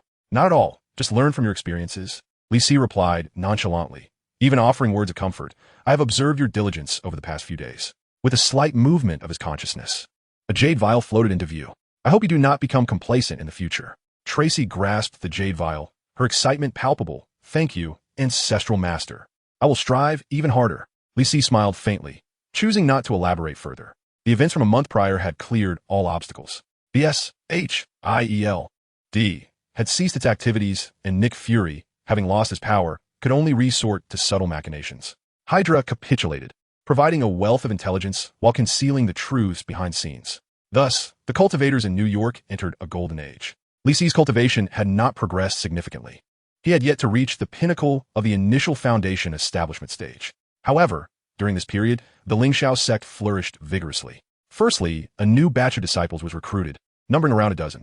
These disciples were either recommended by Jessica and others or selected from within the organization, proving to be relatively safe and reliable. Naturally, their innate talents and potential paled in comparison to those of Jessica and her peers. Consequently, Li Si did not place much emphasis on them, imparting suitable ordinary techniques and leaving their guidance to Mao Wendong and other senior disciples. The only individual who piqued his interest slightly was the youthful, yet fervently ambitious Tracy. If evaluated using the specialized terminology of the cultivation world, her yearning for the Tao was stronger than that of others. This insatiable thirst for power likely stemmed from Tracy's unfortunate family circumstances. From a young age, She had been treated as a cash cow by her avaricious mother, packaged as a child star to amass wealth. Even now, as an adult, she remained firmly under her mother's control. Tracy desperately longed to escape her mother's grasp. Yet, in the face of reality, she found herself powerless to resist. Thus she could only place her hopes in supernatural forces. To this end, Tracy was even willing to pay any price. Such individuals are undoubtedly favored disciples of the sect, as a mere act of kindness can garner unwavering loyalty. Lisi held her in high regard. As long as she did not stray from the path, she was destined for greatness. As for the other disciples, he harbored little expectation, as long as they did not cause trouble. Whether it was loyalty or achievement, Lisi remained indifferent, regardless of their thoughts or positions. Once they embarked on this path of cultivation, it signified their alignment with him. The previous actions of S.H.I.E.L.D. had long validated this notion. The greater the number of cultivators, the higher his status would ascend, until he became a true Tao ancestor. Of course, aside from being the Tao ancestor, Lisi could also assume the role of a demon ancestor. The practitioners of dark arts in New York secretly regarded him as their master. Over the past month, they had grown increasingly audacious. Were it not for the suppression by Ling Shao's sect, New York would have long since devolved into a den of demons. After several skirmishes, a tacit understanding gradually emerged. In the face of an inability to completely annihilate one another, compromise became inevitable. They would control the scope of their conflicts, striving to prevent any severe repercussions. Through their mutual contests of skill, they also gained experience and thus rapidly grew in strength. To date, Jessica and the others had already approached the mid-stage of chi refinement. Their advancements were undoubtedly supported by a substantial supply of elixirs. With the recent influx of new disciples, the cave dwelling was once again expanded. The disciples' residences, training grounds, and alchemy rooms were all fully equipped. Rather than merely his cave dwelling, it could be said that this was the very mountain gate of Ling Shao's sect. However, in Lisi's heart, this was not the ideal location for a sect. A sect in the open, even with protective formations, would inevitably face assaults. The power of a nuclear bomb was not to be trifled with. Ordinary formations could not withstand such might. Only in dimensions and spaces beyond the reach of human technology would be suitable for a sect's establishment. Recently, Lisi had been contemplating how to utilize the space gem to forge a secret realm. Yet, with his current strength, this was no simple task. Moreover, Lisi had a more pressing matter at hand. Jessica, I must step out for a while, he said slowly, rising to his feet. I leave this in your and Wenlong's hands. Understood. Chapter 55. Capturing a demon? Me? In the depths of a shadowy underground chamber, a group of individuals toiled in silence. They poured the foul, crimson blood into a large blood pool, and various instruments exuding an aura of malevolence littered the ground. It was evident that these individuals were conducting some form of mysterious ritual. With all preparations complete, the man at the forefront quietly departed and approached an elderly woman. The woman, with skin resembling that of chicken and hair as white as snow, exuded an enigmatic and profound aura, embodying the very essence of the dominion known as Lady Gao. A man, his face adorned with obsequiousness and a posture of subservience, addressed her, Madam, all is prepared. Lady Gao acknowledged with a nonchalant hum and casually commanded, Understood, proceed swiftly. The man hesitated, as if contemplating his words, before finally responding, Very well. He then turned to depart, his silhouette marked by a hint of melancholy. Lady Gao cast a fleeting glance, stifling a cold snort within her. This man was no mere individual. He was an old acquaintance of Lady Gao and the leader of the Hand Alliance, one of the Five Fingers known as Murakami. Over the past month, Lady Gao had taken the opportunity to consolidate the Han Alliance. With the aid of nefarious cultivation techniques and a legion of blood slaves, the endeavor progressed remarkably smoothly. Among the Five Fingers, the obstinate gambler, Swanda, was systematically eliminated. Only Murakami, displaying acumen, managed to defect and survive this tumultuous purge. Alongside the already deceased Alexandra, the remaining members of the Five Fingers were reduced to just the two of them. The internal and external bloodbath had severely weakened the Han Alliance, yet for Lady Gao, her own power had significantly amplified. The losses incurred were of little consequence to her. Having embarked on her journey of cultivation, Lady Gao firmly believed that only she could restore the Han Alliance to greatness. The former incarnation of the Han Alliance, no matter how it had flourished, was merely a clandestine organization of assassins. In stark contrast, the Blood God sect now stood as a legitimate sect of cultivation, one of only two in existence in the world, the other being the Ling Shao sect, personally overseen by Li Si. Although the Blood God sect's reputation was still somewhat unestablished, it distinguished itself as a unique entity within the realm of malevolent cultivation, surpassing even the Jin Bing group in strength. After all, Lady Gao's extraordinary techniques and explosive capabilities were unparalleled. In the absence of Li Si, The sect could easily dominate the entire cultivation world. Meanwhile, Murakami had returned to the secret chamber, standing before the blood pool as he recited a series of incantations. The chants were peculiar and eerie, resonating like whispers from infernal demons. Indeed, this description held a grain of truth, for the ritual was designed to summon demons, beasts that the Hand Alliance had venerated for years, considering them their secret weapon. With the emergence of numerous cultivators, many had begun to lose their initial reverence for these entities. The once mysterious and formidable ultimate weapon, the Black Void, had long since been cast down from its pedestal. Compared to Lady Gao, even some of the more powerful blood slaves could now easily overpower the Black Void. Yet, this famed demon, a legendary entity of uncertain age, still instilled a sense of trepidation among the masses. As for the recently initiated Murakami, his heart raced with fear, for their mission was to capture a beast. Upon hearing this, he briefly questioned the reliability of his own hearing. That is a demon, a taboo existence from legend, powerful and enigmatic, neither dead nor extinguished. You want me to capture a demon? How absurd. In the past, Murakami would have fled at the mere thought. However, after aligning himself with Lady Gue, as the former leader, received focused cultivation. Entrusted with significant responsibilities, he naturally began his path to immortality, his cultivation soaring to the third level of chi refinement at an astonishing pace. This is hardly surprising, considering that the 5 fingers of the Hand Union are all prodigies of cultivation. They hail from Kunlun, a pocket dimension rich in Chinese elements. The guardian of Kunlun, Iron Fist, derives power from chi. The inhabitants of Kunlun practice martial arts and chi cultivation, although Kunlun may not fully live up to its reputation. Those who bear the names of Chinese immortals are, in truth, merely a group of pure extraterrestrials. Thus, the methods of chi cultivation they have passed down differ significantly from those of the ancient chi refiners. Nevertheless, within the vast Marvel cinematic universe, they're the only kindred spirits that Li Si can find. Hence, Murakami's rapid progress in cultivation. Among the evil practitioners, Lady Gue, alongside Jean, barely squeezes into the top tier. As the leader of the Blood God cult, Lady Gue is indeed formidable. As the first to practice the dark arts, her techniques align perfectly with the current cultivation environment, placing her at an unparalleled 6th level of chi refinement. To the eyes of ordinary people, the eerie yet powerful Lady Gue is nothing less than the incarnation of the great Blood God. Among the followers of the Blood God cult, none would doubt her ability to subdue the demon. Murakami himself is uncertain who is stronger, Lady Gue or the demon. Most importantly, he has no choice in the matter. While the demon is undoubtedly terrifying, Lady Gue is equally fearsome. He has witnessed his old friend in action, and the scene was gruesomely surreal. Confronted by elite ninja assassins, she merely exhaled a mist of blood, instantly refining them all. Compared to that demon, her level of terror is likely not far behind. It is precisely for this reason that Murakami feels a glimmer of confidence. Lady Gue has promised to personally subjugate the demon. As the ritual progresses, the hearts of those present grow increasingly tense. Even with their own cultivation, they cannot help but feel a deep-seated awe and fear towards an existence that has long been revered by the Hand Union. At that moment, a surge of chaotic, malevolent energy suddenly emerged. Undoubtedly, the demon known as Beast has arrived. In the next instant, the cold, ominous whispers of the demon echoed, with such meager offerings. How dare you disturb my slumber? Murakami's heart sank, and he felt an unsettling premonition. This demon was just as the legends foretold, with an insatiable appetite for the blood of humanity. In the past, the summoning rituals involved an abundance of offerings. Yet, under the explicit instructions of Lady Gao, the tributes for this occasion were notably meager and perfunctory. Had there been any other options, the villagers would never have dared to treat the matter so lightly.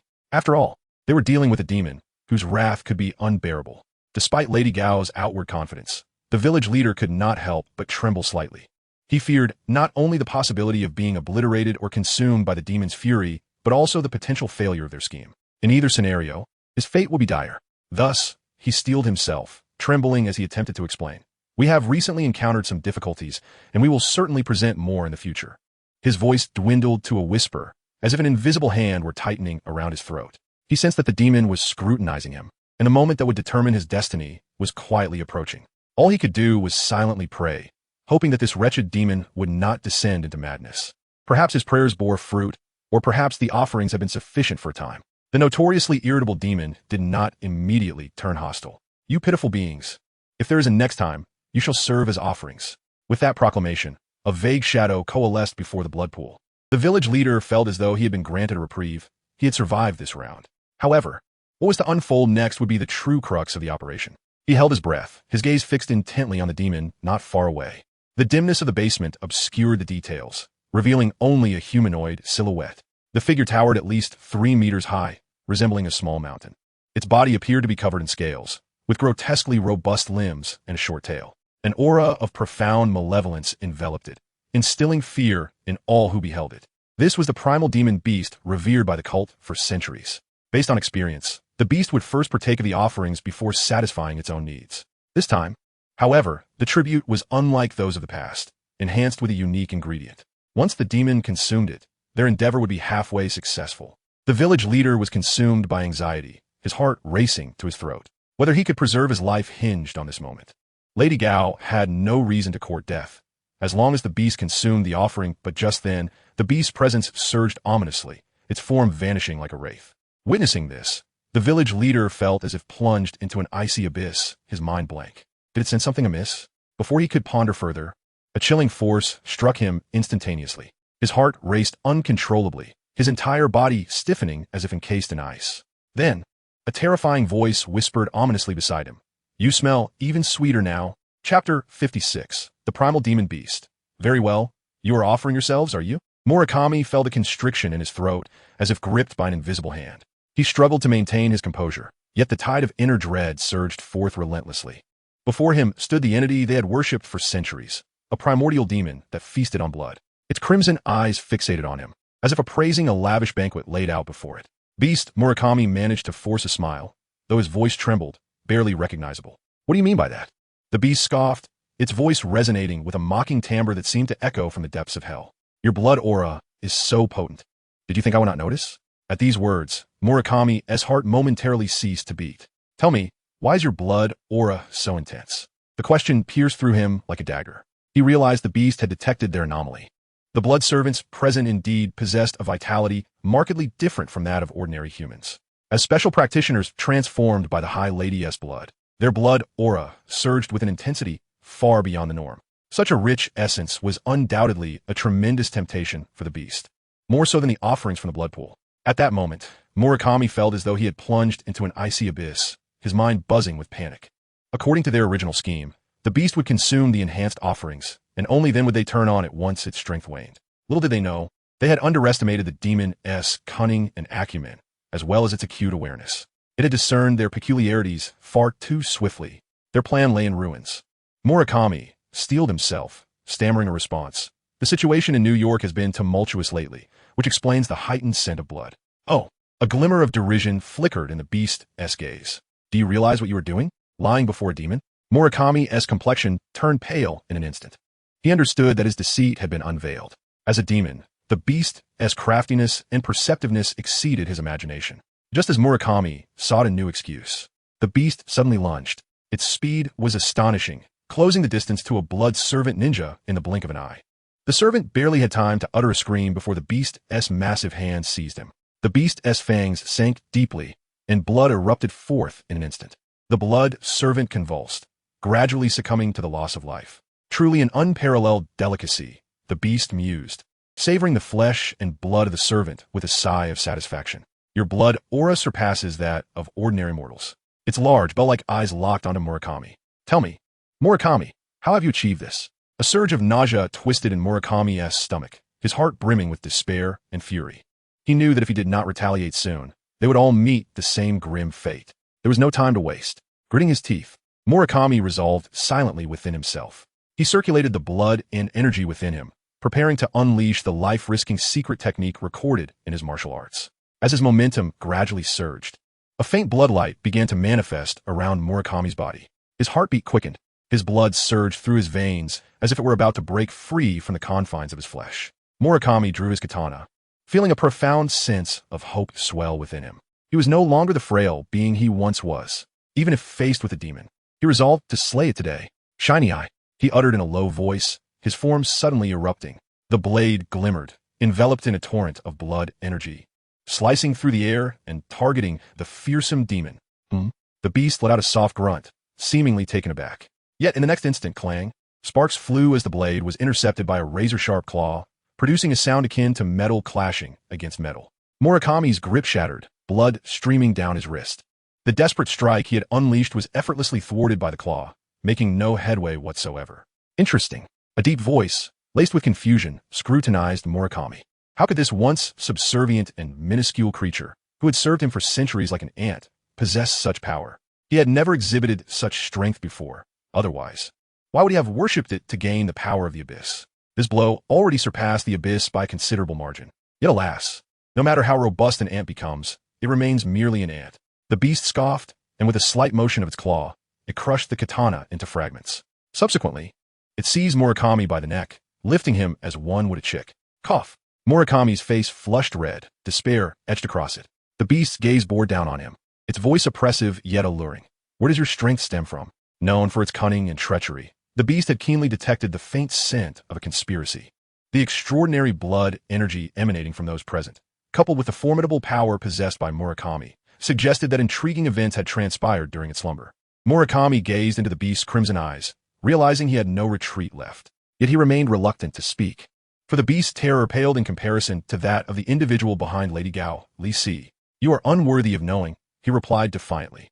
Anger flickered in the beast's eyes, and it prepared to snap his neck. At that critical moment, a blood-red beam suddenly shot forth from afar, striking the beast's arm. The beast let out a roar, swiftly retreating several paces, its eyes filled with rage and astonishment. Who? The beast bellowed, its voice dripping with murderous intent. Lady Gao. A glimmer of hope flashed in Murakami's eyes as he fell to the ground. Struggling to turn his head, he beheld Lady Gao emerging slowly from the shadows. Leaning on her cane. Beast, your opponent is me. Her voice was cold and resolute, her eyes gleaming with fierce determination. Lady Gao. A flicker of surprise flashed in the beast's eyes, swiftly replaced by anger and disdain. Do you think you can thwart me? Give it a try. Lady Gao formed a seal with one hand, silently reciting an incantation in her heart. Countless crimson chains erupted from the blood pool, instantly ensnaring the beast from all directions. The creature was a whirlwind of fury, akin to a cat whose tail had been stepped on. What is this? It roared, its scales quivering, as if it were on the verge of breaking free. Yet, Lady Gao's assault was far from over. As she swiftly cast her spells, blood-red flames manifested before her. Go! With a fierce swing of her staff, 7 or 8 fist-sized flames shot toward the beast. For the first time, fear flickered in the beast's eyes at the sight of these eerie flames. It sensed the terrifying power they possessed. Thus, the beast began to thrash wildly. In an instant, the blood chains began to shatter, but the blood flames were already upon it, striking its demonic form.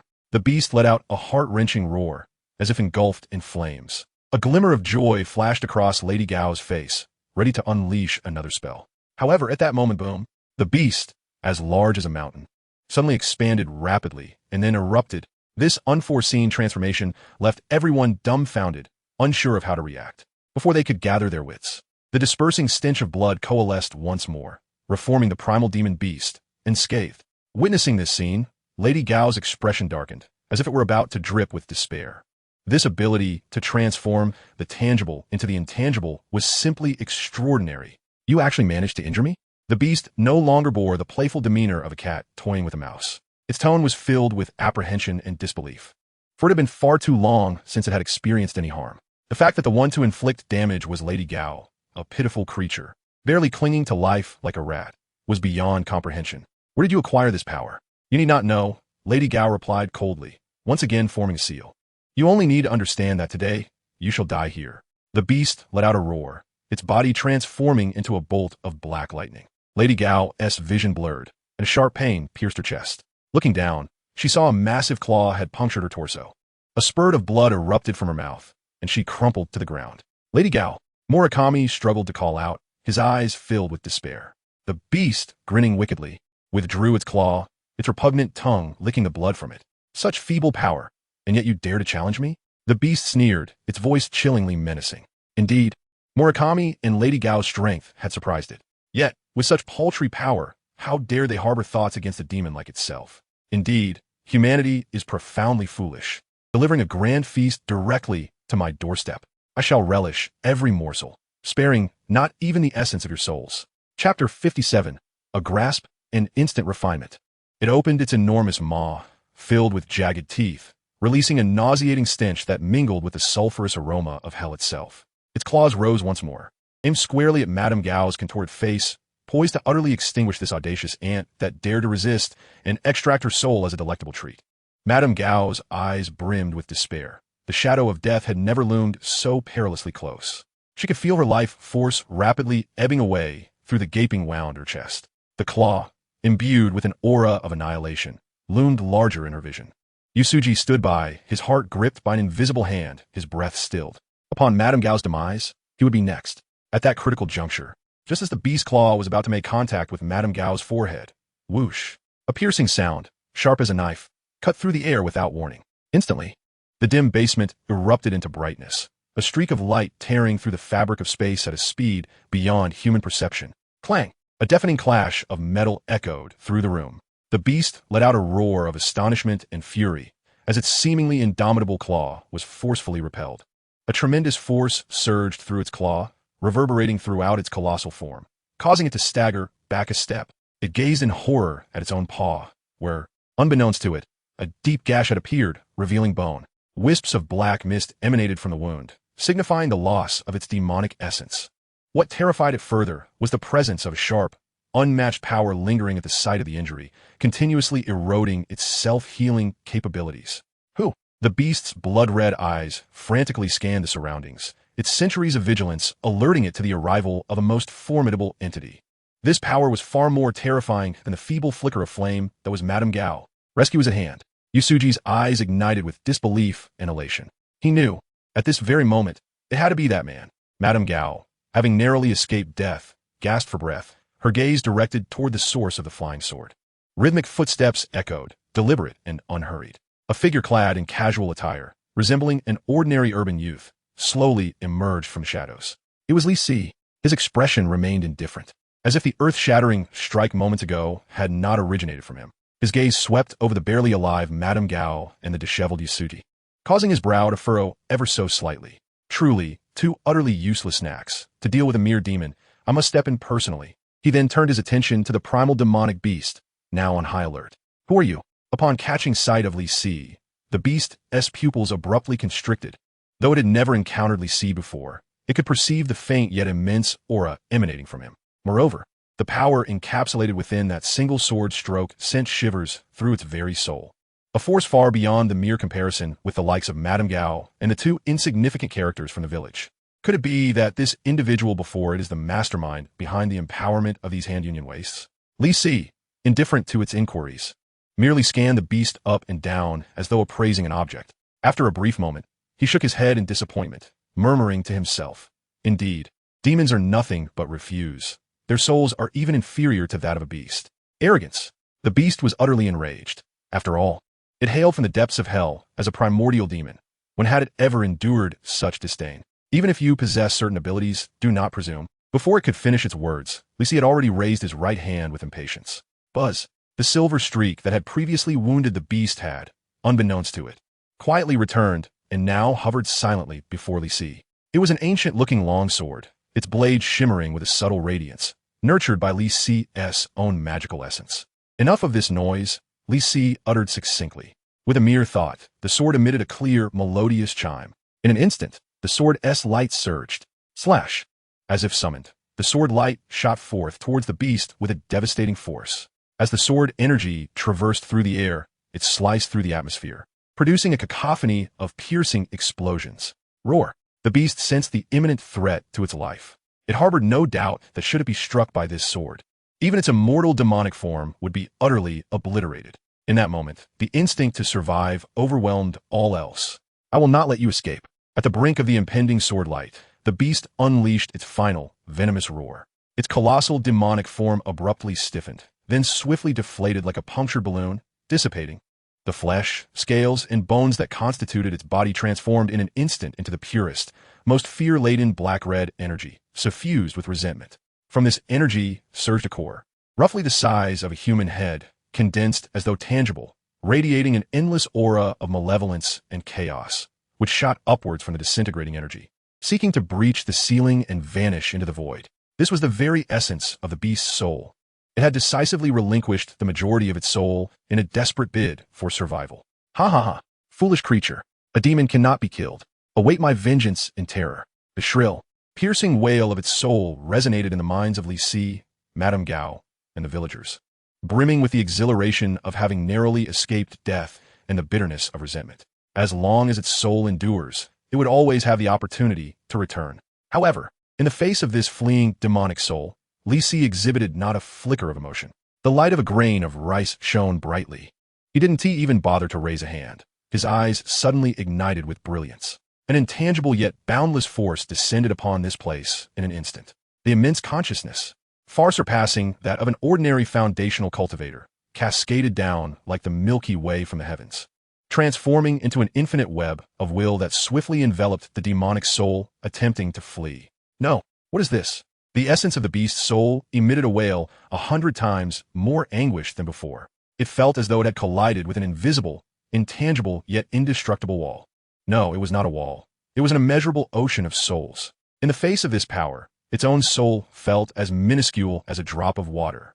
It thrashed wildly, unleashing various soul shocks and mental disturbances. Yet before Li Si's colossal consciousness, all of this was akin to an ant shaking a tree, utterly futile. The great net of consciousness gradually tightened, firmly binding and compressing the demonic soul. The beast's awareness was invaded, scanned, and suppressed by an irresistible will. All its secrets, the essence of its power, and its fears were laid bare before this consciousness. Spare me, my lord. I am willing to submit. Fear utterly overwhelmed the demon's cunning and dignity, and the beast's soul began to emit intermittent pleas for mercy. Li Si's gaze remained indifferent, unmoved. The intangible web of consciousness dragged down the increasingly howling, distorted black-red mass of soul energy, which ultimately hovered above his palm, transforming into a pulsating sphere of black-red energy, the size of a fist, yet completely immobilized. Seemingly annoyed by the beast's noise, Li Si exhaled a plume of true fire, commencing the refinement of the energy sphere formed from the soul. The beast let out a desperate, piercing scream, which quickly subsided until it vanished entirely. Within mere seconds, the soul had faded significantly. What once demanded reverence from the Hand Association for centuries, having continuously trampled and defeated the primal demon beasts of Lady Gao's village, was effortlessly captured and refined by Li Si in an instant. Silence. A deathly silence. The members of the Hand Association lay paralyzed on the ground, soaked in cold sweat, gazing at Li Si with eyes filled with the reverence one might reserve for a deity. Lady Gao, lying on the ground, felt the acute pain in her chest diminish considerably as she looked at the demonic soul in Li Si's palm, a being that had once instilled immense fear in her, now replaced by boundless awe and gratitude for her choice to submit. Li Si examined the demonic soul in his palm and nodded, seemingly satisfied.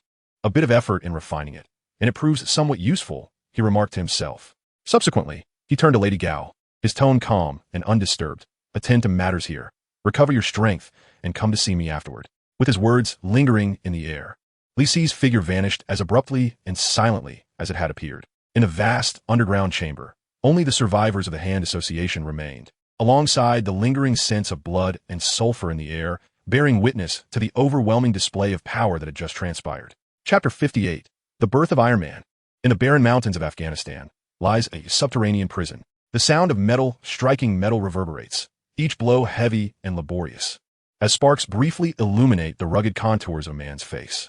Sweat trickles down his temples, mingling with the grease that stains his skin. His gaze remains focused, yet within it lurks a weariness and uncertainty that even he struggles to comprehend. This man is Tony Stark, billionaire, playboy, and genius in weapon design.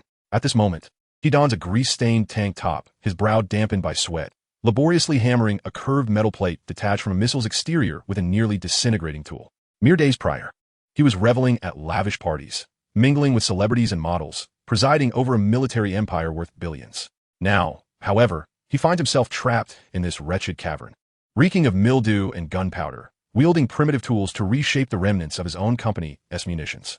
The rudimentary electromagnetic device that sustains his life is faintly visible through his damp shirt, each heartbeat accompanied by a subtle hum of electricity, a constant reminder of his proximity to death. Suddenly, Tony pauses, feeling a sharp pain in his chest, not solely from the shrapnel lodged within. He closes his eyes, drawing a deep breath, forcefully suppressing the chaotic, bloody images swirling in his mind. What are you thinking? Dr. Ethan's voice breaks through, offering a relatively clean cloth. Tony accepts it, wiping his face absent-mindedly without meeting his gaze, his voice hoarse. I'm contemplating the yield strength of this steel plate. Our time is limited. He deliberately evades the deeper issues at hand. Ethan remains silent for a moment, then states, time is our adversary, but despair is equally so. What you are hammering is not merely metal, Tony. Tony's movements falter as he comprehends the unspoken implications of Ethan's words. In recent days, this sagacious physicist has reflected back to him the truths he had long ignored. He speaks of Gamera, of a homeland ravaged by war, and of those displaced by the weapons Stark once deemed mere tools of profit. Although he refrains from direct accusation, every word pierces through the walls Tony has erected with arrogance and wealth. Tony recalls the first moment he awoke from unconsciousness, the sight of Dr. Ethan's face, and the rudimentary yet life-saving electromagnet. They want you to create Jericho, Ethan had said gravely, to use your own invention to take more lives. At that time, Tony was consumed by the instinct for survival, merely acquiescing to the demand. I require pure palladium. Tony abruptly shifts the topic, gesturing toward a core component on the workbench. The impurities in these parts extracted from the missile render the energy output unstable. I will find a way, Ethan replies, turning to manage the hazardous chemicals without pressing further. Tony observes Ethan's retreating figure, his expression a complex tapestry of emotions. This individual is wholeheartedly assisting him, not merely to ensure his survival, but seemingly harboring a glimmer of hope, a hope that this merchant of death might undergo a transformation. How absurd, yet he perseveres, dedicating himself even more fervently and frantically than before. Anger, fear, a hint of guilt he is reluctant to acknowledge, and a profound yearning for life coalesce within him, giving rise to a near-paranoid creativity. He forges, welds, and wires, enduring the scorching heat, cacophonous noise, and the ever-present risk of a fatal explosion. He painstakingly assembles the components intended for destruction into a form of protection. As he successfully constructs the miniature arc reactor, a culmination of his utmost intellect, and replaces the crude electromagnet in his chest with it, Tony feels a warm surge coursing through his body. It is not merely energy. It resembles a harbinger of liberation. For the first time, his heart no longer relies on external sources, but is instead propelled by a force of his own making. The armor evolves day by day, rough, cumbersome, and imbued with a beauty reminiscent of industrial debris. It stands as a silent titan of steel in the center of the cavern, forming a bizarre contrast with the scattered missile fragments around it. In a rare moment of respite, Ethan gazes at the armor and softly remarks, "It could take us away from here." After a brief pause, he inquires with profound significance, "But what then? Have you considered what you would do with such power?" Tony falls silent, uncertain. This is a question he has never contemplated before. Power, after all, is meant to be enjoyed, to be wielded, to demonstrate one's strength. Is it not? Yet now, having traversed this ordeal and gazing upon this salvation fashioned from weaponry debris, he feels a disquieting sense of confusion for the first time. Just then, the surveillance camera's red light blinks urgently, and chaotic footsteps and furious roars erupt from outside. They have discovered us. Hurry! Ethan's expression shifts dramatically. Activate, Ethan. Initiate the armor. Tony shouts as he awkwardly crawls toward the cold, metallic construct. On the computer, a complex startup interface flickers to life. Bang, bang, bang. The outer iron door is violently assaulted, bullets striking it with a piercing sound. There is no time. The system initialization requires a moment. Tony watches the progress bar on the screen creep upward, anxiety gnawing at him. Ethan casts a resolute glance at him, his eyes filled with determination. "I will hold them off. Tony, don't squander your life." "No." Ethan's figure swiftly vanishes, followed by the eruption of gunfire outside. Tony finds himself confined within the narrow, frigid cockpit of the armor, listening as the sounds of gunfire nearly drive his nails into his flesh. Anger and an unprecedented weight of emotion crash against his mind. System initialization, 80-90. The gunfire abruptly ceases. Silence. Ethan's voice trembled with emotion. 100. System initialization complete. A deep, resonant hum filled the air as the energy from the arc reactor surged through his entire being. A potent sense of strength erupted from his chest, instantaneously transmitting to every nerve within the cold steel frame. His suppressed roar reverberated within the helmet as Tony activated the armor. With a thunderous crash, the heavy metallic foot slammed down upon the ground, and he rose like a colossal beast awakening, raising his iron right arm to strike the battered iron door with tremendous force. Boom! The deafening sound echoed as the door exploded outward like a mere sheet of paper. Amidst the swirling dust and smoke, the imposing, rough silhouette of Mark I emerged before the astonished terrorists. Its optical sensors glowed with a chilling azure light, emanating an aura of cold ruthlessness. After a brief moment of shock, the terrorists raised their weapons and unleashed a torrent of gunfire. Rat-tat-tat-tat-tat, clang, clang, clang. Bullets rained down upon the thick armor of Mark I, erupting in a flurry of sparks. Inside the cockpit, Tony was jolted, his vision spinning, yet the armor remained unyielding. The bullets capable of tearing through flesh felt like mere pinpricks against this steel shell. My turn. Tony lifted his left arm, the flamethrower primed, and aimed ahead. Whoosh! A searing torrent erupted forth. The ferocious firestorm roared through the narrow passage, engulfing the terrorists in an instant. The air was thick with the acrid scent of burning fuel and charred flesh, and the anguished screams were swiftly drowned by the crackling flames. Mark I advanced with heavy strides, the metallic feet crashing against the burning ground, each step resonating like the tolling of a death knell. It clumsily turned, the hydraulic system emitting faint hisses that echoed distinctly in the confined corridor. More enemies surged from around the corner, their eyes wide with terror, yet they continued to fire. Mark I charged forward like an uncontrollable steel bull, barreling through the cavern. Flames, explosions, and heavy impacts. Nothing could stand in its way. Everything was crushed and incinerated. Inside the cockpit, Tony felt the vibrations of each collision, the recoil of each weapon discharge, and the futility of the enemy's attacks. Fear was no longer present. Only a chilling rage and an unprecedented sense of emptiness consumed him. Is this power? Is this what he once peddled? Just then, a glimmer of light appeared ahead. He saw more enemies gathering outside, glimpsed the desert, and beheld the hope of freedom. They sought to stop him. The final adversaries, taking cover at the entrance, fired desperately. Tony, no longer hesitating, cranked up the power of the thrusters on his saws and back to maximum. Boom! A tremendous, uncontrollable thrust erupted violently from behind him. Tony felt as though he had been kicked fiercely, and the heavy steel suit instantaneously lifted off the ground, mercilessly shattering all obstacles in its path as it surged out of the cavern. The blinding sunlight and fresh air enveloped him. He was airborne, but in the next moment, he realized the dire predicament he was in. This hastily assembled armor had utterly disregarded aerodynamics and flight stability. He spun aimlessly in the air like a headless fly, completely unable to control his direction. The alarms blared sharply once more. Due to the excessive altitude, the surface of the armor began to ice over rapidly. Damn it! I forgot to de-ice. Tony cursed as he attempted to adjust his posture and reduce power. However, the thrusters had already begun to shut down one by one due to icing and overload. The colossal steel construct lost its power, tracing a desperate arc through the air, akin to a bird with broken wings, plummeting toward the vast expanse of yellow sand below. Bam! The world spun chaotically.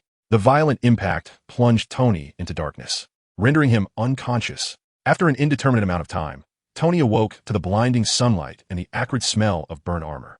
He tried to move, only to discover that he was trapped within the twisted metal wreckage. The Mark I, the valiant savior that had allowed him to escape, now lay in ruins, reduced to a heap of scrap. Only the arc reactor in his chest emitted a faint, steady blue light. A wave of relief washed over him at having survived. But just then, a distant roar of engines grew closer, clearer. It was not rescue. Tony's heart sank. He struggled to turn his helmet, peering through the cracks in the visor.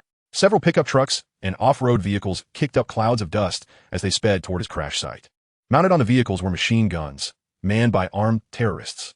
They had caught up to him. Tony quickly discarded the remnants of his armor, seeking to conceal himself. Yet, the terrorists had evidently spotted him long before, showing no signs of mercy. Soon, they surrounded Tony completely. Keep running, Tony Stark. After all this effort, is this truly the end? As he gazed upon the grim faces of the crowd, despair engulfed him like the shifting sands at his side. Chapter 59, Mechanical Deity? The Iron Puppet emerges. Tony Stark sat slumped upon the scorching sands, as wretched as a lost dog, akin to fish on a chopping board. His once proud intellect, the technology he relied upon for survival, and the armor he had crafted had all evaporated into mere illusions. Run, Tony Stark. Why aren't you running? The scar-faced leader of the terrorists approached, a cruel smile stretching across his face like a cat toying with its prey. The armed men behind him closed in, their weapons aimed at the unarmed Tony, their eyes brimming with avarice and the thrill of impending cruelty. Their excitement was palpable. Before them stood the invaluable Tony Stark. Regardless of his fate, they could exchange him for immense gains from certain individuals. Capture him. Be careful not to kill him. He is worth a fortune. The leader commanded his subordinates, his tone devoid of any genuine concern for Tony's life. Several terrorists grinned maliciously as they advanced, roughly attempting to seize Tony's arms. In utter despair, Tony slowly closed his eyes. Was this the end? Ethan's sacrifice, the flicker of hope he had fought so hard to create. That brief moment of soaring freedom. Was it all to culminate in such an outcome? He felt a profound unwillingness to accept it. Yet his physical frailty and the harshness of reality rendered him powerless to resist. Just as the terrorist's hands were about to touch him, a deafening roar, akin to a meteor striking the earth, erupted from the sky without warning. Immediately, a terrifying shockwave, mingled with swirling dust, violently expanded outward. The nearest terrorists were caught off guard and were instantly thrown to the ground. Everyone was stunned by the sudden turn of events, instinctively looking up towards the source of the noise. There, several meters away, a colossal, bottomless pit had appeared in the sand, as if something had forcefully smashed its way through. At the center of the pit, an enormous figure slowly rose. It was a humanoid creation towering over 2 meters in height. At first glance, it bore some resemblance to the Mark-I that Tony had just piloted, composed entirely of metal and exuding a sense of power. However, upon closer inspection, it was entirely different. Its contours were more menacing and sharp, infused with aggression and a primal aesthetic of violence. The metallic body exhibited a deep crimson hue, reminiscent of congealed blood. Unlike the rough welding and riveting of the Mark-I, its surface was exceptionally smooth, with no visible seams even at the joints, as if the entire form had been seamlessly crafted, embodying an eerie quality that transcended modern craftsmanship. Its head bore no mask, only a ghastly, demonic metal visage, with deep, burning crimson lights where its eyes should be. What is this? Tony's mind stalled for a brief moment. A new suit of armor? Who could have created it? It appeared far more advanced than his Mark-I. Could it be a secret military weapon? Or something else entirely? The terrorists were evidently bewildered as well. They exchanged glances, hesitating with their guns raised, uncertain if this sudden metallic apparition was friend or foe. What the hell is that thing? The leader shouted in uncertainty, "Open fire. Take it down. Regardless of what it is, let us destroy it first." The terrorists closest to the Iron Colossus were the first to react, raising their rifles and unleashing a frenzied barrage. The bullets instantly engulfed the Iron Giant's form.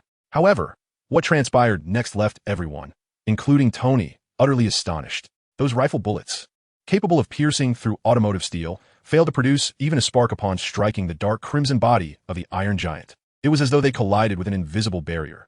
Mere inches from the giant's surface, the projectiles grotesquely distorted, morphed, and then fell powerless to the sandy ground. Some bullets, which were perilously close, vaporized upon contact. It seemed as if the dark red metal surface harbored an unimaginable temperature or energy field. This is impossible. A terrorist screamed in disbelief, his expression shifting from ferocity to sheer terror. The creature's eyes, glowing with a dark crimson light, cast a cold, emotionless gaze over the surrounding terrorists, embodying an endless chill and indifference. At that moment, the Iron Giant moved with astonishing speed, completely defying its massive and heavy form. It left behind a blurred afterimage, instantly appearing before the nearest terrorist. The unfortunate soul barely had time to react before a colossal claw, glimmering with metallic coldness, seized his head. Crack! The sickening sound of bone shattering echoed. The man's skull was crushed like a watermelon, blood and gore splattering everywhere. Gruesome. Savage. This horrifying scene shattered the psychological defenses of the terrorists. A demon. It is a demon. Run. Chaos erupted in an instant. The terrorists shrieked, firing their weapons indiscriminately while attempting to flee from this killing machine that seemed to have emerged from the depths of hell. But it was already too late. The Iron Giant unleashed a massacre with the purest, most primal form of violence. Its speed was astounding. Its massive body moved with unexpected agility across the sand, and each flicker of its presence was accompanied by the death of a terrorist. With a swing of its claw, it could effortlessly cleave an adult in half. With a punch, it could create a deep crater in the sand along with its victim. It even charged directly at a pickup truck mounted with a heavy machine gun. Unfazed by the roaring bullets that could shred light armor, it did not flinch or evade. The bullets struck its form, yet felt as ineffective as a drop in the ocean, causing no harm whatsoever. In the terrified gaze of the machine gunner atop the pickup, the Iron Giant collided directly with the vehicle. A thunderous boom resonated. The massive pickup truck, laden with a heavy machine gun and its operator, was hurled through the air as if struck by a speeding locomotive, tumbling into a twisted heap of scrap metal. Yet the steel giant merely flicked away the remnants of flesh clinging to its arm and continued its relentless pursuit of the next target. Tony Stark, seated in the sand, gazed in stupefied disbelief at this one-sided massacre. His mind was a blank canvas. So powerful, overwhelmingly powerful. This was a staggering dimensional assault. His pride, the Mark-I, appeared as nothing more than a stumbling infant before this bizarre mechanical puppet. While the Mark-I still relied on a flamethrower, this entity had achieved unfathomable feats solely through sheer physical prowess. Its dark crimson armor boasted an absurd level of defense, impervious even to heavy machine gun fire. What material could this possibly be? Vibranium? Or some uncharted alloy? What sent chills down his spine Even further was the fact that this iron behemoth's eyes could emit flames. He watched as it confronted a terrorist attempting to flee in a vehicle, its burning dark red eyes suddenly igniting with intensity. With a hiss, two beams of dark red light, 100 times more intense than a welding torch, shot forth from its gaze, exuding an aura of annihilation. The speed of the flames was astonishing, instantly catching up to the off-road vehicle that had already escaped several dozen meters. There was no violent explosion, yet the outcome was far more terrifying. The off-road vehicle, along with its driver, seemed to be cast into a steel furnace, melting and vaporizing in an instant. Not a shred of debris remained, only long, glazed scorch marks left upon the sand. What on earth was this monstrous thing? Tony muttered to himself instinctively. This strange flame was utterly defying his decades of understanding. Fortunately, the slaughter did not endure for long. Before the overwhelming might of the steel giant, a dozen armed terrorists fell like lambs to the slaughter. In less than 2 minutes, the sounds of gunfire, screams, and explosions faded into silence.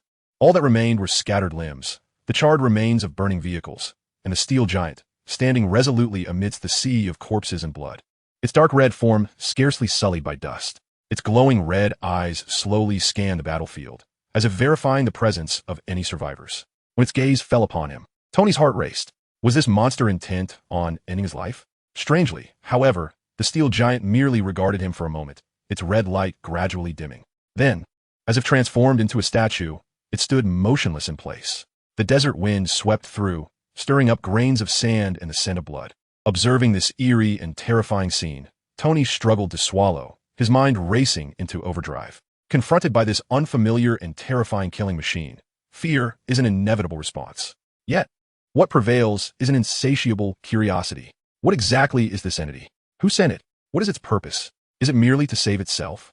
The most pressing question remains, who is piloting it? In the recent battle, while its movements were undeniably destructive, each strike was executed with precision and efficiency.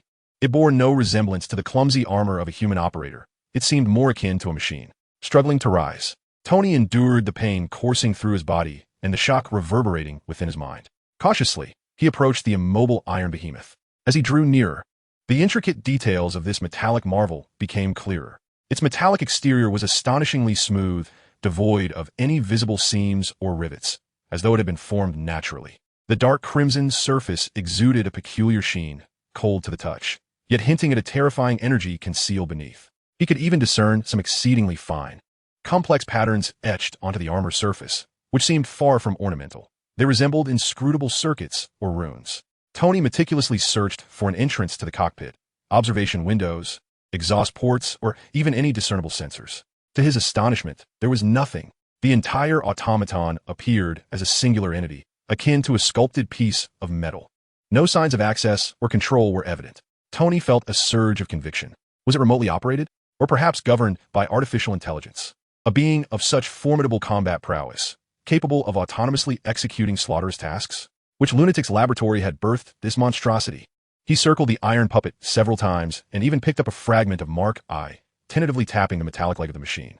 The sound was crisp, resonating with a hardness that was almost unbelievable. No matter how hard he tried, he could not leave a single scratch on that dark crimson surface. Frustrated, Tony lay back on the ground, gasping for breath, his mind racing to comprehend the unimaginable presence before him. The emergence of this iron machine, along with the power it displayed, utterly dismantled his understanding of existing technology.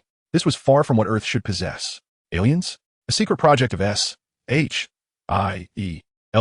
Just as Tony was engulfed in confusion, a voice suddenly resonated nearby, imbued with a certain earnestness yet articulated with clarity. "Mr. Tony Stark, are you all right?" Startled, Tony swiftly turned around. There stood a young man, clad in simple burlap attire, remarkably robust in stature, with dark skin, having appeared seemingly out of nowhere a few meters behind him. The young man appeared to be merely in his early 20s, possessing an ordinary and somewhat rustic appearance. Yet his gaze exuded a profound steadiness and an air of ferocity that seemed incongruous with the surrounding desert environment. How could a figure suddenly materialize in this vast expanse of sand? Even more perplexing to Tony was the fact that, despite his complete immersion in studying the steel contraption moments ago, he had failed to notice the approach of this individual. "Who are you?" Tony instinctively assumed a defensive posture, his voice laced with caution as he inquired, casting a quick glance at the immobile steel machine nearby. Could it be that he was controlling this automaton? This thought surged through Tony Stark's mind like an electric current. He scrutinized the unexpectedly present, unrefined young man while keeping a vigilant eye on the imposing steel figure that loomed like a deity. Who are you? Tony's voice was somewhat hoarse. It was steeped in vigilance and scrutiny. The young man seemed unfazed by Tony's wariness. He offered a simple, hearty smile, revealing a set of teeth that was neat but not entirely white. My name is Mao Wenlong. Mr. Tony Stark, are you all right? Mao Wenlong? The name resonated with an Eastern essence. Tony swiftly searched through his mental catalog of arms dealers, scientists, and politicians, but none bore that name. Do I appear to be unwell? Tony retorted habitually, attempting to mask his inner shock and unease with his characteristic sharp wit. The focus should not be on my condition, but rather on you. Who are you? How did you arrive here? And what about that behemoth? He gestured towards the still, menacing steel figure. Is that your toy?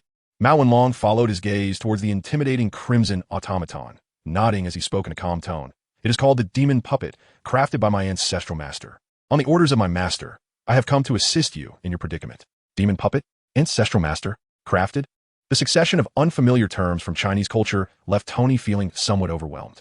The only concept he grasped was that of the ancestral master, presumably referring to an individual. But why would his ancestral master wish to assist him? What did demon puppet and crafted signify? Tony bombarded him with questions, eager to comprehend the illogical circumstances before him. And who is your ancestral master? Why does he want to help me? The demon puppet can be understood as a type of robot. As for crafted, you may liken it to the transmutation techniques found in alchemy. Mao Wenlong scratched his head, seemingly contemplating how best to articulate his responses, ultimately resorting to the simplest explanation. It is not appropriate to disclose my ancestral master's name. As for the reason for his assistance, he believes you may prove useful in the future. What future utility could there possibly be? I, Tony Stark, merely regarded as possessing some utility in the eyes of others, and evaluated by an ancestral figure whose origins are shrouded in mystery? Tony felt a subtle affront to his pride, yet his primary concern lay with the automaton. He suppressed the urge to delve deeper and redirected the conversation towards the aspect that truly captivated him. Let us discuss the technical intricacies. What constitutes the control system of that automaton? The precision of its reaction time, target locking, and tactical decision-making during the recent skirmish was alarmingly efficient. Is it remotely operated? Or does it possess autonomy? As he spoke, he inched closer to the automaton, his keen gaze scanning its cold, metallic form, attempting to uncover any clues related to its control system. I discern no external antennas, no apparent sensor arrays, nor data interfaces. How does it receive commands and perceive its environment? Autonomy? To what extent? Strong artificial intelligence? Or perhaps a specialized combat program? Its behavioral patterns do not resemble mere pre-programmed scripts. Tony resembled a child who had discovered a new toy, his eyes gleaming as he incessantly analyzed the situation. Or could it be some form of quantum communication that eludes my understanding? Even a biological interface? Mao Wenlong observed Tony circling the automaton, a stream of incomprehensible terminology spilling from his lips, and simply shook his head. The automaton is endowed with a modicum of sentience bestowed by the ancestor, enabling it to execute simple commands and respond autonomously in combat. However, it is not entirely autonomous. It still requires control during critical moments. Sentience? Tony furrowed his brow, questioning. So, it possesses a degree of self-awareness but is not a fully sentient being? How is that conceivable? And you mentioned a need for control? How is that achieved? I see no controllers or interfaces. Control has its own methods, not necessarily reliant on your conventional machinery, Mao Wenlong explained, though he clearly had no intention of elaborating further. Having encountered a dead end, Tony temporarily relinquished his inquiries into the control system and shifted his focus to other aspects. Very well, what of its defensive capabilities? What materials constitute its construction? A novel composite armor? An energy shield? Yet I see no energy field generator. After a moment's contemplation, Mao Wenlong replied. The ancestor stated that the automaton's body is forged from various rare metals, enhanced by his intrinsic true fire and refined through esoteric methods, rendering it exceptionally sturdy. As for its defense, it likely derives from the inscribed arrays within. Rare metals I can comprehend, but intrinsic true fire? Arrays? Once again, Tony found himself bewildered by this esoteric jargon, yet he compelled himself to retain these key terms. Arrays? Are they a form of force field technology? A directed shield? Or does its armor inherently absorb or negate kinetic energy? Mao Wenlong shook his head. Arrays pertain to formations, a method of harnessing spiritual or other energies to achieve diverse functionalities. Tony was utterly perplexed, yet he couldn't help but press further. Very well, what about the power source? Silent operation, immense energy, and capable of sustaining such a flame attack? The magic puppet is driven by the internal reservoir of spiritual energy, Mao Wenlong replied. Spiritual energy? Spiritual energy, spiritual energy. Tony felt a surge of frustration. What is the energy density of this substance? How is it stored and converted? And that flame is certainly not mere plasma or ordinary combustion, the destructive force. He gestured towards the horrifying glass-like scorch mark on the distant sandy ground. That is a unique fire, Mao Wendong stated in a remarkably calm tone. It is a power retained from the essence of the beast during its refinement. The essence of the beast? Tony gave up, sensing that further inquiry would drive him to madness. The other party seemed to inhabit an entirely different world, rendering communication nearly impossible. Just then, Mao Wendong spoke first. Mr. Stark, you appear to be injured. He pointed to the wounds on Tony's body. Oh, you only just noticed? Tony retorted sarcastically, though the pain radiating from his body made him grimace. Mao Wendong paid no heed to his tone, instead retrieving a yellow, triangular talisman from his pocket. Intricate symbols drawn in vermilion upon it. What is this? Tony asked with curiosity. A healing talisman, Mao Wendong replied, his fingertips seemingly gathering a glimmer of light as he touched the talisman. With a hum, the talisman ignited without flame, transforming into a soft green radiance that enveloped Tony. An indescribable warmth coursed through him instantaneously. The pain vanished swiftly, and the wounds healed at a visibly rapid pace. Tony was once again astounded, his mouth agape. What in the world is this? Nanobots? Bioelectric stimulation? Energy field therapy? He excitedly grasped Mao Wendong's arm, demanding answers. Mao Wendong, however, gently extricated himself. Mr. Stark, please calm down. This is merely a healing talisman, designed to accelerate wound recovery. Merely? This is nothing short of a medical miracle, Tony exclaimed, unable to contain his excitement. In our realm, this is quite ordinary, Mao Wendong replied candidly. Who exactly are you? Aliens? Atlanteans? Tony pressed on. Mao Wendong shook his head. Apologies, but my sect has decreed that I cannot disclose too much. Just then, Mao Wendong suddenly looked up towards the distance. Someone is approaching. Is it your aircraft? Tony focused intently and indeed heard the thrum of helicopter blades. It must be military aircraft. It's Rhodey, Tony exclaimed, overwhelmed with joy, nearly dancing in place. Yes, it's the military. They are here to rescue me. Mao Wendong nodded, seemingly unfazed. In that case, Mr. Stark, I must take my leave. As he spoke, he retrieved another talisman from his pocket and handed it to Tony. The talisman bore a delicate golden hue, crafted from a material neither paper nor jade, adorned with enigmatic runes. What is this? Another first aid kit? Tony grasped the talisman, feeling its smooth warmth. This is the Shuangguang talisman, explained Mao Wendong. It is not for healing. Should you encounter peril, simply tear it apart, and it will activate a protective aura, capable of withstanding powerful attacks for a brief moment. A protective aura? Does this imply an energy shield? Tony gazed at the talisman in his hand, feeling as if his scientific understanding was being relentlessly challenged. An energy shield can be activated by a mere slip of paper? This defies logic. Yet, the healing effect he just experienced was undeniably real. How strong of an attack can it withstand? Perhaps a missile? Tony instinctively inquired. Mao Wendong pondered for a moment, then replied, a typical missile should pose no issue. But I cannot ascertain its exact limits. This talisman is a one-time use. Once activated, it will become ineffective. Please keep it safe. Tony clutched the golden Shuangguang talisman tightly.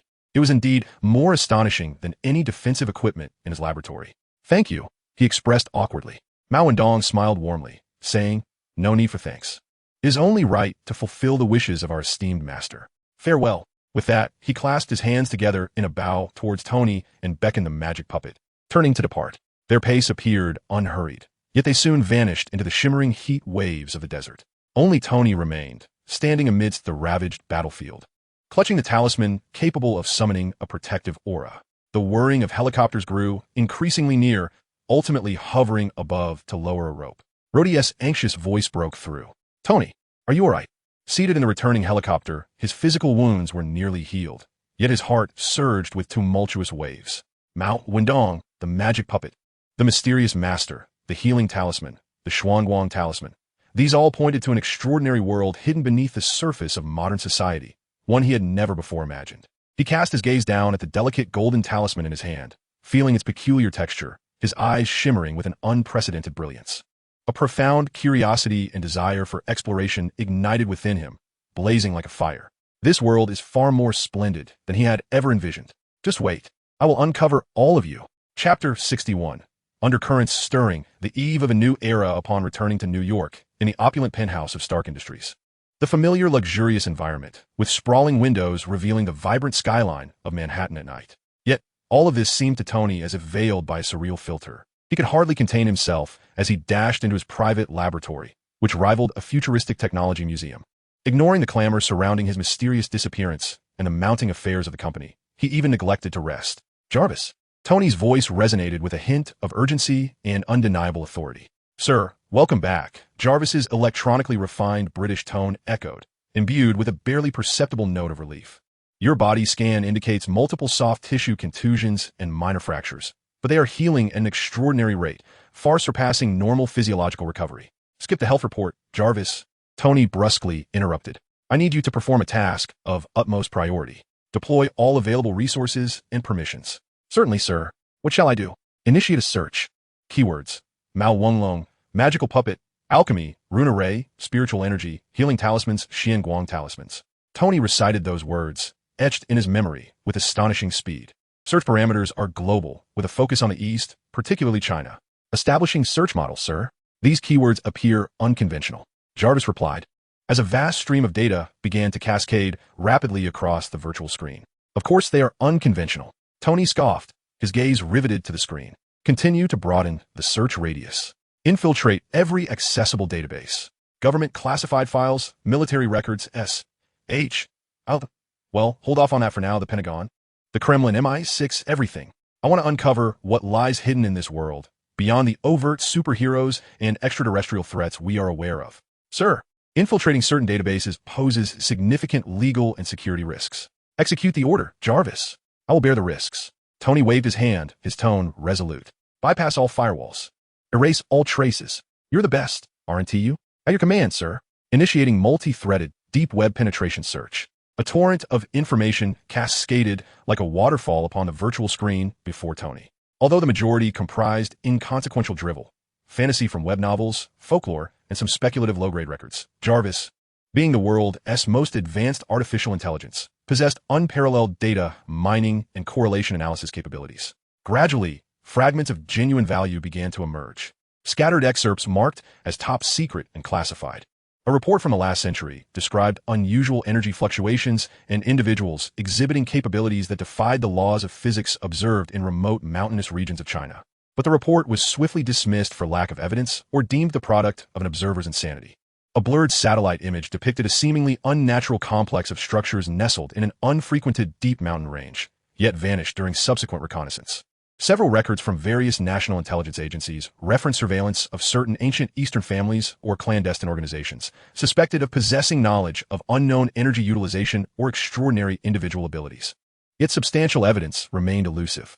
There are even accounts suggesting that during World War II, both Nazi Germany and the Soviet Union secretly dispatched expeditionary teams to the East in search of legendary tales of immortality and arcane powers. Alchemical practitioners, Tony murmured, as this term repeatedly surfaced within the fragmented scans of ancient Eastern texts and certain esoteric research reports sifted through by Jarvis. According to those scattered records, the so-called alchemical practitioners appeared to be ancient cultivators from the East. They sought to absorb a certain energy from the universe through breath regulation and meditation, honing themselves in pursuit of transcending mortal limitations in strength and longevity. Soon, an increasing wealth of information was unearthed. Some archaeological discoveries featured ancient artifacts inscribed with indecipherable, intricate patterns, the materials and functions of which modern science could not analyze, relegating them to the categories of ritualistic items or art. However, some fringe researchers posited that these patterns might indeed be the so-called runes, forming arrays with special functions. Could it be that Mao Wundong and his companions are modern-day alchemical practitioners? Tony's eyes began to sparkle with intrigue. Was that magical puppet created through such alchemical means, integrating a certain metal and spiritual energy, constructed from these symbolic arrays? And those talismans, might they be portable arrays that solidify a particular energy or principle? He endeavored to forcibly comprehend these concepts through his scientific reasoning, feeling somewhat clumsy, yet a vague outline was gradually taking shape in his mind. Indeed, this world conceals a transcendent cultivation system parallel to modern technological civilization. Just as Tony was immersed in the thrill of exploration, the laboratory door swung open. Pepper Potts entered, clad in a crisp professional suit, her face betraying an unmistakable weariness and concern. Tony, Pepper's voice carried a hint of exasperation and reproach. You finally decided to show up.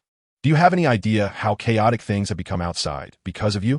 Tony lifted his gaze from the screen, noticing Pepper's signature worried expression. Habitually, He considered deflecting her concern with a quip, but the words faltered on his lips. He recalled the despair in the desert. The shock brought forth by Mao Windong and the magical puppet. Pepper, he said, unusually devoid of his usual playful demeanor, his tone calm. I know. I'll handle the press conference. Pepper paused, evidently taken aback by Tony's unexpected response. Taking a deep breath, she approached him and slammed a document onto the desk before him. Handle it? Tony, how do you plan to handle it? Look at this. Her voice rose an octave. Within mere hours of your announcement to shut down Stark Industries' weapons manufacturing division, the company's stock plummeted nearly 40%. Board members' calls are overwhelming my phone. The Pentagon has outright canceled our cooperation for the next decade. Do you comprehend what this means? Thousands of employees face unemployment. Our years of hard work could be obliterated in an instant. As Pepper spoke, her voice grew increasingly impassioned, her eyes shimmering with unshed tears. Tony, I am acutely aware of the harrowing experiences you endured in Afghanistan, but you cannot allow a moment of impulse to dictate such a decision. It is irrational.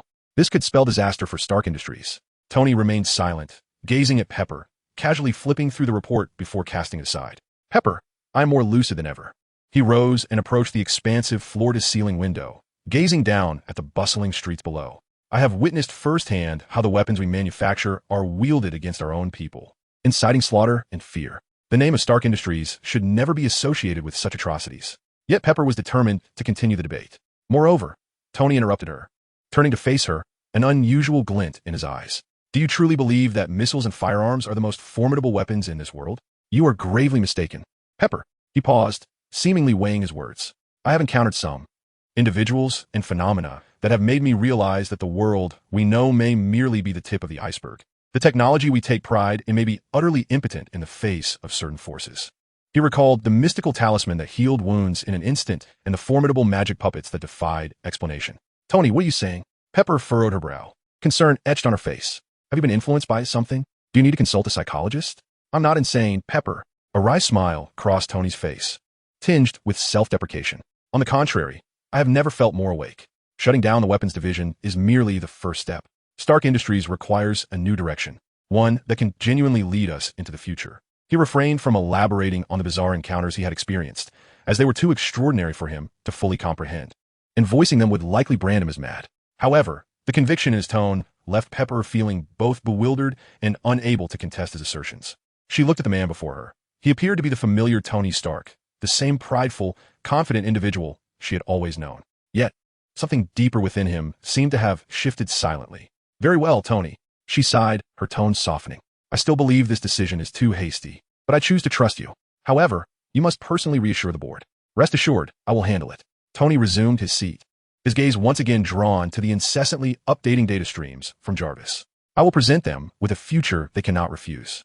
Pepper watched as he became engrossed in his own world once more, shaking her head in resignation as she turned to leave the laboratory. She had far too many messes to clean up. Meanwhile, in another, more clandestine office within Stark Tower, adorned in a classical and lavish style, Obadiah Stane stood before the vast floor-to-ceiling window, a glass of whiskey in hand, his face adorned with a shadowy, yet triumphant smile. The television screen displayed news of Tony Stark's announcement to shutter the weapons division, alongside the subsequent turmoil in the stock market and widespread skepticism. Foolish, utterly foolish. Obadiah chuckled softly, savoring a sip of his drink. How could Howard have spawned such a naive, juvenile, and spoiled brat? Closing the weapons division? Who does he think he is? A harbinger of peace?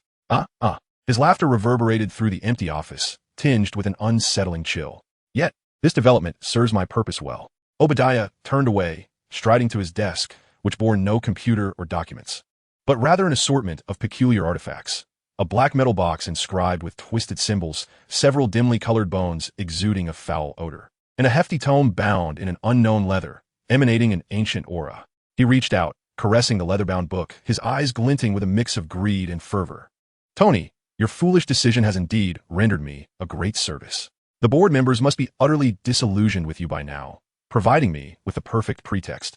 He lifted the black metal box, opening it to reveal a viscous mass of dark energy that seemed to pulsate like a living entity. Obadiah inhaled deeply, a pained yet morbidly blissful expression crossing his face.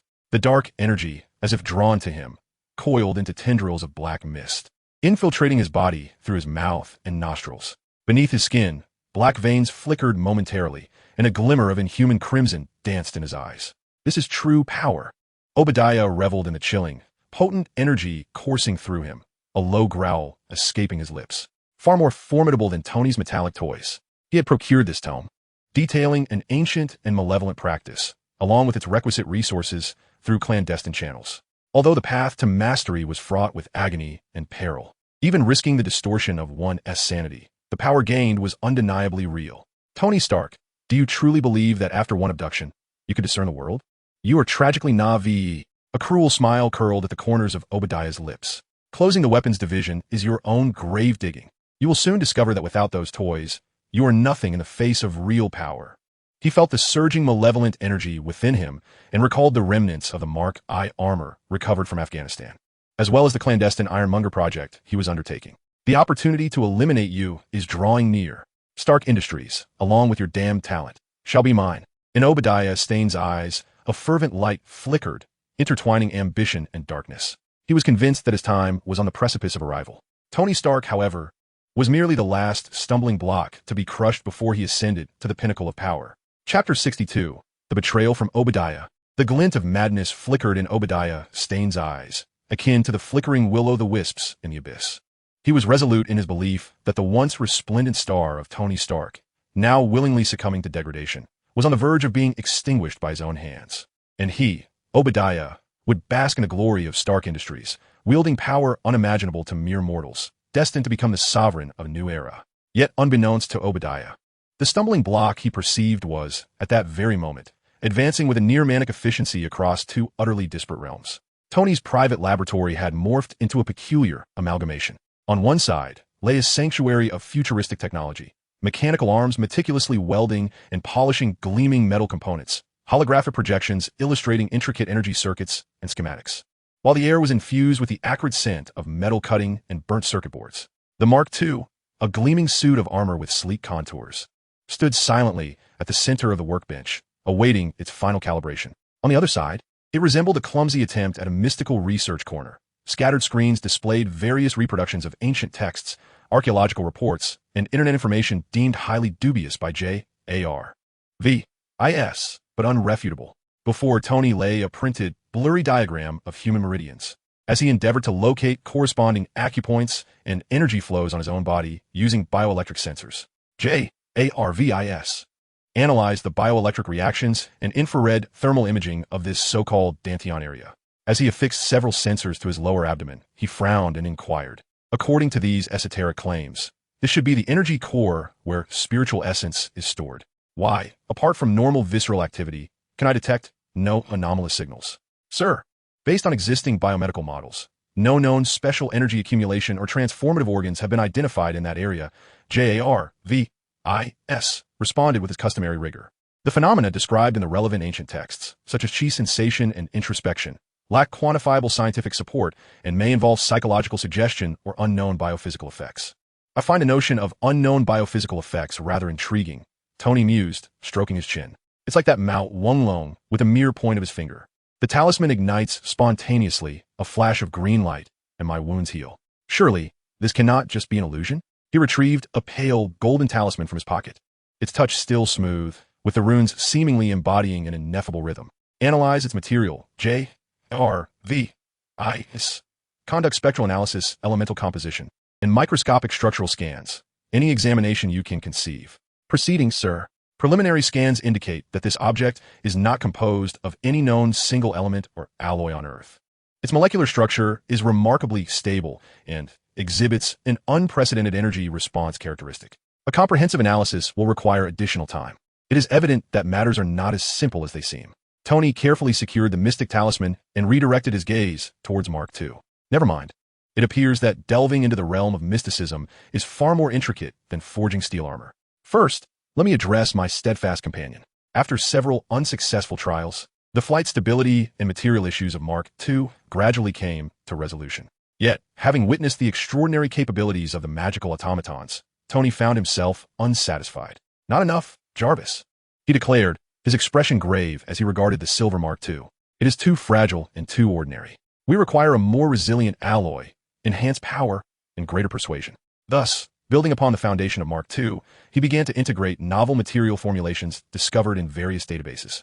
Alongside further optimization of the arc reactor's energy output, the very source that had saved his life. The design blueprint for Mark III began to take shape. This time, Tony opted for a striking gold and crimson color scheme. As he himself put it, if one is to be a hero, one must possess a striking exterior. No? During this period, Tony almost entirely sequestered himself within a laboratory. Aside from fulfilling basic physiological needs, all his energy was devoted to exploring the path of immortality and the research and development of a new armor. Naturally, this drew the ire of his assistant, Pepper Potts. Tony. On this particular day, Pepper stormed into the laboratory, her face a canvas of exasperation. How long do you intend to hide away? The board is becoming increasingly difficult to manage. Obadiah has been stirring the pot, claiming that your mental state is unstable and suggesting that your decision-making powers be curtailed. Tony, clad in a welding mask, was grinding the arm component of Mark III, sparks flying. Without lifting his head, he replied, "Tell them to silence themselves and wait. Soon, they will realize just how stable my mental state is. You always do this." Pepper's voice trembled, tinged with the threat of tears. "You shut yourself away, tirelessly working, while I shoulder everything outside. Do you know how much scrutiny and pressure I face daily? Tony, we are a team. At least I thought we were." The sound of welding came to an abrupt halt. Tony removed his mask, grease smudged across his face, yet his gaze was remarkably clear. He observed the reddened rims of Pepper's eyes, and a tender part of his heart was unexpectedly stirred. He set down his tools, approached her, and stood in silence for a moment before speaking with an unprecedented seriousness. "Pepper, I am sorry."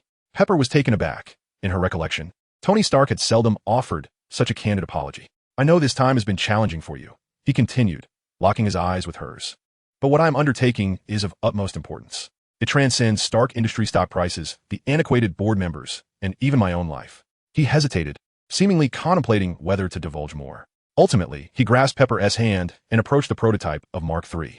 "Behold," Tony said, gesturing towards the armor adorned in hues of gold and crimson. "This is not a weapon, Pepper. It is a guardian. I have witnessed the devastation wrought by the weapons we create. I refuse to repeat such mistakes. Yet, the world is far more complex and perilous than we perceive." He inhaled deeply, as haunting images resurfaced in his mind. "I have encountered phenomena that defy rational explanation, formidable entities. Our technology may seem trivial in their presence. I require a greater power, not for warfare, but to safeguard those we cherish and everything we hold dear."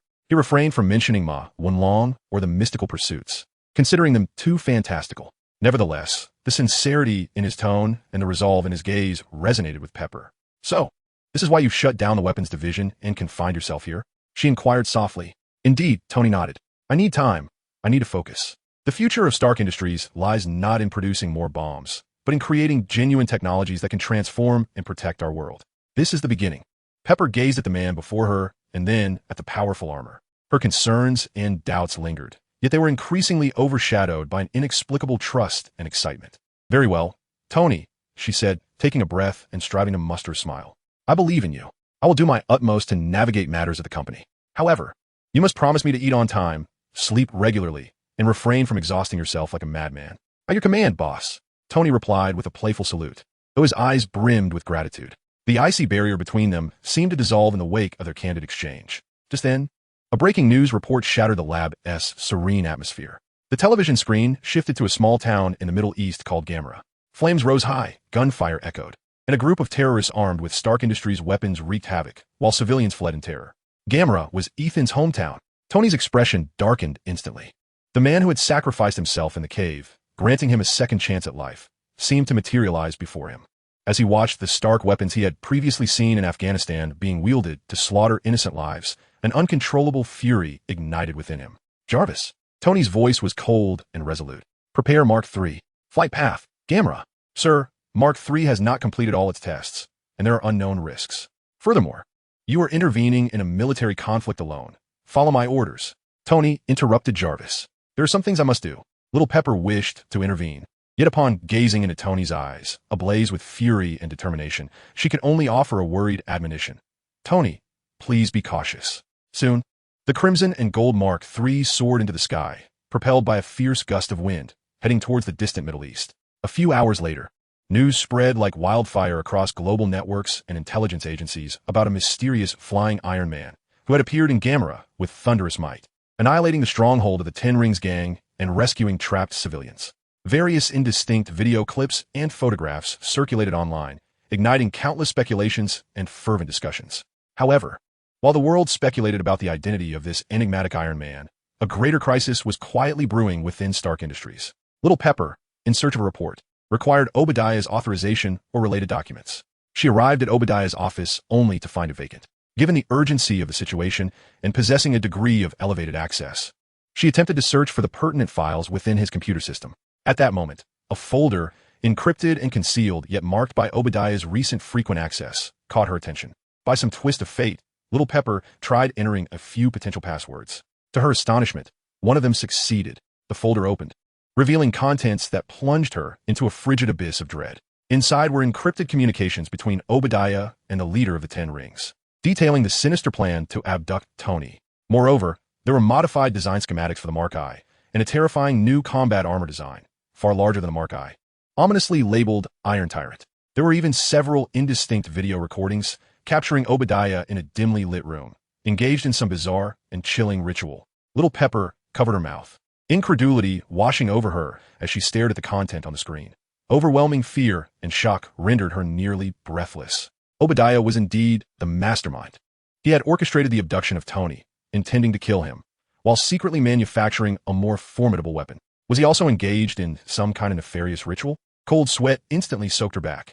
Little Pepper suddenly realized that Tony was in grave danger. She had to inform him immediately. Ultimately, she forced herself to regain composure, capturing evidence with her phone. Then, she erased her digital footprints and feigned nonchalance as she exited Obadiah's office.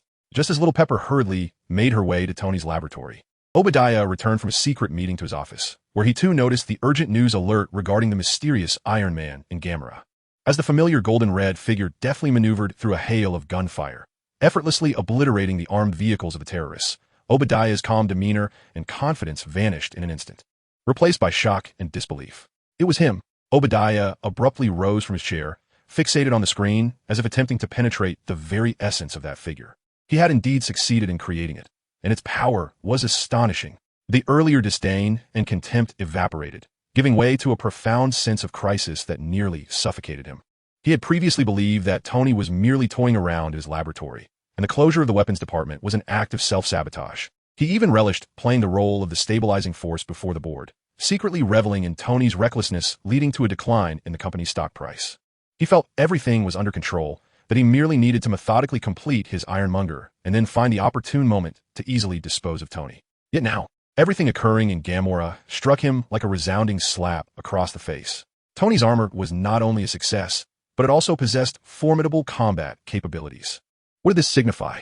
It meant that Tony's technology had far surpassed his imagination. If allowed to progress unchecked, he feared he would lose his chance forever. Did his secretly constructed ironmonger stand any chance against Tony's agile and powerful armor?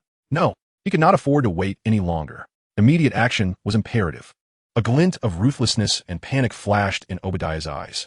Before he could develop a more potent armor, before Tony harbored doubts about him, before he revealed that damned Iron Man technology or applied it elsewhere, he must eliminate him.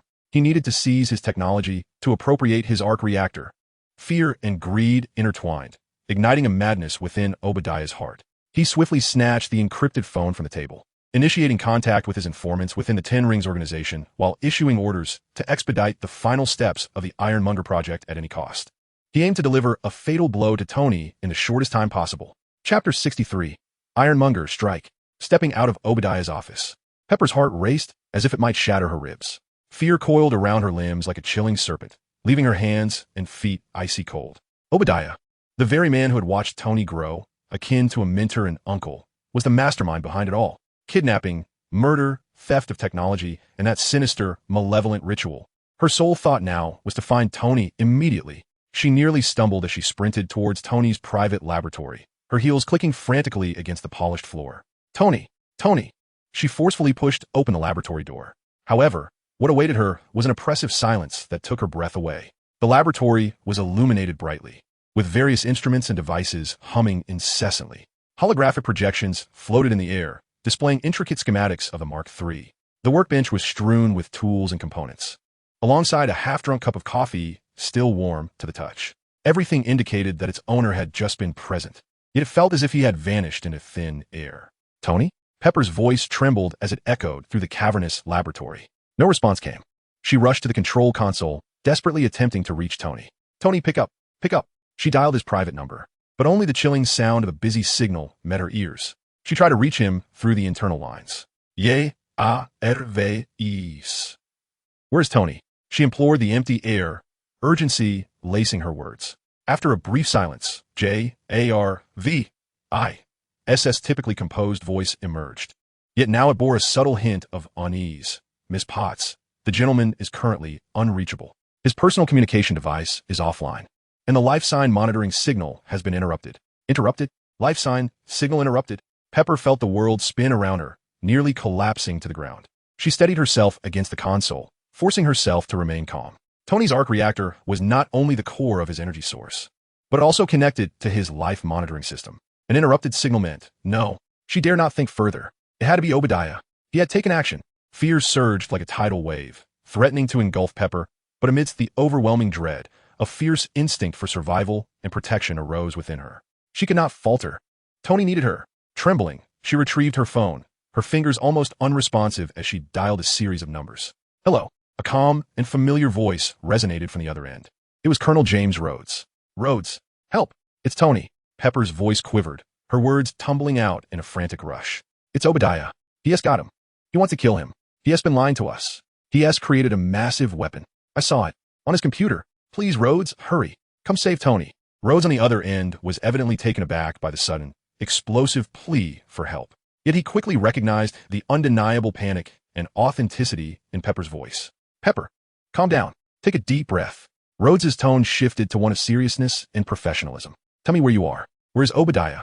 What is this weapon you mentioned? I'm in Tony's laboratory. I don't know where Obadiah is now, but he must have gone after Tony. His office computer has communications with the 10 rings. There is also a design for a suit called Ironmonger. It's much larger than Tony's. As Pepper recounted the scenes she had witnessed, her urgency intensified. The 10 rings. Ironmonger. Rod inhaled sharply, instantly comprehending the gravity of the situation. This was no mere commercial dispute. It was a matter entwined with terrorist organizations, the illicit manufacture of weaponry, and heinous crimes of murder. Pepper, stay where you are. Lock the doors. Trust no one. I shall be there immediately, Rod declared decisively before terminating the call and urgently mobilizing every resource at his disposal. Meanwhile, in a concealed underground laboratory of Stark Industries, Tony Stark felt as though he had been struck head-on by a speeding truck, his entire body feeling as if it had been shattered.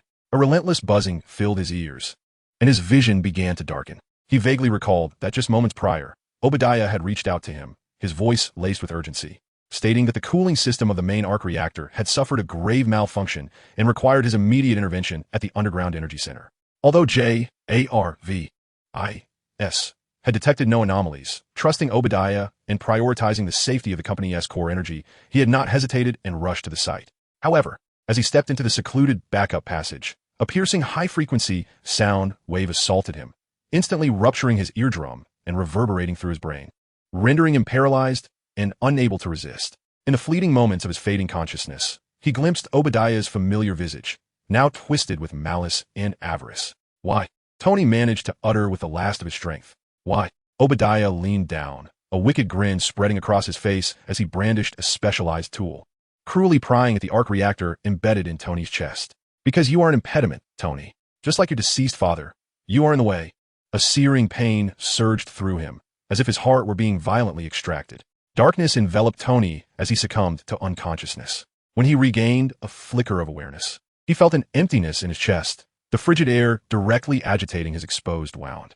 The agony and sensation of suffocation rendered him breathless, his vision clouded.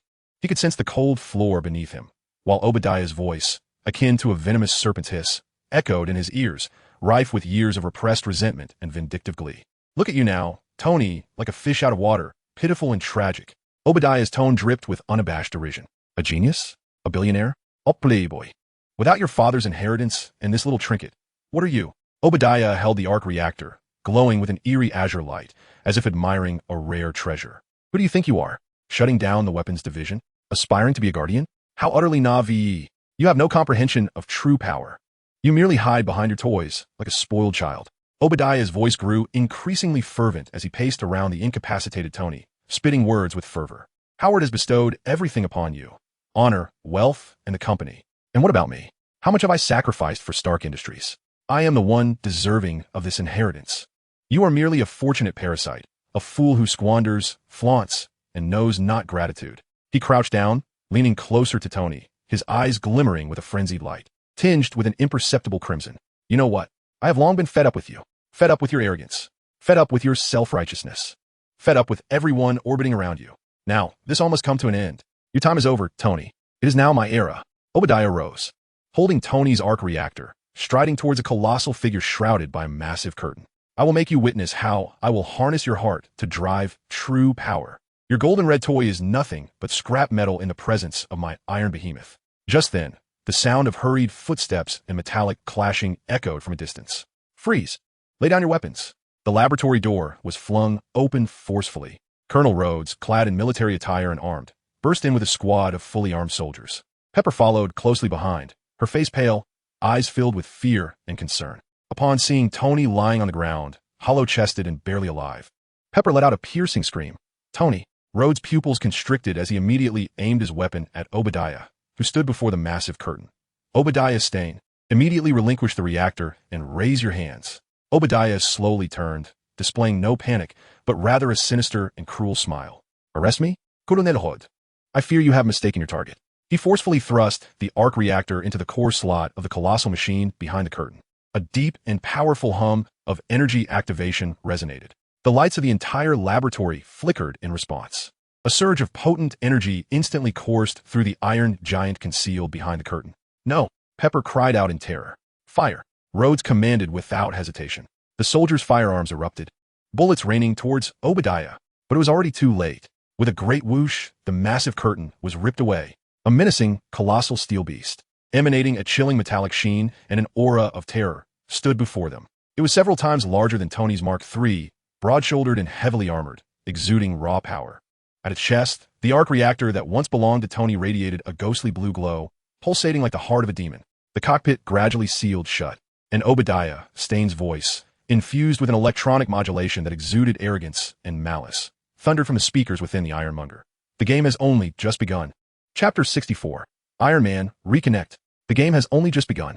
Obadiah's maniacal laughter echoed through the Ironmonger's speakers, distorted and twisted, resembling a roar from the depths of hell, reverberating throughout the vast underground laboratory. The soldiers, highly trained, squeezed their triggers the moment Rhodes issued the command. The tongues of fire from rifles and submachine guns intertwined to form a dense web of firepower, countless bullets raining upon the massive, rugged body of the Ironmonger. Clang!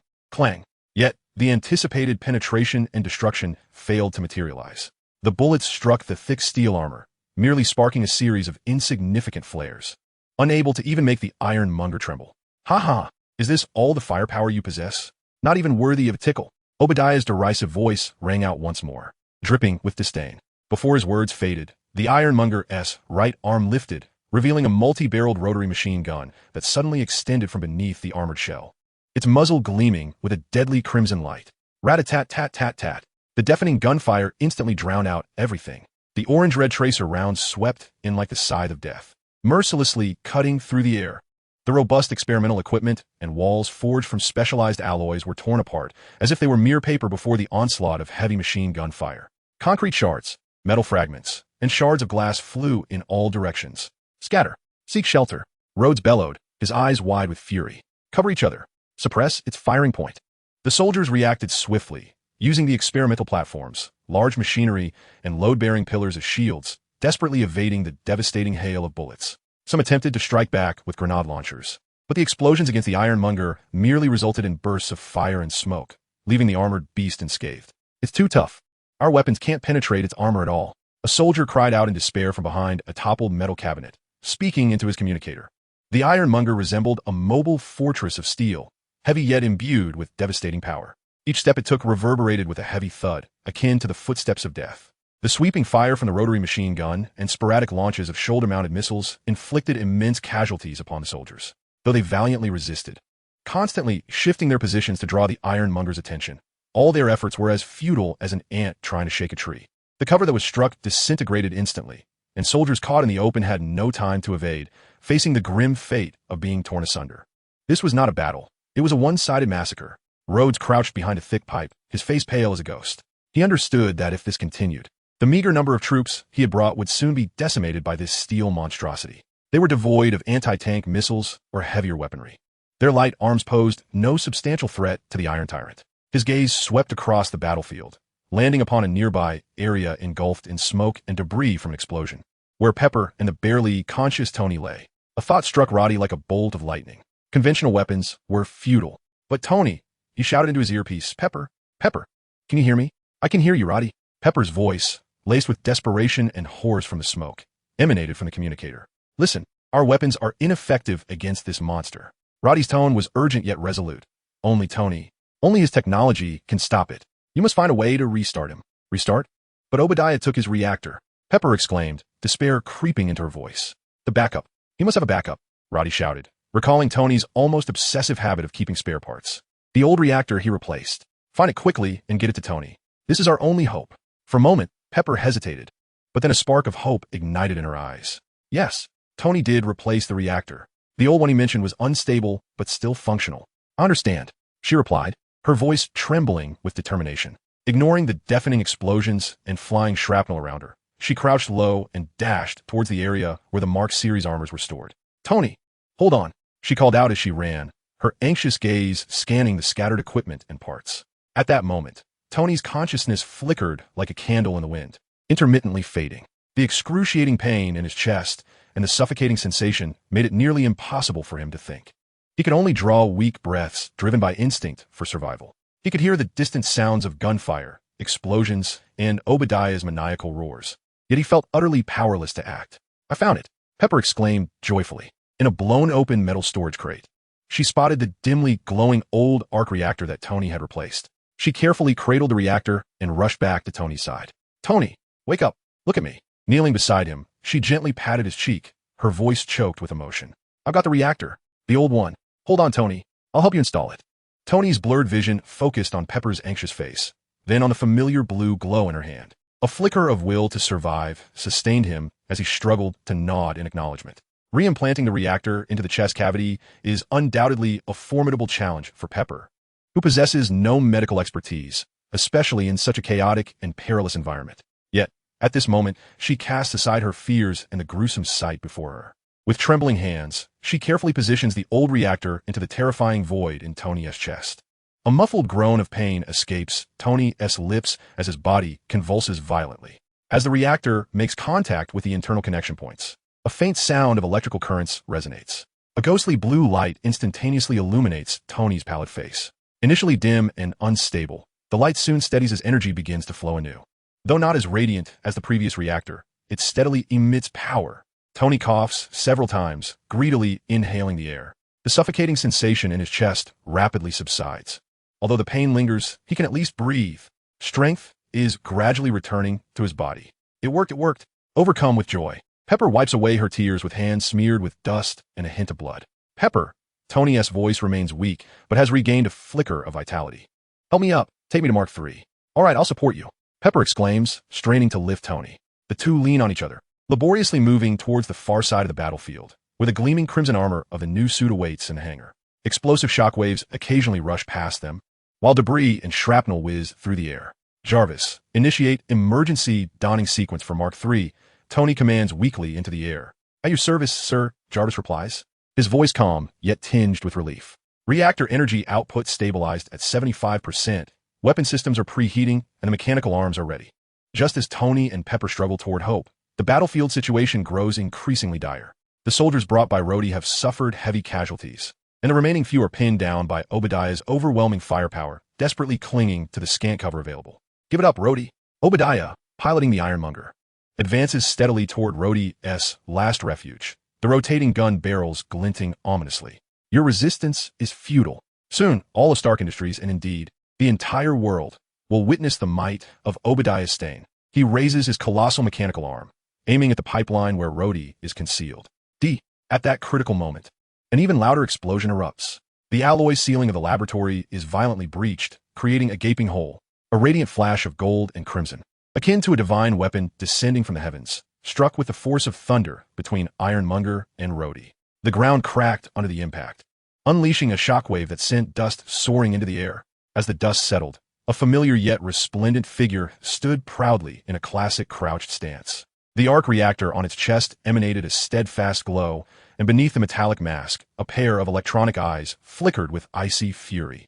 Mark III, the Iron Man, had arrived just in time. He slowly straightened his form, raising his right arm clad in metal armor, with the energy emitter in his palm aimed at the imposing Ironmonger. "Hey, old man." Tony's voice, tinged with a hint of weakness yet still brimming with his signature sarcasm and fury, resonated through the suit's amplifier. "This outfit doesn't quite suit you. The size seems off too. Perhaps it's time to consider retirement?" Ironmonger's colossal figure momentarily faltered, as Obadiah clearly did not anticipate Tony's resurgence, nor the fact that he had donned his new armor.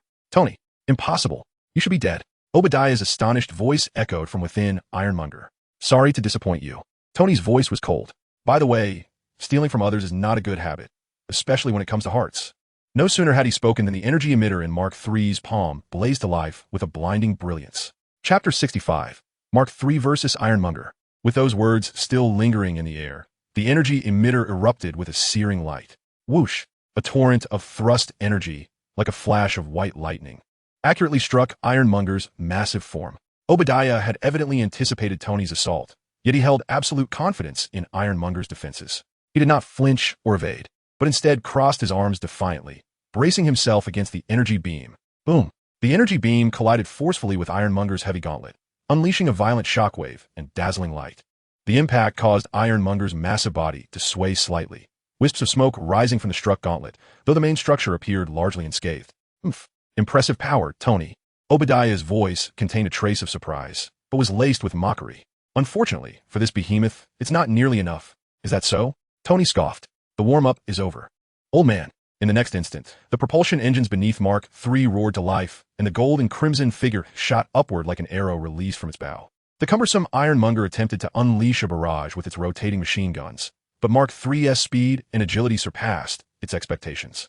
Tony moved with the grace and lethal precision of a bullfighter, tracing enigmatic arcs in the air, effortlessly dodging the hail of bullets while continuously retaliating with his palm-mounted repulsor blasts and shoulder-mounted mini-missiles.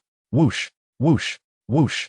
Energy beams and small missiles incessantly struck the Iron Titan, though they failed to deliver a fatal blow. Each explosion produced a powerful shockwave and disruption. The movements of the Iron Titan noticeably grew sluggish and clumsy, its massive form resembling a stumbling giant before the agile Mark III. "Will you just flit about like a fly?" "Tony!" Obadiah roared in frustration, controlling the Iron Titan as it wildly swung its enormous mechanical arms, attempting to seize that golden-red phantom. "What can you expect when you are so slow?"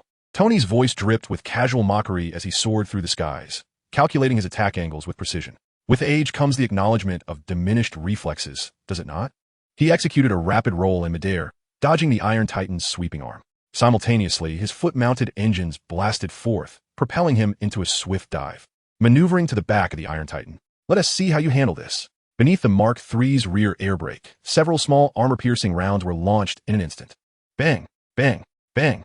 The armor-piercing round struck the relatively weak joint connections on the Iron Titan's back with pinpoint accuracy, although they did not completely penetrate. The tremendous kinetic energy caused the Iron Titan's movements to momentarily stiffen. "Now's the time." Seizing this fleeting opportunity, Tony commanded the Mark III to surge forward, arms outstretched like a predatory falcon, firmly clasping the Iron Titan's massive waist. Concurrently, the shockwave emitter in his chest began to gather energy. "Do you think you can hold me like this?" Obadiah bellowed, commanding the Iron Titan's colossal arms to grab back. "No, I merely wish to greet you up close." Boom! The Mark III's shockwave detonated at point-blank range upon the Iron Titan's chest armor. This time, even the Iron Titan's robust armor could not withstand such a ferocious impact at such proximity. The chest plate visibly caved in, emitting a sound of torturous metal distortion. The Iron Titan staggered backward, as if struck by a battering ram. However, just as Tony prepared to press the advantage, Obadiah seized an opportunity. As the Iron Titan retreated, one of its enormous mechanical hands abruptly opened, gripping the Mark III's leg like an iron claw. "Got you, little bug." Obadiah sneered triumphantly. An irresistible force surged forth. Tony felt the structural integrity of his suit's leg groan under the immense weight, as he was violently yanked from the air by the Iron Titan's overwhelming strength. Bang! Bang! Bang!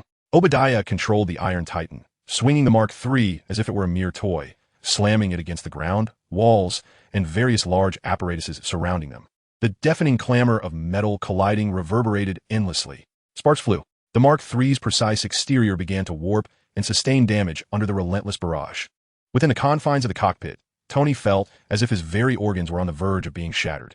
The antiquated reactor powering his suit began to flicker erratically, and his vision blurred amidst the violent tremors. Warning: structural damage to the armor has reached 37. The hydraulic systems in the legs are severely compromised. Energy levels have dipped below 25. Jarvis's urgent alerts echoed in his ears. Damn it! Tony gritted his teeth, attempting to unleash the repulsor beams from his arm to strike the Ironmonger, who had ensnared him. Yet, the Ironmonger's armor was impenetrably thick, and the repulsor's force, at such close range, risked injuring him instead. This is the end, Tony. Obadiah slammed the Mark III to the ground, raising his colossal metallic foot, aimed directly at the cockpit. I will crush you like a cockroach beneath my heel. Then, everything that you are will belong to me.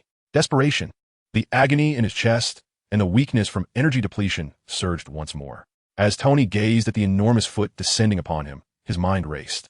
The Ironmonger, it was based on the Mark I. An epiphany struck him like a bolt of lightning. The Mark I, the issues encountered by the Mark II during high-altitude testing. Ice formation. That old bastard Obadiah, in his obsession with armor and firepower, must have neglected the adaptability to high-altitude environments, especially the de-icing systems. Jarvis. A glint of resolve flashed in Tony's eyes. Divert all remaining energy to the flight engines. Target maximum altitude. Sir, energy is down to 15. Forcibly ascending may result in total energy depletion. Execute the command. Tony shouted, just as the Ironmonger's massive foot was about to come crashing down. Boom! The flight engines beneath the Mark III erupted with an unprecedented brilliance and thrust. A tremendous force propelled the Ironmonger away from him.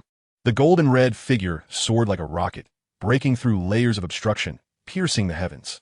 Trying to escape, Obadiah hesitated for a moment, then erupted in fury, immediately activating the Ironmonger's flight system, his massive form belching flames in pursuit. He could not allow Tony to flee. Two steel meteors, one following the other, erupted through the structure of Stark Tower, racing into the inky blackness of New York City's night sky, and continued to ascend. Sir, altitude at 10,000 meters. Temperature at minus 30 degrees. Altitude at 15,000 meters. Temperature at minus 45 degrees. Energy remaining at 7. Jarvis continually reported the data. Tony felt the chill emanating from the suit's exterior. Yet the Mark III was equipped with a sophisticated environmental adaptability system. Meanwhile, the relentless Ironmonger. What is happening? My system is responding sluggishly. Obadiah's panicked voice crackled intermittently through the comms. It's freezing. My screen is icing over.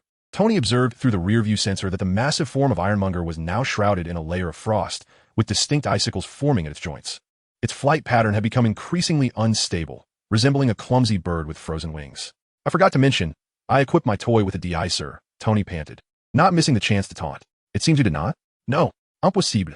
Obadiah roared in despair, attempting to regain control of the faltering Ironmonger. But it was already too late. In the extreme cold of the high altitude, without a de-icing system, the Ironmonger's hydraulic systems, electronic components, and even energy transmission were severely compromised, leading to rapid failure. Ultimately, after reaching a critical height, the gargantuan form of Ironmonger lost all power, plummeting towards the ground like a massive iron weight. Safe travels, Tony remarked, watching the rapidly descending black dot on the screen, finally exhaling in relief. He maneuvered Mark III, gradually descending toward the rooftop of Stark Tower. A thunderous crash echoed from below as Ironmonger's hefty body seemed to slam onto the rooftop platform, sending plumes of dust into the air. Tony landed on the platform, shedding part of his armor to reveal a weary visage. Tony, Pepper and Rhodey rushed towards him anxiously, followed by a group of surviving soldiers. Are you all right? Pepper exclaimed, leaping into his embrace, her voice laced with fear. Do I look like I'm in trouble? Tony grinned. Though his body ached, his spirits felt lighter than ever. It's taken care of, that old rascal. Rhodey approached, patting Tony on the shoulder, his eyes brimming with admiration. Well done, Tony. You truly are remarkable. The soldiers, too, wore smiles of relief as they gazed at the motionless wreck of Ironmonger, billowing black smoke.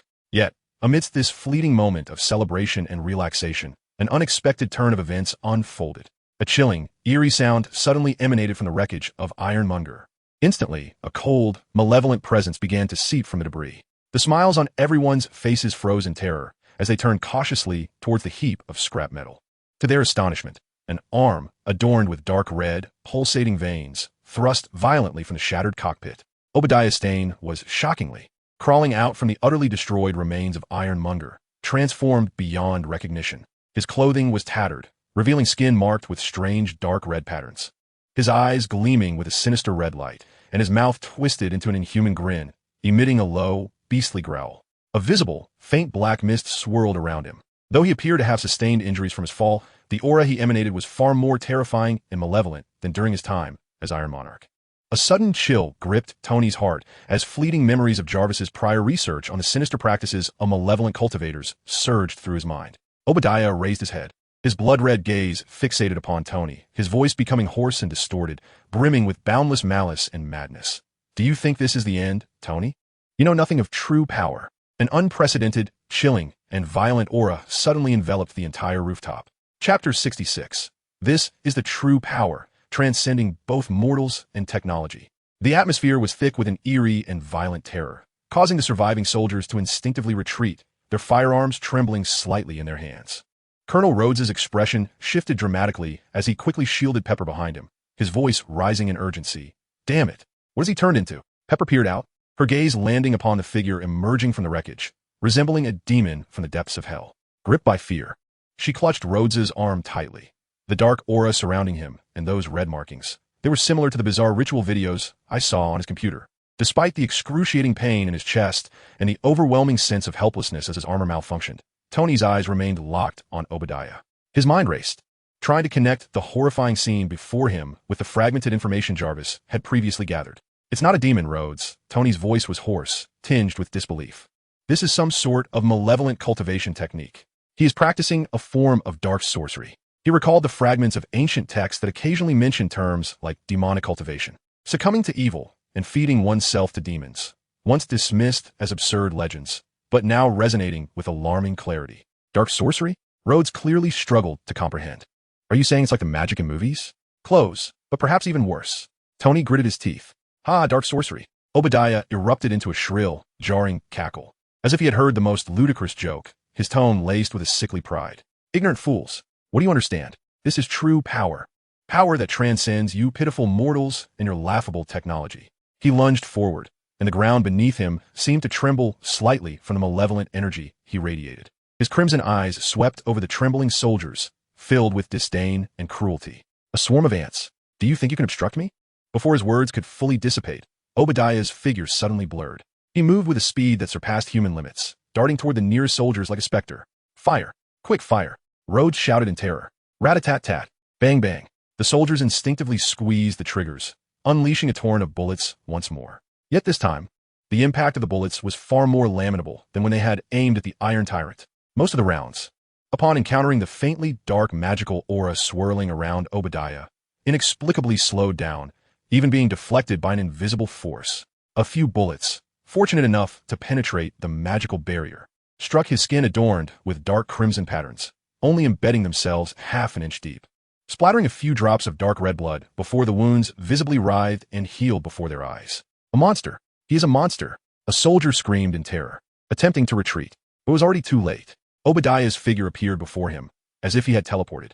A hand marked with dark red lines and sharpened nails effortlessly tearing through the soldier's bulletproof vest and combat uniform, piercing directly into his chest.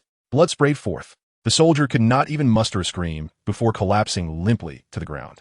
No, Rhodes's eyes widened in despair. But this was merely the beginning.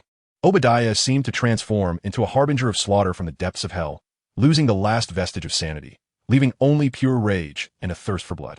His figure weaved through the soldiers, each strike bringing forth death and dismemberment. His speed was so swift that it escaped the naked eye, and his strength was such that he could effortlessly rend an adult, along with their gear, in two. He even disregarded the bullets aimed at him, allowing them to leave inconsequential wounds on his body, which healed instantaneously, further igniting his feral savagery. Too weak, too weak. He roared in madness as he slaughtered. Is this the army you take pride in? A flock of lambs awaiting slaughter. Ha ha ha. He casually seized a soldier's lifeless body, wielding it as a weapon to brutally smash into another soldier attempting to retaliate, instantly shattering bones and reducing flesh to a pulp. The rooftop platform transformed into a veritable hell on earth. The cacophony of screams, gunfire, the crack of bones, and Obadiah's frenzied roars intertwined in a chilling symphony. Tony watched helplessly, paralyzed by his inability to intervene. Jarvis! Energy! Damn it, energy! He pounded the unresponsive control panel of his armor, his voice laced with fury and despair. Sir, energy has been completely depleted. The backup reactor cannot sustain the high-intensity operating system of Mark III and is shutting down. Jarvis's voice faltered, ultimately fading into silence. The lights within the armor extinguished entirely, leaving only the faint blue glow of the reactor in his chest flickering, maintaining the most basic of Tony's vital signs. He felt trapped within this cold shell of iron, immobile. He watched as Rhodey rallied the remaining 2 or 3 soldiers, futilely utilizing the terrain and the remnants of the Iron Tyrant to resist, his heart heavy with guilt and resentment. If only his energy had not been exhausted. If only he possessed greater power. Wait, power. A thought suddenly flashed through his mind. Mao Long, that enigmatic young man from the east. The golden talisman he had given him upon his departure. The Xianguang talisman. In times of peril, it could be torn asunder. It could withstand a powerful attack for a fleeting moment. Hope. The final flicker of hope. Tony's heart raced with fervor. He recalled that he had carelessly tucked the talisman into the pocket of his armor's lining. Damn it, while donning this armor was effortless. Removing it was an entirely different ordeal. And now, there was no energy left. Where is it? Where is it? He muttered anxiously, beads of cold sweat forming on his brow. Meanwhile, Obadiah had effortlessly dealt with the last few soldiers who dared to resist. He kicked Roddy, who attempted to shoot him with a handgun, sending him crashing against a distant wall, leaving his fate uncertain. On the rooftop, apart from the fallen soldiers and the unconscious Roddy, only Tony and Pepper remained. Obadiah slowly turned, his scarlet gaze fixated on Tony, who lay half reclined in his incapacitated armor. A cruel smile spreading across his face, reminiscent of a cat toying with its prey. The dark energy surrounding him surged violently, as if he reveled in the sensation of absolute control. He approached Tony step by deliberate step, deliberately prolonging the terror of his prey before their demise. What's wrong, Tony? He rasped, his voice grating like sandpaper. Has your iron shell ceased to function? Has your brilliant mind short-circuited? Pepper stood resolutely before Tony, trembling from fear, yet her gaze unwavering. You shall not harm him, Obadiah. Oh, a loyal little pup, is it? Obadiah glanced at Pepper, a glint of lewdness and savagery flickering in his eyes. Very well. Once I have dealt with Tony, I shall take great pleasure in cherishing you. Get away, you monster. Tony struggled to rise, but his frail body and the constraints of the armor rendered him immobile. He frantically rummaged through his pocket. Hurry, find it. Obadiah now loomed over them, gazing down like a predator surveying its helpless lambs. It's over, Tony. He raised his hand, adorned with dark red patterns and sharp nails, aimed directly at Tony's head. Go to hell and confess your incompetence to Howard. Black, malevolent energy coalesced around his claw, exuding a chilling aura of destruction. Just as the moment hung in the balance, Tony's fingers finally brushed against a warm, peculiar object. Not metal, not fabric, but the faintly golden Xianguang talisman. Found it. With all his strength, he yanked the talisman from his pocket. Stop. In the instant before Obadiah's claws descended, Tony roared, his hands straining with intensity. Ripping sound. The talisman, neither paper nor jade, shattered with a resounding crack. Suddenly, a beam of golden light, more radiant than the sun, erupted from the torn talisman. A gentle yet profoundly sacred power swiftly expanded. A semi-transparent energy shield, radiating a warm golden glow, enveloped Tony and Pepper like an inverted golden bell. The surface of the shield flowed with enigmatic golden runes, exuding an aura of invincibility. Boom! Obadiah's claw, infused with dark energy, struck fiercely against the golden shield. The anticipated explosion of blood and shattered skull did not occur. Instead, an ear-splitting roar resonated, as if 2 opposing forces of terror collided violently. The black magic energy clashed fiercely with the golden light, annihilating and producing a hissing, jarring sound. Obadiah's assault was unexpectedly thwarted by this seemingly thin golden shield. The tremendous recoil even caused his demonic arm to tingle slightly, forcing him to stagger back a step. Obadiah's crimson pupils constricted sharply, his face betraying a rare expression of disbelief. What is this? Within the golden shield, Tony and Pepper were equally astounded.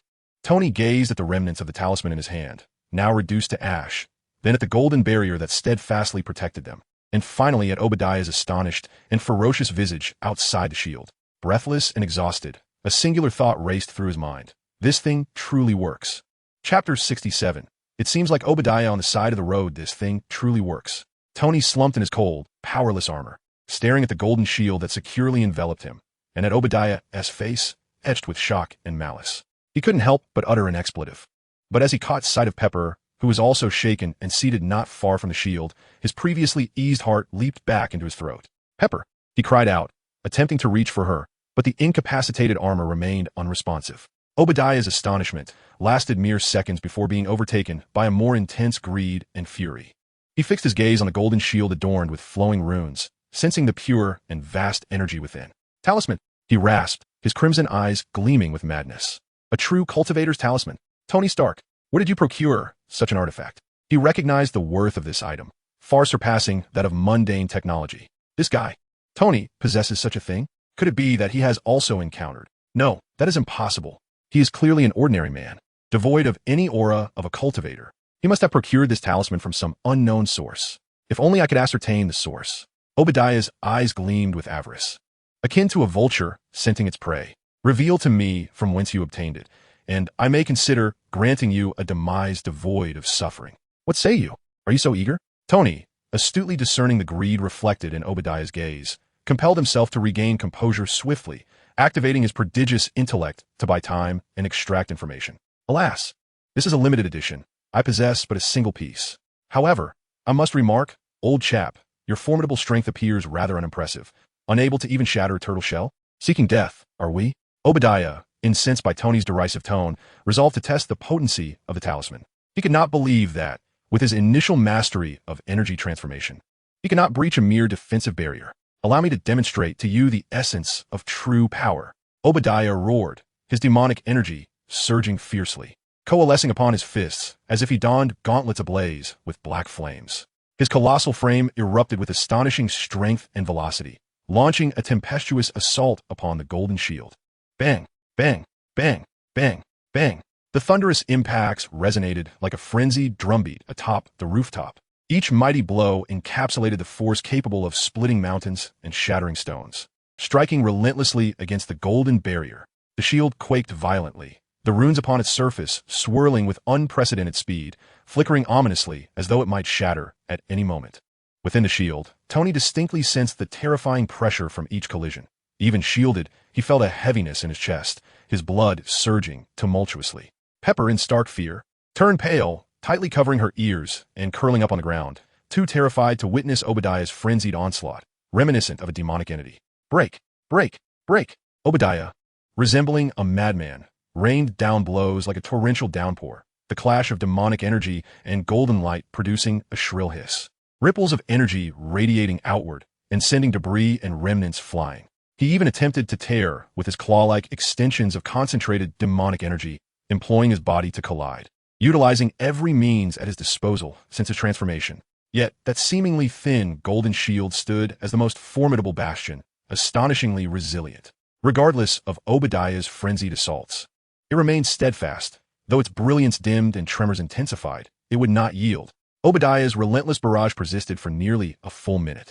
Despite his breathless exertion and the evident depletion of his demonic energy, even the dark red markings upon his skin had dulled somewhat. Yet that infernal golden barrier remained defiantly intact. Damn it, what caliber of talisman is this? Obadiah gasped for breath, ceasing his assault, his eyes brimming with frustration and fury. He realized that with his current strength, it was nearly impossible to shatter the protective barrier in a short span of time. Thus, his gaze shifted towards the most vulnerable breach on the battlefield, the trembling figure of the woman named Pepper, who was cowering on the ground. "Oof, if I cannot break your shell, I shall crush your little secretary first." A cruel smile spread across Obadiah's face as he abandoned the futile struggle with the shield. In a blur, he lunged towards Pepper as if he had teleported. "No, Pepper, run!" Tony shouted in desperation, his eyes wide with terror. Little Pepper, realizing the imminent danger, attempted to rise and flee, but her legs had turned to jelly from fear, leaving her no time to escape. Just as Obadiah's claw, marked with arcane runes, was about to seize Pepper, a deafening roar echoed from the heavens. Boom! A heavy, metallic sound resonated, heralding the arrival of a colossal shadow. Dark red as a meteor, descending with unmatched force and crashing onto the rooftop platform, precisely between Obadiah and Pepper. Thud! The entire rooftop trembled violently. The solid ground was smashed into a massive dent, spiderweb-like cracks radiating outward. In an instant, a chaotic shockwave swept through, stirring clouds of dust and debris. As the haze began to clear, a figure emerged, resembling a demonic deity, before the onlookers. It was the dark red iron golem. A memory etched in Tony's mind from the desert confrontation. At that moment, the golem stood silently within the crater. Its metallic form still radiating the heat from its rapid descent, joints emitting faint clicking sounds. Its pupil-less eyes glowed with a chilling red light, locking onto Obadiah, who had momentarily frozen in shock at this unexpected turn of events. What in the world is this? Obadiah was taken aback by the sudden appearance. He could sense the cold, powerful energy emanating from the dark red golem, along with an almost tangible aura of terror. This was undoubtedly not akin to the Mark III or Ironmonger. It was no ordinary robot. Inside the shield, Tony briefly paused, only to be overtaken by ecstatic joy. The golem, if it has arrived, then Mao Wenlong. Before anyone could fully grasp the situation, the golem sprang into action. Its movements, though not as swift as Obadiah's, were imbued with explosive power and unparalleled pressure. Ignoring the malevolent aura radiating from Obadiah, its enormous metallic arm raised abruptly, fingers splayed like the claws of a giant dragon, directly targeting the nearest threat. Obadiah, in his demonic form. Get away! Obadiah, both astonished and furious, sensed the terrifying physical strength of the golem. He immediately summoned his dark energy, coalescing it in his arms to form a crossblock. Bang! The sound of a cataclysmic clash reverberated through the air. The pure and unyielding physical force of the magical puppet clashed violently with the power of the demonized Obadiah, infused with dark energy. The result was nothing short of catastrophic, sending shivers down Obadiah's spine. His pride, the demonized arm capable of rending steel, emitted a grating sound akin to bones cracking upon contact with the puppet's metallic claws. He felt as though his very bones were on the verge of being crushed by that overwhelming force. The immense power was insurmountable. Obadiah's seemingly formidable demonized form appeared as fragile as a rag doll in the presence of the magical puppet. With a single, decisive strike, he was flung away like a discarded toy, soaring through the air in a parabolic arc before crashing heavily into a heap of iron wreckage, stirring a cloud of dust and metal fragments. One strike, merely one strike, the once terrifying and relentless demonized Obadiah, who had been mercilessly slaughtering soldiers and leaving Tony powerless, was effortlessly dispatched by this newly emerged crimson puppet. The rooftop fell into an eerie silence, broken only by the cold glimmer of the puppet's eyes in the darkness and the distant, pained grunts of Obadiah rising from the wreckage. Tony, shielded by the fading golden barrier, stood in shock, unable to utter a word as he witnessed the dramatic scene unfold before him. The puppet's prowess was undeniably formidable. While its previous battle against well-equipped terrorists had not fully revealed its might, this moment was irrefutably persuasive. Obadiah, seemingly superhuman after honing his dark powers, was rendered no more significant than a stray dog before the magical puppet. Chapter 68. The wicked shall be eradicated. Through the shimmering, waning golden barrier, Tony gazed in astonishment at the unfolding spectacle. He was aware of the puppet's strength, having observed its earlier confrontation with a group of well-armed terrorists in the desert. Yet now, it faced a creature transformed into a bizarre demonic state, endowed with strength and speed that far surpassed the ordinary. The outcome was astonishing. In just one blow, Obadiah was effortlessly overwhelmed. The combat capabilities of this puppet were utterly absurd. At that moment, the protective golden barrier surrounding Tony finally exhausted its energy, dissipating like a fleeting dream into specks of golden light. Almost simultaneously, a figure descended silently beside the magical puppet, none other than the seemingly innocuous young man, Mao Wenlong. Mr. Stark. Mao glanced at the struggling Obadiah, attempting to rise from the rubble before turning to Tony with a sincere smile.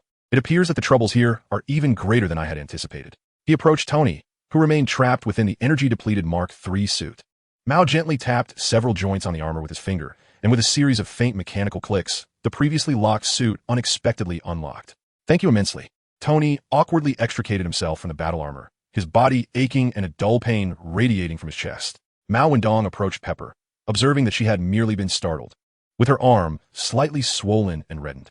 He nodded reassuringly, then produced a green talisman, the very healing charm he had previously used on Tony. Do not fear, my lady. It is but a minor injury. He gently placed the talisman on her inflamed arm, and a soft green light enveloped her. Instantly, the pain dissipated, and the swelling receded rapidly. Thank you. Pepper expressed her gratitude, still shaken, as she gazed at the remarkable young man before her and the dark red puppet resembling a demonic entity in the distance, feeling as though she were in a dream. Mao and Dong then moved to Roddy, who had been kicked into a wall and had succumbed to unconsciousness. After assessing his injuries, he applied another healing talisman. Although it did not rouse him immediately, it at least stabilized his condition, bringing a hint of color back to his face. Having completed these tasks, Mao Wendong clapped his hands and turned his attention back to Tony. Tony pointed towards the struggling Obadiah amidst the rubble and could not restrain his curiosity. What on earth is that fellow's condition? Is he also a practitioner of the mystical arts? Mao Wendong nodded, his expression growing more serious. As practitioners of the mystical arts, we seek longevity and enlightenment of the natural order. Yet, there are always those who, in their haste for power or due to their malevolent nature, choose paths that are harmful and self-serving, becoming what we call evil cultivators. He cast a disdainful glance in Obadiah's direction. The power he wields is frigid and violent, evidently attained through some nefarious means, lacking a solid foundation and easily corrupting the mind, leading one to become bloodthirsty and murderous. Such evil cultivators are irreconcilable with our righteous sect. Evil cultivators? Tony murmured to himself. These terms felt foreign, yet resonated with a grand worldview he had never imagined. Hidden beneath the surface of modern society. Just then, a sound of metal scraping echoed from afar. Obadiah was struggling to rise from the wreckage of the Iron Tyrant. His condition was even more pitiful, as his arm, struck by the demonic puppet, twisted at an unnatural angle, clearly broken. Yet, the malevolent aura surrounding him had not diminished. Rather, it seemed to intensify with pain and rage. At the sight of his fractured arm, blackish-red flesh was grotesquely writhing, seemingly regenerating slowly. He glared intently at Mao Wendong and the nearby puppet, his crimson eyes filled with terror and malice. Who are you? Obadiah rasped, fully aware that he was no match for them, yet still desperate to uncover their origins. This is the legendary puppet, is it not? Which faction do you belong to? Mao Wendong regarded him with an impassive expression. I am Mao Wendong, a disciple of Lingxiao sect. Lingxiao sect. A flicker of confusion crossed Obadiah's eyes. He appeared unfamiliar with the name. However, this did not deter him from making one last desperate struggle and issuing threats. Regardless of your affiliations, Obadiah bellowed with a fa-ade of bravado. I advise you not to meddle in affairs that do not concern you. I must inform you that I am backed by the Dark Council, Mr. Golden from New York, and Lady Bloodgod. Should you dare to lay a finger on me, the Dark Council will not spare you. The formidable experts and their acolytes are not someone of your caliber can provoke. He attempted to intimidate the seemingly youthful practitioner by invoking the names of Mr. Golden and Lady Bloodgod. In his view, the Dark Council, along with Mr. Golden and Lady Bloodgod, were infamous in the underworld. Surely, their reputation should have reached the ears of those in the realm of cultivation, right? However, upon hearing these names, Mao Wenlong merely scoffed, shaking his head, an expression of derision evident on his face. The Dark Council? Mr. Golden? Lady Bloodgod? His tone remained calm, yet it carried an undeniable authority. They are nothing but a band of cowardly miscreants, clinging to life through nefarious means. He gazed at Obadiah, his eyes turning frigid. As for you, as a practitioner of the dark arts, colluding with the likes of the Ten Commandments gang, who slaughter the innocent indiscriminately, your attempts to unleash chaos through demonic powers are utterly unforgivable. We, righteous cultivators, traverse the world to vanquish demons and eradicate evil. It is our sacred duty. Dark practitioners deserve to be exterminated. The malevolence etched on Mao Wenlong's face and the unmistakable intent to kill in his voice left no room for doubt. Do not think that you, a mere novice, can escape my wrath. Even if it were Mr. Golden and Lady Bloodgod standing before me, I would not hesitate to slay them. His words resonated with such intensity that the onlookers fell into a stunned silence. In truth, he spoke nothing but the truth. Ever since the existence of the malevolent practitioners led by Mr. Golden and Lady Bloodgod had come to light, the Lingxiao sect has been in constant opposition to them. The very reason Night Demon, Punisher, and Luke Cage joined the Lingxiao sect was due to the rampant surge of demonic practitioners wreaking havoc in New York. Even the knowledge that the source of these dark practitioners was their own ancestor, Li Si, did not alter their resolve. For this is the purpose and obligation of the righteous sect, the Lingxiao sect. At most, they aim to maintain a delicate balance, preventing any major incidents that might reveal the existence of cultivators to the world. Upon hearing the words that dark practitioners deserve to be exterminated and witnessing Mao Wenlong's unwavering demeanor, Obadiah's last glimmer of hope was extinguished. He instantly comprehended that this individual before him, along with the Lingxiao sect behind him, were likely the very righteous cultivators dedicated to opposing dark forces and malevolent practitioners. These wretched beings are the sworn enemies of their kind. It was not merely he, a recent addition to the Dark Council, who had to fear. Even prominent figures from its inception had been eliminated for their audacity. This young Asian man, despite his apparent youth, commanded a legendary puppet, and given his attitude towards Mr. Golden and Lady Bloodgod, it was evident that his strength and status far surpassed his own. Flee! I must escape immediately. As long as the Green Hills remain, one need not worry about firewood. As long as I can escape back to the Dark Council to seek refuge, There may yet be an opportunity for my resurgence. With this thought igniting within him, Obadiah no longer hesitated. He summoned all the remaining magical energy within him. Ignoring his fractured arm, he turned and transformed into a shadow, rushing towards the edge of the building, attempting to leap to safety. Given his demonically enhanced physique, as long as the height was not excessive, he might survive the fall. However, how could his actions elude Mao Wenlong? Mao Wenlong did not even fully turn his head. He simply gazed calmly in the direction of Obadiah's escape, casually instructing the nearby golem, eliminate him. His nonchalant demeanor was akin to ordering the disposal of mere refuse. Upon receiving the command, the golem's cold red eyes suddenly glowed with intensity. It made no unnecessary movements, merely fixing its gaze upon the fleeing Obadiah. A hum resonated, as an indescribable and dreadful energy coalesced within the golem's eyes.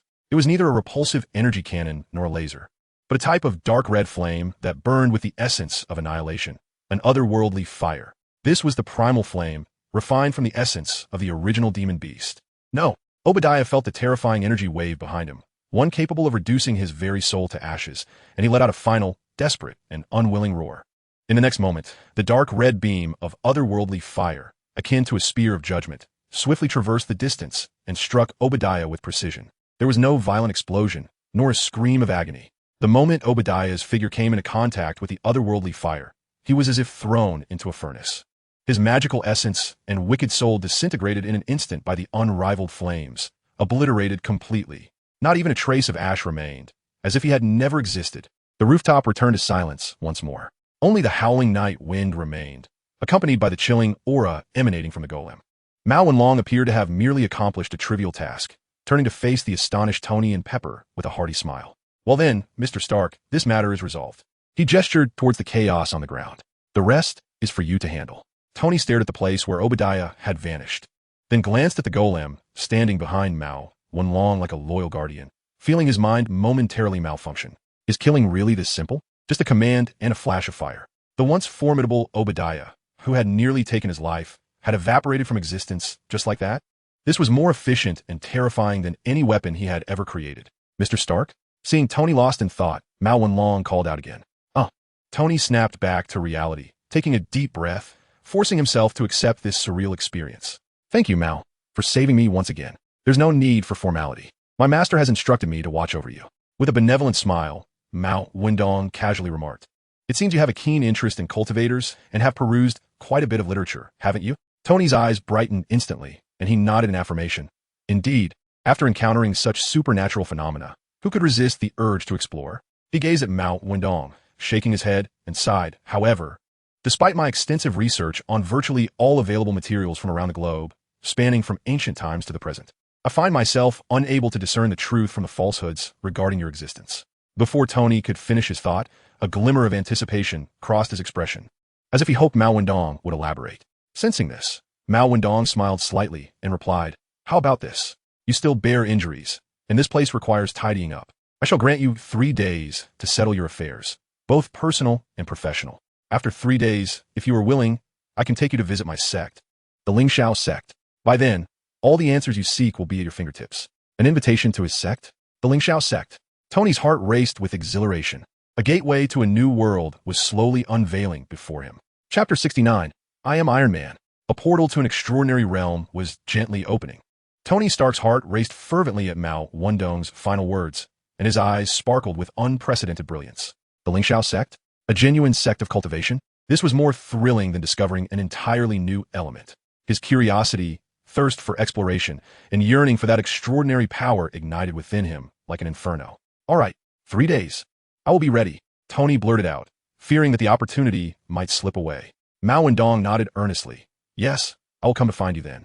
With that, he clasped his fists in a gesture of respect to both Tony and Pepper, then waved to the magic puppet standing loyally by his side.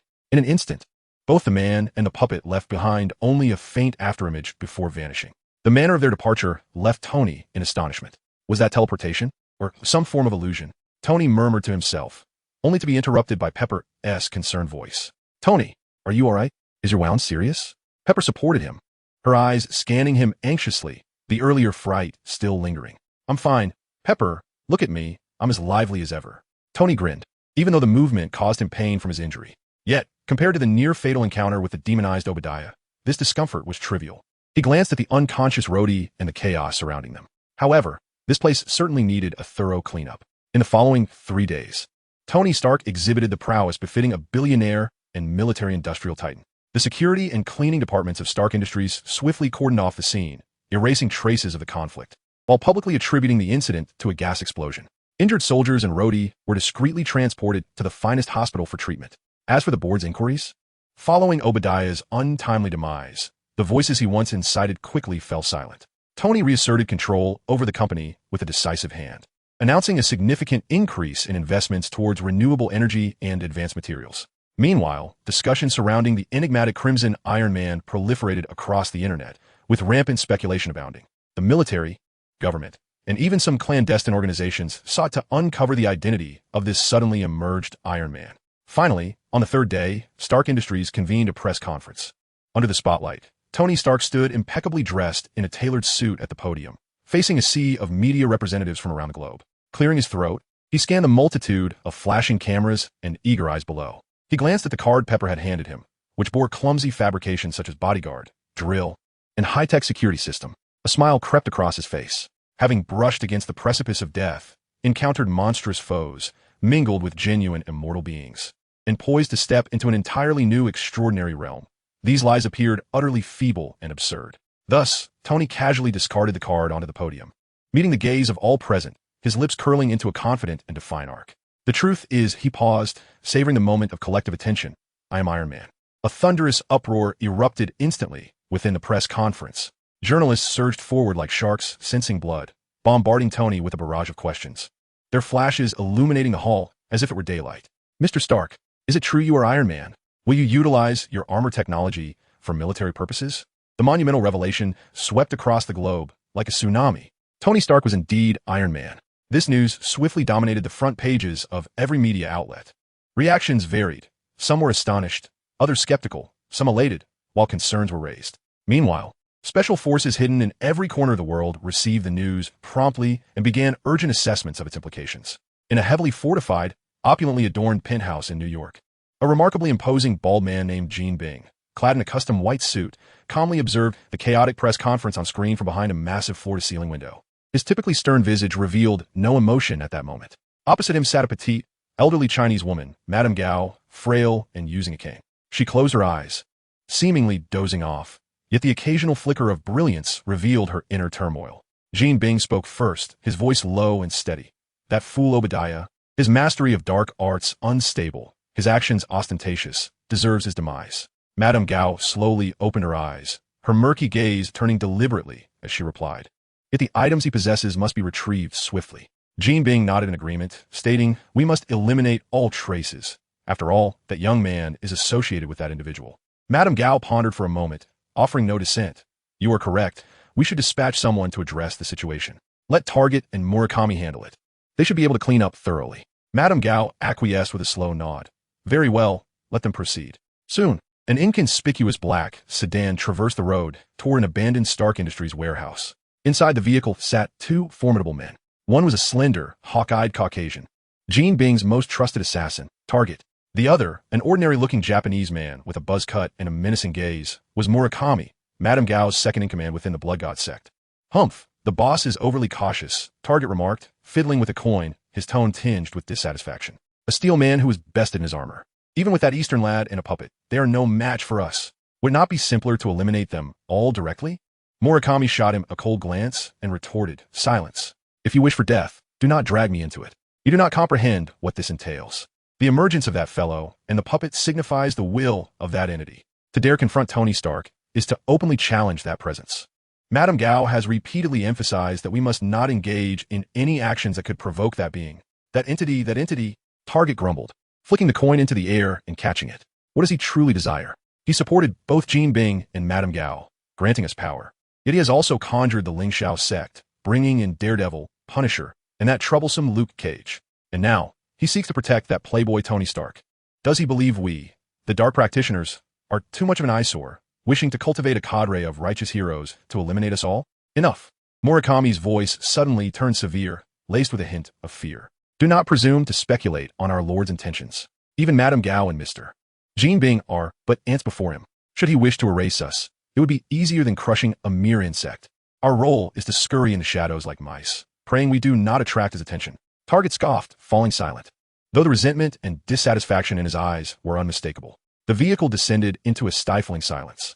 In a forsaken basement of a slum in New York, the atmosphere was dim and the air thick with malaise, starkly contrasting with Jean Bing's opulent apartment. However, the various displays, communication devices, and scattered documents and photographs adorning the walls reveal that this is a highly confidential command center. The brooding figure of Nick Fury, a one-eyed bald African-American, intently watches a recording of Tony Stark's press conference, where he publicly acknowledges his identity as Iron Man. Beside him stands Phil Coulson, a man clad in an ordinary jacket. His pallor somewhat pronounced, yet his gaze remains sharp and discerning. He admitted it. Coulson speaks first, as expected. This is quintessential Stark. Fury remains silent, his fingers lightly tapping on the table, his eyes shifting to a few fixed photographs nearby, extracted from various indistinct surveillance and satellite images. The grotesque visage of Obadiah, shrouded in dark energy, the crimson-hued puppet resembling a demon, and a modestly dressed young man from China, Mao Wenlong, who commands the puppet. Expected? Fury scoffs, a derisive sound escaping his lips. His becoming Iron Man may have been anticipated, but this? He gestures vehemently towards the photographs of Mao Wenlong and the puppet, his eyes nearly ablaze with intensity. And this demonized stain? Coulson, our world has become increasingly unfamiliar. Coulson gazes at the images, a flicker of gravity and confusion passing through his eyes. Indeed, sir, the demonic transformation of Obadiah Stane, and that practitioner named Mao Wenlong, along with his controlled puppets, these forces are utterly beyond the scope of our existing records and understanding. Beyond mere comprehension, Fury's lone eye glints with a cold light, instinctively clutching his chest. The irony is almost unbearable. We fancied ourselves the custodians of the world's secrets, only to find ourselves like fools, oblivious to the monumental upheavals transpiring around us. He recalls the S.H.I.E.L.D.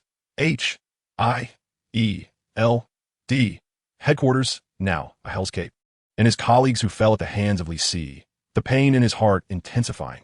Stark has now become entangled in this web. Should we attempt to reach out to him? Coulson suggests. Reach out? In what capacity? As the former director of S.H.I.E.L.D.?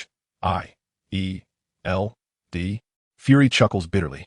We are but rats hiding in the sewers. Coulson, we have lost our greatest support and our voice. In the face of absolute power, all schemes and strategies appear ludicrous. He falls silent for a moment, his gaze gradually solidifying with determination, even tinged with a hint of madness. He raises his hand, fingers brushing against his temple. Where Li Si's mark still lingers. Power, Fury murmurs softly. What we lack, and what alone can enable us to rise again, is power. He abruptly stands, a fierce flame igniting in his eyes. The ancient technique that Li Si left imprinted in my mind. It is time to begin. On Long Island, within the gates of Lingxiao sect, clouds swirl, celestial cranes call, and pavilions and towers flicker in and out of view, presenting an ethereal ambience of the immortal realm. In an elegantly serene chamber, Li Si sat cross-legged, his breath calm and elongated. Before him stood the respectful Mao Wenlong, who recounted the details of his journey to New York with meticulous precision. As Li Si slowly opened his eyes, a galaxy of thoughts shimmered within their depths. Upon concluding the report, a satisfied smile graced his face as he nodded appreciatively. Well done, Wenlong. It was executed with clarity and left no traces behind. After a brief pause, he inquired, is Tony Stark interested in our Lingxiao sect? Mao Wenlong scratched his head, responding with an earnest smile. I believe he is quite intrigued. Otherwise, he wouldn't have agreed so swiftly. Excellent, Li Si commended. Though Tony Stark possesses a capricious and rebellious nature, he is endowed with remarkable fortune and is a rare technological prodigy. With slight guidance, he may well unify technology with the art of cultivation, ushering our world into a genuine new era. He turned his gaze toward Mao Wenlong, advising, when you take him on a tour of Lingxiao sect, ensure he experiences the profound heritage of our cultivation sect. Understood, master. Mao Wenlong replied respectfully. Go now, Li Si gestured with his hand. After Mao Wenlong bowed and exited the tranquil chamber, silence enveloped the room once more. Li Si lifted the spiritual tea beside him, savoring a sip, a faint smile playing upon his lips. My foremost apprentice is finally about to arrive. Chapter 70. Ascending the Mountains of Lingxiao, a sacred land of cultivation. For an ordinary person, 3 days may seem lengthy, but for Tony Stark, who had just traversed life and death and stepped through the threshold of an entirely new realm, it felt exceptionally brief yet fulfilling. He efficiently dealt with the chaos left by Obadiah and held a press conference that reverberated around the globe. Amidst numerous interviews, meetings, and studies, he carved out time to optimize his physical and mental state. Of course, he also instructed Jarvis to scour every available data regarding Lingxiao's sect, Mao Wenlong, and that enigmatic master. On the morning of the third day, precisely at the appointed hour, Mao Wenlong appeared silently in the living room of Tony's seaside villa in Malibu, almost like a specter. "Good morning, Mr. Stark. Are you ready?" he asked, still clad in his ordinary attire, an affable smile gracing his face. "Ready to go, Mao," Tony replied, dressed in a custom casual jacket and wearing sunglasses, looking invigorated, with excitement and anticipation gleaming in his eyes. "But how shall we get there? Can you demonstrate your unique sword-flying technique?" Mao Wenlong scratched his head, appearing somewhat embarrassed. "As for sword flying, my cultivation level has yet to reach that stage. We shall rely on your means of transportation." Tony raised an eyebrow, pondering, aren't all cultivators capable of flying on swords? He was somewhat skeptical, but could only respond, "All right. Follow me." He led Mao Wendong to the garage, standing before an unassuming pickup truck. Tony patted the truck bed, grinning with pride. "Don't underestimate it. I made some minor modifications. Nitrous acceleration, bulletproof glass, and most importantly, the bed is spacious enough." As he spoke, he glanced at the dark crimson puppet standing like a statue behind Mao Wendong. Understanding, Mao Wendong nodded at the puppet. Its cold red eyes flickered momentarily, and with surprising agility for its size, it climbed into the truck bed. Tony whistled, boasting, "Cool. It seems my design is quite impressive." Thus, they set off towards Long Island. As the vehicle left the bustling city and traversed the suburbs, they eventually arrived at a desolate area. The sea breeze wafted through, carrying a briny scent, and apart from sparse weeds and the occasional seabird flying by, there was nothing else in sight. Tony halted the car, looking at Mao Wendong with confusion. "Mao, are you sure this is the place? The navigation shows no signs of life for dozens of kilometers. Is your Lingxiao sect built in the underwater Atlantis?"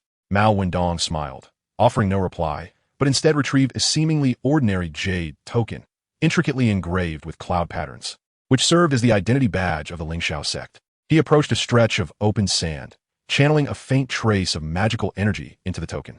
Buzz! The token emitted a soft hum, and with a flash of azure light, an astonishing scene unfolded.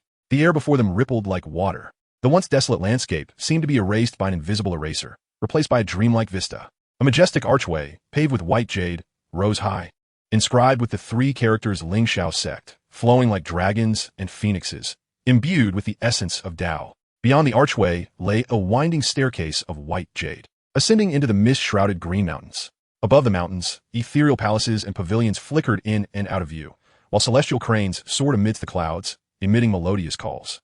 A rich, almost intoxicating freshness enveloped them, invigorating the spirit with a single breath, as if all fatigue from the past days had been swept away. Tony's sunglasses nearly slipped off. He rubbed his eyes to confirm he was not dreaming.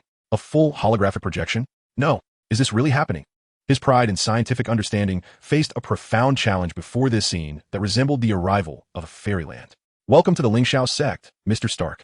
Mao Wendong tucked away the token, a hint of pride gracing his features. "Let me introduce you to our sect's protective formation, which, once activated, creates an illusionary effect, rendering it invisible and inaccessible to ordinary people." Tony stood there, mouth agape, struggling to find his voice. Eventually, he could only murmur, "Incredible, this is truly another dimension." Mao Wendong gestured for the magic puppet to remain behind and guard the pickup truck, then led the still-dazed Tony through the majestic white jade archway. The moment they passed through it, Tony felt as if he had traversed a delicate membrane of water. The air around him suddenly became remarkably fresh, imbued with a faint, sweet fragrance. The slight discomfort lingering in his body from the implanted reactor seemed to ease considerably under the nurturing influence of this atmosphere. "Do you feel it?" Mao Wendong appeared to anticipate Tony's reaction, smiling as he inquired. "The protective array can gather the spiritual energy of heaven and earth from hundreds of miles around, making the concentration of spiritual energy within the sect far greater than outside. Cultivating here is undoubtedly twice the result with half the effort." "Is this spiritual energy the kind of energy you require for cultivation?" Tony asked curiously, while secretly mobilizing the knowledge he could comprehend. "Is it akin to a special energy field? Or dark matter? Is it beneficial for ordinary people?" "Quite similar," Mao Wendong mused, offering a simple analogy. "You may perceive it as a more advanced, purer form of air. Mortals can breathe it in and enhance their physical health, prolonging life, while we cultivators can absorb it through our techniques, refining it into our own power." Nodding, Tony committed this information to memory. The two ascended the white jade steps, and their eyes were first met by meticulously planned fields, vibrant with life.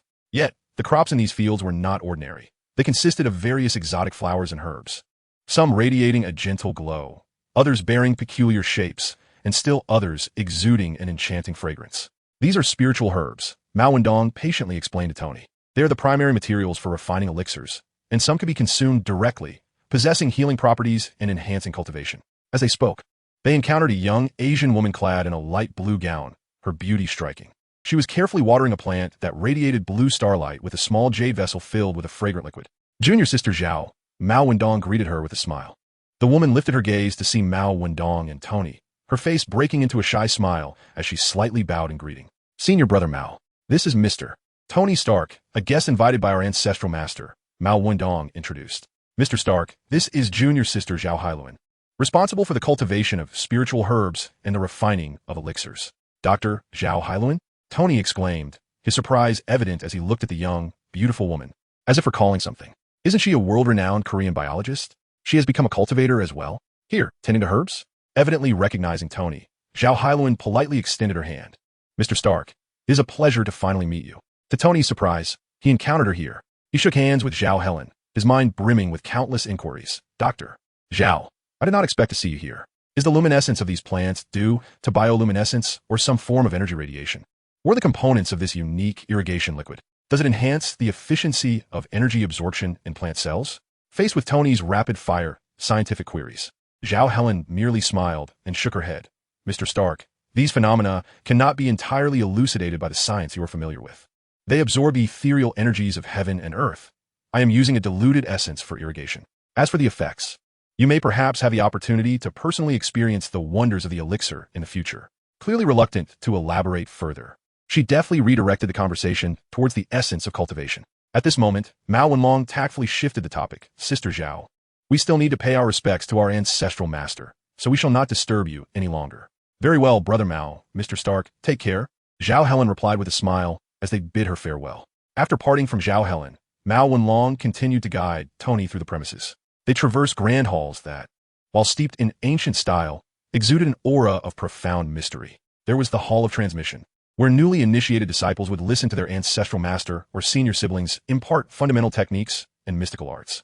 That was the Hall of Law Enforcement, tasked with managing disciples who violated sect rules and maintaining order within the sect.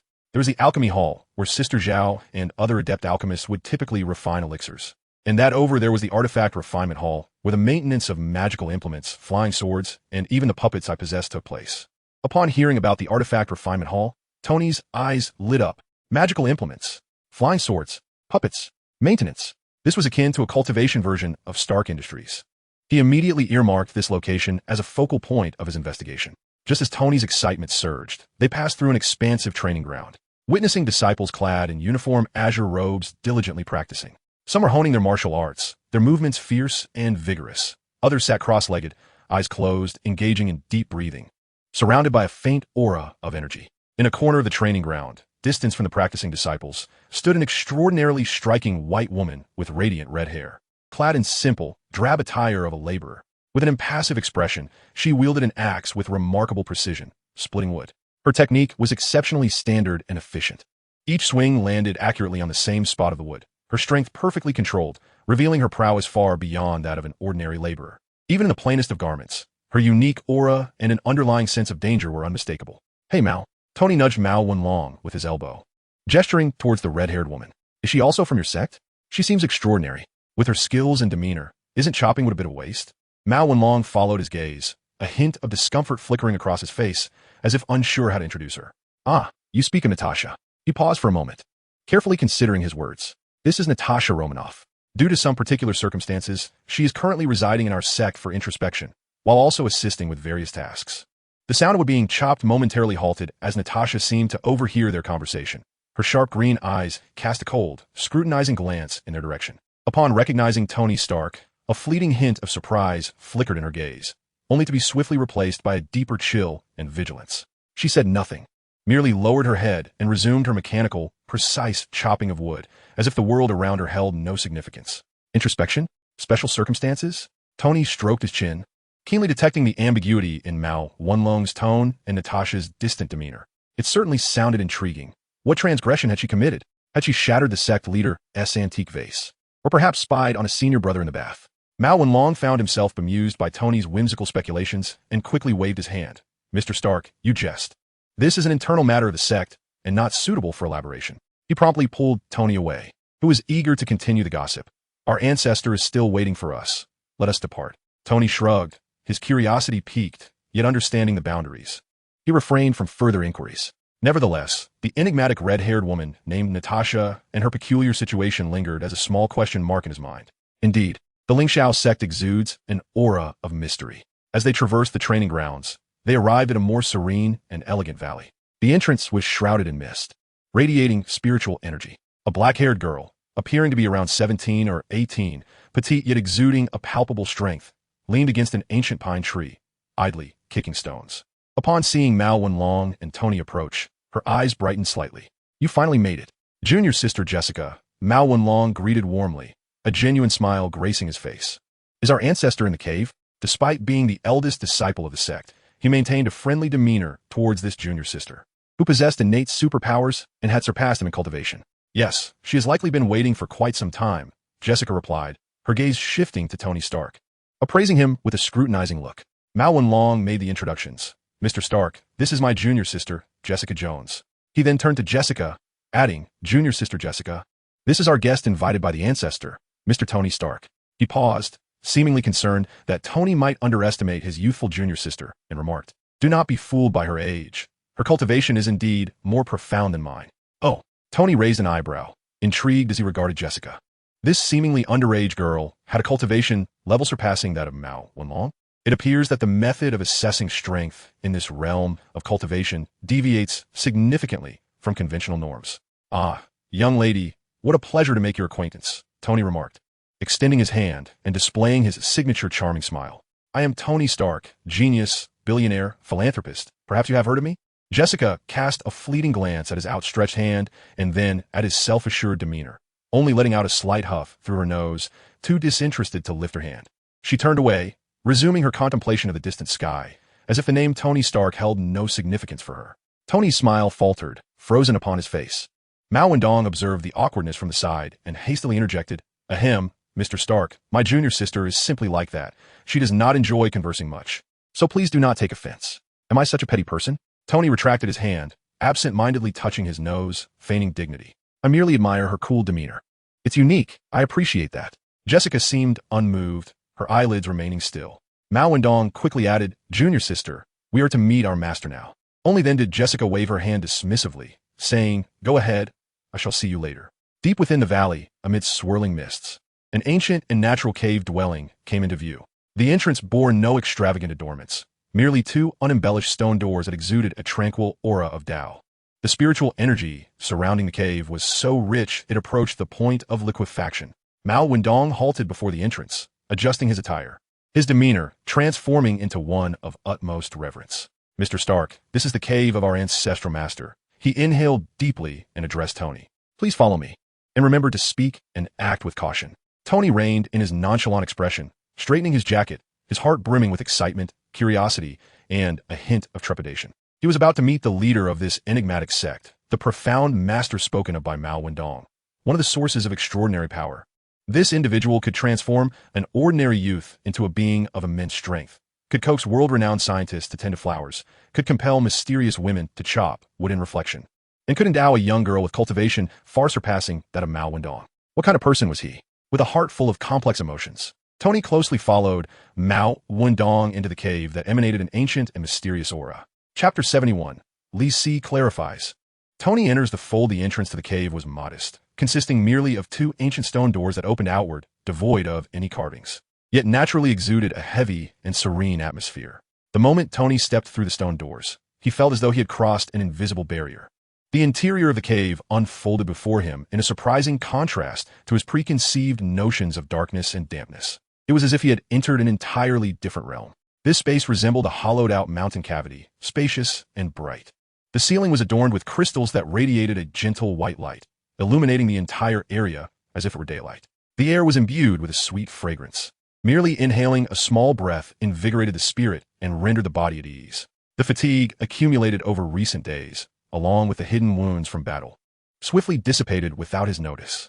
Tony, astonished, speculated that the spiritual energy in this place might be extraordinarily abundant. The interior of the cave was remarkably simple, even austere. There were no opulent decorations or intricate furniture, only stone walls, a stone table, stone benches, and a few meditation cushions. The walls seemed to be etched with some obscure, enigmatic patterns and designs. In the corner stood an ancient alchemical furnace, surrounded by an assortment of unknown ores and materials. A subtle, peculiar fragrance, reminiscent yet distinct from sandalwood, pervaded the space, soothing the mind and spirit. In the center of the cave, on a stone platform, a figure sat cross-legged, facing away from them. Clad in a simple white training robe, with black hair casually gathered by a wooden hairpin, the individual possessed a tall, ethereal presence.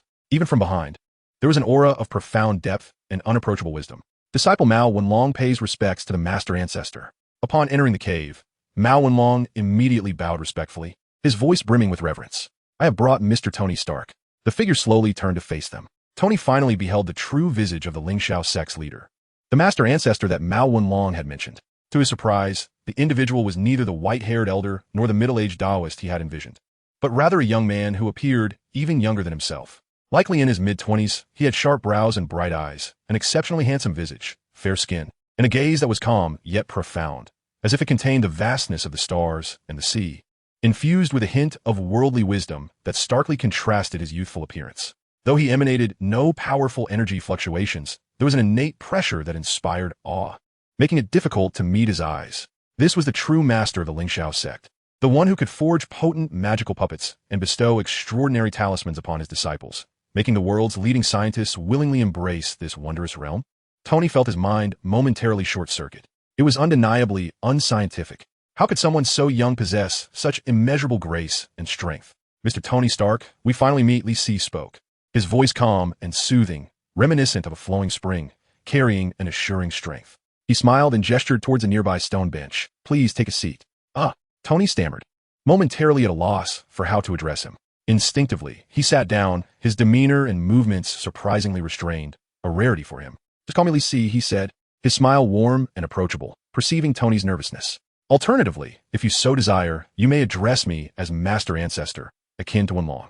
The last two words carried a hint of playful jest, prompting Tony to relax ever so slightly. His mind reignited.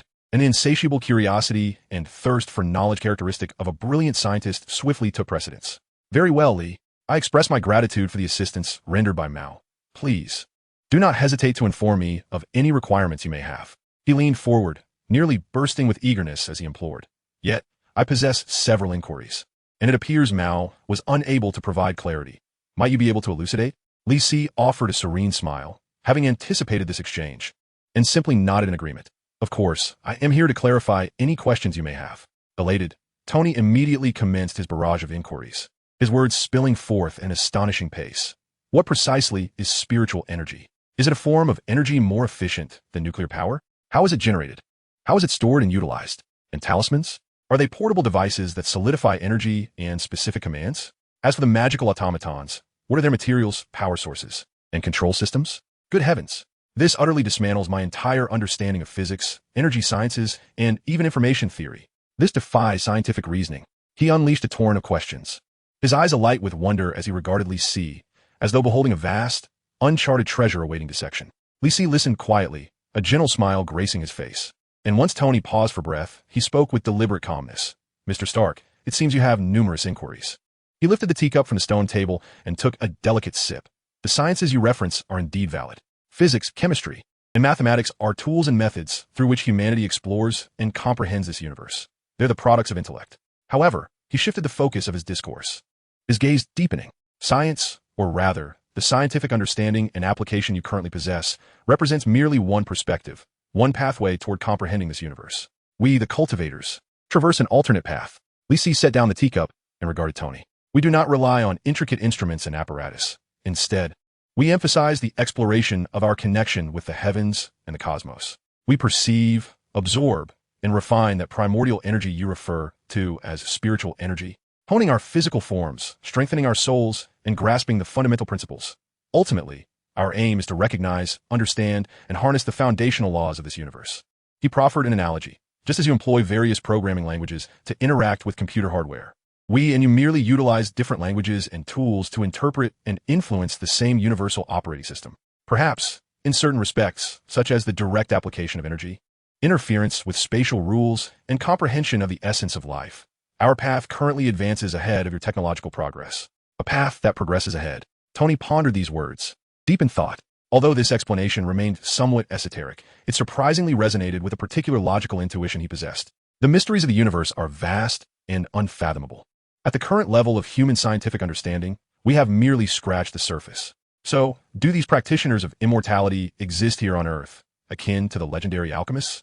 Tony continued to inquire. If that is the case, why have we only now encountered the Lingxiao sect, which is not an ancient lineage originating from Earth? Lisi interjected, clarifying, the legends surrounding alchemists, whether true or false, have long been lost in the annals of history and bear no direct connection to us. This response left Tony even more astonished. Not indigenous to Earth? Could they be extraterrestrial beings? Sensing Tony's thoughts, Lisi smiled, but chose not to delve deeper into the matter. He then shifted the conversation, his tone growing grave. As for why we have chosen to manifest at this juncture, he rose and approached the edge of the cave, his gaze seemingly piercing through the mountain's wall to the distant unknown. It is because this world, and indeed the very universe in which you reside, is on the brink of an unprecedented catastrophe. Catastrophe? Tony's heart raced. Indeed, a catastrophe. Lisi's voice was calm, yet imbued with an undeniable certainty. The demon lords lurking in the interstices of dimensions have long set their sights on Earth, deep within the starry seas. Extraterrestrial civilizations possessing fleets capable of annihilating planets are turning their gaze here. Even those ancient deities, long forgotten and slumbering in myth, may awaken for reasons unknown. The imagery Lisi painted sent a chill surging from the depths of Tony's being. He could perhaps comprehend the notion of extraterrestrials, but dimensional demons and ancient deities exceeded the boundaries of his understanding. All of this sounded like the script of an apocalyptic film. Perhaps it is even more brutal than a movie. Tony attempted to mask the turmoil within with humor. Lisi turned to face him, his gaze sharp. Mr. Stark, you are exceptionally intelligent. Your iron armor is unrivaled in the realm of mortals. Yet, in the face of genuine cosmic calamities, against entities that toy with planets and wield the laws as mere tools, can it truly safeguard you? Can it protect those you hold dear? Tony fell silent, recalling the corrupted Obadiah, the ease with which the magical automaton had dispatched him, and the extraordinary talismans of Mao Wenlong. Even these powers, which he could scarcely comprehend, were sufficient to plunge him into despair, let alone the horrors Lisi spoke of. Your technology is remarkable, Tony. Lisi's tone softened slightly, yet his words bore a harsh truth. But you remain merely a mortal. Your life, your strength, are tethered to that iron shell and the energy core within your chest. Once those are lost, you will be vulnerable. When the catastrophe descends, all will be consumed. The barriers of technology may not withstand the onslaught from higher realms.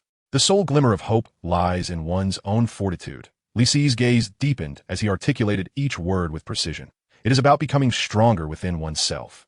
This transcends merely reinforcing your armor. It is about enhancing your very essence. If technology could intertwine with cultivation, harnessing the energies of the celestial realm, centering around runic formations, and guided by the laws of the universe, then perhaps this would be the true lifeline for you in this world. He regarded Tony with calm assurance, stating, the Lingxiao sect can offer you this opportunity, a chance to surpass the limitations of humanity and truly seize your own destiny.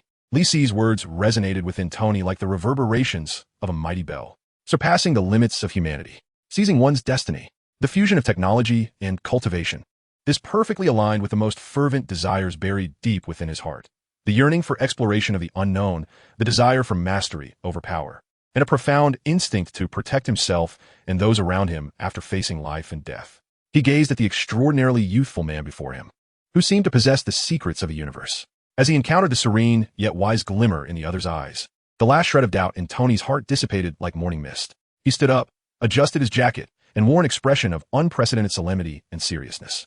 Very well, Tony Stark declared with resolute conviction as he looked at Lisi. I shall join. There was no bargaining, no additional conditions. Only the most straightforward decision.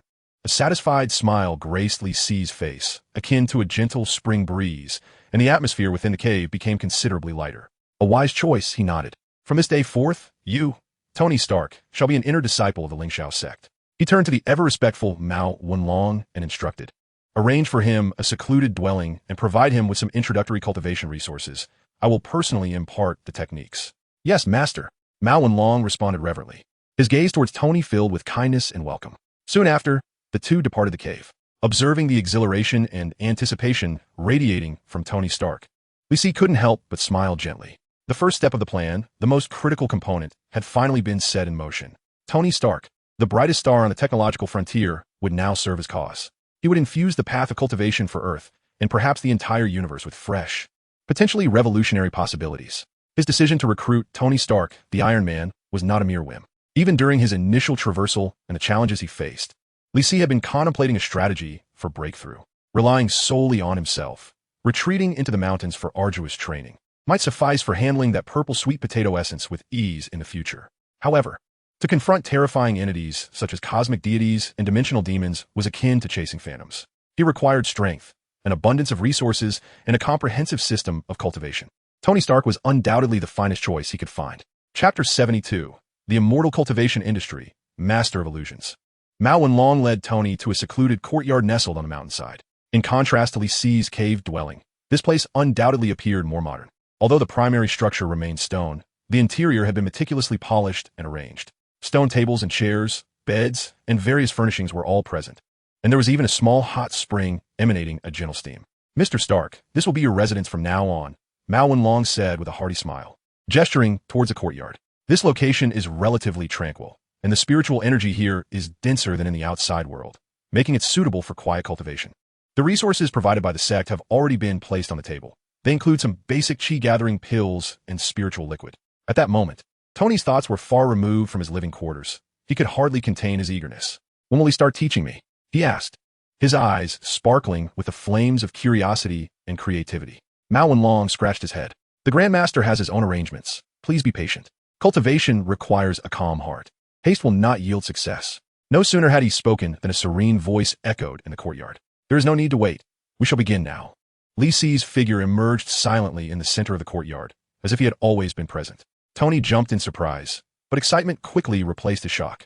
"Li, this is wonderful. Where do we start? Should we begin with building a foundation? Or perhaps some profound enlightenment?" He clearly had encountered similar terms in certain Eastern legends.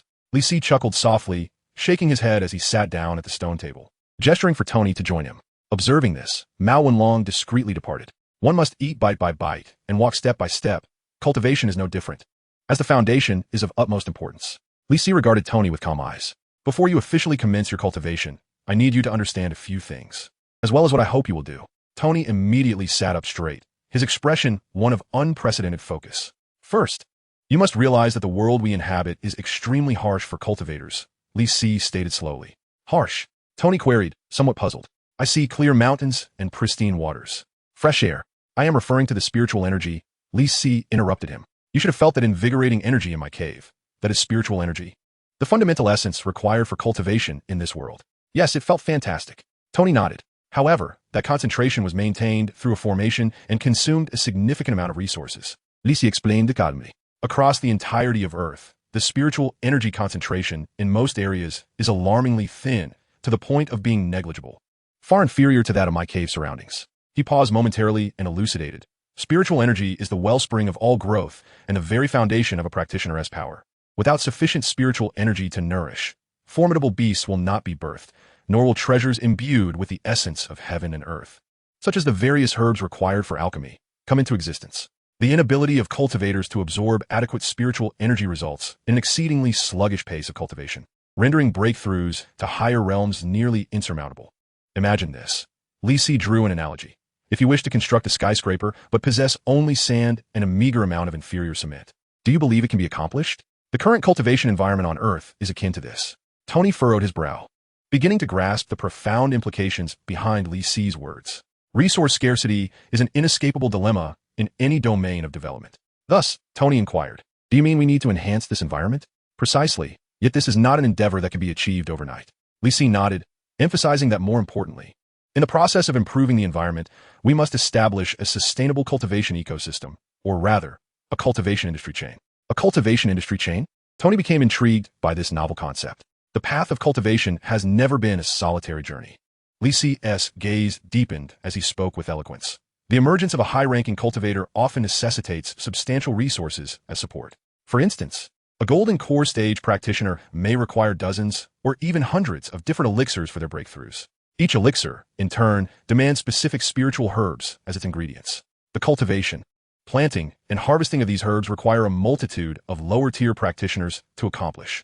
A spiritual field may need dozens or even hundreds of chi refinement stage cultivators to tend to it, regulating temperature, humidity, and the supply of spiritual energy. Moreover, alchemy requires specialized alchemists, who in turn need assistance and consume vast quantities of fuel and auxiliary materials. This merely scratches the surface of elixirs. Each aspect of talismans and formations demands considerable human and material investment. Behind a nascent soul elder may stand hundreds, if not thousands, of lower-tier practitioners and ancillary industry personnel, all integral to their cultivation system.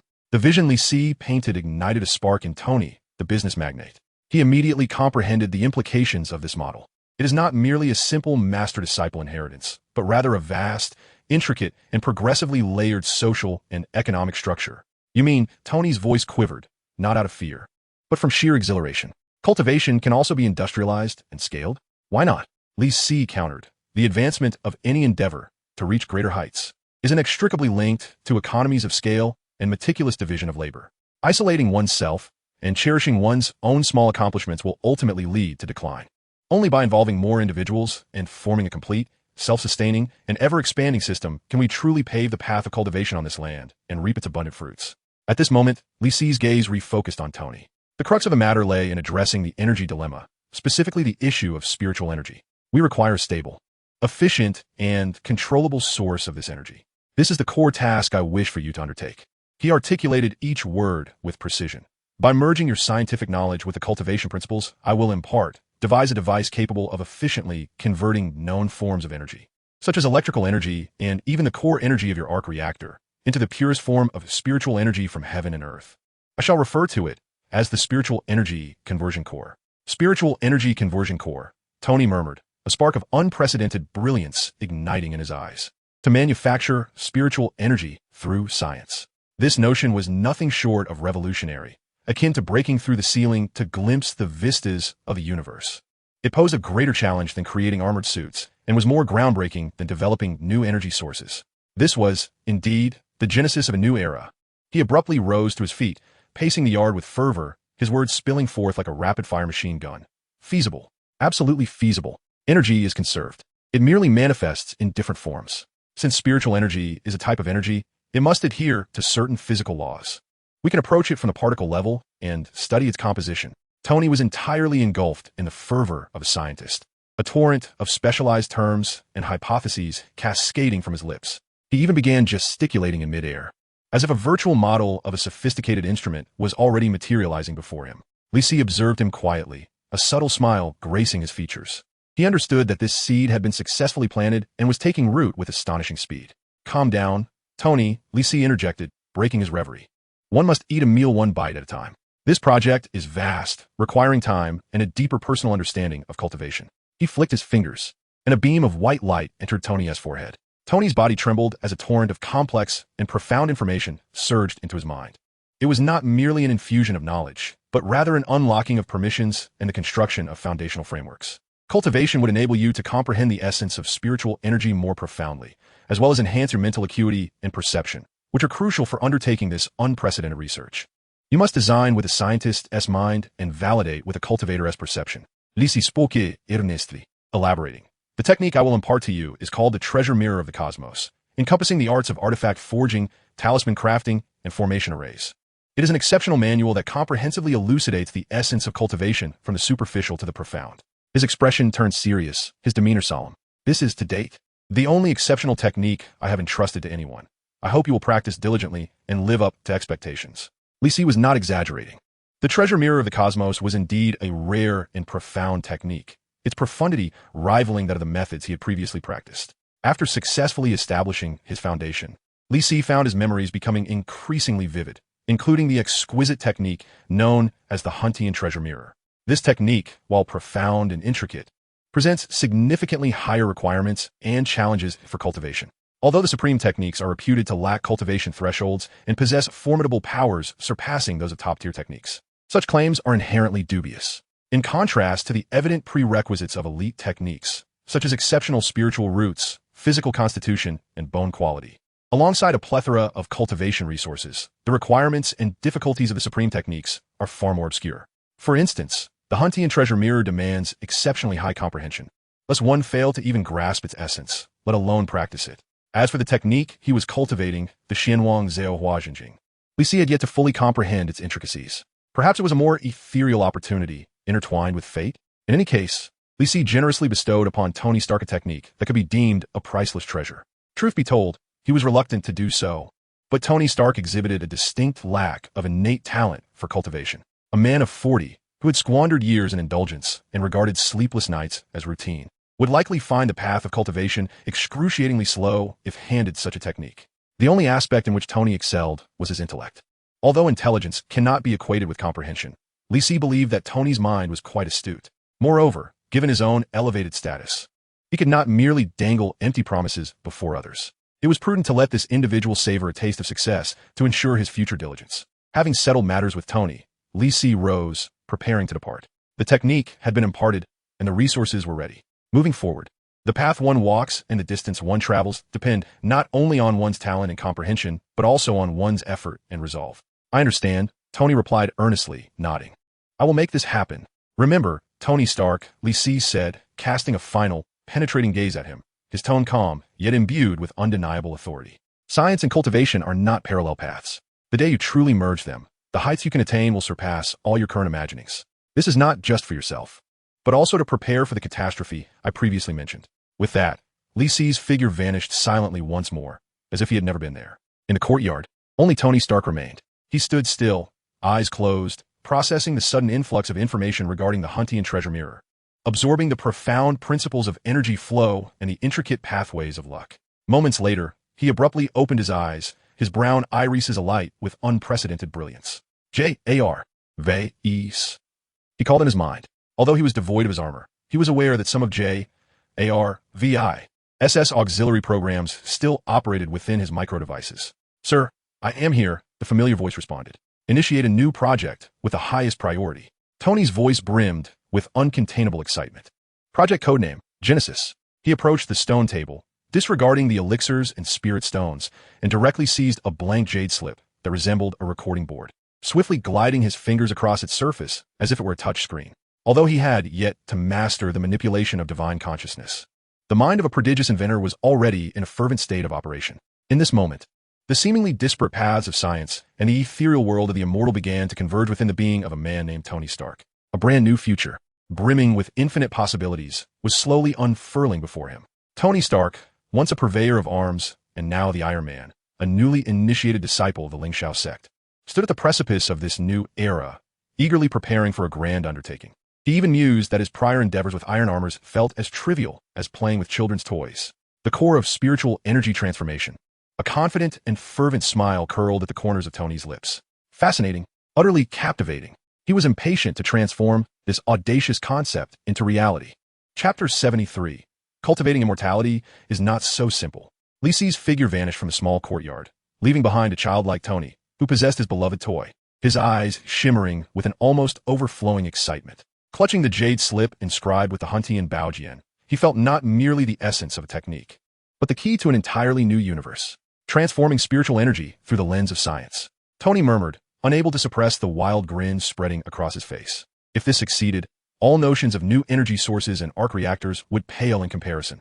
This transcended the realm of energy. It could truly be deemed a creation of Genesis. His genius inventor's mind, coupled with that of a premier engineer, erupted into a whirlwind of thoughts, inspirations, hypotheses, and technical blueprints. Concepts of particle collisions, energy form transformations, spatial rule interferences, and quantum entanglements flooded his consciousness. In that moment, Tony yearned to immediately relocate Stark Industries' most advanced laboratory to the Ling Shao sect. Without hesitation, he embarked on this endeavor. In the ensuing days, Tony transformed his once elegantly quaint hillside courtyard into an open-air laboratory infused with a cyberpunk aesthetic. Boxes upon boxes of labeled alloy cases were delivered, assembled into an array of uniquely designed high-precision instruments, high-resolution biological tissue scanners, multidimensional neuron detection helmets, subcutaneous implantable vital sign monitors, and environmental energy frequency analyzers. He even acquired several miniaturized particle beam generators and force field stabilizers. Tony worked tirelessly, nearly 24 hours a day, either gesturing at holographic projections or adorning himself with an assortment of sensors while sitting cross-legged on a specially designed mat laden with circuits and sensors, diligently practicing the esoteric techniques described within the ancient texts. Jarvis. Data. Do you see this? Brainwave activity is abnormally high, yet the cortical temperature has dropped by 0.2 degrees. This does not align with the description of the descent of heart fire and the clarity of the spirit in the cultivation methods. Increase the stimulation current to my neurons. Jarvis's voice immediately resonated. Sir, according to the first chapter of the Hunshin Baojian, the sensation of qi arises from the initial resonance between mental power and the energy of the cosmos, rather than mere physiological changes. Excessive external stimulation may yield counterproductive results. Nonsense resonance. Tony raked his disheveled hair, his face a mask of skepticism. That sounds like the ramblings of a hippie high on something. Energy is energy. There must be quantifiable indicators. Execute a fuzzy algorithm match between the recorded brainwave data and the description of focusing on the dantian in the J tablet. I refuse to believe we cannot find a correlation. He was resolute in his disbelief that cultivation could not be approached scientifically, determined to unravel its mysteries. Tony endeavored to simulate the so-called true cheese flow with bioelectric currents, use high-frequency sound waves to stimulate acupoints, and even attempted to create an energy vortex at the dantian using a miniature field generator. This revolutionary approach to cultivation soon attracted the attention of other disciples from the Lingxiao sect. The first to sense something amiss was the earnest senior brother, Mao Wenlong. Out of goodwill, intended to check if the new junior brother was experiencing any discomfort. However, upon entering the courtyard and witnessing the array of high-tech apparatus in Tony, resembling a mad scientist tangled in wires, he was utterly taken aback. Mr. Stark, are you cultivating? Mao Wenlong pointed at the bizarre instruments, his expression somewhat dazed. This scene was more absurd than anything depicted in science fiction films. Can cultivation truly be conducted this way? Of course. Tony, donning a helmet connected to numerous wires, excitedly waved his arms at Mao Wenlong. Mao, you've arrived just in time. I am attempting to quantify the sensation of qi through scientific methods. Look at this brainwave feedback. When I focus on the dantian, the waves significantly amplify. Although it's still not stable, come over quickly and let me scan your cultivation state. We need to compare the data. Upon hearing this, Mao Wenlong's mouth twitched slightly, and he hurriedly waved his hands in refusal. No, Mr. Stark. I believe cultivation does not work this way. Our ancestral master states that one must calm the mind and attune to nature. Seeing Tony's fervent enthusiasm, which he seemed unwilling to temper, Mao Wenlong could only shake his head in resignation, muttering about heretical practices as he departed. He felt that this new junior brother might have already strayed from the path of initiation. Shortly thereafter, Jessica approached, drawn by the unusual energy fluctuations. Upon witnessing Tony's laboratory, she rolled her eyes and retorted, Stark, are you out of your mind? You think cultivating requires all these flashy gadgets? Are you assembling a Gundam model or something? Have you lost your mind? This represents the pinnacle of human ingenuity and advanced technology. Tony immediately countered, expressing unwavering confidence in a scientific and rigorous approach to cultivation. Who says technology cannot assist in the pursuit of immortality? Once I decipher its intricacies, my efficiency will undoubtedly surpass that of your rudimentary methods. Huh, Jessica scoffed, her gaze akin to that of someone observing a simpleton. Cultivation relies on intellect, on the heart, on the connection between one's spirit and the cosmos. It is not dependent on these cold machines. You cannot even achieve the most basic state of tranquility for a mere 5 minutes. What use are all these instruments? Once you can sit steadily and calmly for 5 minutes without your mind wandering to trivial matters, then we may discuss cultivation. With that, she dismissed any rebuttal from Tony and left without a second thought. Then came Helen Zhao. Unlike Jessica, she did not confront Tony directly, but instead brought a food container to visit him. Upon observing the scene in the courtyard, her brows furrowed slightly. After scrutinizing Tony's operations and the instrument readings, she gently offered her perspective. Mr. Stark, while your spirit of exploration is commendable, I must candidly say that your current approach may be misguided. She pointed to the complex brainwave chart on the screen and, in the most tactful manner, advised, our esteemed ancestor once taught that the essence of cultivation lies in perception, in using one's own spirit as a bridge to communicate with the ethereal energies that permeate the universe. This is an exceedingly subtle and subjective process. Your excessive reliance on external data feedback in search of objective physiological indicators deviates from the essence of inward seeking. This may, in fact, obscure your spiritual awareness and hinder your ability to sense the energies. Feeling her words might lack the necessary weight, she softly suggested, on the path of cultivation, especially in the initial stages, the guidance of a mentor is crucial. If you're encountering confusion at the beginning, why not set aside these instruments and seek advice from our esteemed ancestor with an open heart? Tony scoffed at the advice from his senior peers. What do they know? A bunch of antiquarians clinging to methods from centuries past. My approach is the most efficient. He stubbornly believed that with sufficient data and a perfected model, he could unravel the mysteries of cultivation and discover a scientific shortcut to sensing energies. Unfortunately, Reality proved to be far harsher than Tony had anticipated. Days passed without any sign of the legendary energy, no matter how he adjusted the instrument parameters or analyzed the data models. He could monitor fluctuations in his heart rate, breathing frequency, brain waves, and even the slightest tremors in his muscles. Yet all of this remained within the realm of physiological or psychological activity, as he understood it. The continuous failures led Tony to question himself, growing increasingly agitated and fatigued. The courtyard lay in disarray, instruments haphazardly strewn about, with drafts and discarded components littering the ground. Damn it! He struck the stone table with a fierce punch, his face etched with disbelief as he lamented, "What on earth is this wretched thing? Am I, Tony Stark, a genius capable of creating an arc reactor and crafting iron suits, truly unable to even step into the realm of cultivation?" For the first time, he began to harbor profound doubts about the wisdom and insight he had always prided himself on. Ultimately, after yet another failed attempt, Tony despondently sank to the ground. Gazing at the chaotic yard, he sighed deeply and addressed the air. "Very well. Jarvis, document this initial endeavor into the science of cultivation as a phased failure. It appears I must consult my esteemed master. This cultivation business is far more complex than I had anticipated." With an unusual sense of defeat, reluctance, and a flicker of hope, Tony Stark adjusted his somewhat disheveled attire and made his way toward the cave where Lisey resided. Lisey seemed to have anticipated this moment, calmly sipping tea within his abode. Upon observing Tony's slightly dejected and awkward demeanor, he merely smiled and gestured for him to sit. "Encountering difficulties?" Lisey inquired. "Indeed," Tony replied, unusually subdued, scratching his head in embarrassment. "I have attempted numerous methods, employing every scientific instrument at my disposal to analyze and monitor, yet I remain utterly perplexed." "What is the sensation?" Lisey casually set down his teacup, responding with an air of tranquility. "Your endeavor to dissect the art of cultivation through technology is not entirely misguided. In fact, it is quite visionary. The path ahead may indeed unfold as you desire." Upon hearing Lisey's affirmation, a glimmer of hope sparked in Tony's eyes. However, Lisey swiftly shifted his tone, unflinchingly pointing out his misstep. "The issue lies in your impatience. Much like a newborn, you cannot expect it to master calculus immediately, can you? First, it must learn to perceive the world, gradually mastering the art of crawling, walking, and eventually running. The same applies to cultivation." With a gentle smile, he offered a simple analogy. "What you are currently attempting resembles using a microscope and spectrometer to analyze a great poem, striving to extract objective data of beauty from it. Even if you discern the ink composition, paper fibers, and word frequency, can you truly comprehend what makes it poignant? The foundation of initiation lies in feeling and understanding." Lisey continued, his tone softening as he patiently advised, "Technology is a powerful tool, yet cannot replace your own mind and spirit in experiencing. Your over-reliance on external data, in pursuit of shortcuts, causes you to overlook the most fundamental aspects. Calm your mind, empty yourself, and listen feel. Your thoughts are restless, overburdened, like a room cluttered with debris. How can such subtle energy as spiritual essence flow in and be captured by you?" Tony fell silent. Although Lisey's words were somewhat enigmatic, he could not deny their wisdom. He had indeed been too eager for quick results, placing excessive faith in his past successes. "What should I do?" Tony humbly sought guidance. Lisey chuckled softly. "It's quite simple. Temporarily cast aside your instruments, forget your data, and relinquish your identity as Tony Stark. At this moment, you are merely a student yearning to experience the energy of the universe." He rose and approached Tony, extending a finger to gently touch his brow. "I shall assist you this once, enabling you to truly listen.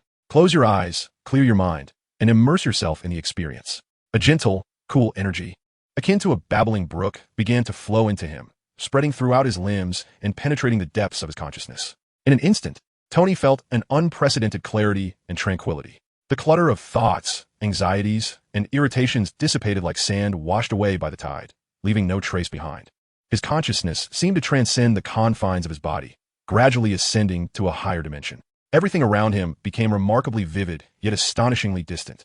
He could even sense the flow of the wind, the warmth of light, and the ethereal essence permeating the air, elements he had long overlooked yet had never truly been absent.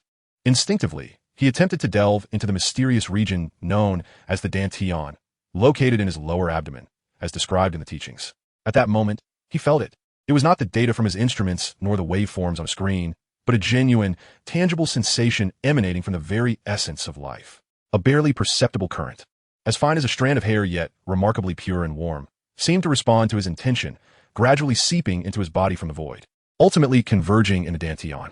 In that instant, Tony felt as if his heart skipped a beat. An indescribable sense of ease and a wondrous connection to the universe surged through him. It was akin to the exhilarating moment when he first successfully activated the arc reactor, perhaps even more profound and unforgettable. Is this the sensation of chi? Though faint and nearly imperceptible, it undeniably existed. A primal energy accessed solely through spirit and intention, communing with the cosmos. After countless failures, Tony Stark had finally opened the door to the realm of cultivation. With a sudden jolt, he opened his eyes, his face a canvas of shock, confusion, and an unprecedented euphoria. Looking down at his hands and then up at the serene sea before him, Tony was rendered speechless by his excitement. Most phenomena in this world can be explained by current scientific understanding. Yet, the miracle he had just experienced, this pure interaction with the universe through spirit, had undeniably transcended his existing scientific comprehension. Chapter 74, Technological Cultivation, Boundless Powers. This profoundly mystical experience struck like a wedge from another dimension into Tony's scientific worldview, bringing him not just sheer astonishment, but also an irresistible fervor. Science cannot provide an explanation. Such a notion is non-existent. This merely indicates that our current methods require refinement. After receiving guidance from Li, Tony's momentary humility faded in under 3 seconds, as his mind was once again overtaken by the near-obsessive curiosity and creative drive characteristic of a genius inventor. Extracting himself from that ethereal experience, he hurriedly expressed his gratitude to Li before dashing toward his secluded courtyard on the mountainside. Observing Tony's frantic retreat, Li remained silent, a smile etched upon his face. How could he not be pleased with such an industrious spirit? As for the risks of straying off the path or even succumbing to obsession, Li held little concern. When Tony truly embarks on the practice of the Huntian Baojian, a supreme skill that directly points to the essence of the Tao, he will come to understand the distinction between primary and secondary, discerning what constitutes the true core of power. At this moment, Tony had once again immersed himself in his scientific cultivation endeavor. With the experience of successful cultivation as a reference, his research direction became increasingly defined. ARVES. Record all physiological data from earlier, particularly the active patterns in specific brain regions, changes in the biological electromagnetic field, and even the microcurrents in the skin. Establish a high-priority model for chi sensation trigger. He continued. Also, connect me to Pepper. No, wait. First connect me to the head of Stark Industries Material Science Department and the chief of the Energy Physics Laboratory. Have them analyze the low-grade spirit stones and the luminescent herbs sent by the sect immediately. Furthermore, we need to establish a laboratory within Lingxiao sect that adheres to the highest safety standards and research specifications. Quantum communication lines must be integrated into the Stark database. We require an initial R&D fund of at least $1 billion, along with remote support from our top research teams. Tony paced back and forth in the courtyard like one with hyperactivity, issuing a flurry of commands into the air. Subsequently, he reached out to Pepper Potts, seeking her support. Pepper, I need your assistance. Once the call connected, Tony exuberantly elaborated to his secretary. I am engaged in a, revolutionary research project.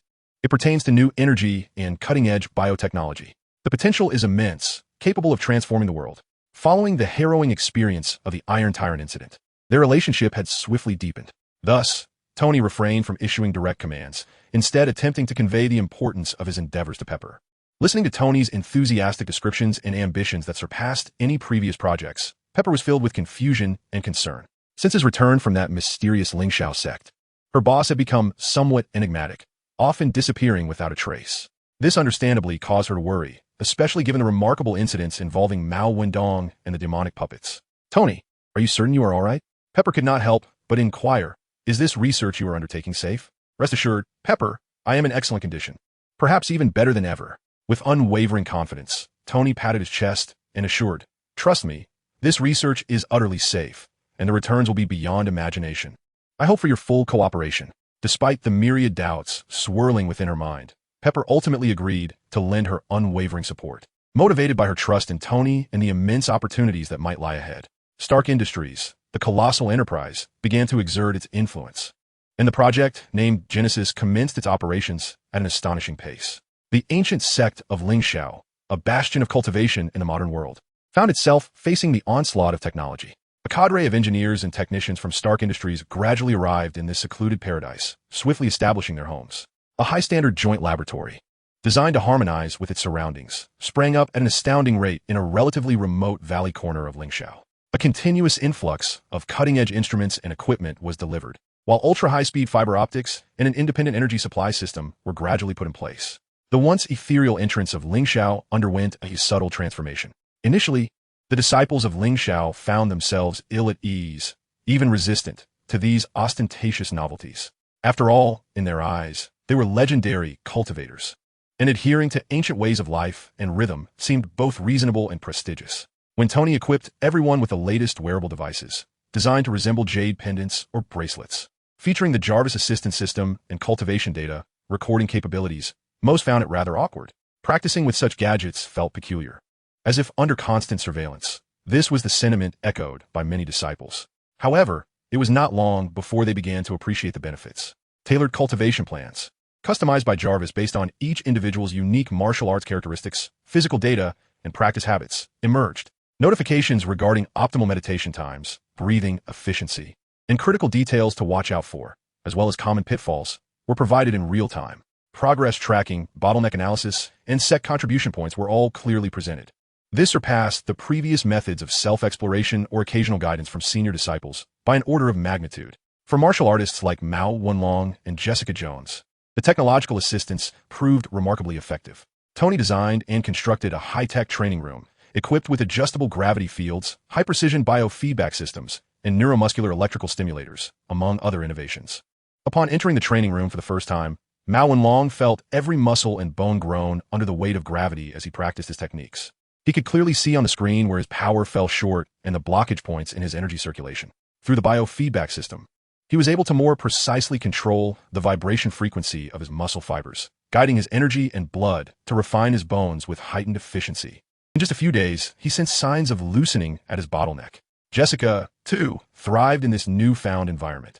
She, who originally possessed extraordinary abilities, had always dominated her peers with her overwhelming strength, yet struggled to exert precise control.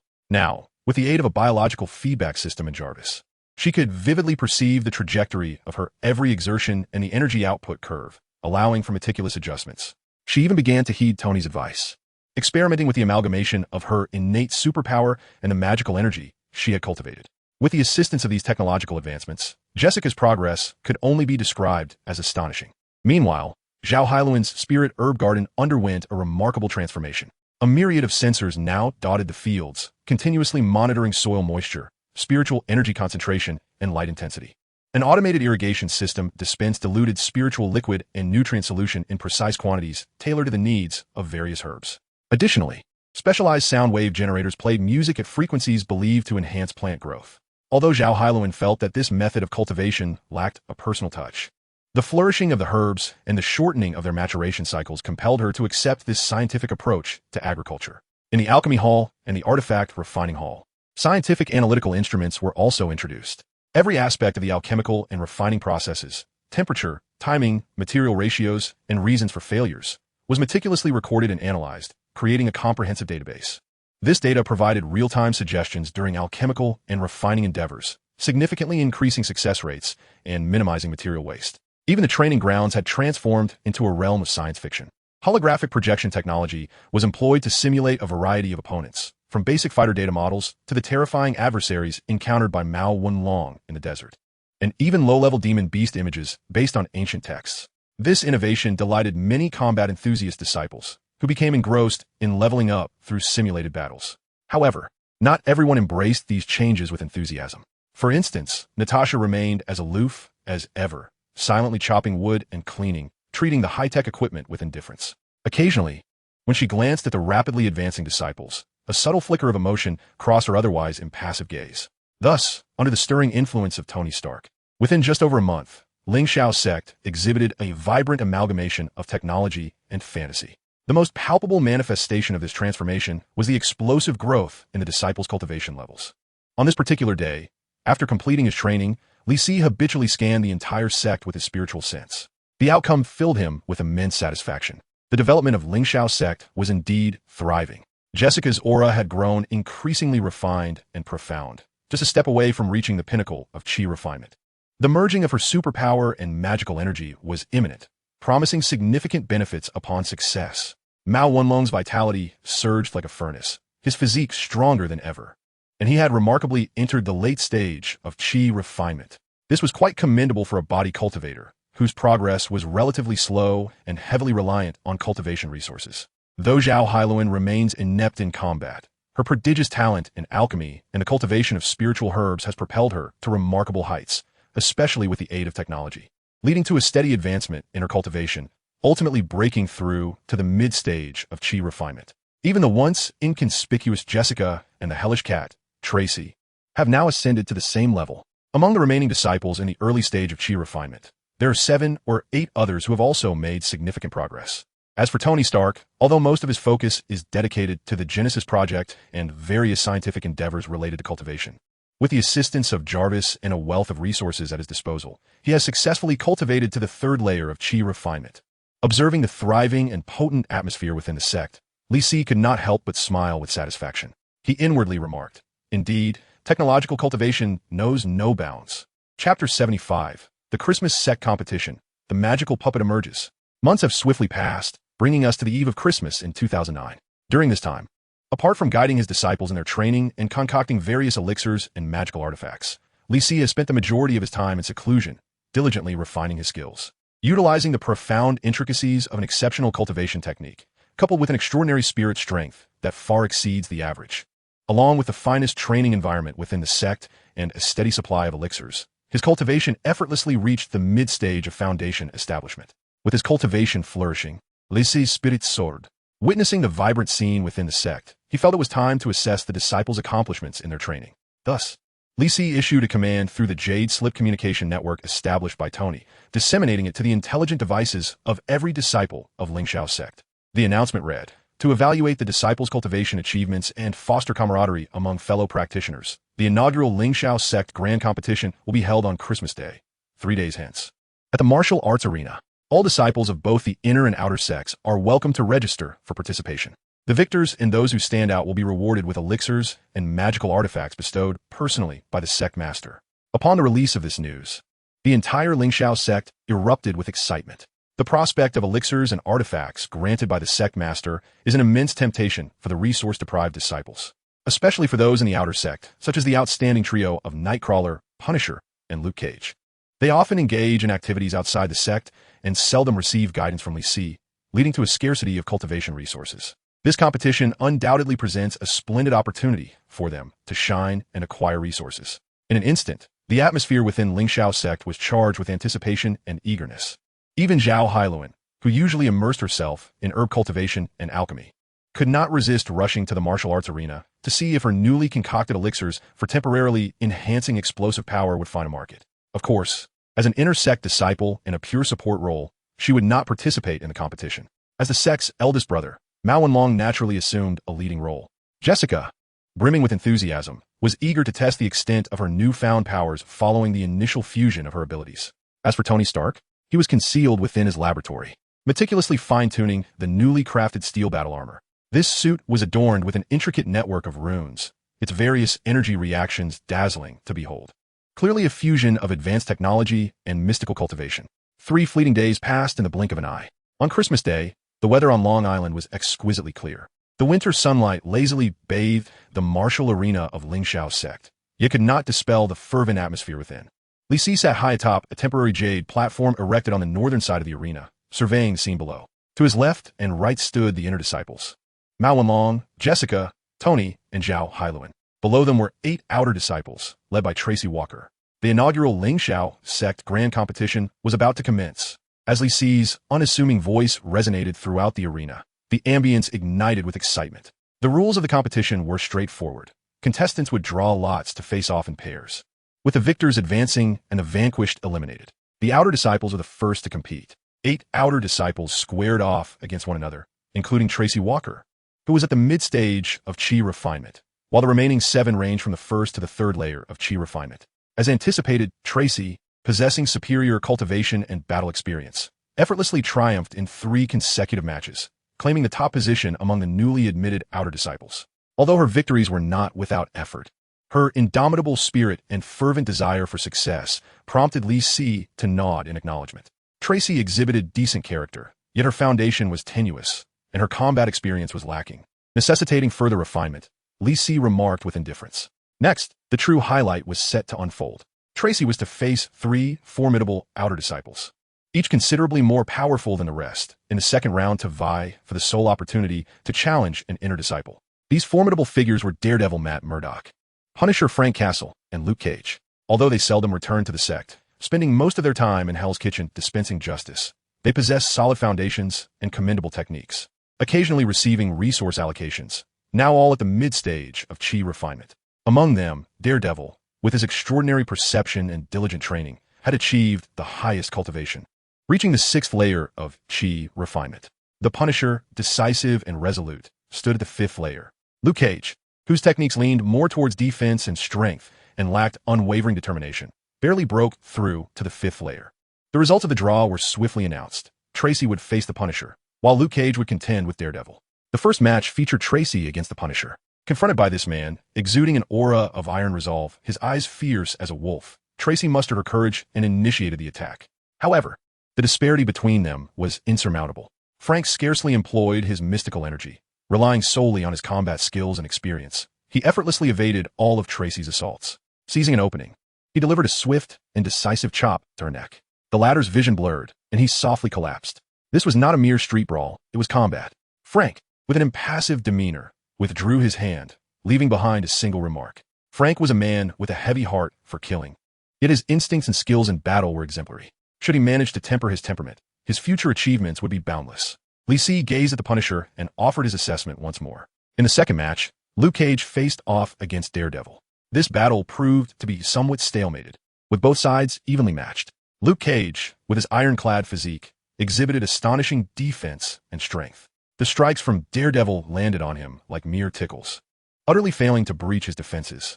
Meanwhile, Daredevil's agility resembled that of a wraith, with senses surpassing those of ordinary men, allowing him to anticipate attacks and evade the powerful blows that frequently missed their target. The scene reached a standstill, resembling a colossal black giant pursuing a nimble red-skinned monkey, inciting a flurry of commentary from the observing disciples. Wow, Matt's movements are impressive. Luke can't even touch him. But what good is that if he can't break through Luke's defenses? If this drags on, Matt will exhaust his energy first. Luke's defense is absurd. He's practically a human tank. Just as most believed that Daredevil would be worn down to defeat, the situation on the battlefield shifted dramatically. Utilizing a clever maneuver, Daredevil lured Luke Cage into a missed punch, causing a momentary stiffness in his body. In an instant, Daredevil, akin to a raccoon, dashed in, channeling all his energy into his short staff, striking fiercely at a sharp angle into Luke Cage's armpit. Ouch! Even with Luke's formidable physique, being struck in such a vital area elicited a pained cry, half of his body going numb. Daredevil, seizing the advantage, unleashed a flurry of precise strikes targeting the relatively weaker joints and pressure points of Luke Cage's body. Ultimately, Luke Cage had no choice but to raise his hand in surrender. Matt Murdock victorious. Instantly, the arena erupted in fervent cheers.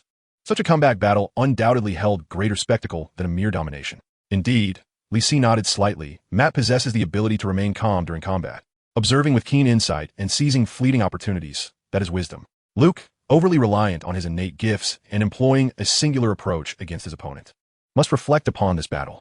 Next, it would be Daredevil versus the Punisher.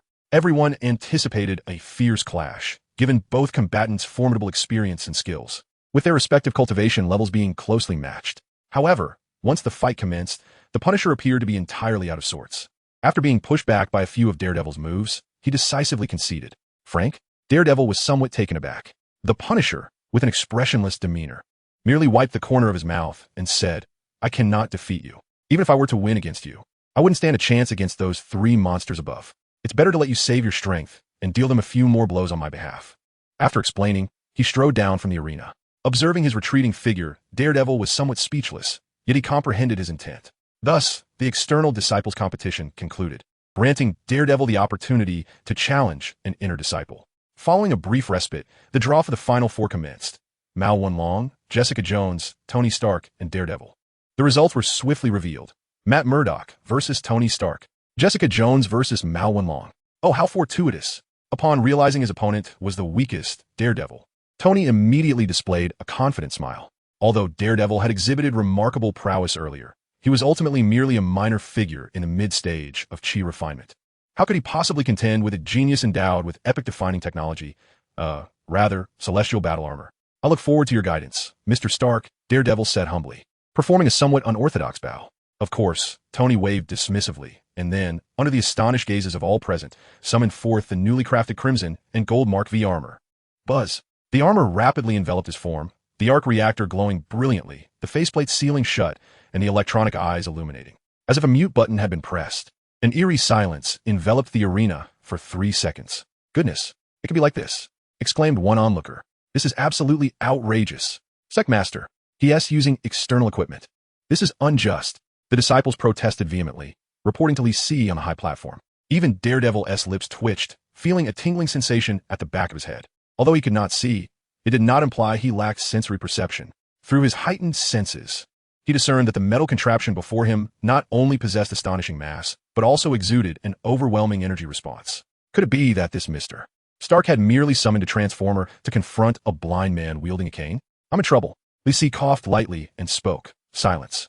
He turned his gaze toward Tony and slowly stated, "Stark, this armor you wear is a manifestation of your own craftsmanship, infused with your blood, sweat, and intellect. Thus, it constitutes a part of your inherent strength, not merely external equipment. Henceforth, its use is permitted in this competition." Upon hearing this, Tony proudly lifted his chin. However, before he could revel in his triumph for long, Li Si added, "However, in this contest of skills, strikes must be measured. Your conventional firearms and any weapons capable of causing widespread destruction are strictly prohibited. You may only employ energy weapons or engage in close combat." "No problem," Tony replied without a moment's hesitation. After all, confronting Daredevil, the armor's inherent defenses and repulsor cannons would suffice. Thus, from the very outset, the battle lost any sense of suspense. Although Daredevil moved with the grace of Spectre in the night, wielding his baton with an almost ethereal mastery. Each of his strikes landed with precision upon the joints and energy nodes of the Mark V suit. However, the underlying issue remained. He was utterly incapable of breaching Tony's defenses. Tony, exhibiting an air of nonchalance, refrained from evading, allowing Daredevil to unleash his assaults without resistance.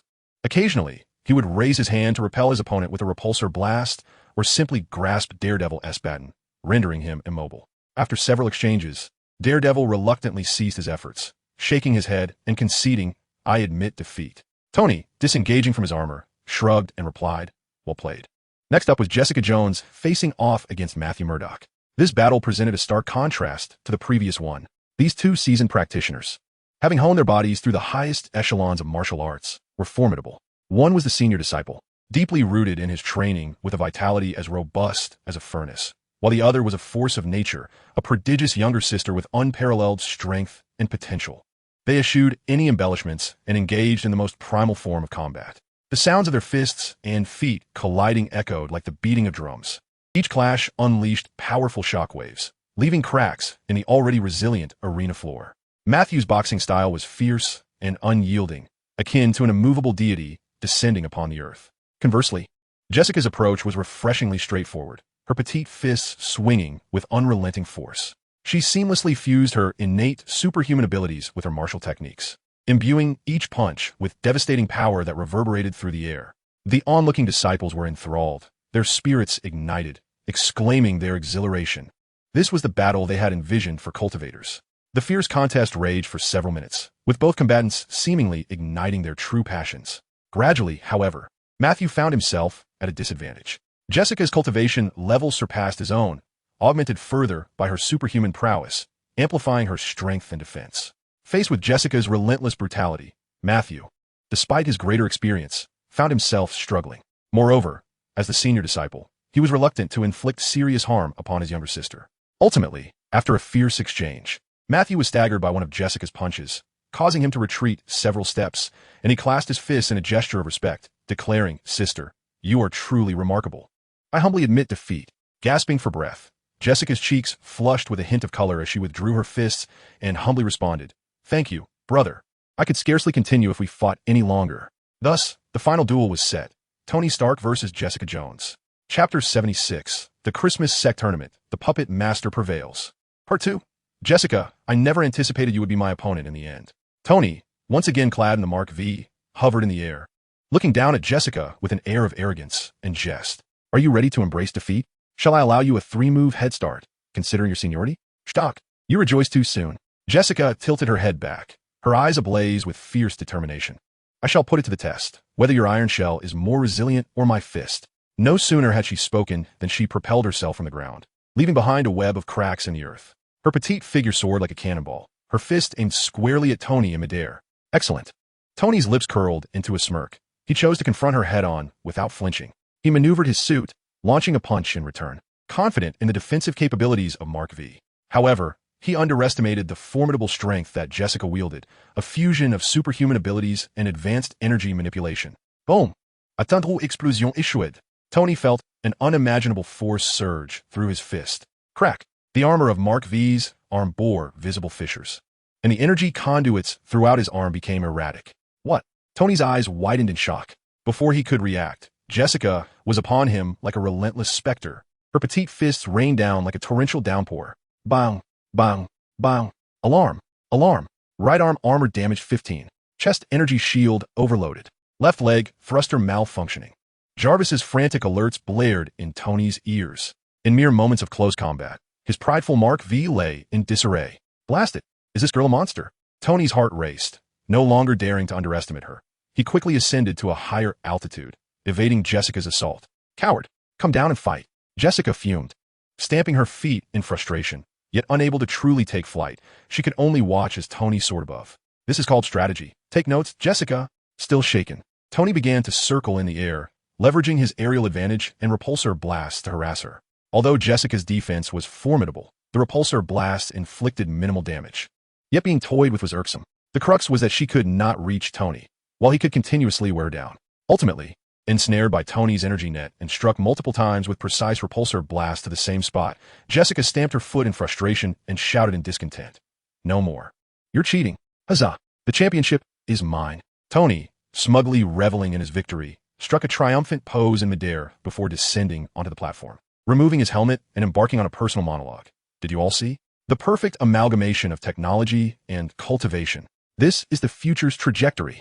I, Tony Stark, have once again proven. He boasted with unabashed glee, his words flowing forth, entirely oblivious to the increasingly incredulous and aggrieved expressions of those around him. Just then, Li Si, perched on the platform, unexpectedly spoke up. His voice, though not loud, resonated clearly throughout the venue, interrupting Tony's self-aggrandizement. Stark, your new armor indeed seems to possess some merit. Of course, Tony immediately responded, his confidence unwavering. However, Li Si's tone shifted, a playful smile gracing his face. The practical performance remains to be tested. How about this? The magic puppet has been on standby for quite some time, its joints nearly rusting. Since you are so confident in your armor, why not take it for a spin against the magic puppet? The magic puppet? Tony paused, recalling the dark crimson behemoth that had once sent Obadiah flying with a single slap. An inexplicable unease gripped his heart. Fear not. You may utilize all your weapons. Surely, that will alleviate your concerns. Li Si subtly provoked Tony. No problem. Tony, emboldened by the challenge, pounded his chest in affirmation. After all, he was donning the new generation of technological marvel, Mark V, having already bested even the strongest disciple of the sect, Jessica. What was there to fear from a bumbling puppet? It would be the perfect opportunity to showcase the true might of Mark V. Li Si's lips curled imperceptibly as he nodded toward the void.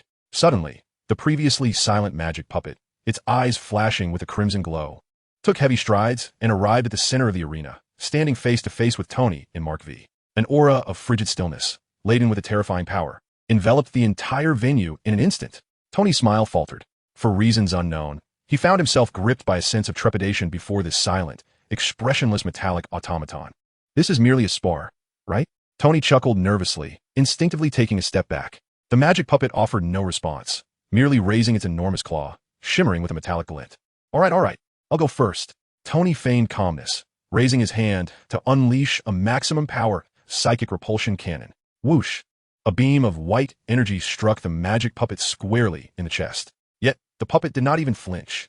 The point of impact bore not a single mark. It was as if the formidable strike, capable of toppling a wall, had merely stirred a gentle breeze. Tony was stunned. In the next moment, the magic puppet moved. Its actions were not swift, perhaps even somewhat sluggish, yet they emanated an irresistible momentum, a force that crushed all in its path. With a simple step forward, it extended its hand toward Mark V. An indescribable pressure descended upon Tony in an instant. He felt as though a mountain had been placed upon him. The alarm system of Mark V surged to its highest alert. The energy shield shattered like fragile paper. Stop! I concede. Tony, his spirit fleeing in terror, shouted with all his might, please, don't harm my precious armor. It was just completed. It cost a fortune, just as he uttered his surrender. The colossal claw of the enchanted puppet, mere centimeters from his face, abruptly halted. It then silently withdrew, lumbering back to the sidelines, reverting to its frigid, sculptural form. The entire arena was instantly enveloped in profound silence. all eyes fixated on Tony, who remained frozen in a posture of terror, his armor still reeking of the puppet's ominous aura. Moments later, a stifled laugh erupted from an unknown source, quickly followed by a chorus of laughter that reverberated through the air. Even the typically stern Mao Wenlong and the icy Jessica couldn't suppress the slight upward curl of their lips. Tony's face flushed a deep crimson, akin to a monkey's rear, wishing desperately to vanish into the earth. Even Li Si was nearly rendered speechless. How could he dare challenge the puppet with such meager skills? That was a bona fide foundation-level puppet, undeniably formidable until its energy was depleted. Even if the Mark V armor was touted as a celestial weapon, it merely incorporated some low-tier material runes. Tony Stark could deceive himself, but to fool Li Si was sheer folly. It would take at least several iterations before his celestial armor could contend with the puppet. Ultimately, it was Li Si who stepped forward to ease the tension. Clearing his throat, he descended from the high platform. Thus, the sect competition concludes. His gaze swept over all the disciples, and he expressed his satisfaction. Overall, each of you has made significant progress, and I am pleased.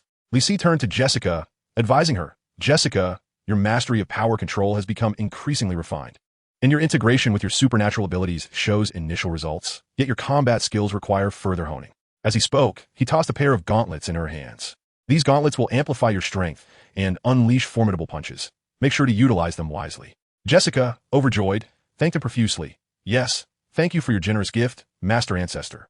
Subsequently, Li Si turned his attention to Mao Wenlong.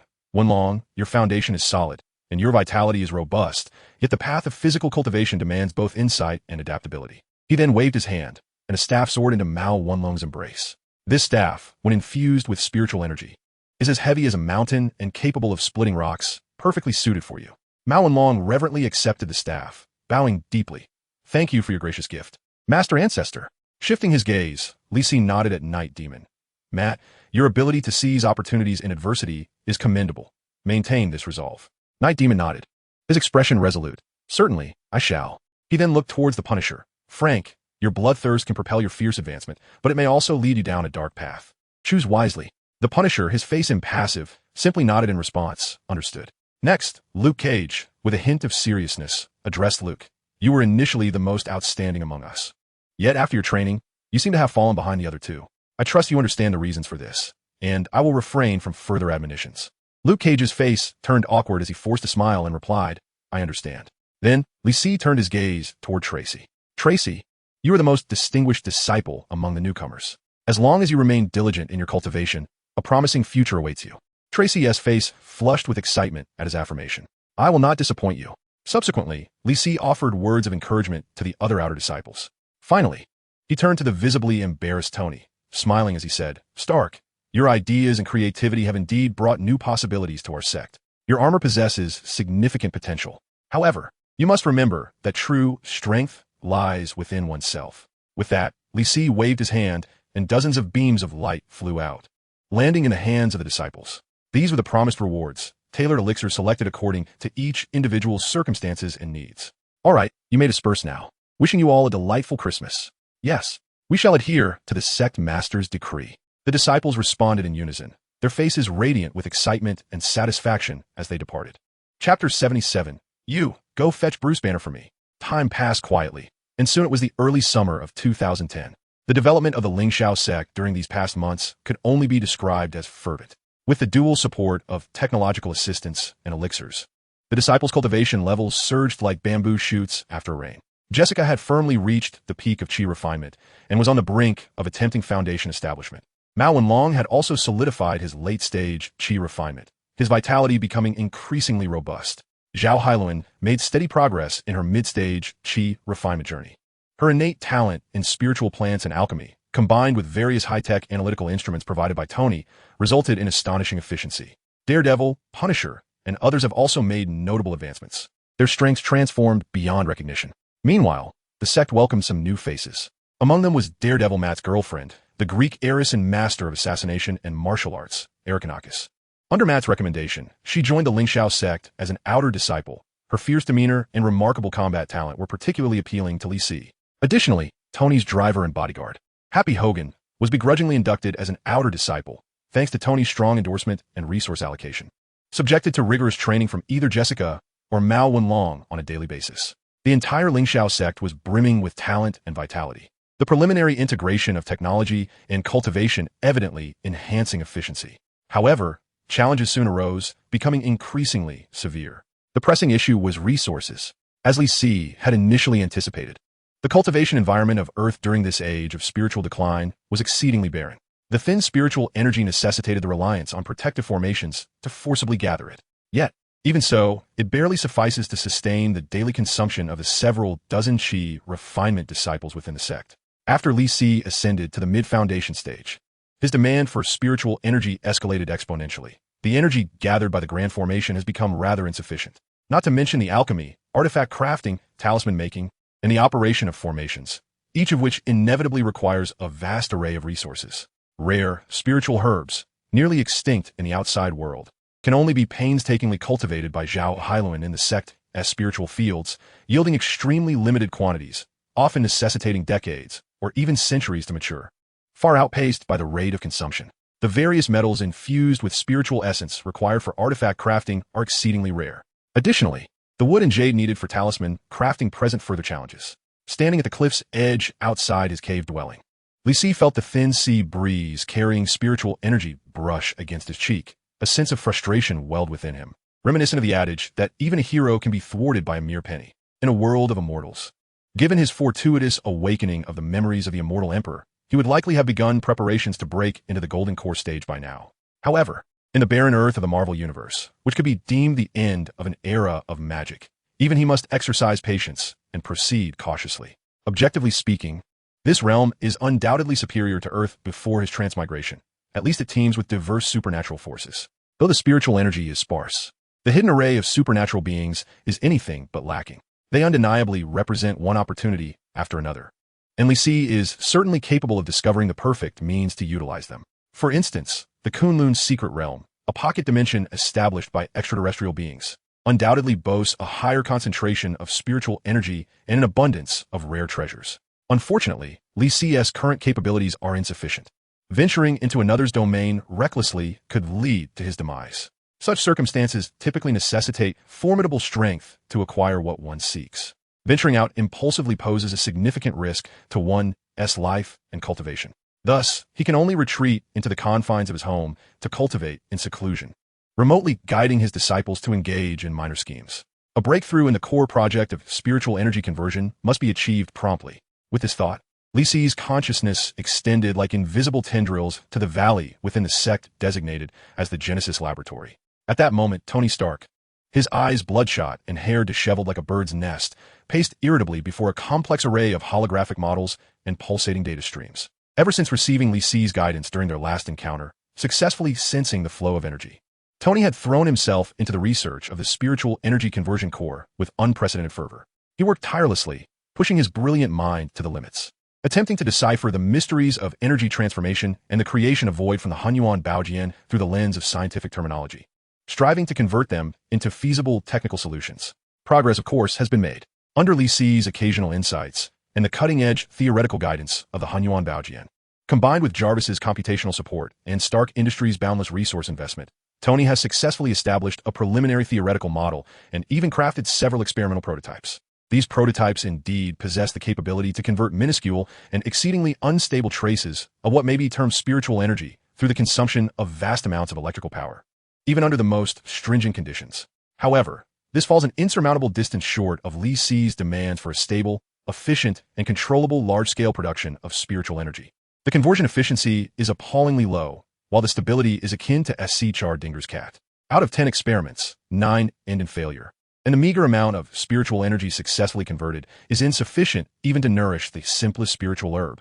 Failure. Yet another failure. The laboratory resounded with Tony's exasperated shouts, accompanied by the sound of metal components being smashed. Jarvis, tell me, where precisely is the issue? The model is correct. The energy input is ample. Why does the conversion process invariably collapse at the final step? What on earth is that damned manifestation of rules? Am I truly expected to resort to shamanistic rituals and pray for answers? Sir, based on the current data analysis, it appears that the process of energy converting into spiritual energy lacks a certain trigger or catalyst. This trigger may pertain to deeper cosmic laws or the reversal of information entropy, which the existing physical models cannot fully encapsulate, Jarvis calmly elucidated. A trigger? A catalyst? Laws. Information entropy? Tony lamented, tugging at his hair in frustration. In plain terms, it means I simply do not comprehend it. Damn it. He plopped down onto the floor, surveying the expensive, discarded components and the failure-ridden data in his lab, feeling an unprecedented sense of powerlessness. This was not merely about crafting armor or harnessing energy. It was an endeavor to touch the realm of the creator. Given the current level of human technology, forcibly dissecting and replicating such primordial cosmic energy remains an insurmountable challenge. Perhaps Li Si was correct. Relying solely on the artifice of technology cannot truly grasp the essence of the Tao. Perhaps he needed inspiration, a different perspective. Just as Tony found himself in the throes of self-doubt and research stagnation, Li Si's voice resonated directly in his mind. It seems you've encountered a predicament? Startled, Tony sprang to his feet and shouted into the air, Li, did you hear that? The entire Lingxiao sect is enveloped in my consciousness. Your ruckus of smashing things and cursing is quite noticeable. Li Si's voice carried a hint of teasing. Have you hit a bottleneck? Yes, Tony admitted somewhat sheepishly, yet candidly. The conversion efficiency and stability remain elusive.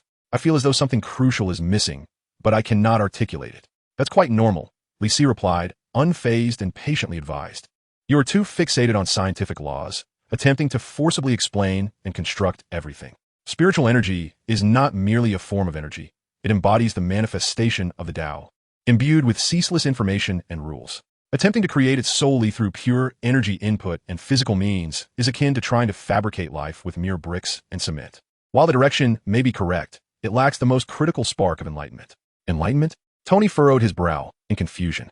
One might interpret this as inspiration, or rather, as the sparks ignited by the collision of disparate modes of thought. Li Si proposed, you have been ensconced in the laboratory for too long. Your thinking may have fallen into a rut. Perhaps a change of environment and perspective would be beneficial. A change of environment? Do you suggest I embark on a global odyssey in search of inspiration? Tony mused, feeling a flicker of intrigue. For it had indeed been quite some time since he last took a break. That is unnecessary. Li Si dismissed his notion. Often, inspiration does not emanate from distant lands, but rather from another equally astute mind. You mean? Li Si's voice carried a hint of amusement as he stated directly, you require a partner. A partner? Tony's eyes brightened, though he feigned arrogance, asking, Who? Who could possibly be my partner? Bruce Banner, Li Si remarked with keen interest. You must have heard of him? Bruce Banner. Tony was momentarily taken aback, incredulously retorting, you mean the physicist who is being pursued by the military and is in hiding? His research pertains to gamma rays. Does it not? What relevance does that have to my spiritual transformation? It bears significant relevance. Li Si's tone took on a weighty significance. Dr. Banner is an eminent physicist with profound expertise in energy, radiation, and genetic biology. Furthermore, he has long engaged in meditation, mastering various methods of emotional regulation and mental focus. This has bestowed upon him an extraordinary understanding and experience of the interplay between mind and energy. This unique background and knowledge might just be the source of inspiration you currently seek. Moreover, Li Si paused for emphasis. Gamma rays represent an immensely potent form of energy, and within Dr. Banner resides a formidable entity capable of transforming it into an almost boundless power in a manner that borders on the idealistic. Do you not perceive the striking parallels to certain characteristics of your spiritual essence? Upon hearing this, Tony furrowed his brow. An entity within him, capable of transforming gamma rays in an almost idealistic manner into near-infinite power, possessing an understanding and experience of the mind-energy interaction that surpasses the ordinary? Are we truly discussing a physicist here? He sounds more like a practitioner of the mystical arts than I. It seemed evident that this individual harbored great secrets. Contemplating this, Tony felt a stirring of interest, but nonetheless raised a practical concern. Yet he is currently embroiled in serious trouble, let alone whether he would be willing to join me. Stark, where there is a will, there is a way. I have faith in your abilities, Li Si encouraged, coaxing him gently. Locate him, resolve his troubles, and he will be unlikely to refuse your invitation. This endeavor is not solely for your Genesis project. It is for his own benefit, and for the future we all must collectively confront. With that, his tone grew resolute. Go forth, momentarily set aside your laboratory, venture out, and bring back Bruce Banner. Chapter 78.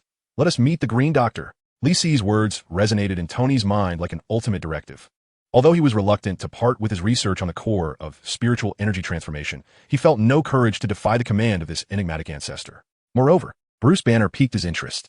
A physicist capable of transforming rage into nearly limitless power? A potential key to unraveling the mysteries of the interaction between mind and energy? Indeed, this prospect seemed far more intriguing than toiling away in a laboratory amidst a pile of formulas and data. Tony swiftly organized himself and departed from Lingxiao sect. This time, He did not bring along the magic puppet, nor did Lee Si mention it. Clearly, this mission was more focused on testing Tony Stark's innate abilities. Not merely his technological prowess, but perhaps also his nascent understanding and application of the rules within the realm of cultivation. Upon returning to his oceanfront villa in Malibu, Tony immediately switched back to his most familiar and confident working mode. JARVIS. We have new tasks at hand, he declared, pouring himself a glass of whiskey as he settled before the expansive holographic screen. Target, Dr. Bruce Banner, physicist specializing in gamma rays. I want to know everything about him, especially any anomalous information that may be concealed by the military or other secretive organizations. Utilize all resources at your disposal, and your permissions are, as always, at the highest level. At your command, Sir. JARVIS responded, and a massive stream of data began cascading across the screen. It was connecting to global academic databases, medical records, and attempting to infiltrate relevant Department of Defense project databases. Not just infiltrating. Tony sipped his drink, his eyes sparkling with excitement. Lee had hinted that this individual harbored great secrets related to the interaction of mind and energy and the metaphysical transformation of power. JARVIS attempt to utilize the theories we previously acquired from Lingxiao sect regarding formation logic and energy operation patterns to construct a new analytical model. Conduct cross-references and deep mining of the database. Let us see if we can uncover any anomalous patterns or logical singularities. This was one of Tony's greatest gains from his months at Lingxiao sect. Although his own progress in cultivation could be deemed merely introductory, his brilliant mind never ceased its operations. He endeavored to merge some foundational principles of formations and energy dynamics from the hunting heaven treasure mirror with his expertise in artificial intelligence and big data analysis, attempting to impart a fraction of the rules of the cultivation world to JARVIS, even if it was just the most superficial simulation.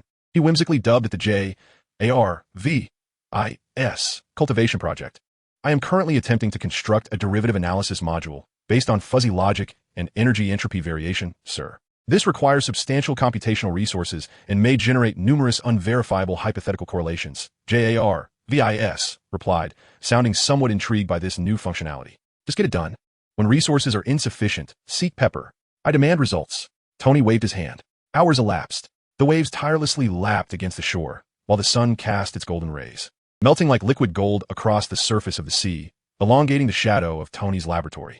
The air was thick with the rich aroma of whiskey and the acrid scent of overheated electronic components. Suddenly, Jarvis's voice shattered the tranquility. Sir, a highly encrypted file has been detected, labeled Project Hulk, located within the deep database of the Department of Defense's bioweapons research. The security clearance is exceptionally high, attempting to bypass the firewall and multiple verifications. Well done, Jarvis. Strip it bare. Tony's spirits lifted as his fingers danced swiftly across the virtual keyboard, collaborating with Jarvis to breach the defenses. With hacking techniques far surpassing the era and Jarvis's almost cheat-like artificial intelligence, alongside a dimensional reduction strike derived from metaphysical logic, the seemingly impenetrable military database firewall crumbled before them. Soon, a series of documents marked top secret, no access were decrypted and presented to Tony. Footage of the gamma bomb experiment accident, the obliteration of the laboratory, Bruce Banner's disappearance, and the inexplicable large-scale destruction events that followed, along with a hazy image of a green giant codenamed Hulk. General Ross's paranoid pursuit orders, records of a series of failed capture attempts, and analyses of Hulk's unfathomable strength. A positive correlation exists between anger and power output, possesses superhuman regenerative abilities, exhibits high resistance to various forms of energy. Good heavens! Tony muttered as he gazed at the shocking words and images on the screen. He finally grasped what Lee Si meant by the presence of a formidable entity within him. The concept of transforming mental power into physical strength. This was no mere metaphor. Bruce Banner, the seemingly refined physicist, could indeed transform into a furious, nearly indestructible green giant. Moreover, the source of his power was pure emotional fury, the direct conversion of emotion into physical strength. This utterly defied the law of conservation of mass energy. Unless a wild light flickered in Tony's eyes as a theory rapidly formed in his mind. Unless his body had become a conduit, a passageway connecting to some high-dimensional energy source. And anger was the key to unlocking and regulating this conduit's flow. This was nothing short of a living example of cultivation. Although the principles might differ from those of metaphysical practices, the manifestations bore an astonishing resemblance to the profound realms described by Lee Si. No wonder Lee was so intrigued by him.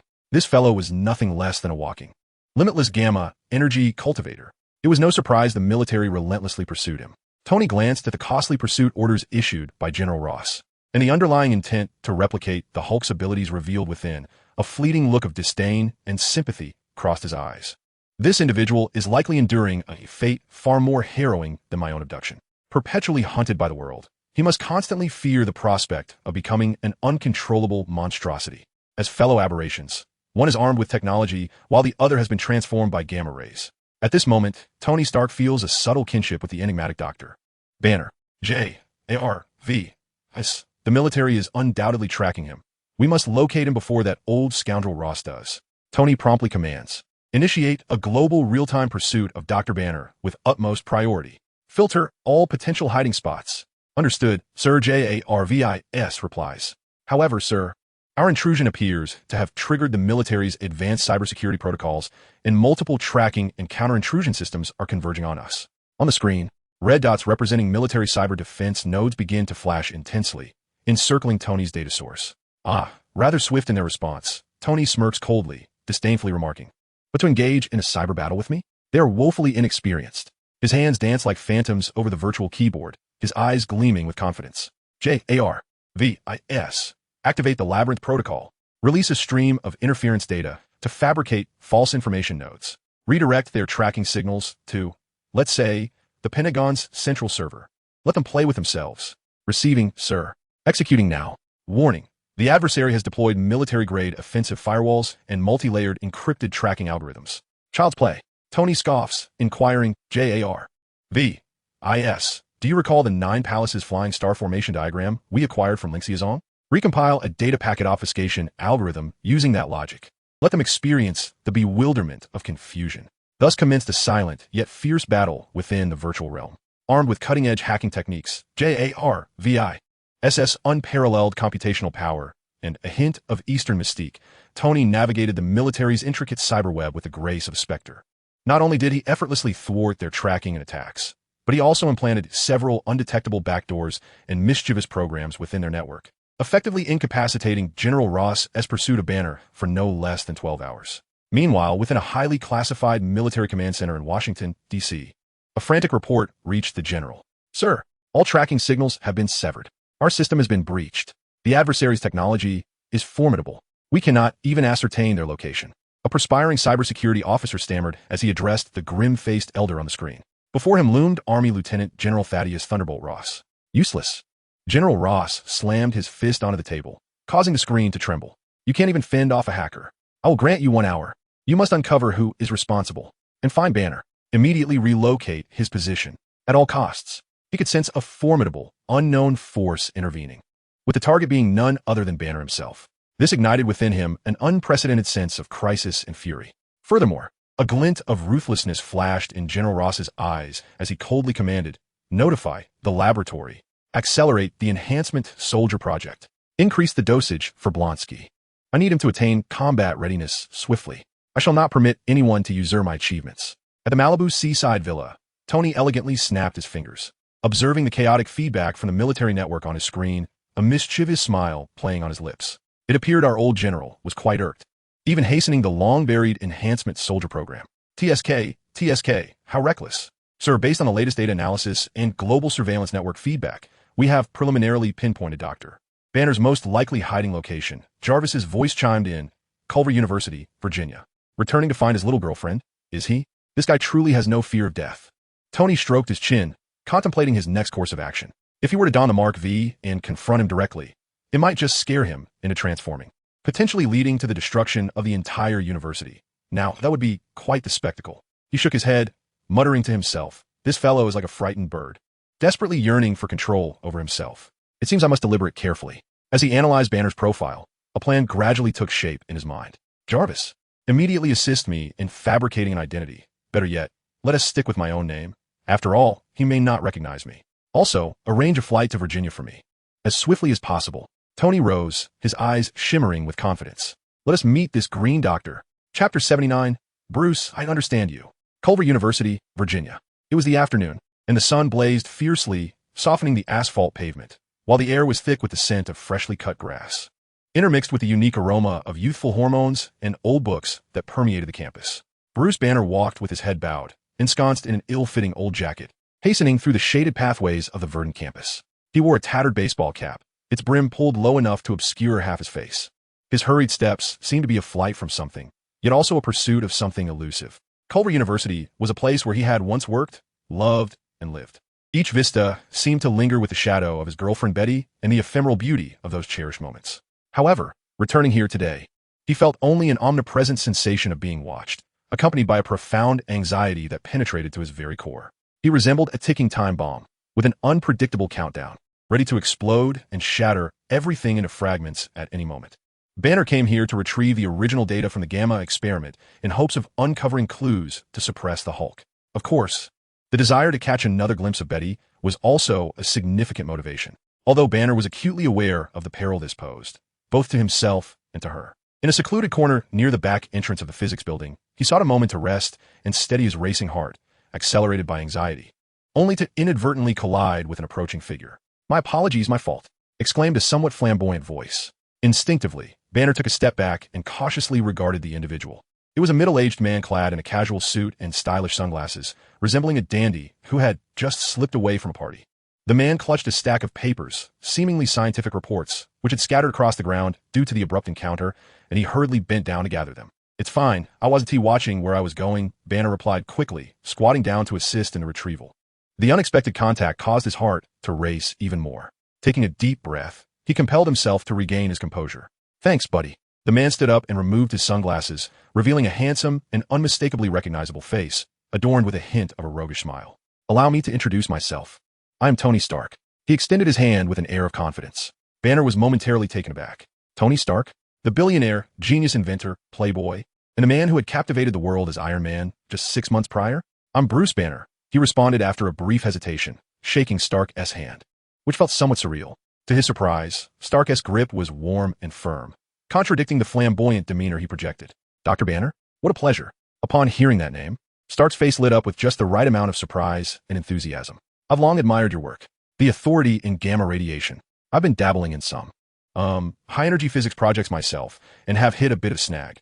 I was planning to consult an old friend here, and I didn't expect to run into you." Stark's exuberance and familiarity left Banner somewhat disoriented. Yet their shared identity as scientists allowed him to lower his guard slightly. At least, this did not seem like an operative sent by the military. "Mr. Stark, you know of me?"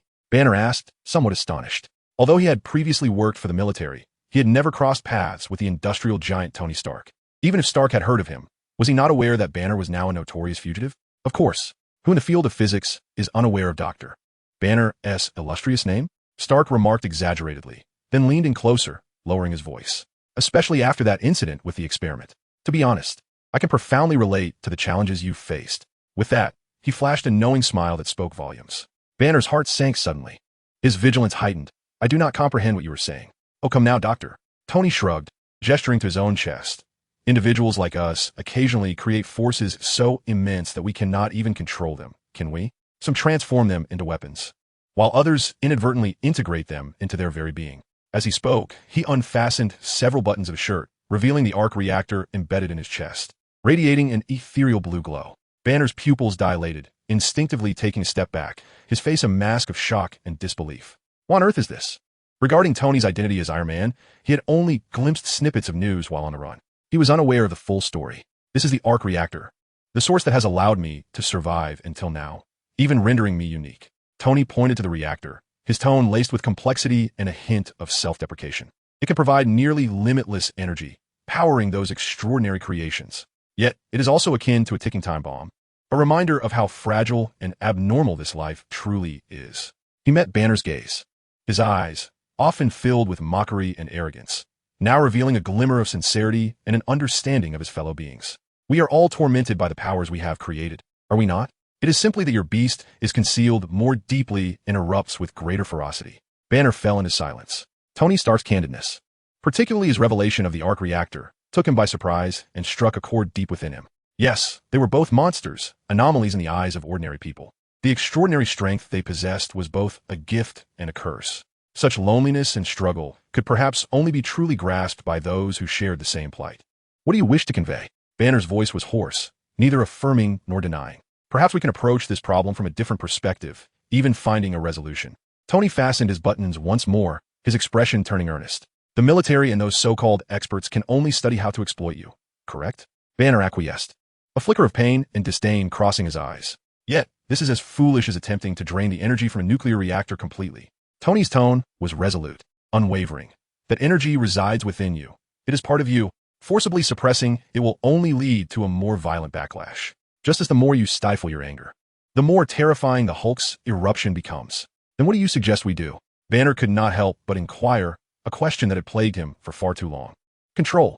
Guide. Tony's eyes sparkled with inspiration, continuing to draw Banner into his vision. Doctor, have you not considered that gamma rays altered your bodily structure, transforming you into a conduit for energy, or a port, if you will? Your emotions, particularly anger, resemble the act of opening a portal, regulating the flow of energy. This notion may seem like philosophical nonsense. Banner furrowed his brow, his scientific instincts prompting skepticism. No, this is indeed scientific, albeit perhaps beyond our current comprehension. Tony immediately countered, introducing a more profound perspective. Consider this. Consciousness influences matter.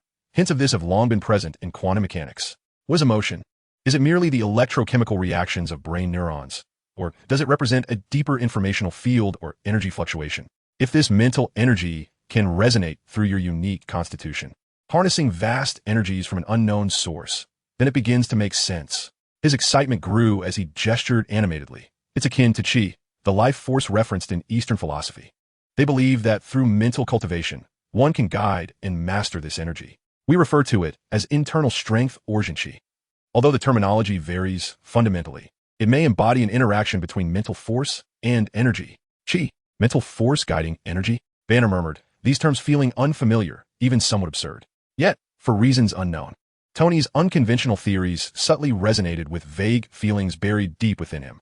The power of Hulk was indeed intimately linked to his emotional state, an enigma that pure physics could not elucidate. Exactly. Tony snapped his fingers, brimming with confidence. Thus, the crux of the matter may not lie in eradicating anger, but rather in understanding it, comprehending this energy, and ultimately learning to direct it. Imagine, Doctor, if you could actively control Hulk's transformation, even guiding the cataclysmic power while retaining self-awareness. What a spectacle that would be. Banner's heart raced. Controlling Hulk's power? Maintaining self-awareness? This was the ultimate goal he had longed for yet dared not envision. Was it truly possible? His voice quavered slightly. I don't know. Tony candidly shook his head, yet sincerely urged, but this is undoubtedly a direction worth exploring. Far better than being treated as a lab rat by the military or living in perpetual fear. He gazed earnestly at Banner, his tone growing more genuine. Listen, Bruce, I recently encountered a rather unique private research organization. He intentionally obscured the existence of Linxiazong to avoid being deemed insane by Banner. They are not affiliated with any government or large corporation. Their focus lies in exploring the deep connections between life, energy, consciousness, and matter. Their theoretical framework is remarkably unique, akin to what I just mentioned, but more systematic and profound. They believe that individuals like you and me are not cursed, but rather represent a possibility of evolution. They believe that through specific training methods and an understanding of the nature of energy, it is possible to learn to harness this power rather than be enslaved by it. This is a possibility that the military and traditional scientific communities can neither comprehend nor provide. Banner's breath became somewhat rapid. A secret organization? Researching life, energy, and consciousness. Methods to control power? It sounded somewhat fantastical, yet akin to a lifeline offered in the depths of endless darkness. His inner turmoil began to intensify. Reason urged Banner to remain vigilant. This could be a ruse or trap more terrifying than the military itself. However, Tony Stark's candid demeanor, along with a remarkably similar predicament and a novel approach focused on control rather than healing, deeply enticed him. After much contemplation, Banner finally declared, I need time to think. He did not refuse, but found it challenging to make an immediate decision. Tony seemed to anticipate this, producing a small device resembling a disc and handing it to Banner. Take this encrypted communicator. If you ever come to a realization or find yourself in trouble, reach out to me. Banner accepted the communicator, gripping it tightly as if holding onto a lifeline. Just then, Jarvis's voice suddenly echoed in Tony's ear. Warning. Multiple suspected enemy targets are approaching. The targets are military special forces soldiers, expected to arrive in 90 seconds. Tony's smile vanished without a trace, and he began to discreetly survey the surroundings. Relying on his enhanced auditory senses, Tony seemed to hear the roar of helicopters. The previously relaxed atmosphere on campus had inexplicably turned tense. Shadowy figures were swiftly converging on the two from various directions. Damn it, these fools are quick, Tony muttered under his breath, promptly informing Banner. It seems our conversation ends here. Your old friends have arrived. Startled, Banner quickly inquired, General Ross's men? He had already crossed paths with the military at a bottling plant in a Brazilian slum, ultimately transforming into the Hulk to escape. Clearly, they had not given up, pursuing him like a relentless parasite. Banner's heart raced, and his expression began to shift. "Bruce, please relax a little," Tony exclaimed, quickly pointing in a direction. "You should leave from that way to prevent anyone from coming out." Banner hesitated for a moment before pressing, "What about you?" Tony scoffed lightly and snapped his fingers. Various components of Mark V swiftly flew in from a distance. Soon, the newly upgraded, mystical Iron Man made a dazzling entrance. "Don't worry, I'll give them a thorough lesson." Banner stood in astonishment, incredulous at the unfolding scene. "You constantly proclaim that we are kindred spirits, yet you emerge so strikingly handsome. Here I am, a green giant unable to fit into my trousers, and we are entirely different in essence." Noticing that Banner remained motionless, Tony could not suppress his urge to urge. "Let us hurry, and remember to contact me when the opportunity arises." Casting a deep glance at Tony, Banner turned and sprinted away. Once Banner vanished from sight, Tony soared into the air, surveying the fully armed soldiers below. An excited glimmer sparkled in his eyes, betraying his impatience. After being confined to the laboratory for so long, it was time to stretch his limbs. "The game had begun. I hope you won't let me down." Chapter 80. Given the opportunity, you are still ineffectual. That metallic voice, imbued with Tony's signature frivolity and arrogance, reverberated like thunder across the tranquil campus of Culver University. The crimson and gold Mark V hovered in the air, sunlight glinting off the armor adorned with enigmatic runes, reflecting a brilliance that was both futuristic and mystically captivating. Below, the special tactical team swiftly dispersed, forming a standard combat formation. The soldiers, wielding assault rifles, grenade launchers, rocket launchers, and specially designed high-tech weaponry, aimed at the unexpected intruder in the sky. The air was thick with a foreboding scent of gunpowder, starkly contrasting with the previous aroma of grass and youthful exuberance. Akin to cold water splashed into a seething pot of oil. "Attention, everyone. Target confirmed. It is Iron Man," Commander Blonsky ordered in a low voice, barely containing his fury. Iron Man's ostentatious paint scheme was almost universally recognized, and his audacious demeanor was well known.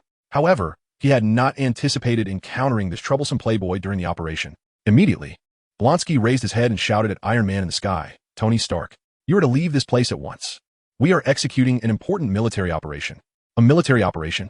Tony scoffed, deridingly replying, "Ross is at it again, trying to capture Dr. Bruce Banner?" He amplified his voice through the suit speakers, ensuring it echoed around. "Dar, Banner is now my partner. You should return whence you came." "You." Blonsky was so enraged he nearly drew his weapon.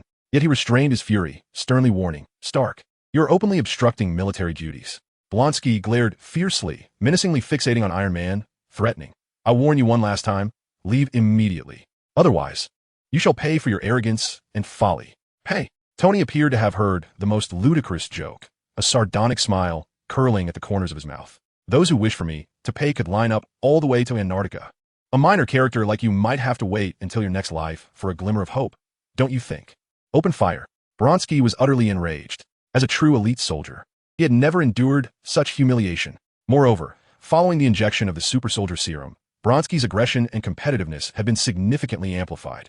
Faced with such brazen provocation, he found it utterly intolerable. At the command of the officer, a deluge of bullets, grenades, and even small anti-tank rockets rained down upon Mark V like a tempest.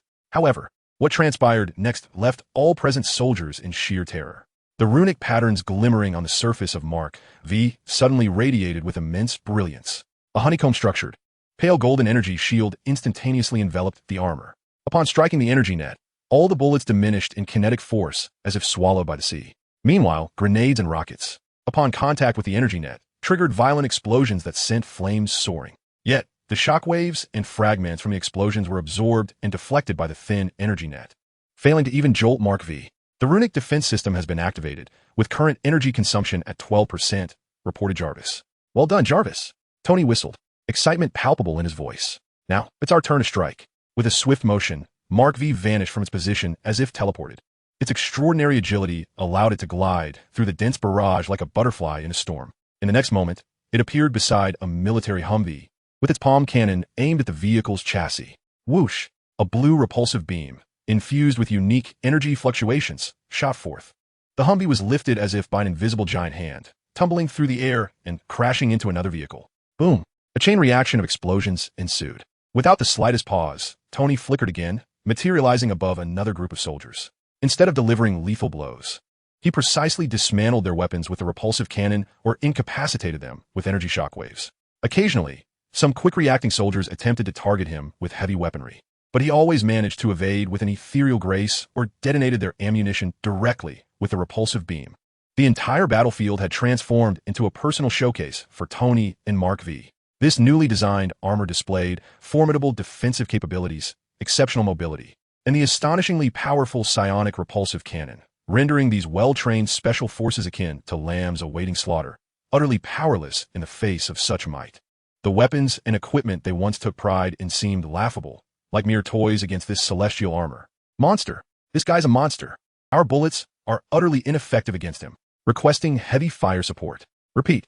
Requesting heavy fire support.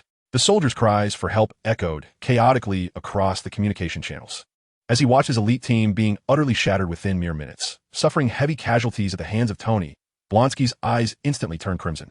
A profound sense of humiliation, coupled with the violence amplified by the serum, surged through his mind, clouding his judgment entirely. Stark, he let out a beastly roar, abruptly lifting a portable anti-material electromagnetic cannon, initially designed for fixed use, from the wreckage of a nearby, overturned armored vehicle. Aiming the cannon at Tony, who was playfully toying with a soldier at low altitude, he seized the moment of Tony's distraction and fiercely pulled the trigger. Zing! A blinding blue arc of electricity shot forth at supersonic speed, instantly striking the back of the Mark V suit. ZZZZ. The violent arc erupted in a brilliant flash. The Mark V uncontrollably lurched forward several meters, the point of impact on its surface charred black, even sparking. Warning. Back rune array overload. Temporary disruption in energy conduction. The outer armor sustained severe electromagnetic damage. Damage rate at 8%. The urgent alarm from Jarvis blared. Ha ha. I hit it. I hit it. Blonsky, wielding the electromagnetic cannon, erupted into maniacal laughter. Iron Man, merely a tin can. How does it feel? Huh?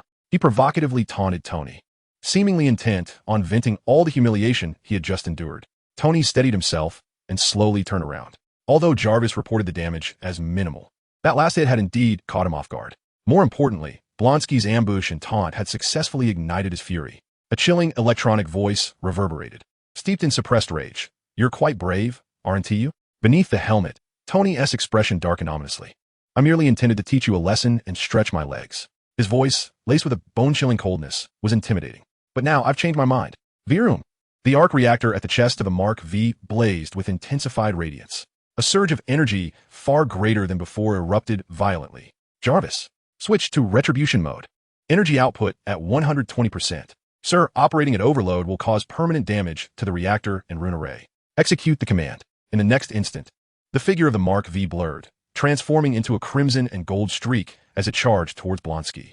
Blonsky's face paled, instinctively raising the electromagnetic cannon to fire. But it was already too late. Tony opted not to employ the repulsor, but instead struck directly with his fist, encased in rune armor. While he was not skilled in close combat, the astonishing power of the Mark V was more than sufficient. This punch was swift, precise, and ferocious. Boom! Blonsky was slammed as if struck head-on by a speeding heavy-duty truck, the body that he had always taken pride in, enhanced by the super soldier serum. Paled in comparison to the fury of Iron Man, Blonsky was sent hurtling backward like a marionette with severed strings, crashing through several large trees along the way. Ultimately, he smashed into the outer wall of a classroom building, collapsing to the ground like a heap of mud, unconscious. His bones were likely shattered in numerous places, blood oozing from every orifice, his breaths becoming shallow and sparse. Tony slowly descended before Blonsky, looking down upon this reckless individual, and his cold voice echoed, "Did you not wish for me to pay a price? I granted you an opportunity, yet you proved utterly inadequate." Subsequently, his gaze swept over the trembling survivors, who dared not move, and his voice turned frigid. "Return and inform Ross that I have safeguarded Bruce Banner. Tell him to cease sending incompetents to disturb me. Otherwise, I would not hesitate to make a trip to Washington." Having spoken, Mark V soared into the sky, leaving behind chaos and a group of disheartened soldiers. In the distant command center, General Ross watched the final images transmitted on the screen, Tony Stark's menacing words and his departing figure, causing him to tremble with rage. "Tony Stark," he bellowed in fury, sweeping everything off the table onto the floor. "How dare he humiliate me in such a manner, ruining my plans?" He had finally confirmed that the one who had been meddling online and secretly aiding Banner was this damned playboy. A disgrace, an unprecedented humiliation. Yet, after the anger subsided, a deeper apprehension took hold. The combat prowess exhibited by Mark V filled him with immense threat. There was no time to delay. A wild glimmer shone in General Ross's eyes as he resolved himself. The uncontrollable forces of Hulk and Iron Man must either be controlled or utterly destroyed. He picked up the encrypted phone and connected to the laboratory, commanding, at all costs, intensify the treatment and enhancement of Blonsky. I want him restored swiftly and made even stronger. The enmity between Tony Stark and General Ross was irrevocably cemented. This clash that unfolded on the university campus was akin to a stone cast into a lake, destined to stir up even greater ripples in the near future. Chapter 81. Ross, I advise you to reconsider. At one end of the ripple lies the uncertain future of Bruce Banner. At the other end, the grasping General Ross. And at the center of this turmoil is Stark, who has just caused a ruckus and is now leisurely returning to his Malibu seaside villa. The night has deepened, and the relentless waves of the Pacific tenderly kiss the shore, creating a soothing and rhythmic sound. Beneath the profound starry sky outside the villa's floor-to-ceiling windows, the sea reflects scattered fishing lights, serene and tranquil. Yet, within Tony's laboratory, the atmosphere feels decidedly tense. The Mark V armor has been disassembled. Standing silently on the workbench like a piece of art, the charred indentation on its back, created by an electromagnetic cannon, strikingly evident. Tony poured himself a glass of whiskey. And the more he gazed upon the scars of the armor, the more his anger intensified. This was his meticulously crafted new armor, a culmination of countless hours of effort and intellect. He never anticipated that it would sustain damage during its debut, especially due to the negligence of a soldier. However, recalling Blonsky's performance, he began to reassess the situation. That soldier seemed somewhat abnormal. In a fit of rage, Tony had failed to contemplate much at the time, but now, in hindsight, he found an increasing number of irregularities surrounding the individual. The unexpected ambush concealed an extraordinary physical prowess that defied logic. How could an ordinary soldier withstand a vehicle-mounted anti-material electromagnetic cannon? Moreover, to be struck by an energy overload in a near-overload state and still manage to stay conscious was unfathomable.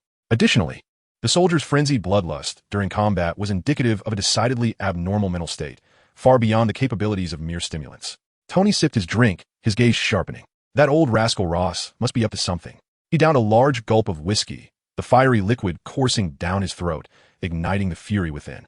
Initially, he had merely been tasked by Lee C to resolve Banner-esque troubles and extend an invitation. Yet, the actions of General Ross and his subordinates, combined with the peculiarities exhibited by Blonsky, had led him to sense an ominous undercurrent of danger. Jarvis. Tony slammed his glass down on the table, his eyes glinting with a dangerous intensity. Retrieve all data from that battle, particularly the physiological scan report of that soldier. Utilize all our backdoors and special permissions to unearth Ross's secrets. After a brief pause, he emphasized, target all classified documents related to the whole project, the Super Soldier Program, biological enhancement, and gamma radiation research, especially those unsavory projects directly overseen by General Ross. Highest clearance. No limitations on methods. Understood, sir, Jarvis replied, his tone as calm as ever. I am currently consolidating the combat data and initiating a deep network infiltration protocol. Engaging predictive analysis modules to cross-reference the energy operation characteristics database provided by Ling Xiaozone in an attempt to identify anomalous biological energy signals and related projects. Excellent. Tony settled before the vast holographic screen, his fingers dancing swiftly across the virtual keyboard. I want to see just how much dirt this infamous Thunder General has hidden in his trousers. Soon, a tempest of digital chaos, fiercer and more profound than before, silently unfolded within the virtual realm. With Jarvis's seemingly boundless computational prowess and Tony's integration of top-tier hacking techniques fused with elements of transcendental logic, the United States military's ostensibly robust cyber defense system once again revealed its multitude of vulnerabilities before them. This time, Tony's objective was crystal clear: to unearth the scandalous secrets of General Ross. A torrent of data cascaded across the screen, refreshing at an astonishing pace. The first revelation was the comprehensive dossier on Blonsky.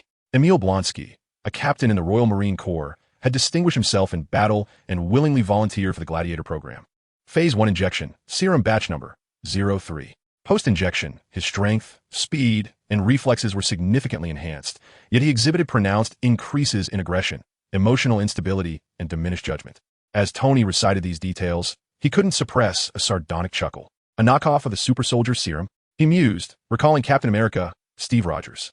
The Super Soldier Serum devised by Dr. Erskine had undoubtedly been a resounding success, but the secret to its efficacy lay not in the formula itself, but in the selection of a person with a pure and benevolent heart. By contrast, Blonsky's ferocious demeanor indicated he was far from virtuous. The Super Soldier Serum would merely amplify his inherent brutality and ambition. Tony harbored grave doubts about Ross's ability to rein in Blonsky. Indeed, as Tony perused several psychological assessments of Blonsky, which explicitly mentioned his overwhelming desire for control, extreme craving for power, and latent antisocial tendencies. He could only shake his head in disbelief. This creation was not a super soldier, but rather a ticking time bomb. There is only one Captain America. He could not be replicated simply by injecting any random individual. Soon after, more shocking documents were decrypted. Project Green Giant was evidently a specialized study targeting the Hulk, filled with various failed capture attempts, weapon testing reports, and an insatiable thirst for Hulk's cellular samples. Project Gamma Legion represented an even more deranged initiative. Ross was attempting to harness gamma radiation alongside some form of unstable biotechnology to create an army of biological weapons that would obey commands and possess abilities akin to the Hulk. The files even contained dozens of records of failed, inhumane secret human experiments, with origins unknown and outcomes tragically grim. Human experimentation? Tony's expression darkened, a flicker of incredulous revulsion flashing in his eyes.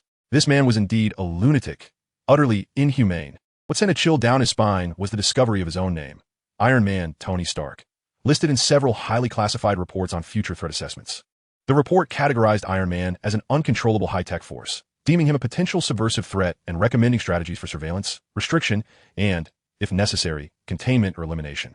There was even a confidential memorandum, personally signed by Ross, instructing his subordinates to investigate the technological vulnerabilities of the Mark series armor and assess the feasibility of nationalizing it. How audacious! Tony chuckled in anger, though his smile lacked warmth. Even my metal companion has caught his eye. His appetite is certainly insatiable. He also uncovered some telltale signs suggesting that Ross, in his quest to advance his reckless agenda, had seemingly fabricated numerous experimental reports and financial records. It appeared he might even be engaging in clandestine collaborations with dubious arms dealers or biotech firms to acquire illicit technological and material support. Forgery, illegal experimentation, abuse of power, tut.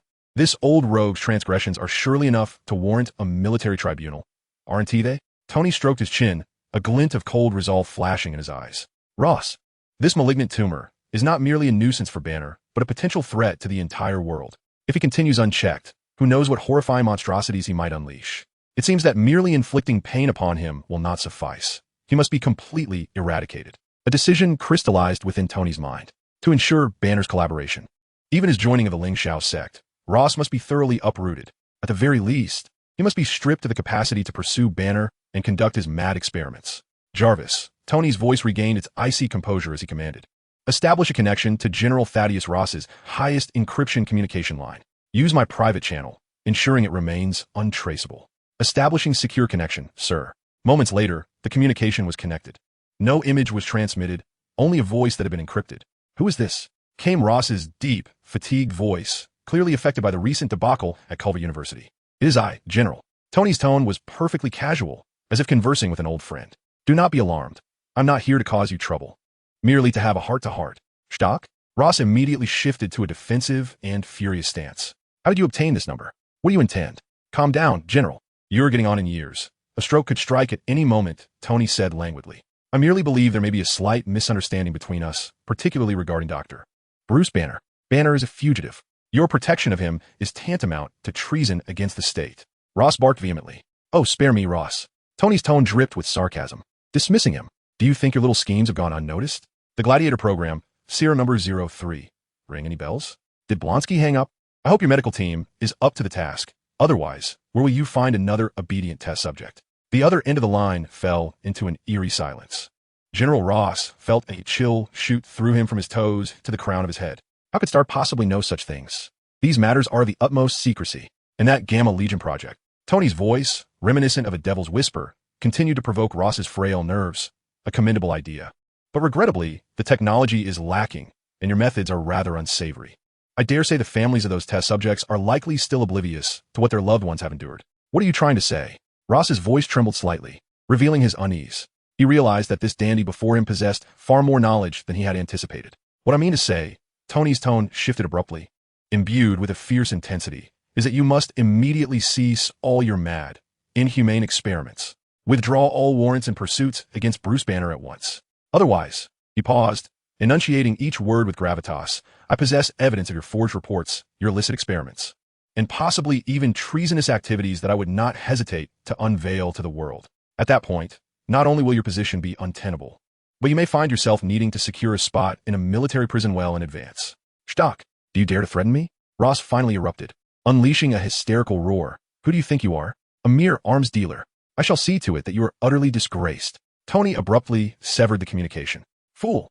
He scoffed, downing the remaining whiskey in his glass. There is no point in conversing with a madman. It now rests upon Ross to determine his next move. Given his furious demeanor, it is unlikely he will relent easily. Thus commenced a covert struggle entwined with Hulk, Iron Man, and the deranged general. Beneath this conflict lay a deeper contest regarding power, technology, and humanity itself. Gazing out at the profound night sky, Tony felt once more that the depths of this world were far more unfathomable than he had previously imagined. Chapter 82. Humanity has its limits. Increasing the dosage further will not make me a mere puppet. For the first time, he sensed that this seemingly technology-driven world harbored turbulent undercurrents far more tumultuous and murky than he had envisioned. The madness and obsession of General Ross, along with Blonsky's twisted mindset, weighed heavily upon Tony's heart like burdensome stones. He had initially believed that his greatest adversaries would be extraterrestrials, dimensional deities, or the so-called calamity mentioned by the enigmatic Master Li. Yet he found that the insatiable greed, fear, and pathological yearning for power inherent in humanity itself could give birth to such terrifying monsters and schemes. Gamma Legion super soldier, Tony murmured, a cold sneer gracing his lips. Does that old fool Ross believe the world is not chaotic enough? He knew that his enmity with Ross had been irrevocably sealed. The stern ultimatum delivered over the phone may serve to temporarily intimidate the opposing party, yet could also provoke Ross, compelling him to undertake even more reckless actions. Unfortunately, Tony's premonition proved accurate. In a highly guarded military base laboratory deep beneath Washington, D.C., the atmosphere was as oppressive as the calm before a storm. General Ross, his visage ashen, fixated on the surveillance screen, which displayed Blonsky lying within a specialized medical pod. His body was interwoven with an array of tubes and wires, while various life support and physiological monitoring devices emitted a series of beeping sounds. The severity of his injuries was harrowing. A gaping wound in his chest, inflicted by Tony, remained grotesquely untreated. For an ordinary individual, such an injury would have ensured death multiple times over.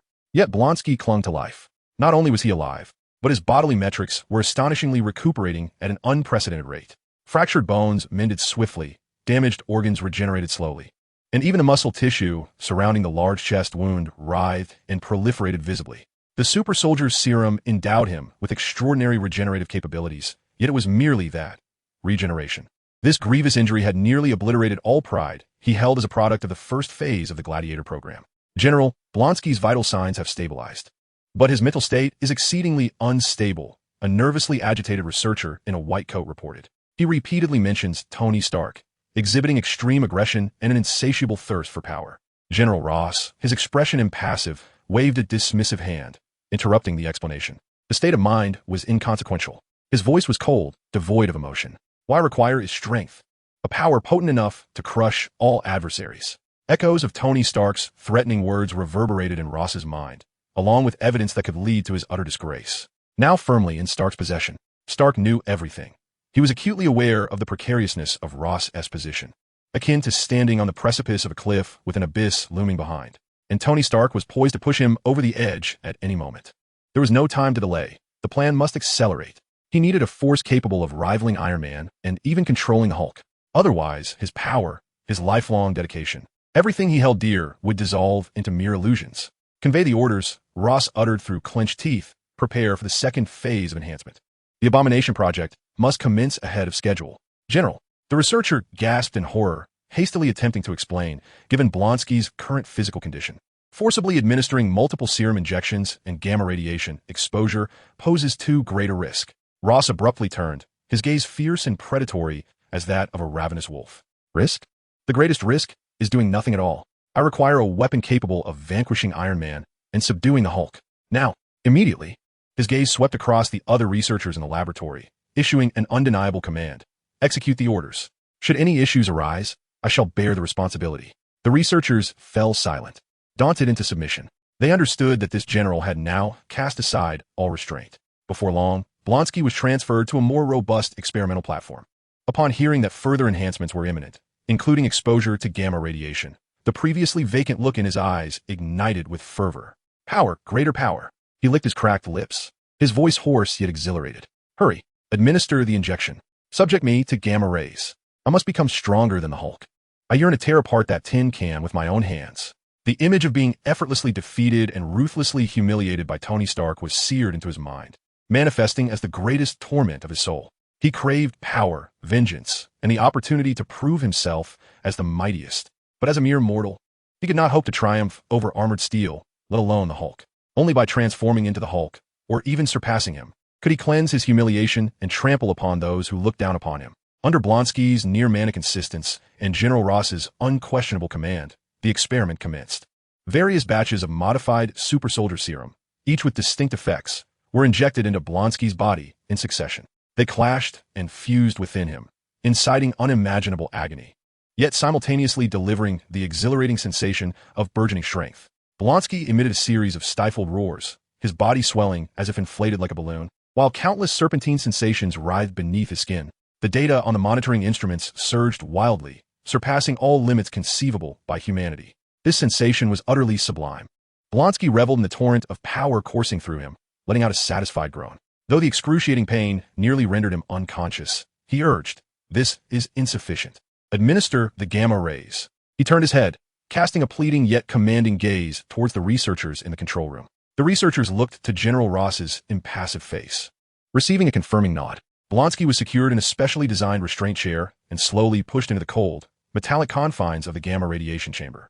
The heavy glass door shut with a deliberate slowness, sealing the interior from the outside. "Activate the gamma ray source. Initial dosage, 50 rads," instructed the lead researcher in a dry voice. A pale green light illuminated the chamber as the invisible gamma rays began to permeate Blonsky's body.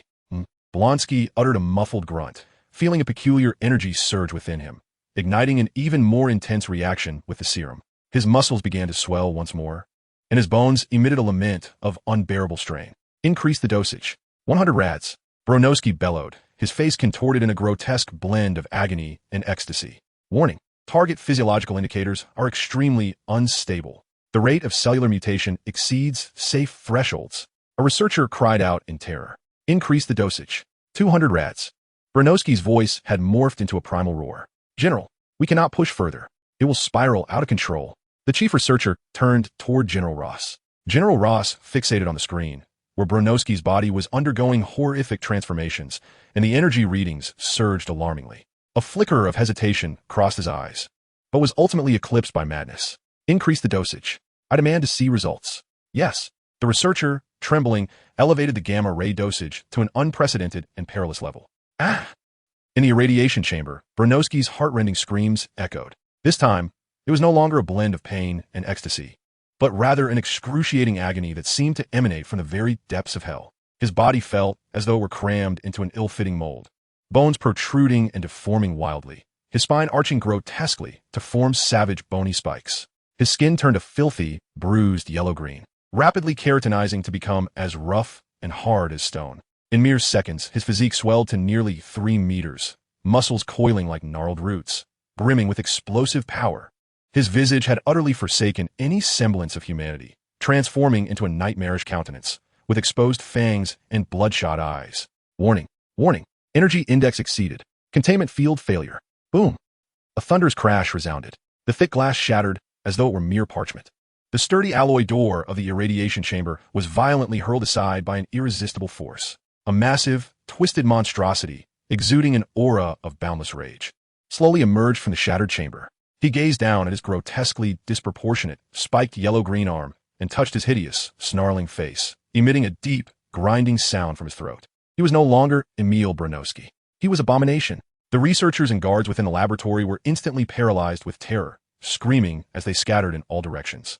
Yet Abomination merely waved his arm casually, sending the heavy alloy laboratory table flying like a toy, crushing several unfortunate researchers into a pulpy mass. He lifted his gigantic foot and stomped down fiercely. The entire laboratory trembled, the solid alloy floor cracking like a cookie. "Power! This is power!" Abomination let out a hoarse and frenzied roar, his voice reverberating through the underground base. He felt an immense energy within him, as if it were about to explode, accompanied by an endless tide of pain and fury, drowning the last remnants of his rationality. In the control room, as they beheld the monstrous entity wreaking havoc on the screen, General Ross and the other officials turned pale, beads of cold sweat trickling down their brows. "Activate the emergency protocol. Subdue him. Quickly." General Ross shouted with an fa ade of authority, though his voice trembled with fear. However, the anesthetic gas outlets, high-voltage electric grids, and even the automated turrets installed throughout the laboratory were mere trifles to the abomination. It laughed maniacally, effortlessly dismantling each of these defenses. Then, it tore away the remaining restraints and tubes from its body, casting its gaze upon the vast, bulletproof glass of the control room. Behind the glass stood the terrified visage of General Ross. Cage! The abomination roared, its colossal fists crashing against the bulletproof barrier. Bang! Bang! Bang! Under the force of its blows, the thick glass emitted a ghastly groan, spiderweb-like cracks rapidly spreading across its surface. General Ross stumbled backward in terror, finally realizing that he had conjured a terrifying monstrosity with his own hands. This creature was not merely uncontrollable. It regarded him as an enemy. Quick! Retreat! Seal the base! General Ross shouted in panic, fleeing the control room in disarray alongside his colleagues. A thunderous roar accompanied the shattering of the bulletproof glass. The abomination's massive form surged into the control room, demolishing the equipment within as if it were nothing but fragile toys. Yet, it bore little interest in pursuing Ross. A more primal instinct compelled it, to seek out its kind, to find an equally powerful entity, then to fight and destroy, to prove itself as the strongest. The abomination barreled through the walls of the control room, then through the layers of the base's defenses, breaking free from the underground prison like an unstoppable bulldozer. Outside, the night had fallen. The creature let out a furious roar towards the sky, then began its heavy-footed sprint towards the brightly lit heart of the city. It was on the hunt for Hulk. A clash between monsters was about to unfold in the bustling metropolis. All the while, General Ross could only watch helplessly as the demon he had unleashed was poised to bring catastrophic ruin to the world. His face drained of color. He slumped in his chair within the command center, for the first time feeling a surge of regret. Yet, this feeling was quickly submerged by a deeper terror and an obsession with power. Chapter 83. Does Hulk have a big cousin? In the deep of night, Washington, the capital of this lighthouse nation, was shrouded in an unexpected wave of fear. A colossal creature, nearly 3 meters tall, its body cloaked in a yellow-green hue and rough, rock-like skin, adorned with menacing bony spikes along its back and arms, was rampaging through the streets of this vibrant city. The abomination.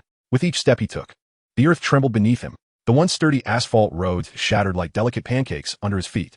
Vehicles parked by the roadside were hurled into the air as if they were mere toys, triggering a cascade of explosions and raging infernos.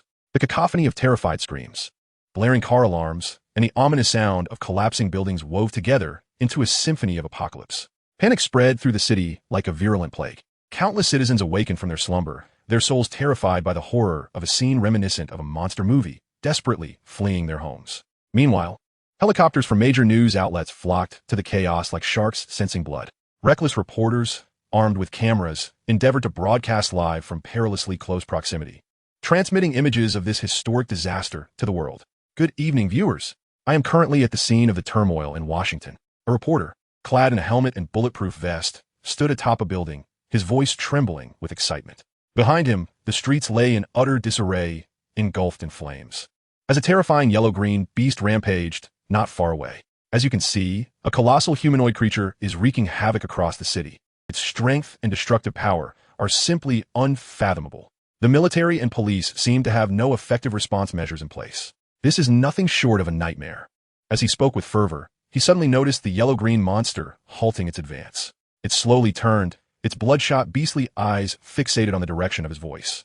A deafening roar erupted from the creature, clearly having noticed the noisy little insect atop the rooftop. For the creature, driven mad by endless pain and power, anything that drew its attention faced but one fate: annihilation. With a sudden crouch, its powerful leg muscles tensed like a coiled spring, and it charged towards the reporter-esque building like a cannonball. Walls and vehicles in its path were effortlessly shattered, an unstoppable force. Oh God, the monster is coming for us. The reporter, pallid with fear, stumbled backward in a desperate retreat, while the cameraman hurriedly followed suit. Yet at their pace, it was evident they would not escape before the creature arrived. Mere moments later, the beast was upon them. This is it.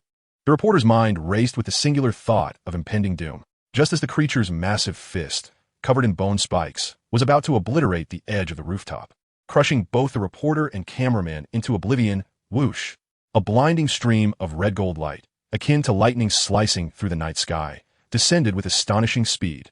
Boom! A tremendous crash resounded as Tony piloted his flamboyant Mark V armor, executing a quintessential superhero landing between the monster and the reporter.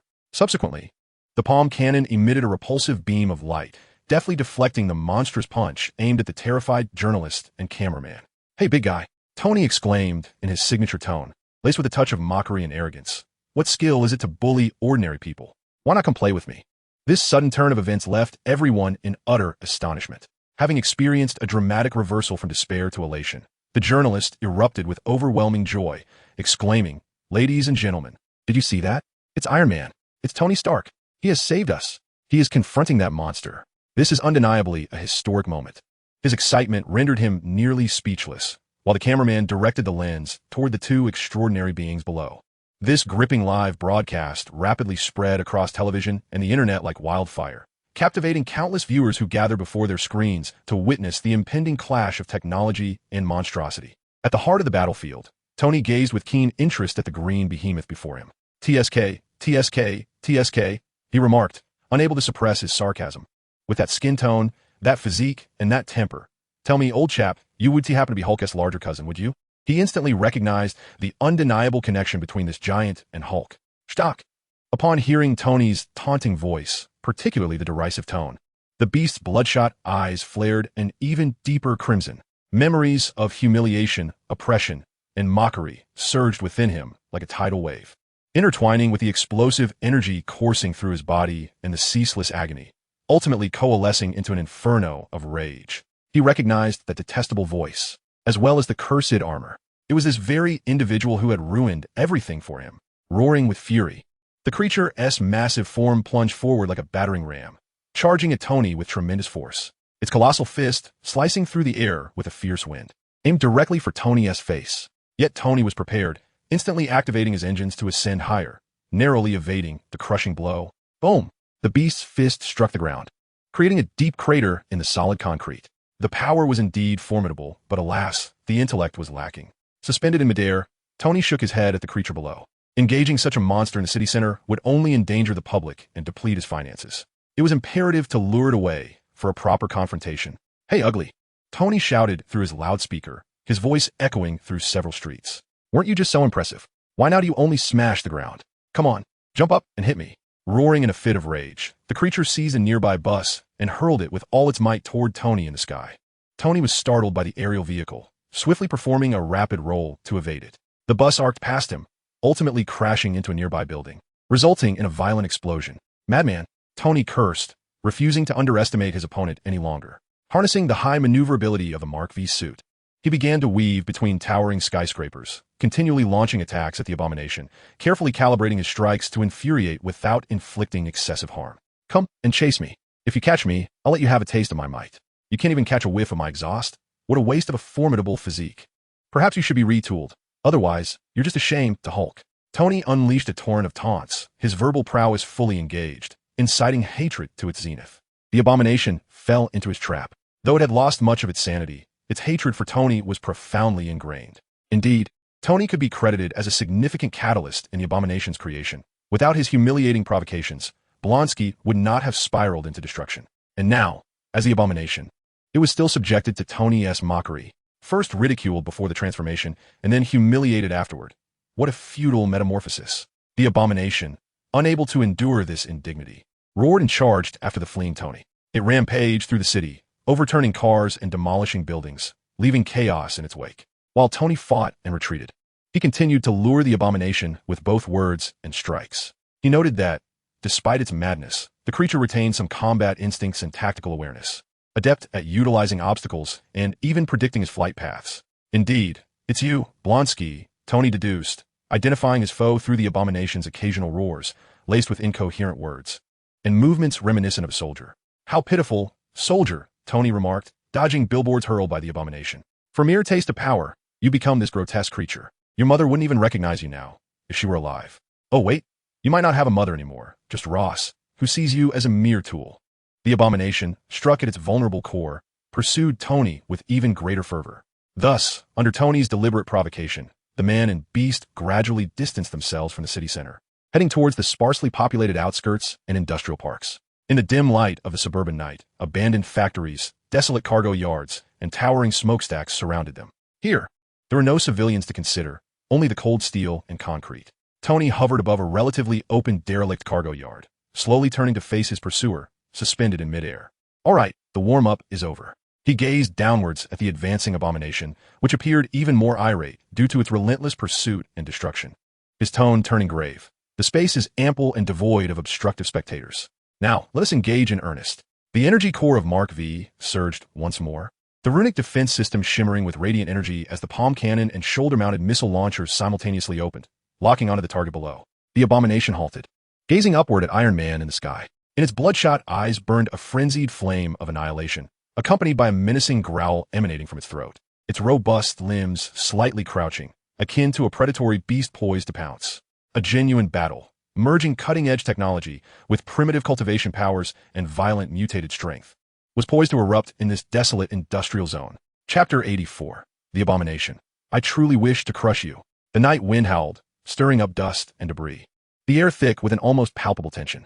The pale moonlight spilled over the skeletal remains of the abandoned factory, casting monstrous, clawing shadows, reminiscent of a lurking giant beast. Roar. It was the abomination's inhuman roar that first shattered the silence. Its massive form suddenly sank, causing the concrete beneath to crack with a resounding echo.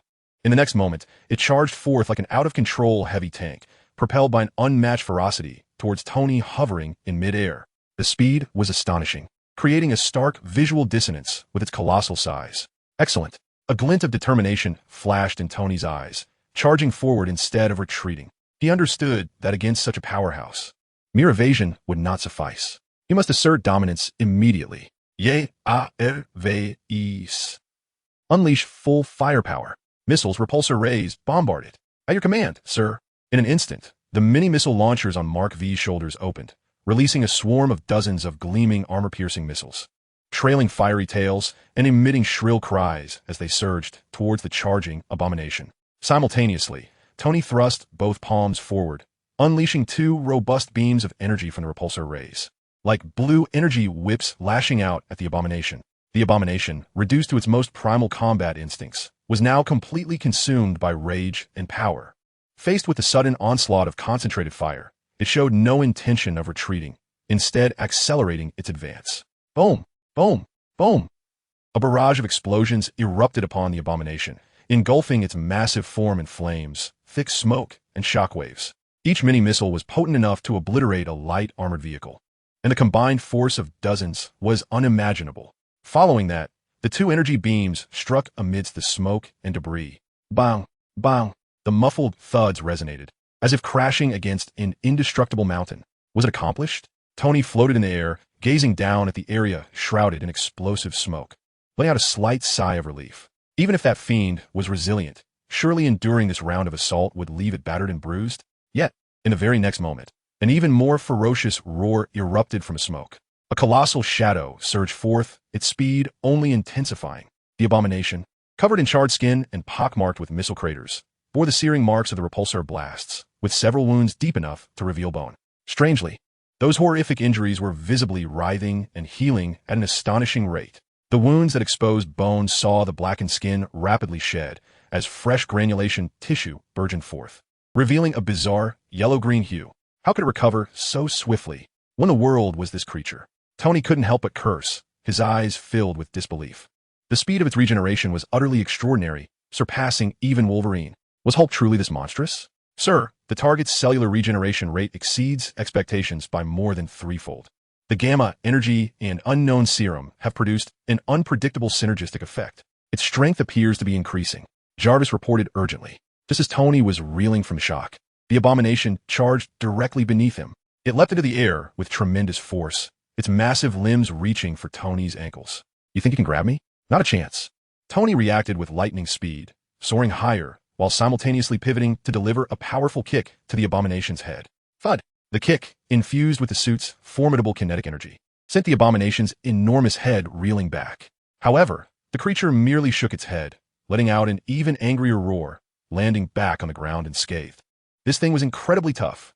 Tony furrowed his brow, realizing that conventional physical attacks had little effect on the beast.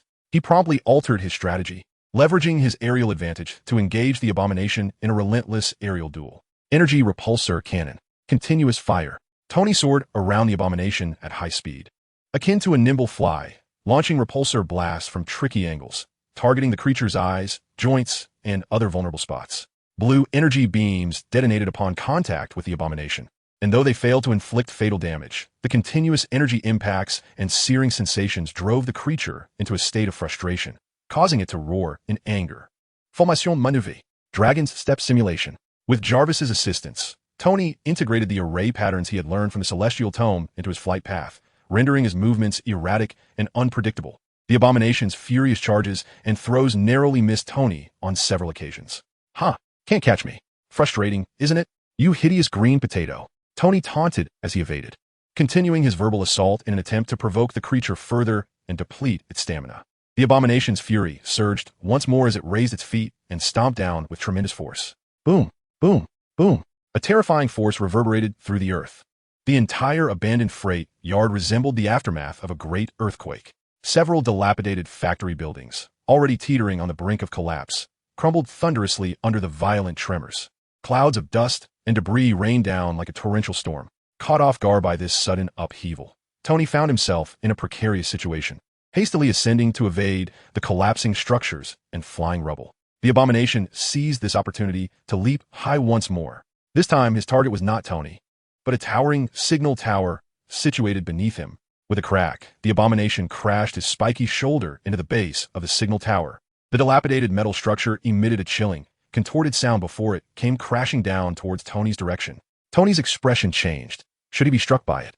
Even his armor would stand little chance. He immediately activated maximum power in an attempt to evade, but the reach of the collapsing tower was overwhelmingly vast. Furthermore, the abomination appeared to anticipate his escape route, launching another punch to the side, blocking his retreat. With no options left, Tony channeled all his energy into the rune defense system. A pale golden energy net erupted in brilliance. Buzz. Boom! The weighty signal tower crashed down upon the energy net. The terrifying impact caused the net to tremble violently, emitting an unbearable hum. Tony felt as though an entire mountain had descended upon him. Alarms blared within the armor. Warning. Energy shield overload. Structural integrity reduced to 60%. Arc reactor energy below 20%. Jarvis's voice resonated with unprecedented urgency. Damn it, the Mark V's arc reactor was still too rudimentary. The magical energy stored within was utterly insufficient to sustain prolonged high-intensity combat, particularly for maintaining a rune defense of this magnitude. The consumption was exorbitant. Just as Tony strained to uphold the shield against the tower's onslaught, the abomination's grotesque figure materialized before him, as if teleporting. Roar! The abomination unleashed a roar filled with endless malice and frenzied delight, his fist, larger than a sandbag, harnessing all the power he could muster at that moment. Disregarding the still glimmering energy net, and struck fiercely at the arc reactor located in the chest of the Mark V. This punch was a cry of vengeance, imbued with all the hatred he harbored for Tony. Swift as lightning and unstoppable, Tony's pupils constricted. He wished to dodge, but the signal tower's weight rendered him immobile. He considered countering with the repulsor cannon, yet the energy core had just endured a tremendous impact, causing a drastic drop in output. He even contemplated summoning the meager amount of life force within him for defense, but it was merely a drop in the bucket. Tony could only watch helplessly as the enormous, grotesque fist rapidly enlarged within his field of vision. Clang! A sound, more profound than any preceding it, reverberated ominously through the air. It was as though the world had momentarily fallen silent. The armor of Mark V, along with the protective layer of the internal arc reactor, was brutally dented by a single, devastating blow. The sheer force penetrated through layers of defense, inflicting a tremendous impact upon Tony's body. A gasp escaped his lips as an indescribable agony surged from his chest, as if his very organs had been shattered. He violently expelled a mouthful of blood, darkness encroaching upon his vision, and his consciousness began to wane. The suit lost control, resembling a kite severed from its string, plummeting to the earth with overwhelming force. The crimson and gold figure crashed heavily onto the discarded railway tracks below, bending the once sturdy metal beneath its weight. Sparks erupted from the surface of the armor, numerous plates dislodged, and the reactor's glow flickered erratically, indicating it had sustained severe damage. Gasping for breath, Tony struggled to rise, but the searing pain in his chest rendered him powerless, his vision blurring further. Inside the suit, red warning lights flashed frantically, the system's alerts blaring incessantly. Warning: severe damage to chest armor. Reactor energy output unstable. Abnormal life signs detected. Immediate disengagement from combat is advised. Sir, are you all right? Jarvis's voice was laced with urgency. Yet, the abomination showed no intention of granting him respite. It descended slowly, its footsteps heavy and foreboding, advancing towards the fallen Tony with deliberate menace. A cruel and triumphant grin spread across the beastly visage. Stark, it growled, its voice hoarse and distorted. Who was the worthless one now? The abomination raised its colossal foot, aiming it menacingly at Tony's head, poised to bring a definitive end to the one who had humiliated it so thoroughly. In that moment, Tony found himself in an unprecedented plight. Chapter 85, The Hulk Strikes. Just as 2 against 1. Meanwhile, hundreds of kilometers away, in an unremarkable motel room, an emergency news broadcast flickered on the television screen. A monstrous creature rampaged through Washington, flames erupting into the sky, rendering the scene akin to hell itself. A blurred figure, glimmering in gold and crimson, intermittently flashed across the screen. Engaged in a fierce battle with the beast, Bruce Banner huddled in the shadows of the corner, hands clasped over his head, his body trembling slightly. He sought to calm his racing heart, which had quickened upon witnessing the news, through deep breaths and meditation. "Stay calm, Bruce," he murmured to himself, as if in a trance. "You cannot go out. It would only exacerbate the situation." Since his encounter with Tony Stark at Culver University, and subsequent pursuit by General Ross's men, Banner had been on the run, more cautiously concealing his presence. Deep within, he felt a flicker of intrigue at Stark's proposition of control rather than a cure. Though the man appeared to be irreverent, the sincerity in his gaze and the shared plight between them instilled a faint sense of trust within him. Yet, he hesitated to reach out to Tony, paralyzed by the fear of exposure, terrified of the military's omnipresent net, and even more alarmed by the formidable entity residing within him. As he gazed at the apocalyptic scene on the screen, witnessing the golden-red figure battling to thwart the monstrous threat, an overwhelming sense of responsibility and fury surged within him, akin to a volcano on the brink of eruption. What had Ross and his cohort done? How could they have unleashed such a creature? Banner's fists instinctively clenched, his nails digging into his palms. He sensed that the energy emanating from the rampaging monster bore a twisted kinship with the Hulk dwelling within him. It was the unmistakable scent of gamma rays. Had Ross, or the military, truly replicated the Hulk? But why was that creature wreaking havoc in Washington? What were the military personnel up to? Banner's breaths grew labored, and the numbers on the heart monitor began to escalate alarmingly. This chaos stemmed from me. I cannot remain a passive observer. Evading the issue will not yield solutions. Hiding will only inflict more harm upon the innocent. Stark was correct. Suppressing anger only magnifies its eventual eruption. But what if that anger is wielded for protection? A primal, inhuman roar erupted from the depths of Banner's throat, a culmination of his inner turmoil and sense of duty. He could no longer endure the torment within or the weight of responsibility. Banner abruptly rose and dashed out of the motel. He had to reach the scene. Someone must halt that monster. He was uncertain whether he could control the Hulk, or if his presence would exacerbate the situation. Yet, he knew he had to act. Banner sprinted, flagging down a long-haul truck. The vehicle sped along the highway, heading toward the chaotic city depicted in the news. Seated in the passenger seat, Banner closed his eyes, striving to regulate his breath, attempting to maintain composure before reaching his destination. However, his heart was tumultuous. In the derelict factory district, at the epicenter of the battlefield, the reviled giant's foot was poised to descend. Suddenly, a thunderous roar erupted, reverberating as if to shatter the heavens, a visceral sound wave sweeping through the surroundings.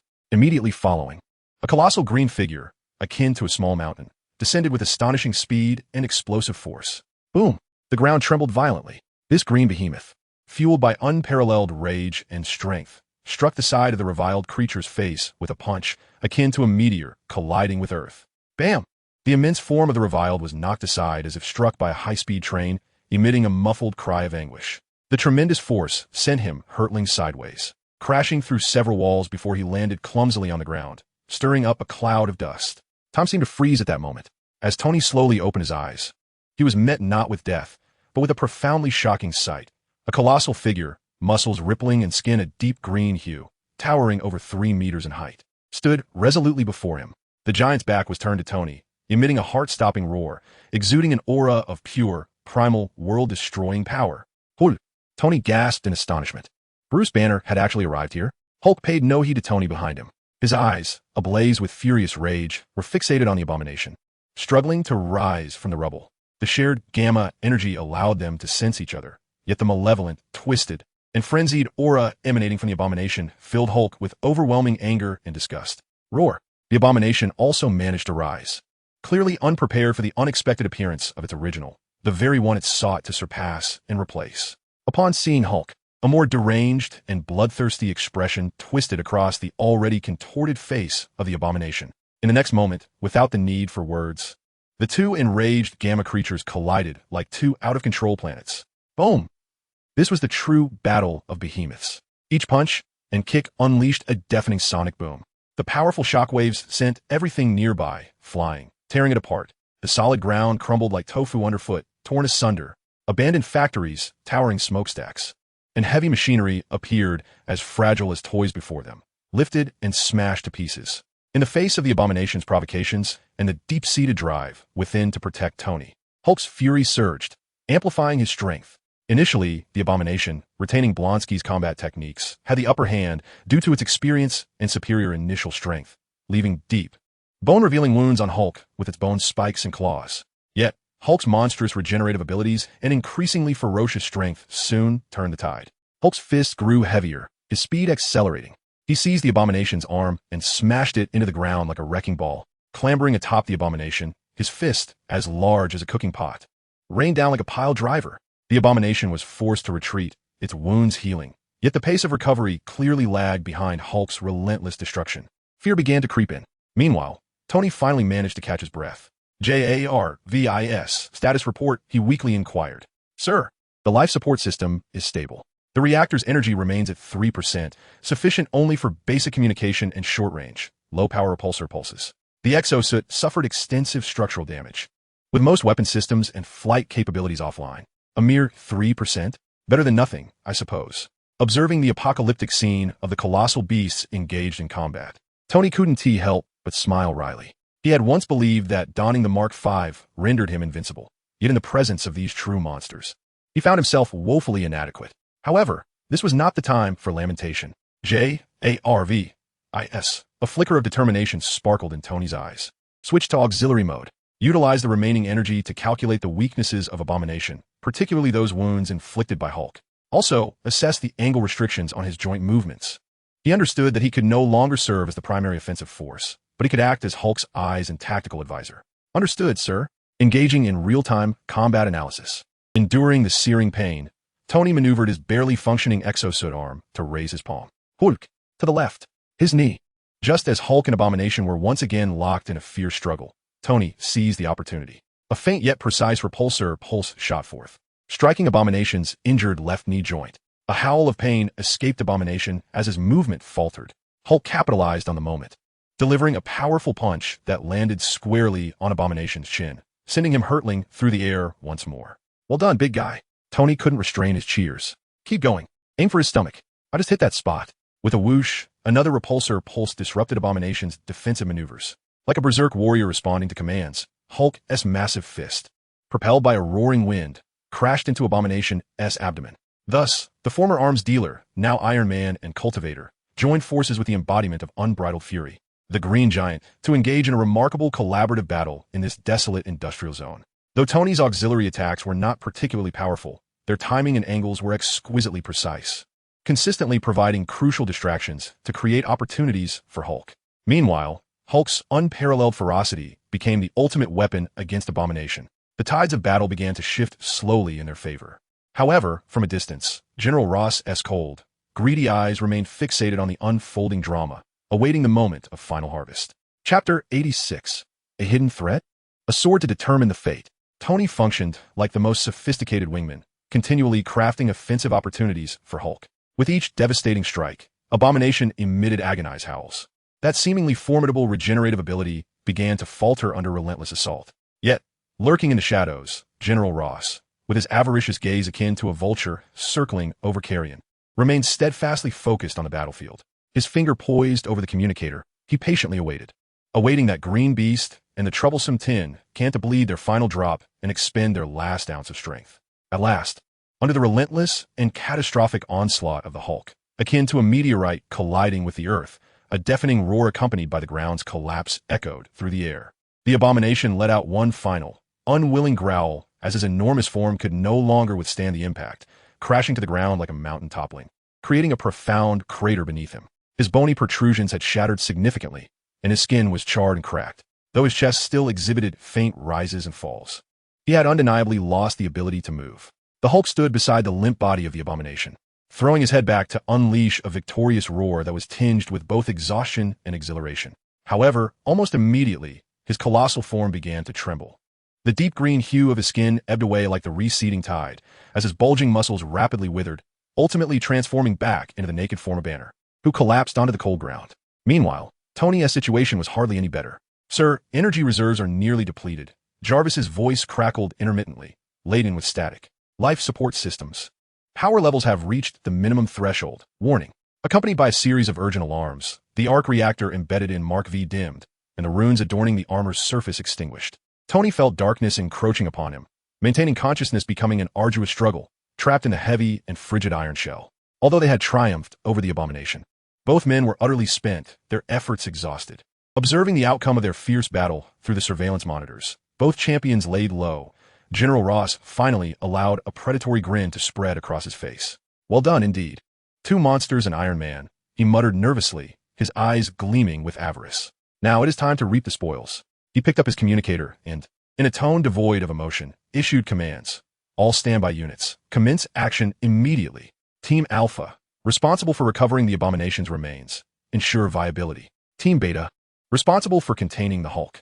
Team Gamma." His voice paused momentarily, a glint of cold resolve and malice flashing in his eyes. "Team Delta, tasked with dealing with Iron Man, recover his core technology components." With the utterance of his orders, the previously silent abandoned factory was suddenly illuminated by a multitude of blinding headlights. The heavy sounds of footfalls and the grinding of treads resonated from all directions. Dozens of black military armored vehicles, infantry fighting vehicles, and even two armed helicopters hovering low surged forth like iron beasts emerging from the depths of hell, swiftly surrounding the chaotic battlefield. Countless soldiers clad in black combat attire, armed to the teeth, leapt from the vehicles, their weapons glimmering with lethal intent. Among them were several menacing, experimental armed robots. Their objectives were unmistakably clear. Some rushed toward the unconscious Banner and the incapacitated abomination, prepared for capture. Meanwhile, another contingent, the most heavily armed, unhesitatingly aimed their cannons and firearms at the now powerless crimson and gold armored suit. Although Tony's consciousness was hazy, the remaining external sensors of his armor still detected the sudden upheaval. He watched in disbelief as his erstwhile allies, who had been observing from a distance, now bared their fangs like the most ferocious of hyenas, directing their weapons at him and Banner, the very ones who had just saved Washington. Damn it, that bastard Ross. With the last vestiges of his strength, Tony raged silently within, consumed by hatred. Where were these scoundrels when Hulk fought valiantly? Now that the battle had concluded, they emerged to confront us?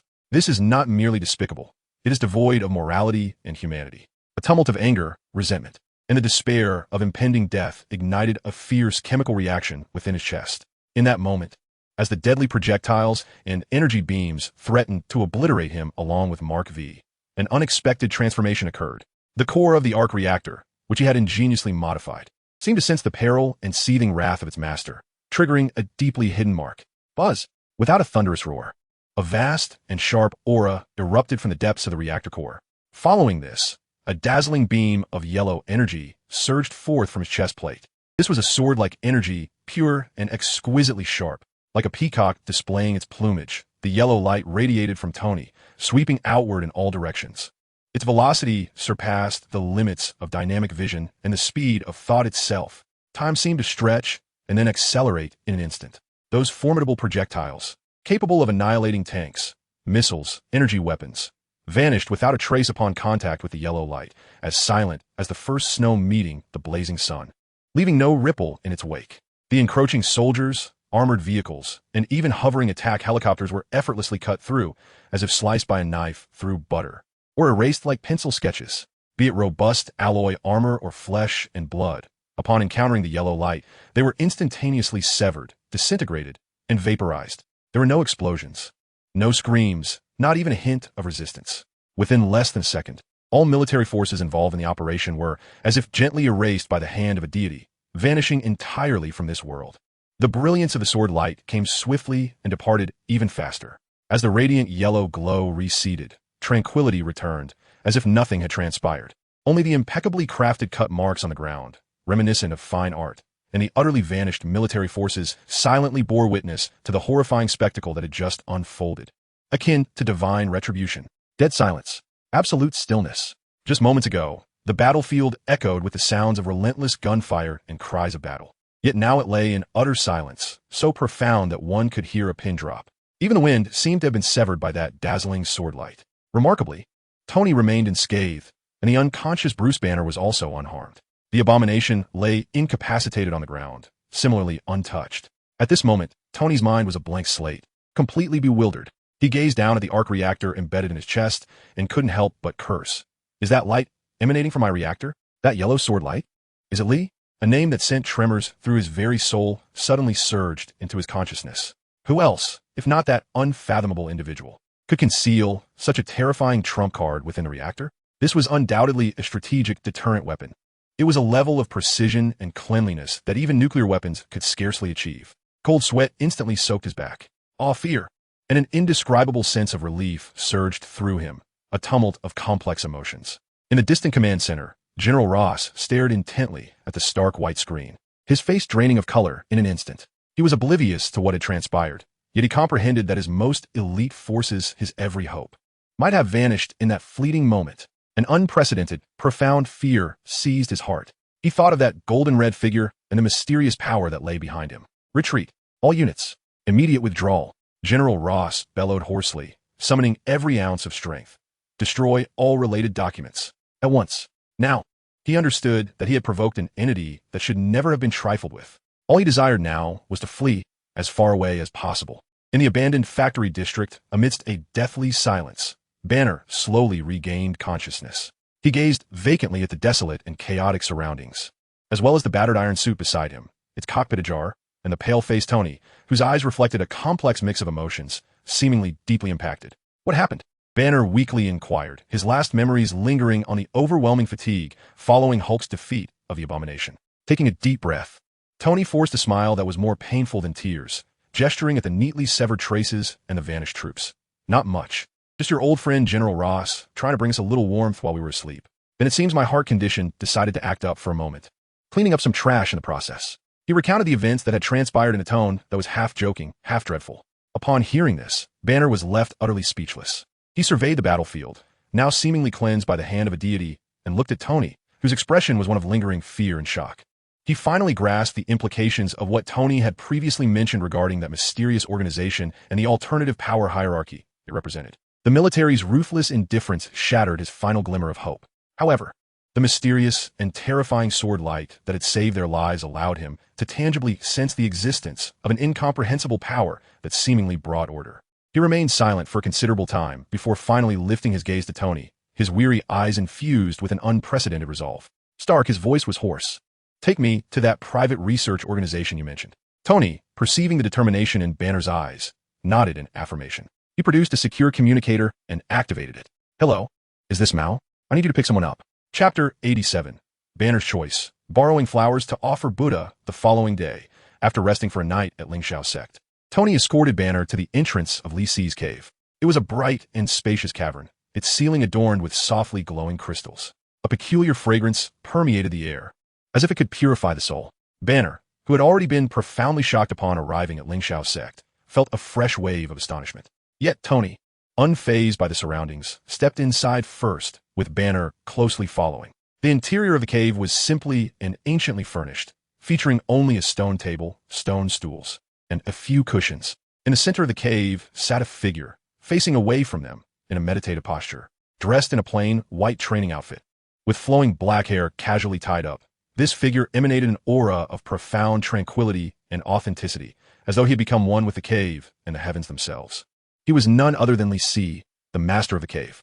Tony spoke softly. Li, I brought Dr. Bruce Banner back.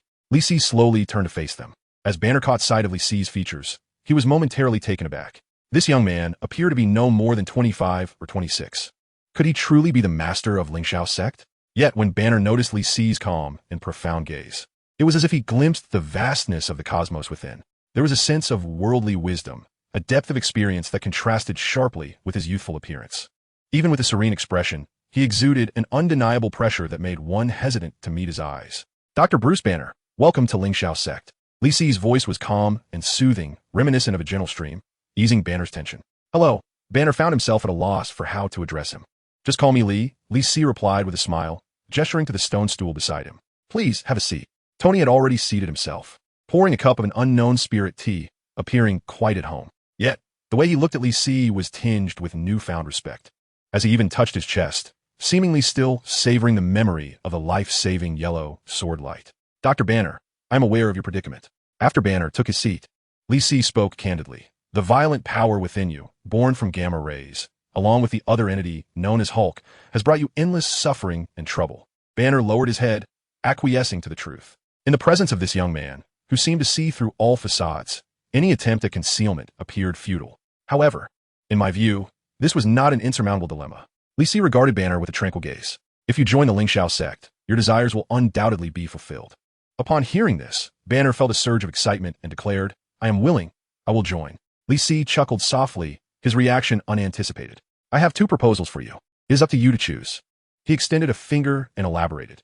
The first option is for me to impart to you a secret technique that will allow you to refine Hulk's consciousness, thereby harnessing that power entirely for yourself. You will gain complete control over this strength, eliminating any risk of losing control.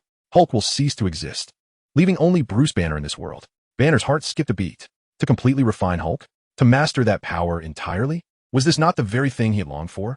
To eradicate that green monster, to return to normalcy, and even to possess formidable strength. The immense temptation nearly compelled him to nod immediately. Hold your decision for a moment. Listen to the second option first. Li Si extended a second finger, his voice deepening. The second option is to coexist with Hulk. Ultimately, Hulk is the embodiment of the repressed emotions within you. You might attempt to understand and communicate with him, ultimately achieving a state of coexistence.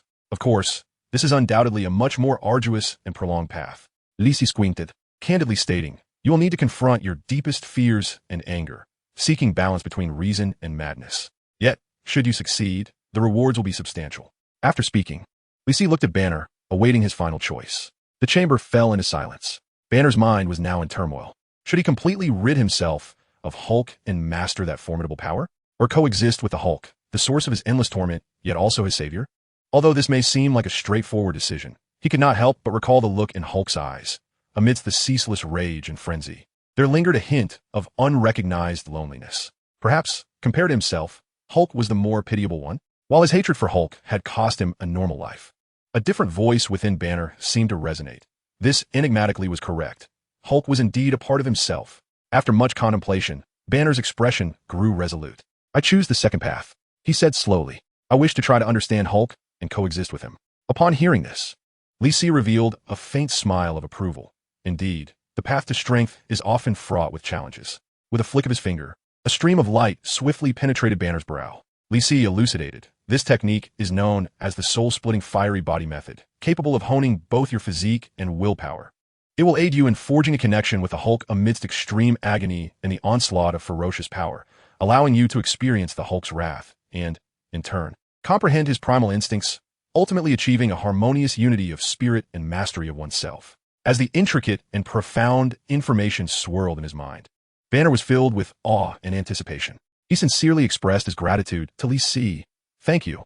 There's no need for thanks. You must rely on yourself, Li Si replied, waving his hand dismissively. He then turned his gaze towards Tony, stating, you performed admirably this time. This bottle of essence pill will assist in solidifying your cultivation.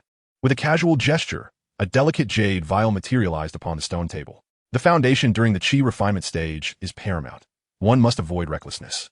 Thank you, Master Ancestor, Tony exclaimed eagerly as he grasped the jade vial, elated.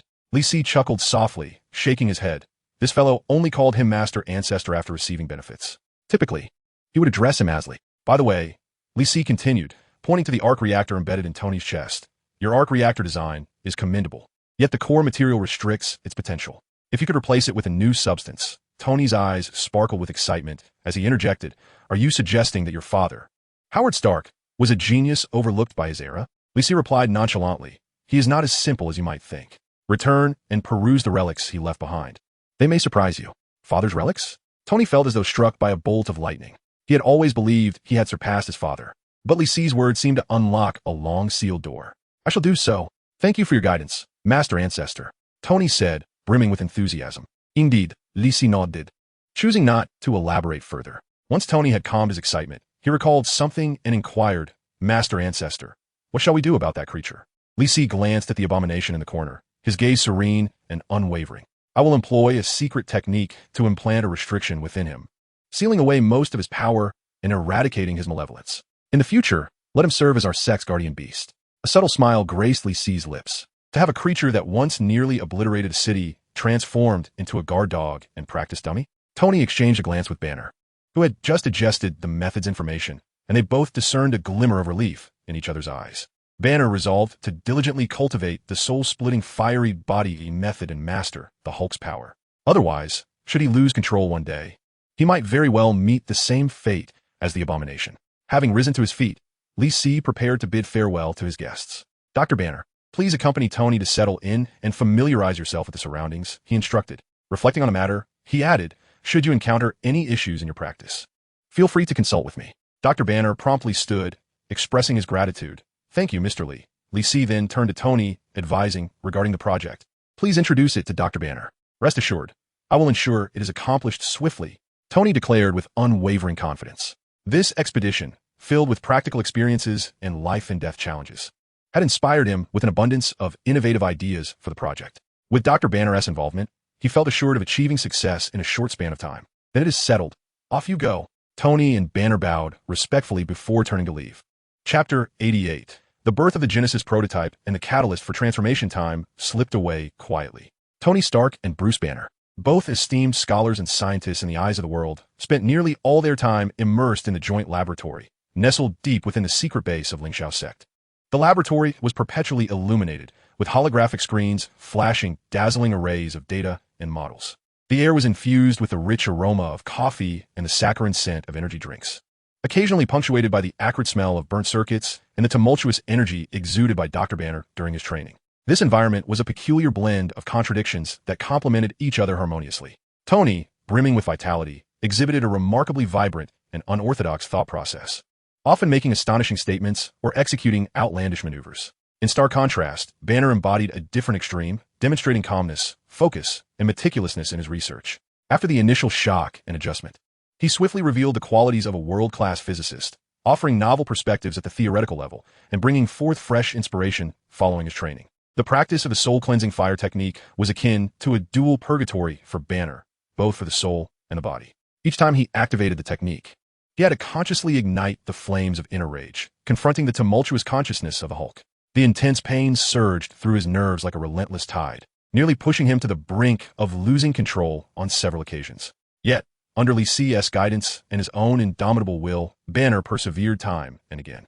As his training deepened, he was pleasantly surprised to discover an enhancement in his emotional control, even achieving a rudimentary form of communication with the Hulk's consciousness. This revelation illuminated the path to mastering his fate and ushered in a wave of new inspiration. Despite their differing personalities and research styles, their collaboration ignited an astonishing chemical reaction. Tony's boundless creativity, paired with Banner's rigorous theoretical foundation, along with the fundamental cultivation knowledge provided by Ling Xiao sect, propelled this unprecedented project forward with unwavering determination. Countless failures, endless disputes, and numerous revisions have finally culminated in a moment of triumph. On a sunlit afternoon, in stark contrast to the explosive failures of the past, a steady and persistent hum resonated within the laboratory. A peculiar apparatus, composed of various unknown alloys and adorned with a compact arc reactor at its core, intricately inscribed with complex circuitry and arcane patterns, began to activate slowly. Ethereal blue energy was drawn into the device, undergoing a series of intricate transformations and constraints, ultimately emanating from a specialized crystal array at the apparatus's apex. Delicate, almost imperceptible threads of pure, gentle energy began to diffuse into the air. The aura concentration meter within the laboratory, which had previously hovered near zero, commenced its slow and stable ascent. 001, 005, 01. Although the values were pitifully low, they undeniably represented aura, energy transformed from electricity, now available for absorption and utilization. We have succeeded. Banner gazed at the data on the meter, his voice slightly trembling with excitement, his eyes brimming with incredulous joy. I knew it. Tony leapt from his chair, exuberantly pumping his fist. The fatigue that had once clouded his face vanished, replaced by his signature, imperious smile. There is nothing in this world that I cannot conquer. Jarvis. Record. Prototype Genesis 1, successfully operating stably for the first time. The two exchanged glances, recognizing an ineffable thrill and sense of relief reflected in each other's eyes. This project, which had plagued them for months and even led them to question their very existence, had finally achieved a historic breakthrough. Within Li Si's sanctuary, when Tony and Banner rushed in, brimming with excitement as they unveiled the operational data of prototype Genesis 1 along with a small collection of artificial aura samples. Even Li Si, whose composure was as tranquil as a still pond, could not help but express delight and admiration. Excellent. Li Si attentively sensed the faint yet pure aura, swiftly reviewing the related technical reports before nodding in approval. Utilizing electricity as a source, technology as the framework, and runes as the guiding force, you have truly forged an unprecedented path. Remarkable. With Li Si's affirmation, Tony swelled with pride, his tail almost wagging sky high. Naturally, just look at who led the project. Of course, Dr. Banner contributed a smidgen of effort as well. Banner merely smiled modestly, yet his heart brimmed with a sense of accomplishment. Li Si regarded the two with a smile. You must be curious why I have not imparted to you some techniques for converting aura. Am I right? Tony and Banner indeed had pondered this question, though they hesitated to voice it. Li Si seemed to discern their thoughts, and explained, to be candid, there are myriad formations and artifacts that serve similar functions, with effects far exceeding those of your initial device. However, he suddenly shifted his tone, shaking his head as he spoke. Most of those methods rely heavily on specific materials, such as jade imbued with innate spiritual energy, or the inner cores of certain uniquely attributed mythical beasts. In today's world, these materials are either long extinct or simply do not exist. Even if I were to impart this knowledge to you, it would be futile, as you would likely be led astray by those esoteric theories, expending vast amounts of energy without any tangible results. My intention in having you start from scratch, utilizing the technology that you excel in, is to encourage you to integrate the characteristics of this era and carve out a path of cultivation that is uniquely yours and suitable for this land. Li Si's gaze was filled with anticipation. It was proven that my judgment was not mistaken. You have performed exceptionally well. This statement illuminated Tony and Banner, deepening their admiration for Li Si's foresight. This is merely the first step. Li Si redirected the conversation, pointing to the data report. The Genesis 1 is operating at an inefficient capacity, with a conversion rate that is far too low. We have a long way to go before we can alter the cultivation environment of Earth. He extended 2 fingers. Next, there are 2 primary directions you must pursue. The first is large-scale development. I need you to design and construct a gigantic core for spiritual energy conversion, or rather, an artificial spirit well.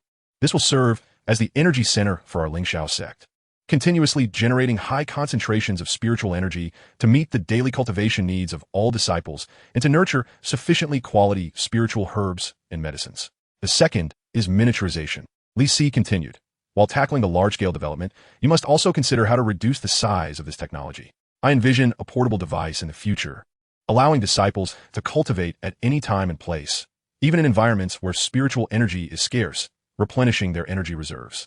The grand vision of a large-scale artificial spirit well and a portable personal source of spiritual energy ignited a fervor in Tony and Banner once more. This was akin to ushering in a new era. No problem. Leave it to us, Tony declared, his chest swelling with confidence, his eyes gleaming with determination. Both large-scale and miniaturization are my forte. Give me some time, and I assure you it will be accomplished. Banner nodded vigorously, his gaze resolute. Excellent. Li Si nodded in satisfaction. Go forth. The sect will provide full support. I look forward to your achievements. With lofty spirits, Tony and Banner departed the cave, ready to embark on a new, arduous phase of research and development. Watching their energetic figures retreat, a smile gradually faded from Li Si's face, replaced by a hint of melancholy. He approached the edge of the cave, his gaze seemingly penetrating the mountain wall, peering into the distant horizon.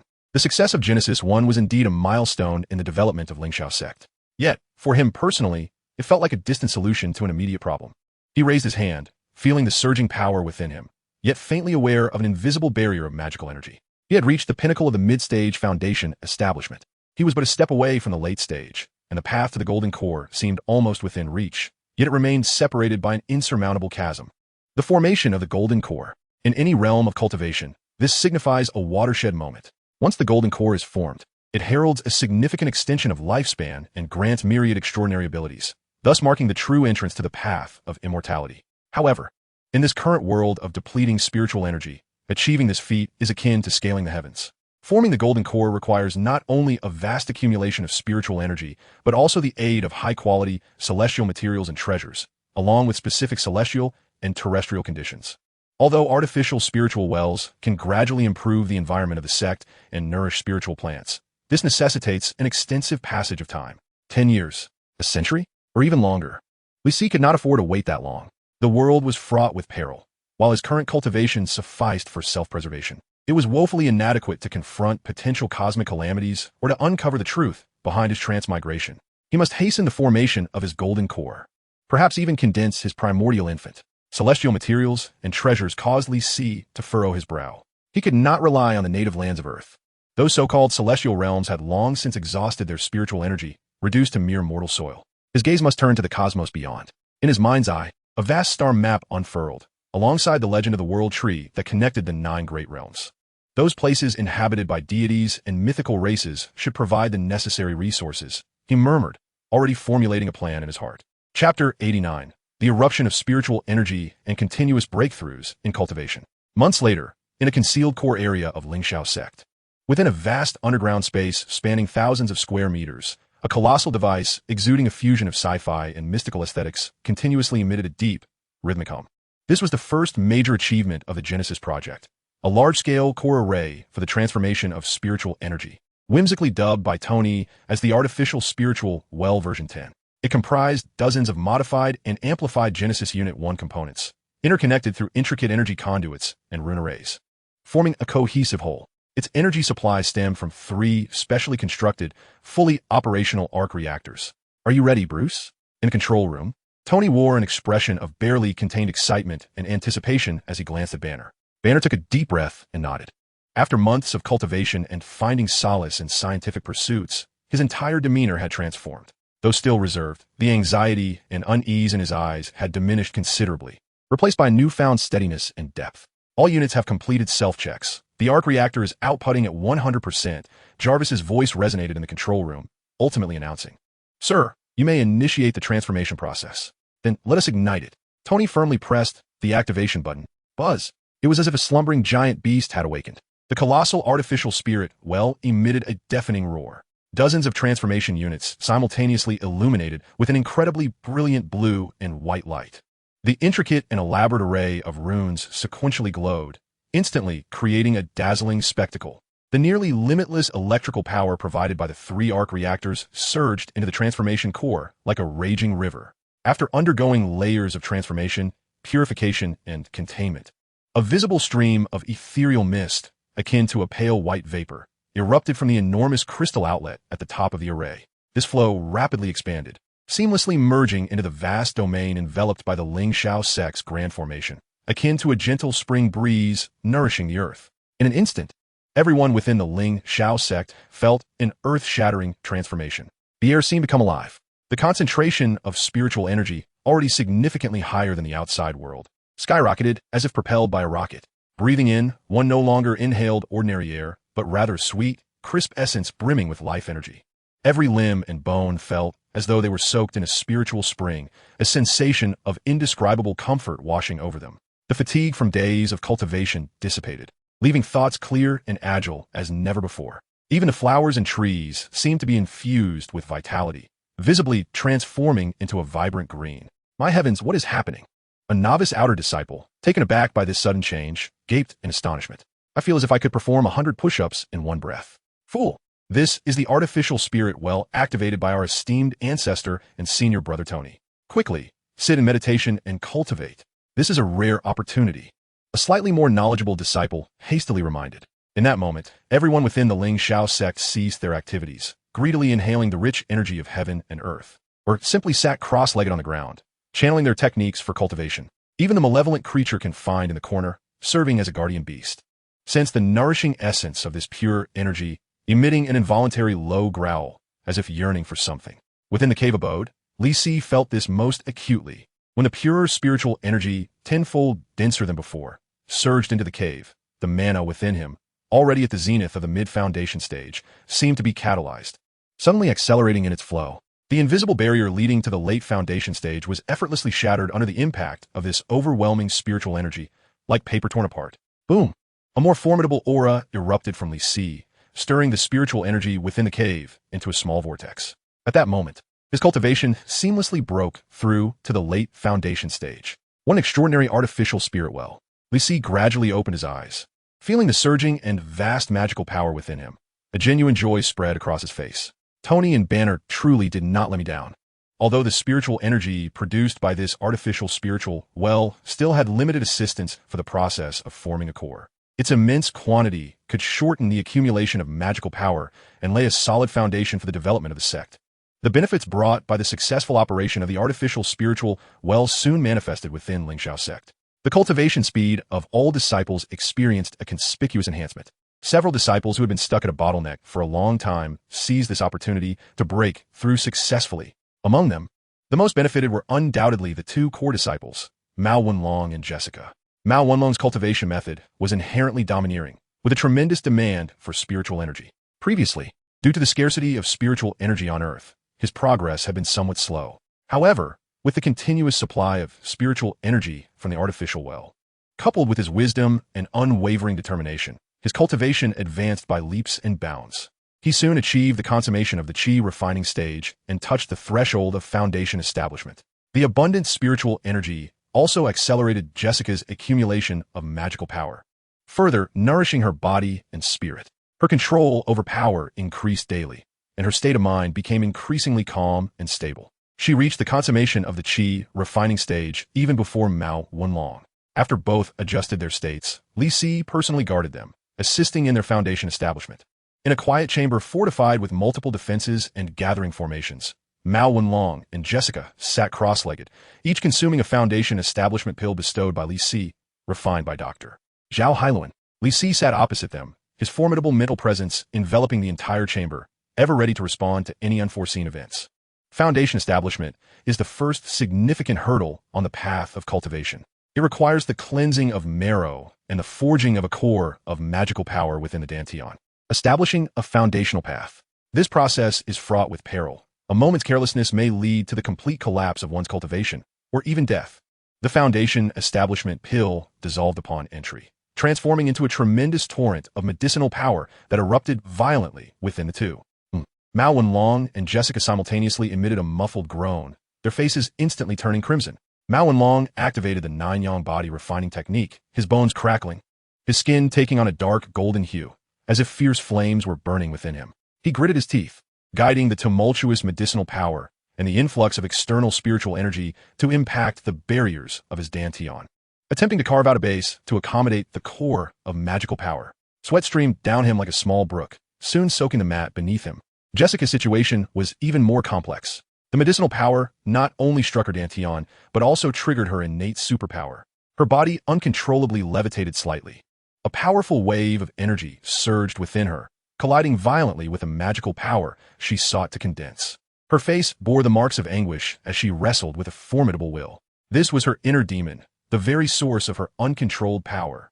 Focus and maintain your true self. Li Si's voice resonated like a resounding bell within their minds. A gentle, yet potent magical force surged into their bodies, assisting them in untangling the turbulent energy and stabilizing their nearly collapsing spirits. Time passed tick by tick. In the quiet chamber, the muffled roars of Mao Wenlong and the pained groans of Jessica echoed intermittently. The fluctuations of energy surged and ebbed like the tides, teetering on the brink of chaos multiple times. Yet, through Li Si's timely intervention, they were forcibly drawn back from the edge. For a full 7 days and nights, when the first rays of dawn filtered through the cave's barriers and illuminated the quiet chamber, a hum resonated. Two distinctly different, yet equally powerful auras erupted explosively from their forms. The dark golden radiance surrounding Mao Wenlong suddenly receded, his skin returning to a bronze hue, now emanating a warm, jade-like luster. With each blink of his eyes, a glimmer of brilliance flickered. His aura became as steady as a mountain, exuding an overwhelming sense of pressure with every gesture.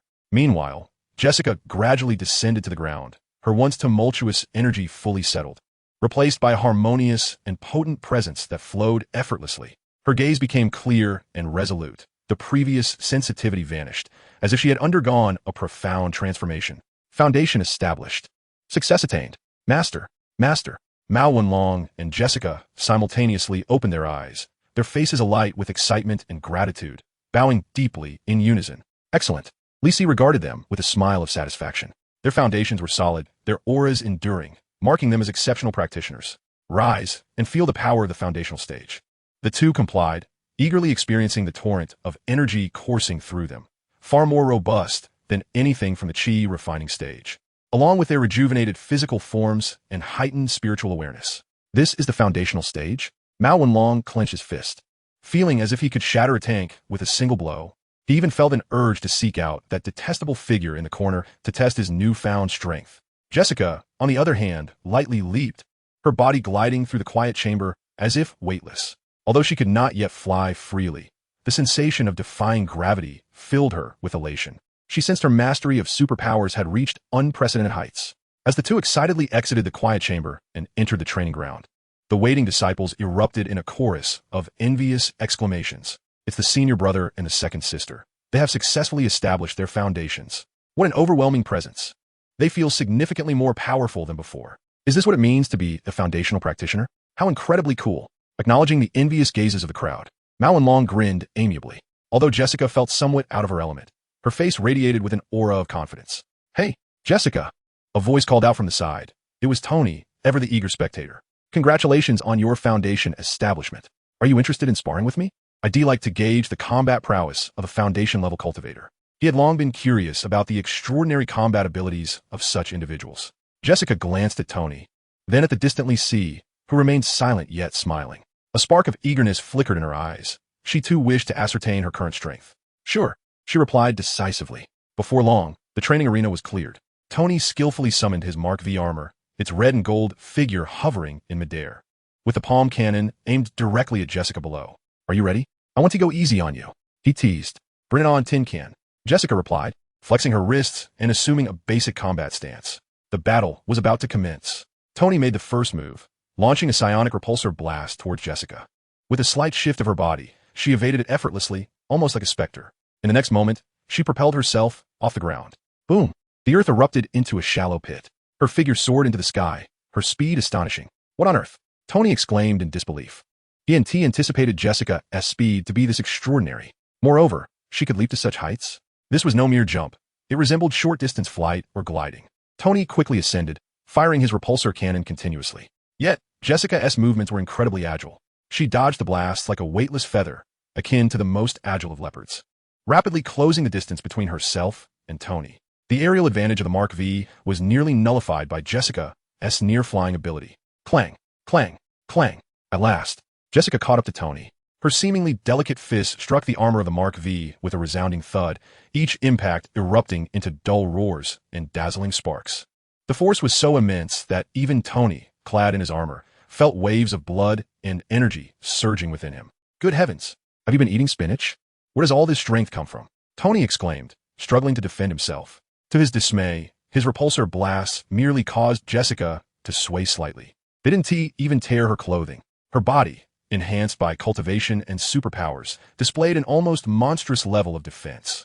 After a fierce exchange of blows, Tony sensed his core energy dwindling, while Jessica appeared to grow stronger with each clash. Finally, seizing an opening, Jessica surged forward, her hands clamping down on the waist of the Mark V like iron pincers. The terrifying surge of power momentarily rendered Tony incapable of breaking free. All right, I concede, he exclaimed hastily. Grandma, let go. If you hold on any longer, my waist will snap. Only then did Jessica release her grip, landing gracefully on the ground with a hint of pride upon her face.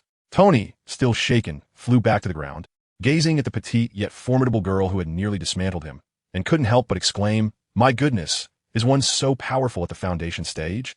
This is nothing short of superhuman. Is there still a place for technology enthusiasts?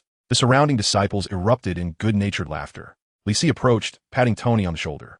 Technology possesses its advantages, while cultivation harbors its mysteries. The two are not adversaries, but can mutually inspire and promote one another. He turned to address all the disciples, proclaiming, the accomplishments of Mao and Jessica today are within reach for each of you. As long as you diligently cultivate and persevere, coupled with the increasingly favorable environment of our sect, you may even surpass them in the future. Yes, we shall heed the teachings of our venerable ancestor, the disciples chorused, their eyes shimmering with aspiration for the future and fervor for their cultivation. Observing this flourishing scene, Li Si felt a deep sense of satisfaction. The Lingxiao sect had finally found its footing. With 2 foundation stage cultivators stationed here and the measures he left behind, it should be sufficient for self-preservation. Thus, it was time to prepare for the next great journey. Chapter 90. Preparations completed.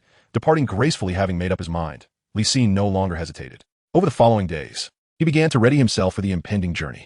First, he devoted considerable effort and resources to reinforce and upgrade the protective mountain formation of the Lingxiao sect. With the artificial spirit well providing ample energy, the formation's power had escalated to a level far surpassing its previous state, capable of withstanding most conventional weapons and supernatural forces. Unless faced with a formidable adversary of the same caliber as a golden core cultivator, it would be exceedingly difficult to breach in the short term. Next, he organized his elixirs, talismans, and magical artifacts, preparing to entrust the surplus to Mao Wendong as reserves for the sect's development. Finally, Li Si refined his sole magical artifact, a seemingly unremarkable jet-black flying sword that was, in truth, extraordinarily sharp.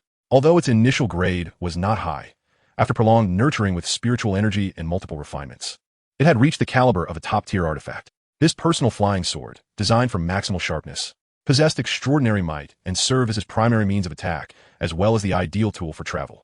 Upon completing these preparations, Li Si utilized the sect's internal communication system to summon 5 inner disciples, Mao Wendong, Jessica, Tony, Zhao Hailuan, and Bruce, to his cave dwelling. The 5 assembled swiftly, standing respectfully in the center of the chamber. Today, I have summoned you for the announcement of a matter of great significance. Li Si sat cross-legged upon the stone platform, his gaze calmly sweeping over the 5 individuals present. Instantly, they held their breath and listened attentively.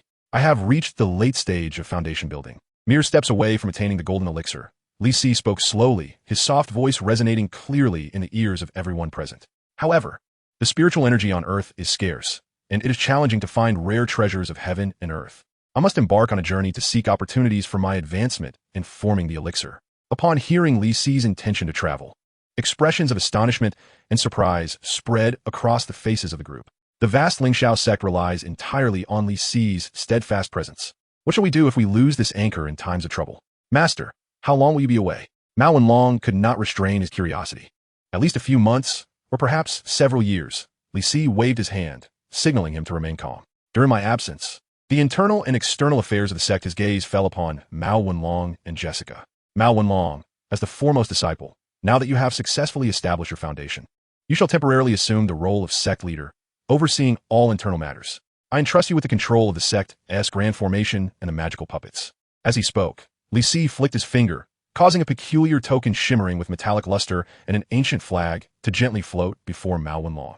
The token served as the core for controlling the magical puppets, while the flag was the principal banner of the protective formation. Mao Wenlong felt the substantial weight of the token and the flag, and with a solemn expression, he accepted them, bowing deeply. Disciple Mao Wenlong shall not fail the trust of master, and I vow to protect the Lingxiao sect with my life. Li Si nodded in satisfaction and then turned his attention to Jessica. Jessica, you two have established your foundation. From now on, you will take on the role of external affairs steward, primarily responsible for managing all external relations of the sect, including overseeing the Lingxiao Life Science Group and engaging with external forces to safeguard the sect's interests in the mundane world. Jessica paused for a moment, seemingly taken aback by the weight of such responsibility. However, she quickly regained her composure and replied with a determined gaze, "Yes, master. I will do my utmost." She understood that this was a testament to the trust bestowed upon her by her master, as well as a duty to protect their home. Tony, Bruce, Li Si continued, addressing the other two. Although the artificial spiritual well has been constructed, subsequent improvements and the development of portable spiritual sources remain of utmost importance. You must prioritize these tasks. Rest assured, master, Tony declared confidently, thumping his chest. When you return, I promise you a grand surprise. Perhaps everyone will have their own portable spiritual gathering ring, allowing for cultivation wherever they go. Banner also nodded solemnly. We will exert ourselves to the fullest. Finally, Li Si turned to Zhao Hailuan, who had been quietly listening. The cultivation of spiritual plants and the refining of elixirs are fundamental to the sect's development. With the improvement of the spiritual energy environment, many low-tier spiritual herbs can be attempted for cultivation. You must exert extra effort. Should any difficulties arise, refer to the jade tablet I have left behind, or await my return for further resolution. Yes, Master Ancestor, Zhao Hailuan replied respectfully. After arranging all matters, Li Si produced a token and handed it to Mao Wenlong. This is the key to the sect's treasury, which contains various elixirs, talismans, and low-tier magical artifacts. Use them judiciously for the sect's daily operations. Mao Wenlong accepted it solemnly once more. Very well. Li Si waved his hand, indicating, you may return now. I wish to speak with Wenlong alone. The four bowed and exited the cave, dwelling in order. Within the cave, only Li Si and Mao Wenlong remained. Gazing at his earnest and simple-hearted disciple, Li Si began to speak slowly. Wenlong, I do not know when I shall return from this journey. The future of our sect depends entirely upon you. Rest assured, Master Ancestor. Mao Wenlong's voice rang out with conviction. As long as I draw breath, I shall not allow anyone to threaten Lingshao's sect. Indeed, I have complete faith in you. Li Si nodded and then shifted the conversation, asking, do you know what you should prioritize in my absence? Mao Wenlong paused, then tentatively suggested, is it your wish for me to continue to strengthen the sect, recruit more talented disciples, and elevate Lingshao's sect to greater heights? Upon hearing this, Li Si gently shook his head. He walked to the edge of the cave, hands clasped behind him, gazing into the distance. A storm is brewing. His voice carried an enigmatic tone. In the days to come, the outside world shall likely not remain tranquil. He turned to face Mao Wenlong. Our Lingshao sect's foundation is still too shallow. The artificial spiritual well requires time to accumulate spiritual energy, and the growth of our disciples requires patience. At this juncture, the gravest mistake would be to become embroiled in unnecessary disputes. Li Si's gaze sharpened. Therefore, after my departure, your task is not to expand but to safeguard our territory. He articulated each word with intent. Encourage the disciples to diligently cultivate, enhance our overall strength, and accumulate resources. As long as we remain unscathed, we can withstand any storm from outside. Only when we have amassed sufficient power shall it be the true emergence of Lingshao's sect. Li Si's tone was resolute. Until then, maintain a low profile, bide our time, and gather strength. This is your most crucial task. Do you understand? Mao Wenlong seemed to grasp the underlying message. Despite his initial confusion, the disciple understands. He nodded vigorously, his eyes filled with determination. Rest assured, Master Ancestor, I shall guard our mountain gate and dedicate myself to cultivation. Very well, that is sufficient. A smile of reassurance graced Li Si's face. Although Mao Wenlong appeared simple, he was astute when it mattered and executed orders with diligence. Entrusting the sect to him, Li Si felt at ease. After imparting the affairs of the sect, Li Si did not depart immediately. He quietly left Changdao, first making his way to New York. Within the confines of Lady Gao's secret chamber, Li Si encountered the matriarch currently at the helm of the Blood God sect, alongside the nominal underground emperor, Jin Bing. I shall be departing for a while, he remarked, savoring the exquisite Dahong Pao tea, his tone nonchalant. It must be rather uncomfortable for you, having been under my thumb for such an extended period, he added, casting a pointed glance at Jin Bing. The latter immediately stiffened, beads of perspiration forming on his brow. Senior, you jest. Without your benevolence, I would have long since become a mere corpse. His massive frame trembled slightly, resembling a kitten facing a tiger. Senior, the Blood God sect will forever regard your will as the utmost decree. Lady Gao, flustered, hastily interjected, please, Senior, do not misunderstand my intentions. With a dismissive huff, Li Si continued with a smile, what I mean is, you may act freely. Both Jin Bing and Lady Gao froze, exchanging glances, hesitant to speak. Dare to act boldly, Li Si stated, his expression sobering. Those who have never encountered darkness cannot comprehend the beauty of the light. A glimmer of understanding passed between Jin Bing and Lady Gao as they began to grasp Li Si's implications. After imparting his insights to them, Li Si gracefully departed. He then discreetly left a message at a secret Hydra contact point, urging the organization, which currently covertly controlled SHIELD, to cooperate with his forthcoming endeavors. He hinted that he would soon be leaving Earth, making a return improbable in the short term, thus providing Hydra ample room for speculation. From Li Si's perspective, having fully grasped SHIELD, Hydra had emerged into the limelight. Had they not been wary of his presence, those ambitious individuals would have likely taken action long ago. Once he departed, they would undoubtedly create a significant stir. However, the more turbulent the waters, the better. With everything in place, Li Si finally felt at ease. He ascended to the pinnacle of New York City's tallest building, gazing down upon the bustling metropolis, a cold smile gracing his lips. Once I am gone, Earth shall surely become quite lively, he mused softly, his words carried away by the wind. This was precisely what he desired. A peaceful and stable Earth could not accommodate those who wielded immense power as cultivators. Only when disaster struck, and technology proved powerless to save the world, would cultivators become the last bastion of hope. To promote cultivation and accelerate the revival of spiritual energy in this world, chaos was essential. With clarity of thought, Li Si hesitated no longer. Orienting himself, he soared skyward, racing towards New Mexico. Chapter 91. Youth still too young. As the horizon lightened and the first rays of dawn pierced the darkness, Li Si quietly appeared above the boundless desert of New Mexico. He stilled his breath, his figure concealed within the thin morning mist, while his consciousness spread like an invisible tide toward the desert below. Soon, Li Si pinpointed the objective of his expedition. It was a massive crater, as if formed by a celestial meteorite's impact. At the center of the pit stood a uniquely shaped war hammer, quietly embedded in the ground. Surrounding the meteorite crater, a series of tightly secured barriers had been erected. Dozens of vehicles emblazoned with distinctive emblems were stationed at the perimeter, and agents clad in black uniforms busily established a temporary base. Their movements were remarkably swift. Li Si floated high above, observing with keen interest. The S-H-I-E-L-D, or rather, the Hydra shield, indeed responded quickly to such supernatural occurrences. His consciousness, akin to the most precise probe, effortlessly penetrated the seemingly robust defenses, directly locking onto the temporary commander at the scene, a middle-aged man in a suit with a rather unfortunate hairline, who appeared meticulous in his demeanor. Sitwell, one of Hydra's high-ranking agents covertly embedded within S-H-I-L-D, was a trusted subordinate of Alexander Pierce. Ah, indeed, one of their own, Li Si mused. It seemed that the information relayed to Hydra's higher-ups through special channels had been received. Without further hesitation, he directed his consciousness into Sitwell's mind, transmitting a cold and authoritative thought. Manage your people. Do not allow them to disturb me. Sitwell, who was issuing commands to his subordinates within a tent, suddenly stiffened. That voice, he has arrived. The man who had once wreaked havoc at S-H-I-E-L-D-S headquarters, causing the greatest casualties since its inception and aiding Hydra in seizing control over the agency. Not only that, but the highly classified inner circle of Hydra, led by the enigmatic Crossbones and the clandestine practitioners, was also formed after dealings with him.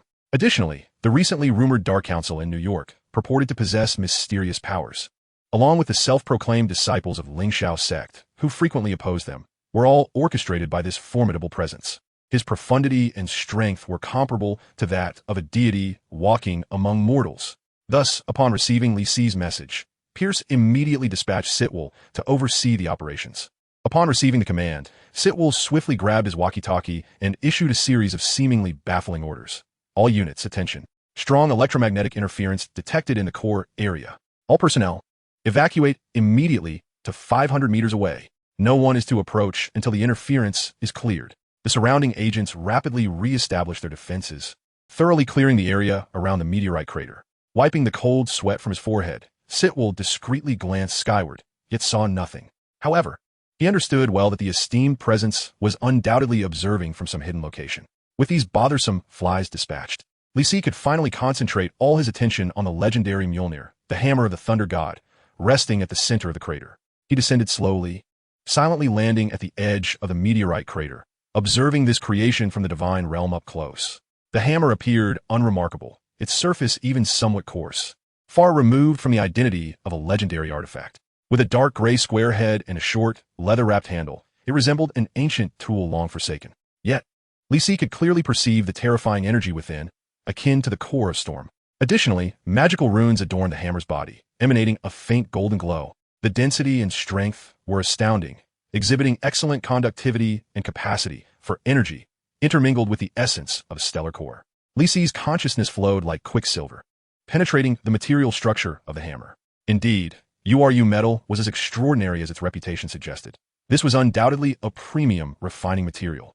He then attuned himself to the pure and tempestuous forces of thunder and storm within the hammer. The strength and magnitude of this power were surely comparable to that of a golden core cultivator. A flicker of surprise crossed Li Si's gaze. After all, the hammer's portrayal in the film was rather mundane, even though the pre-awakening Thor heavily relied on this weapon, mockingly dubbed the God of Hammers. He could not wield it to attain the unfathomable prowess of Captain Marvel, nor was he recognized as the mightiest Avenger even within the ranks of the Avengers. Indeed, Tony had certified the Hulk as the strongest Avenger. This was likely due to personal grievances between Tony and Thor, but it also indicated that the pre-awakening Thor's reliance on Mjolnir was insufficient. Ultimately, this hammer of the Thunder God was crushed in a single hand by Hela, becoming a mere sacrificial pawn to highlight the formidable power of the Goddess of Death. Such a waste of a treasure, or rather, a case of possessing a gem without knowing how to wield it. It must be said that the characters in the Marvel Universe were rather crude, both in terms of power and artifacts. If placed in Li Si's hands, with a little refinement, Mjolnir could transform into a top-tier magical treasure. With the might of such an artifact, he could contend with Hela. However, in the hands of the reckless Thor, it was merely swung as a weapon. Nonetheless, this presented an opportunity for Li Si. His path in cultivation, endowed with immense divine power and surrounded by treasures in Asgard, would undoubtedly flourish more than on Earth. What piqued Li Si's interest even further was the qualification restriction personally inscribed by Odin. engraved with divine runes that embody the powerful imprint of will. It was declared that only those possessing courage, compassion, and a guardian's heart could not be swayed. This restriction was not only a barrier of energy, but also encompassed the realms of the mind and will. Li Si meticulously analyzed the profound runes, marveling at their intricacy. To establish such an exquisite restriction, the god King Odin is indeed remarkable. This hammer was not merely a formidable weapon. It was a trial treasure that tested its air. A glimmer of admiration flickered in Li Si's eyes, soon replaced by a sense of regret. What a pity! He shook his head and sighed, lamenting the immense power that remained utterly shackled by this formidable restraint, unable to unleash even a fraction of its potential. Furthermore, the will enshrined within this constraint felt aged and weary, even exuding a sense of helplessness. How keenly perceptive was Li Si's consciousness? From this powerful confinement, he discerned a faint trace of Odin's own frailty. This further corroborated his earlier suspicions, aligning perfectly with the original narrative. The illustrious sovereign of the Nine Realms, the father of the gods, the king of Asgard, had reached a state of utter exhaustion. In the original tale, Odin, after rescuing Thor and the other from the frost giants, was compelled to succumb to what was known as Odin's sleep. This slumber was necessitated by Odin's overwhelming divine power, requiring periodic hibernation to maintain equilibrium. With the passage of time, the frequency and duration of Odin's slumber had increased.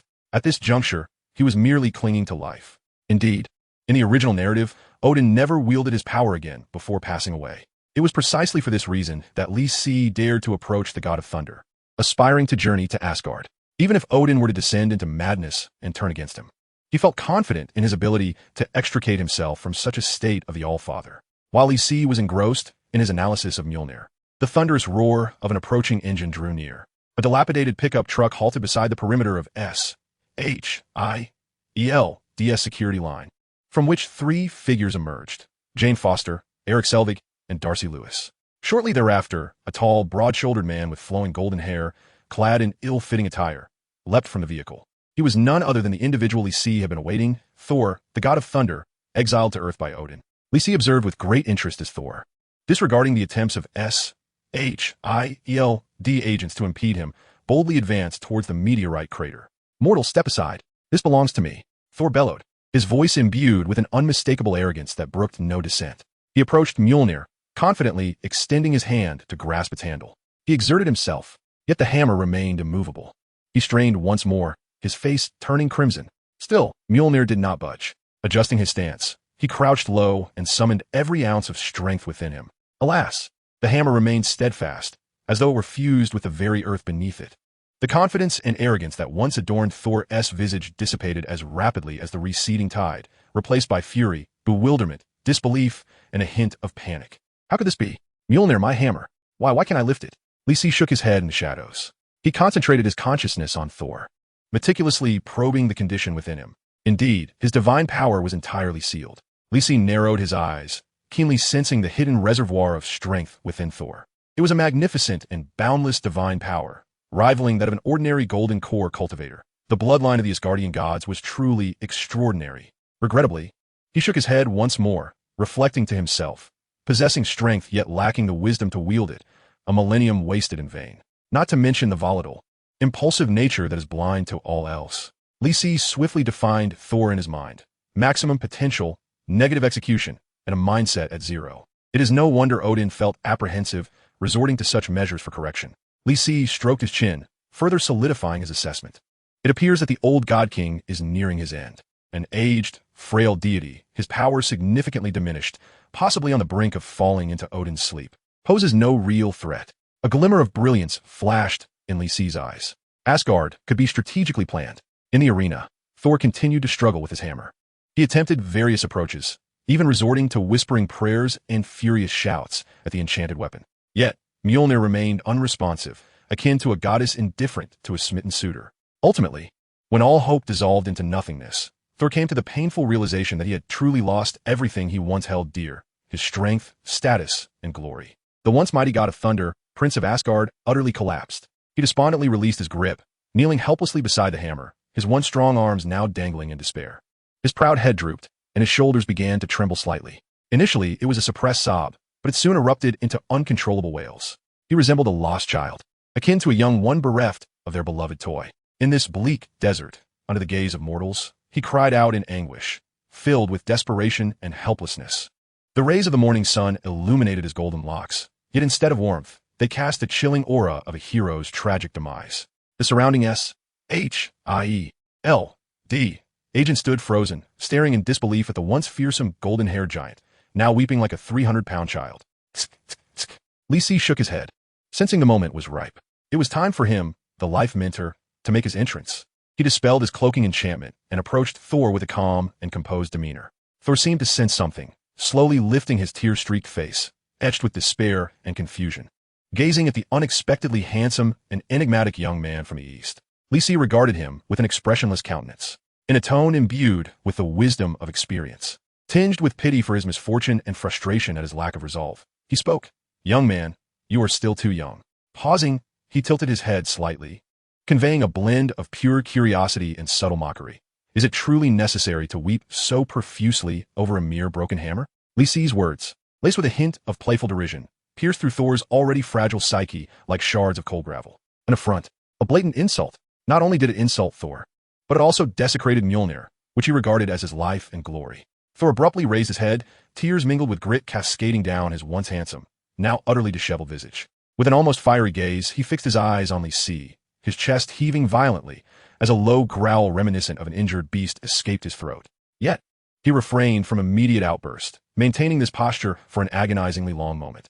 The immense blow and the subsequent humiliation plunged his already clouded mind into a state of chaotic blankness. He knelt there, akin to a soulless statue, surrendering to the tumult of despair and fury raging within him. Li Si observed his disheartened demeanor with indifference, even stifling a laugh. In his mortal days, he too had wept over the loss of something precious or questioned life after facing significant setbacks. However, to witness someone like Thor, a prince of Asgard, a god who had lived for over a millennium, weeping like a 3-year-old robbed of his lollipop merely due to the loss of power and weaponry, struck him as an egregious display of fragile composure. TSK, Li Si feigned shaking his head, emitting a sound of mock sympathy as he continued to pour salt into Thor's wounds. Here was a grown man, reduced to tears like a child, lamenting endlessly. He circled Thor a couple of times, his voice dripping with unmasked disdain. "Did your father not teach you that men bleed, but do not cry?" Silence. The sharpness of Li Si's taunt ignited the fuse of Thor's pride. He sprang to his feet, despite being rendered mortal by the sealing of his divine powers. The formidable physique, forged through years of battle, remained intact. Thor's eyes blazed with fury, his golden locks thrashing in the desert winds, resembling an enraged lion from afar. "What do you understand, you insignificant mortal?" Thor bellowed, pointing an accusatory finger at Li Si, his voice hoarse with agitation. "Mjolnir is not merely a hammer. It embodies my strength, my honor, my very life. It is my father's acknowledgement of me. You cannot fathom what this signifies. Nor do you possess the right to critique me here." His roar resonated through the vast desert, laden with boundless anger and grievance. Li Si regarded Thor's desperate display with a demeanor of serene detachment, as though witnessing a poorly executed stage play. "Oh, is that so? It sounds quite grave," he remarked, nonchalantly digging at his ear, feigning disinterest. "So, without that hammer, you are nothing? Reduced to sobbing like a scorned woman?" He shrugged, his tone as casual as if discussing the day's weather. "Is it truly so dire that you cannot lift a mere hammer? Does that render your life devoid of meaning?" "Mjolnir is not a mere hammer." Thor felt as though his lungs were about to burst. He pointed at the warhammer, which stood silently in the ground, and retorted loudly, "You ignorant mortal! This is Mjolnir, forged from the rarest URU metal in the cosmos by the greatest dwarven artisans within the dying core of a star. It embodies the power of storms and thunder, capable of shattering mountains and summoning lightning." All right, Li Si interrupted impatiently, as if he were dealing with a salesman. "I get it, this hammer is impressive, okay? But even if you sing its praises to the heavens, it still looks like a chunk of scrap metal, doesn't it?" He approached the hammer and gave it a kick, producing a dull clang. "This hammer isn't anything extraordinary. Is it made of gold?" "It doesn't look like it," he feigned puzzlement, examining the hammer with a tone that could drive a person mad with curiosity. Thor trembled with rage at this sacrilege towards Mjolnir. He felt his blood pressure soaring. "You know nothing," he nearly shouted through clenched teeth. "Mjolnir possesses sentience. It recognizes only those truly worthy warriors, only heroes with pure hearts, noble character, and the resolve to protect the 9 realms can wield it. Someone as foolish as you will never move it even an inch." "Oh," Li Si raised an eyebrow, seemingly intrigued. "Is it really that remarkable?" He circled the hammer, stroking his chin thoughtfully. "It looks rather ordinary to me. Perhaps I could lift it with ease?" This statement was the last straw, completely shattering Thor's composure. "You? Lift Mjolnir? Ha ha ha." He pointed at Li, erupting into a fit of almost maniacal laughter, filled with disdain and fury. That is the funniest joke I have ever heard. Don't daydream. Thor's laughter abruptly ceased as he glared fiercely at Li, shouting with a sense of desperation, "If you can lift Mjolnir today, I, Thor Odinson, will swallow this hammer whole on the spot." He could not believe this audacity. Mjolnir was a weapon imbued with the strongest magic by his father, Odin. No one in the Nine Realms could wield it except for himself and his father. How could this seemingly worthless mortal, who appeared to have nothing but a sharp tongue, ever hope to lift it? The qualifications certified by his father were not something just anyone could possess. In the distance, Sif and the S.H.I.E.L.D. agents, though hesitant to approach, craned their necks, eager to witness the spectacle. They were curious to see what this suddenly emerging figure, who even Sif viewed with trepidation, and this seemingly extraterrestrial blonde warrior, were up to. Upon hearing Thor's challenge, a playful smile flickered in Li's eyes. "Oh, swallow the hammer?" he repeated, ensuring he had not misheard. "Well, you said it yourself, so when I lift it, don't try to deny it," Thor huffed, his anticipation to witness Li's embarrassment palpable. Li shrugged, dismissing the stubborn prince. With a graceful stride, he approached Mjolnir. Unlike Thor, he did not bare his teeth or exert brute force, nor did he employ any flashy effects or grand gestures. He simply bent down and extended his right hand, gently clasping the slightly coarse leather of the hammer's handle. At that moment, Li distinctly felt a formidable repulsion, a force imbued with Odin's will, scrutinizing the very essence of his soul. This power sought to determine his worthiness. Worthiness? Guardianship? Benevolence? Li scoffed inwardly. Did such a level of willpower and legal constraint dare to judge him? As his thoughts shifted, a pure and profound yellow energy flowed silently from his arm into the hammer's handle. Rather than forcefully resisting the restrictive power, he deftly circumvented it, momentarily shielding his connection to the hammer itself. All of this transpired in the blink of an eye, and to the onlookers, it appeared as though Li simply grasped the hammer's handle. Then, under Thor's wide-eyed gaze, filled with a mix of glee and dread, and amidst the curious and bewildered stares of the nearby S.H.I.E.L.D. agents, Li gently raised his hand. The hammer, heavy as a mountain and immovable even by the mighty Thor, was effortlessly lifted as if it were a mere feather duster. There was no thunder, no howling winds, and not even the slightest sound. It was simply lifted. Time seemed to freeze in that moment, the air stilled as if caught in a trance. Everyone's expressions were frozen, as if a pause button had been pressed. Thor's face, once filled with rage and disdain, instantly solidified, shattering like a statue of plaster. His mouth gaped wider, nearly large enough to fit an egg, while his eyes bulged, threatening to pop from their sockets. He appeared as if struck by divine lightning, utterly flabbergasted. In the distance, Sitterville and the other agents were collectively petrified, rubbing their eyes, pinching their thighs, questioning their very existence. A seemingly ordinary young man from the east had effortlessly lifted the mystical hammer. Meanwhile, Li regarded the mighty Mjolnir as though he had merely accomplished a trivial task.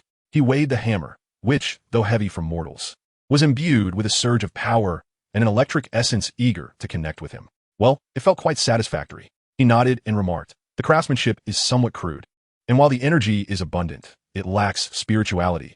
It requires thorough refinement." He turned around to face the utterly bewildered Thor, whose soul seemed to have been siphoned away, and a warm smile graced his face as he waved the hammer in his hand, saying, "Just wielding a broken hammer.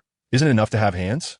Li swung the hammer and inquired, "Mr. Thor Odinson, do you intend to swallow it whole, or shall we slice it into pieces and dip it in some ketchup?" Chapter 93. Join my fold, and I shall ensure your ascendancy to kingship in Asgard. Li's teasing words fell upon Thor like a bucket of ice water, dousing the shock that had rendered him momentarily incapacitated. Thor Odinson, hearing this full name, which was seldom uttered outside of formal occasions, jolted Thor back to clarity, his muddled thoughts sharpening instantly. In that moment, his intelligence reclaimed its dominion. Thor abruptly lifted his gaze towards the young Eastern man before him, who casually handled Mjolnir as if it were an ordinary hammer. A profound sense of humiliation and a surge of anger at being toyed with welled up within him anew. From the moment this individual had appeared, he had been led around like a puppet. With disdainful words, he had provoked Thor's ire by employing incomprehensible methods. He had seized the very hammer Thor cherished as life itself, shattering his pride completely. Now, with this mocking tone, he trampled upon the foolish oath Thor had just sworn. Who on earth is this person? Was he truly Desire? A strong intuition told Thor that this individual was no mere mortal. "Who are you?" Thor's voice was hoarse. He forced himself to stand tall, striving to preserve a semblance of the dignity befitting a prince of Asgard, despite his tattered attire and disheveled appearance. "You know me, and are aware of my full name. Therefore, I beseech you to disclose your name and origins, my lord. He ultimately resorted to the term my lord. For Li Si's nonchalant gesture of lifting the hammer had utterly upended Thor's understanding. Li Si observed Thor's facade of calmness, which belied his inner turmoil, and smiled slightly. Only by thoroughly dismantling this fellow's unwarranted pride could the forthcoming guidance, instruction, proceed smoothly. Indeed, I know exactly who you are, Thor Odinson. Li Si casually thrust MJ Lilner back into the sand beside him, producing a soft thud. You are the sovereign of the 9 realms, son of Odin, the All-Father, and Prince of Asgard, recently stripped of your powers by your father and cast into this desolate wasteland for reflection. He dusted off the sand from his hands and leisurely introduced himself. As for me, my name is Li Si, an ordinary earthling hailing from Huaxia. Huaxia? Thor raised an eyebrow, suddenly recalling the deities of Huaxia. Are you from the Deluo Tian, the heavenly realm governed by the Jade Emperor of Huaxia? Unable to contain his curiosity, Thor pressed on, attempting to connect Li Si with the system he was familiar with. Upon hearing this, Li Si could not help but chuckle softly and wave his hand dismissively, saying, You are overthinking it. I have no affiliation with them whatsoever. Within the Marvel Universe, there exists a plethora of deities drawn from various mythologies, such as the Asgardian pantheon led by Odin and the Olympian gods presided over by Zeus. Correspondingly, the deities of Chinese mythology reside in the celestial realm governed by the Jade Emperor. However, due to the comic creators' lack of understanding of Chinese culture, their portrayal of Chinese deities is exceedingly abstract, merely a superficial layer at best. In any case, Li Si does not acknowledge those so-called immortals and even harbors plans to subdue them once he has sufficient strength. That being said, upon hearing the explanation, Thor could not help but question, Then how do you know me? Because I'm a cultivator, Li Si replied. Observing the continued confusion in Thor's eyes, he elaborated. A cultivator can be understood as a group of individuals who do not believe in gods or rely on the heavens, but instead trust in their own strength and wisdom. Through diligent effort, they seek to comprehend the laws of nature, refine the primal energies of the universe, pursue transcendence over life and death, and ultimately master their own destinies. This contrasts starkly with your Asgardian lineage, which derives power from bloodline inheritance and divine favor. We are more akin to seekers of the Tao who defy the heavens. Postnatal cultivation, comprehending laws, mastering one's fate? Thor listened, utterly bewildered. These concepts were far too foreign to him. Most Asgardians are born with innate strength. Power is a birthright, a matter of lineage. Why should they need to cultivate? Yet, he grasped the crux of the issue, pointing urgently at the hammer and asking, Then how is it that you can lift Mjolnir? Have you gained its recognition? Do you possess the qualifications spoken of by my father? This was the source of his greatest disbelief. If even a self-proclaimed mortal cultivator could lift the hammer, then what would that make him? The son of a king by birthright? A colossal joke? Recognition? Qualification? Li Si chuckled lightly and shook his head. You are overthinking it. I have no interest in the qualifications your father mentioned. He approached the hammer and extended his hand. Under Thor's gaze, which was tense to the point of breathlessness, he effortlessly lifted Mjolnir once again. Weighing the hammer in his hand, Li Si explained to the astonished Thor, The reason I can lift it is not due to its acknowledgement of me, but rather because the restrictions your father set are, in my view, rather simplistic and crude. What? Thor exclaimed in disbelief. His father's most potent magic was deemed simplistic and crude? Do not be agitated. Let me explain. Li Si urged him to calm down, continuing, Your father's power is indeed profound, imbued with formidable laws. However, the manner in which he wields that power, or rather the method by which he enforces this qualification restriction, seems to me akin to a person with the codes to a nuclear weapon, yet they only use it as a bludgeon, far too primitive. He gestured, stating, The essence of this restriction lies in discerning the heart and will of the one who lifts it. Fundamentally, it employs the imprints of Odin's will and the might of laws to select and exclude those who do not meet the criteria. This method possesses considerable strength, yet lacks sophistication. In contrast, we cultivators prioritize the intricacies and profundities of our techniques, enabling us to circumvent rules and restrictions. Li Si flicked his finger, a barely perceptible strand of mysterious yellow energy swirling at his fingertip. I merely employed a touch of my power to obscure the energy connection between the hammer and the restriction, rendering it temporarily incapable of assessing my qualifications. Thus, I was able to effortlessly lift it. He shrugged, concluding, In simpler terms, it is not that I am particularly formidable, but rather that your father's lock lacks technical sophistication, allowing me to exploit its vulnerabilities. Thor listened, utterly bewildered, his eyes wide with confusion. He felt his mind struggling to comprehend this new approach. Is it truly possible to manipulate the restrictions? To bypass the rules? This is akin to cheating. He stared blankly at Li Si, momentarily at a loss for words.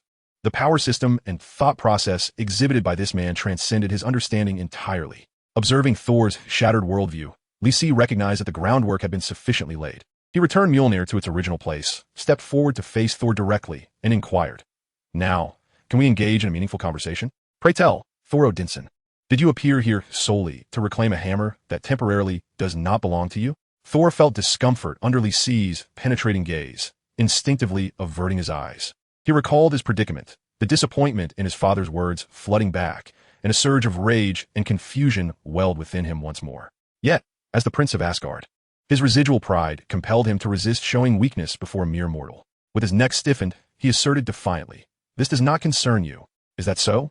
Lisi chuckled softly, his tone imbued with significance. "Truly, does it not concern you? Cast down to the mortal realm by your father, stripped of all your power and glory. How could you possibly know?" Thor's expression shifted dramatically, akin to a cat whose tail has been stepped on, staring at Lisi in shock. Such matters could only be known to the core members of Asgard. It was inconceivable for an outsider to be aware. "Who is this person? Not only do I know of these things, but I am also aware that your brother Loki currently occupies the throne of Asgard, conspiring to orchestrate something grand." Lisi's tone remained calm, yet struck Thor's heart like a hammer. "Furthermore, I know that your father Odin's health is likely deteriorating." Thor found himself rendered speechless, an inexplicable fear beginning to spread within him. This man before him seemed to possess omniscient knowledge. Thus, Lisi finally revealed his true intent. "Thor Odinson, I extend to you an opportunity." His voice carried a peculiar allure. "Our fates are intertwined." Lisi extended a finger. "If you sincerely pledge yourself to my sect, the Lingshao sect, and address me as your ancestral master." He gazed at Thor, whose eyes widened in shock, and spoke each word deliberately. "I can assist you in regaining Mjolnir's recognition and reclaiming your divine powers as the god of thunder.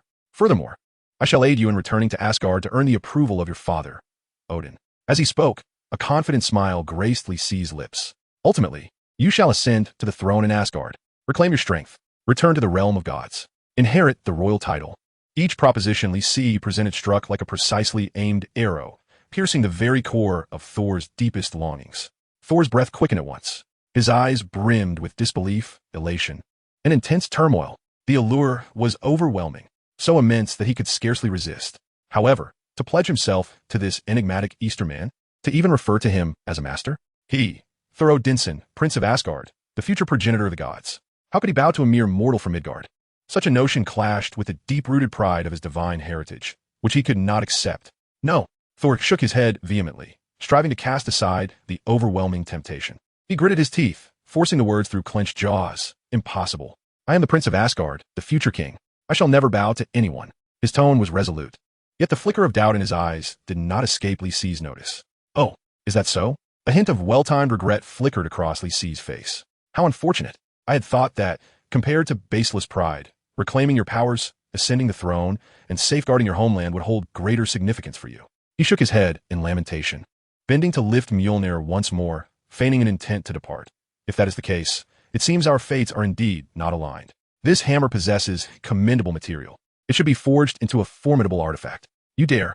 Thor, upon witnessing this, became frantic, stepping forward to intervene. "Put down Mjolnir. It is a sacred relic of Asgard. It belongs to me.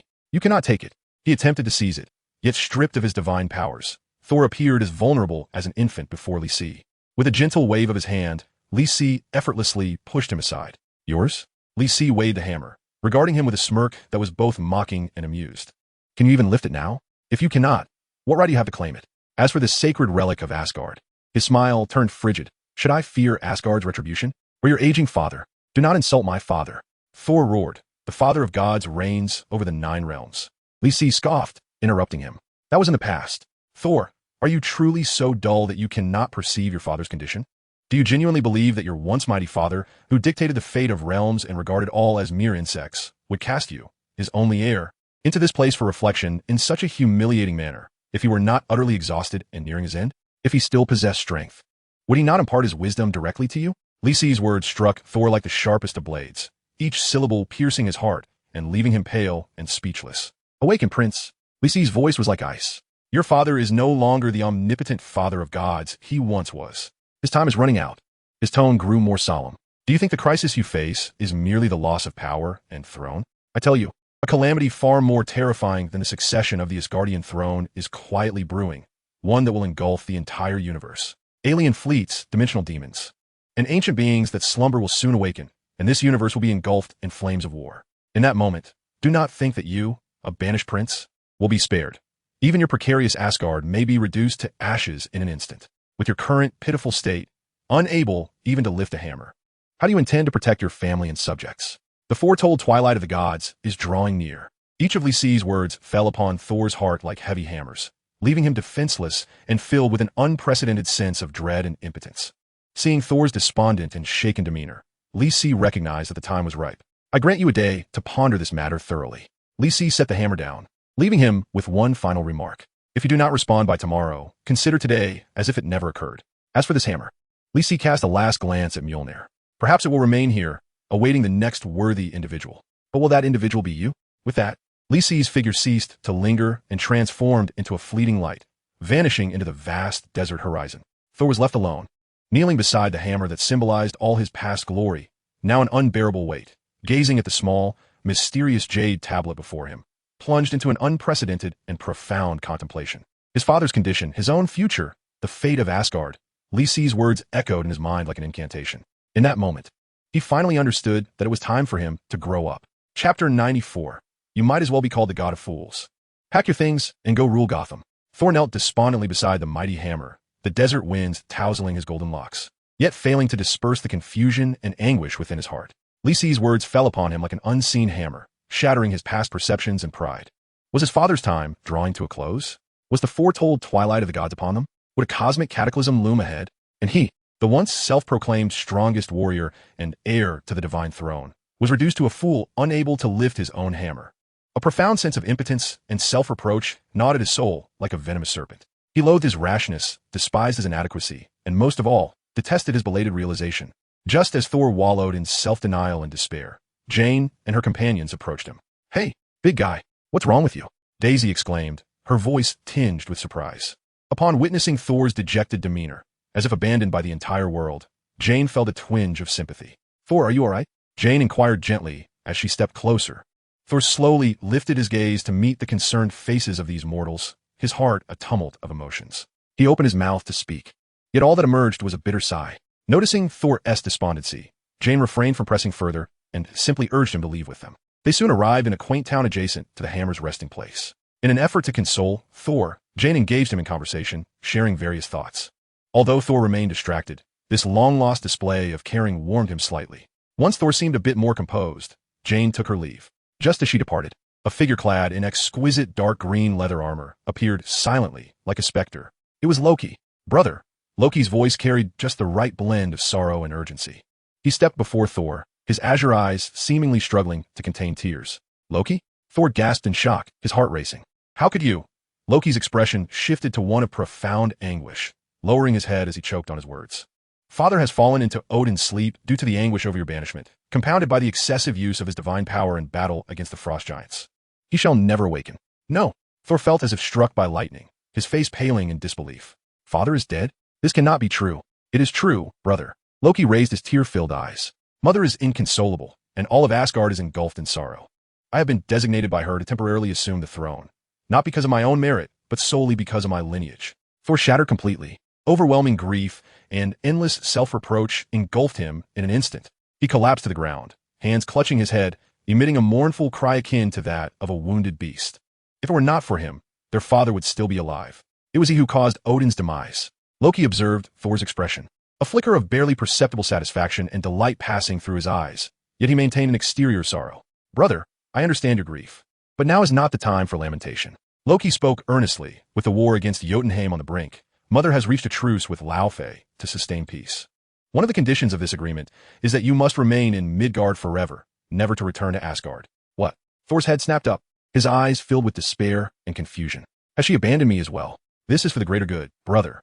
Loki sighed helplessly. "Mother misses you dearly, but she has no choice if she wishes to preserve Asgard's tranquility." Having delivered this grim news, Loki sensed the time was ripe to depart. Lingering any longer might reveal his true intentions. He patted Thor's shoulder, feigning comfort with a few hollow words, and prepared to turn away. At that moment, a voice laced with derision abruptly pierced the atmosphere. TSK, what a splendid display of brotherly affection and familial bonds. Truly heartwarming." Enough to bring tears to one's eyes. An Oscar is surely owed to you, your majesty.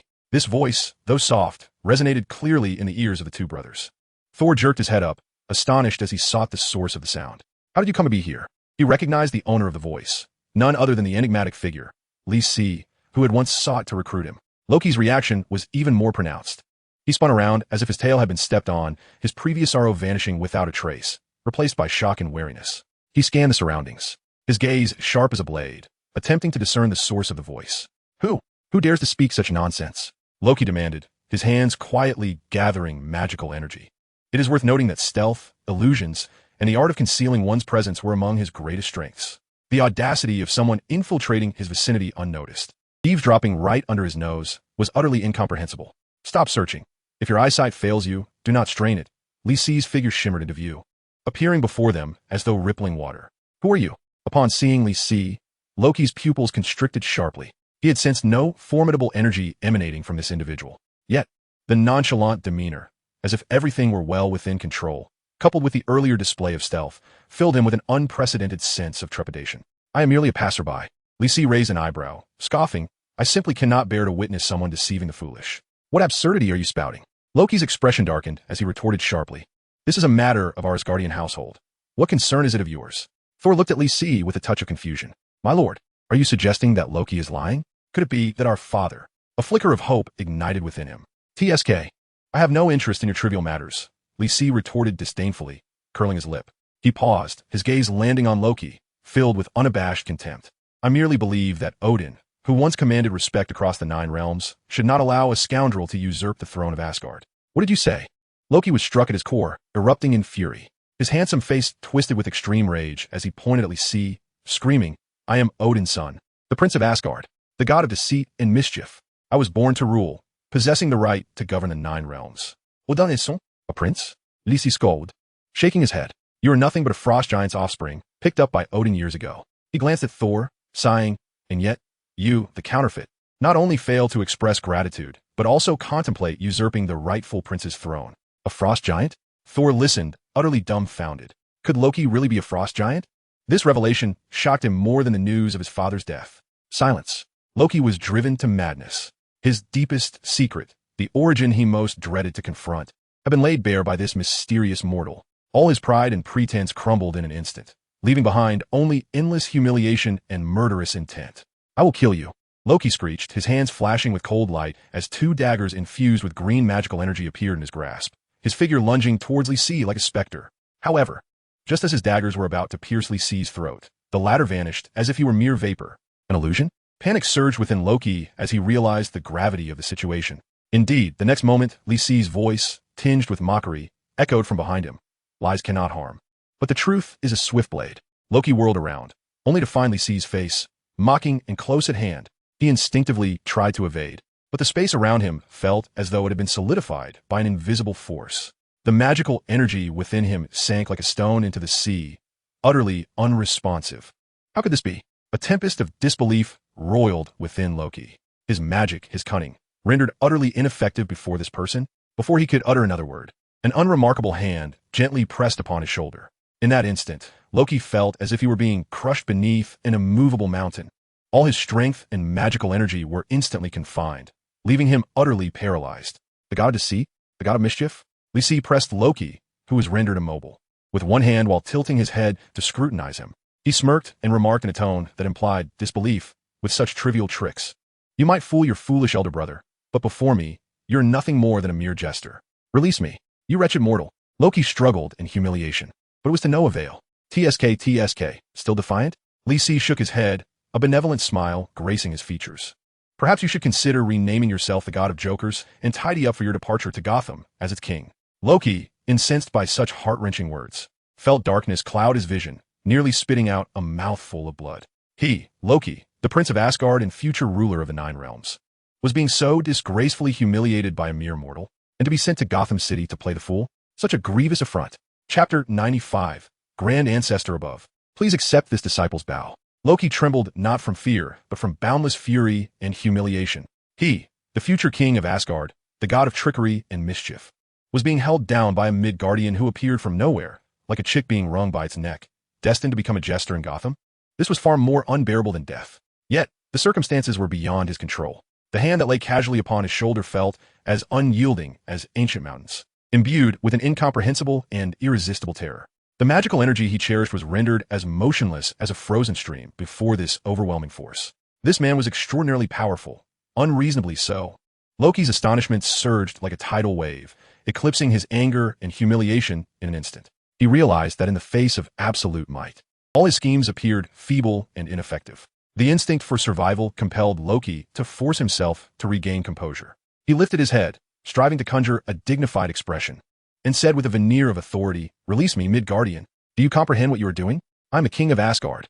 To lay hands on me is to declare war upon Asgard." He attempted to invoke the banner of Asgard to intimidate his adversary, believing that no mortal, no matter how formidable, could ever stand against the realm of gods. Huh, using Asgard as leverage against me? Lisi responded, as if hearing a childish jest, with a scoff. Have you forgotten that Odin is still lying in bed, sound asleep?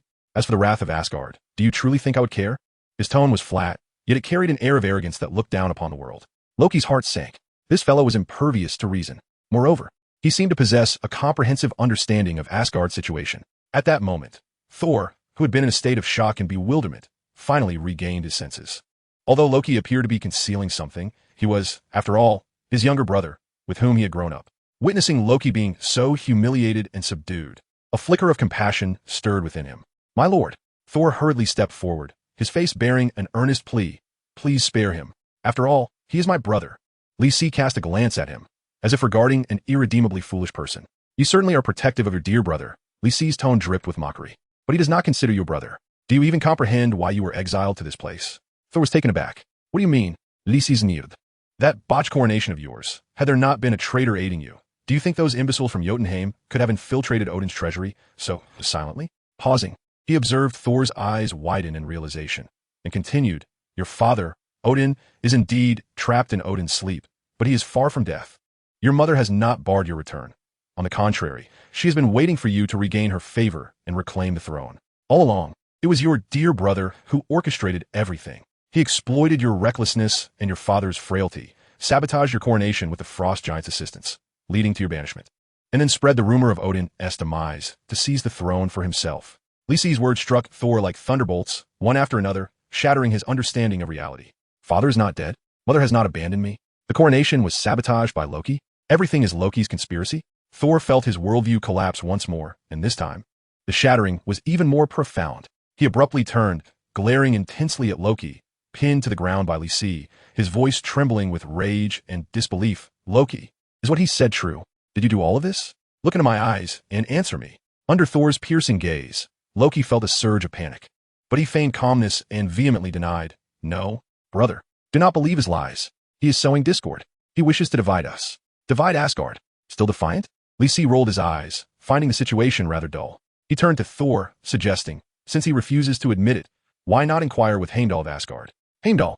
Thor grasped at this final thread of hope, suddenly lifting his gaze to the heavens, shouting with all his might, "Heimdall, answer me.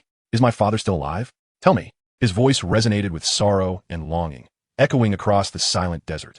In the distance, the trio of Jane and others looked on, utterly bewildered by this fantastical scene, completely at a loss as to what was unfolding.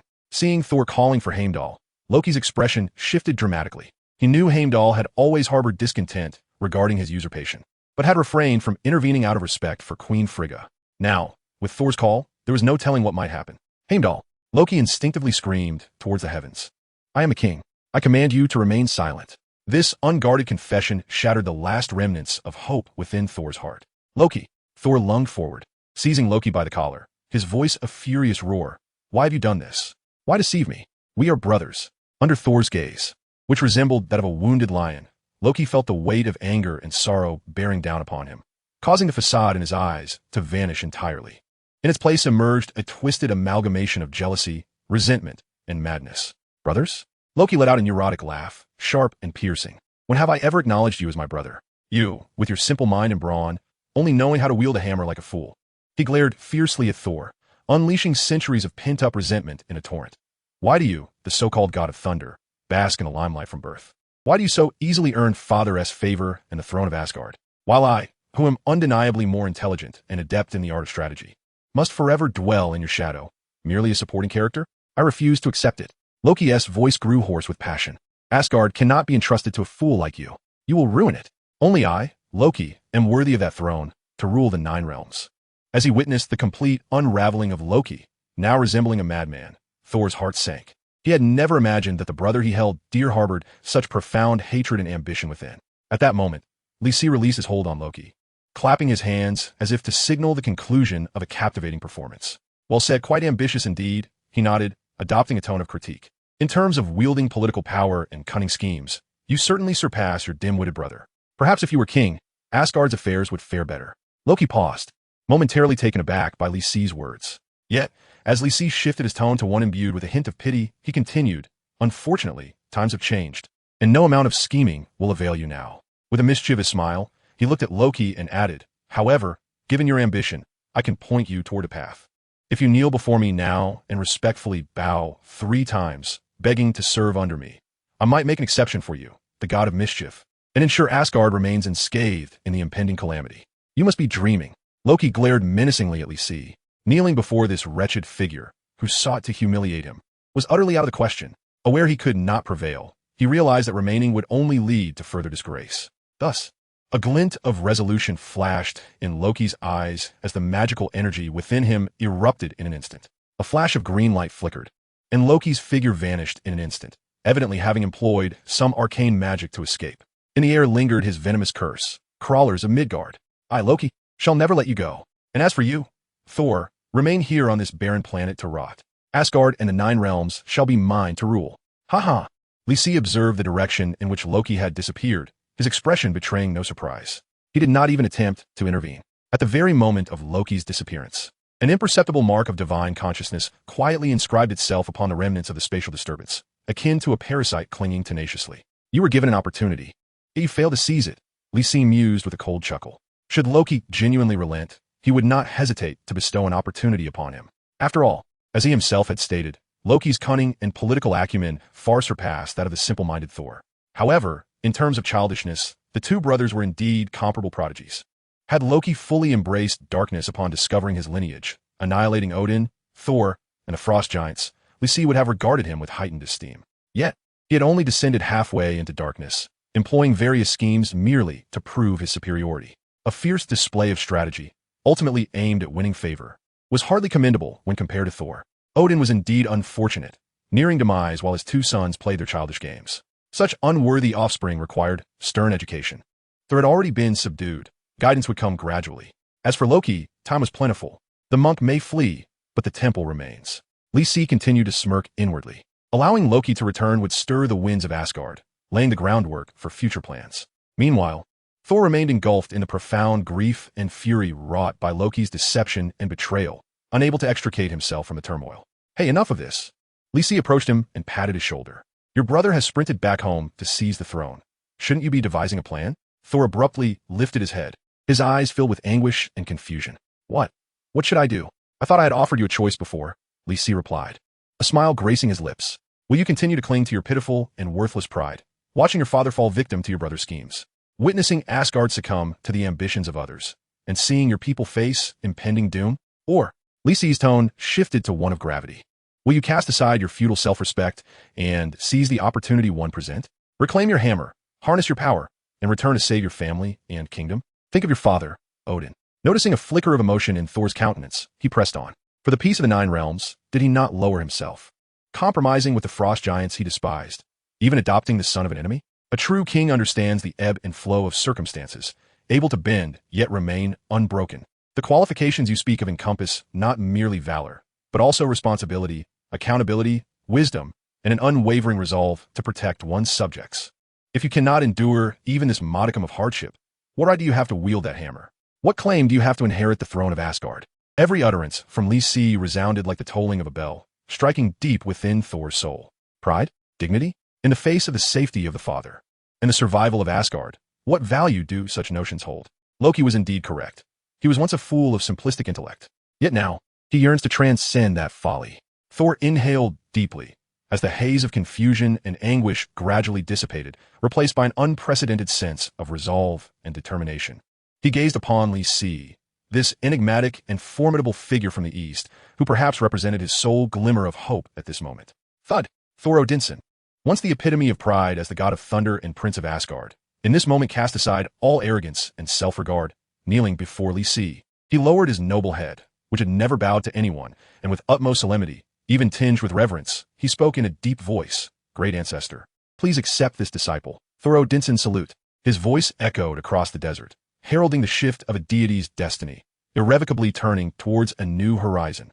Chapter 96. Eliminate the Eastern Man. Thor Odinson, once the invincible god of thunder, now knelt humbly before Lysi. The night breeze tousled his golden locks, while starlight illuminated his sharply defined features, reflecting a profound resolve and devotion that had emerged from the ashes of pride and recklessness. Lysi observed this scene with an inscrutable expression. Even though this heir to the Asgardian throne, scion of the Aesir and offspring of Odin, the embodiment of war and courage, the god of thunder and storms, was renowned for his might within the Marvel universe, he was a rarity in the realm of cultivation, endowed with divine power that would only amplify with time. In terms of potential, the god of thunder surpassed all disciples of the Lingxiao sect combined. He needed only to diligently refine his divine strength, and he could effortlessly establish his foundation and achieve enlightenment. However, in the realm of superhero narratives, the more formidable the background and strength of a character, the more tragic their journey and fate often become. Presently, with both parents alive, embroiled in a complex relationship with his brother, and awaiting his turn to ascend the throne, the god of thunder ultimately found himself a solitary figure amidst the ruins of his homeland. In contrast, Tony enjoyed the companionship of a wife and daughter. Captain America shared his life with Peggy Carter, and even Hawkeye had a bustling family. Even the similarly solitary Black Widow, who ultimately sacrificed herself, seemed to have fared better, as she had not begun her journey with the same fortune as Thor, thus creating a lesser disparity in their narratives. By accepting the god of thunder, Lysi was also embracing the karma entwined with him, ensuring that he would navigate through tribulations and attain lasting happiness. All the calamities of Ragnarok, the snap of Thanos, were now his to bear. Given this alone, one might say that it would be worth it to not only bow to Lysi, but even to acknowledge him as a father figure. Rise now. With a subtle movement of his mind, Lysi conjured a gentle yet irresistible force that lifted Thor from the ground. The silent display of power instilled a sense of awe within Thor, deepening his respect for this enigmatic master. Lysi spoke in a calm tone. "Having entered the gates of my Lingxiao sect, from this moment forth, you must abide by our rules, honor your teachers, respect the path of cultivation, and never grow complacent." "Yes, I shall remember this," Thor replied, bowing deeply, fully aware that this might be his only hope for saving Asgard. Lysi nodded, his gaze shifting to the mighty Mjolnir, which lay quietly embedded in the sand. "As for this hammer and the divine powers you have lost," Lysi began slowly, "there are two paths you may choose to reclaim them." Thor's breath quickened, his eyes shining with eagerness as he looked at Lysi. "The first path is simple and direct." Lysi raised a finger. "I could employ the same clever method as before, allowing you to immediately grasp Mjolnir and restore most of your divine strength. This way, you could swiftly return to Asgard to address the troubles your brother has caused, instantly regaining your power, returning to Asgard."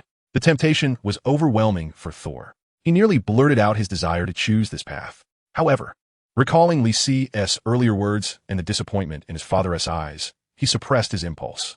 Lysi, perceiving Thor's internal struggle, continued, "The second path involves adhering to your father's wishes, understanding the meaning of worthiness through reflection and action, ultimately earning Mjolnir's recognition and restoring your divine powers. This route means you must confront the forthcoming challenges as a mortal. It may be lengthy, fraught with peril, and may even lead to eternal failure." Lysi regarded Thor with a steady gaze. "Yet should you succeed, what you gain will be more than just the power of the thunder god. It will be an indomitable strength born from your own heart. I believe this is what your father truly wishes to see." Thor fell silent, his gaze fixed upon the familiar hammer, a tumult of emotions swirling within him.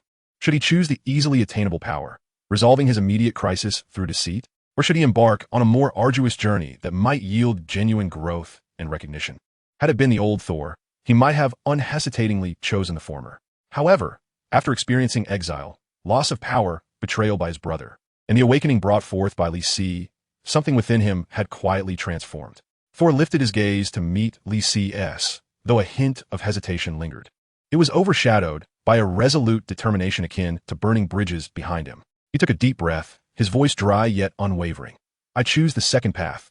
Regain the recognition of Mjolnir through your own efforts. I wish to demonstrate to my father that I am no longer the reckless fool I once was. I am worthy of inheriting his throne and safeguarding Asgard. By the end of his proclamation, a hint of emotion tinged his voice.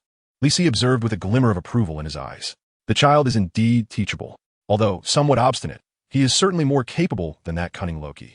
Even if he shows little inclination to play make-believe with children, it is commendable to see a disciple possessing ambition, as it is only a matter of time. Very well. Lysi nodded. This determination is a positive sign. However, his tone turned serious. I must remind you that your time is limited. Your dear brother, upon returning to Asgard, will undoubtedly be furious and will seek every means to solidify his throne and obstruct your return. He is likely to dispatch someone to deal with you soon. Lysi implied, take care of yourself. Thor felt a chill run down his spine and nodded solemnly. I understand. Meanwhile, in Asgard, at the control center of the Bifrost, in the Hall of Heimdall, within the resplendent hall, the atmosphere was chillingly tense. Loki's figure appeared in a flurry of green, magical light, his expression dark enough to drip with resentment and fear. He adjusted his disheveled robes, forcibly suppressing the humiliation and murderous intent within. Directing his gaze toward the figure at the center of the hall, clad in golden armor and wielding a massive sword, standing as immovable as a statue. Heimdall. Loki's voice was icy, laced with an unyielding authority he believed was unquestionable. How dare you defy my command? Who granted you permission to spy while I was conversing with Thor, or even possibly relay information to him? Heimdall slowly turned to face Loki, his golden eyes, capable of perceiving the 9 realms, regarded him with calm indifference, devoid of any emotional fluctuation. My lord, his voice resonated deeply, like the tolling of ancient bells. I was merely fulfilling my duty, observing the movements across the 9 realms. He neither confirmed nor denied, and this ambiguous stance further incensed Loki. What a fine display of duty. Loki laughed bitterly in his fury. It seems that in your eyes, I, the new king, hold less importance than that banished wretch? Heimdall remained silent, tacitly acknowledging the insinuation. Loki felt his blood boil, nearly choking on his rage. Yet, he understood that Heimdall was Odin's most trusted guardian, possessing immense strength and esteemed status, making him temporarily untouchable. He suppressed his fury and coldly commanded, from this moment forward, guard the Bifrost for me. No one shall activate it without my command. Especially, Thor must not be given the opportunity to return. Do you understand me? Heimdall lowered his eyelids slightly, concealing the complex glimmer within his gaze, and solemnly responded, as you command, my lord. Loki let out a cold snort, realizing that he could only proceed in this manner for the time being. He disregarded Heimdall, turning on his heel and striding away from the temple, his heart brimming with anxiety and unrest. The enigmatic figure from the east, Lysi, loomed over him like a sword suspended above his head, disturbing his peace. Not only was the individual aware of his identity as a frost giant, but his strength was also unfathomable, capable of subduing him with ease. He must fortify his throne at once. He must acquire greater power. A mad and malevolent scheme rapidly took shape in his mind. In Jotunheim, within the icy ruins of a palace, stood Laufey, the frost giant king, towering over 4 meters tall, his skin resembling blue ice rock, with cold flames burning in his eyes. He sat upon a throne carved from massive blocks of ice, gazing at the sudden visitor from Asgard. Loki, son of Odin. Laufey's voice was as harsh and grating as cracking glaciers, laced with blatant mockery and a hint of barely concealed complexity. What brings you to this frigid realm? Have you come to flaunt the throne you usurped? Loki stood in the center of the hall, facing his nominal father, devoid of any reverence, only cold calculation. Laufey. Loki's voice carried a hint of seduction. I'm not here to boast. I have come to present you with a magnificent gift. As he spoke, a flash of light emanated from his hand, revealing a blue cube exuding an endless chill, capable of freezing one's very soul. It was the frost giant relic, the box of ice, seized by Odin and stored in the treasury of Asgard. The box of ice? Laufey's icy blue pupils constricted sharply as he abruptly rose from his throne, fixated on the treasure in Loki's grasp, his breath growing labored. It was the source of power belonging to their frost giant lineage, a beacon of hope for reclaiming their former glory and avenging themselves against Asgard. What do you seek in exchange? Laufey asked coldly, suppressing the excitement bubbling within. He did not trust the cunning son of Odin to be so benevolent. Quite simply, Loki replied, an evil smile spreading across his face, I require your assistance in eliminating a certain individual. Who? Odin. Loki enunciated each word with fervor, madness glimmering in his eyes. Odin is currently in the Odin sleep, at his most vulnerable. I will unveil a secret passage to the Golden Palace of Asgard, allowing you to stealthily infiltrate his chambers and personally bring an end to the foe who has imprisoned you and humiliated our entire race. At these words, a fierce desire for bloodshed and greed ignited in Laufey's eyes. To slay Odin? This was the very dream he had longed for, coupled with the allure of the box of ice. The temptation was almost overwhelming. Why should I trust you? Lao Fei, though tempted, remained vigilant. For this, Loki pushed the box of ice forward. This is your deposit. Once the deed is accomplished, it shall belong entirely to you. Lao Fei gazed upon the alluring frost box, emanating an enticing chill, and as he contemplated the prospect of vanquishing his nemesis Odin, his doubts gradually dissipated, ultimately replaced by an insatiable greed and the fervor of vengeance. Very well, I accept your terms. Lao Fei rasped, his voice hoarse. Inform me of the time and place. A satisfied smile graced Loki's visage, yet within him a derisive laughter echoed. Foolish frost giant, do you truly believe I would allow you to slay Odin? No, I shall incite you to attack him, only to reveal myself at the most critical moment, vanquishing you, the intruder, on the spot. In that moment I, Loki, shall be hailed as the hero who saved Odin and thwarted the frost giant scheme. All of Asgard will revere me. When Father awakens, he shall surely regard me with newfound esteem and bestow the throne upon me. This is Loki's true design, a twofold victory. Not only does it eliminate the threat posed by Lao Fei, but it also secures my own claim to the throne. After finalizing the details with Lao Fei, Loki returned to Asgard. His initial plan had succeeded. Next, he must contend with that bothersome Thor in Midgard, as well as the enigmatic Eastern stranger. Loki ventured deep into Odin's treasury, a place heavily guarded, laden with countless powerful magical artifacts and weapons. His gaze ultimately settled upon the centerpiece of the vault, a silver humanoid armor, quietly standing and exuding an aura of devastation. The Destroyer, crafted by Odin's utmost effort, forged from URU metal and infused with the power of the gods. The ultimate weapon of war. In the name of Asgard's king, Loki approached the Destroyer, his voice tinged with excitement and reverence. I command you awaken, Destroyer. Suddenly, a blazing red light ignited within the hollow eye sockets of the Destroyer.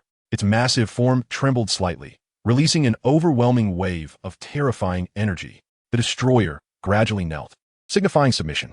A sinister smile spread across Loki's face. Proceed to Midgard. He issued the command, his tone cold and merciless. Locate Thor, prevent his return to Asgard, and eliminate the Eastern stranger by his side. The Destroyer slowly rose, its heavy steps echoing as it exited the treasury. Soon, the Bifrost Bridge erupted with a thunderous roar. A radiant beam of colors soared skyward, instantly piercing the heavens. The armor of the Destroyer transformed into a dazzling streak of light, hurtling towards the deserts of New Mexico. Loki stood at the temple's entrance, gazing at the resplendent Bifrost Bridge, a chilling yet confident smile gracing his lips. Before the indomitable Destroyer, all shall turn to ashes.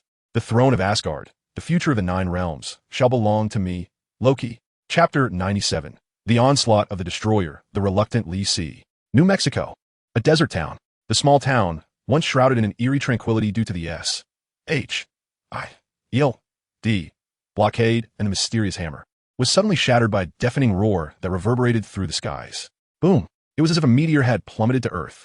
A dazzling streak of light, trailing a vibrant, fiery tail, descended with a force that struck the ground at the town's edge. The immense shockwave instantaneously radiated outward, swirling clouds of yellow dust. The hard earth, akin to glass struck by a heavy hammer, instantly became riddled with a spiderweb of cracks. Several nearby makeshift houses were utterly obliterated by the force of the blast. Amidst the swirling smoke and dust, a towering, cold figure clad in metallic silver armor, emanating a gleaming sheen, slowly rose from the impact crater. The armor, forged from smooth URU metal, boasted fluid lines that exuded power. Its face adorned with a retractable visor that revealed a core burning with furnace-like energy. The Destroyer, Asgard's ultimate weapon of war, had descended. What in the world is that? Gasped the terrified townsfolk from a distance. Inside S.H.I.E.L.D.'s temporary base, alarms blared instantly. All agents nervously grasped their weapons, bracing for action. Sitwell's complexion paled, sensing the terrifying energy emanating from the armor, far exceeding that of conventional weaponry. Meanwhile, by the meteorite crater, Lee Si was the quickest to react. Almost at the moment the spatial disturbance manifested, his consciousness had locked onto the energy radiating from Asgard, saturated with a sense of impending destruction. It arrived sooner than expected? Lee Si raised an eyebrow, a flicker of understanding crossing his eyes. It seemed Loki was even more impatient than he had anticipated. He turned to glance at Thor, who was beside him, having just endured a tumultuous upheaval, now in a state of profound confusion and vulnerability, along with Jane and the others who remained out of concern for Thor. They've come. Lee Si's voice was calm, yet imbued with an undeniable authority, jolting the panicked crowd back to reality. It appears to be headed your way, Thor. He gestured towards the imposing silver armor, striding heavily towards the town. Thor looked up, and upon recognizing the familiar armor, his expression shifted dramatically, and he exclaimed in disbelief, "The destroyer? Loki actually sent the destroyer? That was a war machine crafted by their father Odin to safeguard Asgard, possessing indomitable strength. Why has Loki dispatched it to Midgard? What could he possibly intend? It seems you have quite the predicament," Lisi remarked nonchalantly. "This entity wields immense power. Your mortal forms cannot withstand even a single strike." He turned to Thor. "You must take your friends and evacuate the townsfolk. I will handle this." Thor paused, momentarily taken aback, then resolutely shook his head, a renewed fire igniting in his warrior spirit. "No, the destroyer has come because of me. Even stripped of divine power, I shall never falter. Though I currently feel exceedingly feeble, the inherent pride and sense of duty that belong to the Prince of Asgard compel me to stand firm and not retreat at this critical juncture." Jane Foster anxiously grasped his arm. "We shall not depart either." Dr. Eric pushed up his glasses, resolutely asserting, "We will remain to assist in the evacuation of the townsfolk." Darcy nodded vigorously in agreement. Lisi glanced at Thor, whose fighting spirit had reignited, and then at the three Earth scientists, shaking his head in resignation. "Very well. It seems prudent to allow you a closer observation." He ceased to insist further and cautioned, "Exercise caution and act as the situation dictates." No sooner had he spoken than the destroyer surged forward with great strides. Its furnace-like facial core suddenly ignited with a fierce radiance. Whoosh! A searing beam of energy, potent enough to instantly liquefy steel, shot forth like the breath of death towards a group. However, its target was not Thor. Instead, it was Lisi, whose seemingly unremarkable presence posed the greatest threat to Loki. "Oh!" A glimmer of amusement flickered in Lisi's eyes. "It appears Loki is quite astute, seeking to eliminate me. The most unpredictable variable." In the face of Thor and the others' horrified gazes, Lisi remained completely still, merely raising his right hand to gently tap the incoming beam of destruction. At the moment his fingertip made contact, a yellowish energy surged forth, transforming into a visible barrier. In the next instant, the formidable beam of destruction, capable of vaporizing buildings in an instant, was entirely engulfed by this seemingly crystalline shield. It subsequently dissipated into a flurry of energy particles, gradually vanishing into the air without even stirring a ripple. The atmosphere remained tranquil and composed. This display left Thor and Jane utterly astounded. The destroyer's attack was effortlessly thwarted, with just a fingertip. Even Loki, observing the battlefield from a distance through the destroyer, felt his pupils constrict, waves of astonishment crashing within him. Who exactly is this individual? How could he so effortlessly neutralize the destroyer's assault? It seems your capabilities are rather lacking. Lisi dusted off non-existent debris from his sleeve and shook his head at the destroyer, his tone laced with disappointment. I had expected a chance to stretch my limbs a bit. The destroyer, despite its intimidating appearance, whether in its body forged from URU metal or the terrifying energy it emanated, paled in comparison to the finesse of a magical construct, which was far superior in mobility, defense, and attack methods. Whether employing strength or artifacts, the Asgardians seemed to rely on brute force alone. Such a clumsy creation is but a mere punching bag before me. Loki, the harbinger of destruction, was utterly incensed by Lisi's nonchalant demeanor. The destroyer raised its arm once more, its core energy coalescing wildly, seemingly preparing to unleash a more formidable assault. Lisi intended to toy with the destroyer, biding his time for Thor to awaken his latent potential in this dire moment and regain Mjolnir's favor. With a mere thought, a sleek, pitch-black flying sword materialized before him, gradually shrinking in size. Whoosh! The sword transformed into a streak of black lightning, aiming directly at the core of the destroyer's energy. The destroyer sensed the impending danger and attempted to block with its hand, but the speed of the sword was simply too swift. Clang! A crisp sound of metal clashing resonated through the air as Lisi's life-bound sword, imbued with his pure essence of late-stage foundation cultivation and its unparalleled sharpness, struck fiercely against the destroyer's metallic faceplate. Sparks flew. Astonishingly, a discernible point was etched into the seemingly indestructible URU metal. Although it did not fully penetrate, it nonetheless attested to the sword's formidable might. The destroyer staggered back several steps, shaken by the tremendous force, causing the energy it had gathered to dissipate instantly. Quite resilient, Lisi mused, gaining a more tangible understanding of URU metal's defensive capabilities. Truly a product of the divine realm, but nothing more than that. With a flick of his fingers, he sent the ebony sword soaring back into his grasp. "Go!" he commanded. Hum! The sword shot forth once more, this time with even greater velocity and ferocity. The destroyer, sensing the impending threat, attempted to sidestep the strike. Yet, how could Lisi's sword be so easily evaded? The blade traced an enigmatic arc through the air, once again slashing towards the destroyer's chest. Boom! This time, the robust armor of the destroyer bore a deeper gash. The immense force propelled it back, crashing violently into a nearby fast food establishment. Emerging from the rubble, the destroyer appeared thoroughly enraged. It abandoned its energy assault on Li Si and advanced with heavy steps, charging like a mad bull. Is brute force all you can muster? Li Si scolded, disdainful of such a fighting style. He elegantly evaded the destroyer's reckless charges, moving with the grace of a leisurely stroll. Though the destroyer was not slow, it could not even brush against Li Si, whose extraordinary mental acuity and exquisite agility rendered him untouchable. Yet, each of the destroyer's missed attacks wreaked havoc upon the surrounding town. Buildings crumbled, cars were flattened, and the ground was pockmarked with deep craters. Explosions and flames erupted in a cacophony of chaos. The townsfolk, caught unawares, screamed and fled in terror, desperately scrambling through the wreckage as casualties continued to mount. Thor gazed upon the nightmarish scene before him, witnessing the innocent mortals ensnared in disaster due to his actions, his eyes gradually turning a fiery crimson. An indescribable fury and guilt erupted within him, akin to molten lava. No, stop! He let out a heart-wrenching roar, unable to remain a passive observer any longer. Thor, do not go! Jane attempted to restrain him. Yet at that moment, Thor's heart brimmed with an unwavering resolve to protect the innocent. He broke free from Jane's grasp, charging recklessly towards the fierce battle between Li Si and the destroyer. He spread his arms, standing defiantly before the destroyer, bellowing at the cold, iron giant. Loki, spare these innocents. Direct your wrath at me instead. Thor knew that as a mere mortal, he might be crushed by the destroyer in the next heartbeat.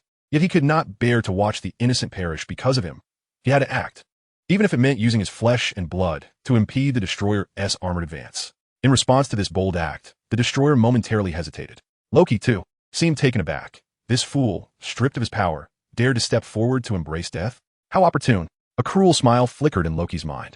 Since you seek your demise, I shall oblige. The destroyer advanced, gathering radiant energy. Li Si's brow furrowed slightly, yet he did not intervene, for he understood that this was a trial Thor must endure. It was a pivotal moment for him to reclaim his worthiness to wield the hammer once more. In the face of mortal peril, life may yet emerge anew. Li Si mused. Nevertheless, he cast a protective spell around Thor's body, lest he be reduced to ashes by the terrible onslaught, leaving even divine power unable to save him. Whoosh! The beam of destruction struck Thor's chest like a fiery judgment. Thor was caught off guard, his body colliding with the force of a speeding truck. He was flung backward like a marionette with severed strings, crashing heavily onto the sandy ground several dozen meters away.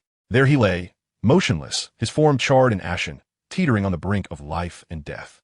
No, Thor! Jane let out a heart-rending scream, recklessly rushing towards the fallen Thor, tears cascading like a breached dam. The destroyer appeared satisfied with this outcome, slowly turning its attention towards Li Si. Yet in that moment, an unexpected transformation occurred. Not far from where Thor lay, the hammer Mjolnir, which had remained unresponsive to him, suddenly vibrated fiercely. The runes etched upon its surface erupted with blinding arcs of lightning. An overwhelming and magnificent force, infused with the spirit of storms and thunder, surged skyward in an instant. The heavens darkened ominously, crackling with lightning, as tumultuous winds howled. Mjolnir had sensed it, sensing the profound sacrifice of its true master. Who is willing to lay down his life to protect others? Mjolnir awakened. Chapter 98. The Return of the Thunder God. The time draws near. Mjolnir felt it. It sensed Thor's deep-seated resolve to defend others at all costs. It recognized the transformation of this once reckless prince, who, through the trials of the mortal realm, had quietly cultivated the attributes of a true hero and a king. Buzz, no longer a faint tremor, Mjolnir erupted in an unprecedented brilliance of azure light. Countless ancient runes illuminated upon the hammer, swirling in a majestic dance. The formidable power of thunder surged forth like a waking dragon, unleashing a deafening roar. Tempestuous winds, dark clouds, and lightning. In mere seconds, the previously cleared desert sky was entirely cloaked in thick storm clouds. Silver serpents danced wildly, and thunder rumbled ominously. A cataclysmic pressure enveloped the entire town. In the distance, the residents of Sitville and S.H.I.L.D. agents gazed in horror at this apocalyptic scene, their faces pale and their legs trembling. The destroyer turned, staring at the hammer that was frantically accumulating energy, as well as at Thor, who seemed to be undergoing some astounding transformation. No, it cannot be. Loki screamed in disbelief, his voice laced with jealousy and fear. Before everyone's astonished gaze, Mjolnir surged skyward from the sand, transforming into a streak of blue lightning, racing towards the figure of Thor, who lay unconscious on the ground. Jane cried out in alarm, attempting to intervene, but an invisible wall of wind repelled her. Crack! Mjolnir did not harm Thor. Instead, it hovered above his chest. A torrent of immense, pure, and life-giving thunderous energy cascaded down like the gentlest of rains, flooding into Thor's body. His nearly lifeless form began to revive at an observable pace, akin to parched earth receiving a long-awaited downpour. The charred skin on his chest swiftly receded, revealing healthy flesh beneath. Broken bones snapped and clicked as they were joined. His faint heartbeat grew stronger and more vigorous. Suddenly, his tightly shut eyes flew open. No longer were they filled with confusion, despair, and pain. Instead, they radiated a storm-like will and a sharp, lightning-like brilliance. Boom! A powerful wave of energy erupted from Thor, sending a gentle push to those surrounding him, including Jane. He slowly extended his hand, grasping Mjolnir that hovered before his chest, as if bloodlines were reconnected and souls returned to their rightful places. A familiar and potent force surged through him like rushing rivers, accompanied by the sounds of metal grinding and reshaping, a suit of armor gleaming with silver light, imbued with the essence of divinity and majesty, materialized around him. A vibrant crimson cape billowed in the howling wind. At this moment, the exiled prince has vanished. In his stead stands a true son of Odin, the god of thunder, Thor, with a mighty roar that resonates with power and exhilaration. Thor's voice transforms into a thunderous sound that reverberates across the land. The thunder in the sky seems to respond to him, unleashing a barrage of lightning. He leaps powerfully from the ground, wielding Mjolnir suspended in midair. Surrounded by crackling electricity and swirling winds, he embodies the very essence of storm. With divine majesty, he is an unstoppable force. Loki. Thor's gaze pierces like the sharpest lightning, instantly locking onto the destroyer not far away, his voice crashing like thunder. The incredulous Loki, unable to control the destroyer, gazes in disbelief at the awe-inspiring Thor, involuntarily taking a step back. Meanwhile, Lisi leisurely drifts to the side, sheathing his flying sword and crossing his arms, as if preparing to witness a spectacle. He keenly observes Thor, his mind functioning like the most intricate instrument, analyzing the surging divine power within him. The seal of power has been lifted, and he may even be stronger than before. This pure force of lightning and storm possesses destructive capabilities rivaling those of a foundation-building practitioner. Lisi nods in approval of Thor's potential. However, as Thor roars and swings Mjolnir, stirring up a tempest of wind and a visible tornado, simultaneously summoning lightning as thick as a bowl, charging towards the destroyer like a berserker, Lisi cannot help but twitch his lips. The application of such power is rather crude, he muses internally.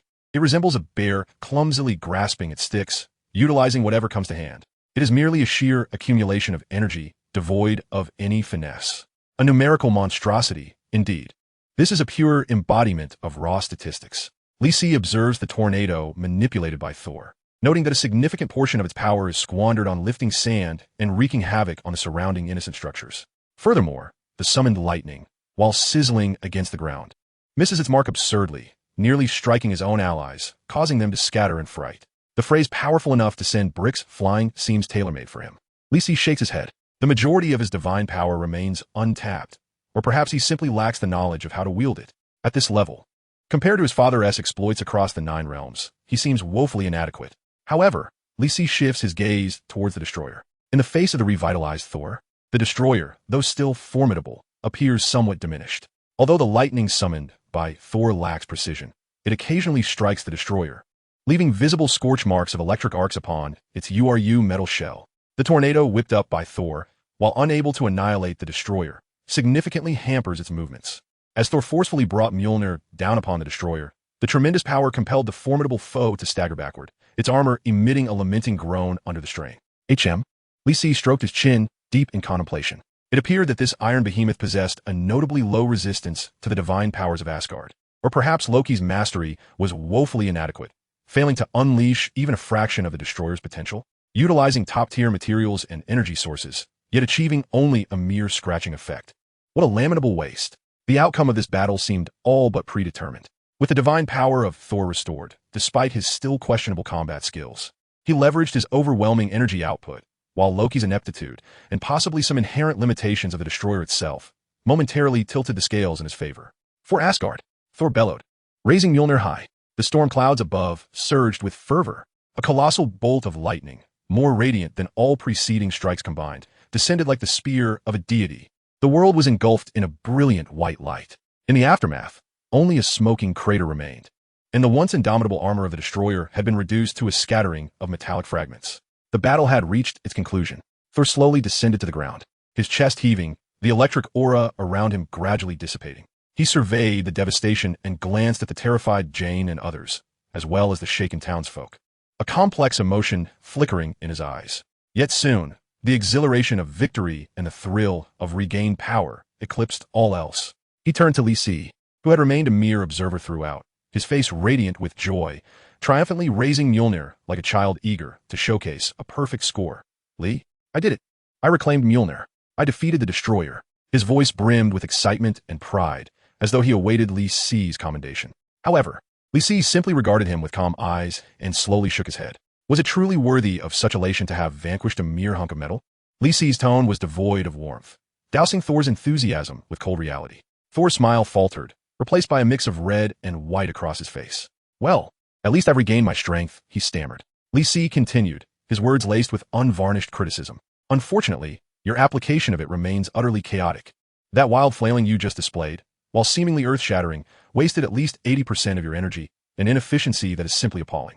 Li Si unflinchingly pointed out Thor's deficiencies. Compared to your father's grandeur when he commanded respect across the 9 realms, your efforts are not even in the same dimension.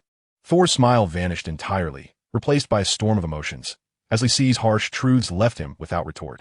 As he himself sensed, the recent battle had not been easily won. The application of his strength was indeed sluggish and wasteful.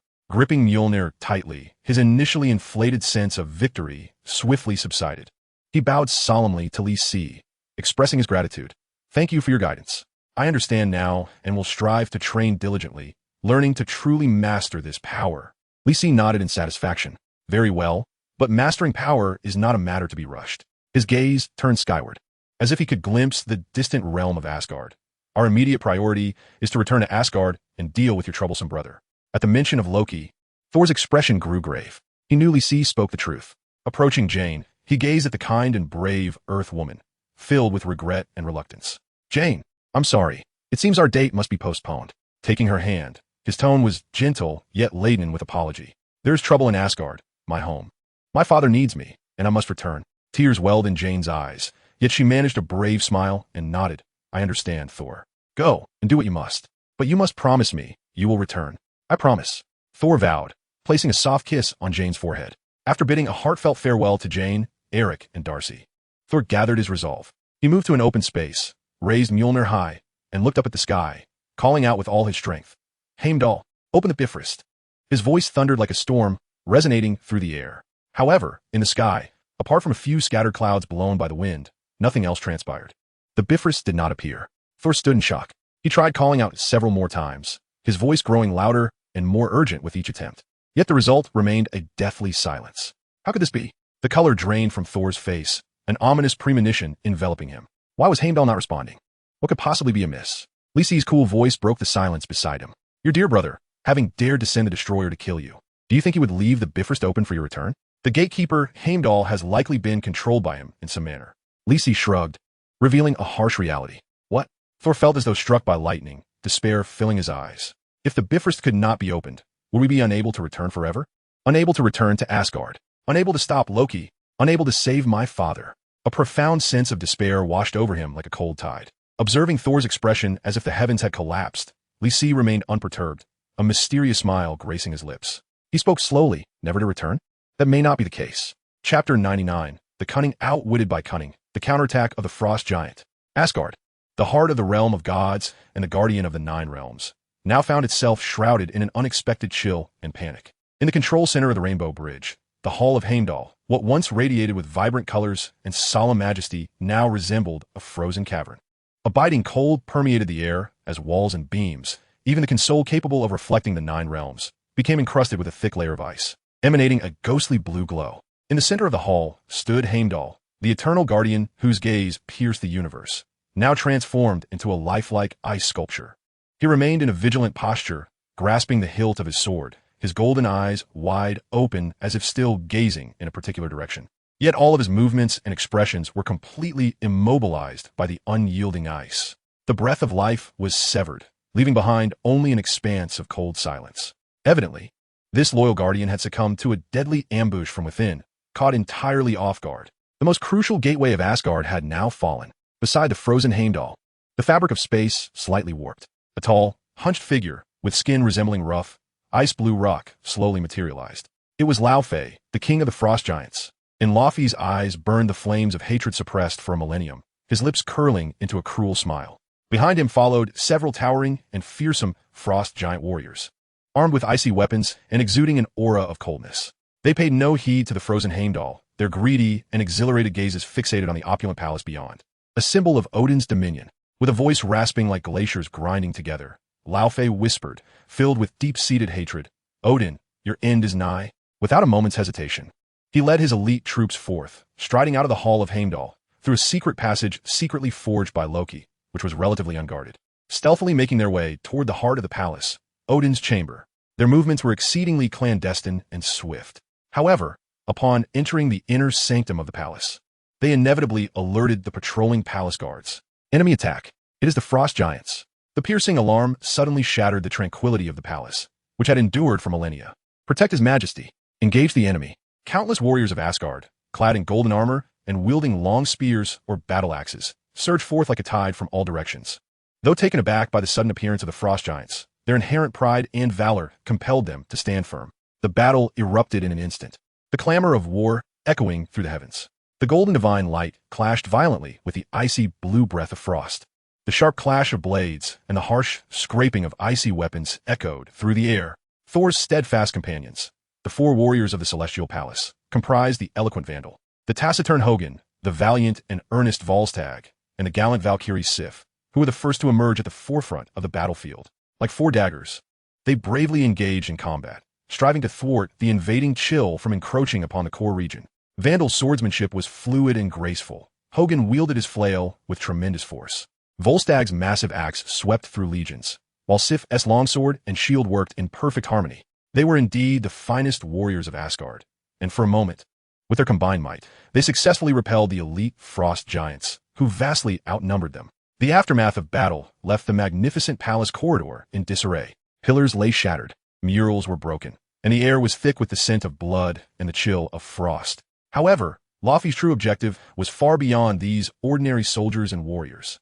He cast a cold glance at the tumultuous battlefield, leaving the majority of frost giant warriors to hold the celestial palace guards at bay, while he, accompanied by his two most formidable guards, bulldozed towards Odin's chamber like a relentless tank. The icy box in his grasp radiated an increasingly terrifying cold. Wherever he passed, be it sturdy walls or brave defenders, everything he touched was instantly frozen into ice sculptures, only to shatter with a thunderous crash. No one could stand in his way. As Laufey drew nearer to Odin's chamber, Loki, hidden in the shadows, observed with a cold, triumphant smile. Everything was unfolding according to his script. Soon, Laufey would stand before Odin's bed, and Loki would make his appearance at the most pivotal moment, slaying Laufey and emerging as the hero who saved his father in Asgard. The mere thought sent Loki's heart racing with excitement and anticipation. Finally, after shattering the last few royal guards who dared to impede him, Laufey arrived at the grand golden doors, intricately carved with the totem of the world tree, symbolizing the supreme authority of the nine realms. Odin's chamber was within reach.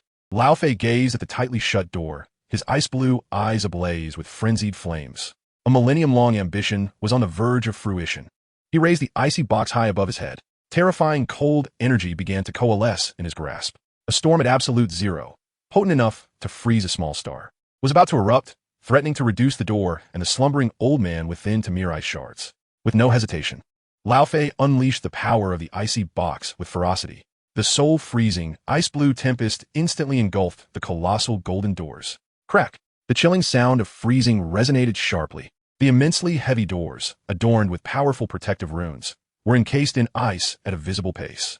Then boom, like the most fragile glass, they shattered spectacularly. Laufey, adorned with a cruel smile, strode heavily into the chamber that symbolized the epicenter of power across the nine realms. Inside the chamber, in stark contrast to the chaos and bloodshed outside, a warm tranquility enveloped the space. The opulent dome was studded with gems, radiating a gentle luminescence, akin to the stars in the night sky. The surrounding walls were adorned with depictions of Asgard's illustrious history and Odin's legendary conquests throughout the realms. A soothing, ethereal fragrance permeated the air. At the very center of the chamber, upon the colossal throne crafted from the branches of the world tree and celestial metals, lay Odin, the All-Father, enshrined in a deep slumber known as Odin's sleep. Clad in a golden royal robe, his visage bore the marks of time, emanating a faint golden glow reminiscent of a flickering candle in the wind, yet the aura of the divine king still commanded reverence and awe. "Odin, your time is nigh," Laufey mused, gazing upon his slumbering nemesis, his voice trembling with excitement, his eyes alight with the fervor of vengeance and insatiable thirst for power. It was this very old fool who had imprisoned him and humiliated the frost giants, seizing their sacred relics and relegating them to a meager existence in the desolate expanse of icy wasteland. Today, Laufey resolved to bring an end to it all with his own hands. As he approached Odin, the frost giant's icy box radiated an increasingly terrifying chill, causing the temperature within the chamber to plummet dramatically, frost beginning to crystallize upon the walls and floor. He raised his right hand high, channeling the primordial icy power of his kin, transforming it into an immensely sharp spear of ice, glimmering with a deathly light, aimed directly at Odin's unguarded heart. "D. Odin," Laufey bellowed, his voice a suppressed roar of a millennium. The ice spear, imbued with the force of annihilation, descended with ferocious intent. Victory was within grasp. Revenge was imminent. Yet, in that critical moment, poised to decide the fate of Asgard and perhaps alter the balance of the Nine Realms, a figure silently emerged from the shadows of the chamber. None other than Loki, who had calculated the perfect moment to rescue his father. His face bore a mask of feigned urgency and fury, tightly gripping a golden dagger, shimmering with magical light, seemingly conjured from nowhere. As he lunged towards the unsuspecting Laufey's back with lightning speed. "Frost giant, you shall not harm my father," Loki silently proclaimed, a smile of cunning triumph spreading across his face. Slaying Laufey would secure Odin's salvation, and he would emerge as Asgard's singular hero, the throne within his grasp. However, reality often proves more brutal and ironic than mere theatrics. The dagger, poised to pierce Laufey's back, suddenly halted mere centimeters from his flesh as an icy shield, emanating an extreme chill, materialized behind Laufey, effortlessly thwarting Loki's lethal strike. "What?" The smile on Loki's face instantly froze, replaced by an overwhelming sense of astonishment and disbelief. How could Laufey possibly withstand such an attack? What terrified him even more was that Laufey did not even turn his head, as if he had anticipated the ambush from behind.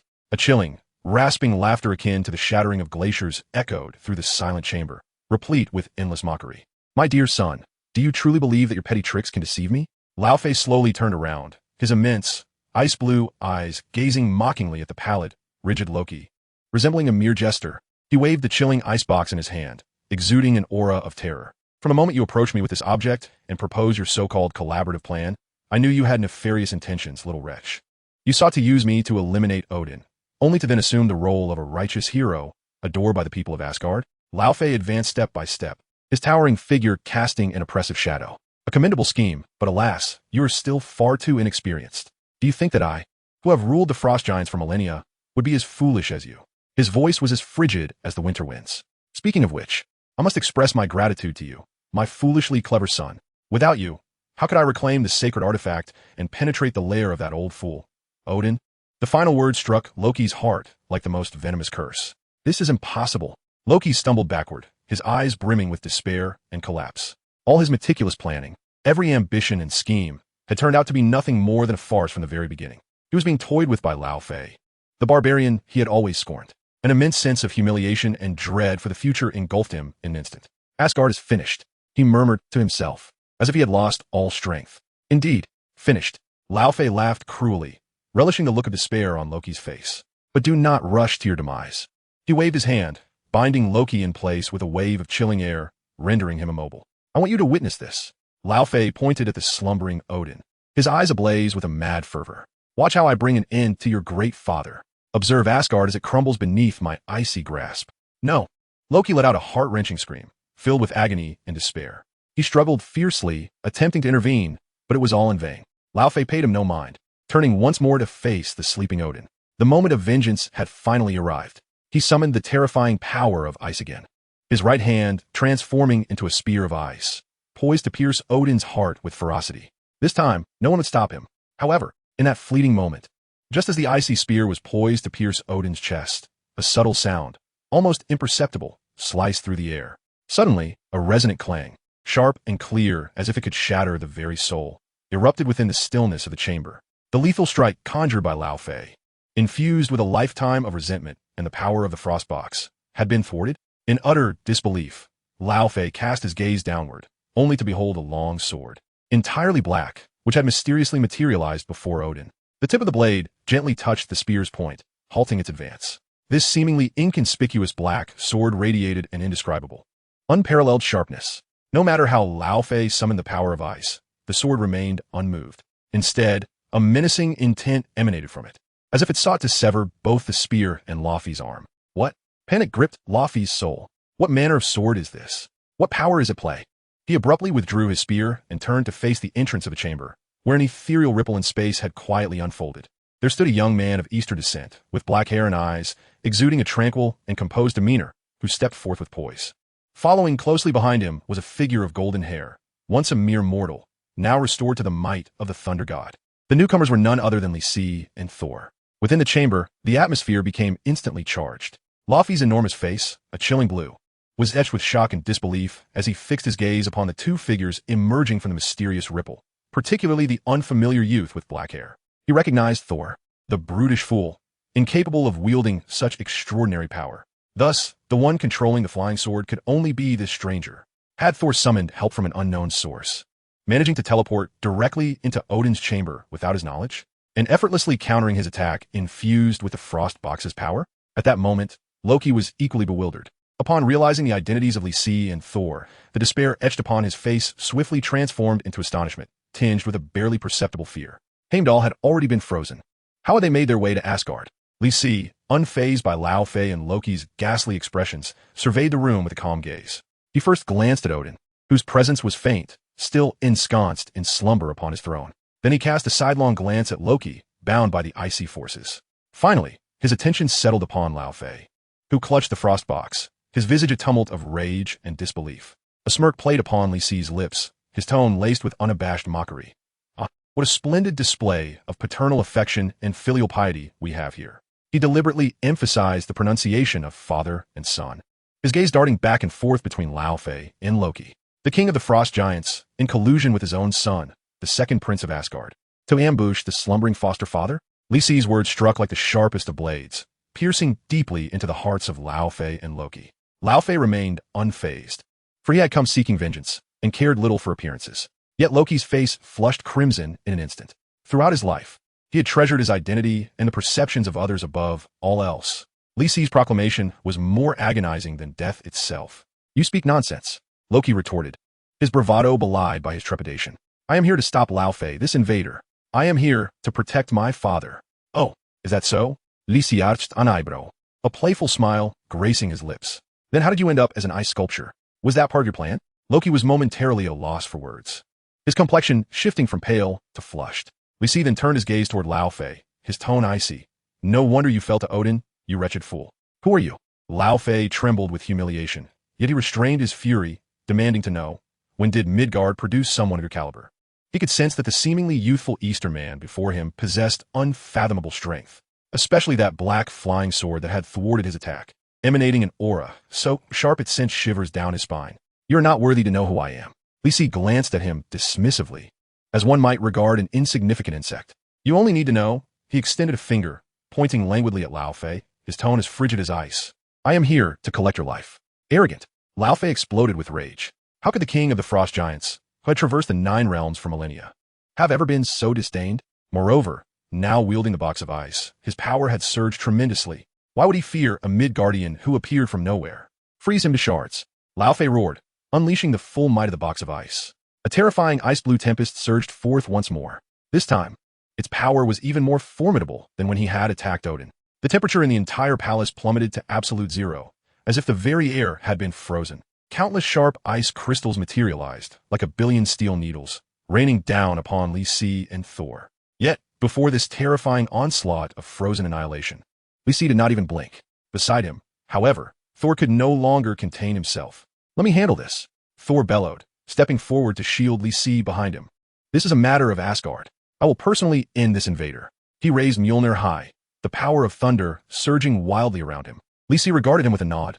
"Very well. Let us make quick work of this and not waste any time." He took a step back, his mind locking onto the entire arena, ever ready to command. Laufey, with permission granted, Thor's battle spirit erupted in full force. He roared as he wielded Mjolnir, charging forth like a ferocious tiger descending from the mountains towards Laufey. a fool unaware of his impending doom. Lao Fei sneered, meeting him head-on. Boom! The power of the God of Thunder's hammer collided violently with the frostbox, unleashing a cataclysmic clash. The furious thunder and the extreme cold energy clashed and annihilated each other, erupting in a blinding light and a terrifying storm of energy. The entire hall of Odin trembled violently. The sculptures and decorations upon the walls shattered. Though Thor had only just regained his divine power, he was in prime condition, and with Mjolnir's enhancement, he surged forward with an unstoppable ferocity, driving the taken-aback Lao Fei to stagger back repeatedly. Be gone from my father's hall, Thor bellowed, delivering a crushing blow that sent Lao Fei flying out, crashing through the palace walls and into the corridor outside. Thor immediately pursued him. Li Si glanced at the slumbering Odin and the immobilized Loki, then swiftly followed suit. The corridor and courtyard of the palace instantly transformed into a battlefield for the two kings. Thor, in a fervent battle spirit, wielded Mjolnir with a fierce momentum. He summoned thick bolts of lightning, striking down upon Lao Fei like divine retribution. He swung his hammer, conjuring violent whirlwinds to hinder Lao Fei's movements. At times, he launched himself forward with his hammer like a cannonball, engaging Lao Fei in a direct confrontation. Initially, Lao Fei found himself somewhat taken aback. Thor's thunderous might naturally counter the frost giants, and the physical impact of Mjolnir was immensely formidable. He was forced to retreat repeatedly, relying on the frostbox to summon thick ice walls and shields for defense. Not bad, this raw power, Li Si remarked from afar, stroking his chin in appraisal. He has made some progress compared to earlier, when he could only flail about aimlessly. However, the good fortune was short-lived. Lao Fei, after all, was a seasoned ruler who had dominated Jotunheim for millennia, possessing an abundance of combat experience. Moreover, the frostbox seemed to provide him with an inexhaustible supply of cold energy. Gradually adapting to Thor's rhythm of attack, Lao Fei began to counter. He ceased solely defending and, wielding the frostbox, conjured an array of frost weapons, ice spears, ice blades, and ice spikes, raining down upon Thor with relentless ferocity. Simultaneously, the extreme chill began to erode Thor's divine power and stamina. Thor gradually felt the weight of pressure, though his divine might was immense. His efficiency in its application was lacking and consuming. The continuous high-intensity assaults began to disrupt his breath. The summoned lightning and storms were also gradually diminishing in strength. In contrast, Lao Fei, wielding the frostbox, seemed to possess an endless reservoir of energy, growing increasingly ferocious with each exchange. The power of frost surged forth, gradually subduing Thor. TSK, his strength waned. Li Si shook his head in disapproval from the sidelines. Although he possessed an abundant amount of energy at the golden core level, his application was inferior even to that of a foundation establishment cultivator. He was riddled with flaws. Inwardly, he scoffed, relying solely on his thick blood, high defense, and rapid recovery. If he were matched against a cultivator of the same level, he would have perished long ago. The gods of Asgard must have allocated all their talent points to strength and longevity, it seems. On the battlefield, Thor indeed began to falter. Just as Li Si had anticipated, his movements grew increasingly sluggish, and the power behind his attacks diminished. Wounds inflicted by frost weapons started to mar his body. Although they healed rapidly, his divine energy consumption escalated. Ha! Odalisson, is this all you can muster? Lao Fei cackled triumphantly, the brilliance of the ice box in his hands intensifying. Die for me. A beam of ice, thicker and colder than before, erupted from the box, instantly engulfing Thor's figure. Thor, the distant onlookers, including Sif, gasped in horror. Yet, contrary to their expectations, the anticipated freeze did not occur. Li Si had inexplicably appeared before Thor, extending a single hand. A swirling stream of dark yellow energy emanated from his palm, resembling an endless black hole, absorbing and annihilating the terrifying icy beam entirely. Have you had enough of this ruckus? Li Si regarded Thor, who was half kneeling on the ground, gasping for breath, then glanced at the maniacally laughing Lao Fei. His patience wearing thin, he casually pulled Thor behind him. Observing Li Si effortlessly neutralizing his attack, Laufey's smile faltered, uncertainty flashing in his eyes. What exactly are you? You're quite the nuisance, Li Si retorted succinctly. He ceased his banter, resolved to take matters into his own hands for a swift resolution. After all, his goal was to attain the golden core. He had no time to indulge in their childish games. Thor, pay attention. Li Si's calm voice reached Thor's ears. This is how the power of thunder is wielded. He slowly raised his right hand, forming his fingers like a sword, pointing towards the sky. In an instant, the atmosphere shifted dramatically. A deep, ominous purple thundercloud materialized in the once clear sky of Asgard. The thundercloud was not large, only a few meters in diameter. Yet the energy fluctuations contained within were 100-fold more terrifying than the torrential thunder Thor had summoned moments ago. Within the thundercloud, countless fine purple arcs of electricity danced and coalesced wildly, radiating an unparalleled, judgmental grandeur. What kind of thunder is this? Thor stood transfixed, gazing at the purple thundercloud, feeling the soul-shaking, oppressive force. As the god of thunder, he could distinctly sense that the essence and power level of this purple lightning far exceeded that of the ordinary lightning he commanded. Even Lao Fei, wielding the box of ice, instinctively sensed the imminent peril. He gazed skyward in terror, yearning to flee, yet discovered that his body seemed ensnared by an invisible force, rendering him utterly immobile. Li Si murmured an arcane incantation, his fingertips weaving a spell. The divine purple thunder fell. Boom! A slender bolt of deep violet lightning, as thick as a thumb, yet distilled to perfection, seemingly embodying the annihilative energy of the cosmos, descended from storm clouds like a spear of divine retribution. There was no earth-shattering roar, no cataclysmic shockwave. The violet lightning merely alighted upon Lao Fei. And then, there was nothing more. The instant the purple lightning made contact with Lao Fei's form, this king of frost giants, along with his formidable ice armor, and even his very soul, vanished quietly like snow under the sun, leaving no trace of ash or existence behind. Both form and essence obliterated. With a single strike, just one strike, the once arrogant king of frost giants, Lao Fei, who had wielded a sacred artifact and cornered the thunder god Thor, was thus utterly erased from existence. The battlefield was once more enveloped in a deathly silence. Both the warriors of Asgard and the remaining frost giants were rendered speechless, their souls scattered by this miraculous spectacle. Thor stood agape, petrified in place, his mind a blank slate. He beheld the last wisp of purple arc dissipating from Li Si's fingertips, glanced at the spot where Lao Fei had stood, and reflected on the seemingly delicate yet overwhelmingly destructive purple thunder. How could there be such a vast chasm in power, even among lightning? Gulp. Thor struggled to swallow, his gaze towards Li Si shifting from awe to fervent admiration. He hurriedly approached Li Si, his excitement rendering him incoherent. Master Ancestor, what was that spell you just performed? You must teach me, I implore you. At last, he comprehended that Li Si's earlier remark about his crude application of power had been an understatement. In comparison, his own abilities felt like mere child's play with mud. Li Si observed Thor's expression with an inward chuckle, yet maintained an air of nonchalance as he waved his hand dismissively. This is the divine purple thunder, merely a minor technique of thunder magic, hardly worth mentioning. As for teaching you, he deliberately elongated his words, watching the anticipation in Thor's eyes. Before smiling and adding, there is no rush. Let us first resolve the immediate troubles at hand. Chapter 101.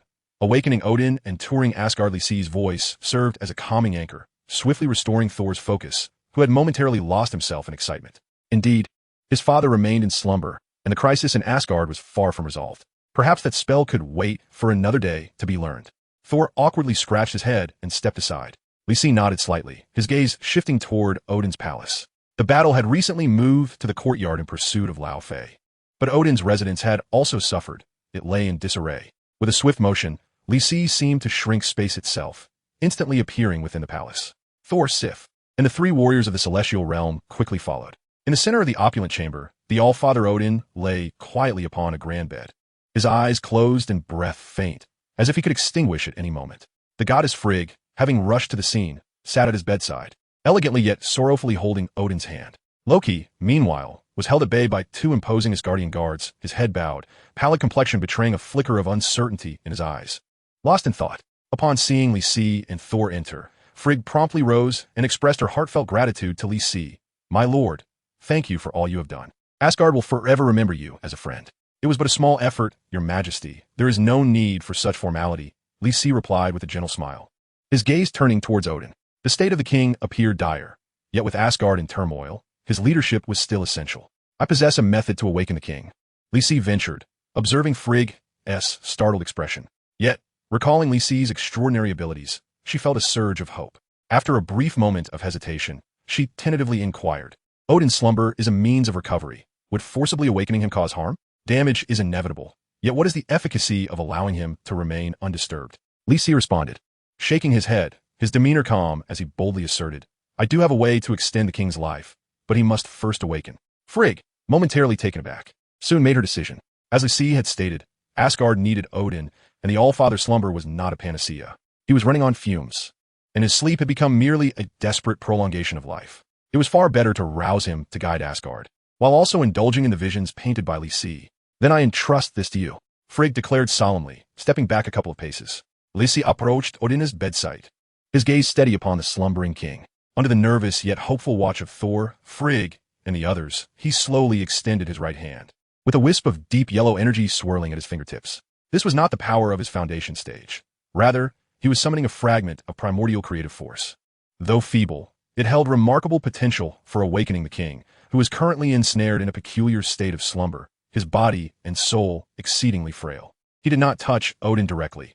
Instead, he used the creative energy at his fingertips to connect with the rich spiritual essence that permeated the air of Asgard. Perhaps it would be more fitting to refer to it as energy from the world tree or divine force. Lyse's consciousness, akin to intangible tendrils, meticulously penetrated Odin's being, perceiving the flickering ember of life within him, as fragile as a candle in the wind, and the immense Odin power that lay dormant deep within his soul, gradually recovering. Odin's essence had not truly been extinguished. Rather, it had succumbed to excessive expenditure of strength and perhaps negative psychological suggestions imposed by Loki through some form of magic or words, resulting in his prolonged slumber. Having identified the root of the issue, Lyse no longer hesitated. He extended a finger and pointed towards the center of Odin's forehead, simultaneously uttering a deep and rhythmic incantation, "Awaken." This command was not merely a simple sound wave. It contained a fragment of Lyse's own spiritual power and the mysteries of his techniques, resonating like the tolling of a bell, directly influencing Odin's slumbering soul essence. Concurrently, the strand of mysterious yellow energy emanating from his fingertip transformed into a flowing light, entering Odin's brow like the gentlest spring rain, nourishing his parched soul flame. A wave of invisible energy radiated from Odin, expanding outward. The once feeble breath of Odin suddenly stirred, his eyelids fluttering. Soon after, his long-closed eye, a symbol of wisdom and authority, gradually opened, although his gaze still bore the remnants of confusion and frailty from awakening. The majesty and depth belonging to the father of the gods had been reignited. "Father!" Odin, Thor, and Frigg exclaimed in unison, rushing to the bedside with joyful tears.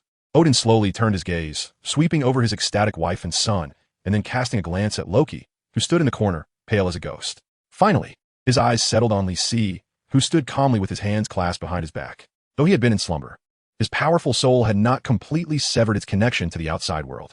He had witnessed everything that transpired. The invasion by Laufey, Loki's betrayal, Thor's valiant struggle, and Lyse's astonishing purple thunder, through a perspective akin to that of the soul, with absolute clarity. "Honored guest," Odin's voice, though weakened, still resonated with authority. "Thank you for awakening me and for saving Asgard." He struggled to sit up, and Frigg quickly supported him. Lyse nodded slightly, his tone serene. "The father of the gods is too kind. It was but a trifling effort. The misfortunes at home have brought you embarrassment." A flicker of weariness and resignation crossed Odin's eyes as he glanced at Thor and Loki. "Allow me to attend to my family matters first. Later, I shall host a grand banquet in the Celestial Palace to express my gratitude." He understood that this mysterious Eastern figure possessed unfathomable strength, far beyond that of an ordinary mortal, and thus warranted the highest decorum. "Very well," Lyse replied succinctly, recognizing the need for an opportunity to comprehend Asgard better. However, he did not depart immediately. Instead, he produced 2 jade vials from his sleeve and handed them to Frigg, who stood beside him. "This is the Qingming Life Essence Pill, imbued with an abundance of life energy, capable of aiding the God King in regaining a modicum of vitality." Upon speaking, he offered a subtle nod to Odin before turning to exit the chamber. Thor swiftly exchanged glances with Sif and the 3 warriors behind him. The 4 immediately understood and respectfully followed Lyse, assuming the roles of guides and hosts. Freya gazed at the jade vial in her hand, sensing the pure and overwhelming life force emanating from within. A flicker of astonishment crossed her eyes as she carefully poured out 2 dragon eye-sized, fragrant, emerald green pills and presented them to Odin's lips. Odin observed the peculiar pills, a spark of intrigue flashing in his eyes. With his vast knowledge, he could undoubtedly appreciate the extraordinary nature of these concoctions. Without a moment's hesitation, he opened his mouth and swallowed them whole. The pills dissolved instantly, transforming into a warm current that surged through his limbs and bones. Odin felt an unprecedented, pure wave of life energy erupt within him, rejuvenating his body, which had become somewhat desiccated from slumber and age. The overwhelming weakness that had previously consumed him dissipated significantly within mere moments. Even his severely depleted Odin power seemed to show signs of recovery. What a miraculous elixir! Odin marveled inwardly, growing increasingly curious and apprehensive about Lyse's origins and capabilities. Yet he swiftly reined in his thoughts, redirecting his focus to the pressing dilemma at hand.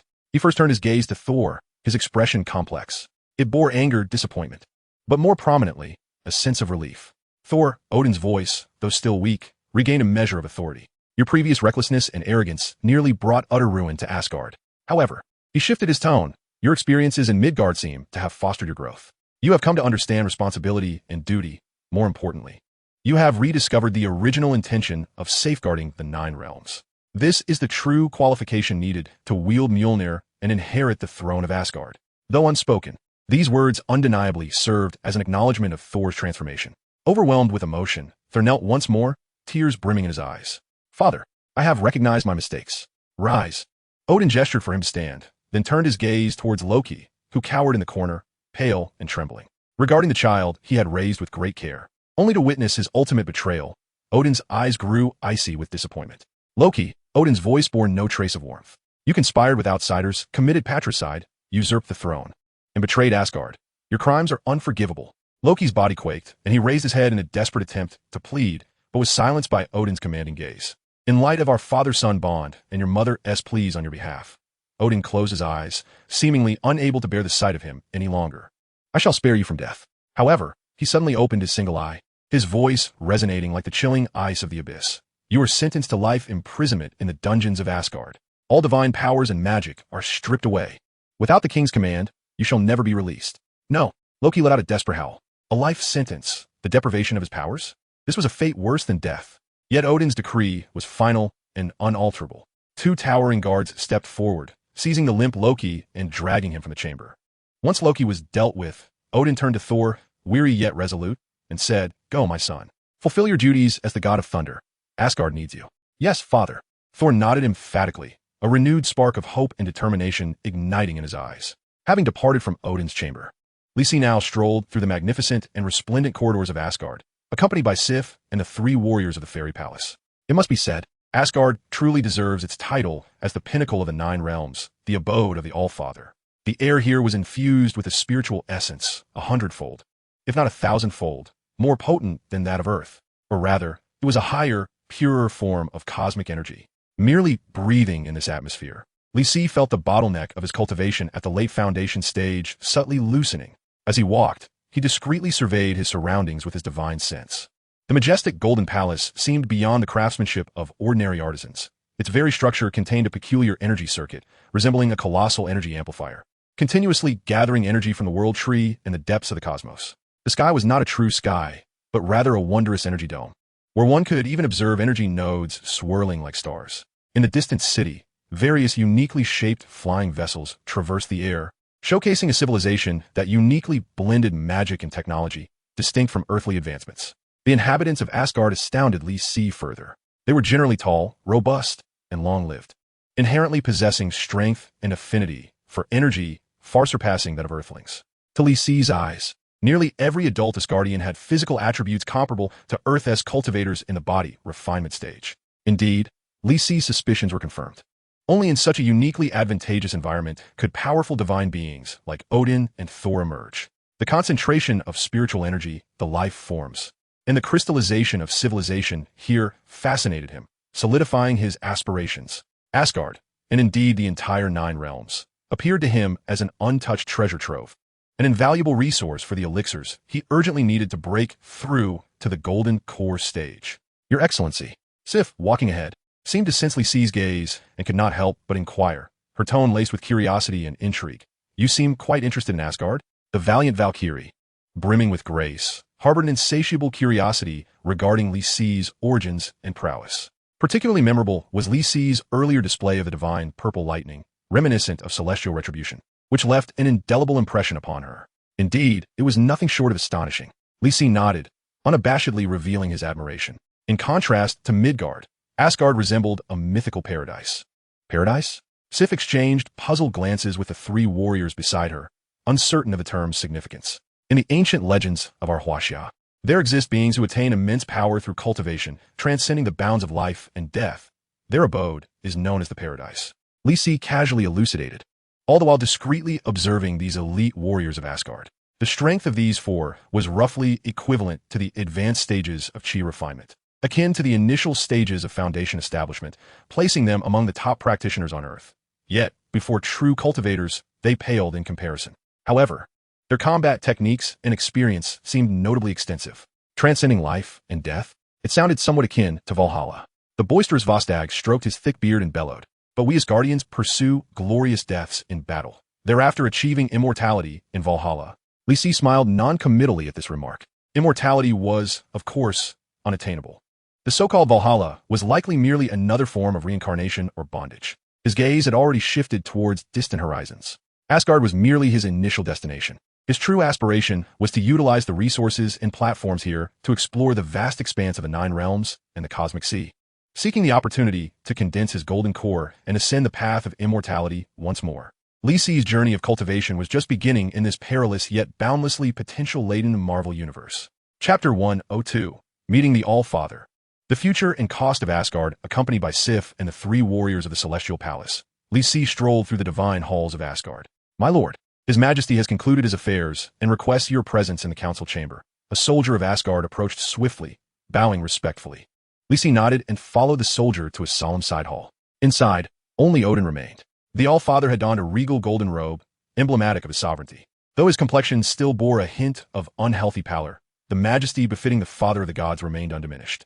The effects of the 2 Qingming life essence pills were evidently remarkable, greatly enhancing his mental state. You may all withdraw, Odin commanded with a wave of his hand. Yes, your majesty, the soldier replied, bowing respectfully before exiting the hall. In an instant, the chamber was left with only Li Si and Odin, the atmosphere tinged with subtle tension. One was a ruler who had dominated the 9 realms for millennia. The other, a mysterious eastern cultivator of unfathomable strength. My lord, please take a seat. Odin gestured for Li Si to take a seat across from him, his single eye shimmering with a complex array of emotions, gratitude, apprehension, but predominantly a serene contemplation forged through the trials of time. Once again, I express my heartfelt thanks for your assistance. Odin began, his tone sincere. Not only did you awaken me, but you also enlightened Thor, vanquished Lao Fei, and averted a conflagration that could have engulfed the 9 realms. Your age shall forever be etched in the annals of Asgard. He paused, then continued. Should you have any requests, please do not hesitate to voice them. Be it the borrowing of Asgard's tomes or the acquisition of rare materials, Asgard shall never refuse. This was both a test and a demonstration of his earnestness. Li Si, however, gently shook his head, lifting the golden goblet filled with an exotic fruit-scented liquid to his lips for a delicate sip. Your Majesty speaks too weightily, he replied, setting down the cup with an air of nonchalance. Such trifles are of no consequence. There is no need for concern. Yet, the more Li Si feigned indifference, the more vigilant Odin became. As a ruler who had governed the 9 realms for millennia, he harbored skepticism towards unprovoked kindness, especially from a mysterious figure endowed with such formidable power. Perceiving Odin's unease, Li Si deftly steered the conversation towards the matters that weighed most heavily on Odin's mind. His gaze fixed upon the king with a hint of inquiry. Though Asgard has narrowly escaped its troubles this time, the situation appears far from optimistic. Odin's single eye narrowed slightly, urging Li Si to elaborate. Your strength is indeed formidable, yet signs of physical decline have begun to manifest, and your slumber may not endure for long.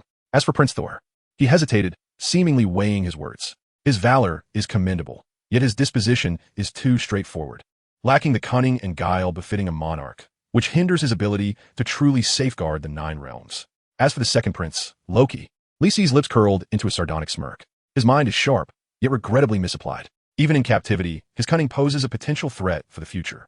Li Si unflinchingly articulated the predicament facing the Asgardian royal family: an aging king, an inexperienced eldest prince, and a rebellious second prince. A precarious state marked by internal strife and external challenges.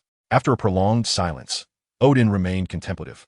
The light within the chamber seemed to dim, casting shadows that accentuated the deep lines of weariness etched upon his face. A long sigh escaped him, imbued with resignation and a tinge of melancholy for a hero's twilight. Your wisdom is indeed admirable, he remarked with a bitter smile, as if years had suddenly been added to his countenance. In my youth, I fancied myself invincible, believing I could forever shield the 9 realms. It was only when the end drew near that I truly awakened to reality. He regarded Li Si with eyes that reflected the burdens of a father and a king, filled with concern. I have sheltered Thor too well, teaching him only the art of combat, while neglecting to impart the path of rulership. Loki is but a manifestation of my fleeting mercy, leading to the current predicament. As for the future of Asgard, I find myself at a loss. The once mighty king of the gods now reveals a vulnerable and perplexed side before this unfamiliar outsider. Yet, he quickly regains his composure, and the spark of wisdom rekindles in his solitary eye.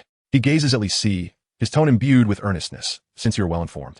I presume you have devised a solution? I earnestly request your guidance. He perceives that this enigmatic visitor is not merely extending a helping hand. The deliberate mention of these matters indicates his own considerations. Guidance is perhaps too grand a term. Li Si replied with a wave of his hand, his demeanor lightening. I may simply offer some alternative perspectives for the king. He set down his cup, his expression turning serious. I have yet to introduce myself. I am a practitioner of the art of cultivation. A practitioner of cultivation? Odin echoed the unfamiliar term, his eyes alight with curiosity. Indeed, Li Si affirmed with a nod. Cultivation entails a rejection of deities and spirits, a disregard for heaven and earth, seeking instead to harness one's own strength to manipulate the dualities of existence, seize creation, grasp the principles of the universe, refine one's spirit, and ultimately transcend life and death. Achieving a state of existence that aligns with the cosmos and even commands the very essence of the universe. He succinctly elucidated the core tenets of cultivation, the grandiosity and heretical nature of which left the erudite King Odin profoundly astounded. Disregarding deities, transcending life and death, commanding the universe's essence, such notions are unprecedented. And Thor, Li Si continued, has recently taken refuge under the banner of my established sect, the Lingxiao sect. What? Odin gasped anew. Thor had actually aligned himself with this faction? Observing Odin's astonishment, Li Si smiled. Since Thor is now my disciple, it is only fitting that I guide him, aiding in his growth so that he may truly shoulder the responsibilities of Asgard. Furthermore, offering some protection to Asgard, in light of my disciple, is not an unreasonable expectation. Odin fell silent, contemplating the youthful, yet imposing and mysterious figure before him, his heart stirred by tumultuous waves of thought. A practitioner of cultivation, the Lingxiao sect, Thor as a disciple, all of this surpassed his understanding. Yet he recognized the truth in Li Si's words. The manner in which he effortlessly vanquished Lao Fei and summoned his own presence attested to his unimaginable power. More crucially, it appeared he bore no malice towards Asgard. Ah, I see. Odin gradually nodded, his vigilance easing slightly, replaced by a flicker of hope. Thor's association with you is indeed a blessing. He paused, cautiously inquiring. Given that Thor has joined your ranks, I hope you will take great care in his instruction moving forward. Might I inquire if you have any need for my assistance, or that of Asgard? He still sought to fathom Li Si's true intentions. Matters of assistance, however, could wait. Li Si smiled, redirecting the conversation back to Odin. I believe the condition of the All-Father is the most pressing concern at present. He gazed at Odin, his eyes seemingly piercing through all. While Odin's slumber may prolong the flow of life, it ultimately serves only as a temporary measure. I fear his time is running short. Upon hearing this, Odin displayed a bittersweet smile, offering no denial. This was his greatest secret and his deepest helplessness. You indeed possess keen insight, my lord. Odin sighed. I am well aware of my own condition. Even should I draw upon the essence of the world tree, I doubt I could last many more days. It would be wiser to bequeath the treasures to Thor, aiding his swift growth. Yet Li Si shook his head. I possess a method that does not rely on external means. A glimmer of light flickered in Odin's singular eye. Pray enlighten me. The All-Father's current plight largely stems from an imbalance of divine power, Li Si elucidated. The divine power of the All-Father's lineage strengthens with age, which is ostensibly a virtue. Yet when the physical form cannot keep pace with the growth of divine energy, it will instead corrode the body, accelerating decay and demise. I can bestow upon the All-Father a cultivation technique. Li Si regarded Odin, speaking slowly. We cultivators are inherently empowered through our own efforts, mastering our strength to an extraordinary degree. With this technique, the All-Father can harness the power of Odin within, preventing it from recklessly rebounding and instead utilizing it to temper his body and nourish his soul, restoring a harmonious unity between strength and flesh. By practicing this method, not only could the All-Father extend his lifespan, but a rejuvenation of spirit may also be within reach. The corners of Li Si's mouth curled upwards. Odin was profoundly moved. To extend one's life even further? This was nothing short of miraculous. If such were true, it would not only herald personal salvation for him, but also a boon for all of Asgard. Li Si continued to elaborate.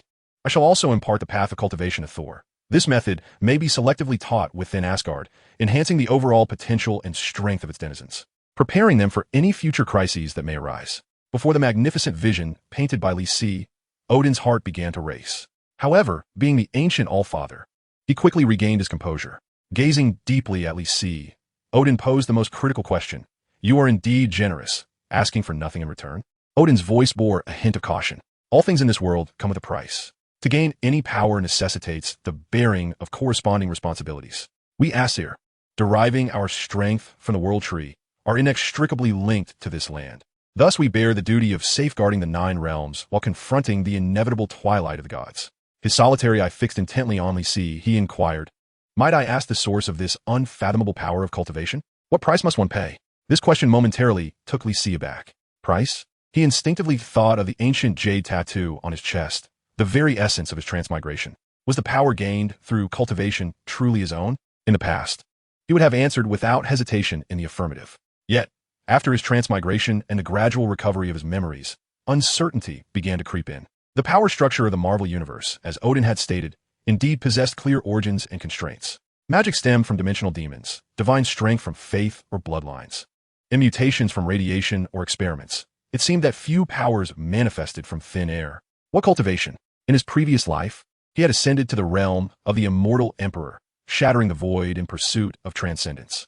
Yet in this world, how far could that path lead? Would he ultimately have to confront some source or pay a price? For the first time, a flicker of doubt about his path stirred within Li Si. However, he swiftly quelled this uncertainty. Regardless of what lay ahead, the paramount concern was to enhance his strength and seize control of his destiny. As for the price, Li Si gazed at Odin, a calm smile returning to his face. When the time comes for me to clash with certain ancient gods, venerable beings, or dimensional lords in this universe, all those who have cultivated my path must stand with me. That, indeed, is the price.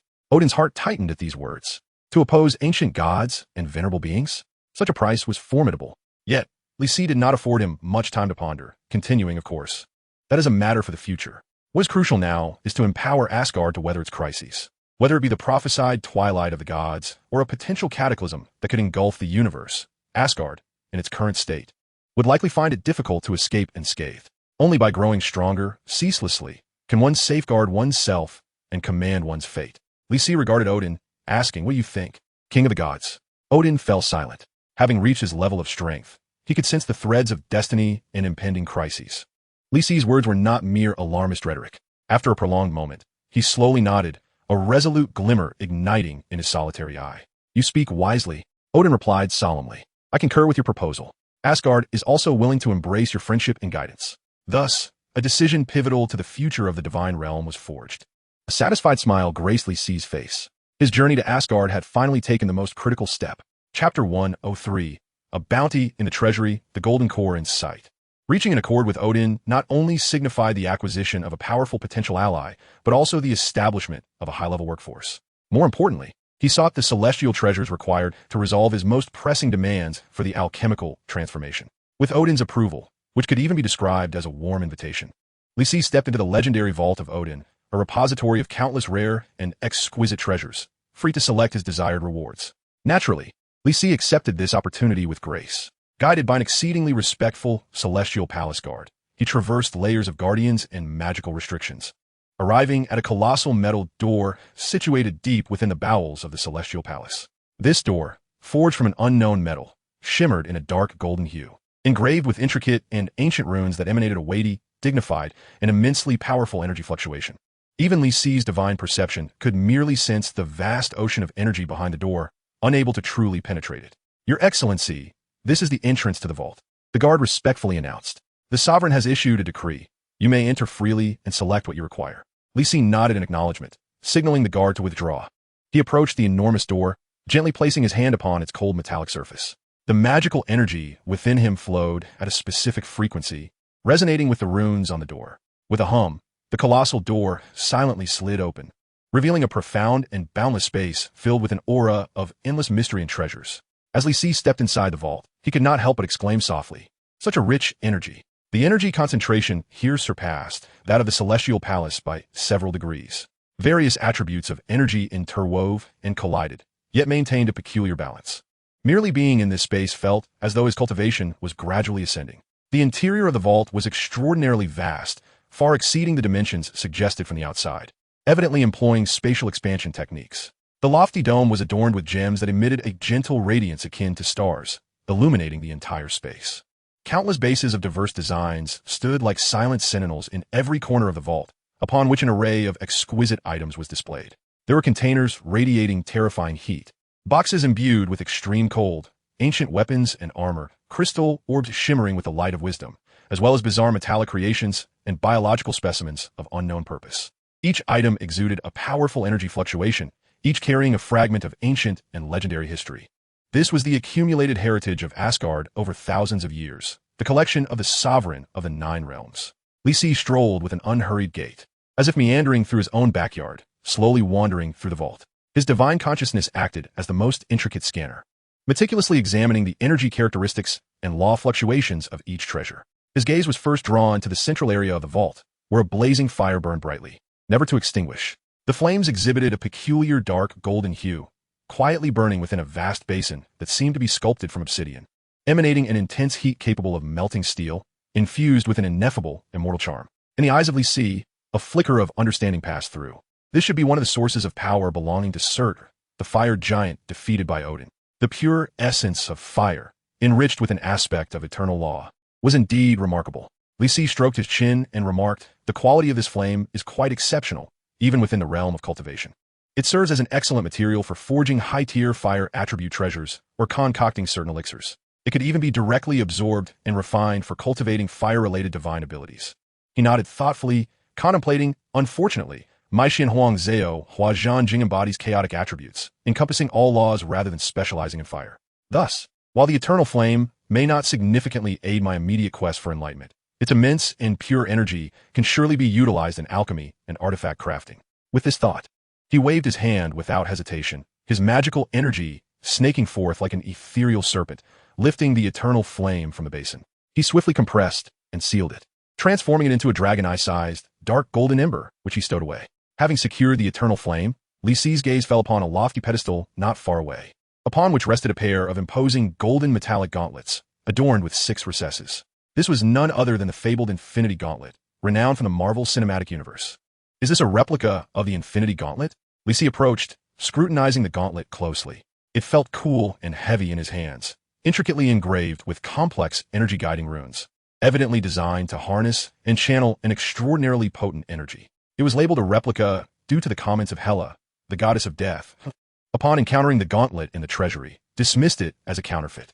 However, based on his observations, Li Si believed this left-handed Infinity Gauntlet to be neither a mere imitation nor a forgery. Otherwise, such meticulous craftsmanship and rune engravings would not be necessary. Hela's remark likely pertained to the faux Infinity Stones embedded in the gauntlet. The gauntlet itself might indeed possess the ability to wield the power of the Infinity Stones. Otherwise, it would not have been crafted in the likeness of a left hand to correspond with the right hand later forged by Thanos. Moreover, in the comic lore, Odin had indeed collected the Infinity Stones, though he had become more subdued after a certain education. Li Si pondered whether Odin had ever attempted such a feat in the cinematic universe. Even if he had not, Odin must have understood the might of the Infinity Stones, having personally sequestered the Tesseract and the Ether in places inaccessible to ordinary beings. Li Si casually stowed away the Infinity Gauntlet as well and turned his attention to several other treasures, renowned in films or legends. One such artifact was a golden sphere, Agamotto's eye, suspended in midair, continuously shifting its internal light and shadows. What a curious coincidence that this necklace bears the same name as that of the supreme mage on Earth. Li Si's consciousness delved in, sensing a faint trace of the laws of time and spatial power, seemingly capable of divination or glimpsing fragments of certain futures. He shook his head, losing interest, undoubtedly. This artifact pales in comparison to the Time Stone, taking up unnecessary space. A stone tablet, inscribed with peculiar symbols, emanates a complex and enigmatic life aura alongside temporal fluctuations, a fragment of the laws of life and time. Could it accelerate or reverse biological evolution? Li Si carefully attuned himself, his brow furrowing slightly. Regrettably, the conflicting powers of the laws were severe, infused with a distorted and ominous aura. It was best left untouched. There was also an eye of a one-eyed warlock, steeped in a malevolent liquid, exuding an evil presence. What on earth is this? Even from a distance, one could perceive an unpleasant stench. Li Si stepped back in distaste. It contained a vast and chaotic reservoir of negative energy, coupled with a potent mental contamination. He would not dare to touch it. After surveying the collection, Li Si formed a rough judgment. Indeed, Odin's treasury housed many treasures, some of which contained formidable energy or unique laws. However, due to the differing civilizational frameworks, these so-called divine artifacts, in Li Si's eyes, mostly exhibited various flaws. Either the energy was muddled and impure, the laws were fragmented and chaotic, or the methods of application were overly crude, lacking the essence of refined cultivation. Truly, the exceptional materials that could captivate him and aid in the formation of his golden core were few and far between.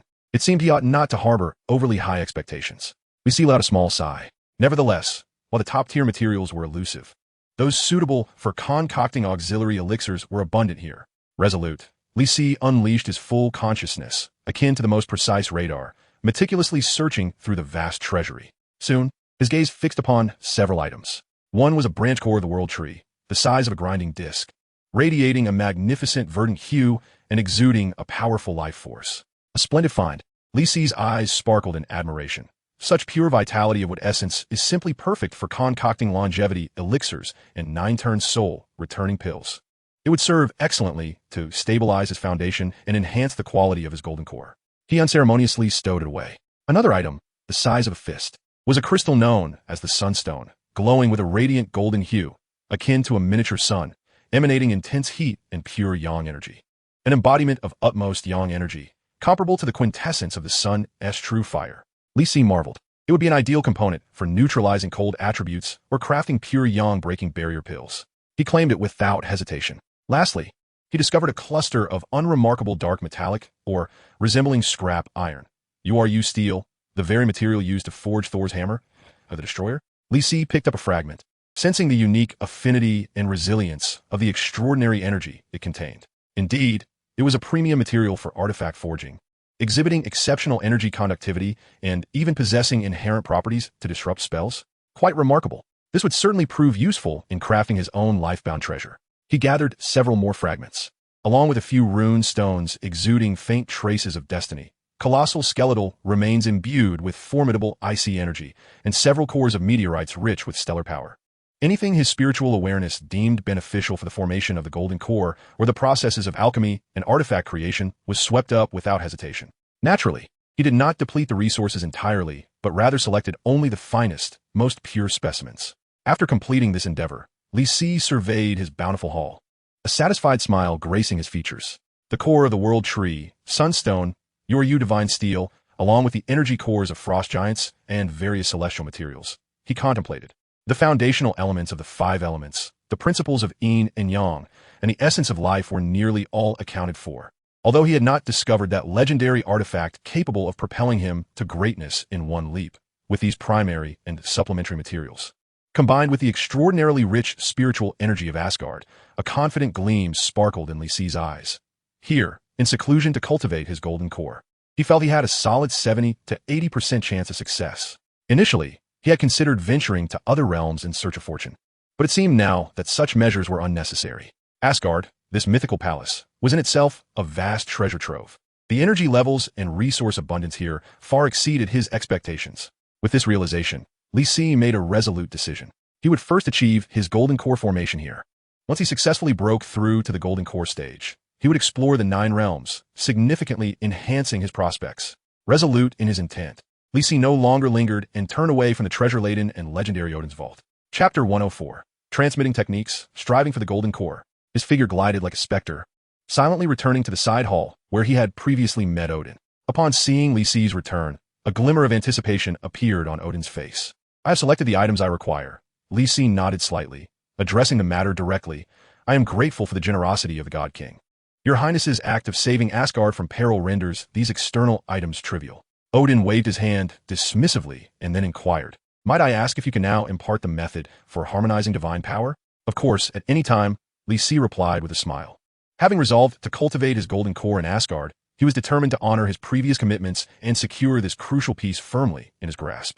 Please, God King, focus your mind and listen closely. Li Si approached Odin, making no unnecessary gestures. He merely closed his eyes slightly, unleashing a surge of immense spiritual power that transformed into a torrent of profound information, directly flooding into Odin's mind.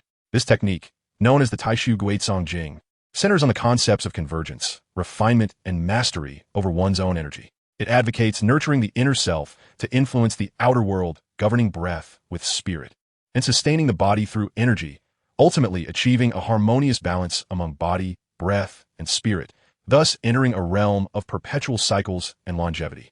This method resonates deeply with the attributes of the Odin power within the Divine King, embodying the essence of embracing all and commanding everything. By simply practicing this technique to channel divine energy, one can gradually alleviate the adverse effects of energy backlash, rejuvenating a withering body and rekindling vitality. Li Si's voice echoed directly within Odin's soul, imprinting the essential principles, key tenets, and the cultivation methods for the first 3 realms of the Taishu Guizong Changshang Jing indelibly into his memory. Odin felt as though an immense, Boundless scripture had suddenly manifested within his mind, with each character brimming with unfathomable mysteries. This practice stood in stark contrast to any Asgardian magic or rune he had previously encountered. It did not seek ferocious energy output, but rather emphasized restraint, transformation, balance, and control. It was as if this was tailor-made for him, who was suffering from a disarray of powers and facing impending doom. He needed no extensive explanation from Li Si. With millennia of accumulated wisdom and a profound understanding of his own strength, he grasped the core essence of this technique. It dawned on him that power could be wielded in such a manner. A newfound brilliance ignited in Odin's eyes, as if he had glimpsed an entirely new world. Eagerly, he closed his single eye and endeavored to guide the Odin power within him, akin to a dormant volcano poised to erupt, according to the principles laid out in the Taishu Guizong Chongxing Jing. What was once wild and unmanageable energy transformed remarkably under the guidance of the cultivation method, becoming considerably more docile.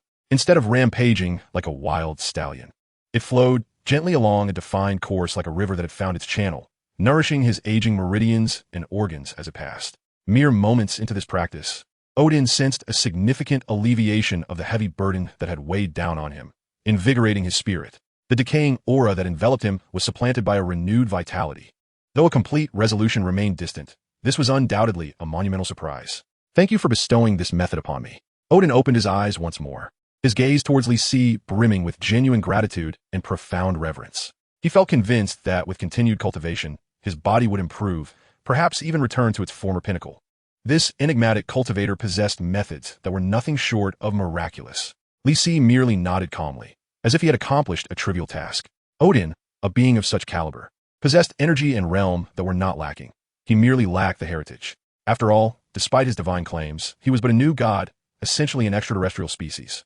Since acquiring power from his father, it had only been passed down 2 generations over several millennia.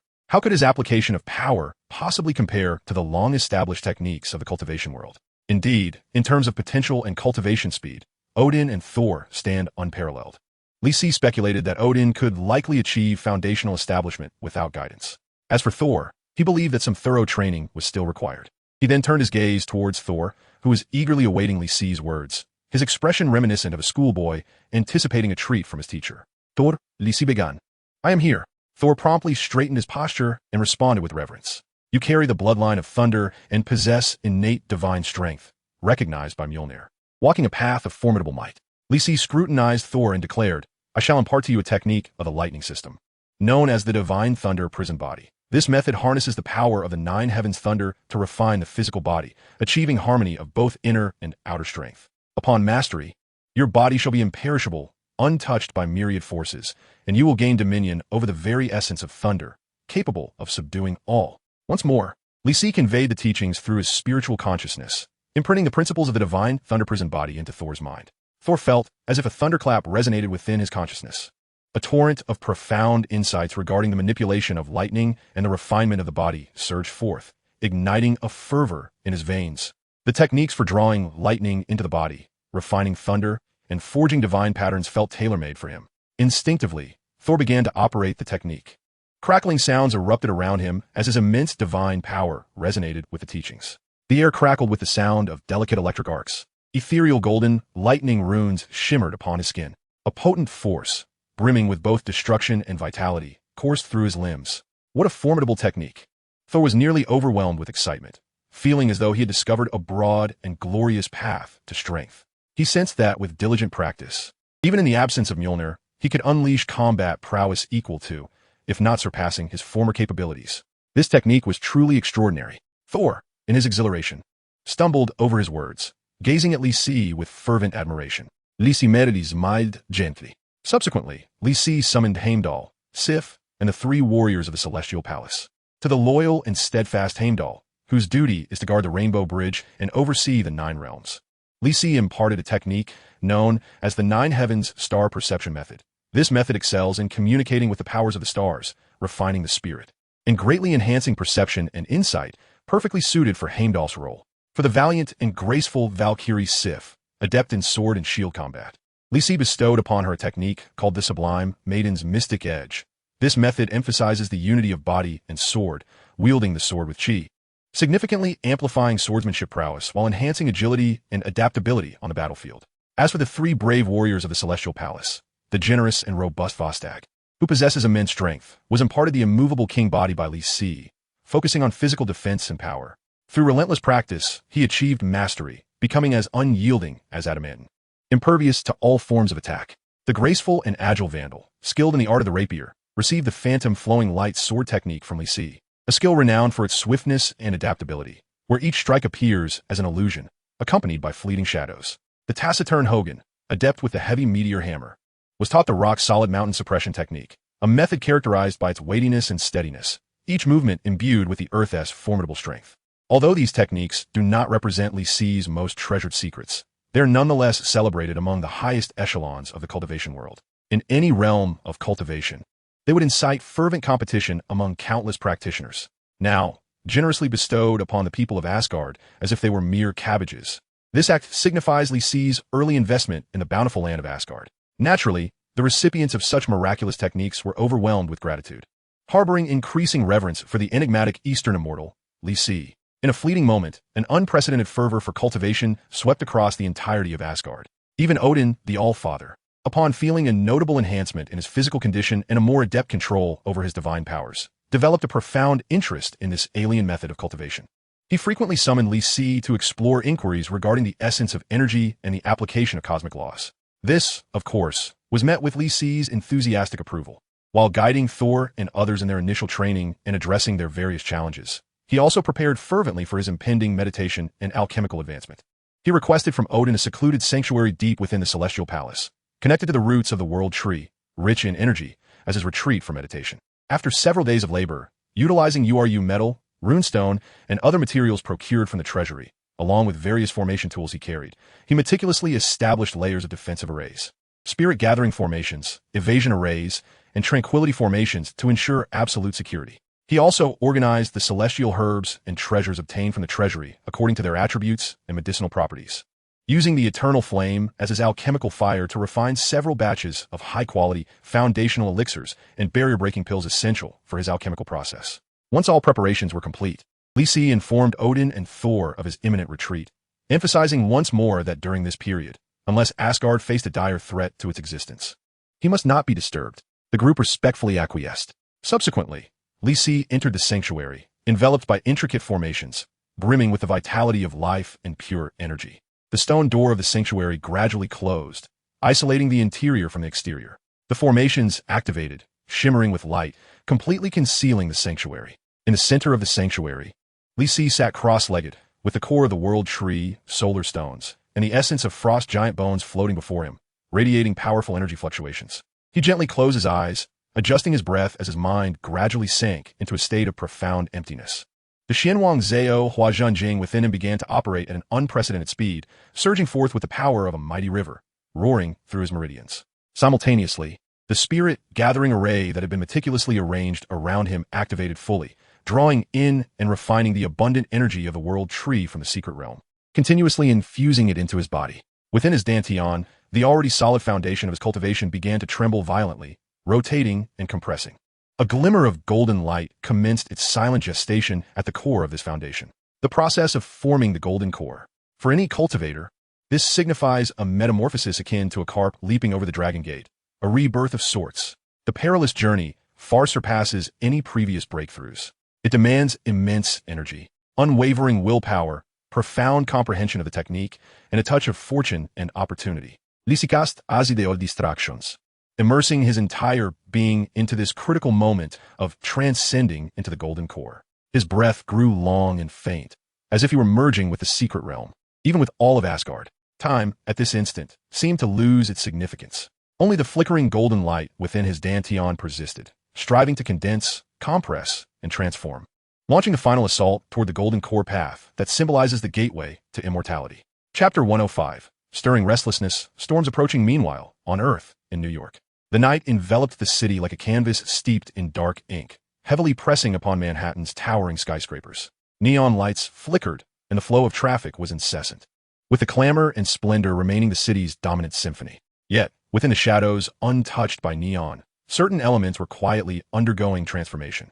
Jean Bing stood before the floor-to-ceiling windows of a skyscraper that overlooked the entire city, holding a glass of amber whiskey, the ice gently clinking within. His massive form cast a profound shadow in the soft light, his bald head reflecting the vibrant colors outside, yet his expression bore a deep tranquility. How long had he been gone? His voice emerged low and hoarse, akin to sandpaper against wood. A small, stooped figure slowly stepped out of the shadows. It was Madame Gao. Leaning on what appeared to be an ordinary cane, her face was etched with deep lines, yet her eyes sparkled with a vitality that belied her age. It had been nearly 2 months by reckoning. Madame Gao's voice was raspy and unpleasant, reminiscent of a worn-out bellows. The gates on Long Island remained tightly shut, the fluctuations of spiritual energy stable, showing no signs of entry or exit. Jean Bing slowly turned, his enormous stature exuding an invisible pressure. He regarded Madame Gao, a complex light flickering in his eyes. 2 months might be but a fleeting moment for him, yet it was ample time for us to accomplish much. He recalled the seemingly casual, yet profoundly suggestive words of Li Si before his departure. One who has never encountered darkness cannot truly appreciate the beauty of light. The individual, who appeared indifferent to the world's order and perhaps even welcomed certain changes, had left a compelling hint behind. It was time. Jean Bing set down his wineglass, his tone resolute. You surely have not forgotten the implications left by that individual, have you? A faint, chilling smile appeared on Lady Gao's gaunt face as she nodded. Of course, I remember. The intention was for us to unveil the veil ourselves, allowing the world to truly recognize us. A flicker of fervor and excitement sparkled in her eyes. The bottleneck at the pinnacle of qi refining felt like an invisible shackle, confining both her and Jean Bing for far too long. Although the blood god transformation Bible bestowed by Li Si was wondrous, the further one delved into its teachings, the greater the demand for resources became. Merely relying on forging connections with the powerful and gathering mundane resources was no longer sufficient to meet the foundational needs. They required more and more unique offerings, more materials. The first step of the plan could commence. Jean Bing spoke in a low voice, as per our previous agreement. Let's first craft some small trinkets to test the waters. A cold smirk curled at the corner of his mouth. We must ascertain the limits of those individuals regarding these supernatural phenomena. Jean Bing paused, a barely perceptible glint of ferocity flashing in his eyes. This also presents a splendid opportunity for us to gather resources. A harsh, unpleasant laugh escaped Lady Gao as her cane tapped lightly against the floor. The fresh terror and vitality will indeed serve me well. The two exchanged a glance, both eyes ablaze with the flames of ambition and desire, with the towering figure of Li Si vanishing from above them. The long-suppressed evil cultivators were finally ready to bare their fangs. Soon, the nights of New York would no longer be tranquil. Whispers of vampire attacks on the homeless began circulating underground, leaving behind withered corpses and indiscernible claw marks. Within an abandoned mental hospital, several thrill-seeking youths claimed to have encountered ghostly walls and horrific illusions, with one even descending into madness. On the dark web, vague videos and photographs started to circulate, seemingly capturing staggering, pallid zombies lurking in secluded alleys. These incidents, scattered and seemingly unrelated, occurred primarily in the city's shadowy corners, with victims being society as marginalized, initially failing to attract widespread attention from the mainstream. Yet, beneath the surface, currents were already stirring quietly. Simultaneously, the headquarters of S.H.I.E.L. DS Triskelion had fallen under the clandestine control of Hydra. Alexander Pierce sat in a large, comfortable office chair, his fingers lightly tapping against the smooth surface of the desk. This member of the World Security Council, who appeared cultured and powerful, now harbored a glint of cold calculation in his eyes. Has it been confirmed? He has truly departed from Earth and will not return in the near future? Pierce's voice was calm and unruffled, devoid of any discernible emotion. Before him stood the stern-faced Crossbones, emanating a fierce and formidable aura, Brock Rumlow. Indeed, sir, Crossbones intoned a subtle yet sharp energy radiating from him, revealing him to be a practitioner at the mid-stage of Qi refinement.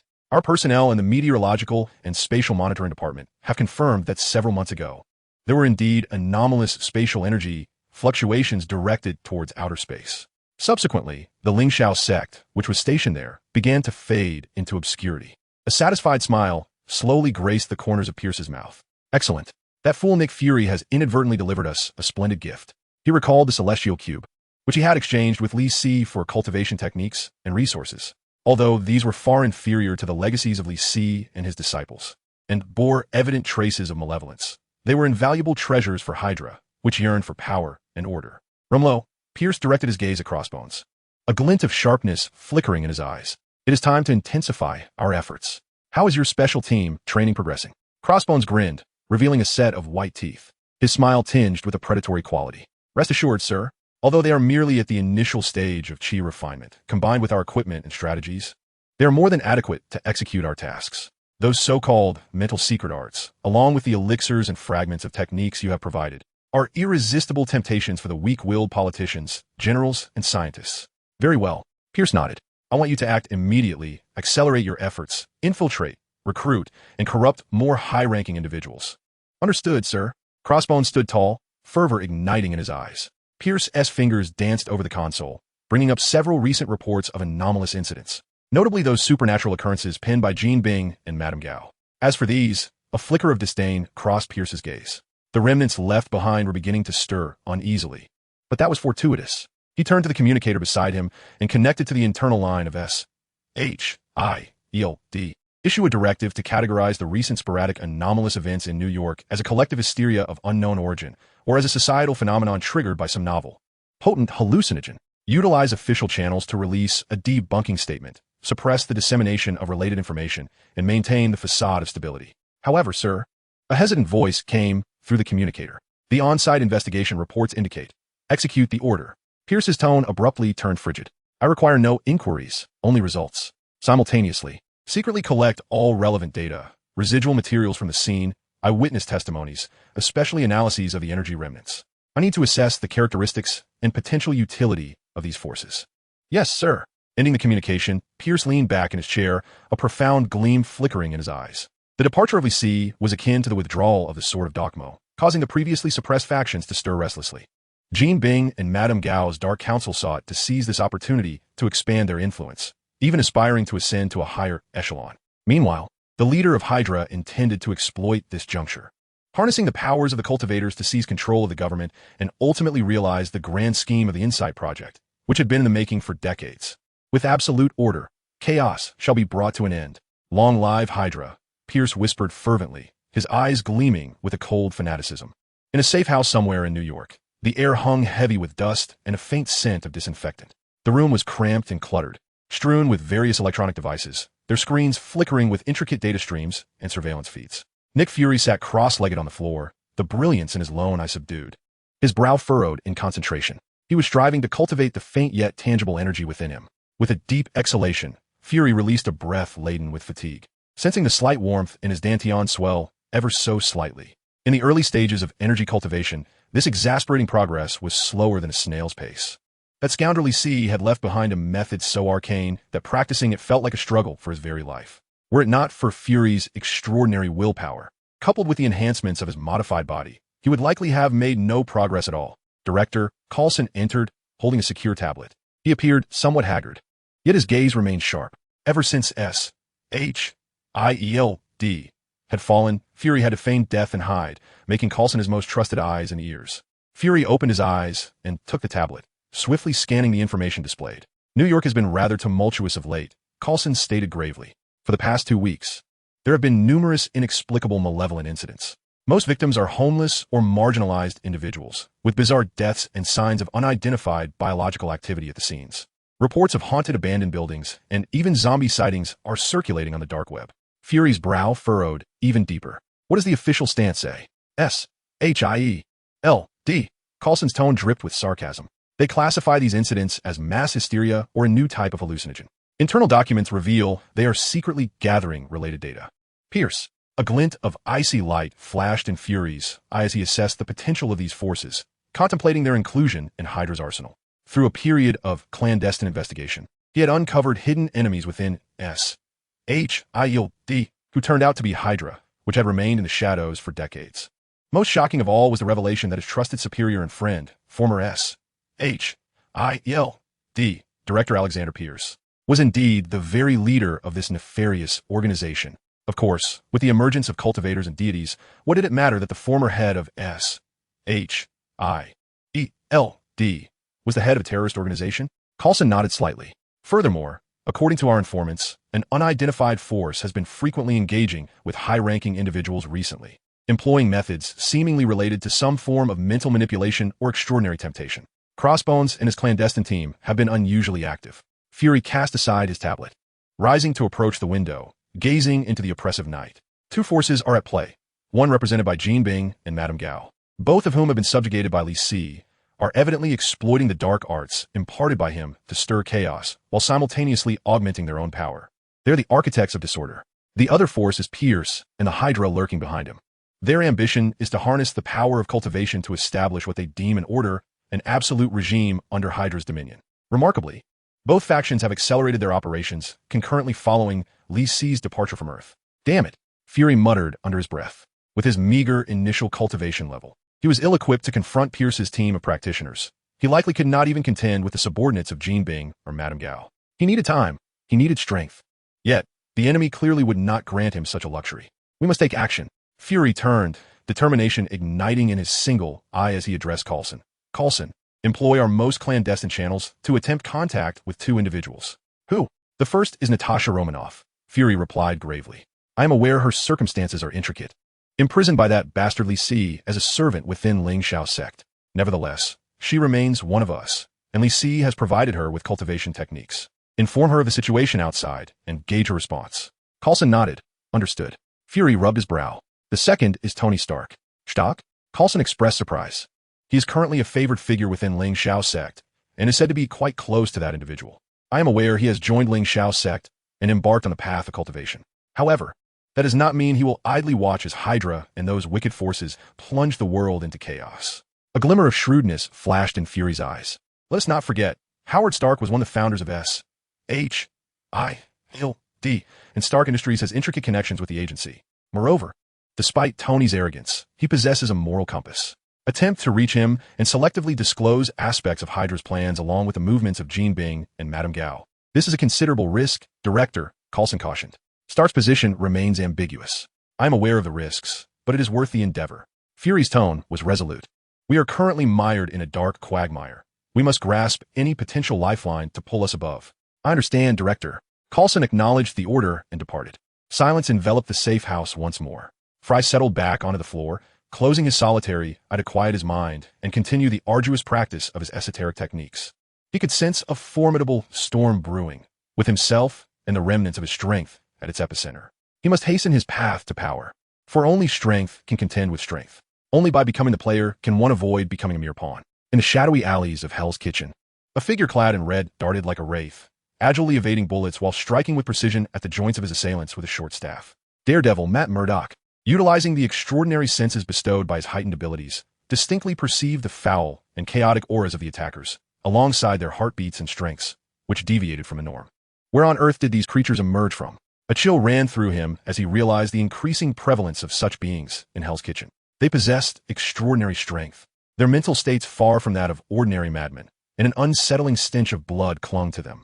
Meanwhile, on the opposite end of the city, the Punisher, Frank Castle, dispatched a monster attempting to assault an innocent passerby with a single, precise bullet that shattered its skull. As the creature crumpled, its body rapidly deflated, transforming into a foul puddle of black liquid. Disgusted, Daredevil spat, his eyes cold with murderous intent. The chaotic Azura technique within him slowly churned, absorbing the pervasive essence of slaughter and fear in the air, granting him a sense of increasing power, yet simultaneously nurturing a burgeoning ferocity in his heart. In Harlem, Luke Cage sent a drug addict attempting a knife attack, flying with a single punch. The man's body collided with the wall, producing a sound that seemed beyond the capacity of human bones, while dark energy coursed beneath his skin. This cursed place is becoming increasingly unsettling. Luke frowned at his unscathed fist, a deep concern etched on his brow. The Iron Fist technique made him acutely sensitive to malevolent energies, deepening his loathing for them. Within the gates of the Ling Xiao sect, Mao Wenlong and Jessica received reports from their disciples, relaying troubling news from various locations. Hell's Kitchen, Harlem, and even Queens were witnessing the emergence of criminals endowed with extraordinary powers, making matters increasingly arduous for Matthew and his allies. Jessica, scrutinizing the report in her hands, furrowed her brow. Responsible for the sect's external affairs and the Ling Xiao Life Technology Group, she was most attuned to the changes in the outside world. Mao Wenlong, the earnest elder brother, now bore a grave expression. Yes, I have received messages as well. These individuals resemble practitioners of some dark arts, and their numbers seem to be on the rise. He recalled the admonitions of their venerable ancestor, Li Si, to safeguard the sect, strengthen themselves, and refrain from meddling in external disputes unless the very foundation of the sect was threatened. Yet now, this tide of malevolence appeared poised to crash upon the threshold of the Ling Xiao sect. Let it be known, all disciples must heighten their vigilance. Do not act recklessly when faced with danger, and strive to travel in pairs. Mao Wendong spoke in a hushed tone, informed junior sister Zhao Hailuan of the situation, urging her to pay heed to the reserves of medicinal pills for any unforeseen circumstances. As for us, he glanced towards Jessica. Our revered master once imparted that only by strengthening ourselves can we confront the vicissitudes of the outside world. Let us continue our cultivation and strive to break through to the mid-foundation stage as swiftly as possible. A fleeting shadow of concern flickered in Jessica's eyes, soon replaced by a resolute determination. In the absence of their master, they stood as the backbone of Lingxiao's sect. Regardless of what turmoil awaited them outside, they must fortify their strength. A tempest poised to engulf New York, and indeed the entire world, had already commenced. The source of this upheaval remained, at this very moment, deep within the secret realm of Asgard, assailing the Golden Gate that symbolized everlasting life. Chapter 106. Demons and Monsters Rampant in New York. In New York, Hell's Kitchen. Late at night, at the entrance of a sewer, a group of ragged homeless men huddled around a makeshift bonfire fueled by gasoline barrel, their murky eyes brimming with numbness and despair for the morrow. Unbeknownst to them, beneath their feet, in that filthy, damp, and foul-smelling abyss, a horrifying transformation was underway. With a hissing roar, a once ordinary alligator, merely half a meter in length, now swelled to nearly 5 meters, as if inflated like a balloon. Its skin bore a sinister dark green hue, encrusted with a rock-like armor, and its claws had sharpened into deadly blades. More terrifying still, its eyes glimmered with a bloodthirsty crimson light, drool dripping from its maw, exuding a nauseating stench that mingled blood and sulfur. This was a creature birthed by the followers of Lady Gao, a low-quality monstrosity forcibly catalyzed through the gruesome ritual of blood sacrifice using living beings, augmented by the essence of demonic beasts. Though its intellect was primitive and potential limited, it was easily manufactured and possessed astonishing destructive power. With a ferocious roar, the mutated giant alligator lunged from the sewage, its colossal tail sweeping violently, demolishing a substantial portion of the adjacent concrete wall. It opened its gaping maw, lunging towards the terrified homeless men who scattered in panic. Their blood-curdling screams were soon drowned out by the sickening crunch of bones and the sound of ravenous chewing. Similar scenes began to unfold in the shadows of New York City. In Queens, above an abandoned warehouse, a cloud of crows, numbering in the thousands, suddenly gathered. Resembling a dark storm, their eyes shone with an ominous red light, their feathers as black as ink, exuding a faint yet dizzying stench. They circled and shrieked, like harbingers of death, and wherever they passed, the residents below began to suffer from unexplained fevers, nightmares, and a burgeoning irritability. These were disaster crows conjured through some malevolent sorcery, spreading pestilence and terror. In Brooklyn, within a bustling subway station, the peak hours of commuting were underway. Amidst the throngs of humanity, a sudden, piercing scream of terror erupted. Almost instantaneously, more and more individuals began to witness a myriad of horrific illusions, grotesque fiends, twisted monstrosities, collapsing tunnels, and even the people around them transforming into vengeful spirits. An overwhelming sense of dread spread like a contagion. The crowd descended into chaos, pushing and shoving, trampling one another, and a cacophony of screams, cries, and alarms filled the air. In the midst of this turmoil, invisible waves of despair and terror were being surreptitiously absorbed by some lurking entity hidden in the shadows. The Dark Council, a venomous serpent that had long been lying in wait, finally revealed its sinister fangs after Li Si's departure. Beginning to unleash their malice and greed upon the world with unabashed ferocity, they realized that their previous minor skirmishes, although they had garnered some sustenance, were far too mild in effect. The official response was sluggish and perfunctory, while the Lingxiao sect remained as silent as a turtle retreating into its shell. This undoubtedly emboldened their audacity. Given that their initial forays bore little fruit, they resolved to escalate their efforts. They craved greater chaos and purer life energy to aid their ascent beyond the pinnacle of chi refinement, into the long-coveted realm of foundation establishment. At the forefront of this dark tide were the street heroes traversing the shadows of the city. In Hell's Kitchen, Daredevil, akin to a crimson specter in the night, darted swiftly between buildings, his countenance grave. His heightened senses, honed through rigorous training, now felt like a curse. He could hear the entire neighborhood weeping, an atmosphere thick with chaos, malevolence, and an overwhelming sense of anguish and despair permeating the air like an insidious plague. The newly emerged criminals were no longer mere gangs or addicts. They radiated a nauseating energy, their strength and speed far surpassing that of ordinary men. Their movements imbued with a frenzied, inhuman madness. He toiled tirelessly, yet felt as though he were merely dousing a raging forest fire with a thimble of water, utterly powerless. These malevolent energies were more sinister than the remnants of a hand. What could possibly be the source? A sense of unease enveloped Daredevil. In Queens, the Punisher wielded a specially modified, large-caliber shotgun, unleashing a barrage upon a horde of staggering, pallid zombies that surged towards him like a relentless tide. These so-called zombies appeared to be corpses manipulated by some arcane sorcery, exhibiting immense strength and an utter lack of pain. Ordinary bullets merely left small punctures. Failing to halt their advance, he was forced to employ specially crafted slugs imbued with talismans to completely obliterate these abhorrent creatures. Filth, is dying once not sufficient? Must you rise again to repulse us? The Punisher spat, his eyes ablaze with murderous intent. The chaotic Azura technique surged wildly within him, absorbing the essence of death and fear permeating the battlefield. As his strength escalated, the violent impulse to annihilate everything became increasingly difficult to contain. A fierce desire welled up within him to track down the masterminds behind these abominations and utterly obliterate them. In Harlem, Luke Cage gasped for breath as he gazed upon the grotesque, mutated crocodile he had just shattered with a single punch, its foul black blood oozing across the ground. The recent battle had been far from effortless. The creature's skin was alarmingly tough, and its astonishing power had even sent him, a man impervious to weapons, reeling. Most troubling was its slimy claws and teeth, seemingly imbued with some corrosive dark energy, leaving faint white marks upon his otherwise indestructible skin. The diamond, devil-subduing art rendered him acutely sensitive to this malevolent force, instilling a profound loathing within him. It also made him painfully aware that his absolute defense was not infallible. What on earth was happening? Luke surveyed the ravaged streets and the terrified residents, his brow furrowed in concern. This monstrosity was undoubtedly not a product of nature. The street heroes fought valiantly, each consumed by their own battles, acutely aware of the gravity of the situation. Yet confronted by these increasingly bizarre and formidable foes, they felt an unprecedented weight of pressure and a hint of helplessness. Until that fateful night, in New York's Times Square, a place emblematic of the world as crossroads, chaos, and panic reigned supreme. A horrific creature, towering over 10 feet, grotesquely stitched together from various decaying animal carcasses, manifested like a nightmare-made flesh, wreaking havoc in the heart of the square. It bore no fixed form. Rather, it resembled a grotesque assemblage of rotting flesh and bones, riddled with repulsive seams and pus, emanating an overwhelmingly nauseating stench. Yet its strength was astonishing. With a mere swing of its arm, composed of limbs from different creatures, it could send a taxi flying. Its hardened skin was impervious to gunfire from police weapons. The Sun Horror was a ghastly creation birthed from the Dark Council, steeped in bloodshed and malevolence. The police's firepower proved nearly ineffective against it. Reinforcements from a National Guard were still en route, and the monster was poised to drag innocent civilians into its bloody feast. 3 figures, converging from different directions, rushed onto the battlefield. Daredevil, the Punisher, and Luke Cage. That thing is utterly grotesque.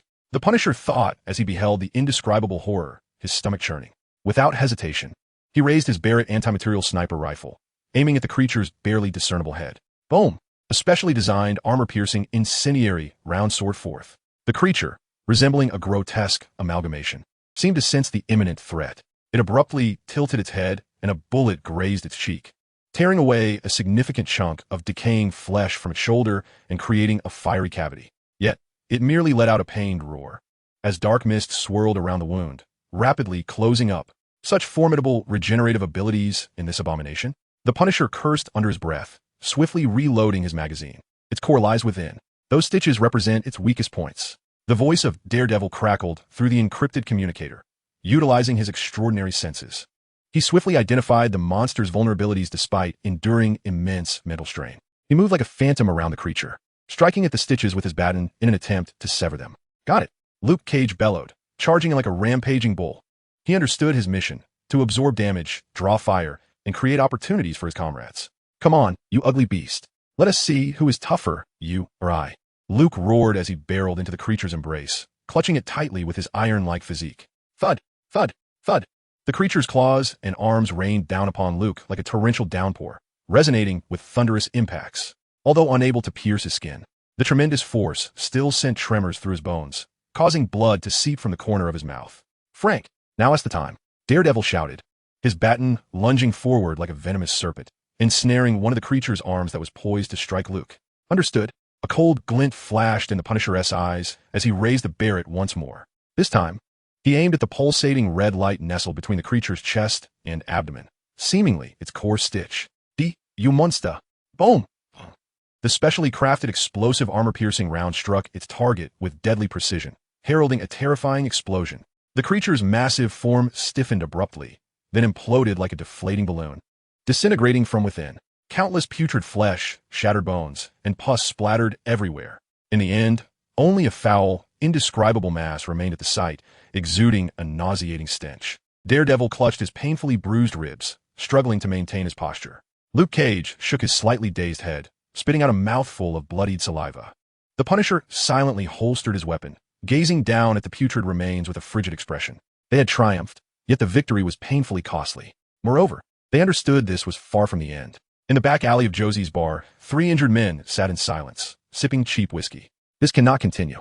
Daredevil was the first to shatter the silence, his voice hoarse. These creatures are growing stronger and more numerous. We cannot endure much longer. What shall we do? Luke Cage took a deep swig of his drink. Call the police? Summon the military? They wouldn't even comprehend what was at stake. The Punisher remained silent, downing the contents of his glass in one go. Daredevil hesitated, but ultimately uttered the term. We require the assistance of the sect. Luke Cage and the Punisher fell into silence. Despite being outer disciples, they were acutely aware of the rules of the Ling Shao sect and the temperament of the acting sect master, Mao Wenlong. Yet at this juncture, it seemed there was no other recourse. Daredevil retrieved a long and used encrypted communicator and dialed Mao Wenlong's number. He succinctly recounted the events at Times Square, the horror of the creature, and their conjectures, concluding with a plea. Mao, we need support. From the other end of the communicator, Mao Wenlong's voice resonated. Still amiable, yet underscored by an undeniable authority. You have worked hard, but before the Master's departure, he decreed that we must not easily involve ourselves in worldly disputes. The matter in New York must be handled by you. The sect cannot intervene for the time being. However, Daredevil sought to argue. There are no howevers. Mao Wenlong interrupted him. Should you encounter a life-threatening crisis, you may activate the talisman left by the Master for protection. The communication was severed. The 3 exchanged glances, the atmosphere thick with bitterness and indignation. Damn it, Luke Cage exclaimed, slamming his fist into a nearby trash bin, crushing it under the force. A flicker of fury crossed the Punisher's eyes as he coldly remarked, as expected, we can only rely on ourselves. He took a deep breath, suppressing the disappointment and anger boiling within him. Although he understood Mao Wenlong was merely following orders, he could not condone such an approach. You are right, Daredevil said slowly, his voice imbued with unwavering resolve. We can only depend on ourselves. He lifted his gaze to Luke Cage and Frank. Since we cannot count on the sect, we shall take matters into our own hands. Who is our target? I need not elaborate, I presume? The Punisher inquired, licking his lips, his eyes glinting with bloodlust. Madame Gao, in the hand. Daredevil enunciated deliberately, a flame of vengeance igniting in his blind eyes. They're the root of all this chaos. Until we eradicate them thoroughly, New York and the entire world shall know no peace. What are we waiting for? Luke Cage rose to his feet, his imposing figure radiating an astonishing intensity. Let us take down those scum. We need a plan, the Punisher stated calmly. Madame Gao and the Hand are formidable, and surely possess trump cards we are unaware of. I concur, Daredevil nodded. We require intelligence, preparation, and a flawless ambush strategy. 3 originally solitary street heroes, united by a common adversary and their forsaken circumstances, have come together at this pivotal moment. Their objective is to confront the sovereign of New York's underworld, the towering Fisk building, a symbol of power and malevolence. Chapter 107. Malevol aura, overwhelming menace. The night is as dark as ink, enveloping the steel jungle of New York. An unusual tension pervades Hell's Kitchen, reminiscent of the stifling heat before an impending storm. At the end of an unmarked street, flickering lights fragment the shadows, as if a lurking monster lies in wait to pounce. Suddenly, this is the place. A low, gravelly voice resonates. Daredevil, clad in his dark crimson suit, descends silently like a phantom into the abyss from the rooftop of an abandoned meatpacking plant. He tilts his head slightly, listening intently to the sounds below. The Punisher, adorned in black tactical gear with a bulging backpack, lands heavily on the opposite side. His gaze is as frigid as the Siberian tundra, devoid of any emotion. Luke Cage leaps from a neighboring building, landing with a muted thud that sends a tremor through the ground. These 3 distinct heroes, each walking the perilous edge of darkness, have gathered once more. Their target, the ominous abandoned meatpacking plant before them.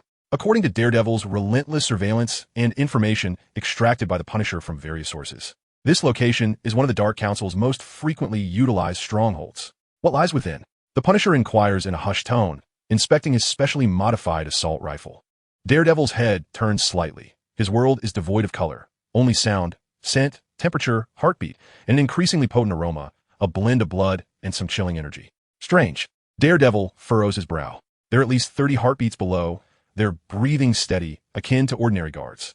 Yet in the depths, two presences feel distinctly peculiar, as if they have completely restrained themselves or are engaged in some arcane ritual. His heightened senses, coupled with his extraordinary perception, can detect subtleties unnoticed by the ordinary eye. However, when faced with potential practitioners of the arcane arts, particularly those adept at masking their presence, his probing abilities become limited.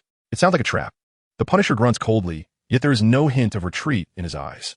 Nonetheless, even if it is a den of dragons, they shall forge ahead today. Agreed. Luke Cage clenches his fists, producing a sound like steel grinding together. Whether it be a target or that Japanese adversary within, they are determined to beat them into submission. All three have recently been beleaguered by the Dark Council's relentless schemes, each harboring a burning fury within. We estimate that we will encounter both the target and Murakami at most. They're both at the mid-stage of chi refinement, possessing formidable strength. The Night Demon confirms the plan once more. Frank is responsible for remote suppression and fire support. Luke will engage directly, while I will seek an opportunity for a surprise attack, prioritizing the elimination of the two of them. Understood. The three exchanged glances, and like arrows released from their bows, they silently infiltrated the abandoned factory, which loomed like a great beast in repose from different directions. Inside the factory, it was dark and damp, the air thick with the pungent scent of rust and a foul odor. Within the towering structure, only the rusted slaughter assembly line and hanging iron hooks remained, casting grotesque shadows in the pale moonlight that filtered through the broken windows. As the Night Demon had sensed, the interior was heavily guarded, clad in identical black uniforms.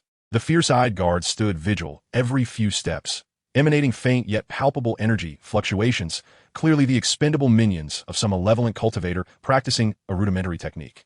However, these posed little threat to the three street heroes, all of whom had reached the late stage of chi refinement. The Night Demon glided through the shadows like a specter, his baton silently striking the guards at the nape of their necks or acupoints, rendering them incapable of combat with precision. The Punisher, akin to the most seasoned hunter, utilized various cover and visual blind spots to silently eliminate solitary or strategically positioned guards with a specially modified silenced pistol or crossbow. Luke Cage took charge of clearing obstacles.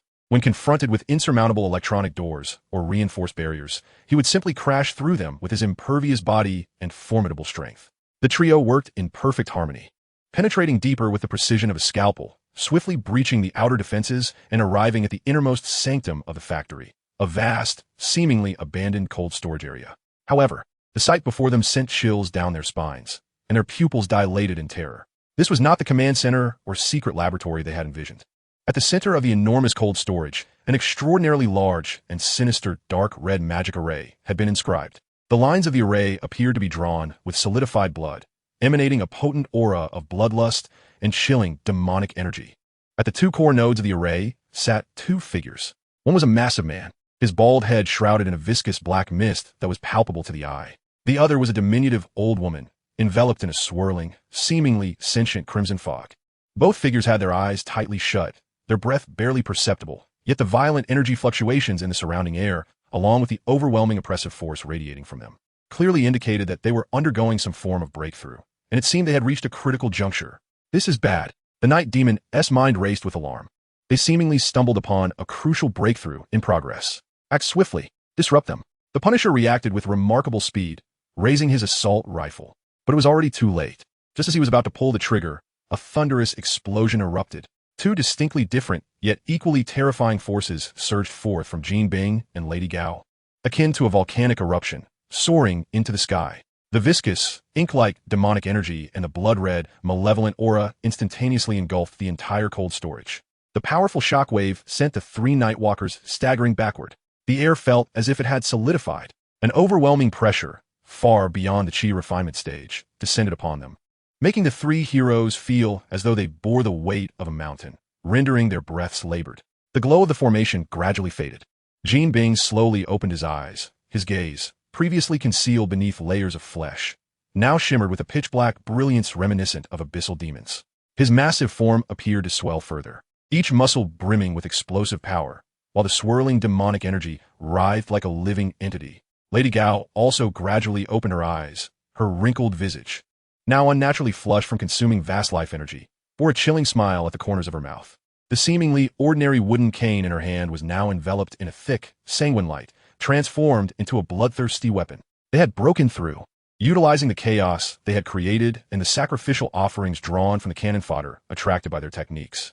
Combined with their years of accumulated foundation and the top-tier techniques acquired from Li Si, Jin Bing, and Lady Gao, these long-dormant titans simultaneously shattered the shackles of the Qi refinement stage, stepping into the initial phase of foundation establishment. With such abundant power, Jin Bing slowly rose, savoring the tumultuous surge of demonic energy and strength within him, emitting a low, satisfied chuckle as he regarded the night walkers with the gaze of one eyeing delectable morsels. A few insignificant insects, just right for the taking. Lady Gao also stood, her voice still aged and hoarse, yet laced with a chilling malice potent enough to melt steel. Perfectly suited to test this newfound power on you. The expressions of Nightwalker, the Punisher, and Luke Cage darkened to the utmost. Foundation establishment. Although the gap between the Qi refinement and foundation establishment stages is merely one realm, the disparity is akin to an insurmountable chasm. The quality of magical power, the strength of divine consciousness, the manipulation of energy, and the robustness of the physical form represent two entirely different tiers of existence. Retreat. Nightwalker decisively commanded, without a moment's hesitation. Faced with two formidable evil cultivators at the initial stage of foundation establishment, the three of them, even at the peak of Qi refinement, stood no chance of victory, even if they fought with their lives on the line. A retreat must be executed immediately. The message must be returned to the sect. Yet, how could Jin Bing and Madame Gao permit their escape so easily? Attempt to leave? It is too late. Jin Bing let out a cold chuckle, his massive form exhibiting an agility that belied his size. With a powerful stomp on the ground, he propelled himself forward like a cannonball, charging directly at the formidable Luke Cage. He had not even fully transformed, merely enveloped in a faint layer of dark magical aura. Yet his speed and strength surpassed the realm of Qi refinement. Get away! Luke Cage roared, activating the Diamond Demon subduing technique. A soft golden light radiating around him as he crossed his arms defensively in front of him, bracing for Jin Bing's strike. Bam! A tremendous sound erupted as if two mountains had collided. Luke Cage felt an unimaginable, terrifying force surge toward him. His arms, capable of withstanding a heavy truck's impact, emitted a sound of unbearable strain. The faint golden protective aura shattered instantly, and he was sent flying like a struck bowling ball, crashing through the thick metal wall of the cold storage, disappearing from sight. With just a single punch, the invulnerable Luke Cage fell. Luke, the Night Devil, and the Punisher gasped in astonishment, but they had no time to intervene, for Madame Gao had also made her move. She lightly tapped the ground with her blood-red staff. Buzz! The dark red blood runes on the cold storage floor illuminated in an instant. A viscous, tangible aura of blood surged upward, transforming into a sea of scarlet mist that enveloped the entire space. A boundless sea of blood. Madame Gao chuckled ominously. Within the blood mist, visibility was severely hindered, and more terrifyingly, the Night Devil's extraordinary senses were subjected to unprecedented disruption. Countless anguished screams, vengeful curses, and frenzied murmurs pierced his mind like a multitude of steel needles. The cacophony caused his head to pound, rendering even his basic radar sense hazy and indistinct. The Night Devil could not suppress a groan of pain, stumbling slightly. Matt, the Punisher immediately sensed something amiss and sought to assist. But at that moment, dozens of corporeal blood-red arrows silently shot forth from the blood mist, racing toward the Punisher with lightning speed. The Punisher's expression changed drastically, and he rolled to the ground while raising his specialized shotgun, wildly firing at the incoming arrows. Bang! Bang! Bang! The enchanted buckshot proved formidable, shattering most of the blood arrows. Yet, several still managed to evade his defense, piercing his shoulder and arm with a series of sickening thuds. Strangely, the wounds did not bleed profusely. Instead, a chilling aura of blood malice infiltrated his body through the injuries, wreaking havoc on his vitality and suppressing the recovery of the Chaos Azura technique. Damn it, the Punisher grunted, his complexion turning somewhat pale. In a realm of blood, you are but lambs awaiting slaughter. Lady Gao's eerie laughter echoed from all directions, sending chills down the spine. The blood mist churned as an array of sanguine weapons coalesced, surging like a tide towards Frank and the Night Demon, who struggled to maintain his stance. The formidable power of the Foundation establishing evil cultivators was unmistakably revealed. The Night Demon and the Punisher stood back to back, their expressions grave. They understood that today their prospects looked grim. Frank, can you hold on? The Night Demon inquired, suppressing a throbbing headache. I won't die. The Punisher gritted through clenched teeth, his gaze fierce. If they wish to end me, I will ensure they lose a few teeth in the process. A shared glance between them reflected their unwavering resolve. Just as they prepared to fight desperately, Aiming to inflict as much damage as possible on their adversaries, the Night Demon suddenly detected a faint heartbeat belonging to Luke Cage. He was still alive. Luke had not perished. The Night Demon felt a surge of hope. However, at that moment, an even more terrifying pressure descended upon them. The imposing figure of Kingpin emerged slowly from the blood mist, dragging the unconscious form of Luke Cage, battered and broken like a discarded ragdoll. Your companion is rather fragile, Kingpin remarked, unceremoniously tossing Luke to the ground as one would discard refuse. Then, with eyes as dark as ink, he regarded the Night Demon and the Punisher with a predatory curiosity. Now, it is your turn. Will you choose to end your lives with dignity? Or shall I personally reduce you to a pulpy mass? Despair washed over the Night Demon and the Punisher like a frigid tide, engulfing their hearts. Faced with two intact and overwhelmingly powerful foundation-establishing evil cultivators, did they have any chance of survival? Suddenly, a thought struck the Punisher. He swiftly rummaged through his tactical vest and produced an unassuming piece of yellow talisman paper. Scrawled clumsily in red cinnabar were few, simple runes, reminiscent of a child's doodles. This was a protective talisman given to them by Li Si before his departure, said to ensure survival once, at a critical moment. At the time, it had been dismissed by all, including the Punisher, who had merely stuffed it into his vest, nearly forgetting its existence. But now, it represented their sole glimmer of hope. Praying fervently that this artifact held true power, the Punisher let out a low growl, channeling every last ounce of his strength into the talisman before crushing it with a fierce grip. Buzz! A blinding yet gentle golden radiance erupted from the shattered talisman, imbued with a sense of sanctity and grandeur. This light was so pure, so warm, akin to the first rays of dawn, instantly dispelling the blood mist and malevolent energy that had shrouded the cold storage. The golden light, seemingly imbued with life, instantaneously spread forth, forming a colossal, semi-transparent golden shield that enveloped Matt, Frank, and the fallen Luke Cage within its embrace. The surface of the shield shimmered with mysterious yellowish runes, exuding an aura of invulnerability and an unsettling, formidable presence. What? Both Jean Bing and Lady Gao, poised to strike, simultaneously changed countenance, sensing from the golden barrier a terrifying pressure that resonated with their very souls, a force several tiers beyond their own. It was the unmistakable aura of Li Si. Panic surged through Lady Gao as she instinctively recoiled, but it was too late. The golden shield pulsated outward with a sudden jolt, not an attack, but akin to a gentle expulsion. Yet the power contained within was unfathomably profound. With a resounding thud, Jean Bing and Lady Gao, both recently ascended and once formidable foundational period cultivators, were struck as if by an invisible hammer, spewing forth blood and hurtling backward like kites severed from their strings. They crashed violently against the cold storage's metallic walls, the impact echoing loudly, and their vitality diminished significantly. In disbelief, they gazed upon the golden shield that protected the three heroes, their eyes brimming with a mixture of terror and an inkling of relief. Thankful that this force bore no murderous intent, otherwise they had no doubt that they would have faced utter annihilation. Had that figure left such a terrifying safeguard behind? Exchanging glances, a mutual desire to retreat arose. With the manifestation of that power, they dared not lay a hand on the trio again. There would be future opportunities. After all, one's life was singular and precious. Without further words, the two departed silently. Within the golden shield, Nightwing and the Punisher were equally bewildered. They stared at the life-saving barrier, then at the retreating figures of the two foundational period adversaries, struggling to comprehend the situation. Was that it? The Punisher muttered, gazing at the now turned to ash talisman in his hand, feeling as if ensnared in a dream. Nightwing, inhaling deeply, sensed the vast and familiar essence emanating from the golden shield, revealing an extraordinarily complex expression in his blind eyes. It seemed he was not indifferent to their plight. The three street heroes, having narrowly escaped calamity, finally exhaled in relief. Though still gravely injured, they had at least preserved their lives. Chapter 108. The Choice, a determined resolution in the foundational period. Long Island, Lingxiao sect. Three disheveled figures leaned on one another, stumbling through the protective barrier of the sect, emerging within its confines. It was the fortunate survivors, Nightwing, the Punisher, and Luke Cage. Their current state was nothing short of pitiful. Nightwing's complexion was pale, blood staining the corners of his mouth, and his red attire bore numerous rips. Clearly suffering a tremendous setback at the hands of Lady Gao, both his spirit and body were severely depleted, rendering even standing a daunting task. The Punisher fared even worse. His left arm contorted at a grotesque angle, with a gaping wound on his shoulder, continuously seeping dark crimson blood. This was the result of being corroded by Lady Gao's bloodthirsty power, making it exceedingly difficult for even his formidable regenerative abilities to heal quickly. He He was sustained solely by an astonishing willpower that prevented him from collapsing.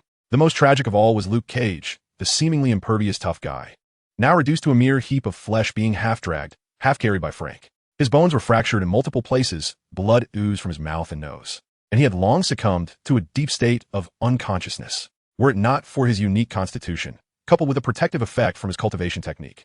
He would have likely been beaten to death by Jean Bing. Upon witnessing the deplorable state of the three, the arriving Mao Long and Jessica were immediately struck with horror, particularly Jessica, whose delicate phoenix eyes turned red upon seeing their condition, and a furious aura uncontrollably radiated from her. Who was responsible? Jean Bing or that old hag? I shall dismantle their lair at once. Jessica's voice was icy and piercing, her overwhelming presence causing the surrounding air to tremble. Now, a foundational practitioner, endowed with innate divine strength, she was filled with rage, her might astonishing. Jessica, calm down. Mao Long immediately restrained his impulsive junior sister, although he too was shocked and furious. As the acting sect leader, he needed to maintain his composure. He turned to Matt and Frank, who were barely holding up, and solemnly inquired, what on earth transpired? Matt took a deep breath, enduring the excruciating pain, and succinctly recounted their ambush on the Dark Council stronghold, where they encountered Jean Bing and Lady Gao, who had just broken through to the foundational stage. What? Jean Bing and Lady Gao have both reached the foundational stage? Both Mao Long and Jessica's expressions changed drastically. This revelation fell upon them like a heavy bombshell in a tranquil lake. As foundational practitioners, they understood all too well the immense chasm between the foundational and chi refining stages. They were acutely aware of what it meant for two foundational-level evil cultivators in present-day New York, and indeed the entire world. Mao Long, Jessica. Matt grasped Mao Long's arm, his voice trembling with excitement. We cannot afford to wait any longer. We must mobilize all our sect's forces while their realms are still unstable and eradicate them completely. Otherwise, the consequences will be dire. Indeed, they must be eliminated. Jessica affirmed vehemently, her gaze towards Mao Long brimming with determination. Allowing two evil cultivators of the foundational stage to wreak havoc outside is not what our ancestor wished to see. We must take action. Responsible for external affairs, she was more acutely aware than Mao Long of the rampant activities of the Dark Council lately. The casualties and panic caused by those monsters and sinister arts in New York were escalating daily. Unable to act, she had long been simmering with rage. Now, Jean Bing and Lady Gao have both made significant breakthroughs, which has already touched upon her limits. Mao Dong gazed at his gravely injured comrade, listened to his junior sister's fervent call to arms, and felt the immense threat posed by the two newly emerged foundational evil cultivators, leading to a tumultuous internal conflict. How he wished to immediately rally the sect's experts and surge towards New York to rend those two culprits into pieces. Yet, the stern command left by his master before departing bound him like a tightening spell. Defend the mountain gate, accumulate strength, and refrain from reckless actions. The voice of Li Si echoed in his ears. He understood that Li Si's decision was laden with profound significance. At present, the Lingxiao sect appeared to be thriving, bolstered by the presence of both himself and Jessica, two foundational stage cultivators. However, the foundation remained precariously shallow. Most disciples within the sect were still at the chi refining stage, with truly capable high-tier combatants painfully scarce. The artificial spirit well was only just beginning, and the sect's resource reserves were far from abundant. Engaging in battle with the Dark Council, which wielded power and influence, was fraught with peril. Should they fail or sustain heavy losses, the Lingxiao sect could very well falter irreparably. How could he then justify this to his master? Yet, could he merely stand by and watch his comrades suffer indignities and the evil cultivators wreak havoc, doing nothing? Was this not the antithesis of the righteous path? Mao Wendong's expression fluctuated between dark and light, his heart in turmoil. For the first time, a weighty and pained visage appeared on his typically honest face. Ultimately, it seemed he had made a resolute decision. With a determined grit of his teeth, his gaze became steadfast. No, he proclaimed in a low tone, his voice not loud, but imbued with undeniable resolve. The sect cannot dispatch troops. Mao. Jessica gazed at him in disbelief. Matt and Frank's eyes brimmed with disappointment and a hint of anger. Allow me to finish. Mao Wendong raised his voice, interrupting their protests. I cannot defy my master's orders and place the entire sect in jeopardy. Engaging in a full-scale war against two foundational evil cultivators, whose depths we do not fully comprehend, is a gamble we cannot afford. However, he pivoted his discourse, his tone resonant and powerful. My master has also stated that as the righteous path, vanquishing demons and dispelling evil is our duty. He looked at the three battered yet resolute comrades before him and made a difficult decision. The sect's main forces must remain inactive. As long as the mountain protecting formation stands, let alone 2 foundational evil cultivators. Even if 10 or 8 came, they would not set foot inside. But I can offer you strength. Mao Wendong solemnly withdrew 3 jade boxes radiating a luminous brilliance from his bosom, clearly not of mundane origin. Upon opening the jade boxes, 3 pills, each the size of a longan and exuding a rich fragrance, lay within. Their surfaces adorned with faintly flowing runes. These were the foundational pills that Li Si had left behind before his departure, intended for unforeseen circumstances. Is this the foundational pill? Although the night demon could not see, the dense fragrance and the immense pure energy contained within instantly enlightened him to their significance. The Punisher and Jessica beside him both narrowed their pupils in astonishment. The Foundation Establishment Pill. In the realm of cultivation, it is a legendary elixir capable of assisting peak chi refinement practitioners in breaking through their bottlenecks, solidifying their Tao foundation, and stepping into the Foundation Establishment stage. Its value is beyond measure. Presently, within the entire Lingxiao sect, there are likely only a few such pills available. Mao Wendong observed the fervent gazes of the 3 individuals. Yet his expression remained exceptionally grave. The path of Foundation establishment is one of soaring to great heights, yet it is fraught with peril. It is a journey of 9 deaths and 1 life. This Foundation Establishment pill possesses an exceedingly potent energy during the breakthrough. One must endure the immense agony of their mana, refining their physical body and meridians, while also maintaining their resolve to fend off the encroachment of inner demons. A moment's carelessness could lead to a regression in cultivation, or worse, result in a catastrophic explosion of the body, scattering the soul. He cast a glance at Jessica and solemnly remarked, "When Jessica and I successfully established our foundations, it was thanks to our ancestral master guarding us. Even so, we nearly failed. Now that the ancestral master is absent, should you choose to consume this pill to break through, the risks are far greater than what Jessica and I faced back then." Mao Wendong's gaze swept over the trio, his tone imbued with gravity. This elixir represents your hope for vengeance against Jin Bing and his ilk, yet it may also become a death warrant. The choice is yours to ponder. Silence enveloped the room, the air seemingly solidifying. The 3 street heroes gazed at the 3 Foundation Establishment pills, which radiated an alluring glow and immense energy, their eyes flickering as they wrestled with intense inner turmoil.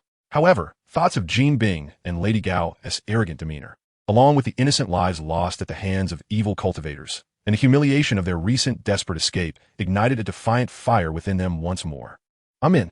Luke Cage was the first to speak, his voice deep yet filled with resolve. "Rather than living in this suffocating manner, unable to protect our own neighborhood, I'd rather take a gamble." Indeed, the Punisher's eyes glinted with murderous intent. "I cannot rest until those 2 scoundrels are eliminated." The night demon nodded slowly, a look of relief crossing his face. "Hell's Kitchen needs guardians. If we falter, we'll stand up." Their gazes were unwaveringly resolute. Mao Wendong regarded them and nodded heavily, handing each a jade box. "Very well. Since you are resolute in your decision, I shall lend you my assistance."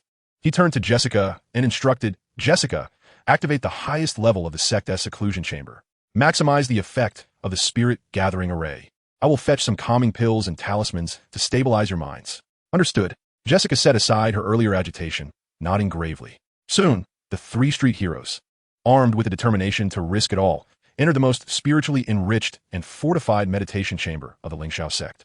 The stone door closed slowly, sealing off everything from the outside world. What awaited them next would be a life and death trial, a contest against fate and themselves. Chapter 109, Subtle Alliances Reclaiming S.H.I.E.L.D. As Daredevil, the Punisher, and Luke Cage resolutely pursued higher realms of power, the city of New York, and indeed the entire world, grew increasingly tumultuous, stirred by the clandestine machinations of the Dark Council and Hydra.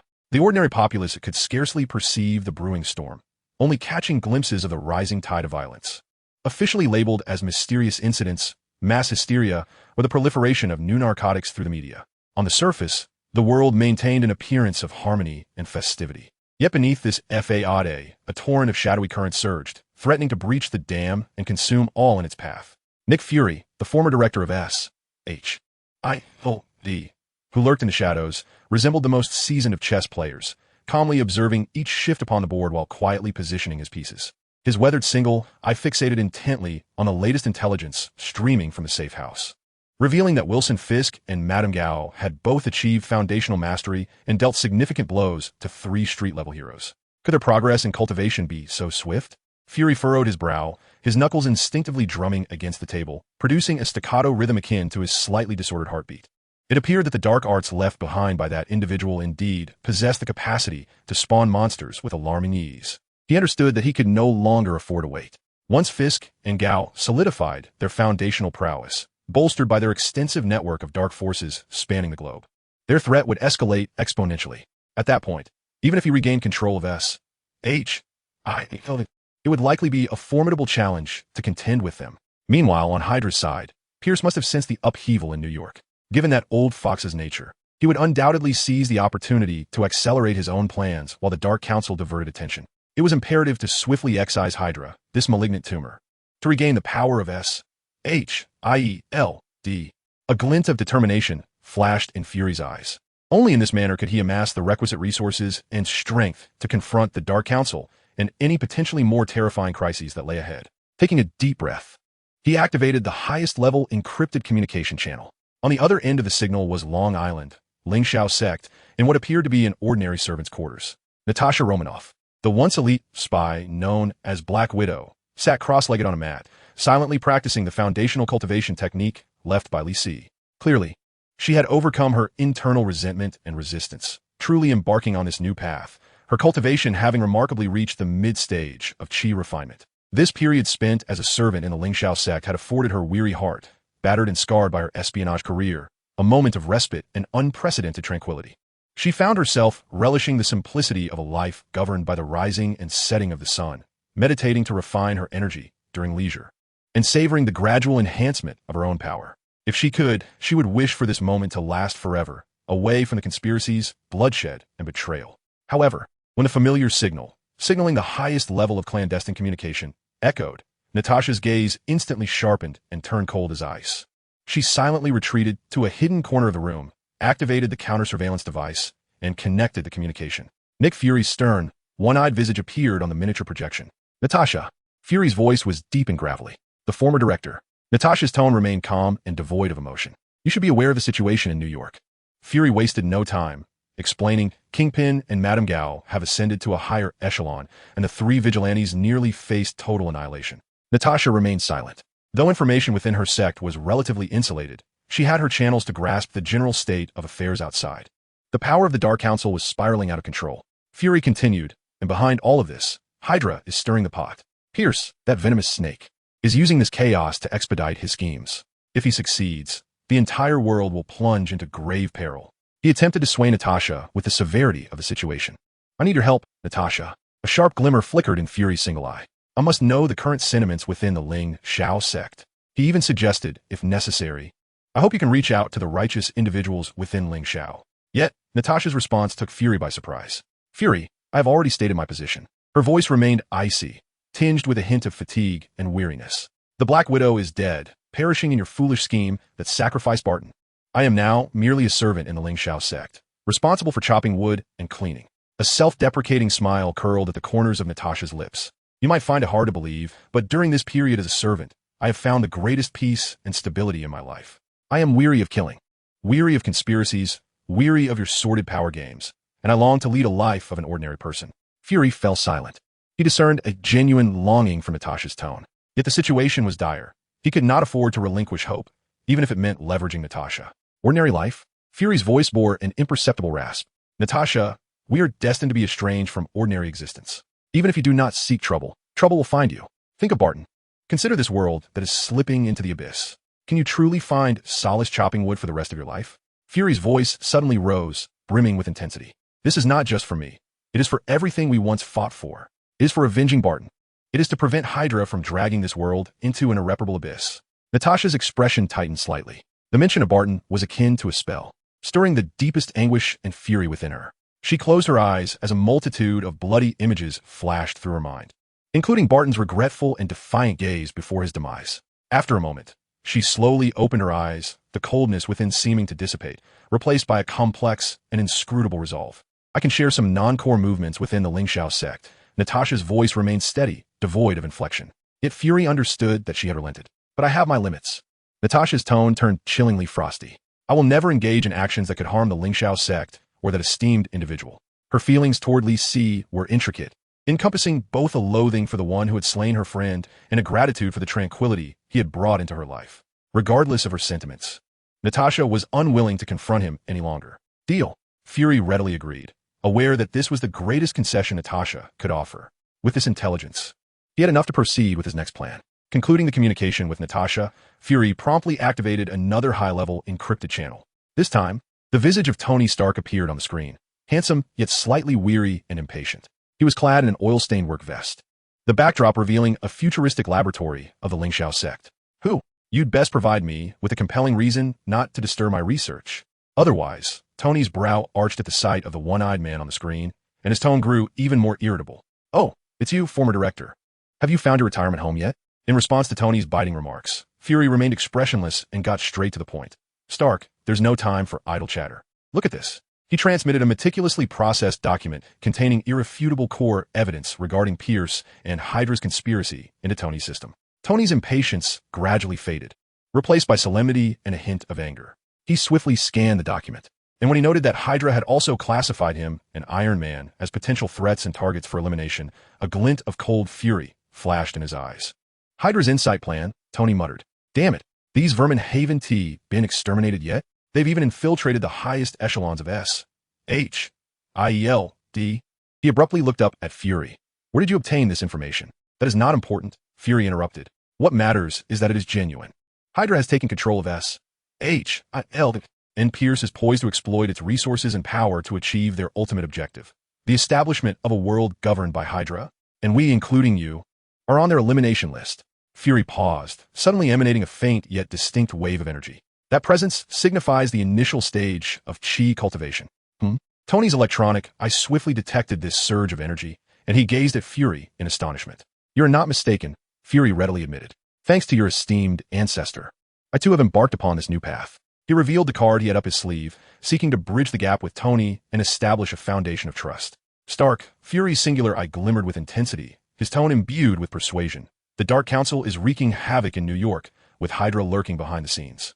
With that esteemed member of the Lingxiao sect absent, the one in charge is a rigid traditionalist. Pierce and Hydra are exploiting this window of opportunity to accelerate their nefarious schemes. We cannot afford to wait any longer. The world requires a formidable guardian of order, a force capable of restoring balance, eradicating the malignant presence, and instituting new rules for the forthcoming extraordinary era. He looked at Tony and extended a formal invitation. Tony Stark, Iron Man, I require your assistance. Not to join S.H.I.E.L.D., but to partake in my plan for its reconstruction. We shall unite. You will provide technology, funding, and the might of Iron Man, while I shall offer intelligence, strategy, and a loyal cadre of agents. Together, we shall eradicate Hydra, reclaim S.H.I.E.L.D., and thwart the Dark Council. After laying out this proposition, Fury presented his final and most pivotal incentive. Once rebuilt, all resources and intelligence of S.H.I.E.L.D. will be entirely at your disposal, wholeheartedly supporting your Genesis project. Together, we can alter this world for the better. Tony remained silent. Fury's proposal held little allure for him. The intelligence resources of S.H.I.E.L.D. bore minimal significance. If he desired, there was no information in this world he could not obtain. As for resources, who could rival the cultivation assets found here?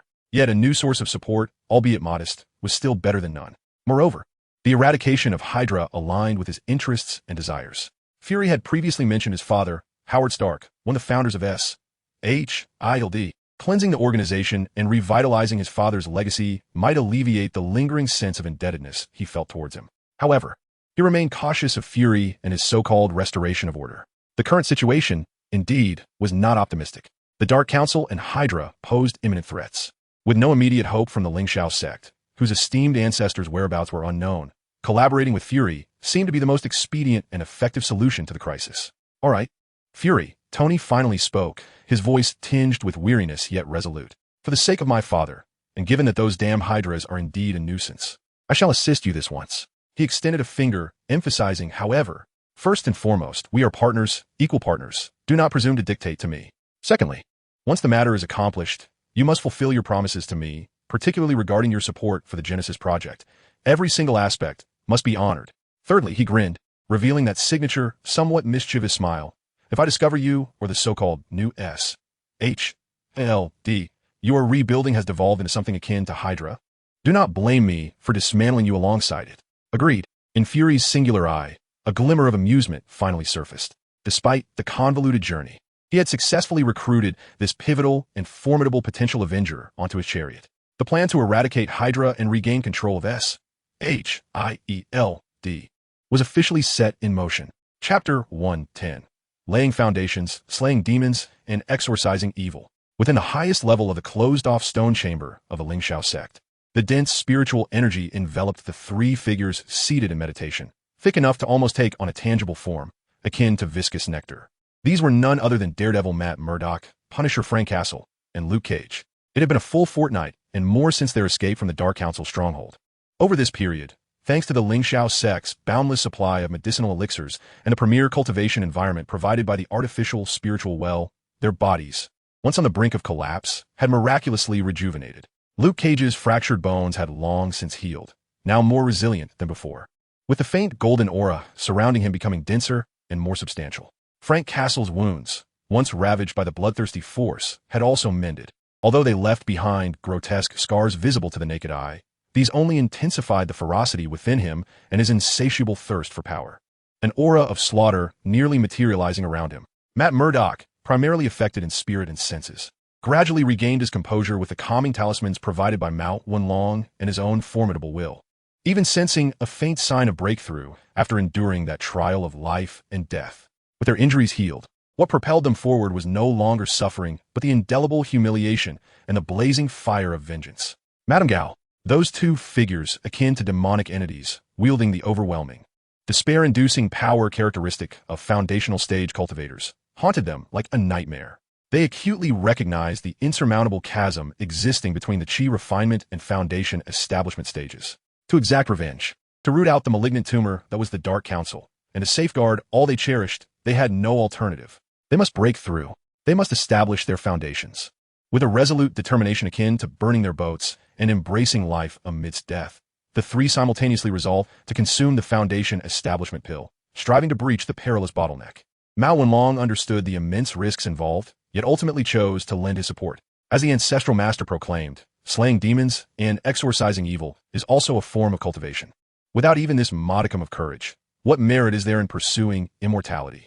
He not only produced the invaluable foundation establishment pills, but also bestowed upon the trio all the auxiliary elixirs and talismans available within the sect that were conducive to calming the mind, stabilizing one's mental state, and enhancing physical prowess. Furthermore, he activated the highest level of the sect's defensive closed-door stone chamber, channeling a significant portion of the energy from the artificial spirit well into this sanctum. Mao Wenlong had already provided all possible support. Now, it was solely up to the three of them to strive and embrace their destiny. Within the stone chamber, the three adjusted their states to the pinnacle and commenced their formal breakthrough. Three foundation establishment pills, radiating immense energy and a tantalizing fragrance, were unhesitatingly swallowed by them. Boom! It was as if three nuclear bombs had been dropped upon a tranquil lake. The overwhelming medicinal power, mingled with the pure spiritual energy surging madly from the spirit-gathering array, erupted within their bodies in an instant. In that moment, they felt as though their very beings were on the verge of being torn apart, their meridians scorched as if pierced by a red-hot iron, their souls cast into a boiling cauldron of oil, the agony of refining one's flesh with magical energy, the dread of failing to break through. A myriad of indescribable torments surged towards them like a relentless tide, even with their willpower far surpassing that of ordinary individuals. The trio could not help but emit cries of anguish. Matt felt his extraordinary senses spiraling into chaos. Countless dissonant sounds, scents, heartbeats, and energy fluctuations assaulted his mind with tangible force. Memories of past suffering, fears of the future, and loathing of darkness morphed into grotesque inner demons, raging within his consciousness, intent on devouring his reason entirely. Hold on to your true self. All is but illusion. Matt clung desperately to a shard of clarity within his spirit, fervently circulating his cultivation technique, attempting to transform the cacophony into the crucible of soul refinement. Frank, on the other hand, felt as though he was engulfed in a sea of corpses and rivers of blood. An insatiable desire for slaughter boiled within him like magma. His technique operated autonomously, voraciously absorbing the violent energy generated during the breakthrough. His eyes turned a fiery crimson, and faint azura battle patterns began to surface upon his skin. as if he were on the brink of irrevocably descending into the path of slaughter, transforming into a being solely driven by bloodlust. No, I am not a machine of slaughter. Frank bit down hard on his tongue, the sharp pain momentarily pulling him back to lucidity. He recalled his deceased wife and children. The innocent victims. What he sought was vengeance, judgment, not a descent into carnage. He forcefully suppressed the murderous impulse instigated by the technique, guiding the chaotic and brutal energy as he struggled against the barriers of his Dantian. Luke Keki, however, endured the most direct physical torment. The medicinal power of the Foundation establishment pills surged through his already indomitable body like a frenzied torrent of energy. His technique instinctively safeguarded him, radiating a brilliant golden light from his surface, akin to a true diamond descending upon the mortal realm. Yet he still felt his bones, muscles, and organs being relentlessly torn asunder and reformed by this formidable force. The agony he experienced was 100-fold more intense than that endured during his experimental transformation years ago. A roar erupted from Luke, reminiscent of a wounded beast, as he gritted his teeth, relying solely on his indomitable will to persevere. He yearned for strength. He aimed to protect Harlem. He intended to make those scoundrels pay dearly. Time, stretched to an excruciating length amidst unbearable torment, seemed to drag on interminably. It was impossible to discern how long had passed, perhaps a day, perhaps 3, or even longer. Within the stone chamber, the violent fluctuations of energy gradually subsided. In their stead, 3 potent, refined auras brimming with newfound vitality emerged. Boom! The stone door was forcefully thrust open from within. 3 figures stepped forth, bathed in the morning light and ethereal energy. Their appearances appeared largely unchanged, yet their demeanors had undergone a breathtaking metamorphosis. Matt Murdock remained clad in his dark red battle attire, yet a previously unseen tranquility and confidence adorned his countenance. Though his eyes remained tightly shut, his gaze seemed to pierce through all illusions, discerning the depths of the human heart. An ethereal and sharp aura enveloped him, as if he had merged with his surroundings, exuding an indescribable grace with every movement. Frank Castle bore ghastly scars, yet his physique appeared even more formidable. The chiseled lines of his face had grown more austere, his gaze as frigid as ancient ice, yet within the depths burned the flames of vengeance. He stood silently, an icy, bone-chilling killing intent radiating from him, suffusing the air with a palpable tension. He seemed less a man and more an unsheathed weapon of unparalleled lethality. Luke Cage's transformation was the most pronounced. His already towering frame now stood even taller. His bronze skin glimmered with a faint, visible golden sheen, exuding an aura of strength and sanctity. As he opened and closed his eyes, it appeared as if the wrath of 1,000 demons burned within. He stood as an immovable, impervious Vajra, unassailable by all evils. Foundation, Foundation, Foundation. The 3 lone wolves, once struggling for survival on the streets of New York, had through life and death trials and a resolve to press forward, harnessed the resources and top-tier techniques of Lingxiao's sect, and astonishingly, all had entered the early stages of Foundation establishment. Their strength surged tremendously. Ha ha ha! Is this the power of Foundation establishment? It feels absolutely exhilarating. Luke Cage reveled in the torrent of mana within him, now tenfold more robust than before, and the terrifying strength that seemed capable of shattering the earth with a single punch. Unable to contain his joyous laughter, Frank's lips curled into a cold, cruel smile as he softly uttered 2 names, as if pronouncing their death sentences.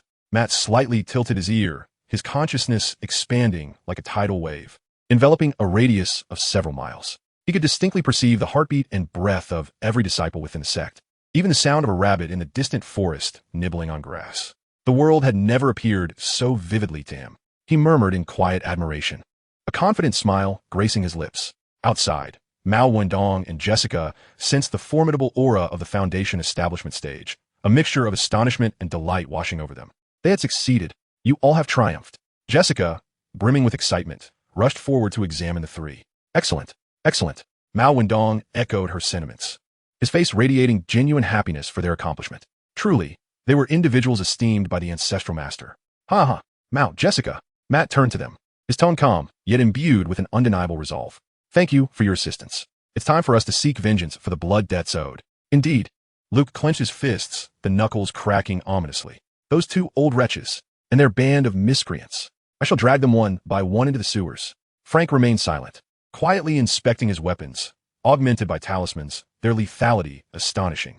The flames of revenge blazed fiercely in their hearts. This time, they would not be the passive lambs waiting for slaughter. They were the harbingers of thunderous wrath, coming to deliver judgment upon the malevolent Foundation establishment cultivators.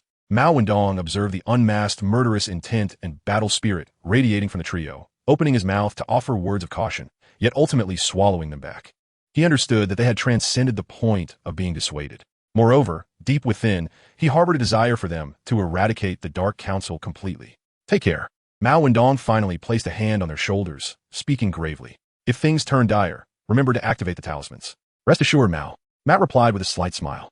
This time, it is they who shall flee. Without a moment's hesitation or excessive preparation, the trio departed that very night, 3 streaks of light quietly leaving Lingxiao's sect, akin to 3 unsheathed blades, piercing directly into the dark heart of sin that was New York. In the ensuing days, the underworld of New York was engulfed in an unprecedented torrent of bloodshed. Supernatural events that had once plagued ordinary citizens and law enforcement, the strongholds, hideouts, and secret laboratories controlled by the Dark Council were systematically obliterated. In Hell's Kitchen, an altar of the blood god concealed within an abandoned warehouse, a red-clad cultist was poised to sacrifice a trembling young girl to the great blood god. Suddenly, a crimson figure descended like a specter from the heavens. Daredevil. Deceptive words lead astray. Lies are trifled with. They must be eliminated. Matt's voice was cold as ice, his Foundation establishment consciousness locking onto all enemies. He distinctly perceived the concealed malevolence beneath the altar, along with the heartbeat and the flow of blood of every sinister practitioner. He needed not to glance. The short staff in his hand seemed to possess its own sight, striking with a piercing sound, unerringly targeting the vital points of each malevolent cultivator. Whether it be the dantian, the heart meridian, or the skull, the practitioners at the chi refining stage were utterly defenseless before him, often before they could comprehend his movements. Their bones were shattered, their internal organs crushed, and they collapsed lifelessly to the ground. His attacks had transformed from mere subjugation to lethal precision. The spiritual energy of the Foundation establishment stage, infused within the short staff, wielded extraordinary might. In mere minutes, he had decimated the entire stronghold of malevolent cultivators, leaving only a stunned young girl and a ground strewn with corpses. In a Queens district, within an underground garage repurposed into a zombie manufacturing facility, Frank Cassol resembled a deity of death emerging from the abyss, wielding 2 specially enhanced submachine guns inscribed with runes, indiscriminately mowing down the undead like a meat grinder. His cultivation at the Foundation establishment stage endowed him with strength, speed, and reflexes that surpassed all previous limits. His skin bore faint crimson patterns, and his eyes glowed a menacing red, emanating an overwhelming aura of slaughter. Ordinary zombies crumbled before him as if made of paper, effortlessly torn apart by specialized bullets. Even the elite zombies, controlled by practitioners at the chi refining stage, could not withstand the torrential onslaught of his firepower. He no longer needed to conserve ammunition, for his Foundation establishment stage powers allowed him to enchant his limited bullets, significantly amplifying their potency. After the last malevolent practitioner controlling the zombies was dispatched with a single shot to the head, Frank surveyed the chaos with unwavering composure, turning away in search of his next target. In the Harlem district, at a clandestine stronghold under the banner of gold, where henchmen were altered through special drugs and demonic energy, Luke Cage bulldozed through the alloy gates. He radiated a blinding golden light, as though a celestial being had descended. Those henchmen, augmented by demonic energy and endowed with immense strength, lunged at him in a frenzy. They threw punches, kicked, and even resorted to heavy weaponry. Yet, against Luke Cage's defense, akin to that of an indestructible titan, all their assaults were as futile as an ant trying to shake a tree. Evil spirits, perish! Luke roared, his voice resonating like thunder. His fists, infused with the power of the Foundation establishment stage and exorcistic energy, struck with formidable force. Bang! Bang! Bang! The golden light radiated, and the malevolent entities recoiled in terror. Those henchmen, once tainted by demonic energy, faced dire consequences upon being struck by his fists, suffering broken bones and shredded sinews, or transforming into ash amid cries of agony, as if purified by his might. The Foundation establishment stage Luke Cage was akin to a human walking exorcism cannon, and when they encountered the very targets that had once led them into arduous battles, such as the Bullseye and Murakami, their fate was even more tragic. The proud knife-throwing skills of the target were rendered, as if in slow motion before Matt's extraordinary perception. Easily evaded, even as the thought of attack crossed his mind, Matt's short staff had already shattered the bones in his hand. The blood magic of the village diminished significantly in the face of Luke Cage's sun-like golden light that protected him, before he could unleash a more potent technique. Frank's enchanted anti-magic bullet had obliterated half his body, a force unstoppable. In merely a few days, The Dark Council's painstakingly established outer strongholds in New York City were swept clean by these three furious foundational-level street heroes. Numerous coerced victims were rescued, and countless fiends born of dark sorcery were thoroughly purified. The dark forces of New York truly felt the crushing blow of Justice's iron fist. At the top of Fisk Tower, Kingpin's face was grim as he scrutinized the continuous loss reports in his hand, his massive fist creaking under pressure. The air thick with oppressive fury. Lady Gao sat beside him, her aged visage revealing no emotion, yet her murky eyes shimmered with flickering uncertainty. Damn it! Kingpin suddenly hurled the report to the ground, roaring, "Those three damned ants! How could they have reached foundational level 2? How long has it been?" He could not accept it. The painstaking efforts he and Lady Gao had invested, the unscrupulous means they had employed, even risking everything to barely break through to foundational level. Yet those three, whom they had previously hunted down like dogs, had reached the same realm so swiftly? It defied logic. Oh no, this was no path of cultivation. The situation seemed far more complex. Lady Gao's voice was hoarse, tinged with a barely perceptible fear. It must be that someone left behind some elixir or the like. That is how those three juniors could succeed in establishing their foundation. Are you suggesting? Kingpin's expression shifted. Did the Lingxiao sect intervene? Has that wooden-headed Mao changed his mind? Hard to say. Lady Gao shook her head. But the fact that those three could simultaneously reach foundational level in such a short span surely indicates the support of the Lingxiao sect. Kingpin fell silent. He recalled the terror of being easily suppressed by Li Si. That sword light, akin to divine punishment, lingered in his memory. Even now, having broken through to foundational level and believing himself significantly more powerful, he still felt no confidence before that unfathomable man. What do we do now? Kingpin asked, a hint of irritation in his voice. Shall we simply watch as they gradually destroy our empire? No. A glint of cold ruthlessness flickered in Lady Gao's eyes. The loss of outer strongholds is inconsequential. It allows us to consolidate our forces and hide deeper. Although those three juniors have broken through to foundational level, their foundations remain unstable, and their power is limited. They cannot create a significant impact. Are you suggesting a temporary retreat? Jean furrowed his brow, harboring a sense of reluctance. It was not retreat, but rather a strategic concealment. Lady Gao corrected, a cunning smile gracing her lips. We have transcended the foundational level. Time is on our side. This fertile land of New York brims with opportunities for us to cultivate. Let those three juniors revel in their fleeting triumph for a few days. Lady Gao's voice hissed like a serpent. Once we have digested our gains, we shall methodically settle the score with them. Jean fell into silence for a moment before slowly nodding in agreement. He understood that he and Lady Gao were utterly incapable of confronting the Lingxiao sect. Creating a modicum of chaos in secrecy might suffice, especially given the hints left behind by that individual before departing. Yet, to engage the Lingxiao sect in open warfare was a venture far beyond their courage. The mere issuance of a talisman had previously compelled two adversaries to retreat. Surely, the Lingxiao sect must possess hidden cards of their own. It was common knowledge that this was an impossibility. One word, endure. After all, they had already crossed the threshold into the foundational realm, embracing a broader expanse. Such losses were entirely bearable for them. After all, a gentleman's revenge is never too late, even if it takes a decade. The two newly initiated masters of the dark path, after a brief period of indignation and deliberation, chose to strategically withdraw, momentarily sheathing their brilliance. A potential conflict that could have engulfed all of New York in a battle of cultivators was thus brought to an abrupt halt. However, all were aware that this was merely a fleeting calm before the tempest. Chapter 111, Thunderous Purge. Shield storm as New York descended into a new wave of chaos due to the conflict of righteousness and evil. A thunderous purge plan targeting S-H-I-E-L-D was officially set into motion. Time is of the essence, gentlemen. Fury's voice, transmitted through encrypted channels, calmly reached every pivotal node. Let's reclaim what we have lost. Long Island, Lingxiao sect, Genesis Laboratory. A hint of exhilaration mixed with danger danced across Tony Stark's face, as if he were about to embark on a grand rock concert, his fingers animatedly moving. Jarvis, my old friend, it is our turn to take the stage. Activate the Hydra Trojan Horse program, custom designed for us. Target all known and suspected Hydra communication nodes and command systems within S-H-I-E-L-D. At your command, sir. Jarvis's voice remained as steady as ever, yet the torrent of data behind the scenes surged forth like a flood unleashed. The holographic screen before Tony was instantly cloaked in a flurry of rapidly scrolling code and intricate network topologies. He felt no tension. Instead, he resembled a child who had discovered a new toy, his eyes sparkling with excitement. Step 1. Sever their networks and power. Tony's fingers danced across the virtual keyboard, his words tumbling forth in rapid succession. Let them become a swarm of headless flies, filled with suspicion towards one another. Then, let us slip a little surprise into their core server, such as a suggestion to prioritize network paralysis and the segmentation of command nodes. Jarvis advised. Very well, Tony shrugged. Let us unleash the 9 palaces flying star data storm. Obliterate their firewall.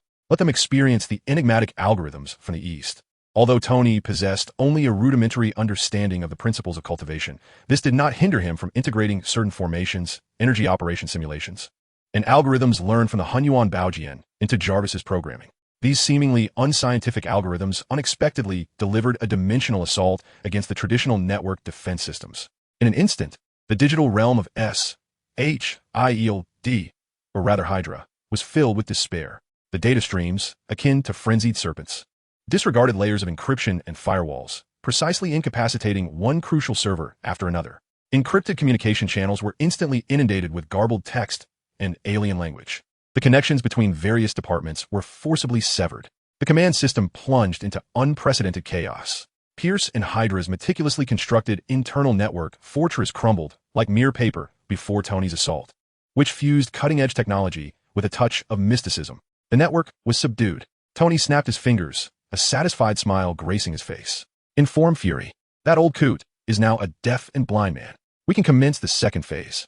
Simultaneously, across the globe, dozens of Hydra's secret bases, hidden in remote mountains, beneath the sea, or disguised as ordinary commercial enterprises, faced a catastrophic onslaught.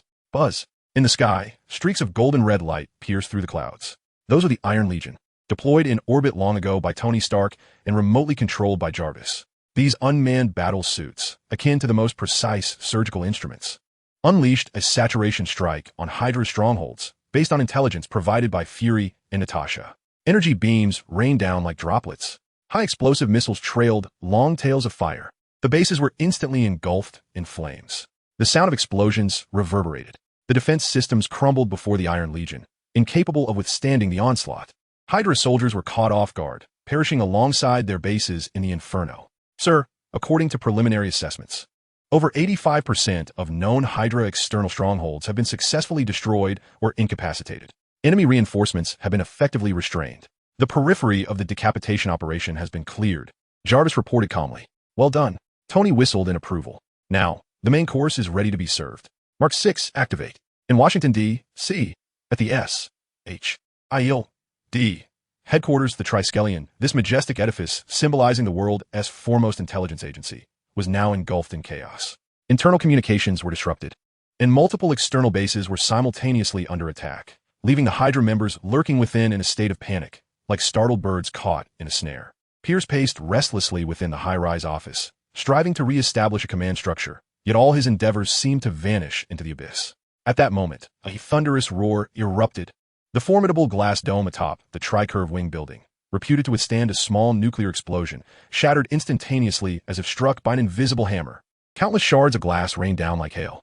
A blinding, golden-red luminescence descended, akin to a divine being descending from the heavens, bearing an unparalleled aura that crashed heavily into the spacious and illuminated atrium of the building.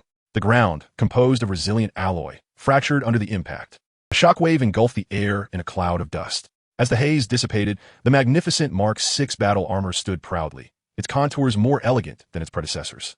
The gold and crimson finish sparkled under the lights, and the runes on the armor's surface, which had previously merely glimmered, now seemed imbued with life, emitting a faint, breath-like radiance of energy. The arc reactor embedded in its chest shone more brilliantly, resonating with some primal force in the universe. Apologies, dear Hydra associates, for intruding uninvited. Tony's voice, tinged with mockery, resonated through external speakers, echoing across the chaotic hall. But fret not, your festivities have reached their conclusion. Allow me to escort you on your way. It was Iron Man. Open fire. Stop him. The remaining Hydra agents and the mind-controlled S.H.I.E.L.D. security personnel reacted swiftly, unleashing a barrage of gunfire towards Tony. Bullets, energy weapons, and even experimental armaments surged like a tidal wave towards the Mark 6.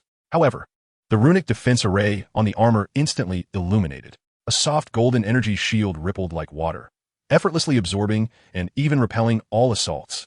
What? The Hydra agents gasped in astonishment. It seems your welcome ceremony lacks enthusiasm, Tony remarked lazily. Let me add some excitement. In the next moment, the Mark 6 sprung into action. Its speed was nothing short of extraordinary, enabling not merely flight, but an almost otherworldly ability to evade and advance with uncanny precision. The Mark 6 darted through the hail of gunfire like a wraith, its palm-mounted psionic repulsor cannon firing incessantly. This time, the beams were more concentrated, their power terrifying. The Hydra soldiers struck were often vaporized along with their weapons, leaving behind nothing but scorched imprints emitting wisps of smoke. Yet Tony seemed unsatisfied with such inefficient slaughter. G-A-R-V-I-S. Switch modes and test out the new toy. With a hum, the armor on the Mark VI's arm transformed, extending a blade of energy compressed from high-density psionic energy, resembling a lightsaber. The golden-red figure surged forth like a tiger among sheep. With each swing of the energy blade, a multitude of severed limbs and dismembered bodies fell to the ground. The Hydra agents attempting to approach collapsed in droves, as if mowed down by a scythe. This was no longer a battle, but a one-sided massacre. At that moment, a formidable aura emanated from the second floor of the hall.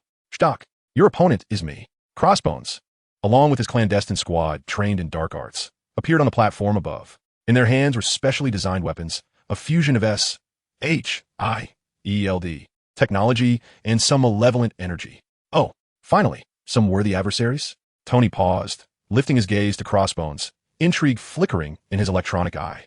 I thought you were going to remain a turtle hiding in its shell. Enough chatter. Today marks your demise. Crossbones bellowed, initiating the assault. The custom assault rifle in his grasp unleashed not ordinary bullets, but energy projectiles infused with chilling dark energy. Simultaneously, his team members launched their own attacks.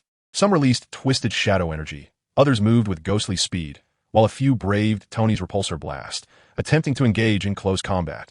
Quite intriguing. This is my first encounter with dark practitioners. Tony, rather than being alarmed, felt exhilarated, his fighting spirit ignited. He piloted the Mark 6, engaging in battle with Hydra's mystical squad. This was a true clash of technology and sorcery. Energy repulsors clashed with malevolent shockwaves. Rune-imbued shields withstood corrosive dark energy. Tactical maneuvers evaded their bizarre assaults. Energy blades severed their corrupted weapons. Though Tony's mastery was merely at the late stage of chi refinement, the performance of the Mark 6 was undeniably superior. Despite the Crossbones squad's numbers, synergy, and cunning tactics, they were relentlessly pushed back in the face of overwhelming equipment superiority and level disparity. Tony, like a seasoned hunter, exploited the vulnerabilities in their techniques and energy flow, systematically dismantling them. Energy nets ensnared them. Sonic waves dispersed the dark energy. High-frequency energy pulses disrupted their mental focus. Ultimately, after suffering the loss of several heavily wounded and captured squad members, Crossbones himself was sent flying by Tony's rune-augmented energy overload punch, crashing through multiple walls, and finally shackled in unbreakable chains. Go back and inform Pierce. Tony approached the incapacitated Crossbones, his gaze condescending and filled with disdain. His super soldier project is a failure. Prepare to face judgment. Meanwhile, as Tony wreaked havoc within the Tri-Curve Tower, drawing much of Hydra's attention, Nick Fury and Coulson, guided by real-time intelligence from Natasha via encrypted channels, led a squad of fiercely loyal veteran agents, stealthily infiltrating the top-floor office of Alexander Pierce. The security system here had long been silently dismantled by Natasha and Jarvis in unison. Bang! The alloy door to the office was silently blown open by specially crafted explosives. Fury and Coulson were the first to surge in, their customized weapons aimed directly at the figure standing by the floor-to-ceiling window, back turned to them, seemingly admiring the night view of Washington. Good evening, Alexander. Fury's voice was cold and devoid of emotion. Pierce slowly turned around, his expression betraying no surprise, instead adorned with a touch of elegant amusement, as if he had anticipated Fury's arrival. Nick, he said, raising his hands in a gesture of calm. You remain ever so unpredictable. Enough with the pleasantries.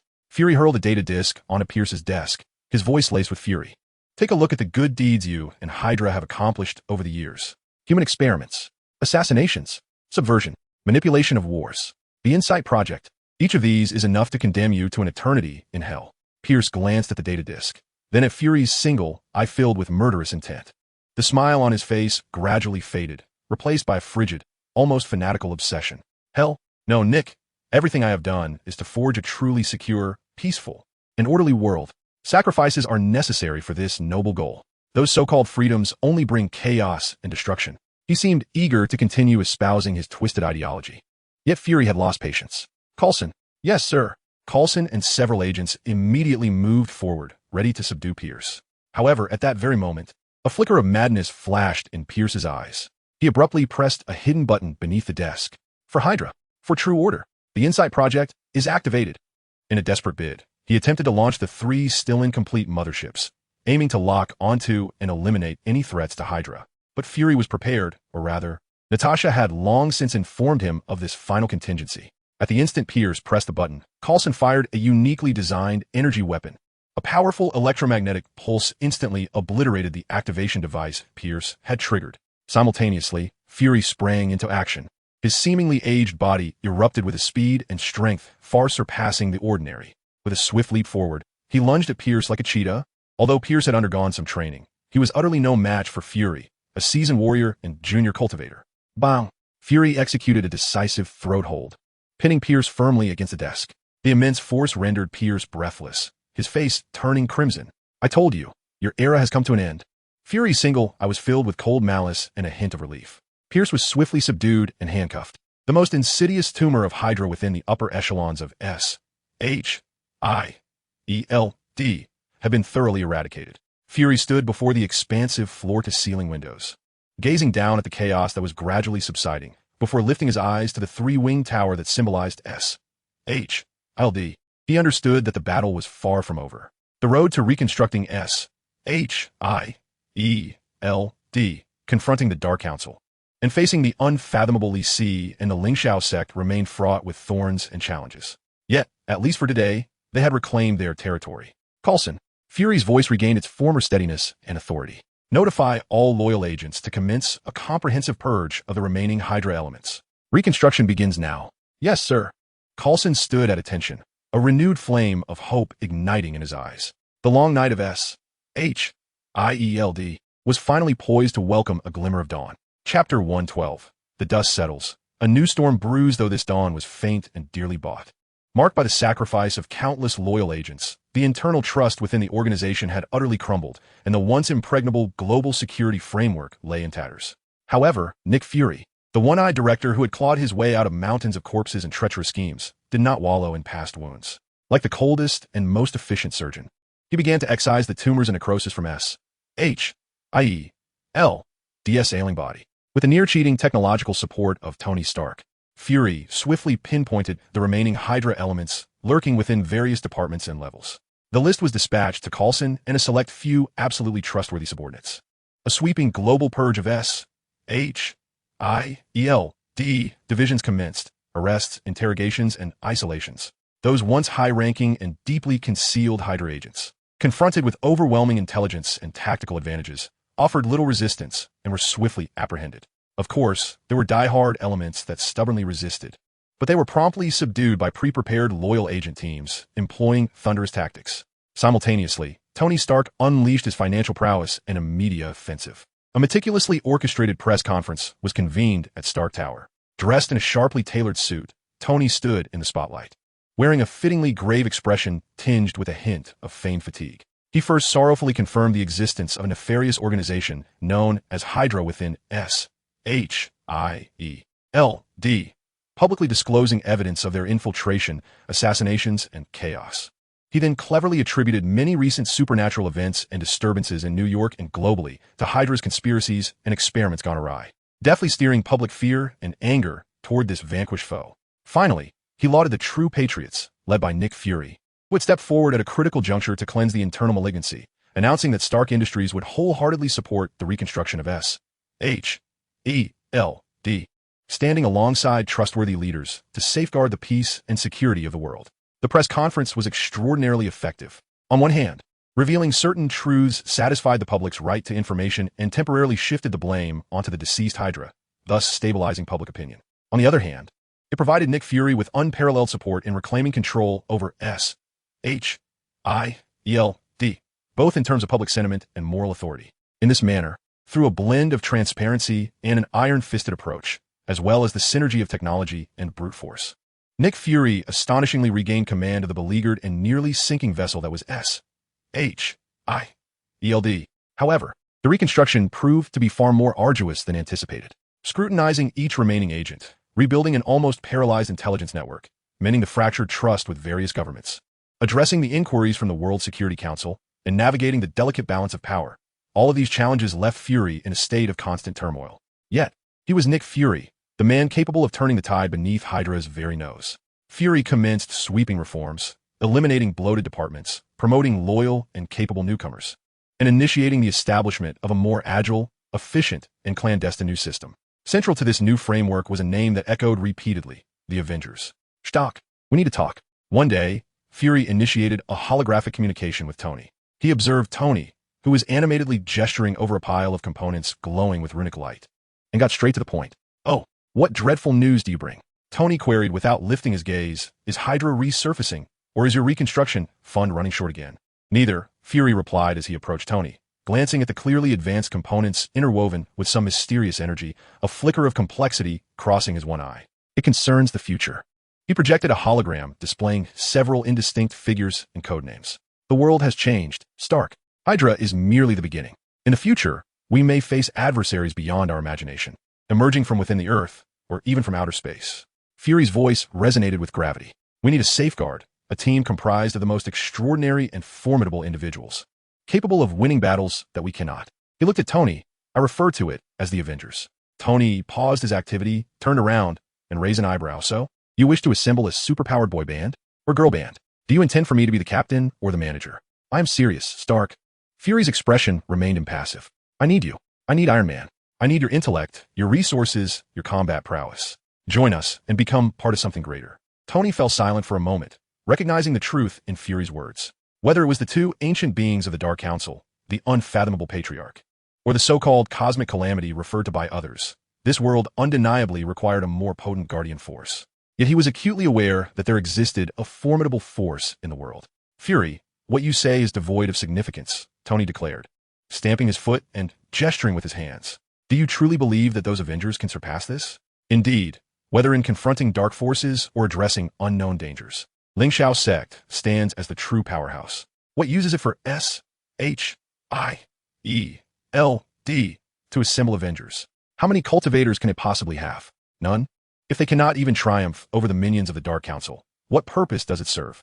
Would you entrust the safety of Earth to a mysterious entity of unknown identity?" Nick Fury, with a knowing shake of his head, asserted, "We, the inhabitants of Earth, must seize our own destiny." Tony furrowed his brow in contemplation, yet after a moment, he resolutely declined Fury's proposition. "Come on, do you really think everyone here is from outer space?"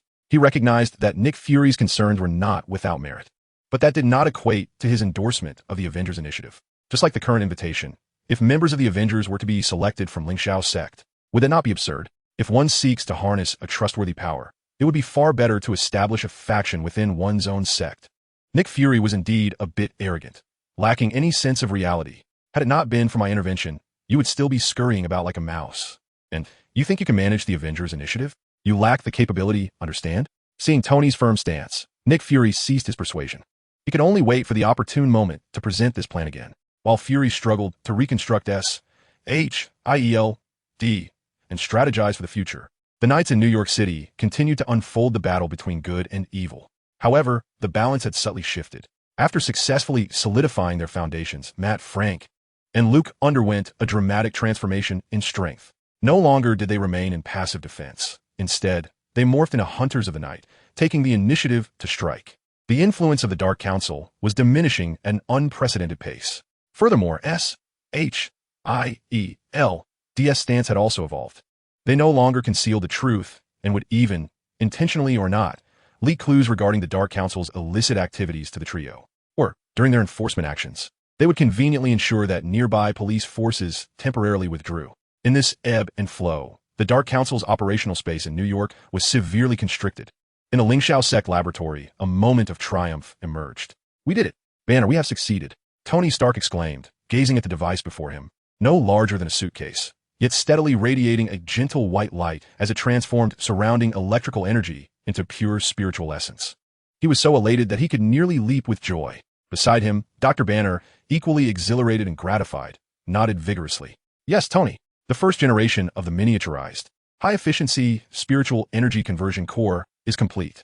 After countless failures and improvements, Tony and Banner had finally conquered the challenge of miniaturizing the spiritual energy conversion device. Though this prototype may not yet rival the artificial spiritual wells, its astonishing efficiency is undeniable. Moreover, its compact size allows for portability. What does this signify? The cultivation environment for these practitioners may undergo a fundamental transformation. In the future, perhaps every cultivator will possess their very own portable paradise. This will significantly accelerate the proliferation of cultivation civilization on Earth. When he returns to witness this, he will undoubtedly be astounded. Tony proclaimed with pride. Banner also wore a genuine smile. Being part of this groundbreaking project, which has the potential to alter the world, has rekindled his sense of purpose as a scientist and restored his inner tranquility. Earth seems to be on the brink of a new era of cultivation. However, just as the internal order of Earth is undergoing dramatic upheaval and reconstruction, and the sparks of technology and cultivation are poised to ignite in the distant, frigid depths of the cosmos, upon the remnants of Titan, a throne suspended in the void exudes an aura of death and foreboding. A colossal, imposing figure, with skin akin to purple yam and peculiar markings on his chin, sits quietly upon this throne. Merely his presence radiates a terrifying pressure capable of causing even the stars to tremble. It is none other than the infamous cosmic overlord, Thanos. At this moment, beneath his vast throne, a figure clad in black armor, wielding a massive war hammer, with deep blue skin and strange black stripes painted on his face, gazes upward at Thanos. He is Ronan, the radical commander of the Kree Empire, the accuser. The voice of Thanos is deep and deliberate, devoid of any emotional inflection. Yet it resonates like a whisper from the universe, imbued with undeniable power. Your hatred for Xander burns as fiercely as a star. Indeed, Ronan lifted his gaze, his eyes ablaze with a frenzied fire. Handa, those weak, decayed, hypocritical harbingers of peace. They must be purified. Their planet must be annihilated. Thanos slowly nodded, seemingly pleased with Ronan's fervor. I can fulfill your desire. There was a hint of temptation in Thanos' voice. A look of rapture crossed Ronan's face. You are willing.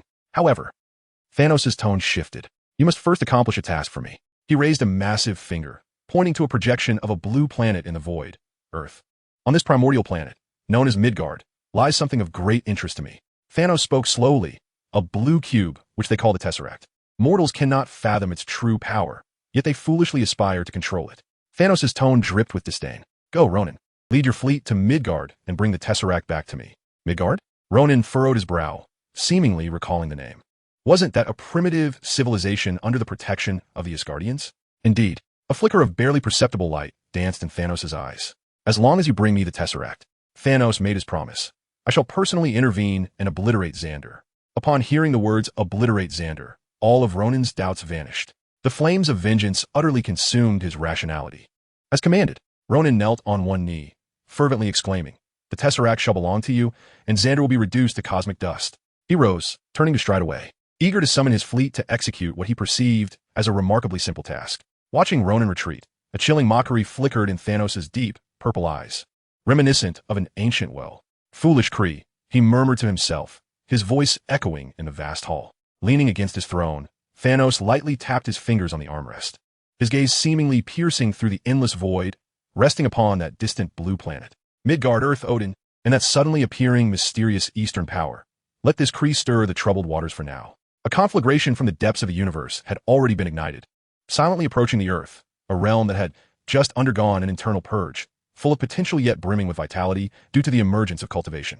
Chapter 113. The Formation of the Divine Realm. I roam the 9 realms. In Asgard, at least sees retreat. After enduring countless days and nights of arduous training, the moment of forming the elixir had finally arrived. The liquid mana within him had been compressed to its utmost limit, with only the final and most crucial step remaining, condensation into a pill. Outside the retreat, the entirety of Asgard sensed an unusual transformation. The once stable flow of world tree energy, or spiritual essence, suddenly became agitated, as if drawn by some invisible force. It began to wildly converge towards the forbidden zone deep within the celestial palace. Visible streams of energy flowed across the sky, resembling resplendent auroras. The air was thick with an increasingly potent, heart-pounding pressure. Moreover, a faint resonance akin to the profound sound of the Tao echoed throughout heaven and earth. Such an anomaly naturally startled all of Asgard. What is occurring? Such a powerful wave of energy. Is His Majesty engaged in something? No, this aura is unfamiliar. Countless Asgardian residents and warriors gazed in astonishment at the center of the energy congregation within the celestial palace, engaging in fervent discussion. Within Odin's chamber, Odin, in deep meditation, suddenly opened his single eye, filled with shock. Is this the formation of the elixir? with a refined perception of energy brought forth by his cultivation technique. He faintly grasped the essence of the energy fluctuations. It was a unique transformation aura that manifested only during the ascension of life levels. That enigmatic Eastern cultivator was indeed in Asgard, striving to attain the realm known as the Golden Core. He immediately rose, disregarding Frigga's admonitions, and made his way to the lookout that afforded a view toward the secret realm. Soon, Thor, Sif, the three warriors of the Celestial Palace, and even Heimdall, who vigilantly guarded the Rainbow Bridge, arrived, their expressions equally filled with shock and curiosity. Was his master about to succeed? Thor, feeling the increasingly potent pressure and the terrifying aura in the air, trembled with excitement. This power, Sif tightened her grip on her longsword. Her gaze grave, had long surpassed the realms of our understanding. It was inconceivable that one could achieve such a terrifying state through postnatal cultivation. Vandal murmured to himself. Gulp. Volstagg nervously swallowed. Let's hope that, upon his success, he does not deplete all of Asgard's ale. Only Heimdall, with his golden eyes that could perceive the nine realms, fixed his gaze intently on the direction of the secret realm, seemingly attempting to penetrate the layers of formations and glimpse their mysteries. And under the diverse thoughts of the Asgardians, Lysi's process of forming the Golden Core reached a critical moment. Within his Dantian's Chi-Si, all his magical power, spiritual force, and the essence of the heavenly materials he had refined had coalesced into a phantom core, no larger than a thumb, radiating a chaotic, deep yellow light. This phantom pulsated like a heartbeat, absorbing more energy with each throb, becoming increasingly solid. Now is the moment. Lysi silently urged his spiritual force to erupt with full intensity. The Xian Huang Creation Sutra operated at its utmost limit. Condense. Boom! As if the universe had just begun, chaos shattered. The phantom core abruptly contracted inward. Then, it erupted with boundless brilliance. As the light dissipated, a golden core, no larger than a dragon's eye, manifested, its form exuding a chaotic deep yellow, with the images of the sun, moon, stars, mountains, and vegetation swirling upon its surface, emanating an aura of perfection, indestructibility through eons. It quietly hovered at the center of Lysi's Dantian Chi-Si, a surge of power, far exceeding that of the foundational stage by 100-fold, 1,000-fold, instantaneously filled his limbs and bones, every cell rejoicing in jubilation. His spiritual force surged dramatically, enveloping the entirety of Asgard, even faintly brushing against the barriers of the nine realms. Moreover, aided by the supreme profundity of the Xian Huang Creation Sutra and the assistance of the World Tree's core and other top-tier heavenly materials, the golden core he had formed was of such high quality and robust foundation that it far surpassed that of ordinary golden core cultivators. It was indeed an exquisite golden core. With a deep breath, Lysi slowly opened his eyes, exhaling a plume of faintly golden mist, as he felt the vast, oceanic flow of newfound power coursing through him, accompanied by an extraordinary sensation akin to wielding control over the heavens and earth. Where words manifested as law, he could not help but unleash a triumphant roar that resonated like a dragon's cry, penetrating layers of formations and echoing throughout all of Asgard. Odin and the others, sensing the terrifying pressure and the profound completeness within that roar, changed their expressions in astonishment. It was a success. A spark of brilliance ignited in Odin's eyes. Their master had triumphed. Thor, overwhelmed with excitement, danced with glee. In the next moment, the intricate formations enveloping the secret realm silently dissipated. Lysi stepped forth, effortlessly suspending himself in midair without the aid of any external force. His garments billowed. Dark hair flowed freely, and his gaze was calm yet profound, radiating an aura that was both harmonious and formidable. If the previous Lysi was akin to a sword sheathed, its brilliance restrained, then in this moment, he was like a resplendent sun hanging in the heavens, its radiance so intense that it was blinding. This was the essence of a golden core cultivator. If the chi refinement stage merely marked the entry into the realm of cultivation, allowing one to sense and absorb the spiritual energy of the world, and the foundation establishment stage laid the groundwork by condensing gaseous energy into liquid mana, then the golden core stage represented the culmination of one mana, soul, an understanding of the laws of nature into a singular golden core, an energy nucleus imbued with one's unique imprint. Once the golden core was perfected, the cultivator could truly begin to dictate their own fate, untethered by the whims of destiny. The soul and mana were anchored within the golden core. As long as the core persisted, one could be reborn from blood and reattach severed limbs. Their lifespan would surge to a minimum of 600 years, even longer in the spiritually enriched lands of Asgard. The mana within would flow endlessly, enabling the wielder to command numerous innate treasures and unleash astonishing supernatural abilities. Their power could indeed move mountains and fill seas, and with mere physical strength, they could conquer cities and annihilate nations. Truly terrifying. This was the genuine embodiment of a terrestrial immortal, a formidable force. Should one ascend further, shattering the golden core to cultivate a nascent soul, the distinction would be beyond compare. Nascent soul cultivators could harness the forces of the universe, their mana nearly limitless, capable of flattening realms with ease. Due to the profundity of Li Si's exceptional cultivation method, he could already draw upon a fragment of the world's energy.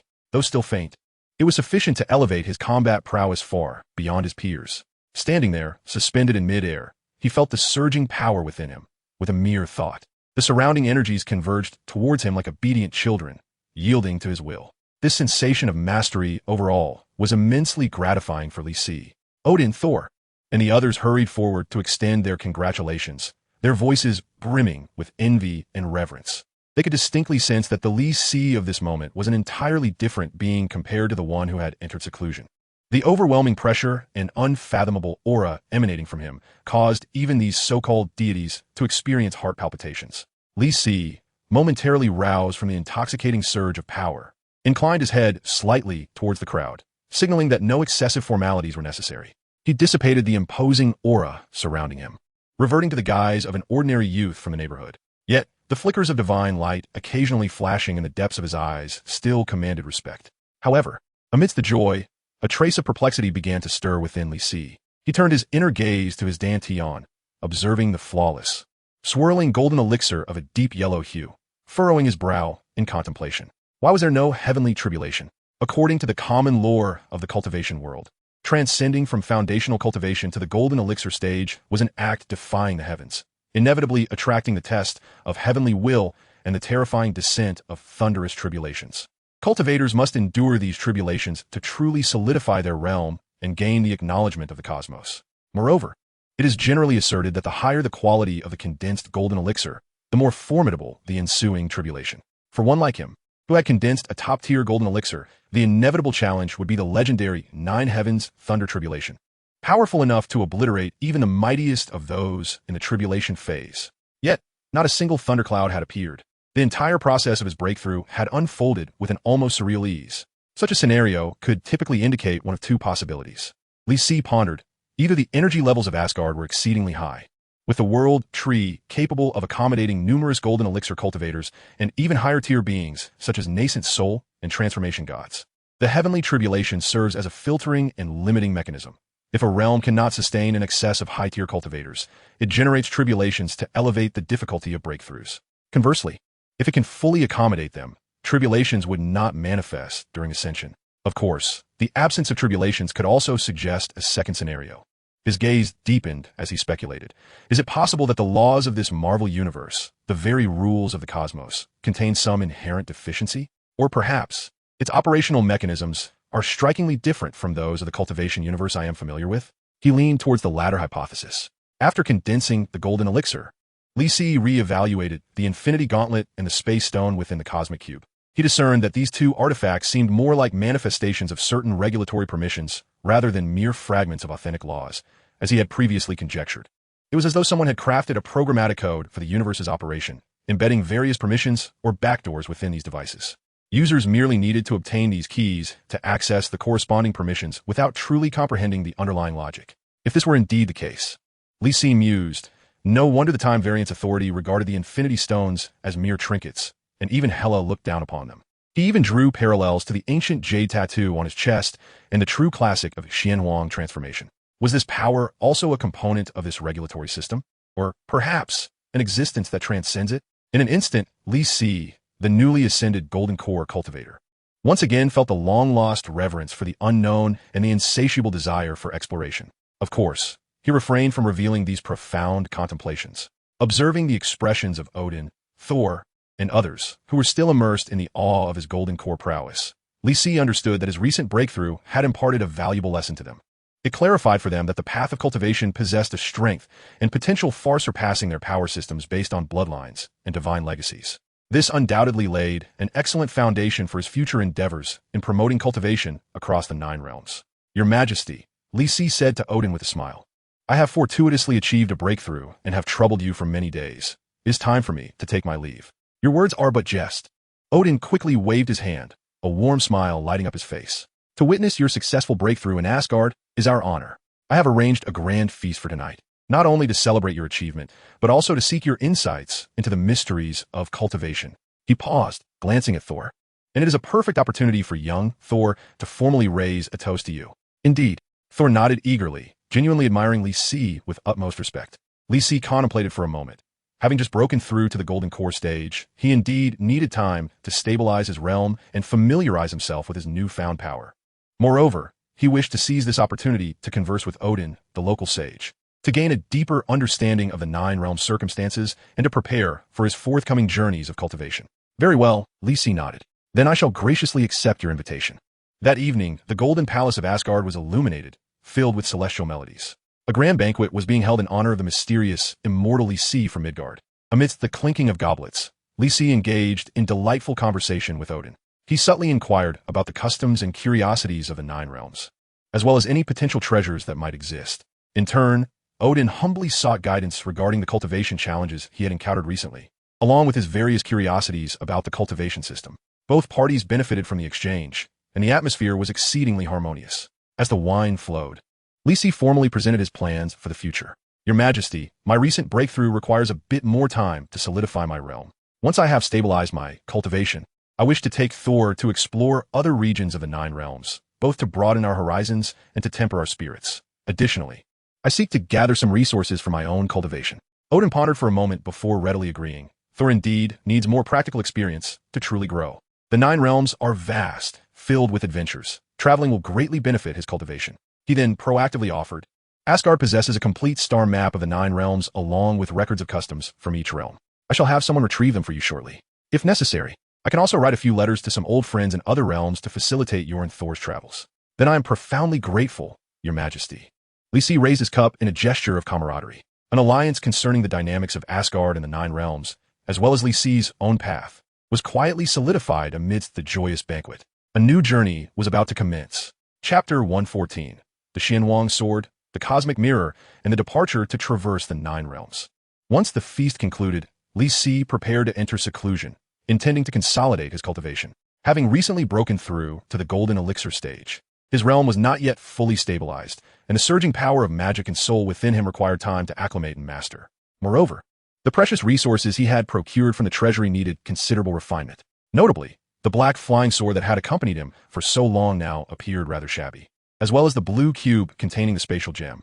Both were due for an upgrade. Thus, before entering seclusion, he summoned Thor and handed him a lengthy list.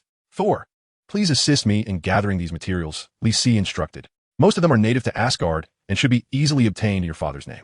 The list detailed rare metals and energy crystals that Li Si had not found in the treasury, but had inferred might exist in Asgard, suitable for forging flying swords and spatial treasures, based on memories from his past life and his spiritual insights. For instance, astral iron essence, void secret silver, and thunder pattern gold, among others. Understood, Master. Thor responded without hesitation, examining the list filled with both familiar and unfamiliar names. Watching Thor's eager departure, Li Si nodded in satisfaction. Having the son of a god as a disciple was undoubtedly advantageous, especially when it came to running errands within Asgard. Within the secret realm, intricate formations were activated. Li Si sat cross-legged, with 3 items suspended before him.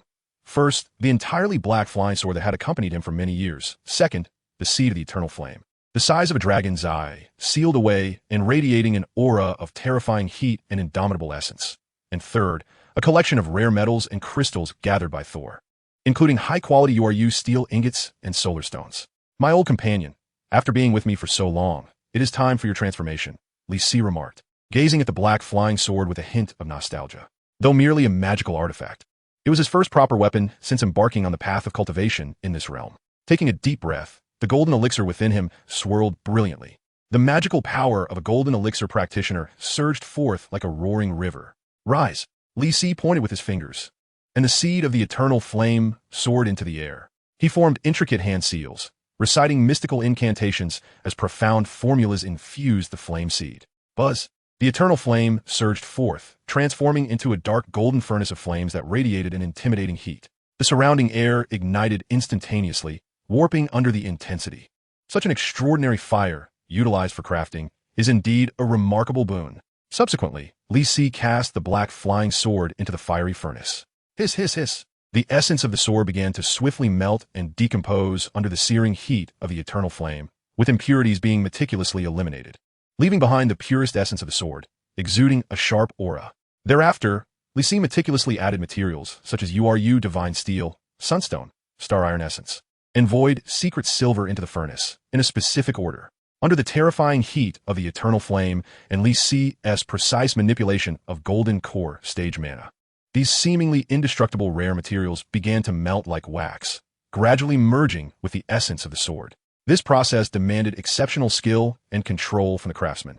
The properties of different materials varied, and any deviation in the order of fusion, the intensity of the heat, or the infusion of mana could lead to catastrophic conflicts and the destruction of the furnace. However, as a former celestial emperor, Li Si's vision, experience, and understanding of power far surpassed that of ordinary beings. With an intense focus, his hands danced like butterflies weaving through flowers, casting intricate spells while his consciousness acted as a precise instrument, continuously monitoring every subtle change in the materials within the furnace. Golden core mana flowed ceaselessly, guiding the energies of the various materials towards perfect fusion and shaping. Time flowed slowly in the tedious yet exhilarating process of refinement.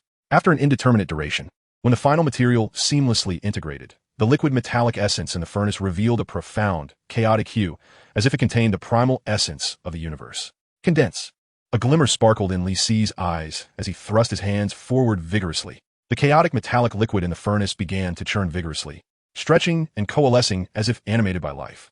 Ultimately, it took the form of a long sword, approximately 3 feet in length and 2 fingers in width, entirely enveloped in a chaotic dark yellow hue, with ethereal images of the sun, moon, stars, mountains, and flora swirling upon its blade. The sword emanated an unparalleled sharpness, as if it could sever the void and obliterate all laws. The flying sword artifact was complete. Yet this was not enough. Li Si did not relent. His ambition extended beyond an ordinary artifact. It was to forge his own life-bound treasure. He suddenly pointed to his brow, forcing forth a drop of golden essence imbued with his primordial vitality and golden core imprint. The moment the golden blood emerged, it exuded an air of nobility and authority, as if it transcended all beings. Merge, Li Si commanded, sending the drop of golden blood into the suspended sword's core. Buzz! The long sword trembled violently, emitting a melodious sound akin to a dragon's chant. Golden essence swiftly merged with the blade, akin to a stroke of brilliance, bestowing the sword with an ethereal soul. A profound sense of connection, as if bloodlines intertwined and thoughts converged, was instantaneously established between Li Si and the flying sword. Subsequently, Li Si fervently gestured with both hands once more, channeling his preliminary insights into the Xian Huang Zhao Hua Jinjing, along with myriad exquisite technique for offense, defense, acceleration, and dispelling, inscribing them onto the sword's body with the ink of his golden core's power and spiritual consciousness. This was an arduous and prolonged endeavor that demanded immense focus and substantial magical energy. Each inscription of the formation patterns required extraordinary precision and formidable support of magical might. As the patterns multiplied, the aura emitted by the longsword grew increasingly potent and enigmatic. Finally, when the last restriction was inscribed, the entire sword radiated with resplendent light, a surge of sword intent piercing the heavens as if to cleave the very realm apart. The sound of the sword echoed through the skies. Success! A glimmer of joy flashed in Li Si's eyes. He beckoned with his hand, and the long sword, radiating unmatched brilliance, transformed into a streak of light, gracefully landing in his grasp, like a fledgling returning to its nest. The blade quivered slightly, producing a gentle hum as if affectionately courting its master. Li Si caressed the icy yet seemingly warm blade, savoring the profound connection with his soul, nodding in satisfaction. From this moment forth, you shall no longer remain nameless. Gazing at the swirling golden yellow luminescence upon the sword, Li Si pondered for a moment before articulating, I bestow upon you the name Xian Huang Sword. With a resonant hum, the Xian Huang Sword seemed to comprehend his words, emitting another clear, melodious sound, its brilliance growing ever more dazzling. The innate magical artifact, Xian Huang Sword, was complete. Although its current quality may not be exceptional, as Li Si's cultivation advances, he could continually infuse it with higher-grade materials and inscribe more powerful formations, thereby augmenting its might infinitely. This, indeed, was a true weapon of the immortal cultivator. Stowing away the Xian Huang Sword, Li Li Si did not immediately cease his endeavors. After a brief moment of recuperation to restore his expended magical energy, he turned his gaze toward another objective, the cosmic cube. Observing this cube, radiating a haunting azure glow and brimming with boundless spatial energy, Li Si's expression grew complex. This artifact was, in essence, a vessel for the space gem among the 6 infinity stones. The space gem harnessed the power of spatial laws. However, through prior observation and contemplation, Li Si had discerned that they resembled keys to certain regulatory permissions rather than the laws themselves that could be directly absorbed and refined by cultivators. Stroking his chin in contemplation, Li Si mused that utilizing the space gem to forge a unique magical artifact with spatial attributes would indeed be an excellent choice. In the realm of cultivation, aside from the artifacts refined by the practitioners themselves, which are intimately connected to their minds and spirits, there exists another category of extraordinary treasures known as ancient relics. These ancient relics are predominantly remnants from antiquity or wondrous entities birthed by the natural world. They typically possess an immensely powerful singular functionality, such as traversing space, distorting time, or foretelling the future. The most notable characteristic of ancient relics is that they do not require refining. As long as sufficient energy, such as magical power, is infused, they can be activated and utilized directly. However, their drawbacks are equally apparent. Ancient relics lack sentience and cannot communicate with their master's intentions as personal artifacts do, resulting in a relatively rigid usage. Moreover, the power of ancient relics is generally fixed and cannot be enhanced through the owner's refinement. With the spatial gem as the core, Li Si's eyes sparkled with determination. This way, not only could he utilize it himself, but upon returning to Earth, he could also bestow it upon the disciples of his sect to serve a purpose. He envisioned a common ancient spatial relic in the cultivation world, the spatial mirror. The mirror, a means of reflection, can illuminate all things and traverse the void. Excellent. He resolved to forge a spatial mirror. Li Si summoned the eternal flame once more and cautiously began to manipulate the cosmic cube. The first step was to breach its outer shell. The material of the cosmic cube's shell was exceedingly unique, remarkably sturdy, and infused with potent spatial energy. Should he attempt to break through violently, it could potentially trigger a spatial storm or even damage the spatial gem within. Li Si dared not be careless. He concentrated all his mental focus and magical energy. Akin to a master chef skillfully carving a beast, gradually dissolving and peeling away the shell along the energy nodes and structural patterns of the cube. This process consumed a significant amount of his magical power and mental faculties. It took a full day and night before he finally stripped away the layer of ethereal blue shell, revealing the radiant and pure blue gem within. Pulsating like a heart, the spatial gem. Next came the pivotal step in crafting the ancient relic. Li Si retrieved an array of rare materials, including the purified URU divine steel liquid, imbued with spatial stability characteristics, the secret silver of Asgard capable of containing immense energy, the core stardust powder, and several rune stones infused with faint threads of fate. He amalgamated these materials with great magical prowess, shaping them meticulously according to the blueprint of a high-grade ancient relic known as the cosmic mirror from his past life. Then came the most crucial step, embedding the spatial gem within and inscribing the spatial array, capable of guiding and controlling its power. This process was 100-fold more perilous than the forging of the Xianhuang sword. The power of the spatial gem was overwhelmingly vast and ferocious. A minor miscalculation could unleash its energy, threatening to obliterate half of Asgard. Li Si summoned every ounce of his spirit and pushed his mental faculties to their utmost limits. The essence of the golden elixir flows gently, meticulously guiding the power of the spatial gem, merging it with the mirror's body, and intricately inscribing layers upon layers of exceedingly complex runes for spatial transmission, folding, fragmentation, and exploration around it. Time slipped away unnoticed, until Li Si completed the final rune. A profound, elegant, and mysteriously enchanting ancient bronze mirror now floated in midair. The surface of the mirror was not smooth as one might expect, but rather exhibited a deep, ethereal blue, reminiscent of an infinite starry sky. Countless minute points of starlight flowed within it, as if connecting every corner of the universe. The frame was crafted from URU divine steel and various rare materials, adorned with esoteric runes and patterns that emanated a grand aura, capable of suppressing the heavens and traversing the cosmos. The cosmic mirror was complete. Li Si reached out and grasped the mirror, channeling a thread of golden elixir power into it. With a hum, the starry patterns on the mirror's surface began to whirl rapidly, releasing a formidable surge of spatial energy. Li Si could even feel that, should he desire, a mere thought could allow him to instantaneously transport to any corner of the 9 realms, or even to more distant realms. What a treasure! Li Si's eyes sparkle with excitement. Though this cosmic mirror was merely an ancient artifact and lacked the ability to change at will like his innate treasures, its functionality was incredibly potent and its applications boundless. Truly extraordinary. It facilitated ultra-long-distance teleportation, spatial folding and fragmentation attacks, and spatial exploration. Moreover, if one's power was sufficient, it might even briefly open a passage to other dimensions. Importantly, the requirements for its use were not excessively demanding. As long as one reached the Foundation establishment stage and possessed sufficient power, they could harness part of its might. With this artifact in hand, traversing the 9 realms and even the entire universe would become significantly more convenient. Content. Li Si stored the cosmic mirror in his storage ring. With this, he had successfully accomplished his goals during seclusion. His strength had undergone a monumental transformation. It was time to emerge. Li Si stood, dismantled the surrounding formations, and pushed open the long-sealed stone door to the secret realm.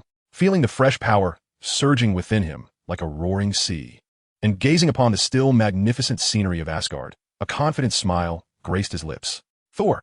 Li Si's voice, though not loud, resonated clearly throughout a significant part of the celestial palace. Prepare yourself, it's time to depart.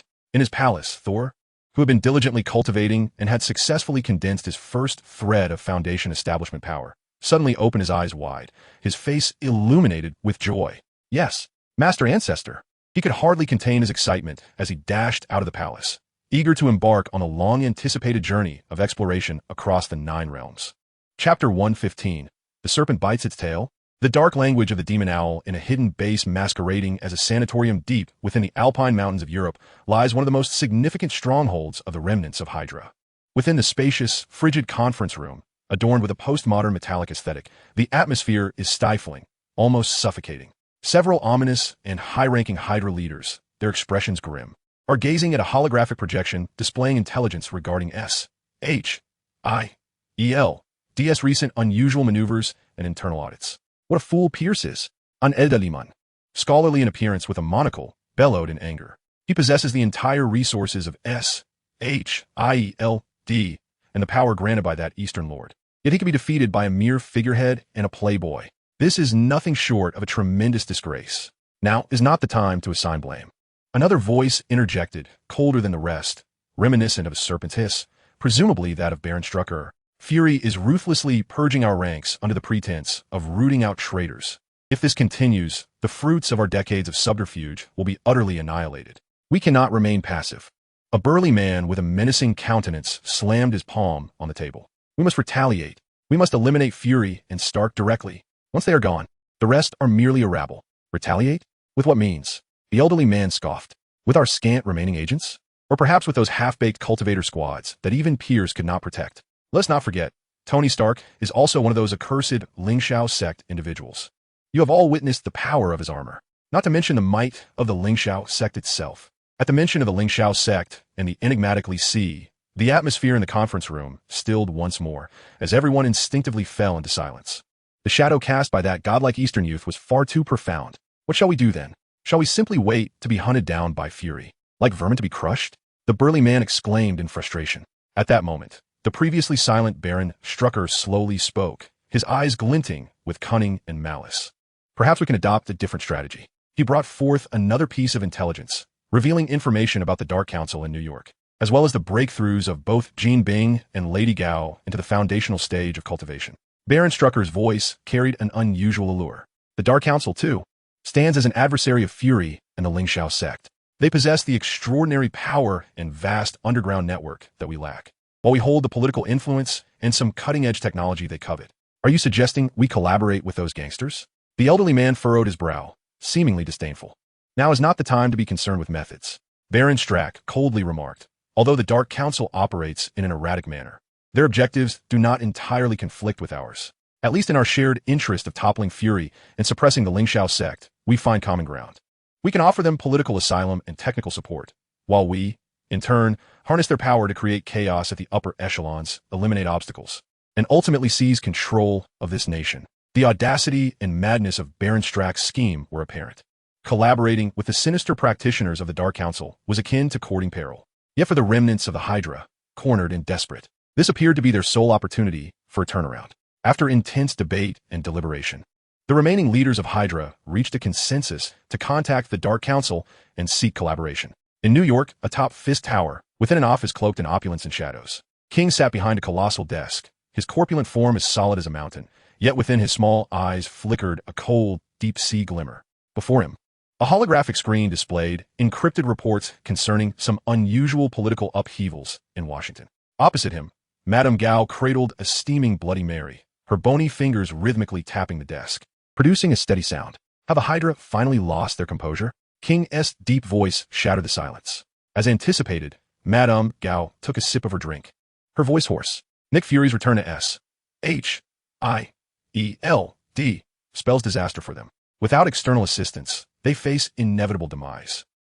What a pathetic lot. A glint of disdain flickered in King's eyes. They had complete control over S-H-I-L-D and even possessed the techniques bestowed upon them. Yet they were toppled by Fury, and now they seek our collaboration? Times have changed. Madame Gao set down her glass, a glimmer of shrewdness flashing in her murky old eyes. Although Hydra has suffered greatly, their extensive networks in politics and the military remain intact. She paused, a peculiar smile curling her lips. We, too, require some assistance to execute our forthcoming plans. Those three foundational stage individuals have become increasingly bothersome of late. King remained silent for a moment, then nodded. Collaboration is feasible. He ultimately made his decision, a glint of cold calculation crossing his gaze. However, the affairs in Washington belong to them. New York must be governed by us, the Dark Council. Madame Gao nodded in agreement. That is only fitting. I shall ensure they understand who truly dictates this game. Thus, two equally nefarious and ambitious organizations, each with their own ulterior motives, quietly forged a fragile and perilous alliance for their mutual benefit. From that moment forth, the tranquility of the Earth's surface was irrevocably shattered. Originally, both Hydra and the Dark Council exercised a degree of restraint in their infiltration and expansion efforts. Hydra primarily relied on traditional political and espionage tactics, resulting in a slow progression. The Dark Council, meanwhile, struggled due to a lack of high-level political protection. Although the supernatural events they orchestrated incited panic, they were insufficient to genuinely undermine the foundations of power. However, now, with the formidable alliance of both entities, a profoundly terrifying chemical reaction has ensued. The efficiency is astounding. Hydra's decades-long political network has transformed into a vast funnel, continuously channeling intelligence and demands from various high-ranking officials, legislators, wealthy individuals, and military leaders to the Dark Council. In turn, the Dark Council operates like a precise witch-hunting team, employing their elusive and insidious methods against these targets. Mental manipulation and suggestion. Although Hydra's cultivators suffered losses during the last purge, the core remains intact, enhanced by certain mental sorceries provided by the Dark Council. They have become even more enigmatic and unpredictable. They no longer require complex brainwashing techniques. A mere glance, a whispered phrase, or even an apparently accidental physical contact can plant the seeds of obedience in the hearts of targets whose will is already wavering, or amplify a latent weakness in their subconscious, prompting them to make decisions aligned with Hydra's interests at critical moments. On Capitol Hill in Washington, a hearing on the enhancement of supernatural phenomenon oversight is underway. A senior senator, initially resolute in advocating strict investigations, suddenly exhibits a vacant expression while listening to testimonies, as if he has heard some whispered words. Subsequently, he unexpectedly reverses his stance, suggesting the need for more time for evaluation and caution against overreaction, ultimately leading to the bill being shelved. In the aftermath, no one perceives any anomaly, attributing his change of heart to a mere shift in opinion. Ensnared by sinister whispers and the invocation of inner demons. For those of higher status and stronger will, who are difficult to control directly, the blood god cultists under Madame Gao and the sorcerers under Jin's command resort to more nefarious methods. They might infiltrate the dreams of their targets, conjuring terrifying nightmares to shatter their mental defenses, or exploit a particular obsession of the target to invoke their inner demons, amplifying their desires to the point of obsession, ultimately compelling them to seek assistance from the Dark Council, thereby becoming loyal puppets. At the Pentagon, a promising young general has recently been plagued by the same recurring nightmare, envisioning a catastrophic defeat in a future war, losing everything. The dread and anxiety over failure have rendered him sleepless and transformed his demeanor. At this critical juncture, a mysterious master claiming the ability to predict the future and avert calamity appears in his life, offering the enticing allure of longevity and power. For those who stand atop the power pyramid, yet harbor a profound fear of aging and mortality, or who yearn for further ascension, Mr. Jean and Lady Gao personally intervene. exhibiting their extraordinary methods cultivated from their foundational period. They generously bestow elixirs capable of extending life, enhancing vitality, and even granting faint superhuman abilities. Such temptations are sufficient to ensnare souls already corroded by power and desire, rendering them willing servants of the Dark Council, becoming the pivotal cogs in their machinery of domination. In a fleeting moment, the upper echelons of power across the United States appear to be enveloped by an invisible net. Behind many seemingly normal decisions, an eerie atmosphere begins to permeate. Policies grow chaotic, personnel appointments become perplexing, certain projects that ought to be scrutinized are easily passed, while specific defensive measures remain unimplemented. The entire nation is commencing a subtle yet swift decay from within. Meanwhile, the instigators conceal themselves in the deepest shadows, observing the unfolding events, awaiting the moment of their ultimate harvest.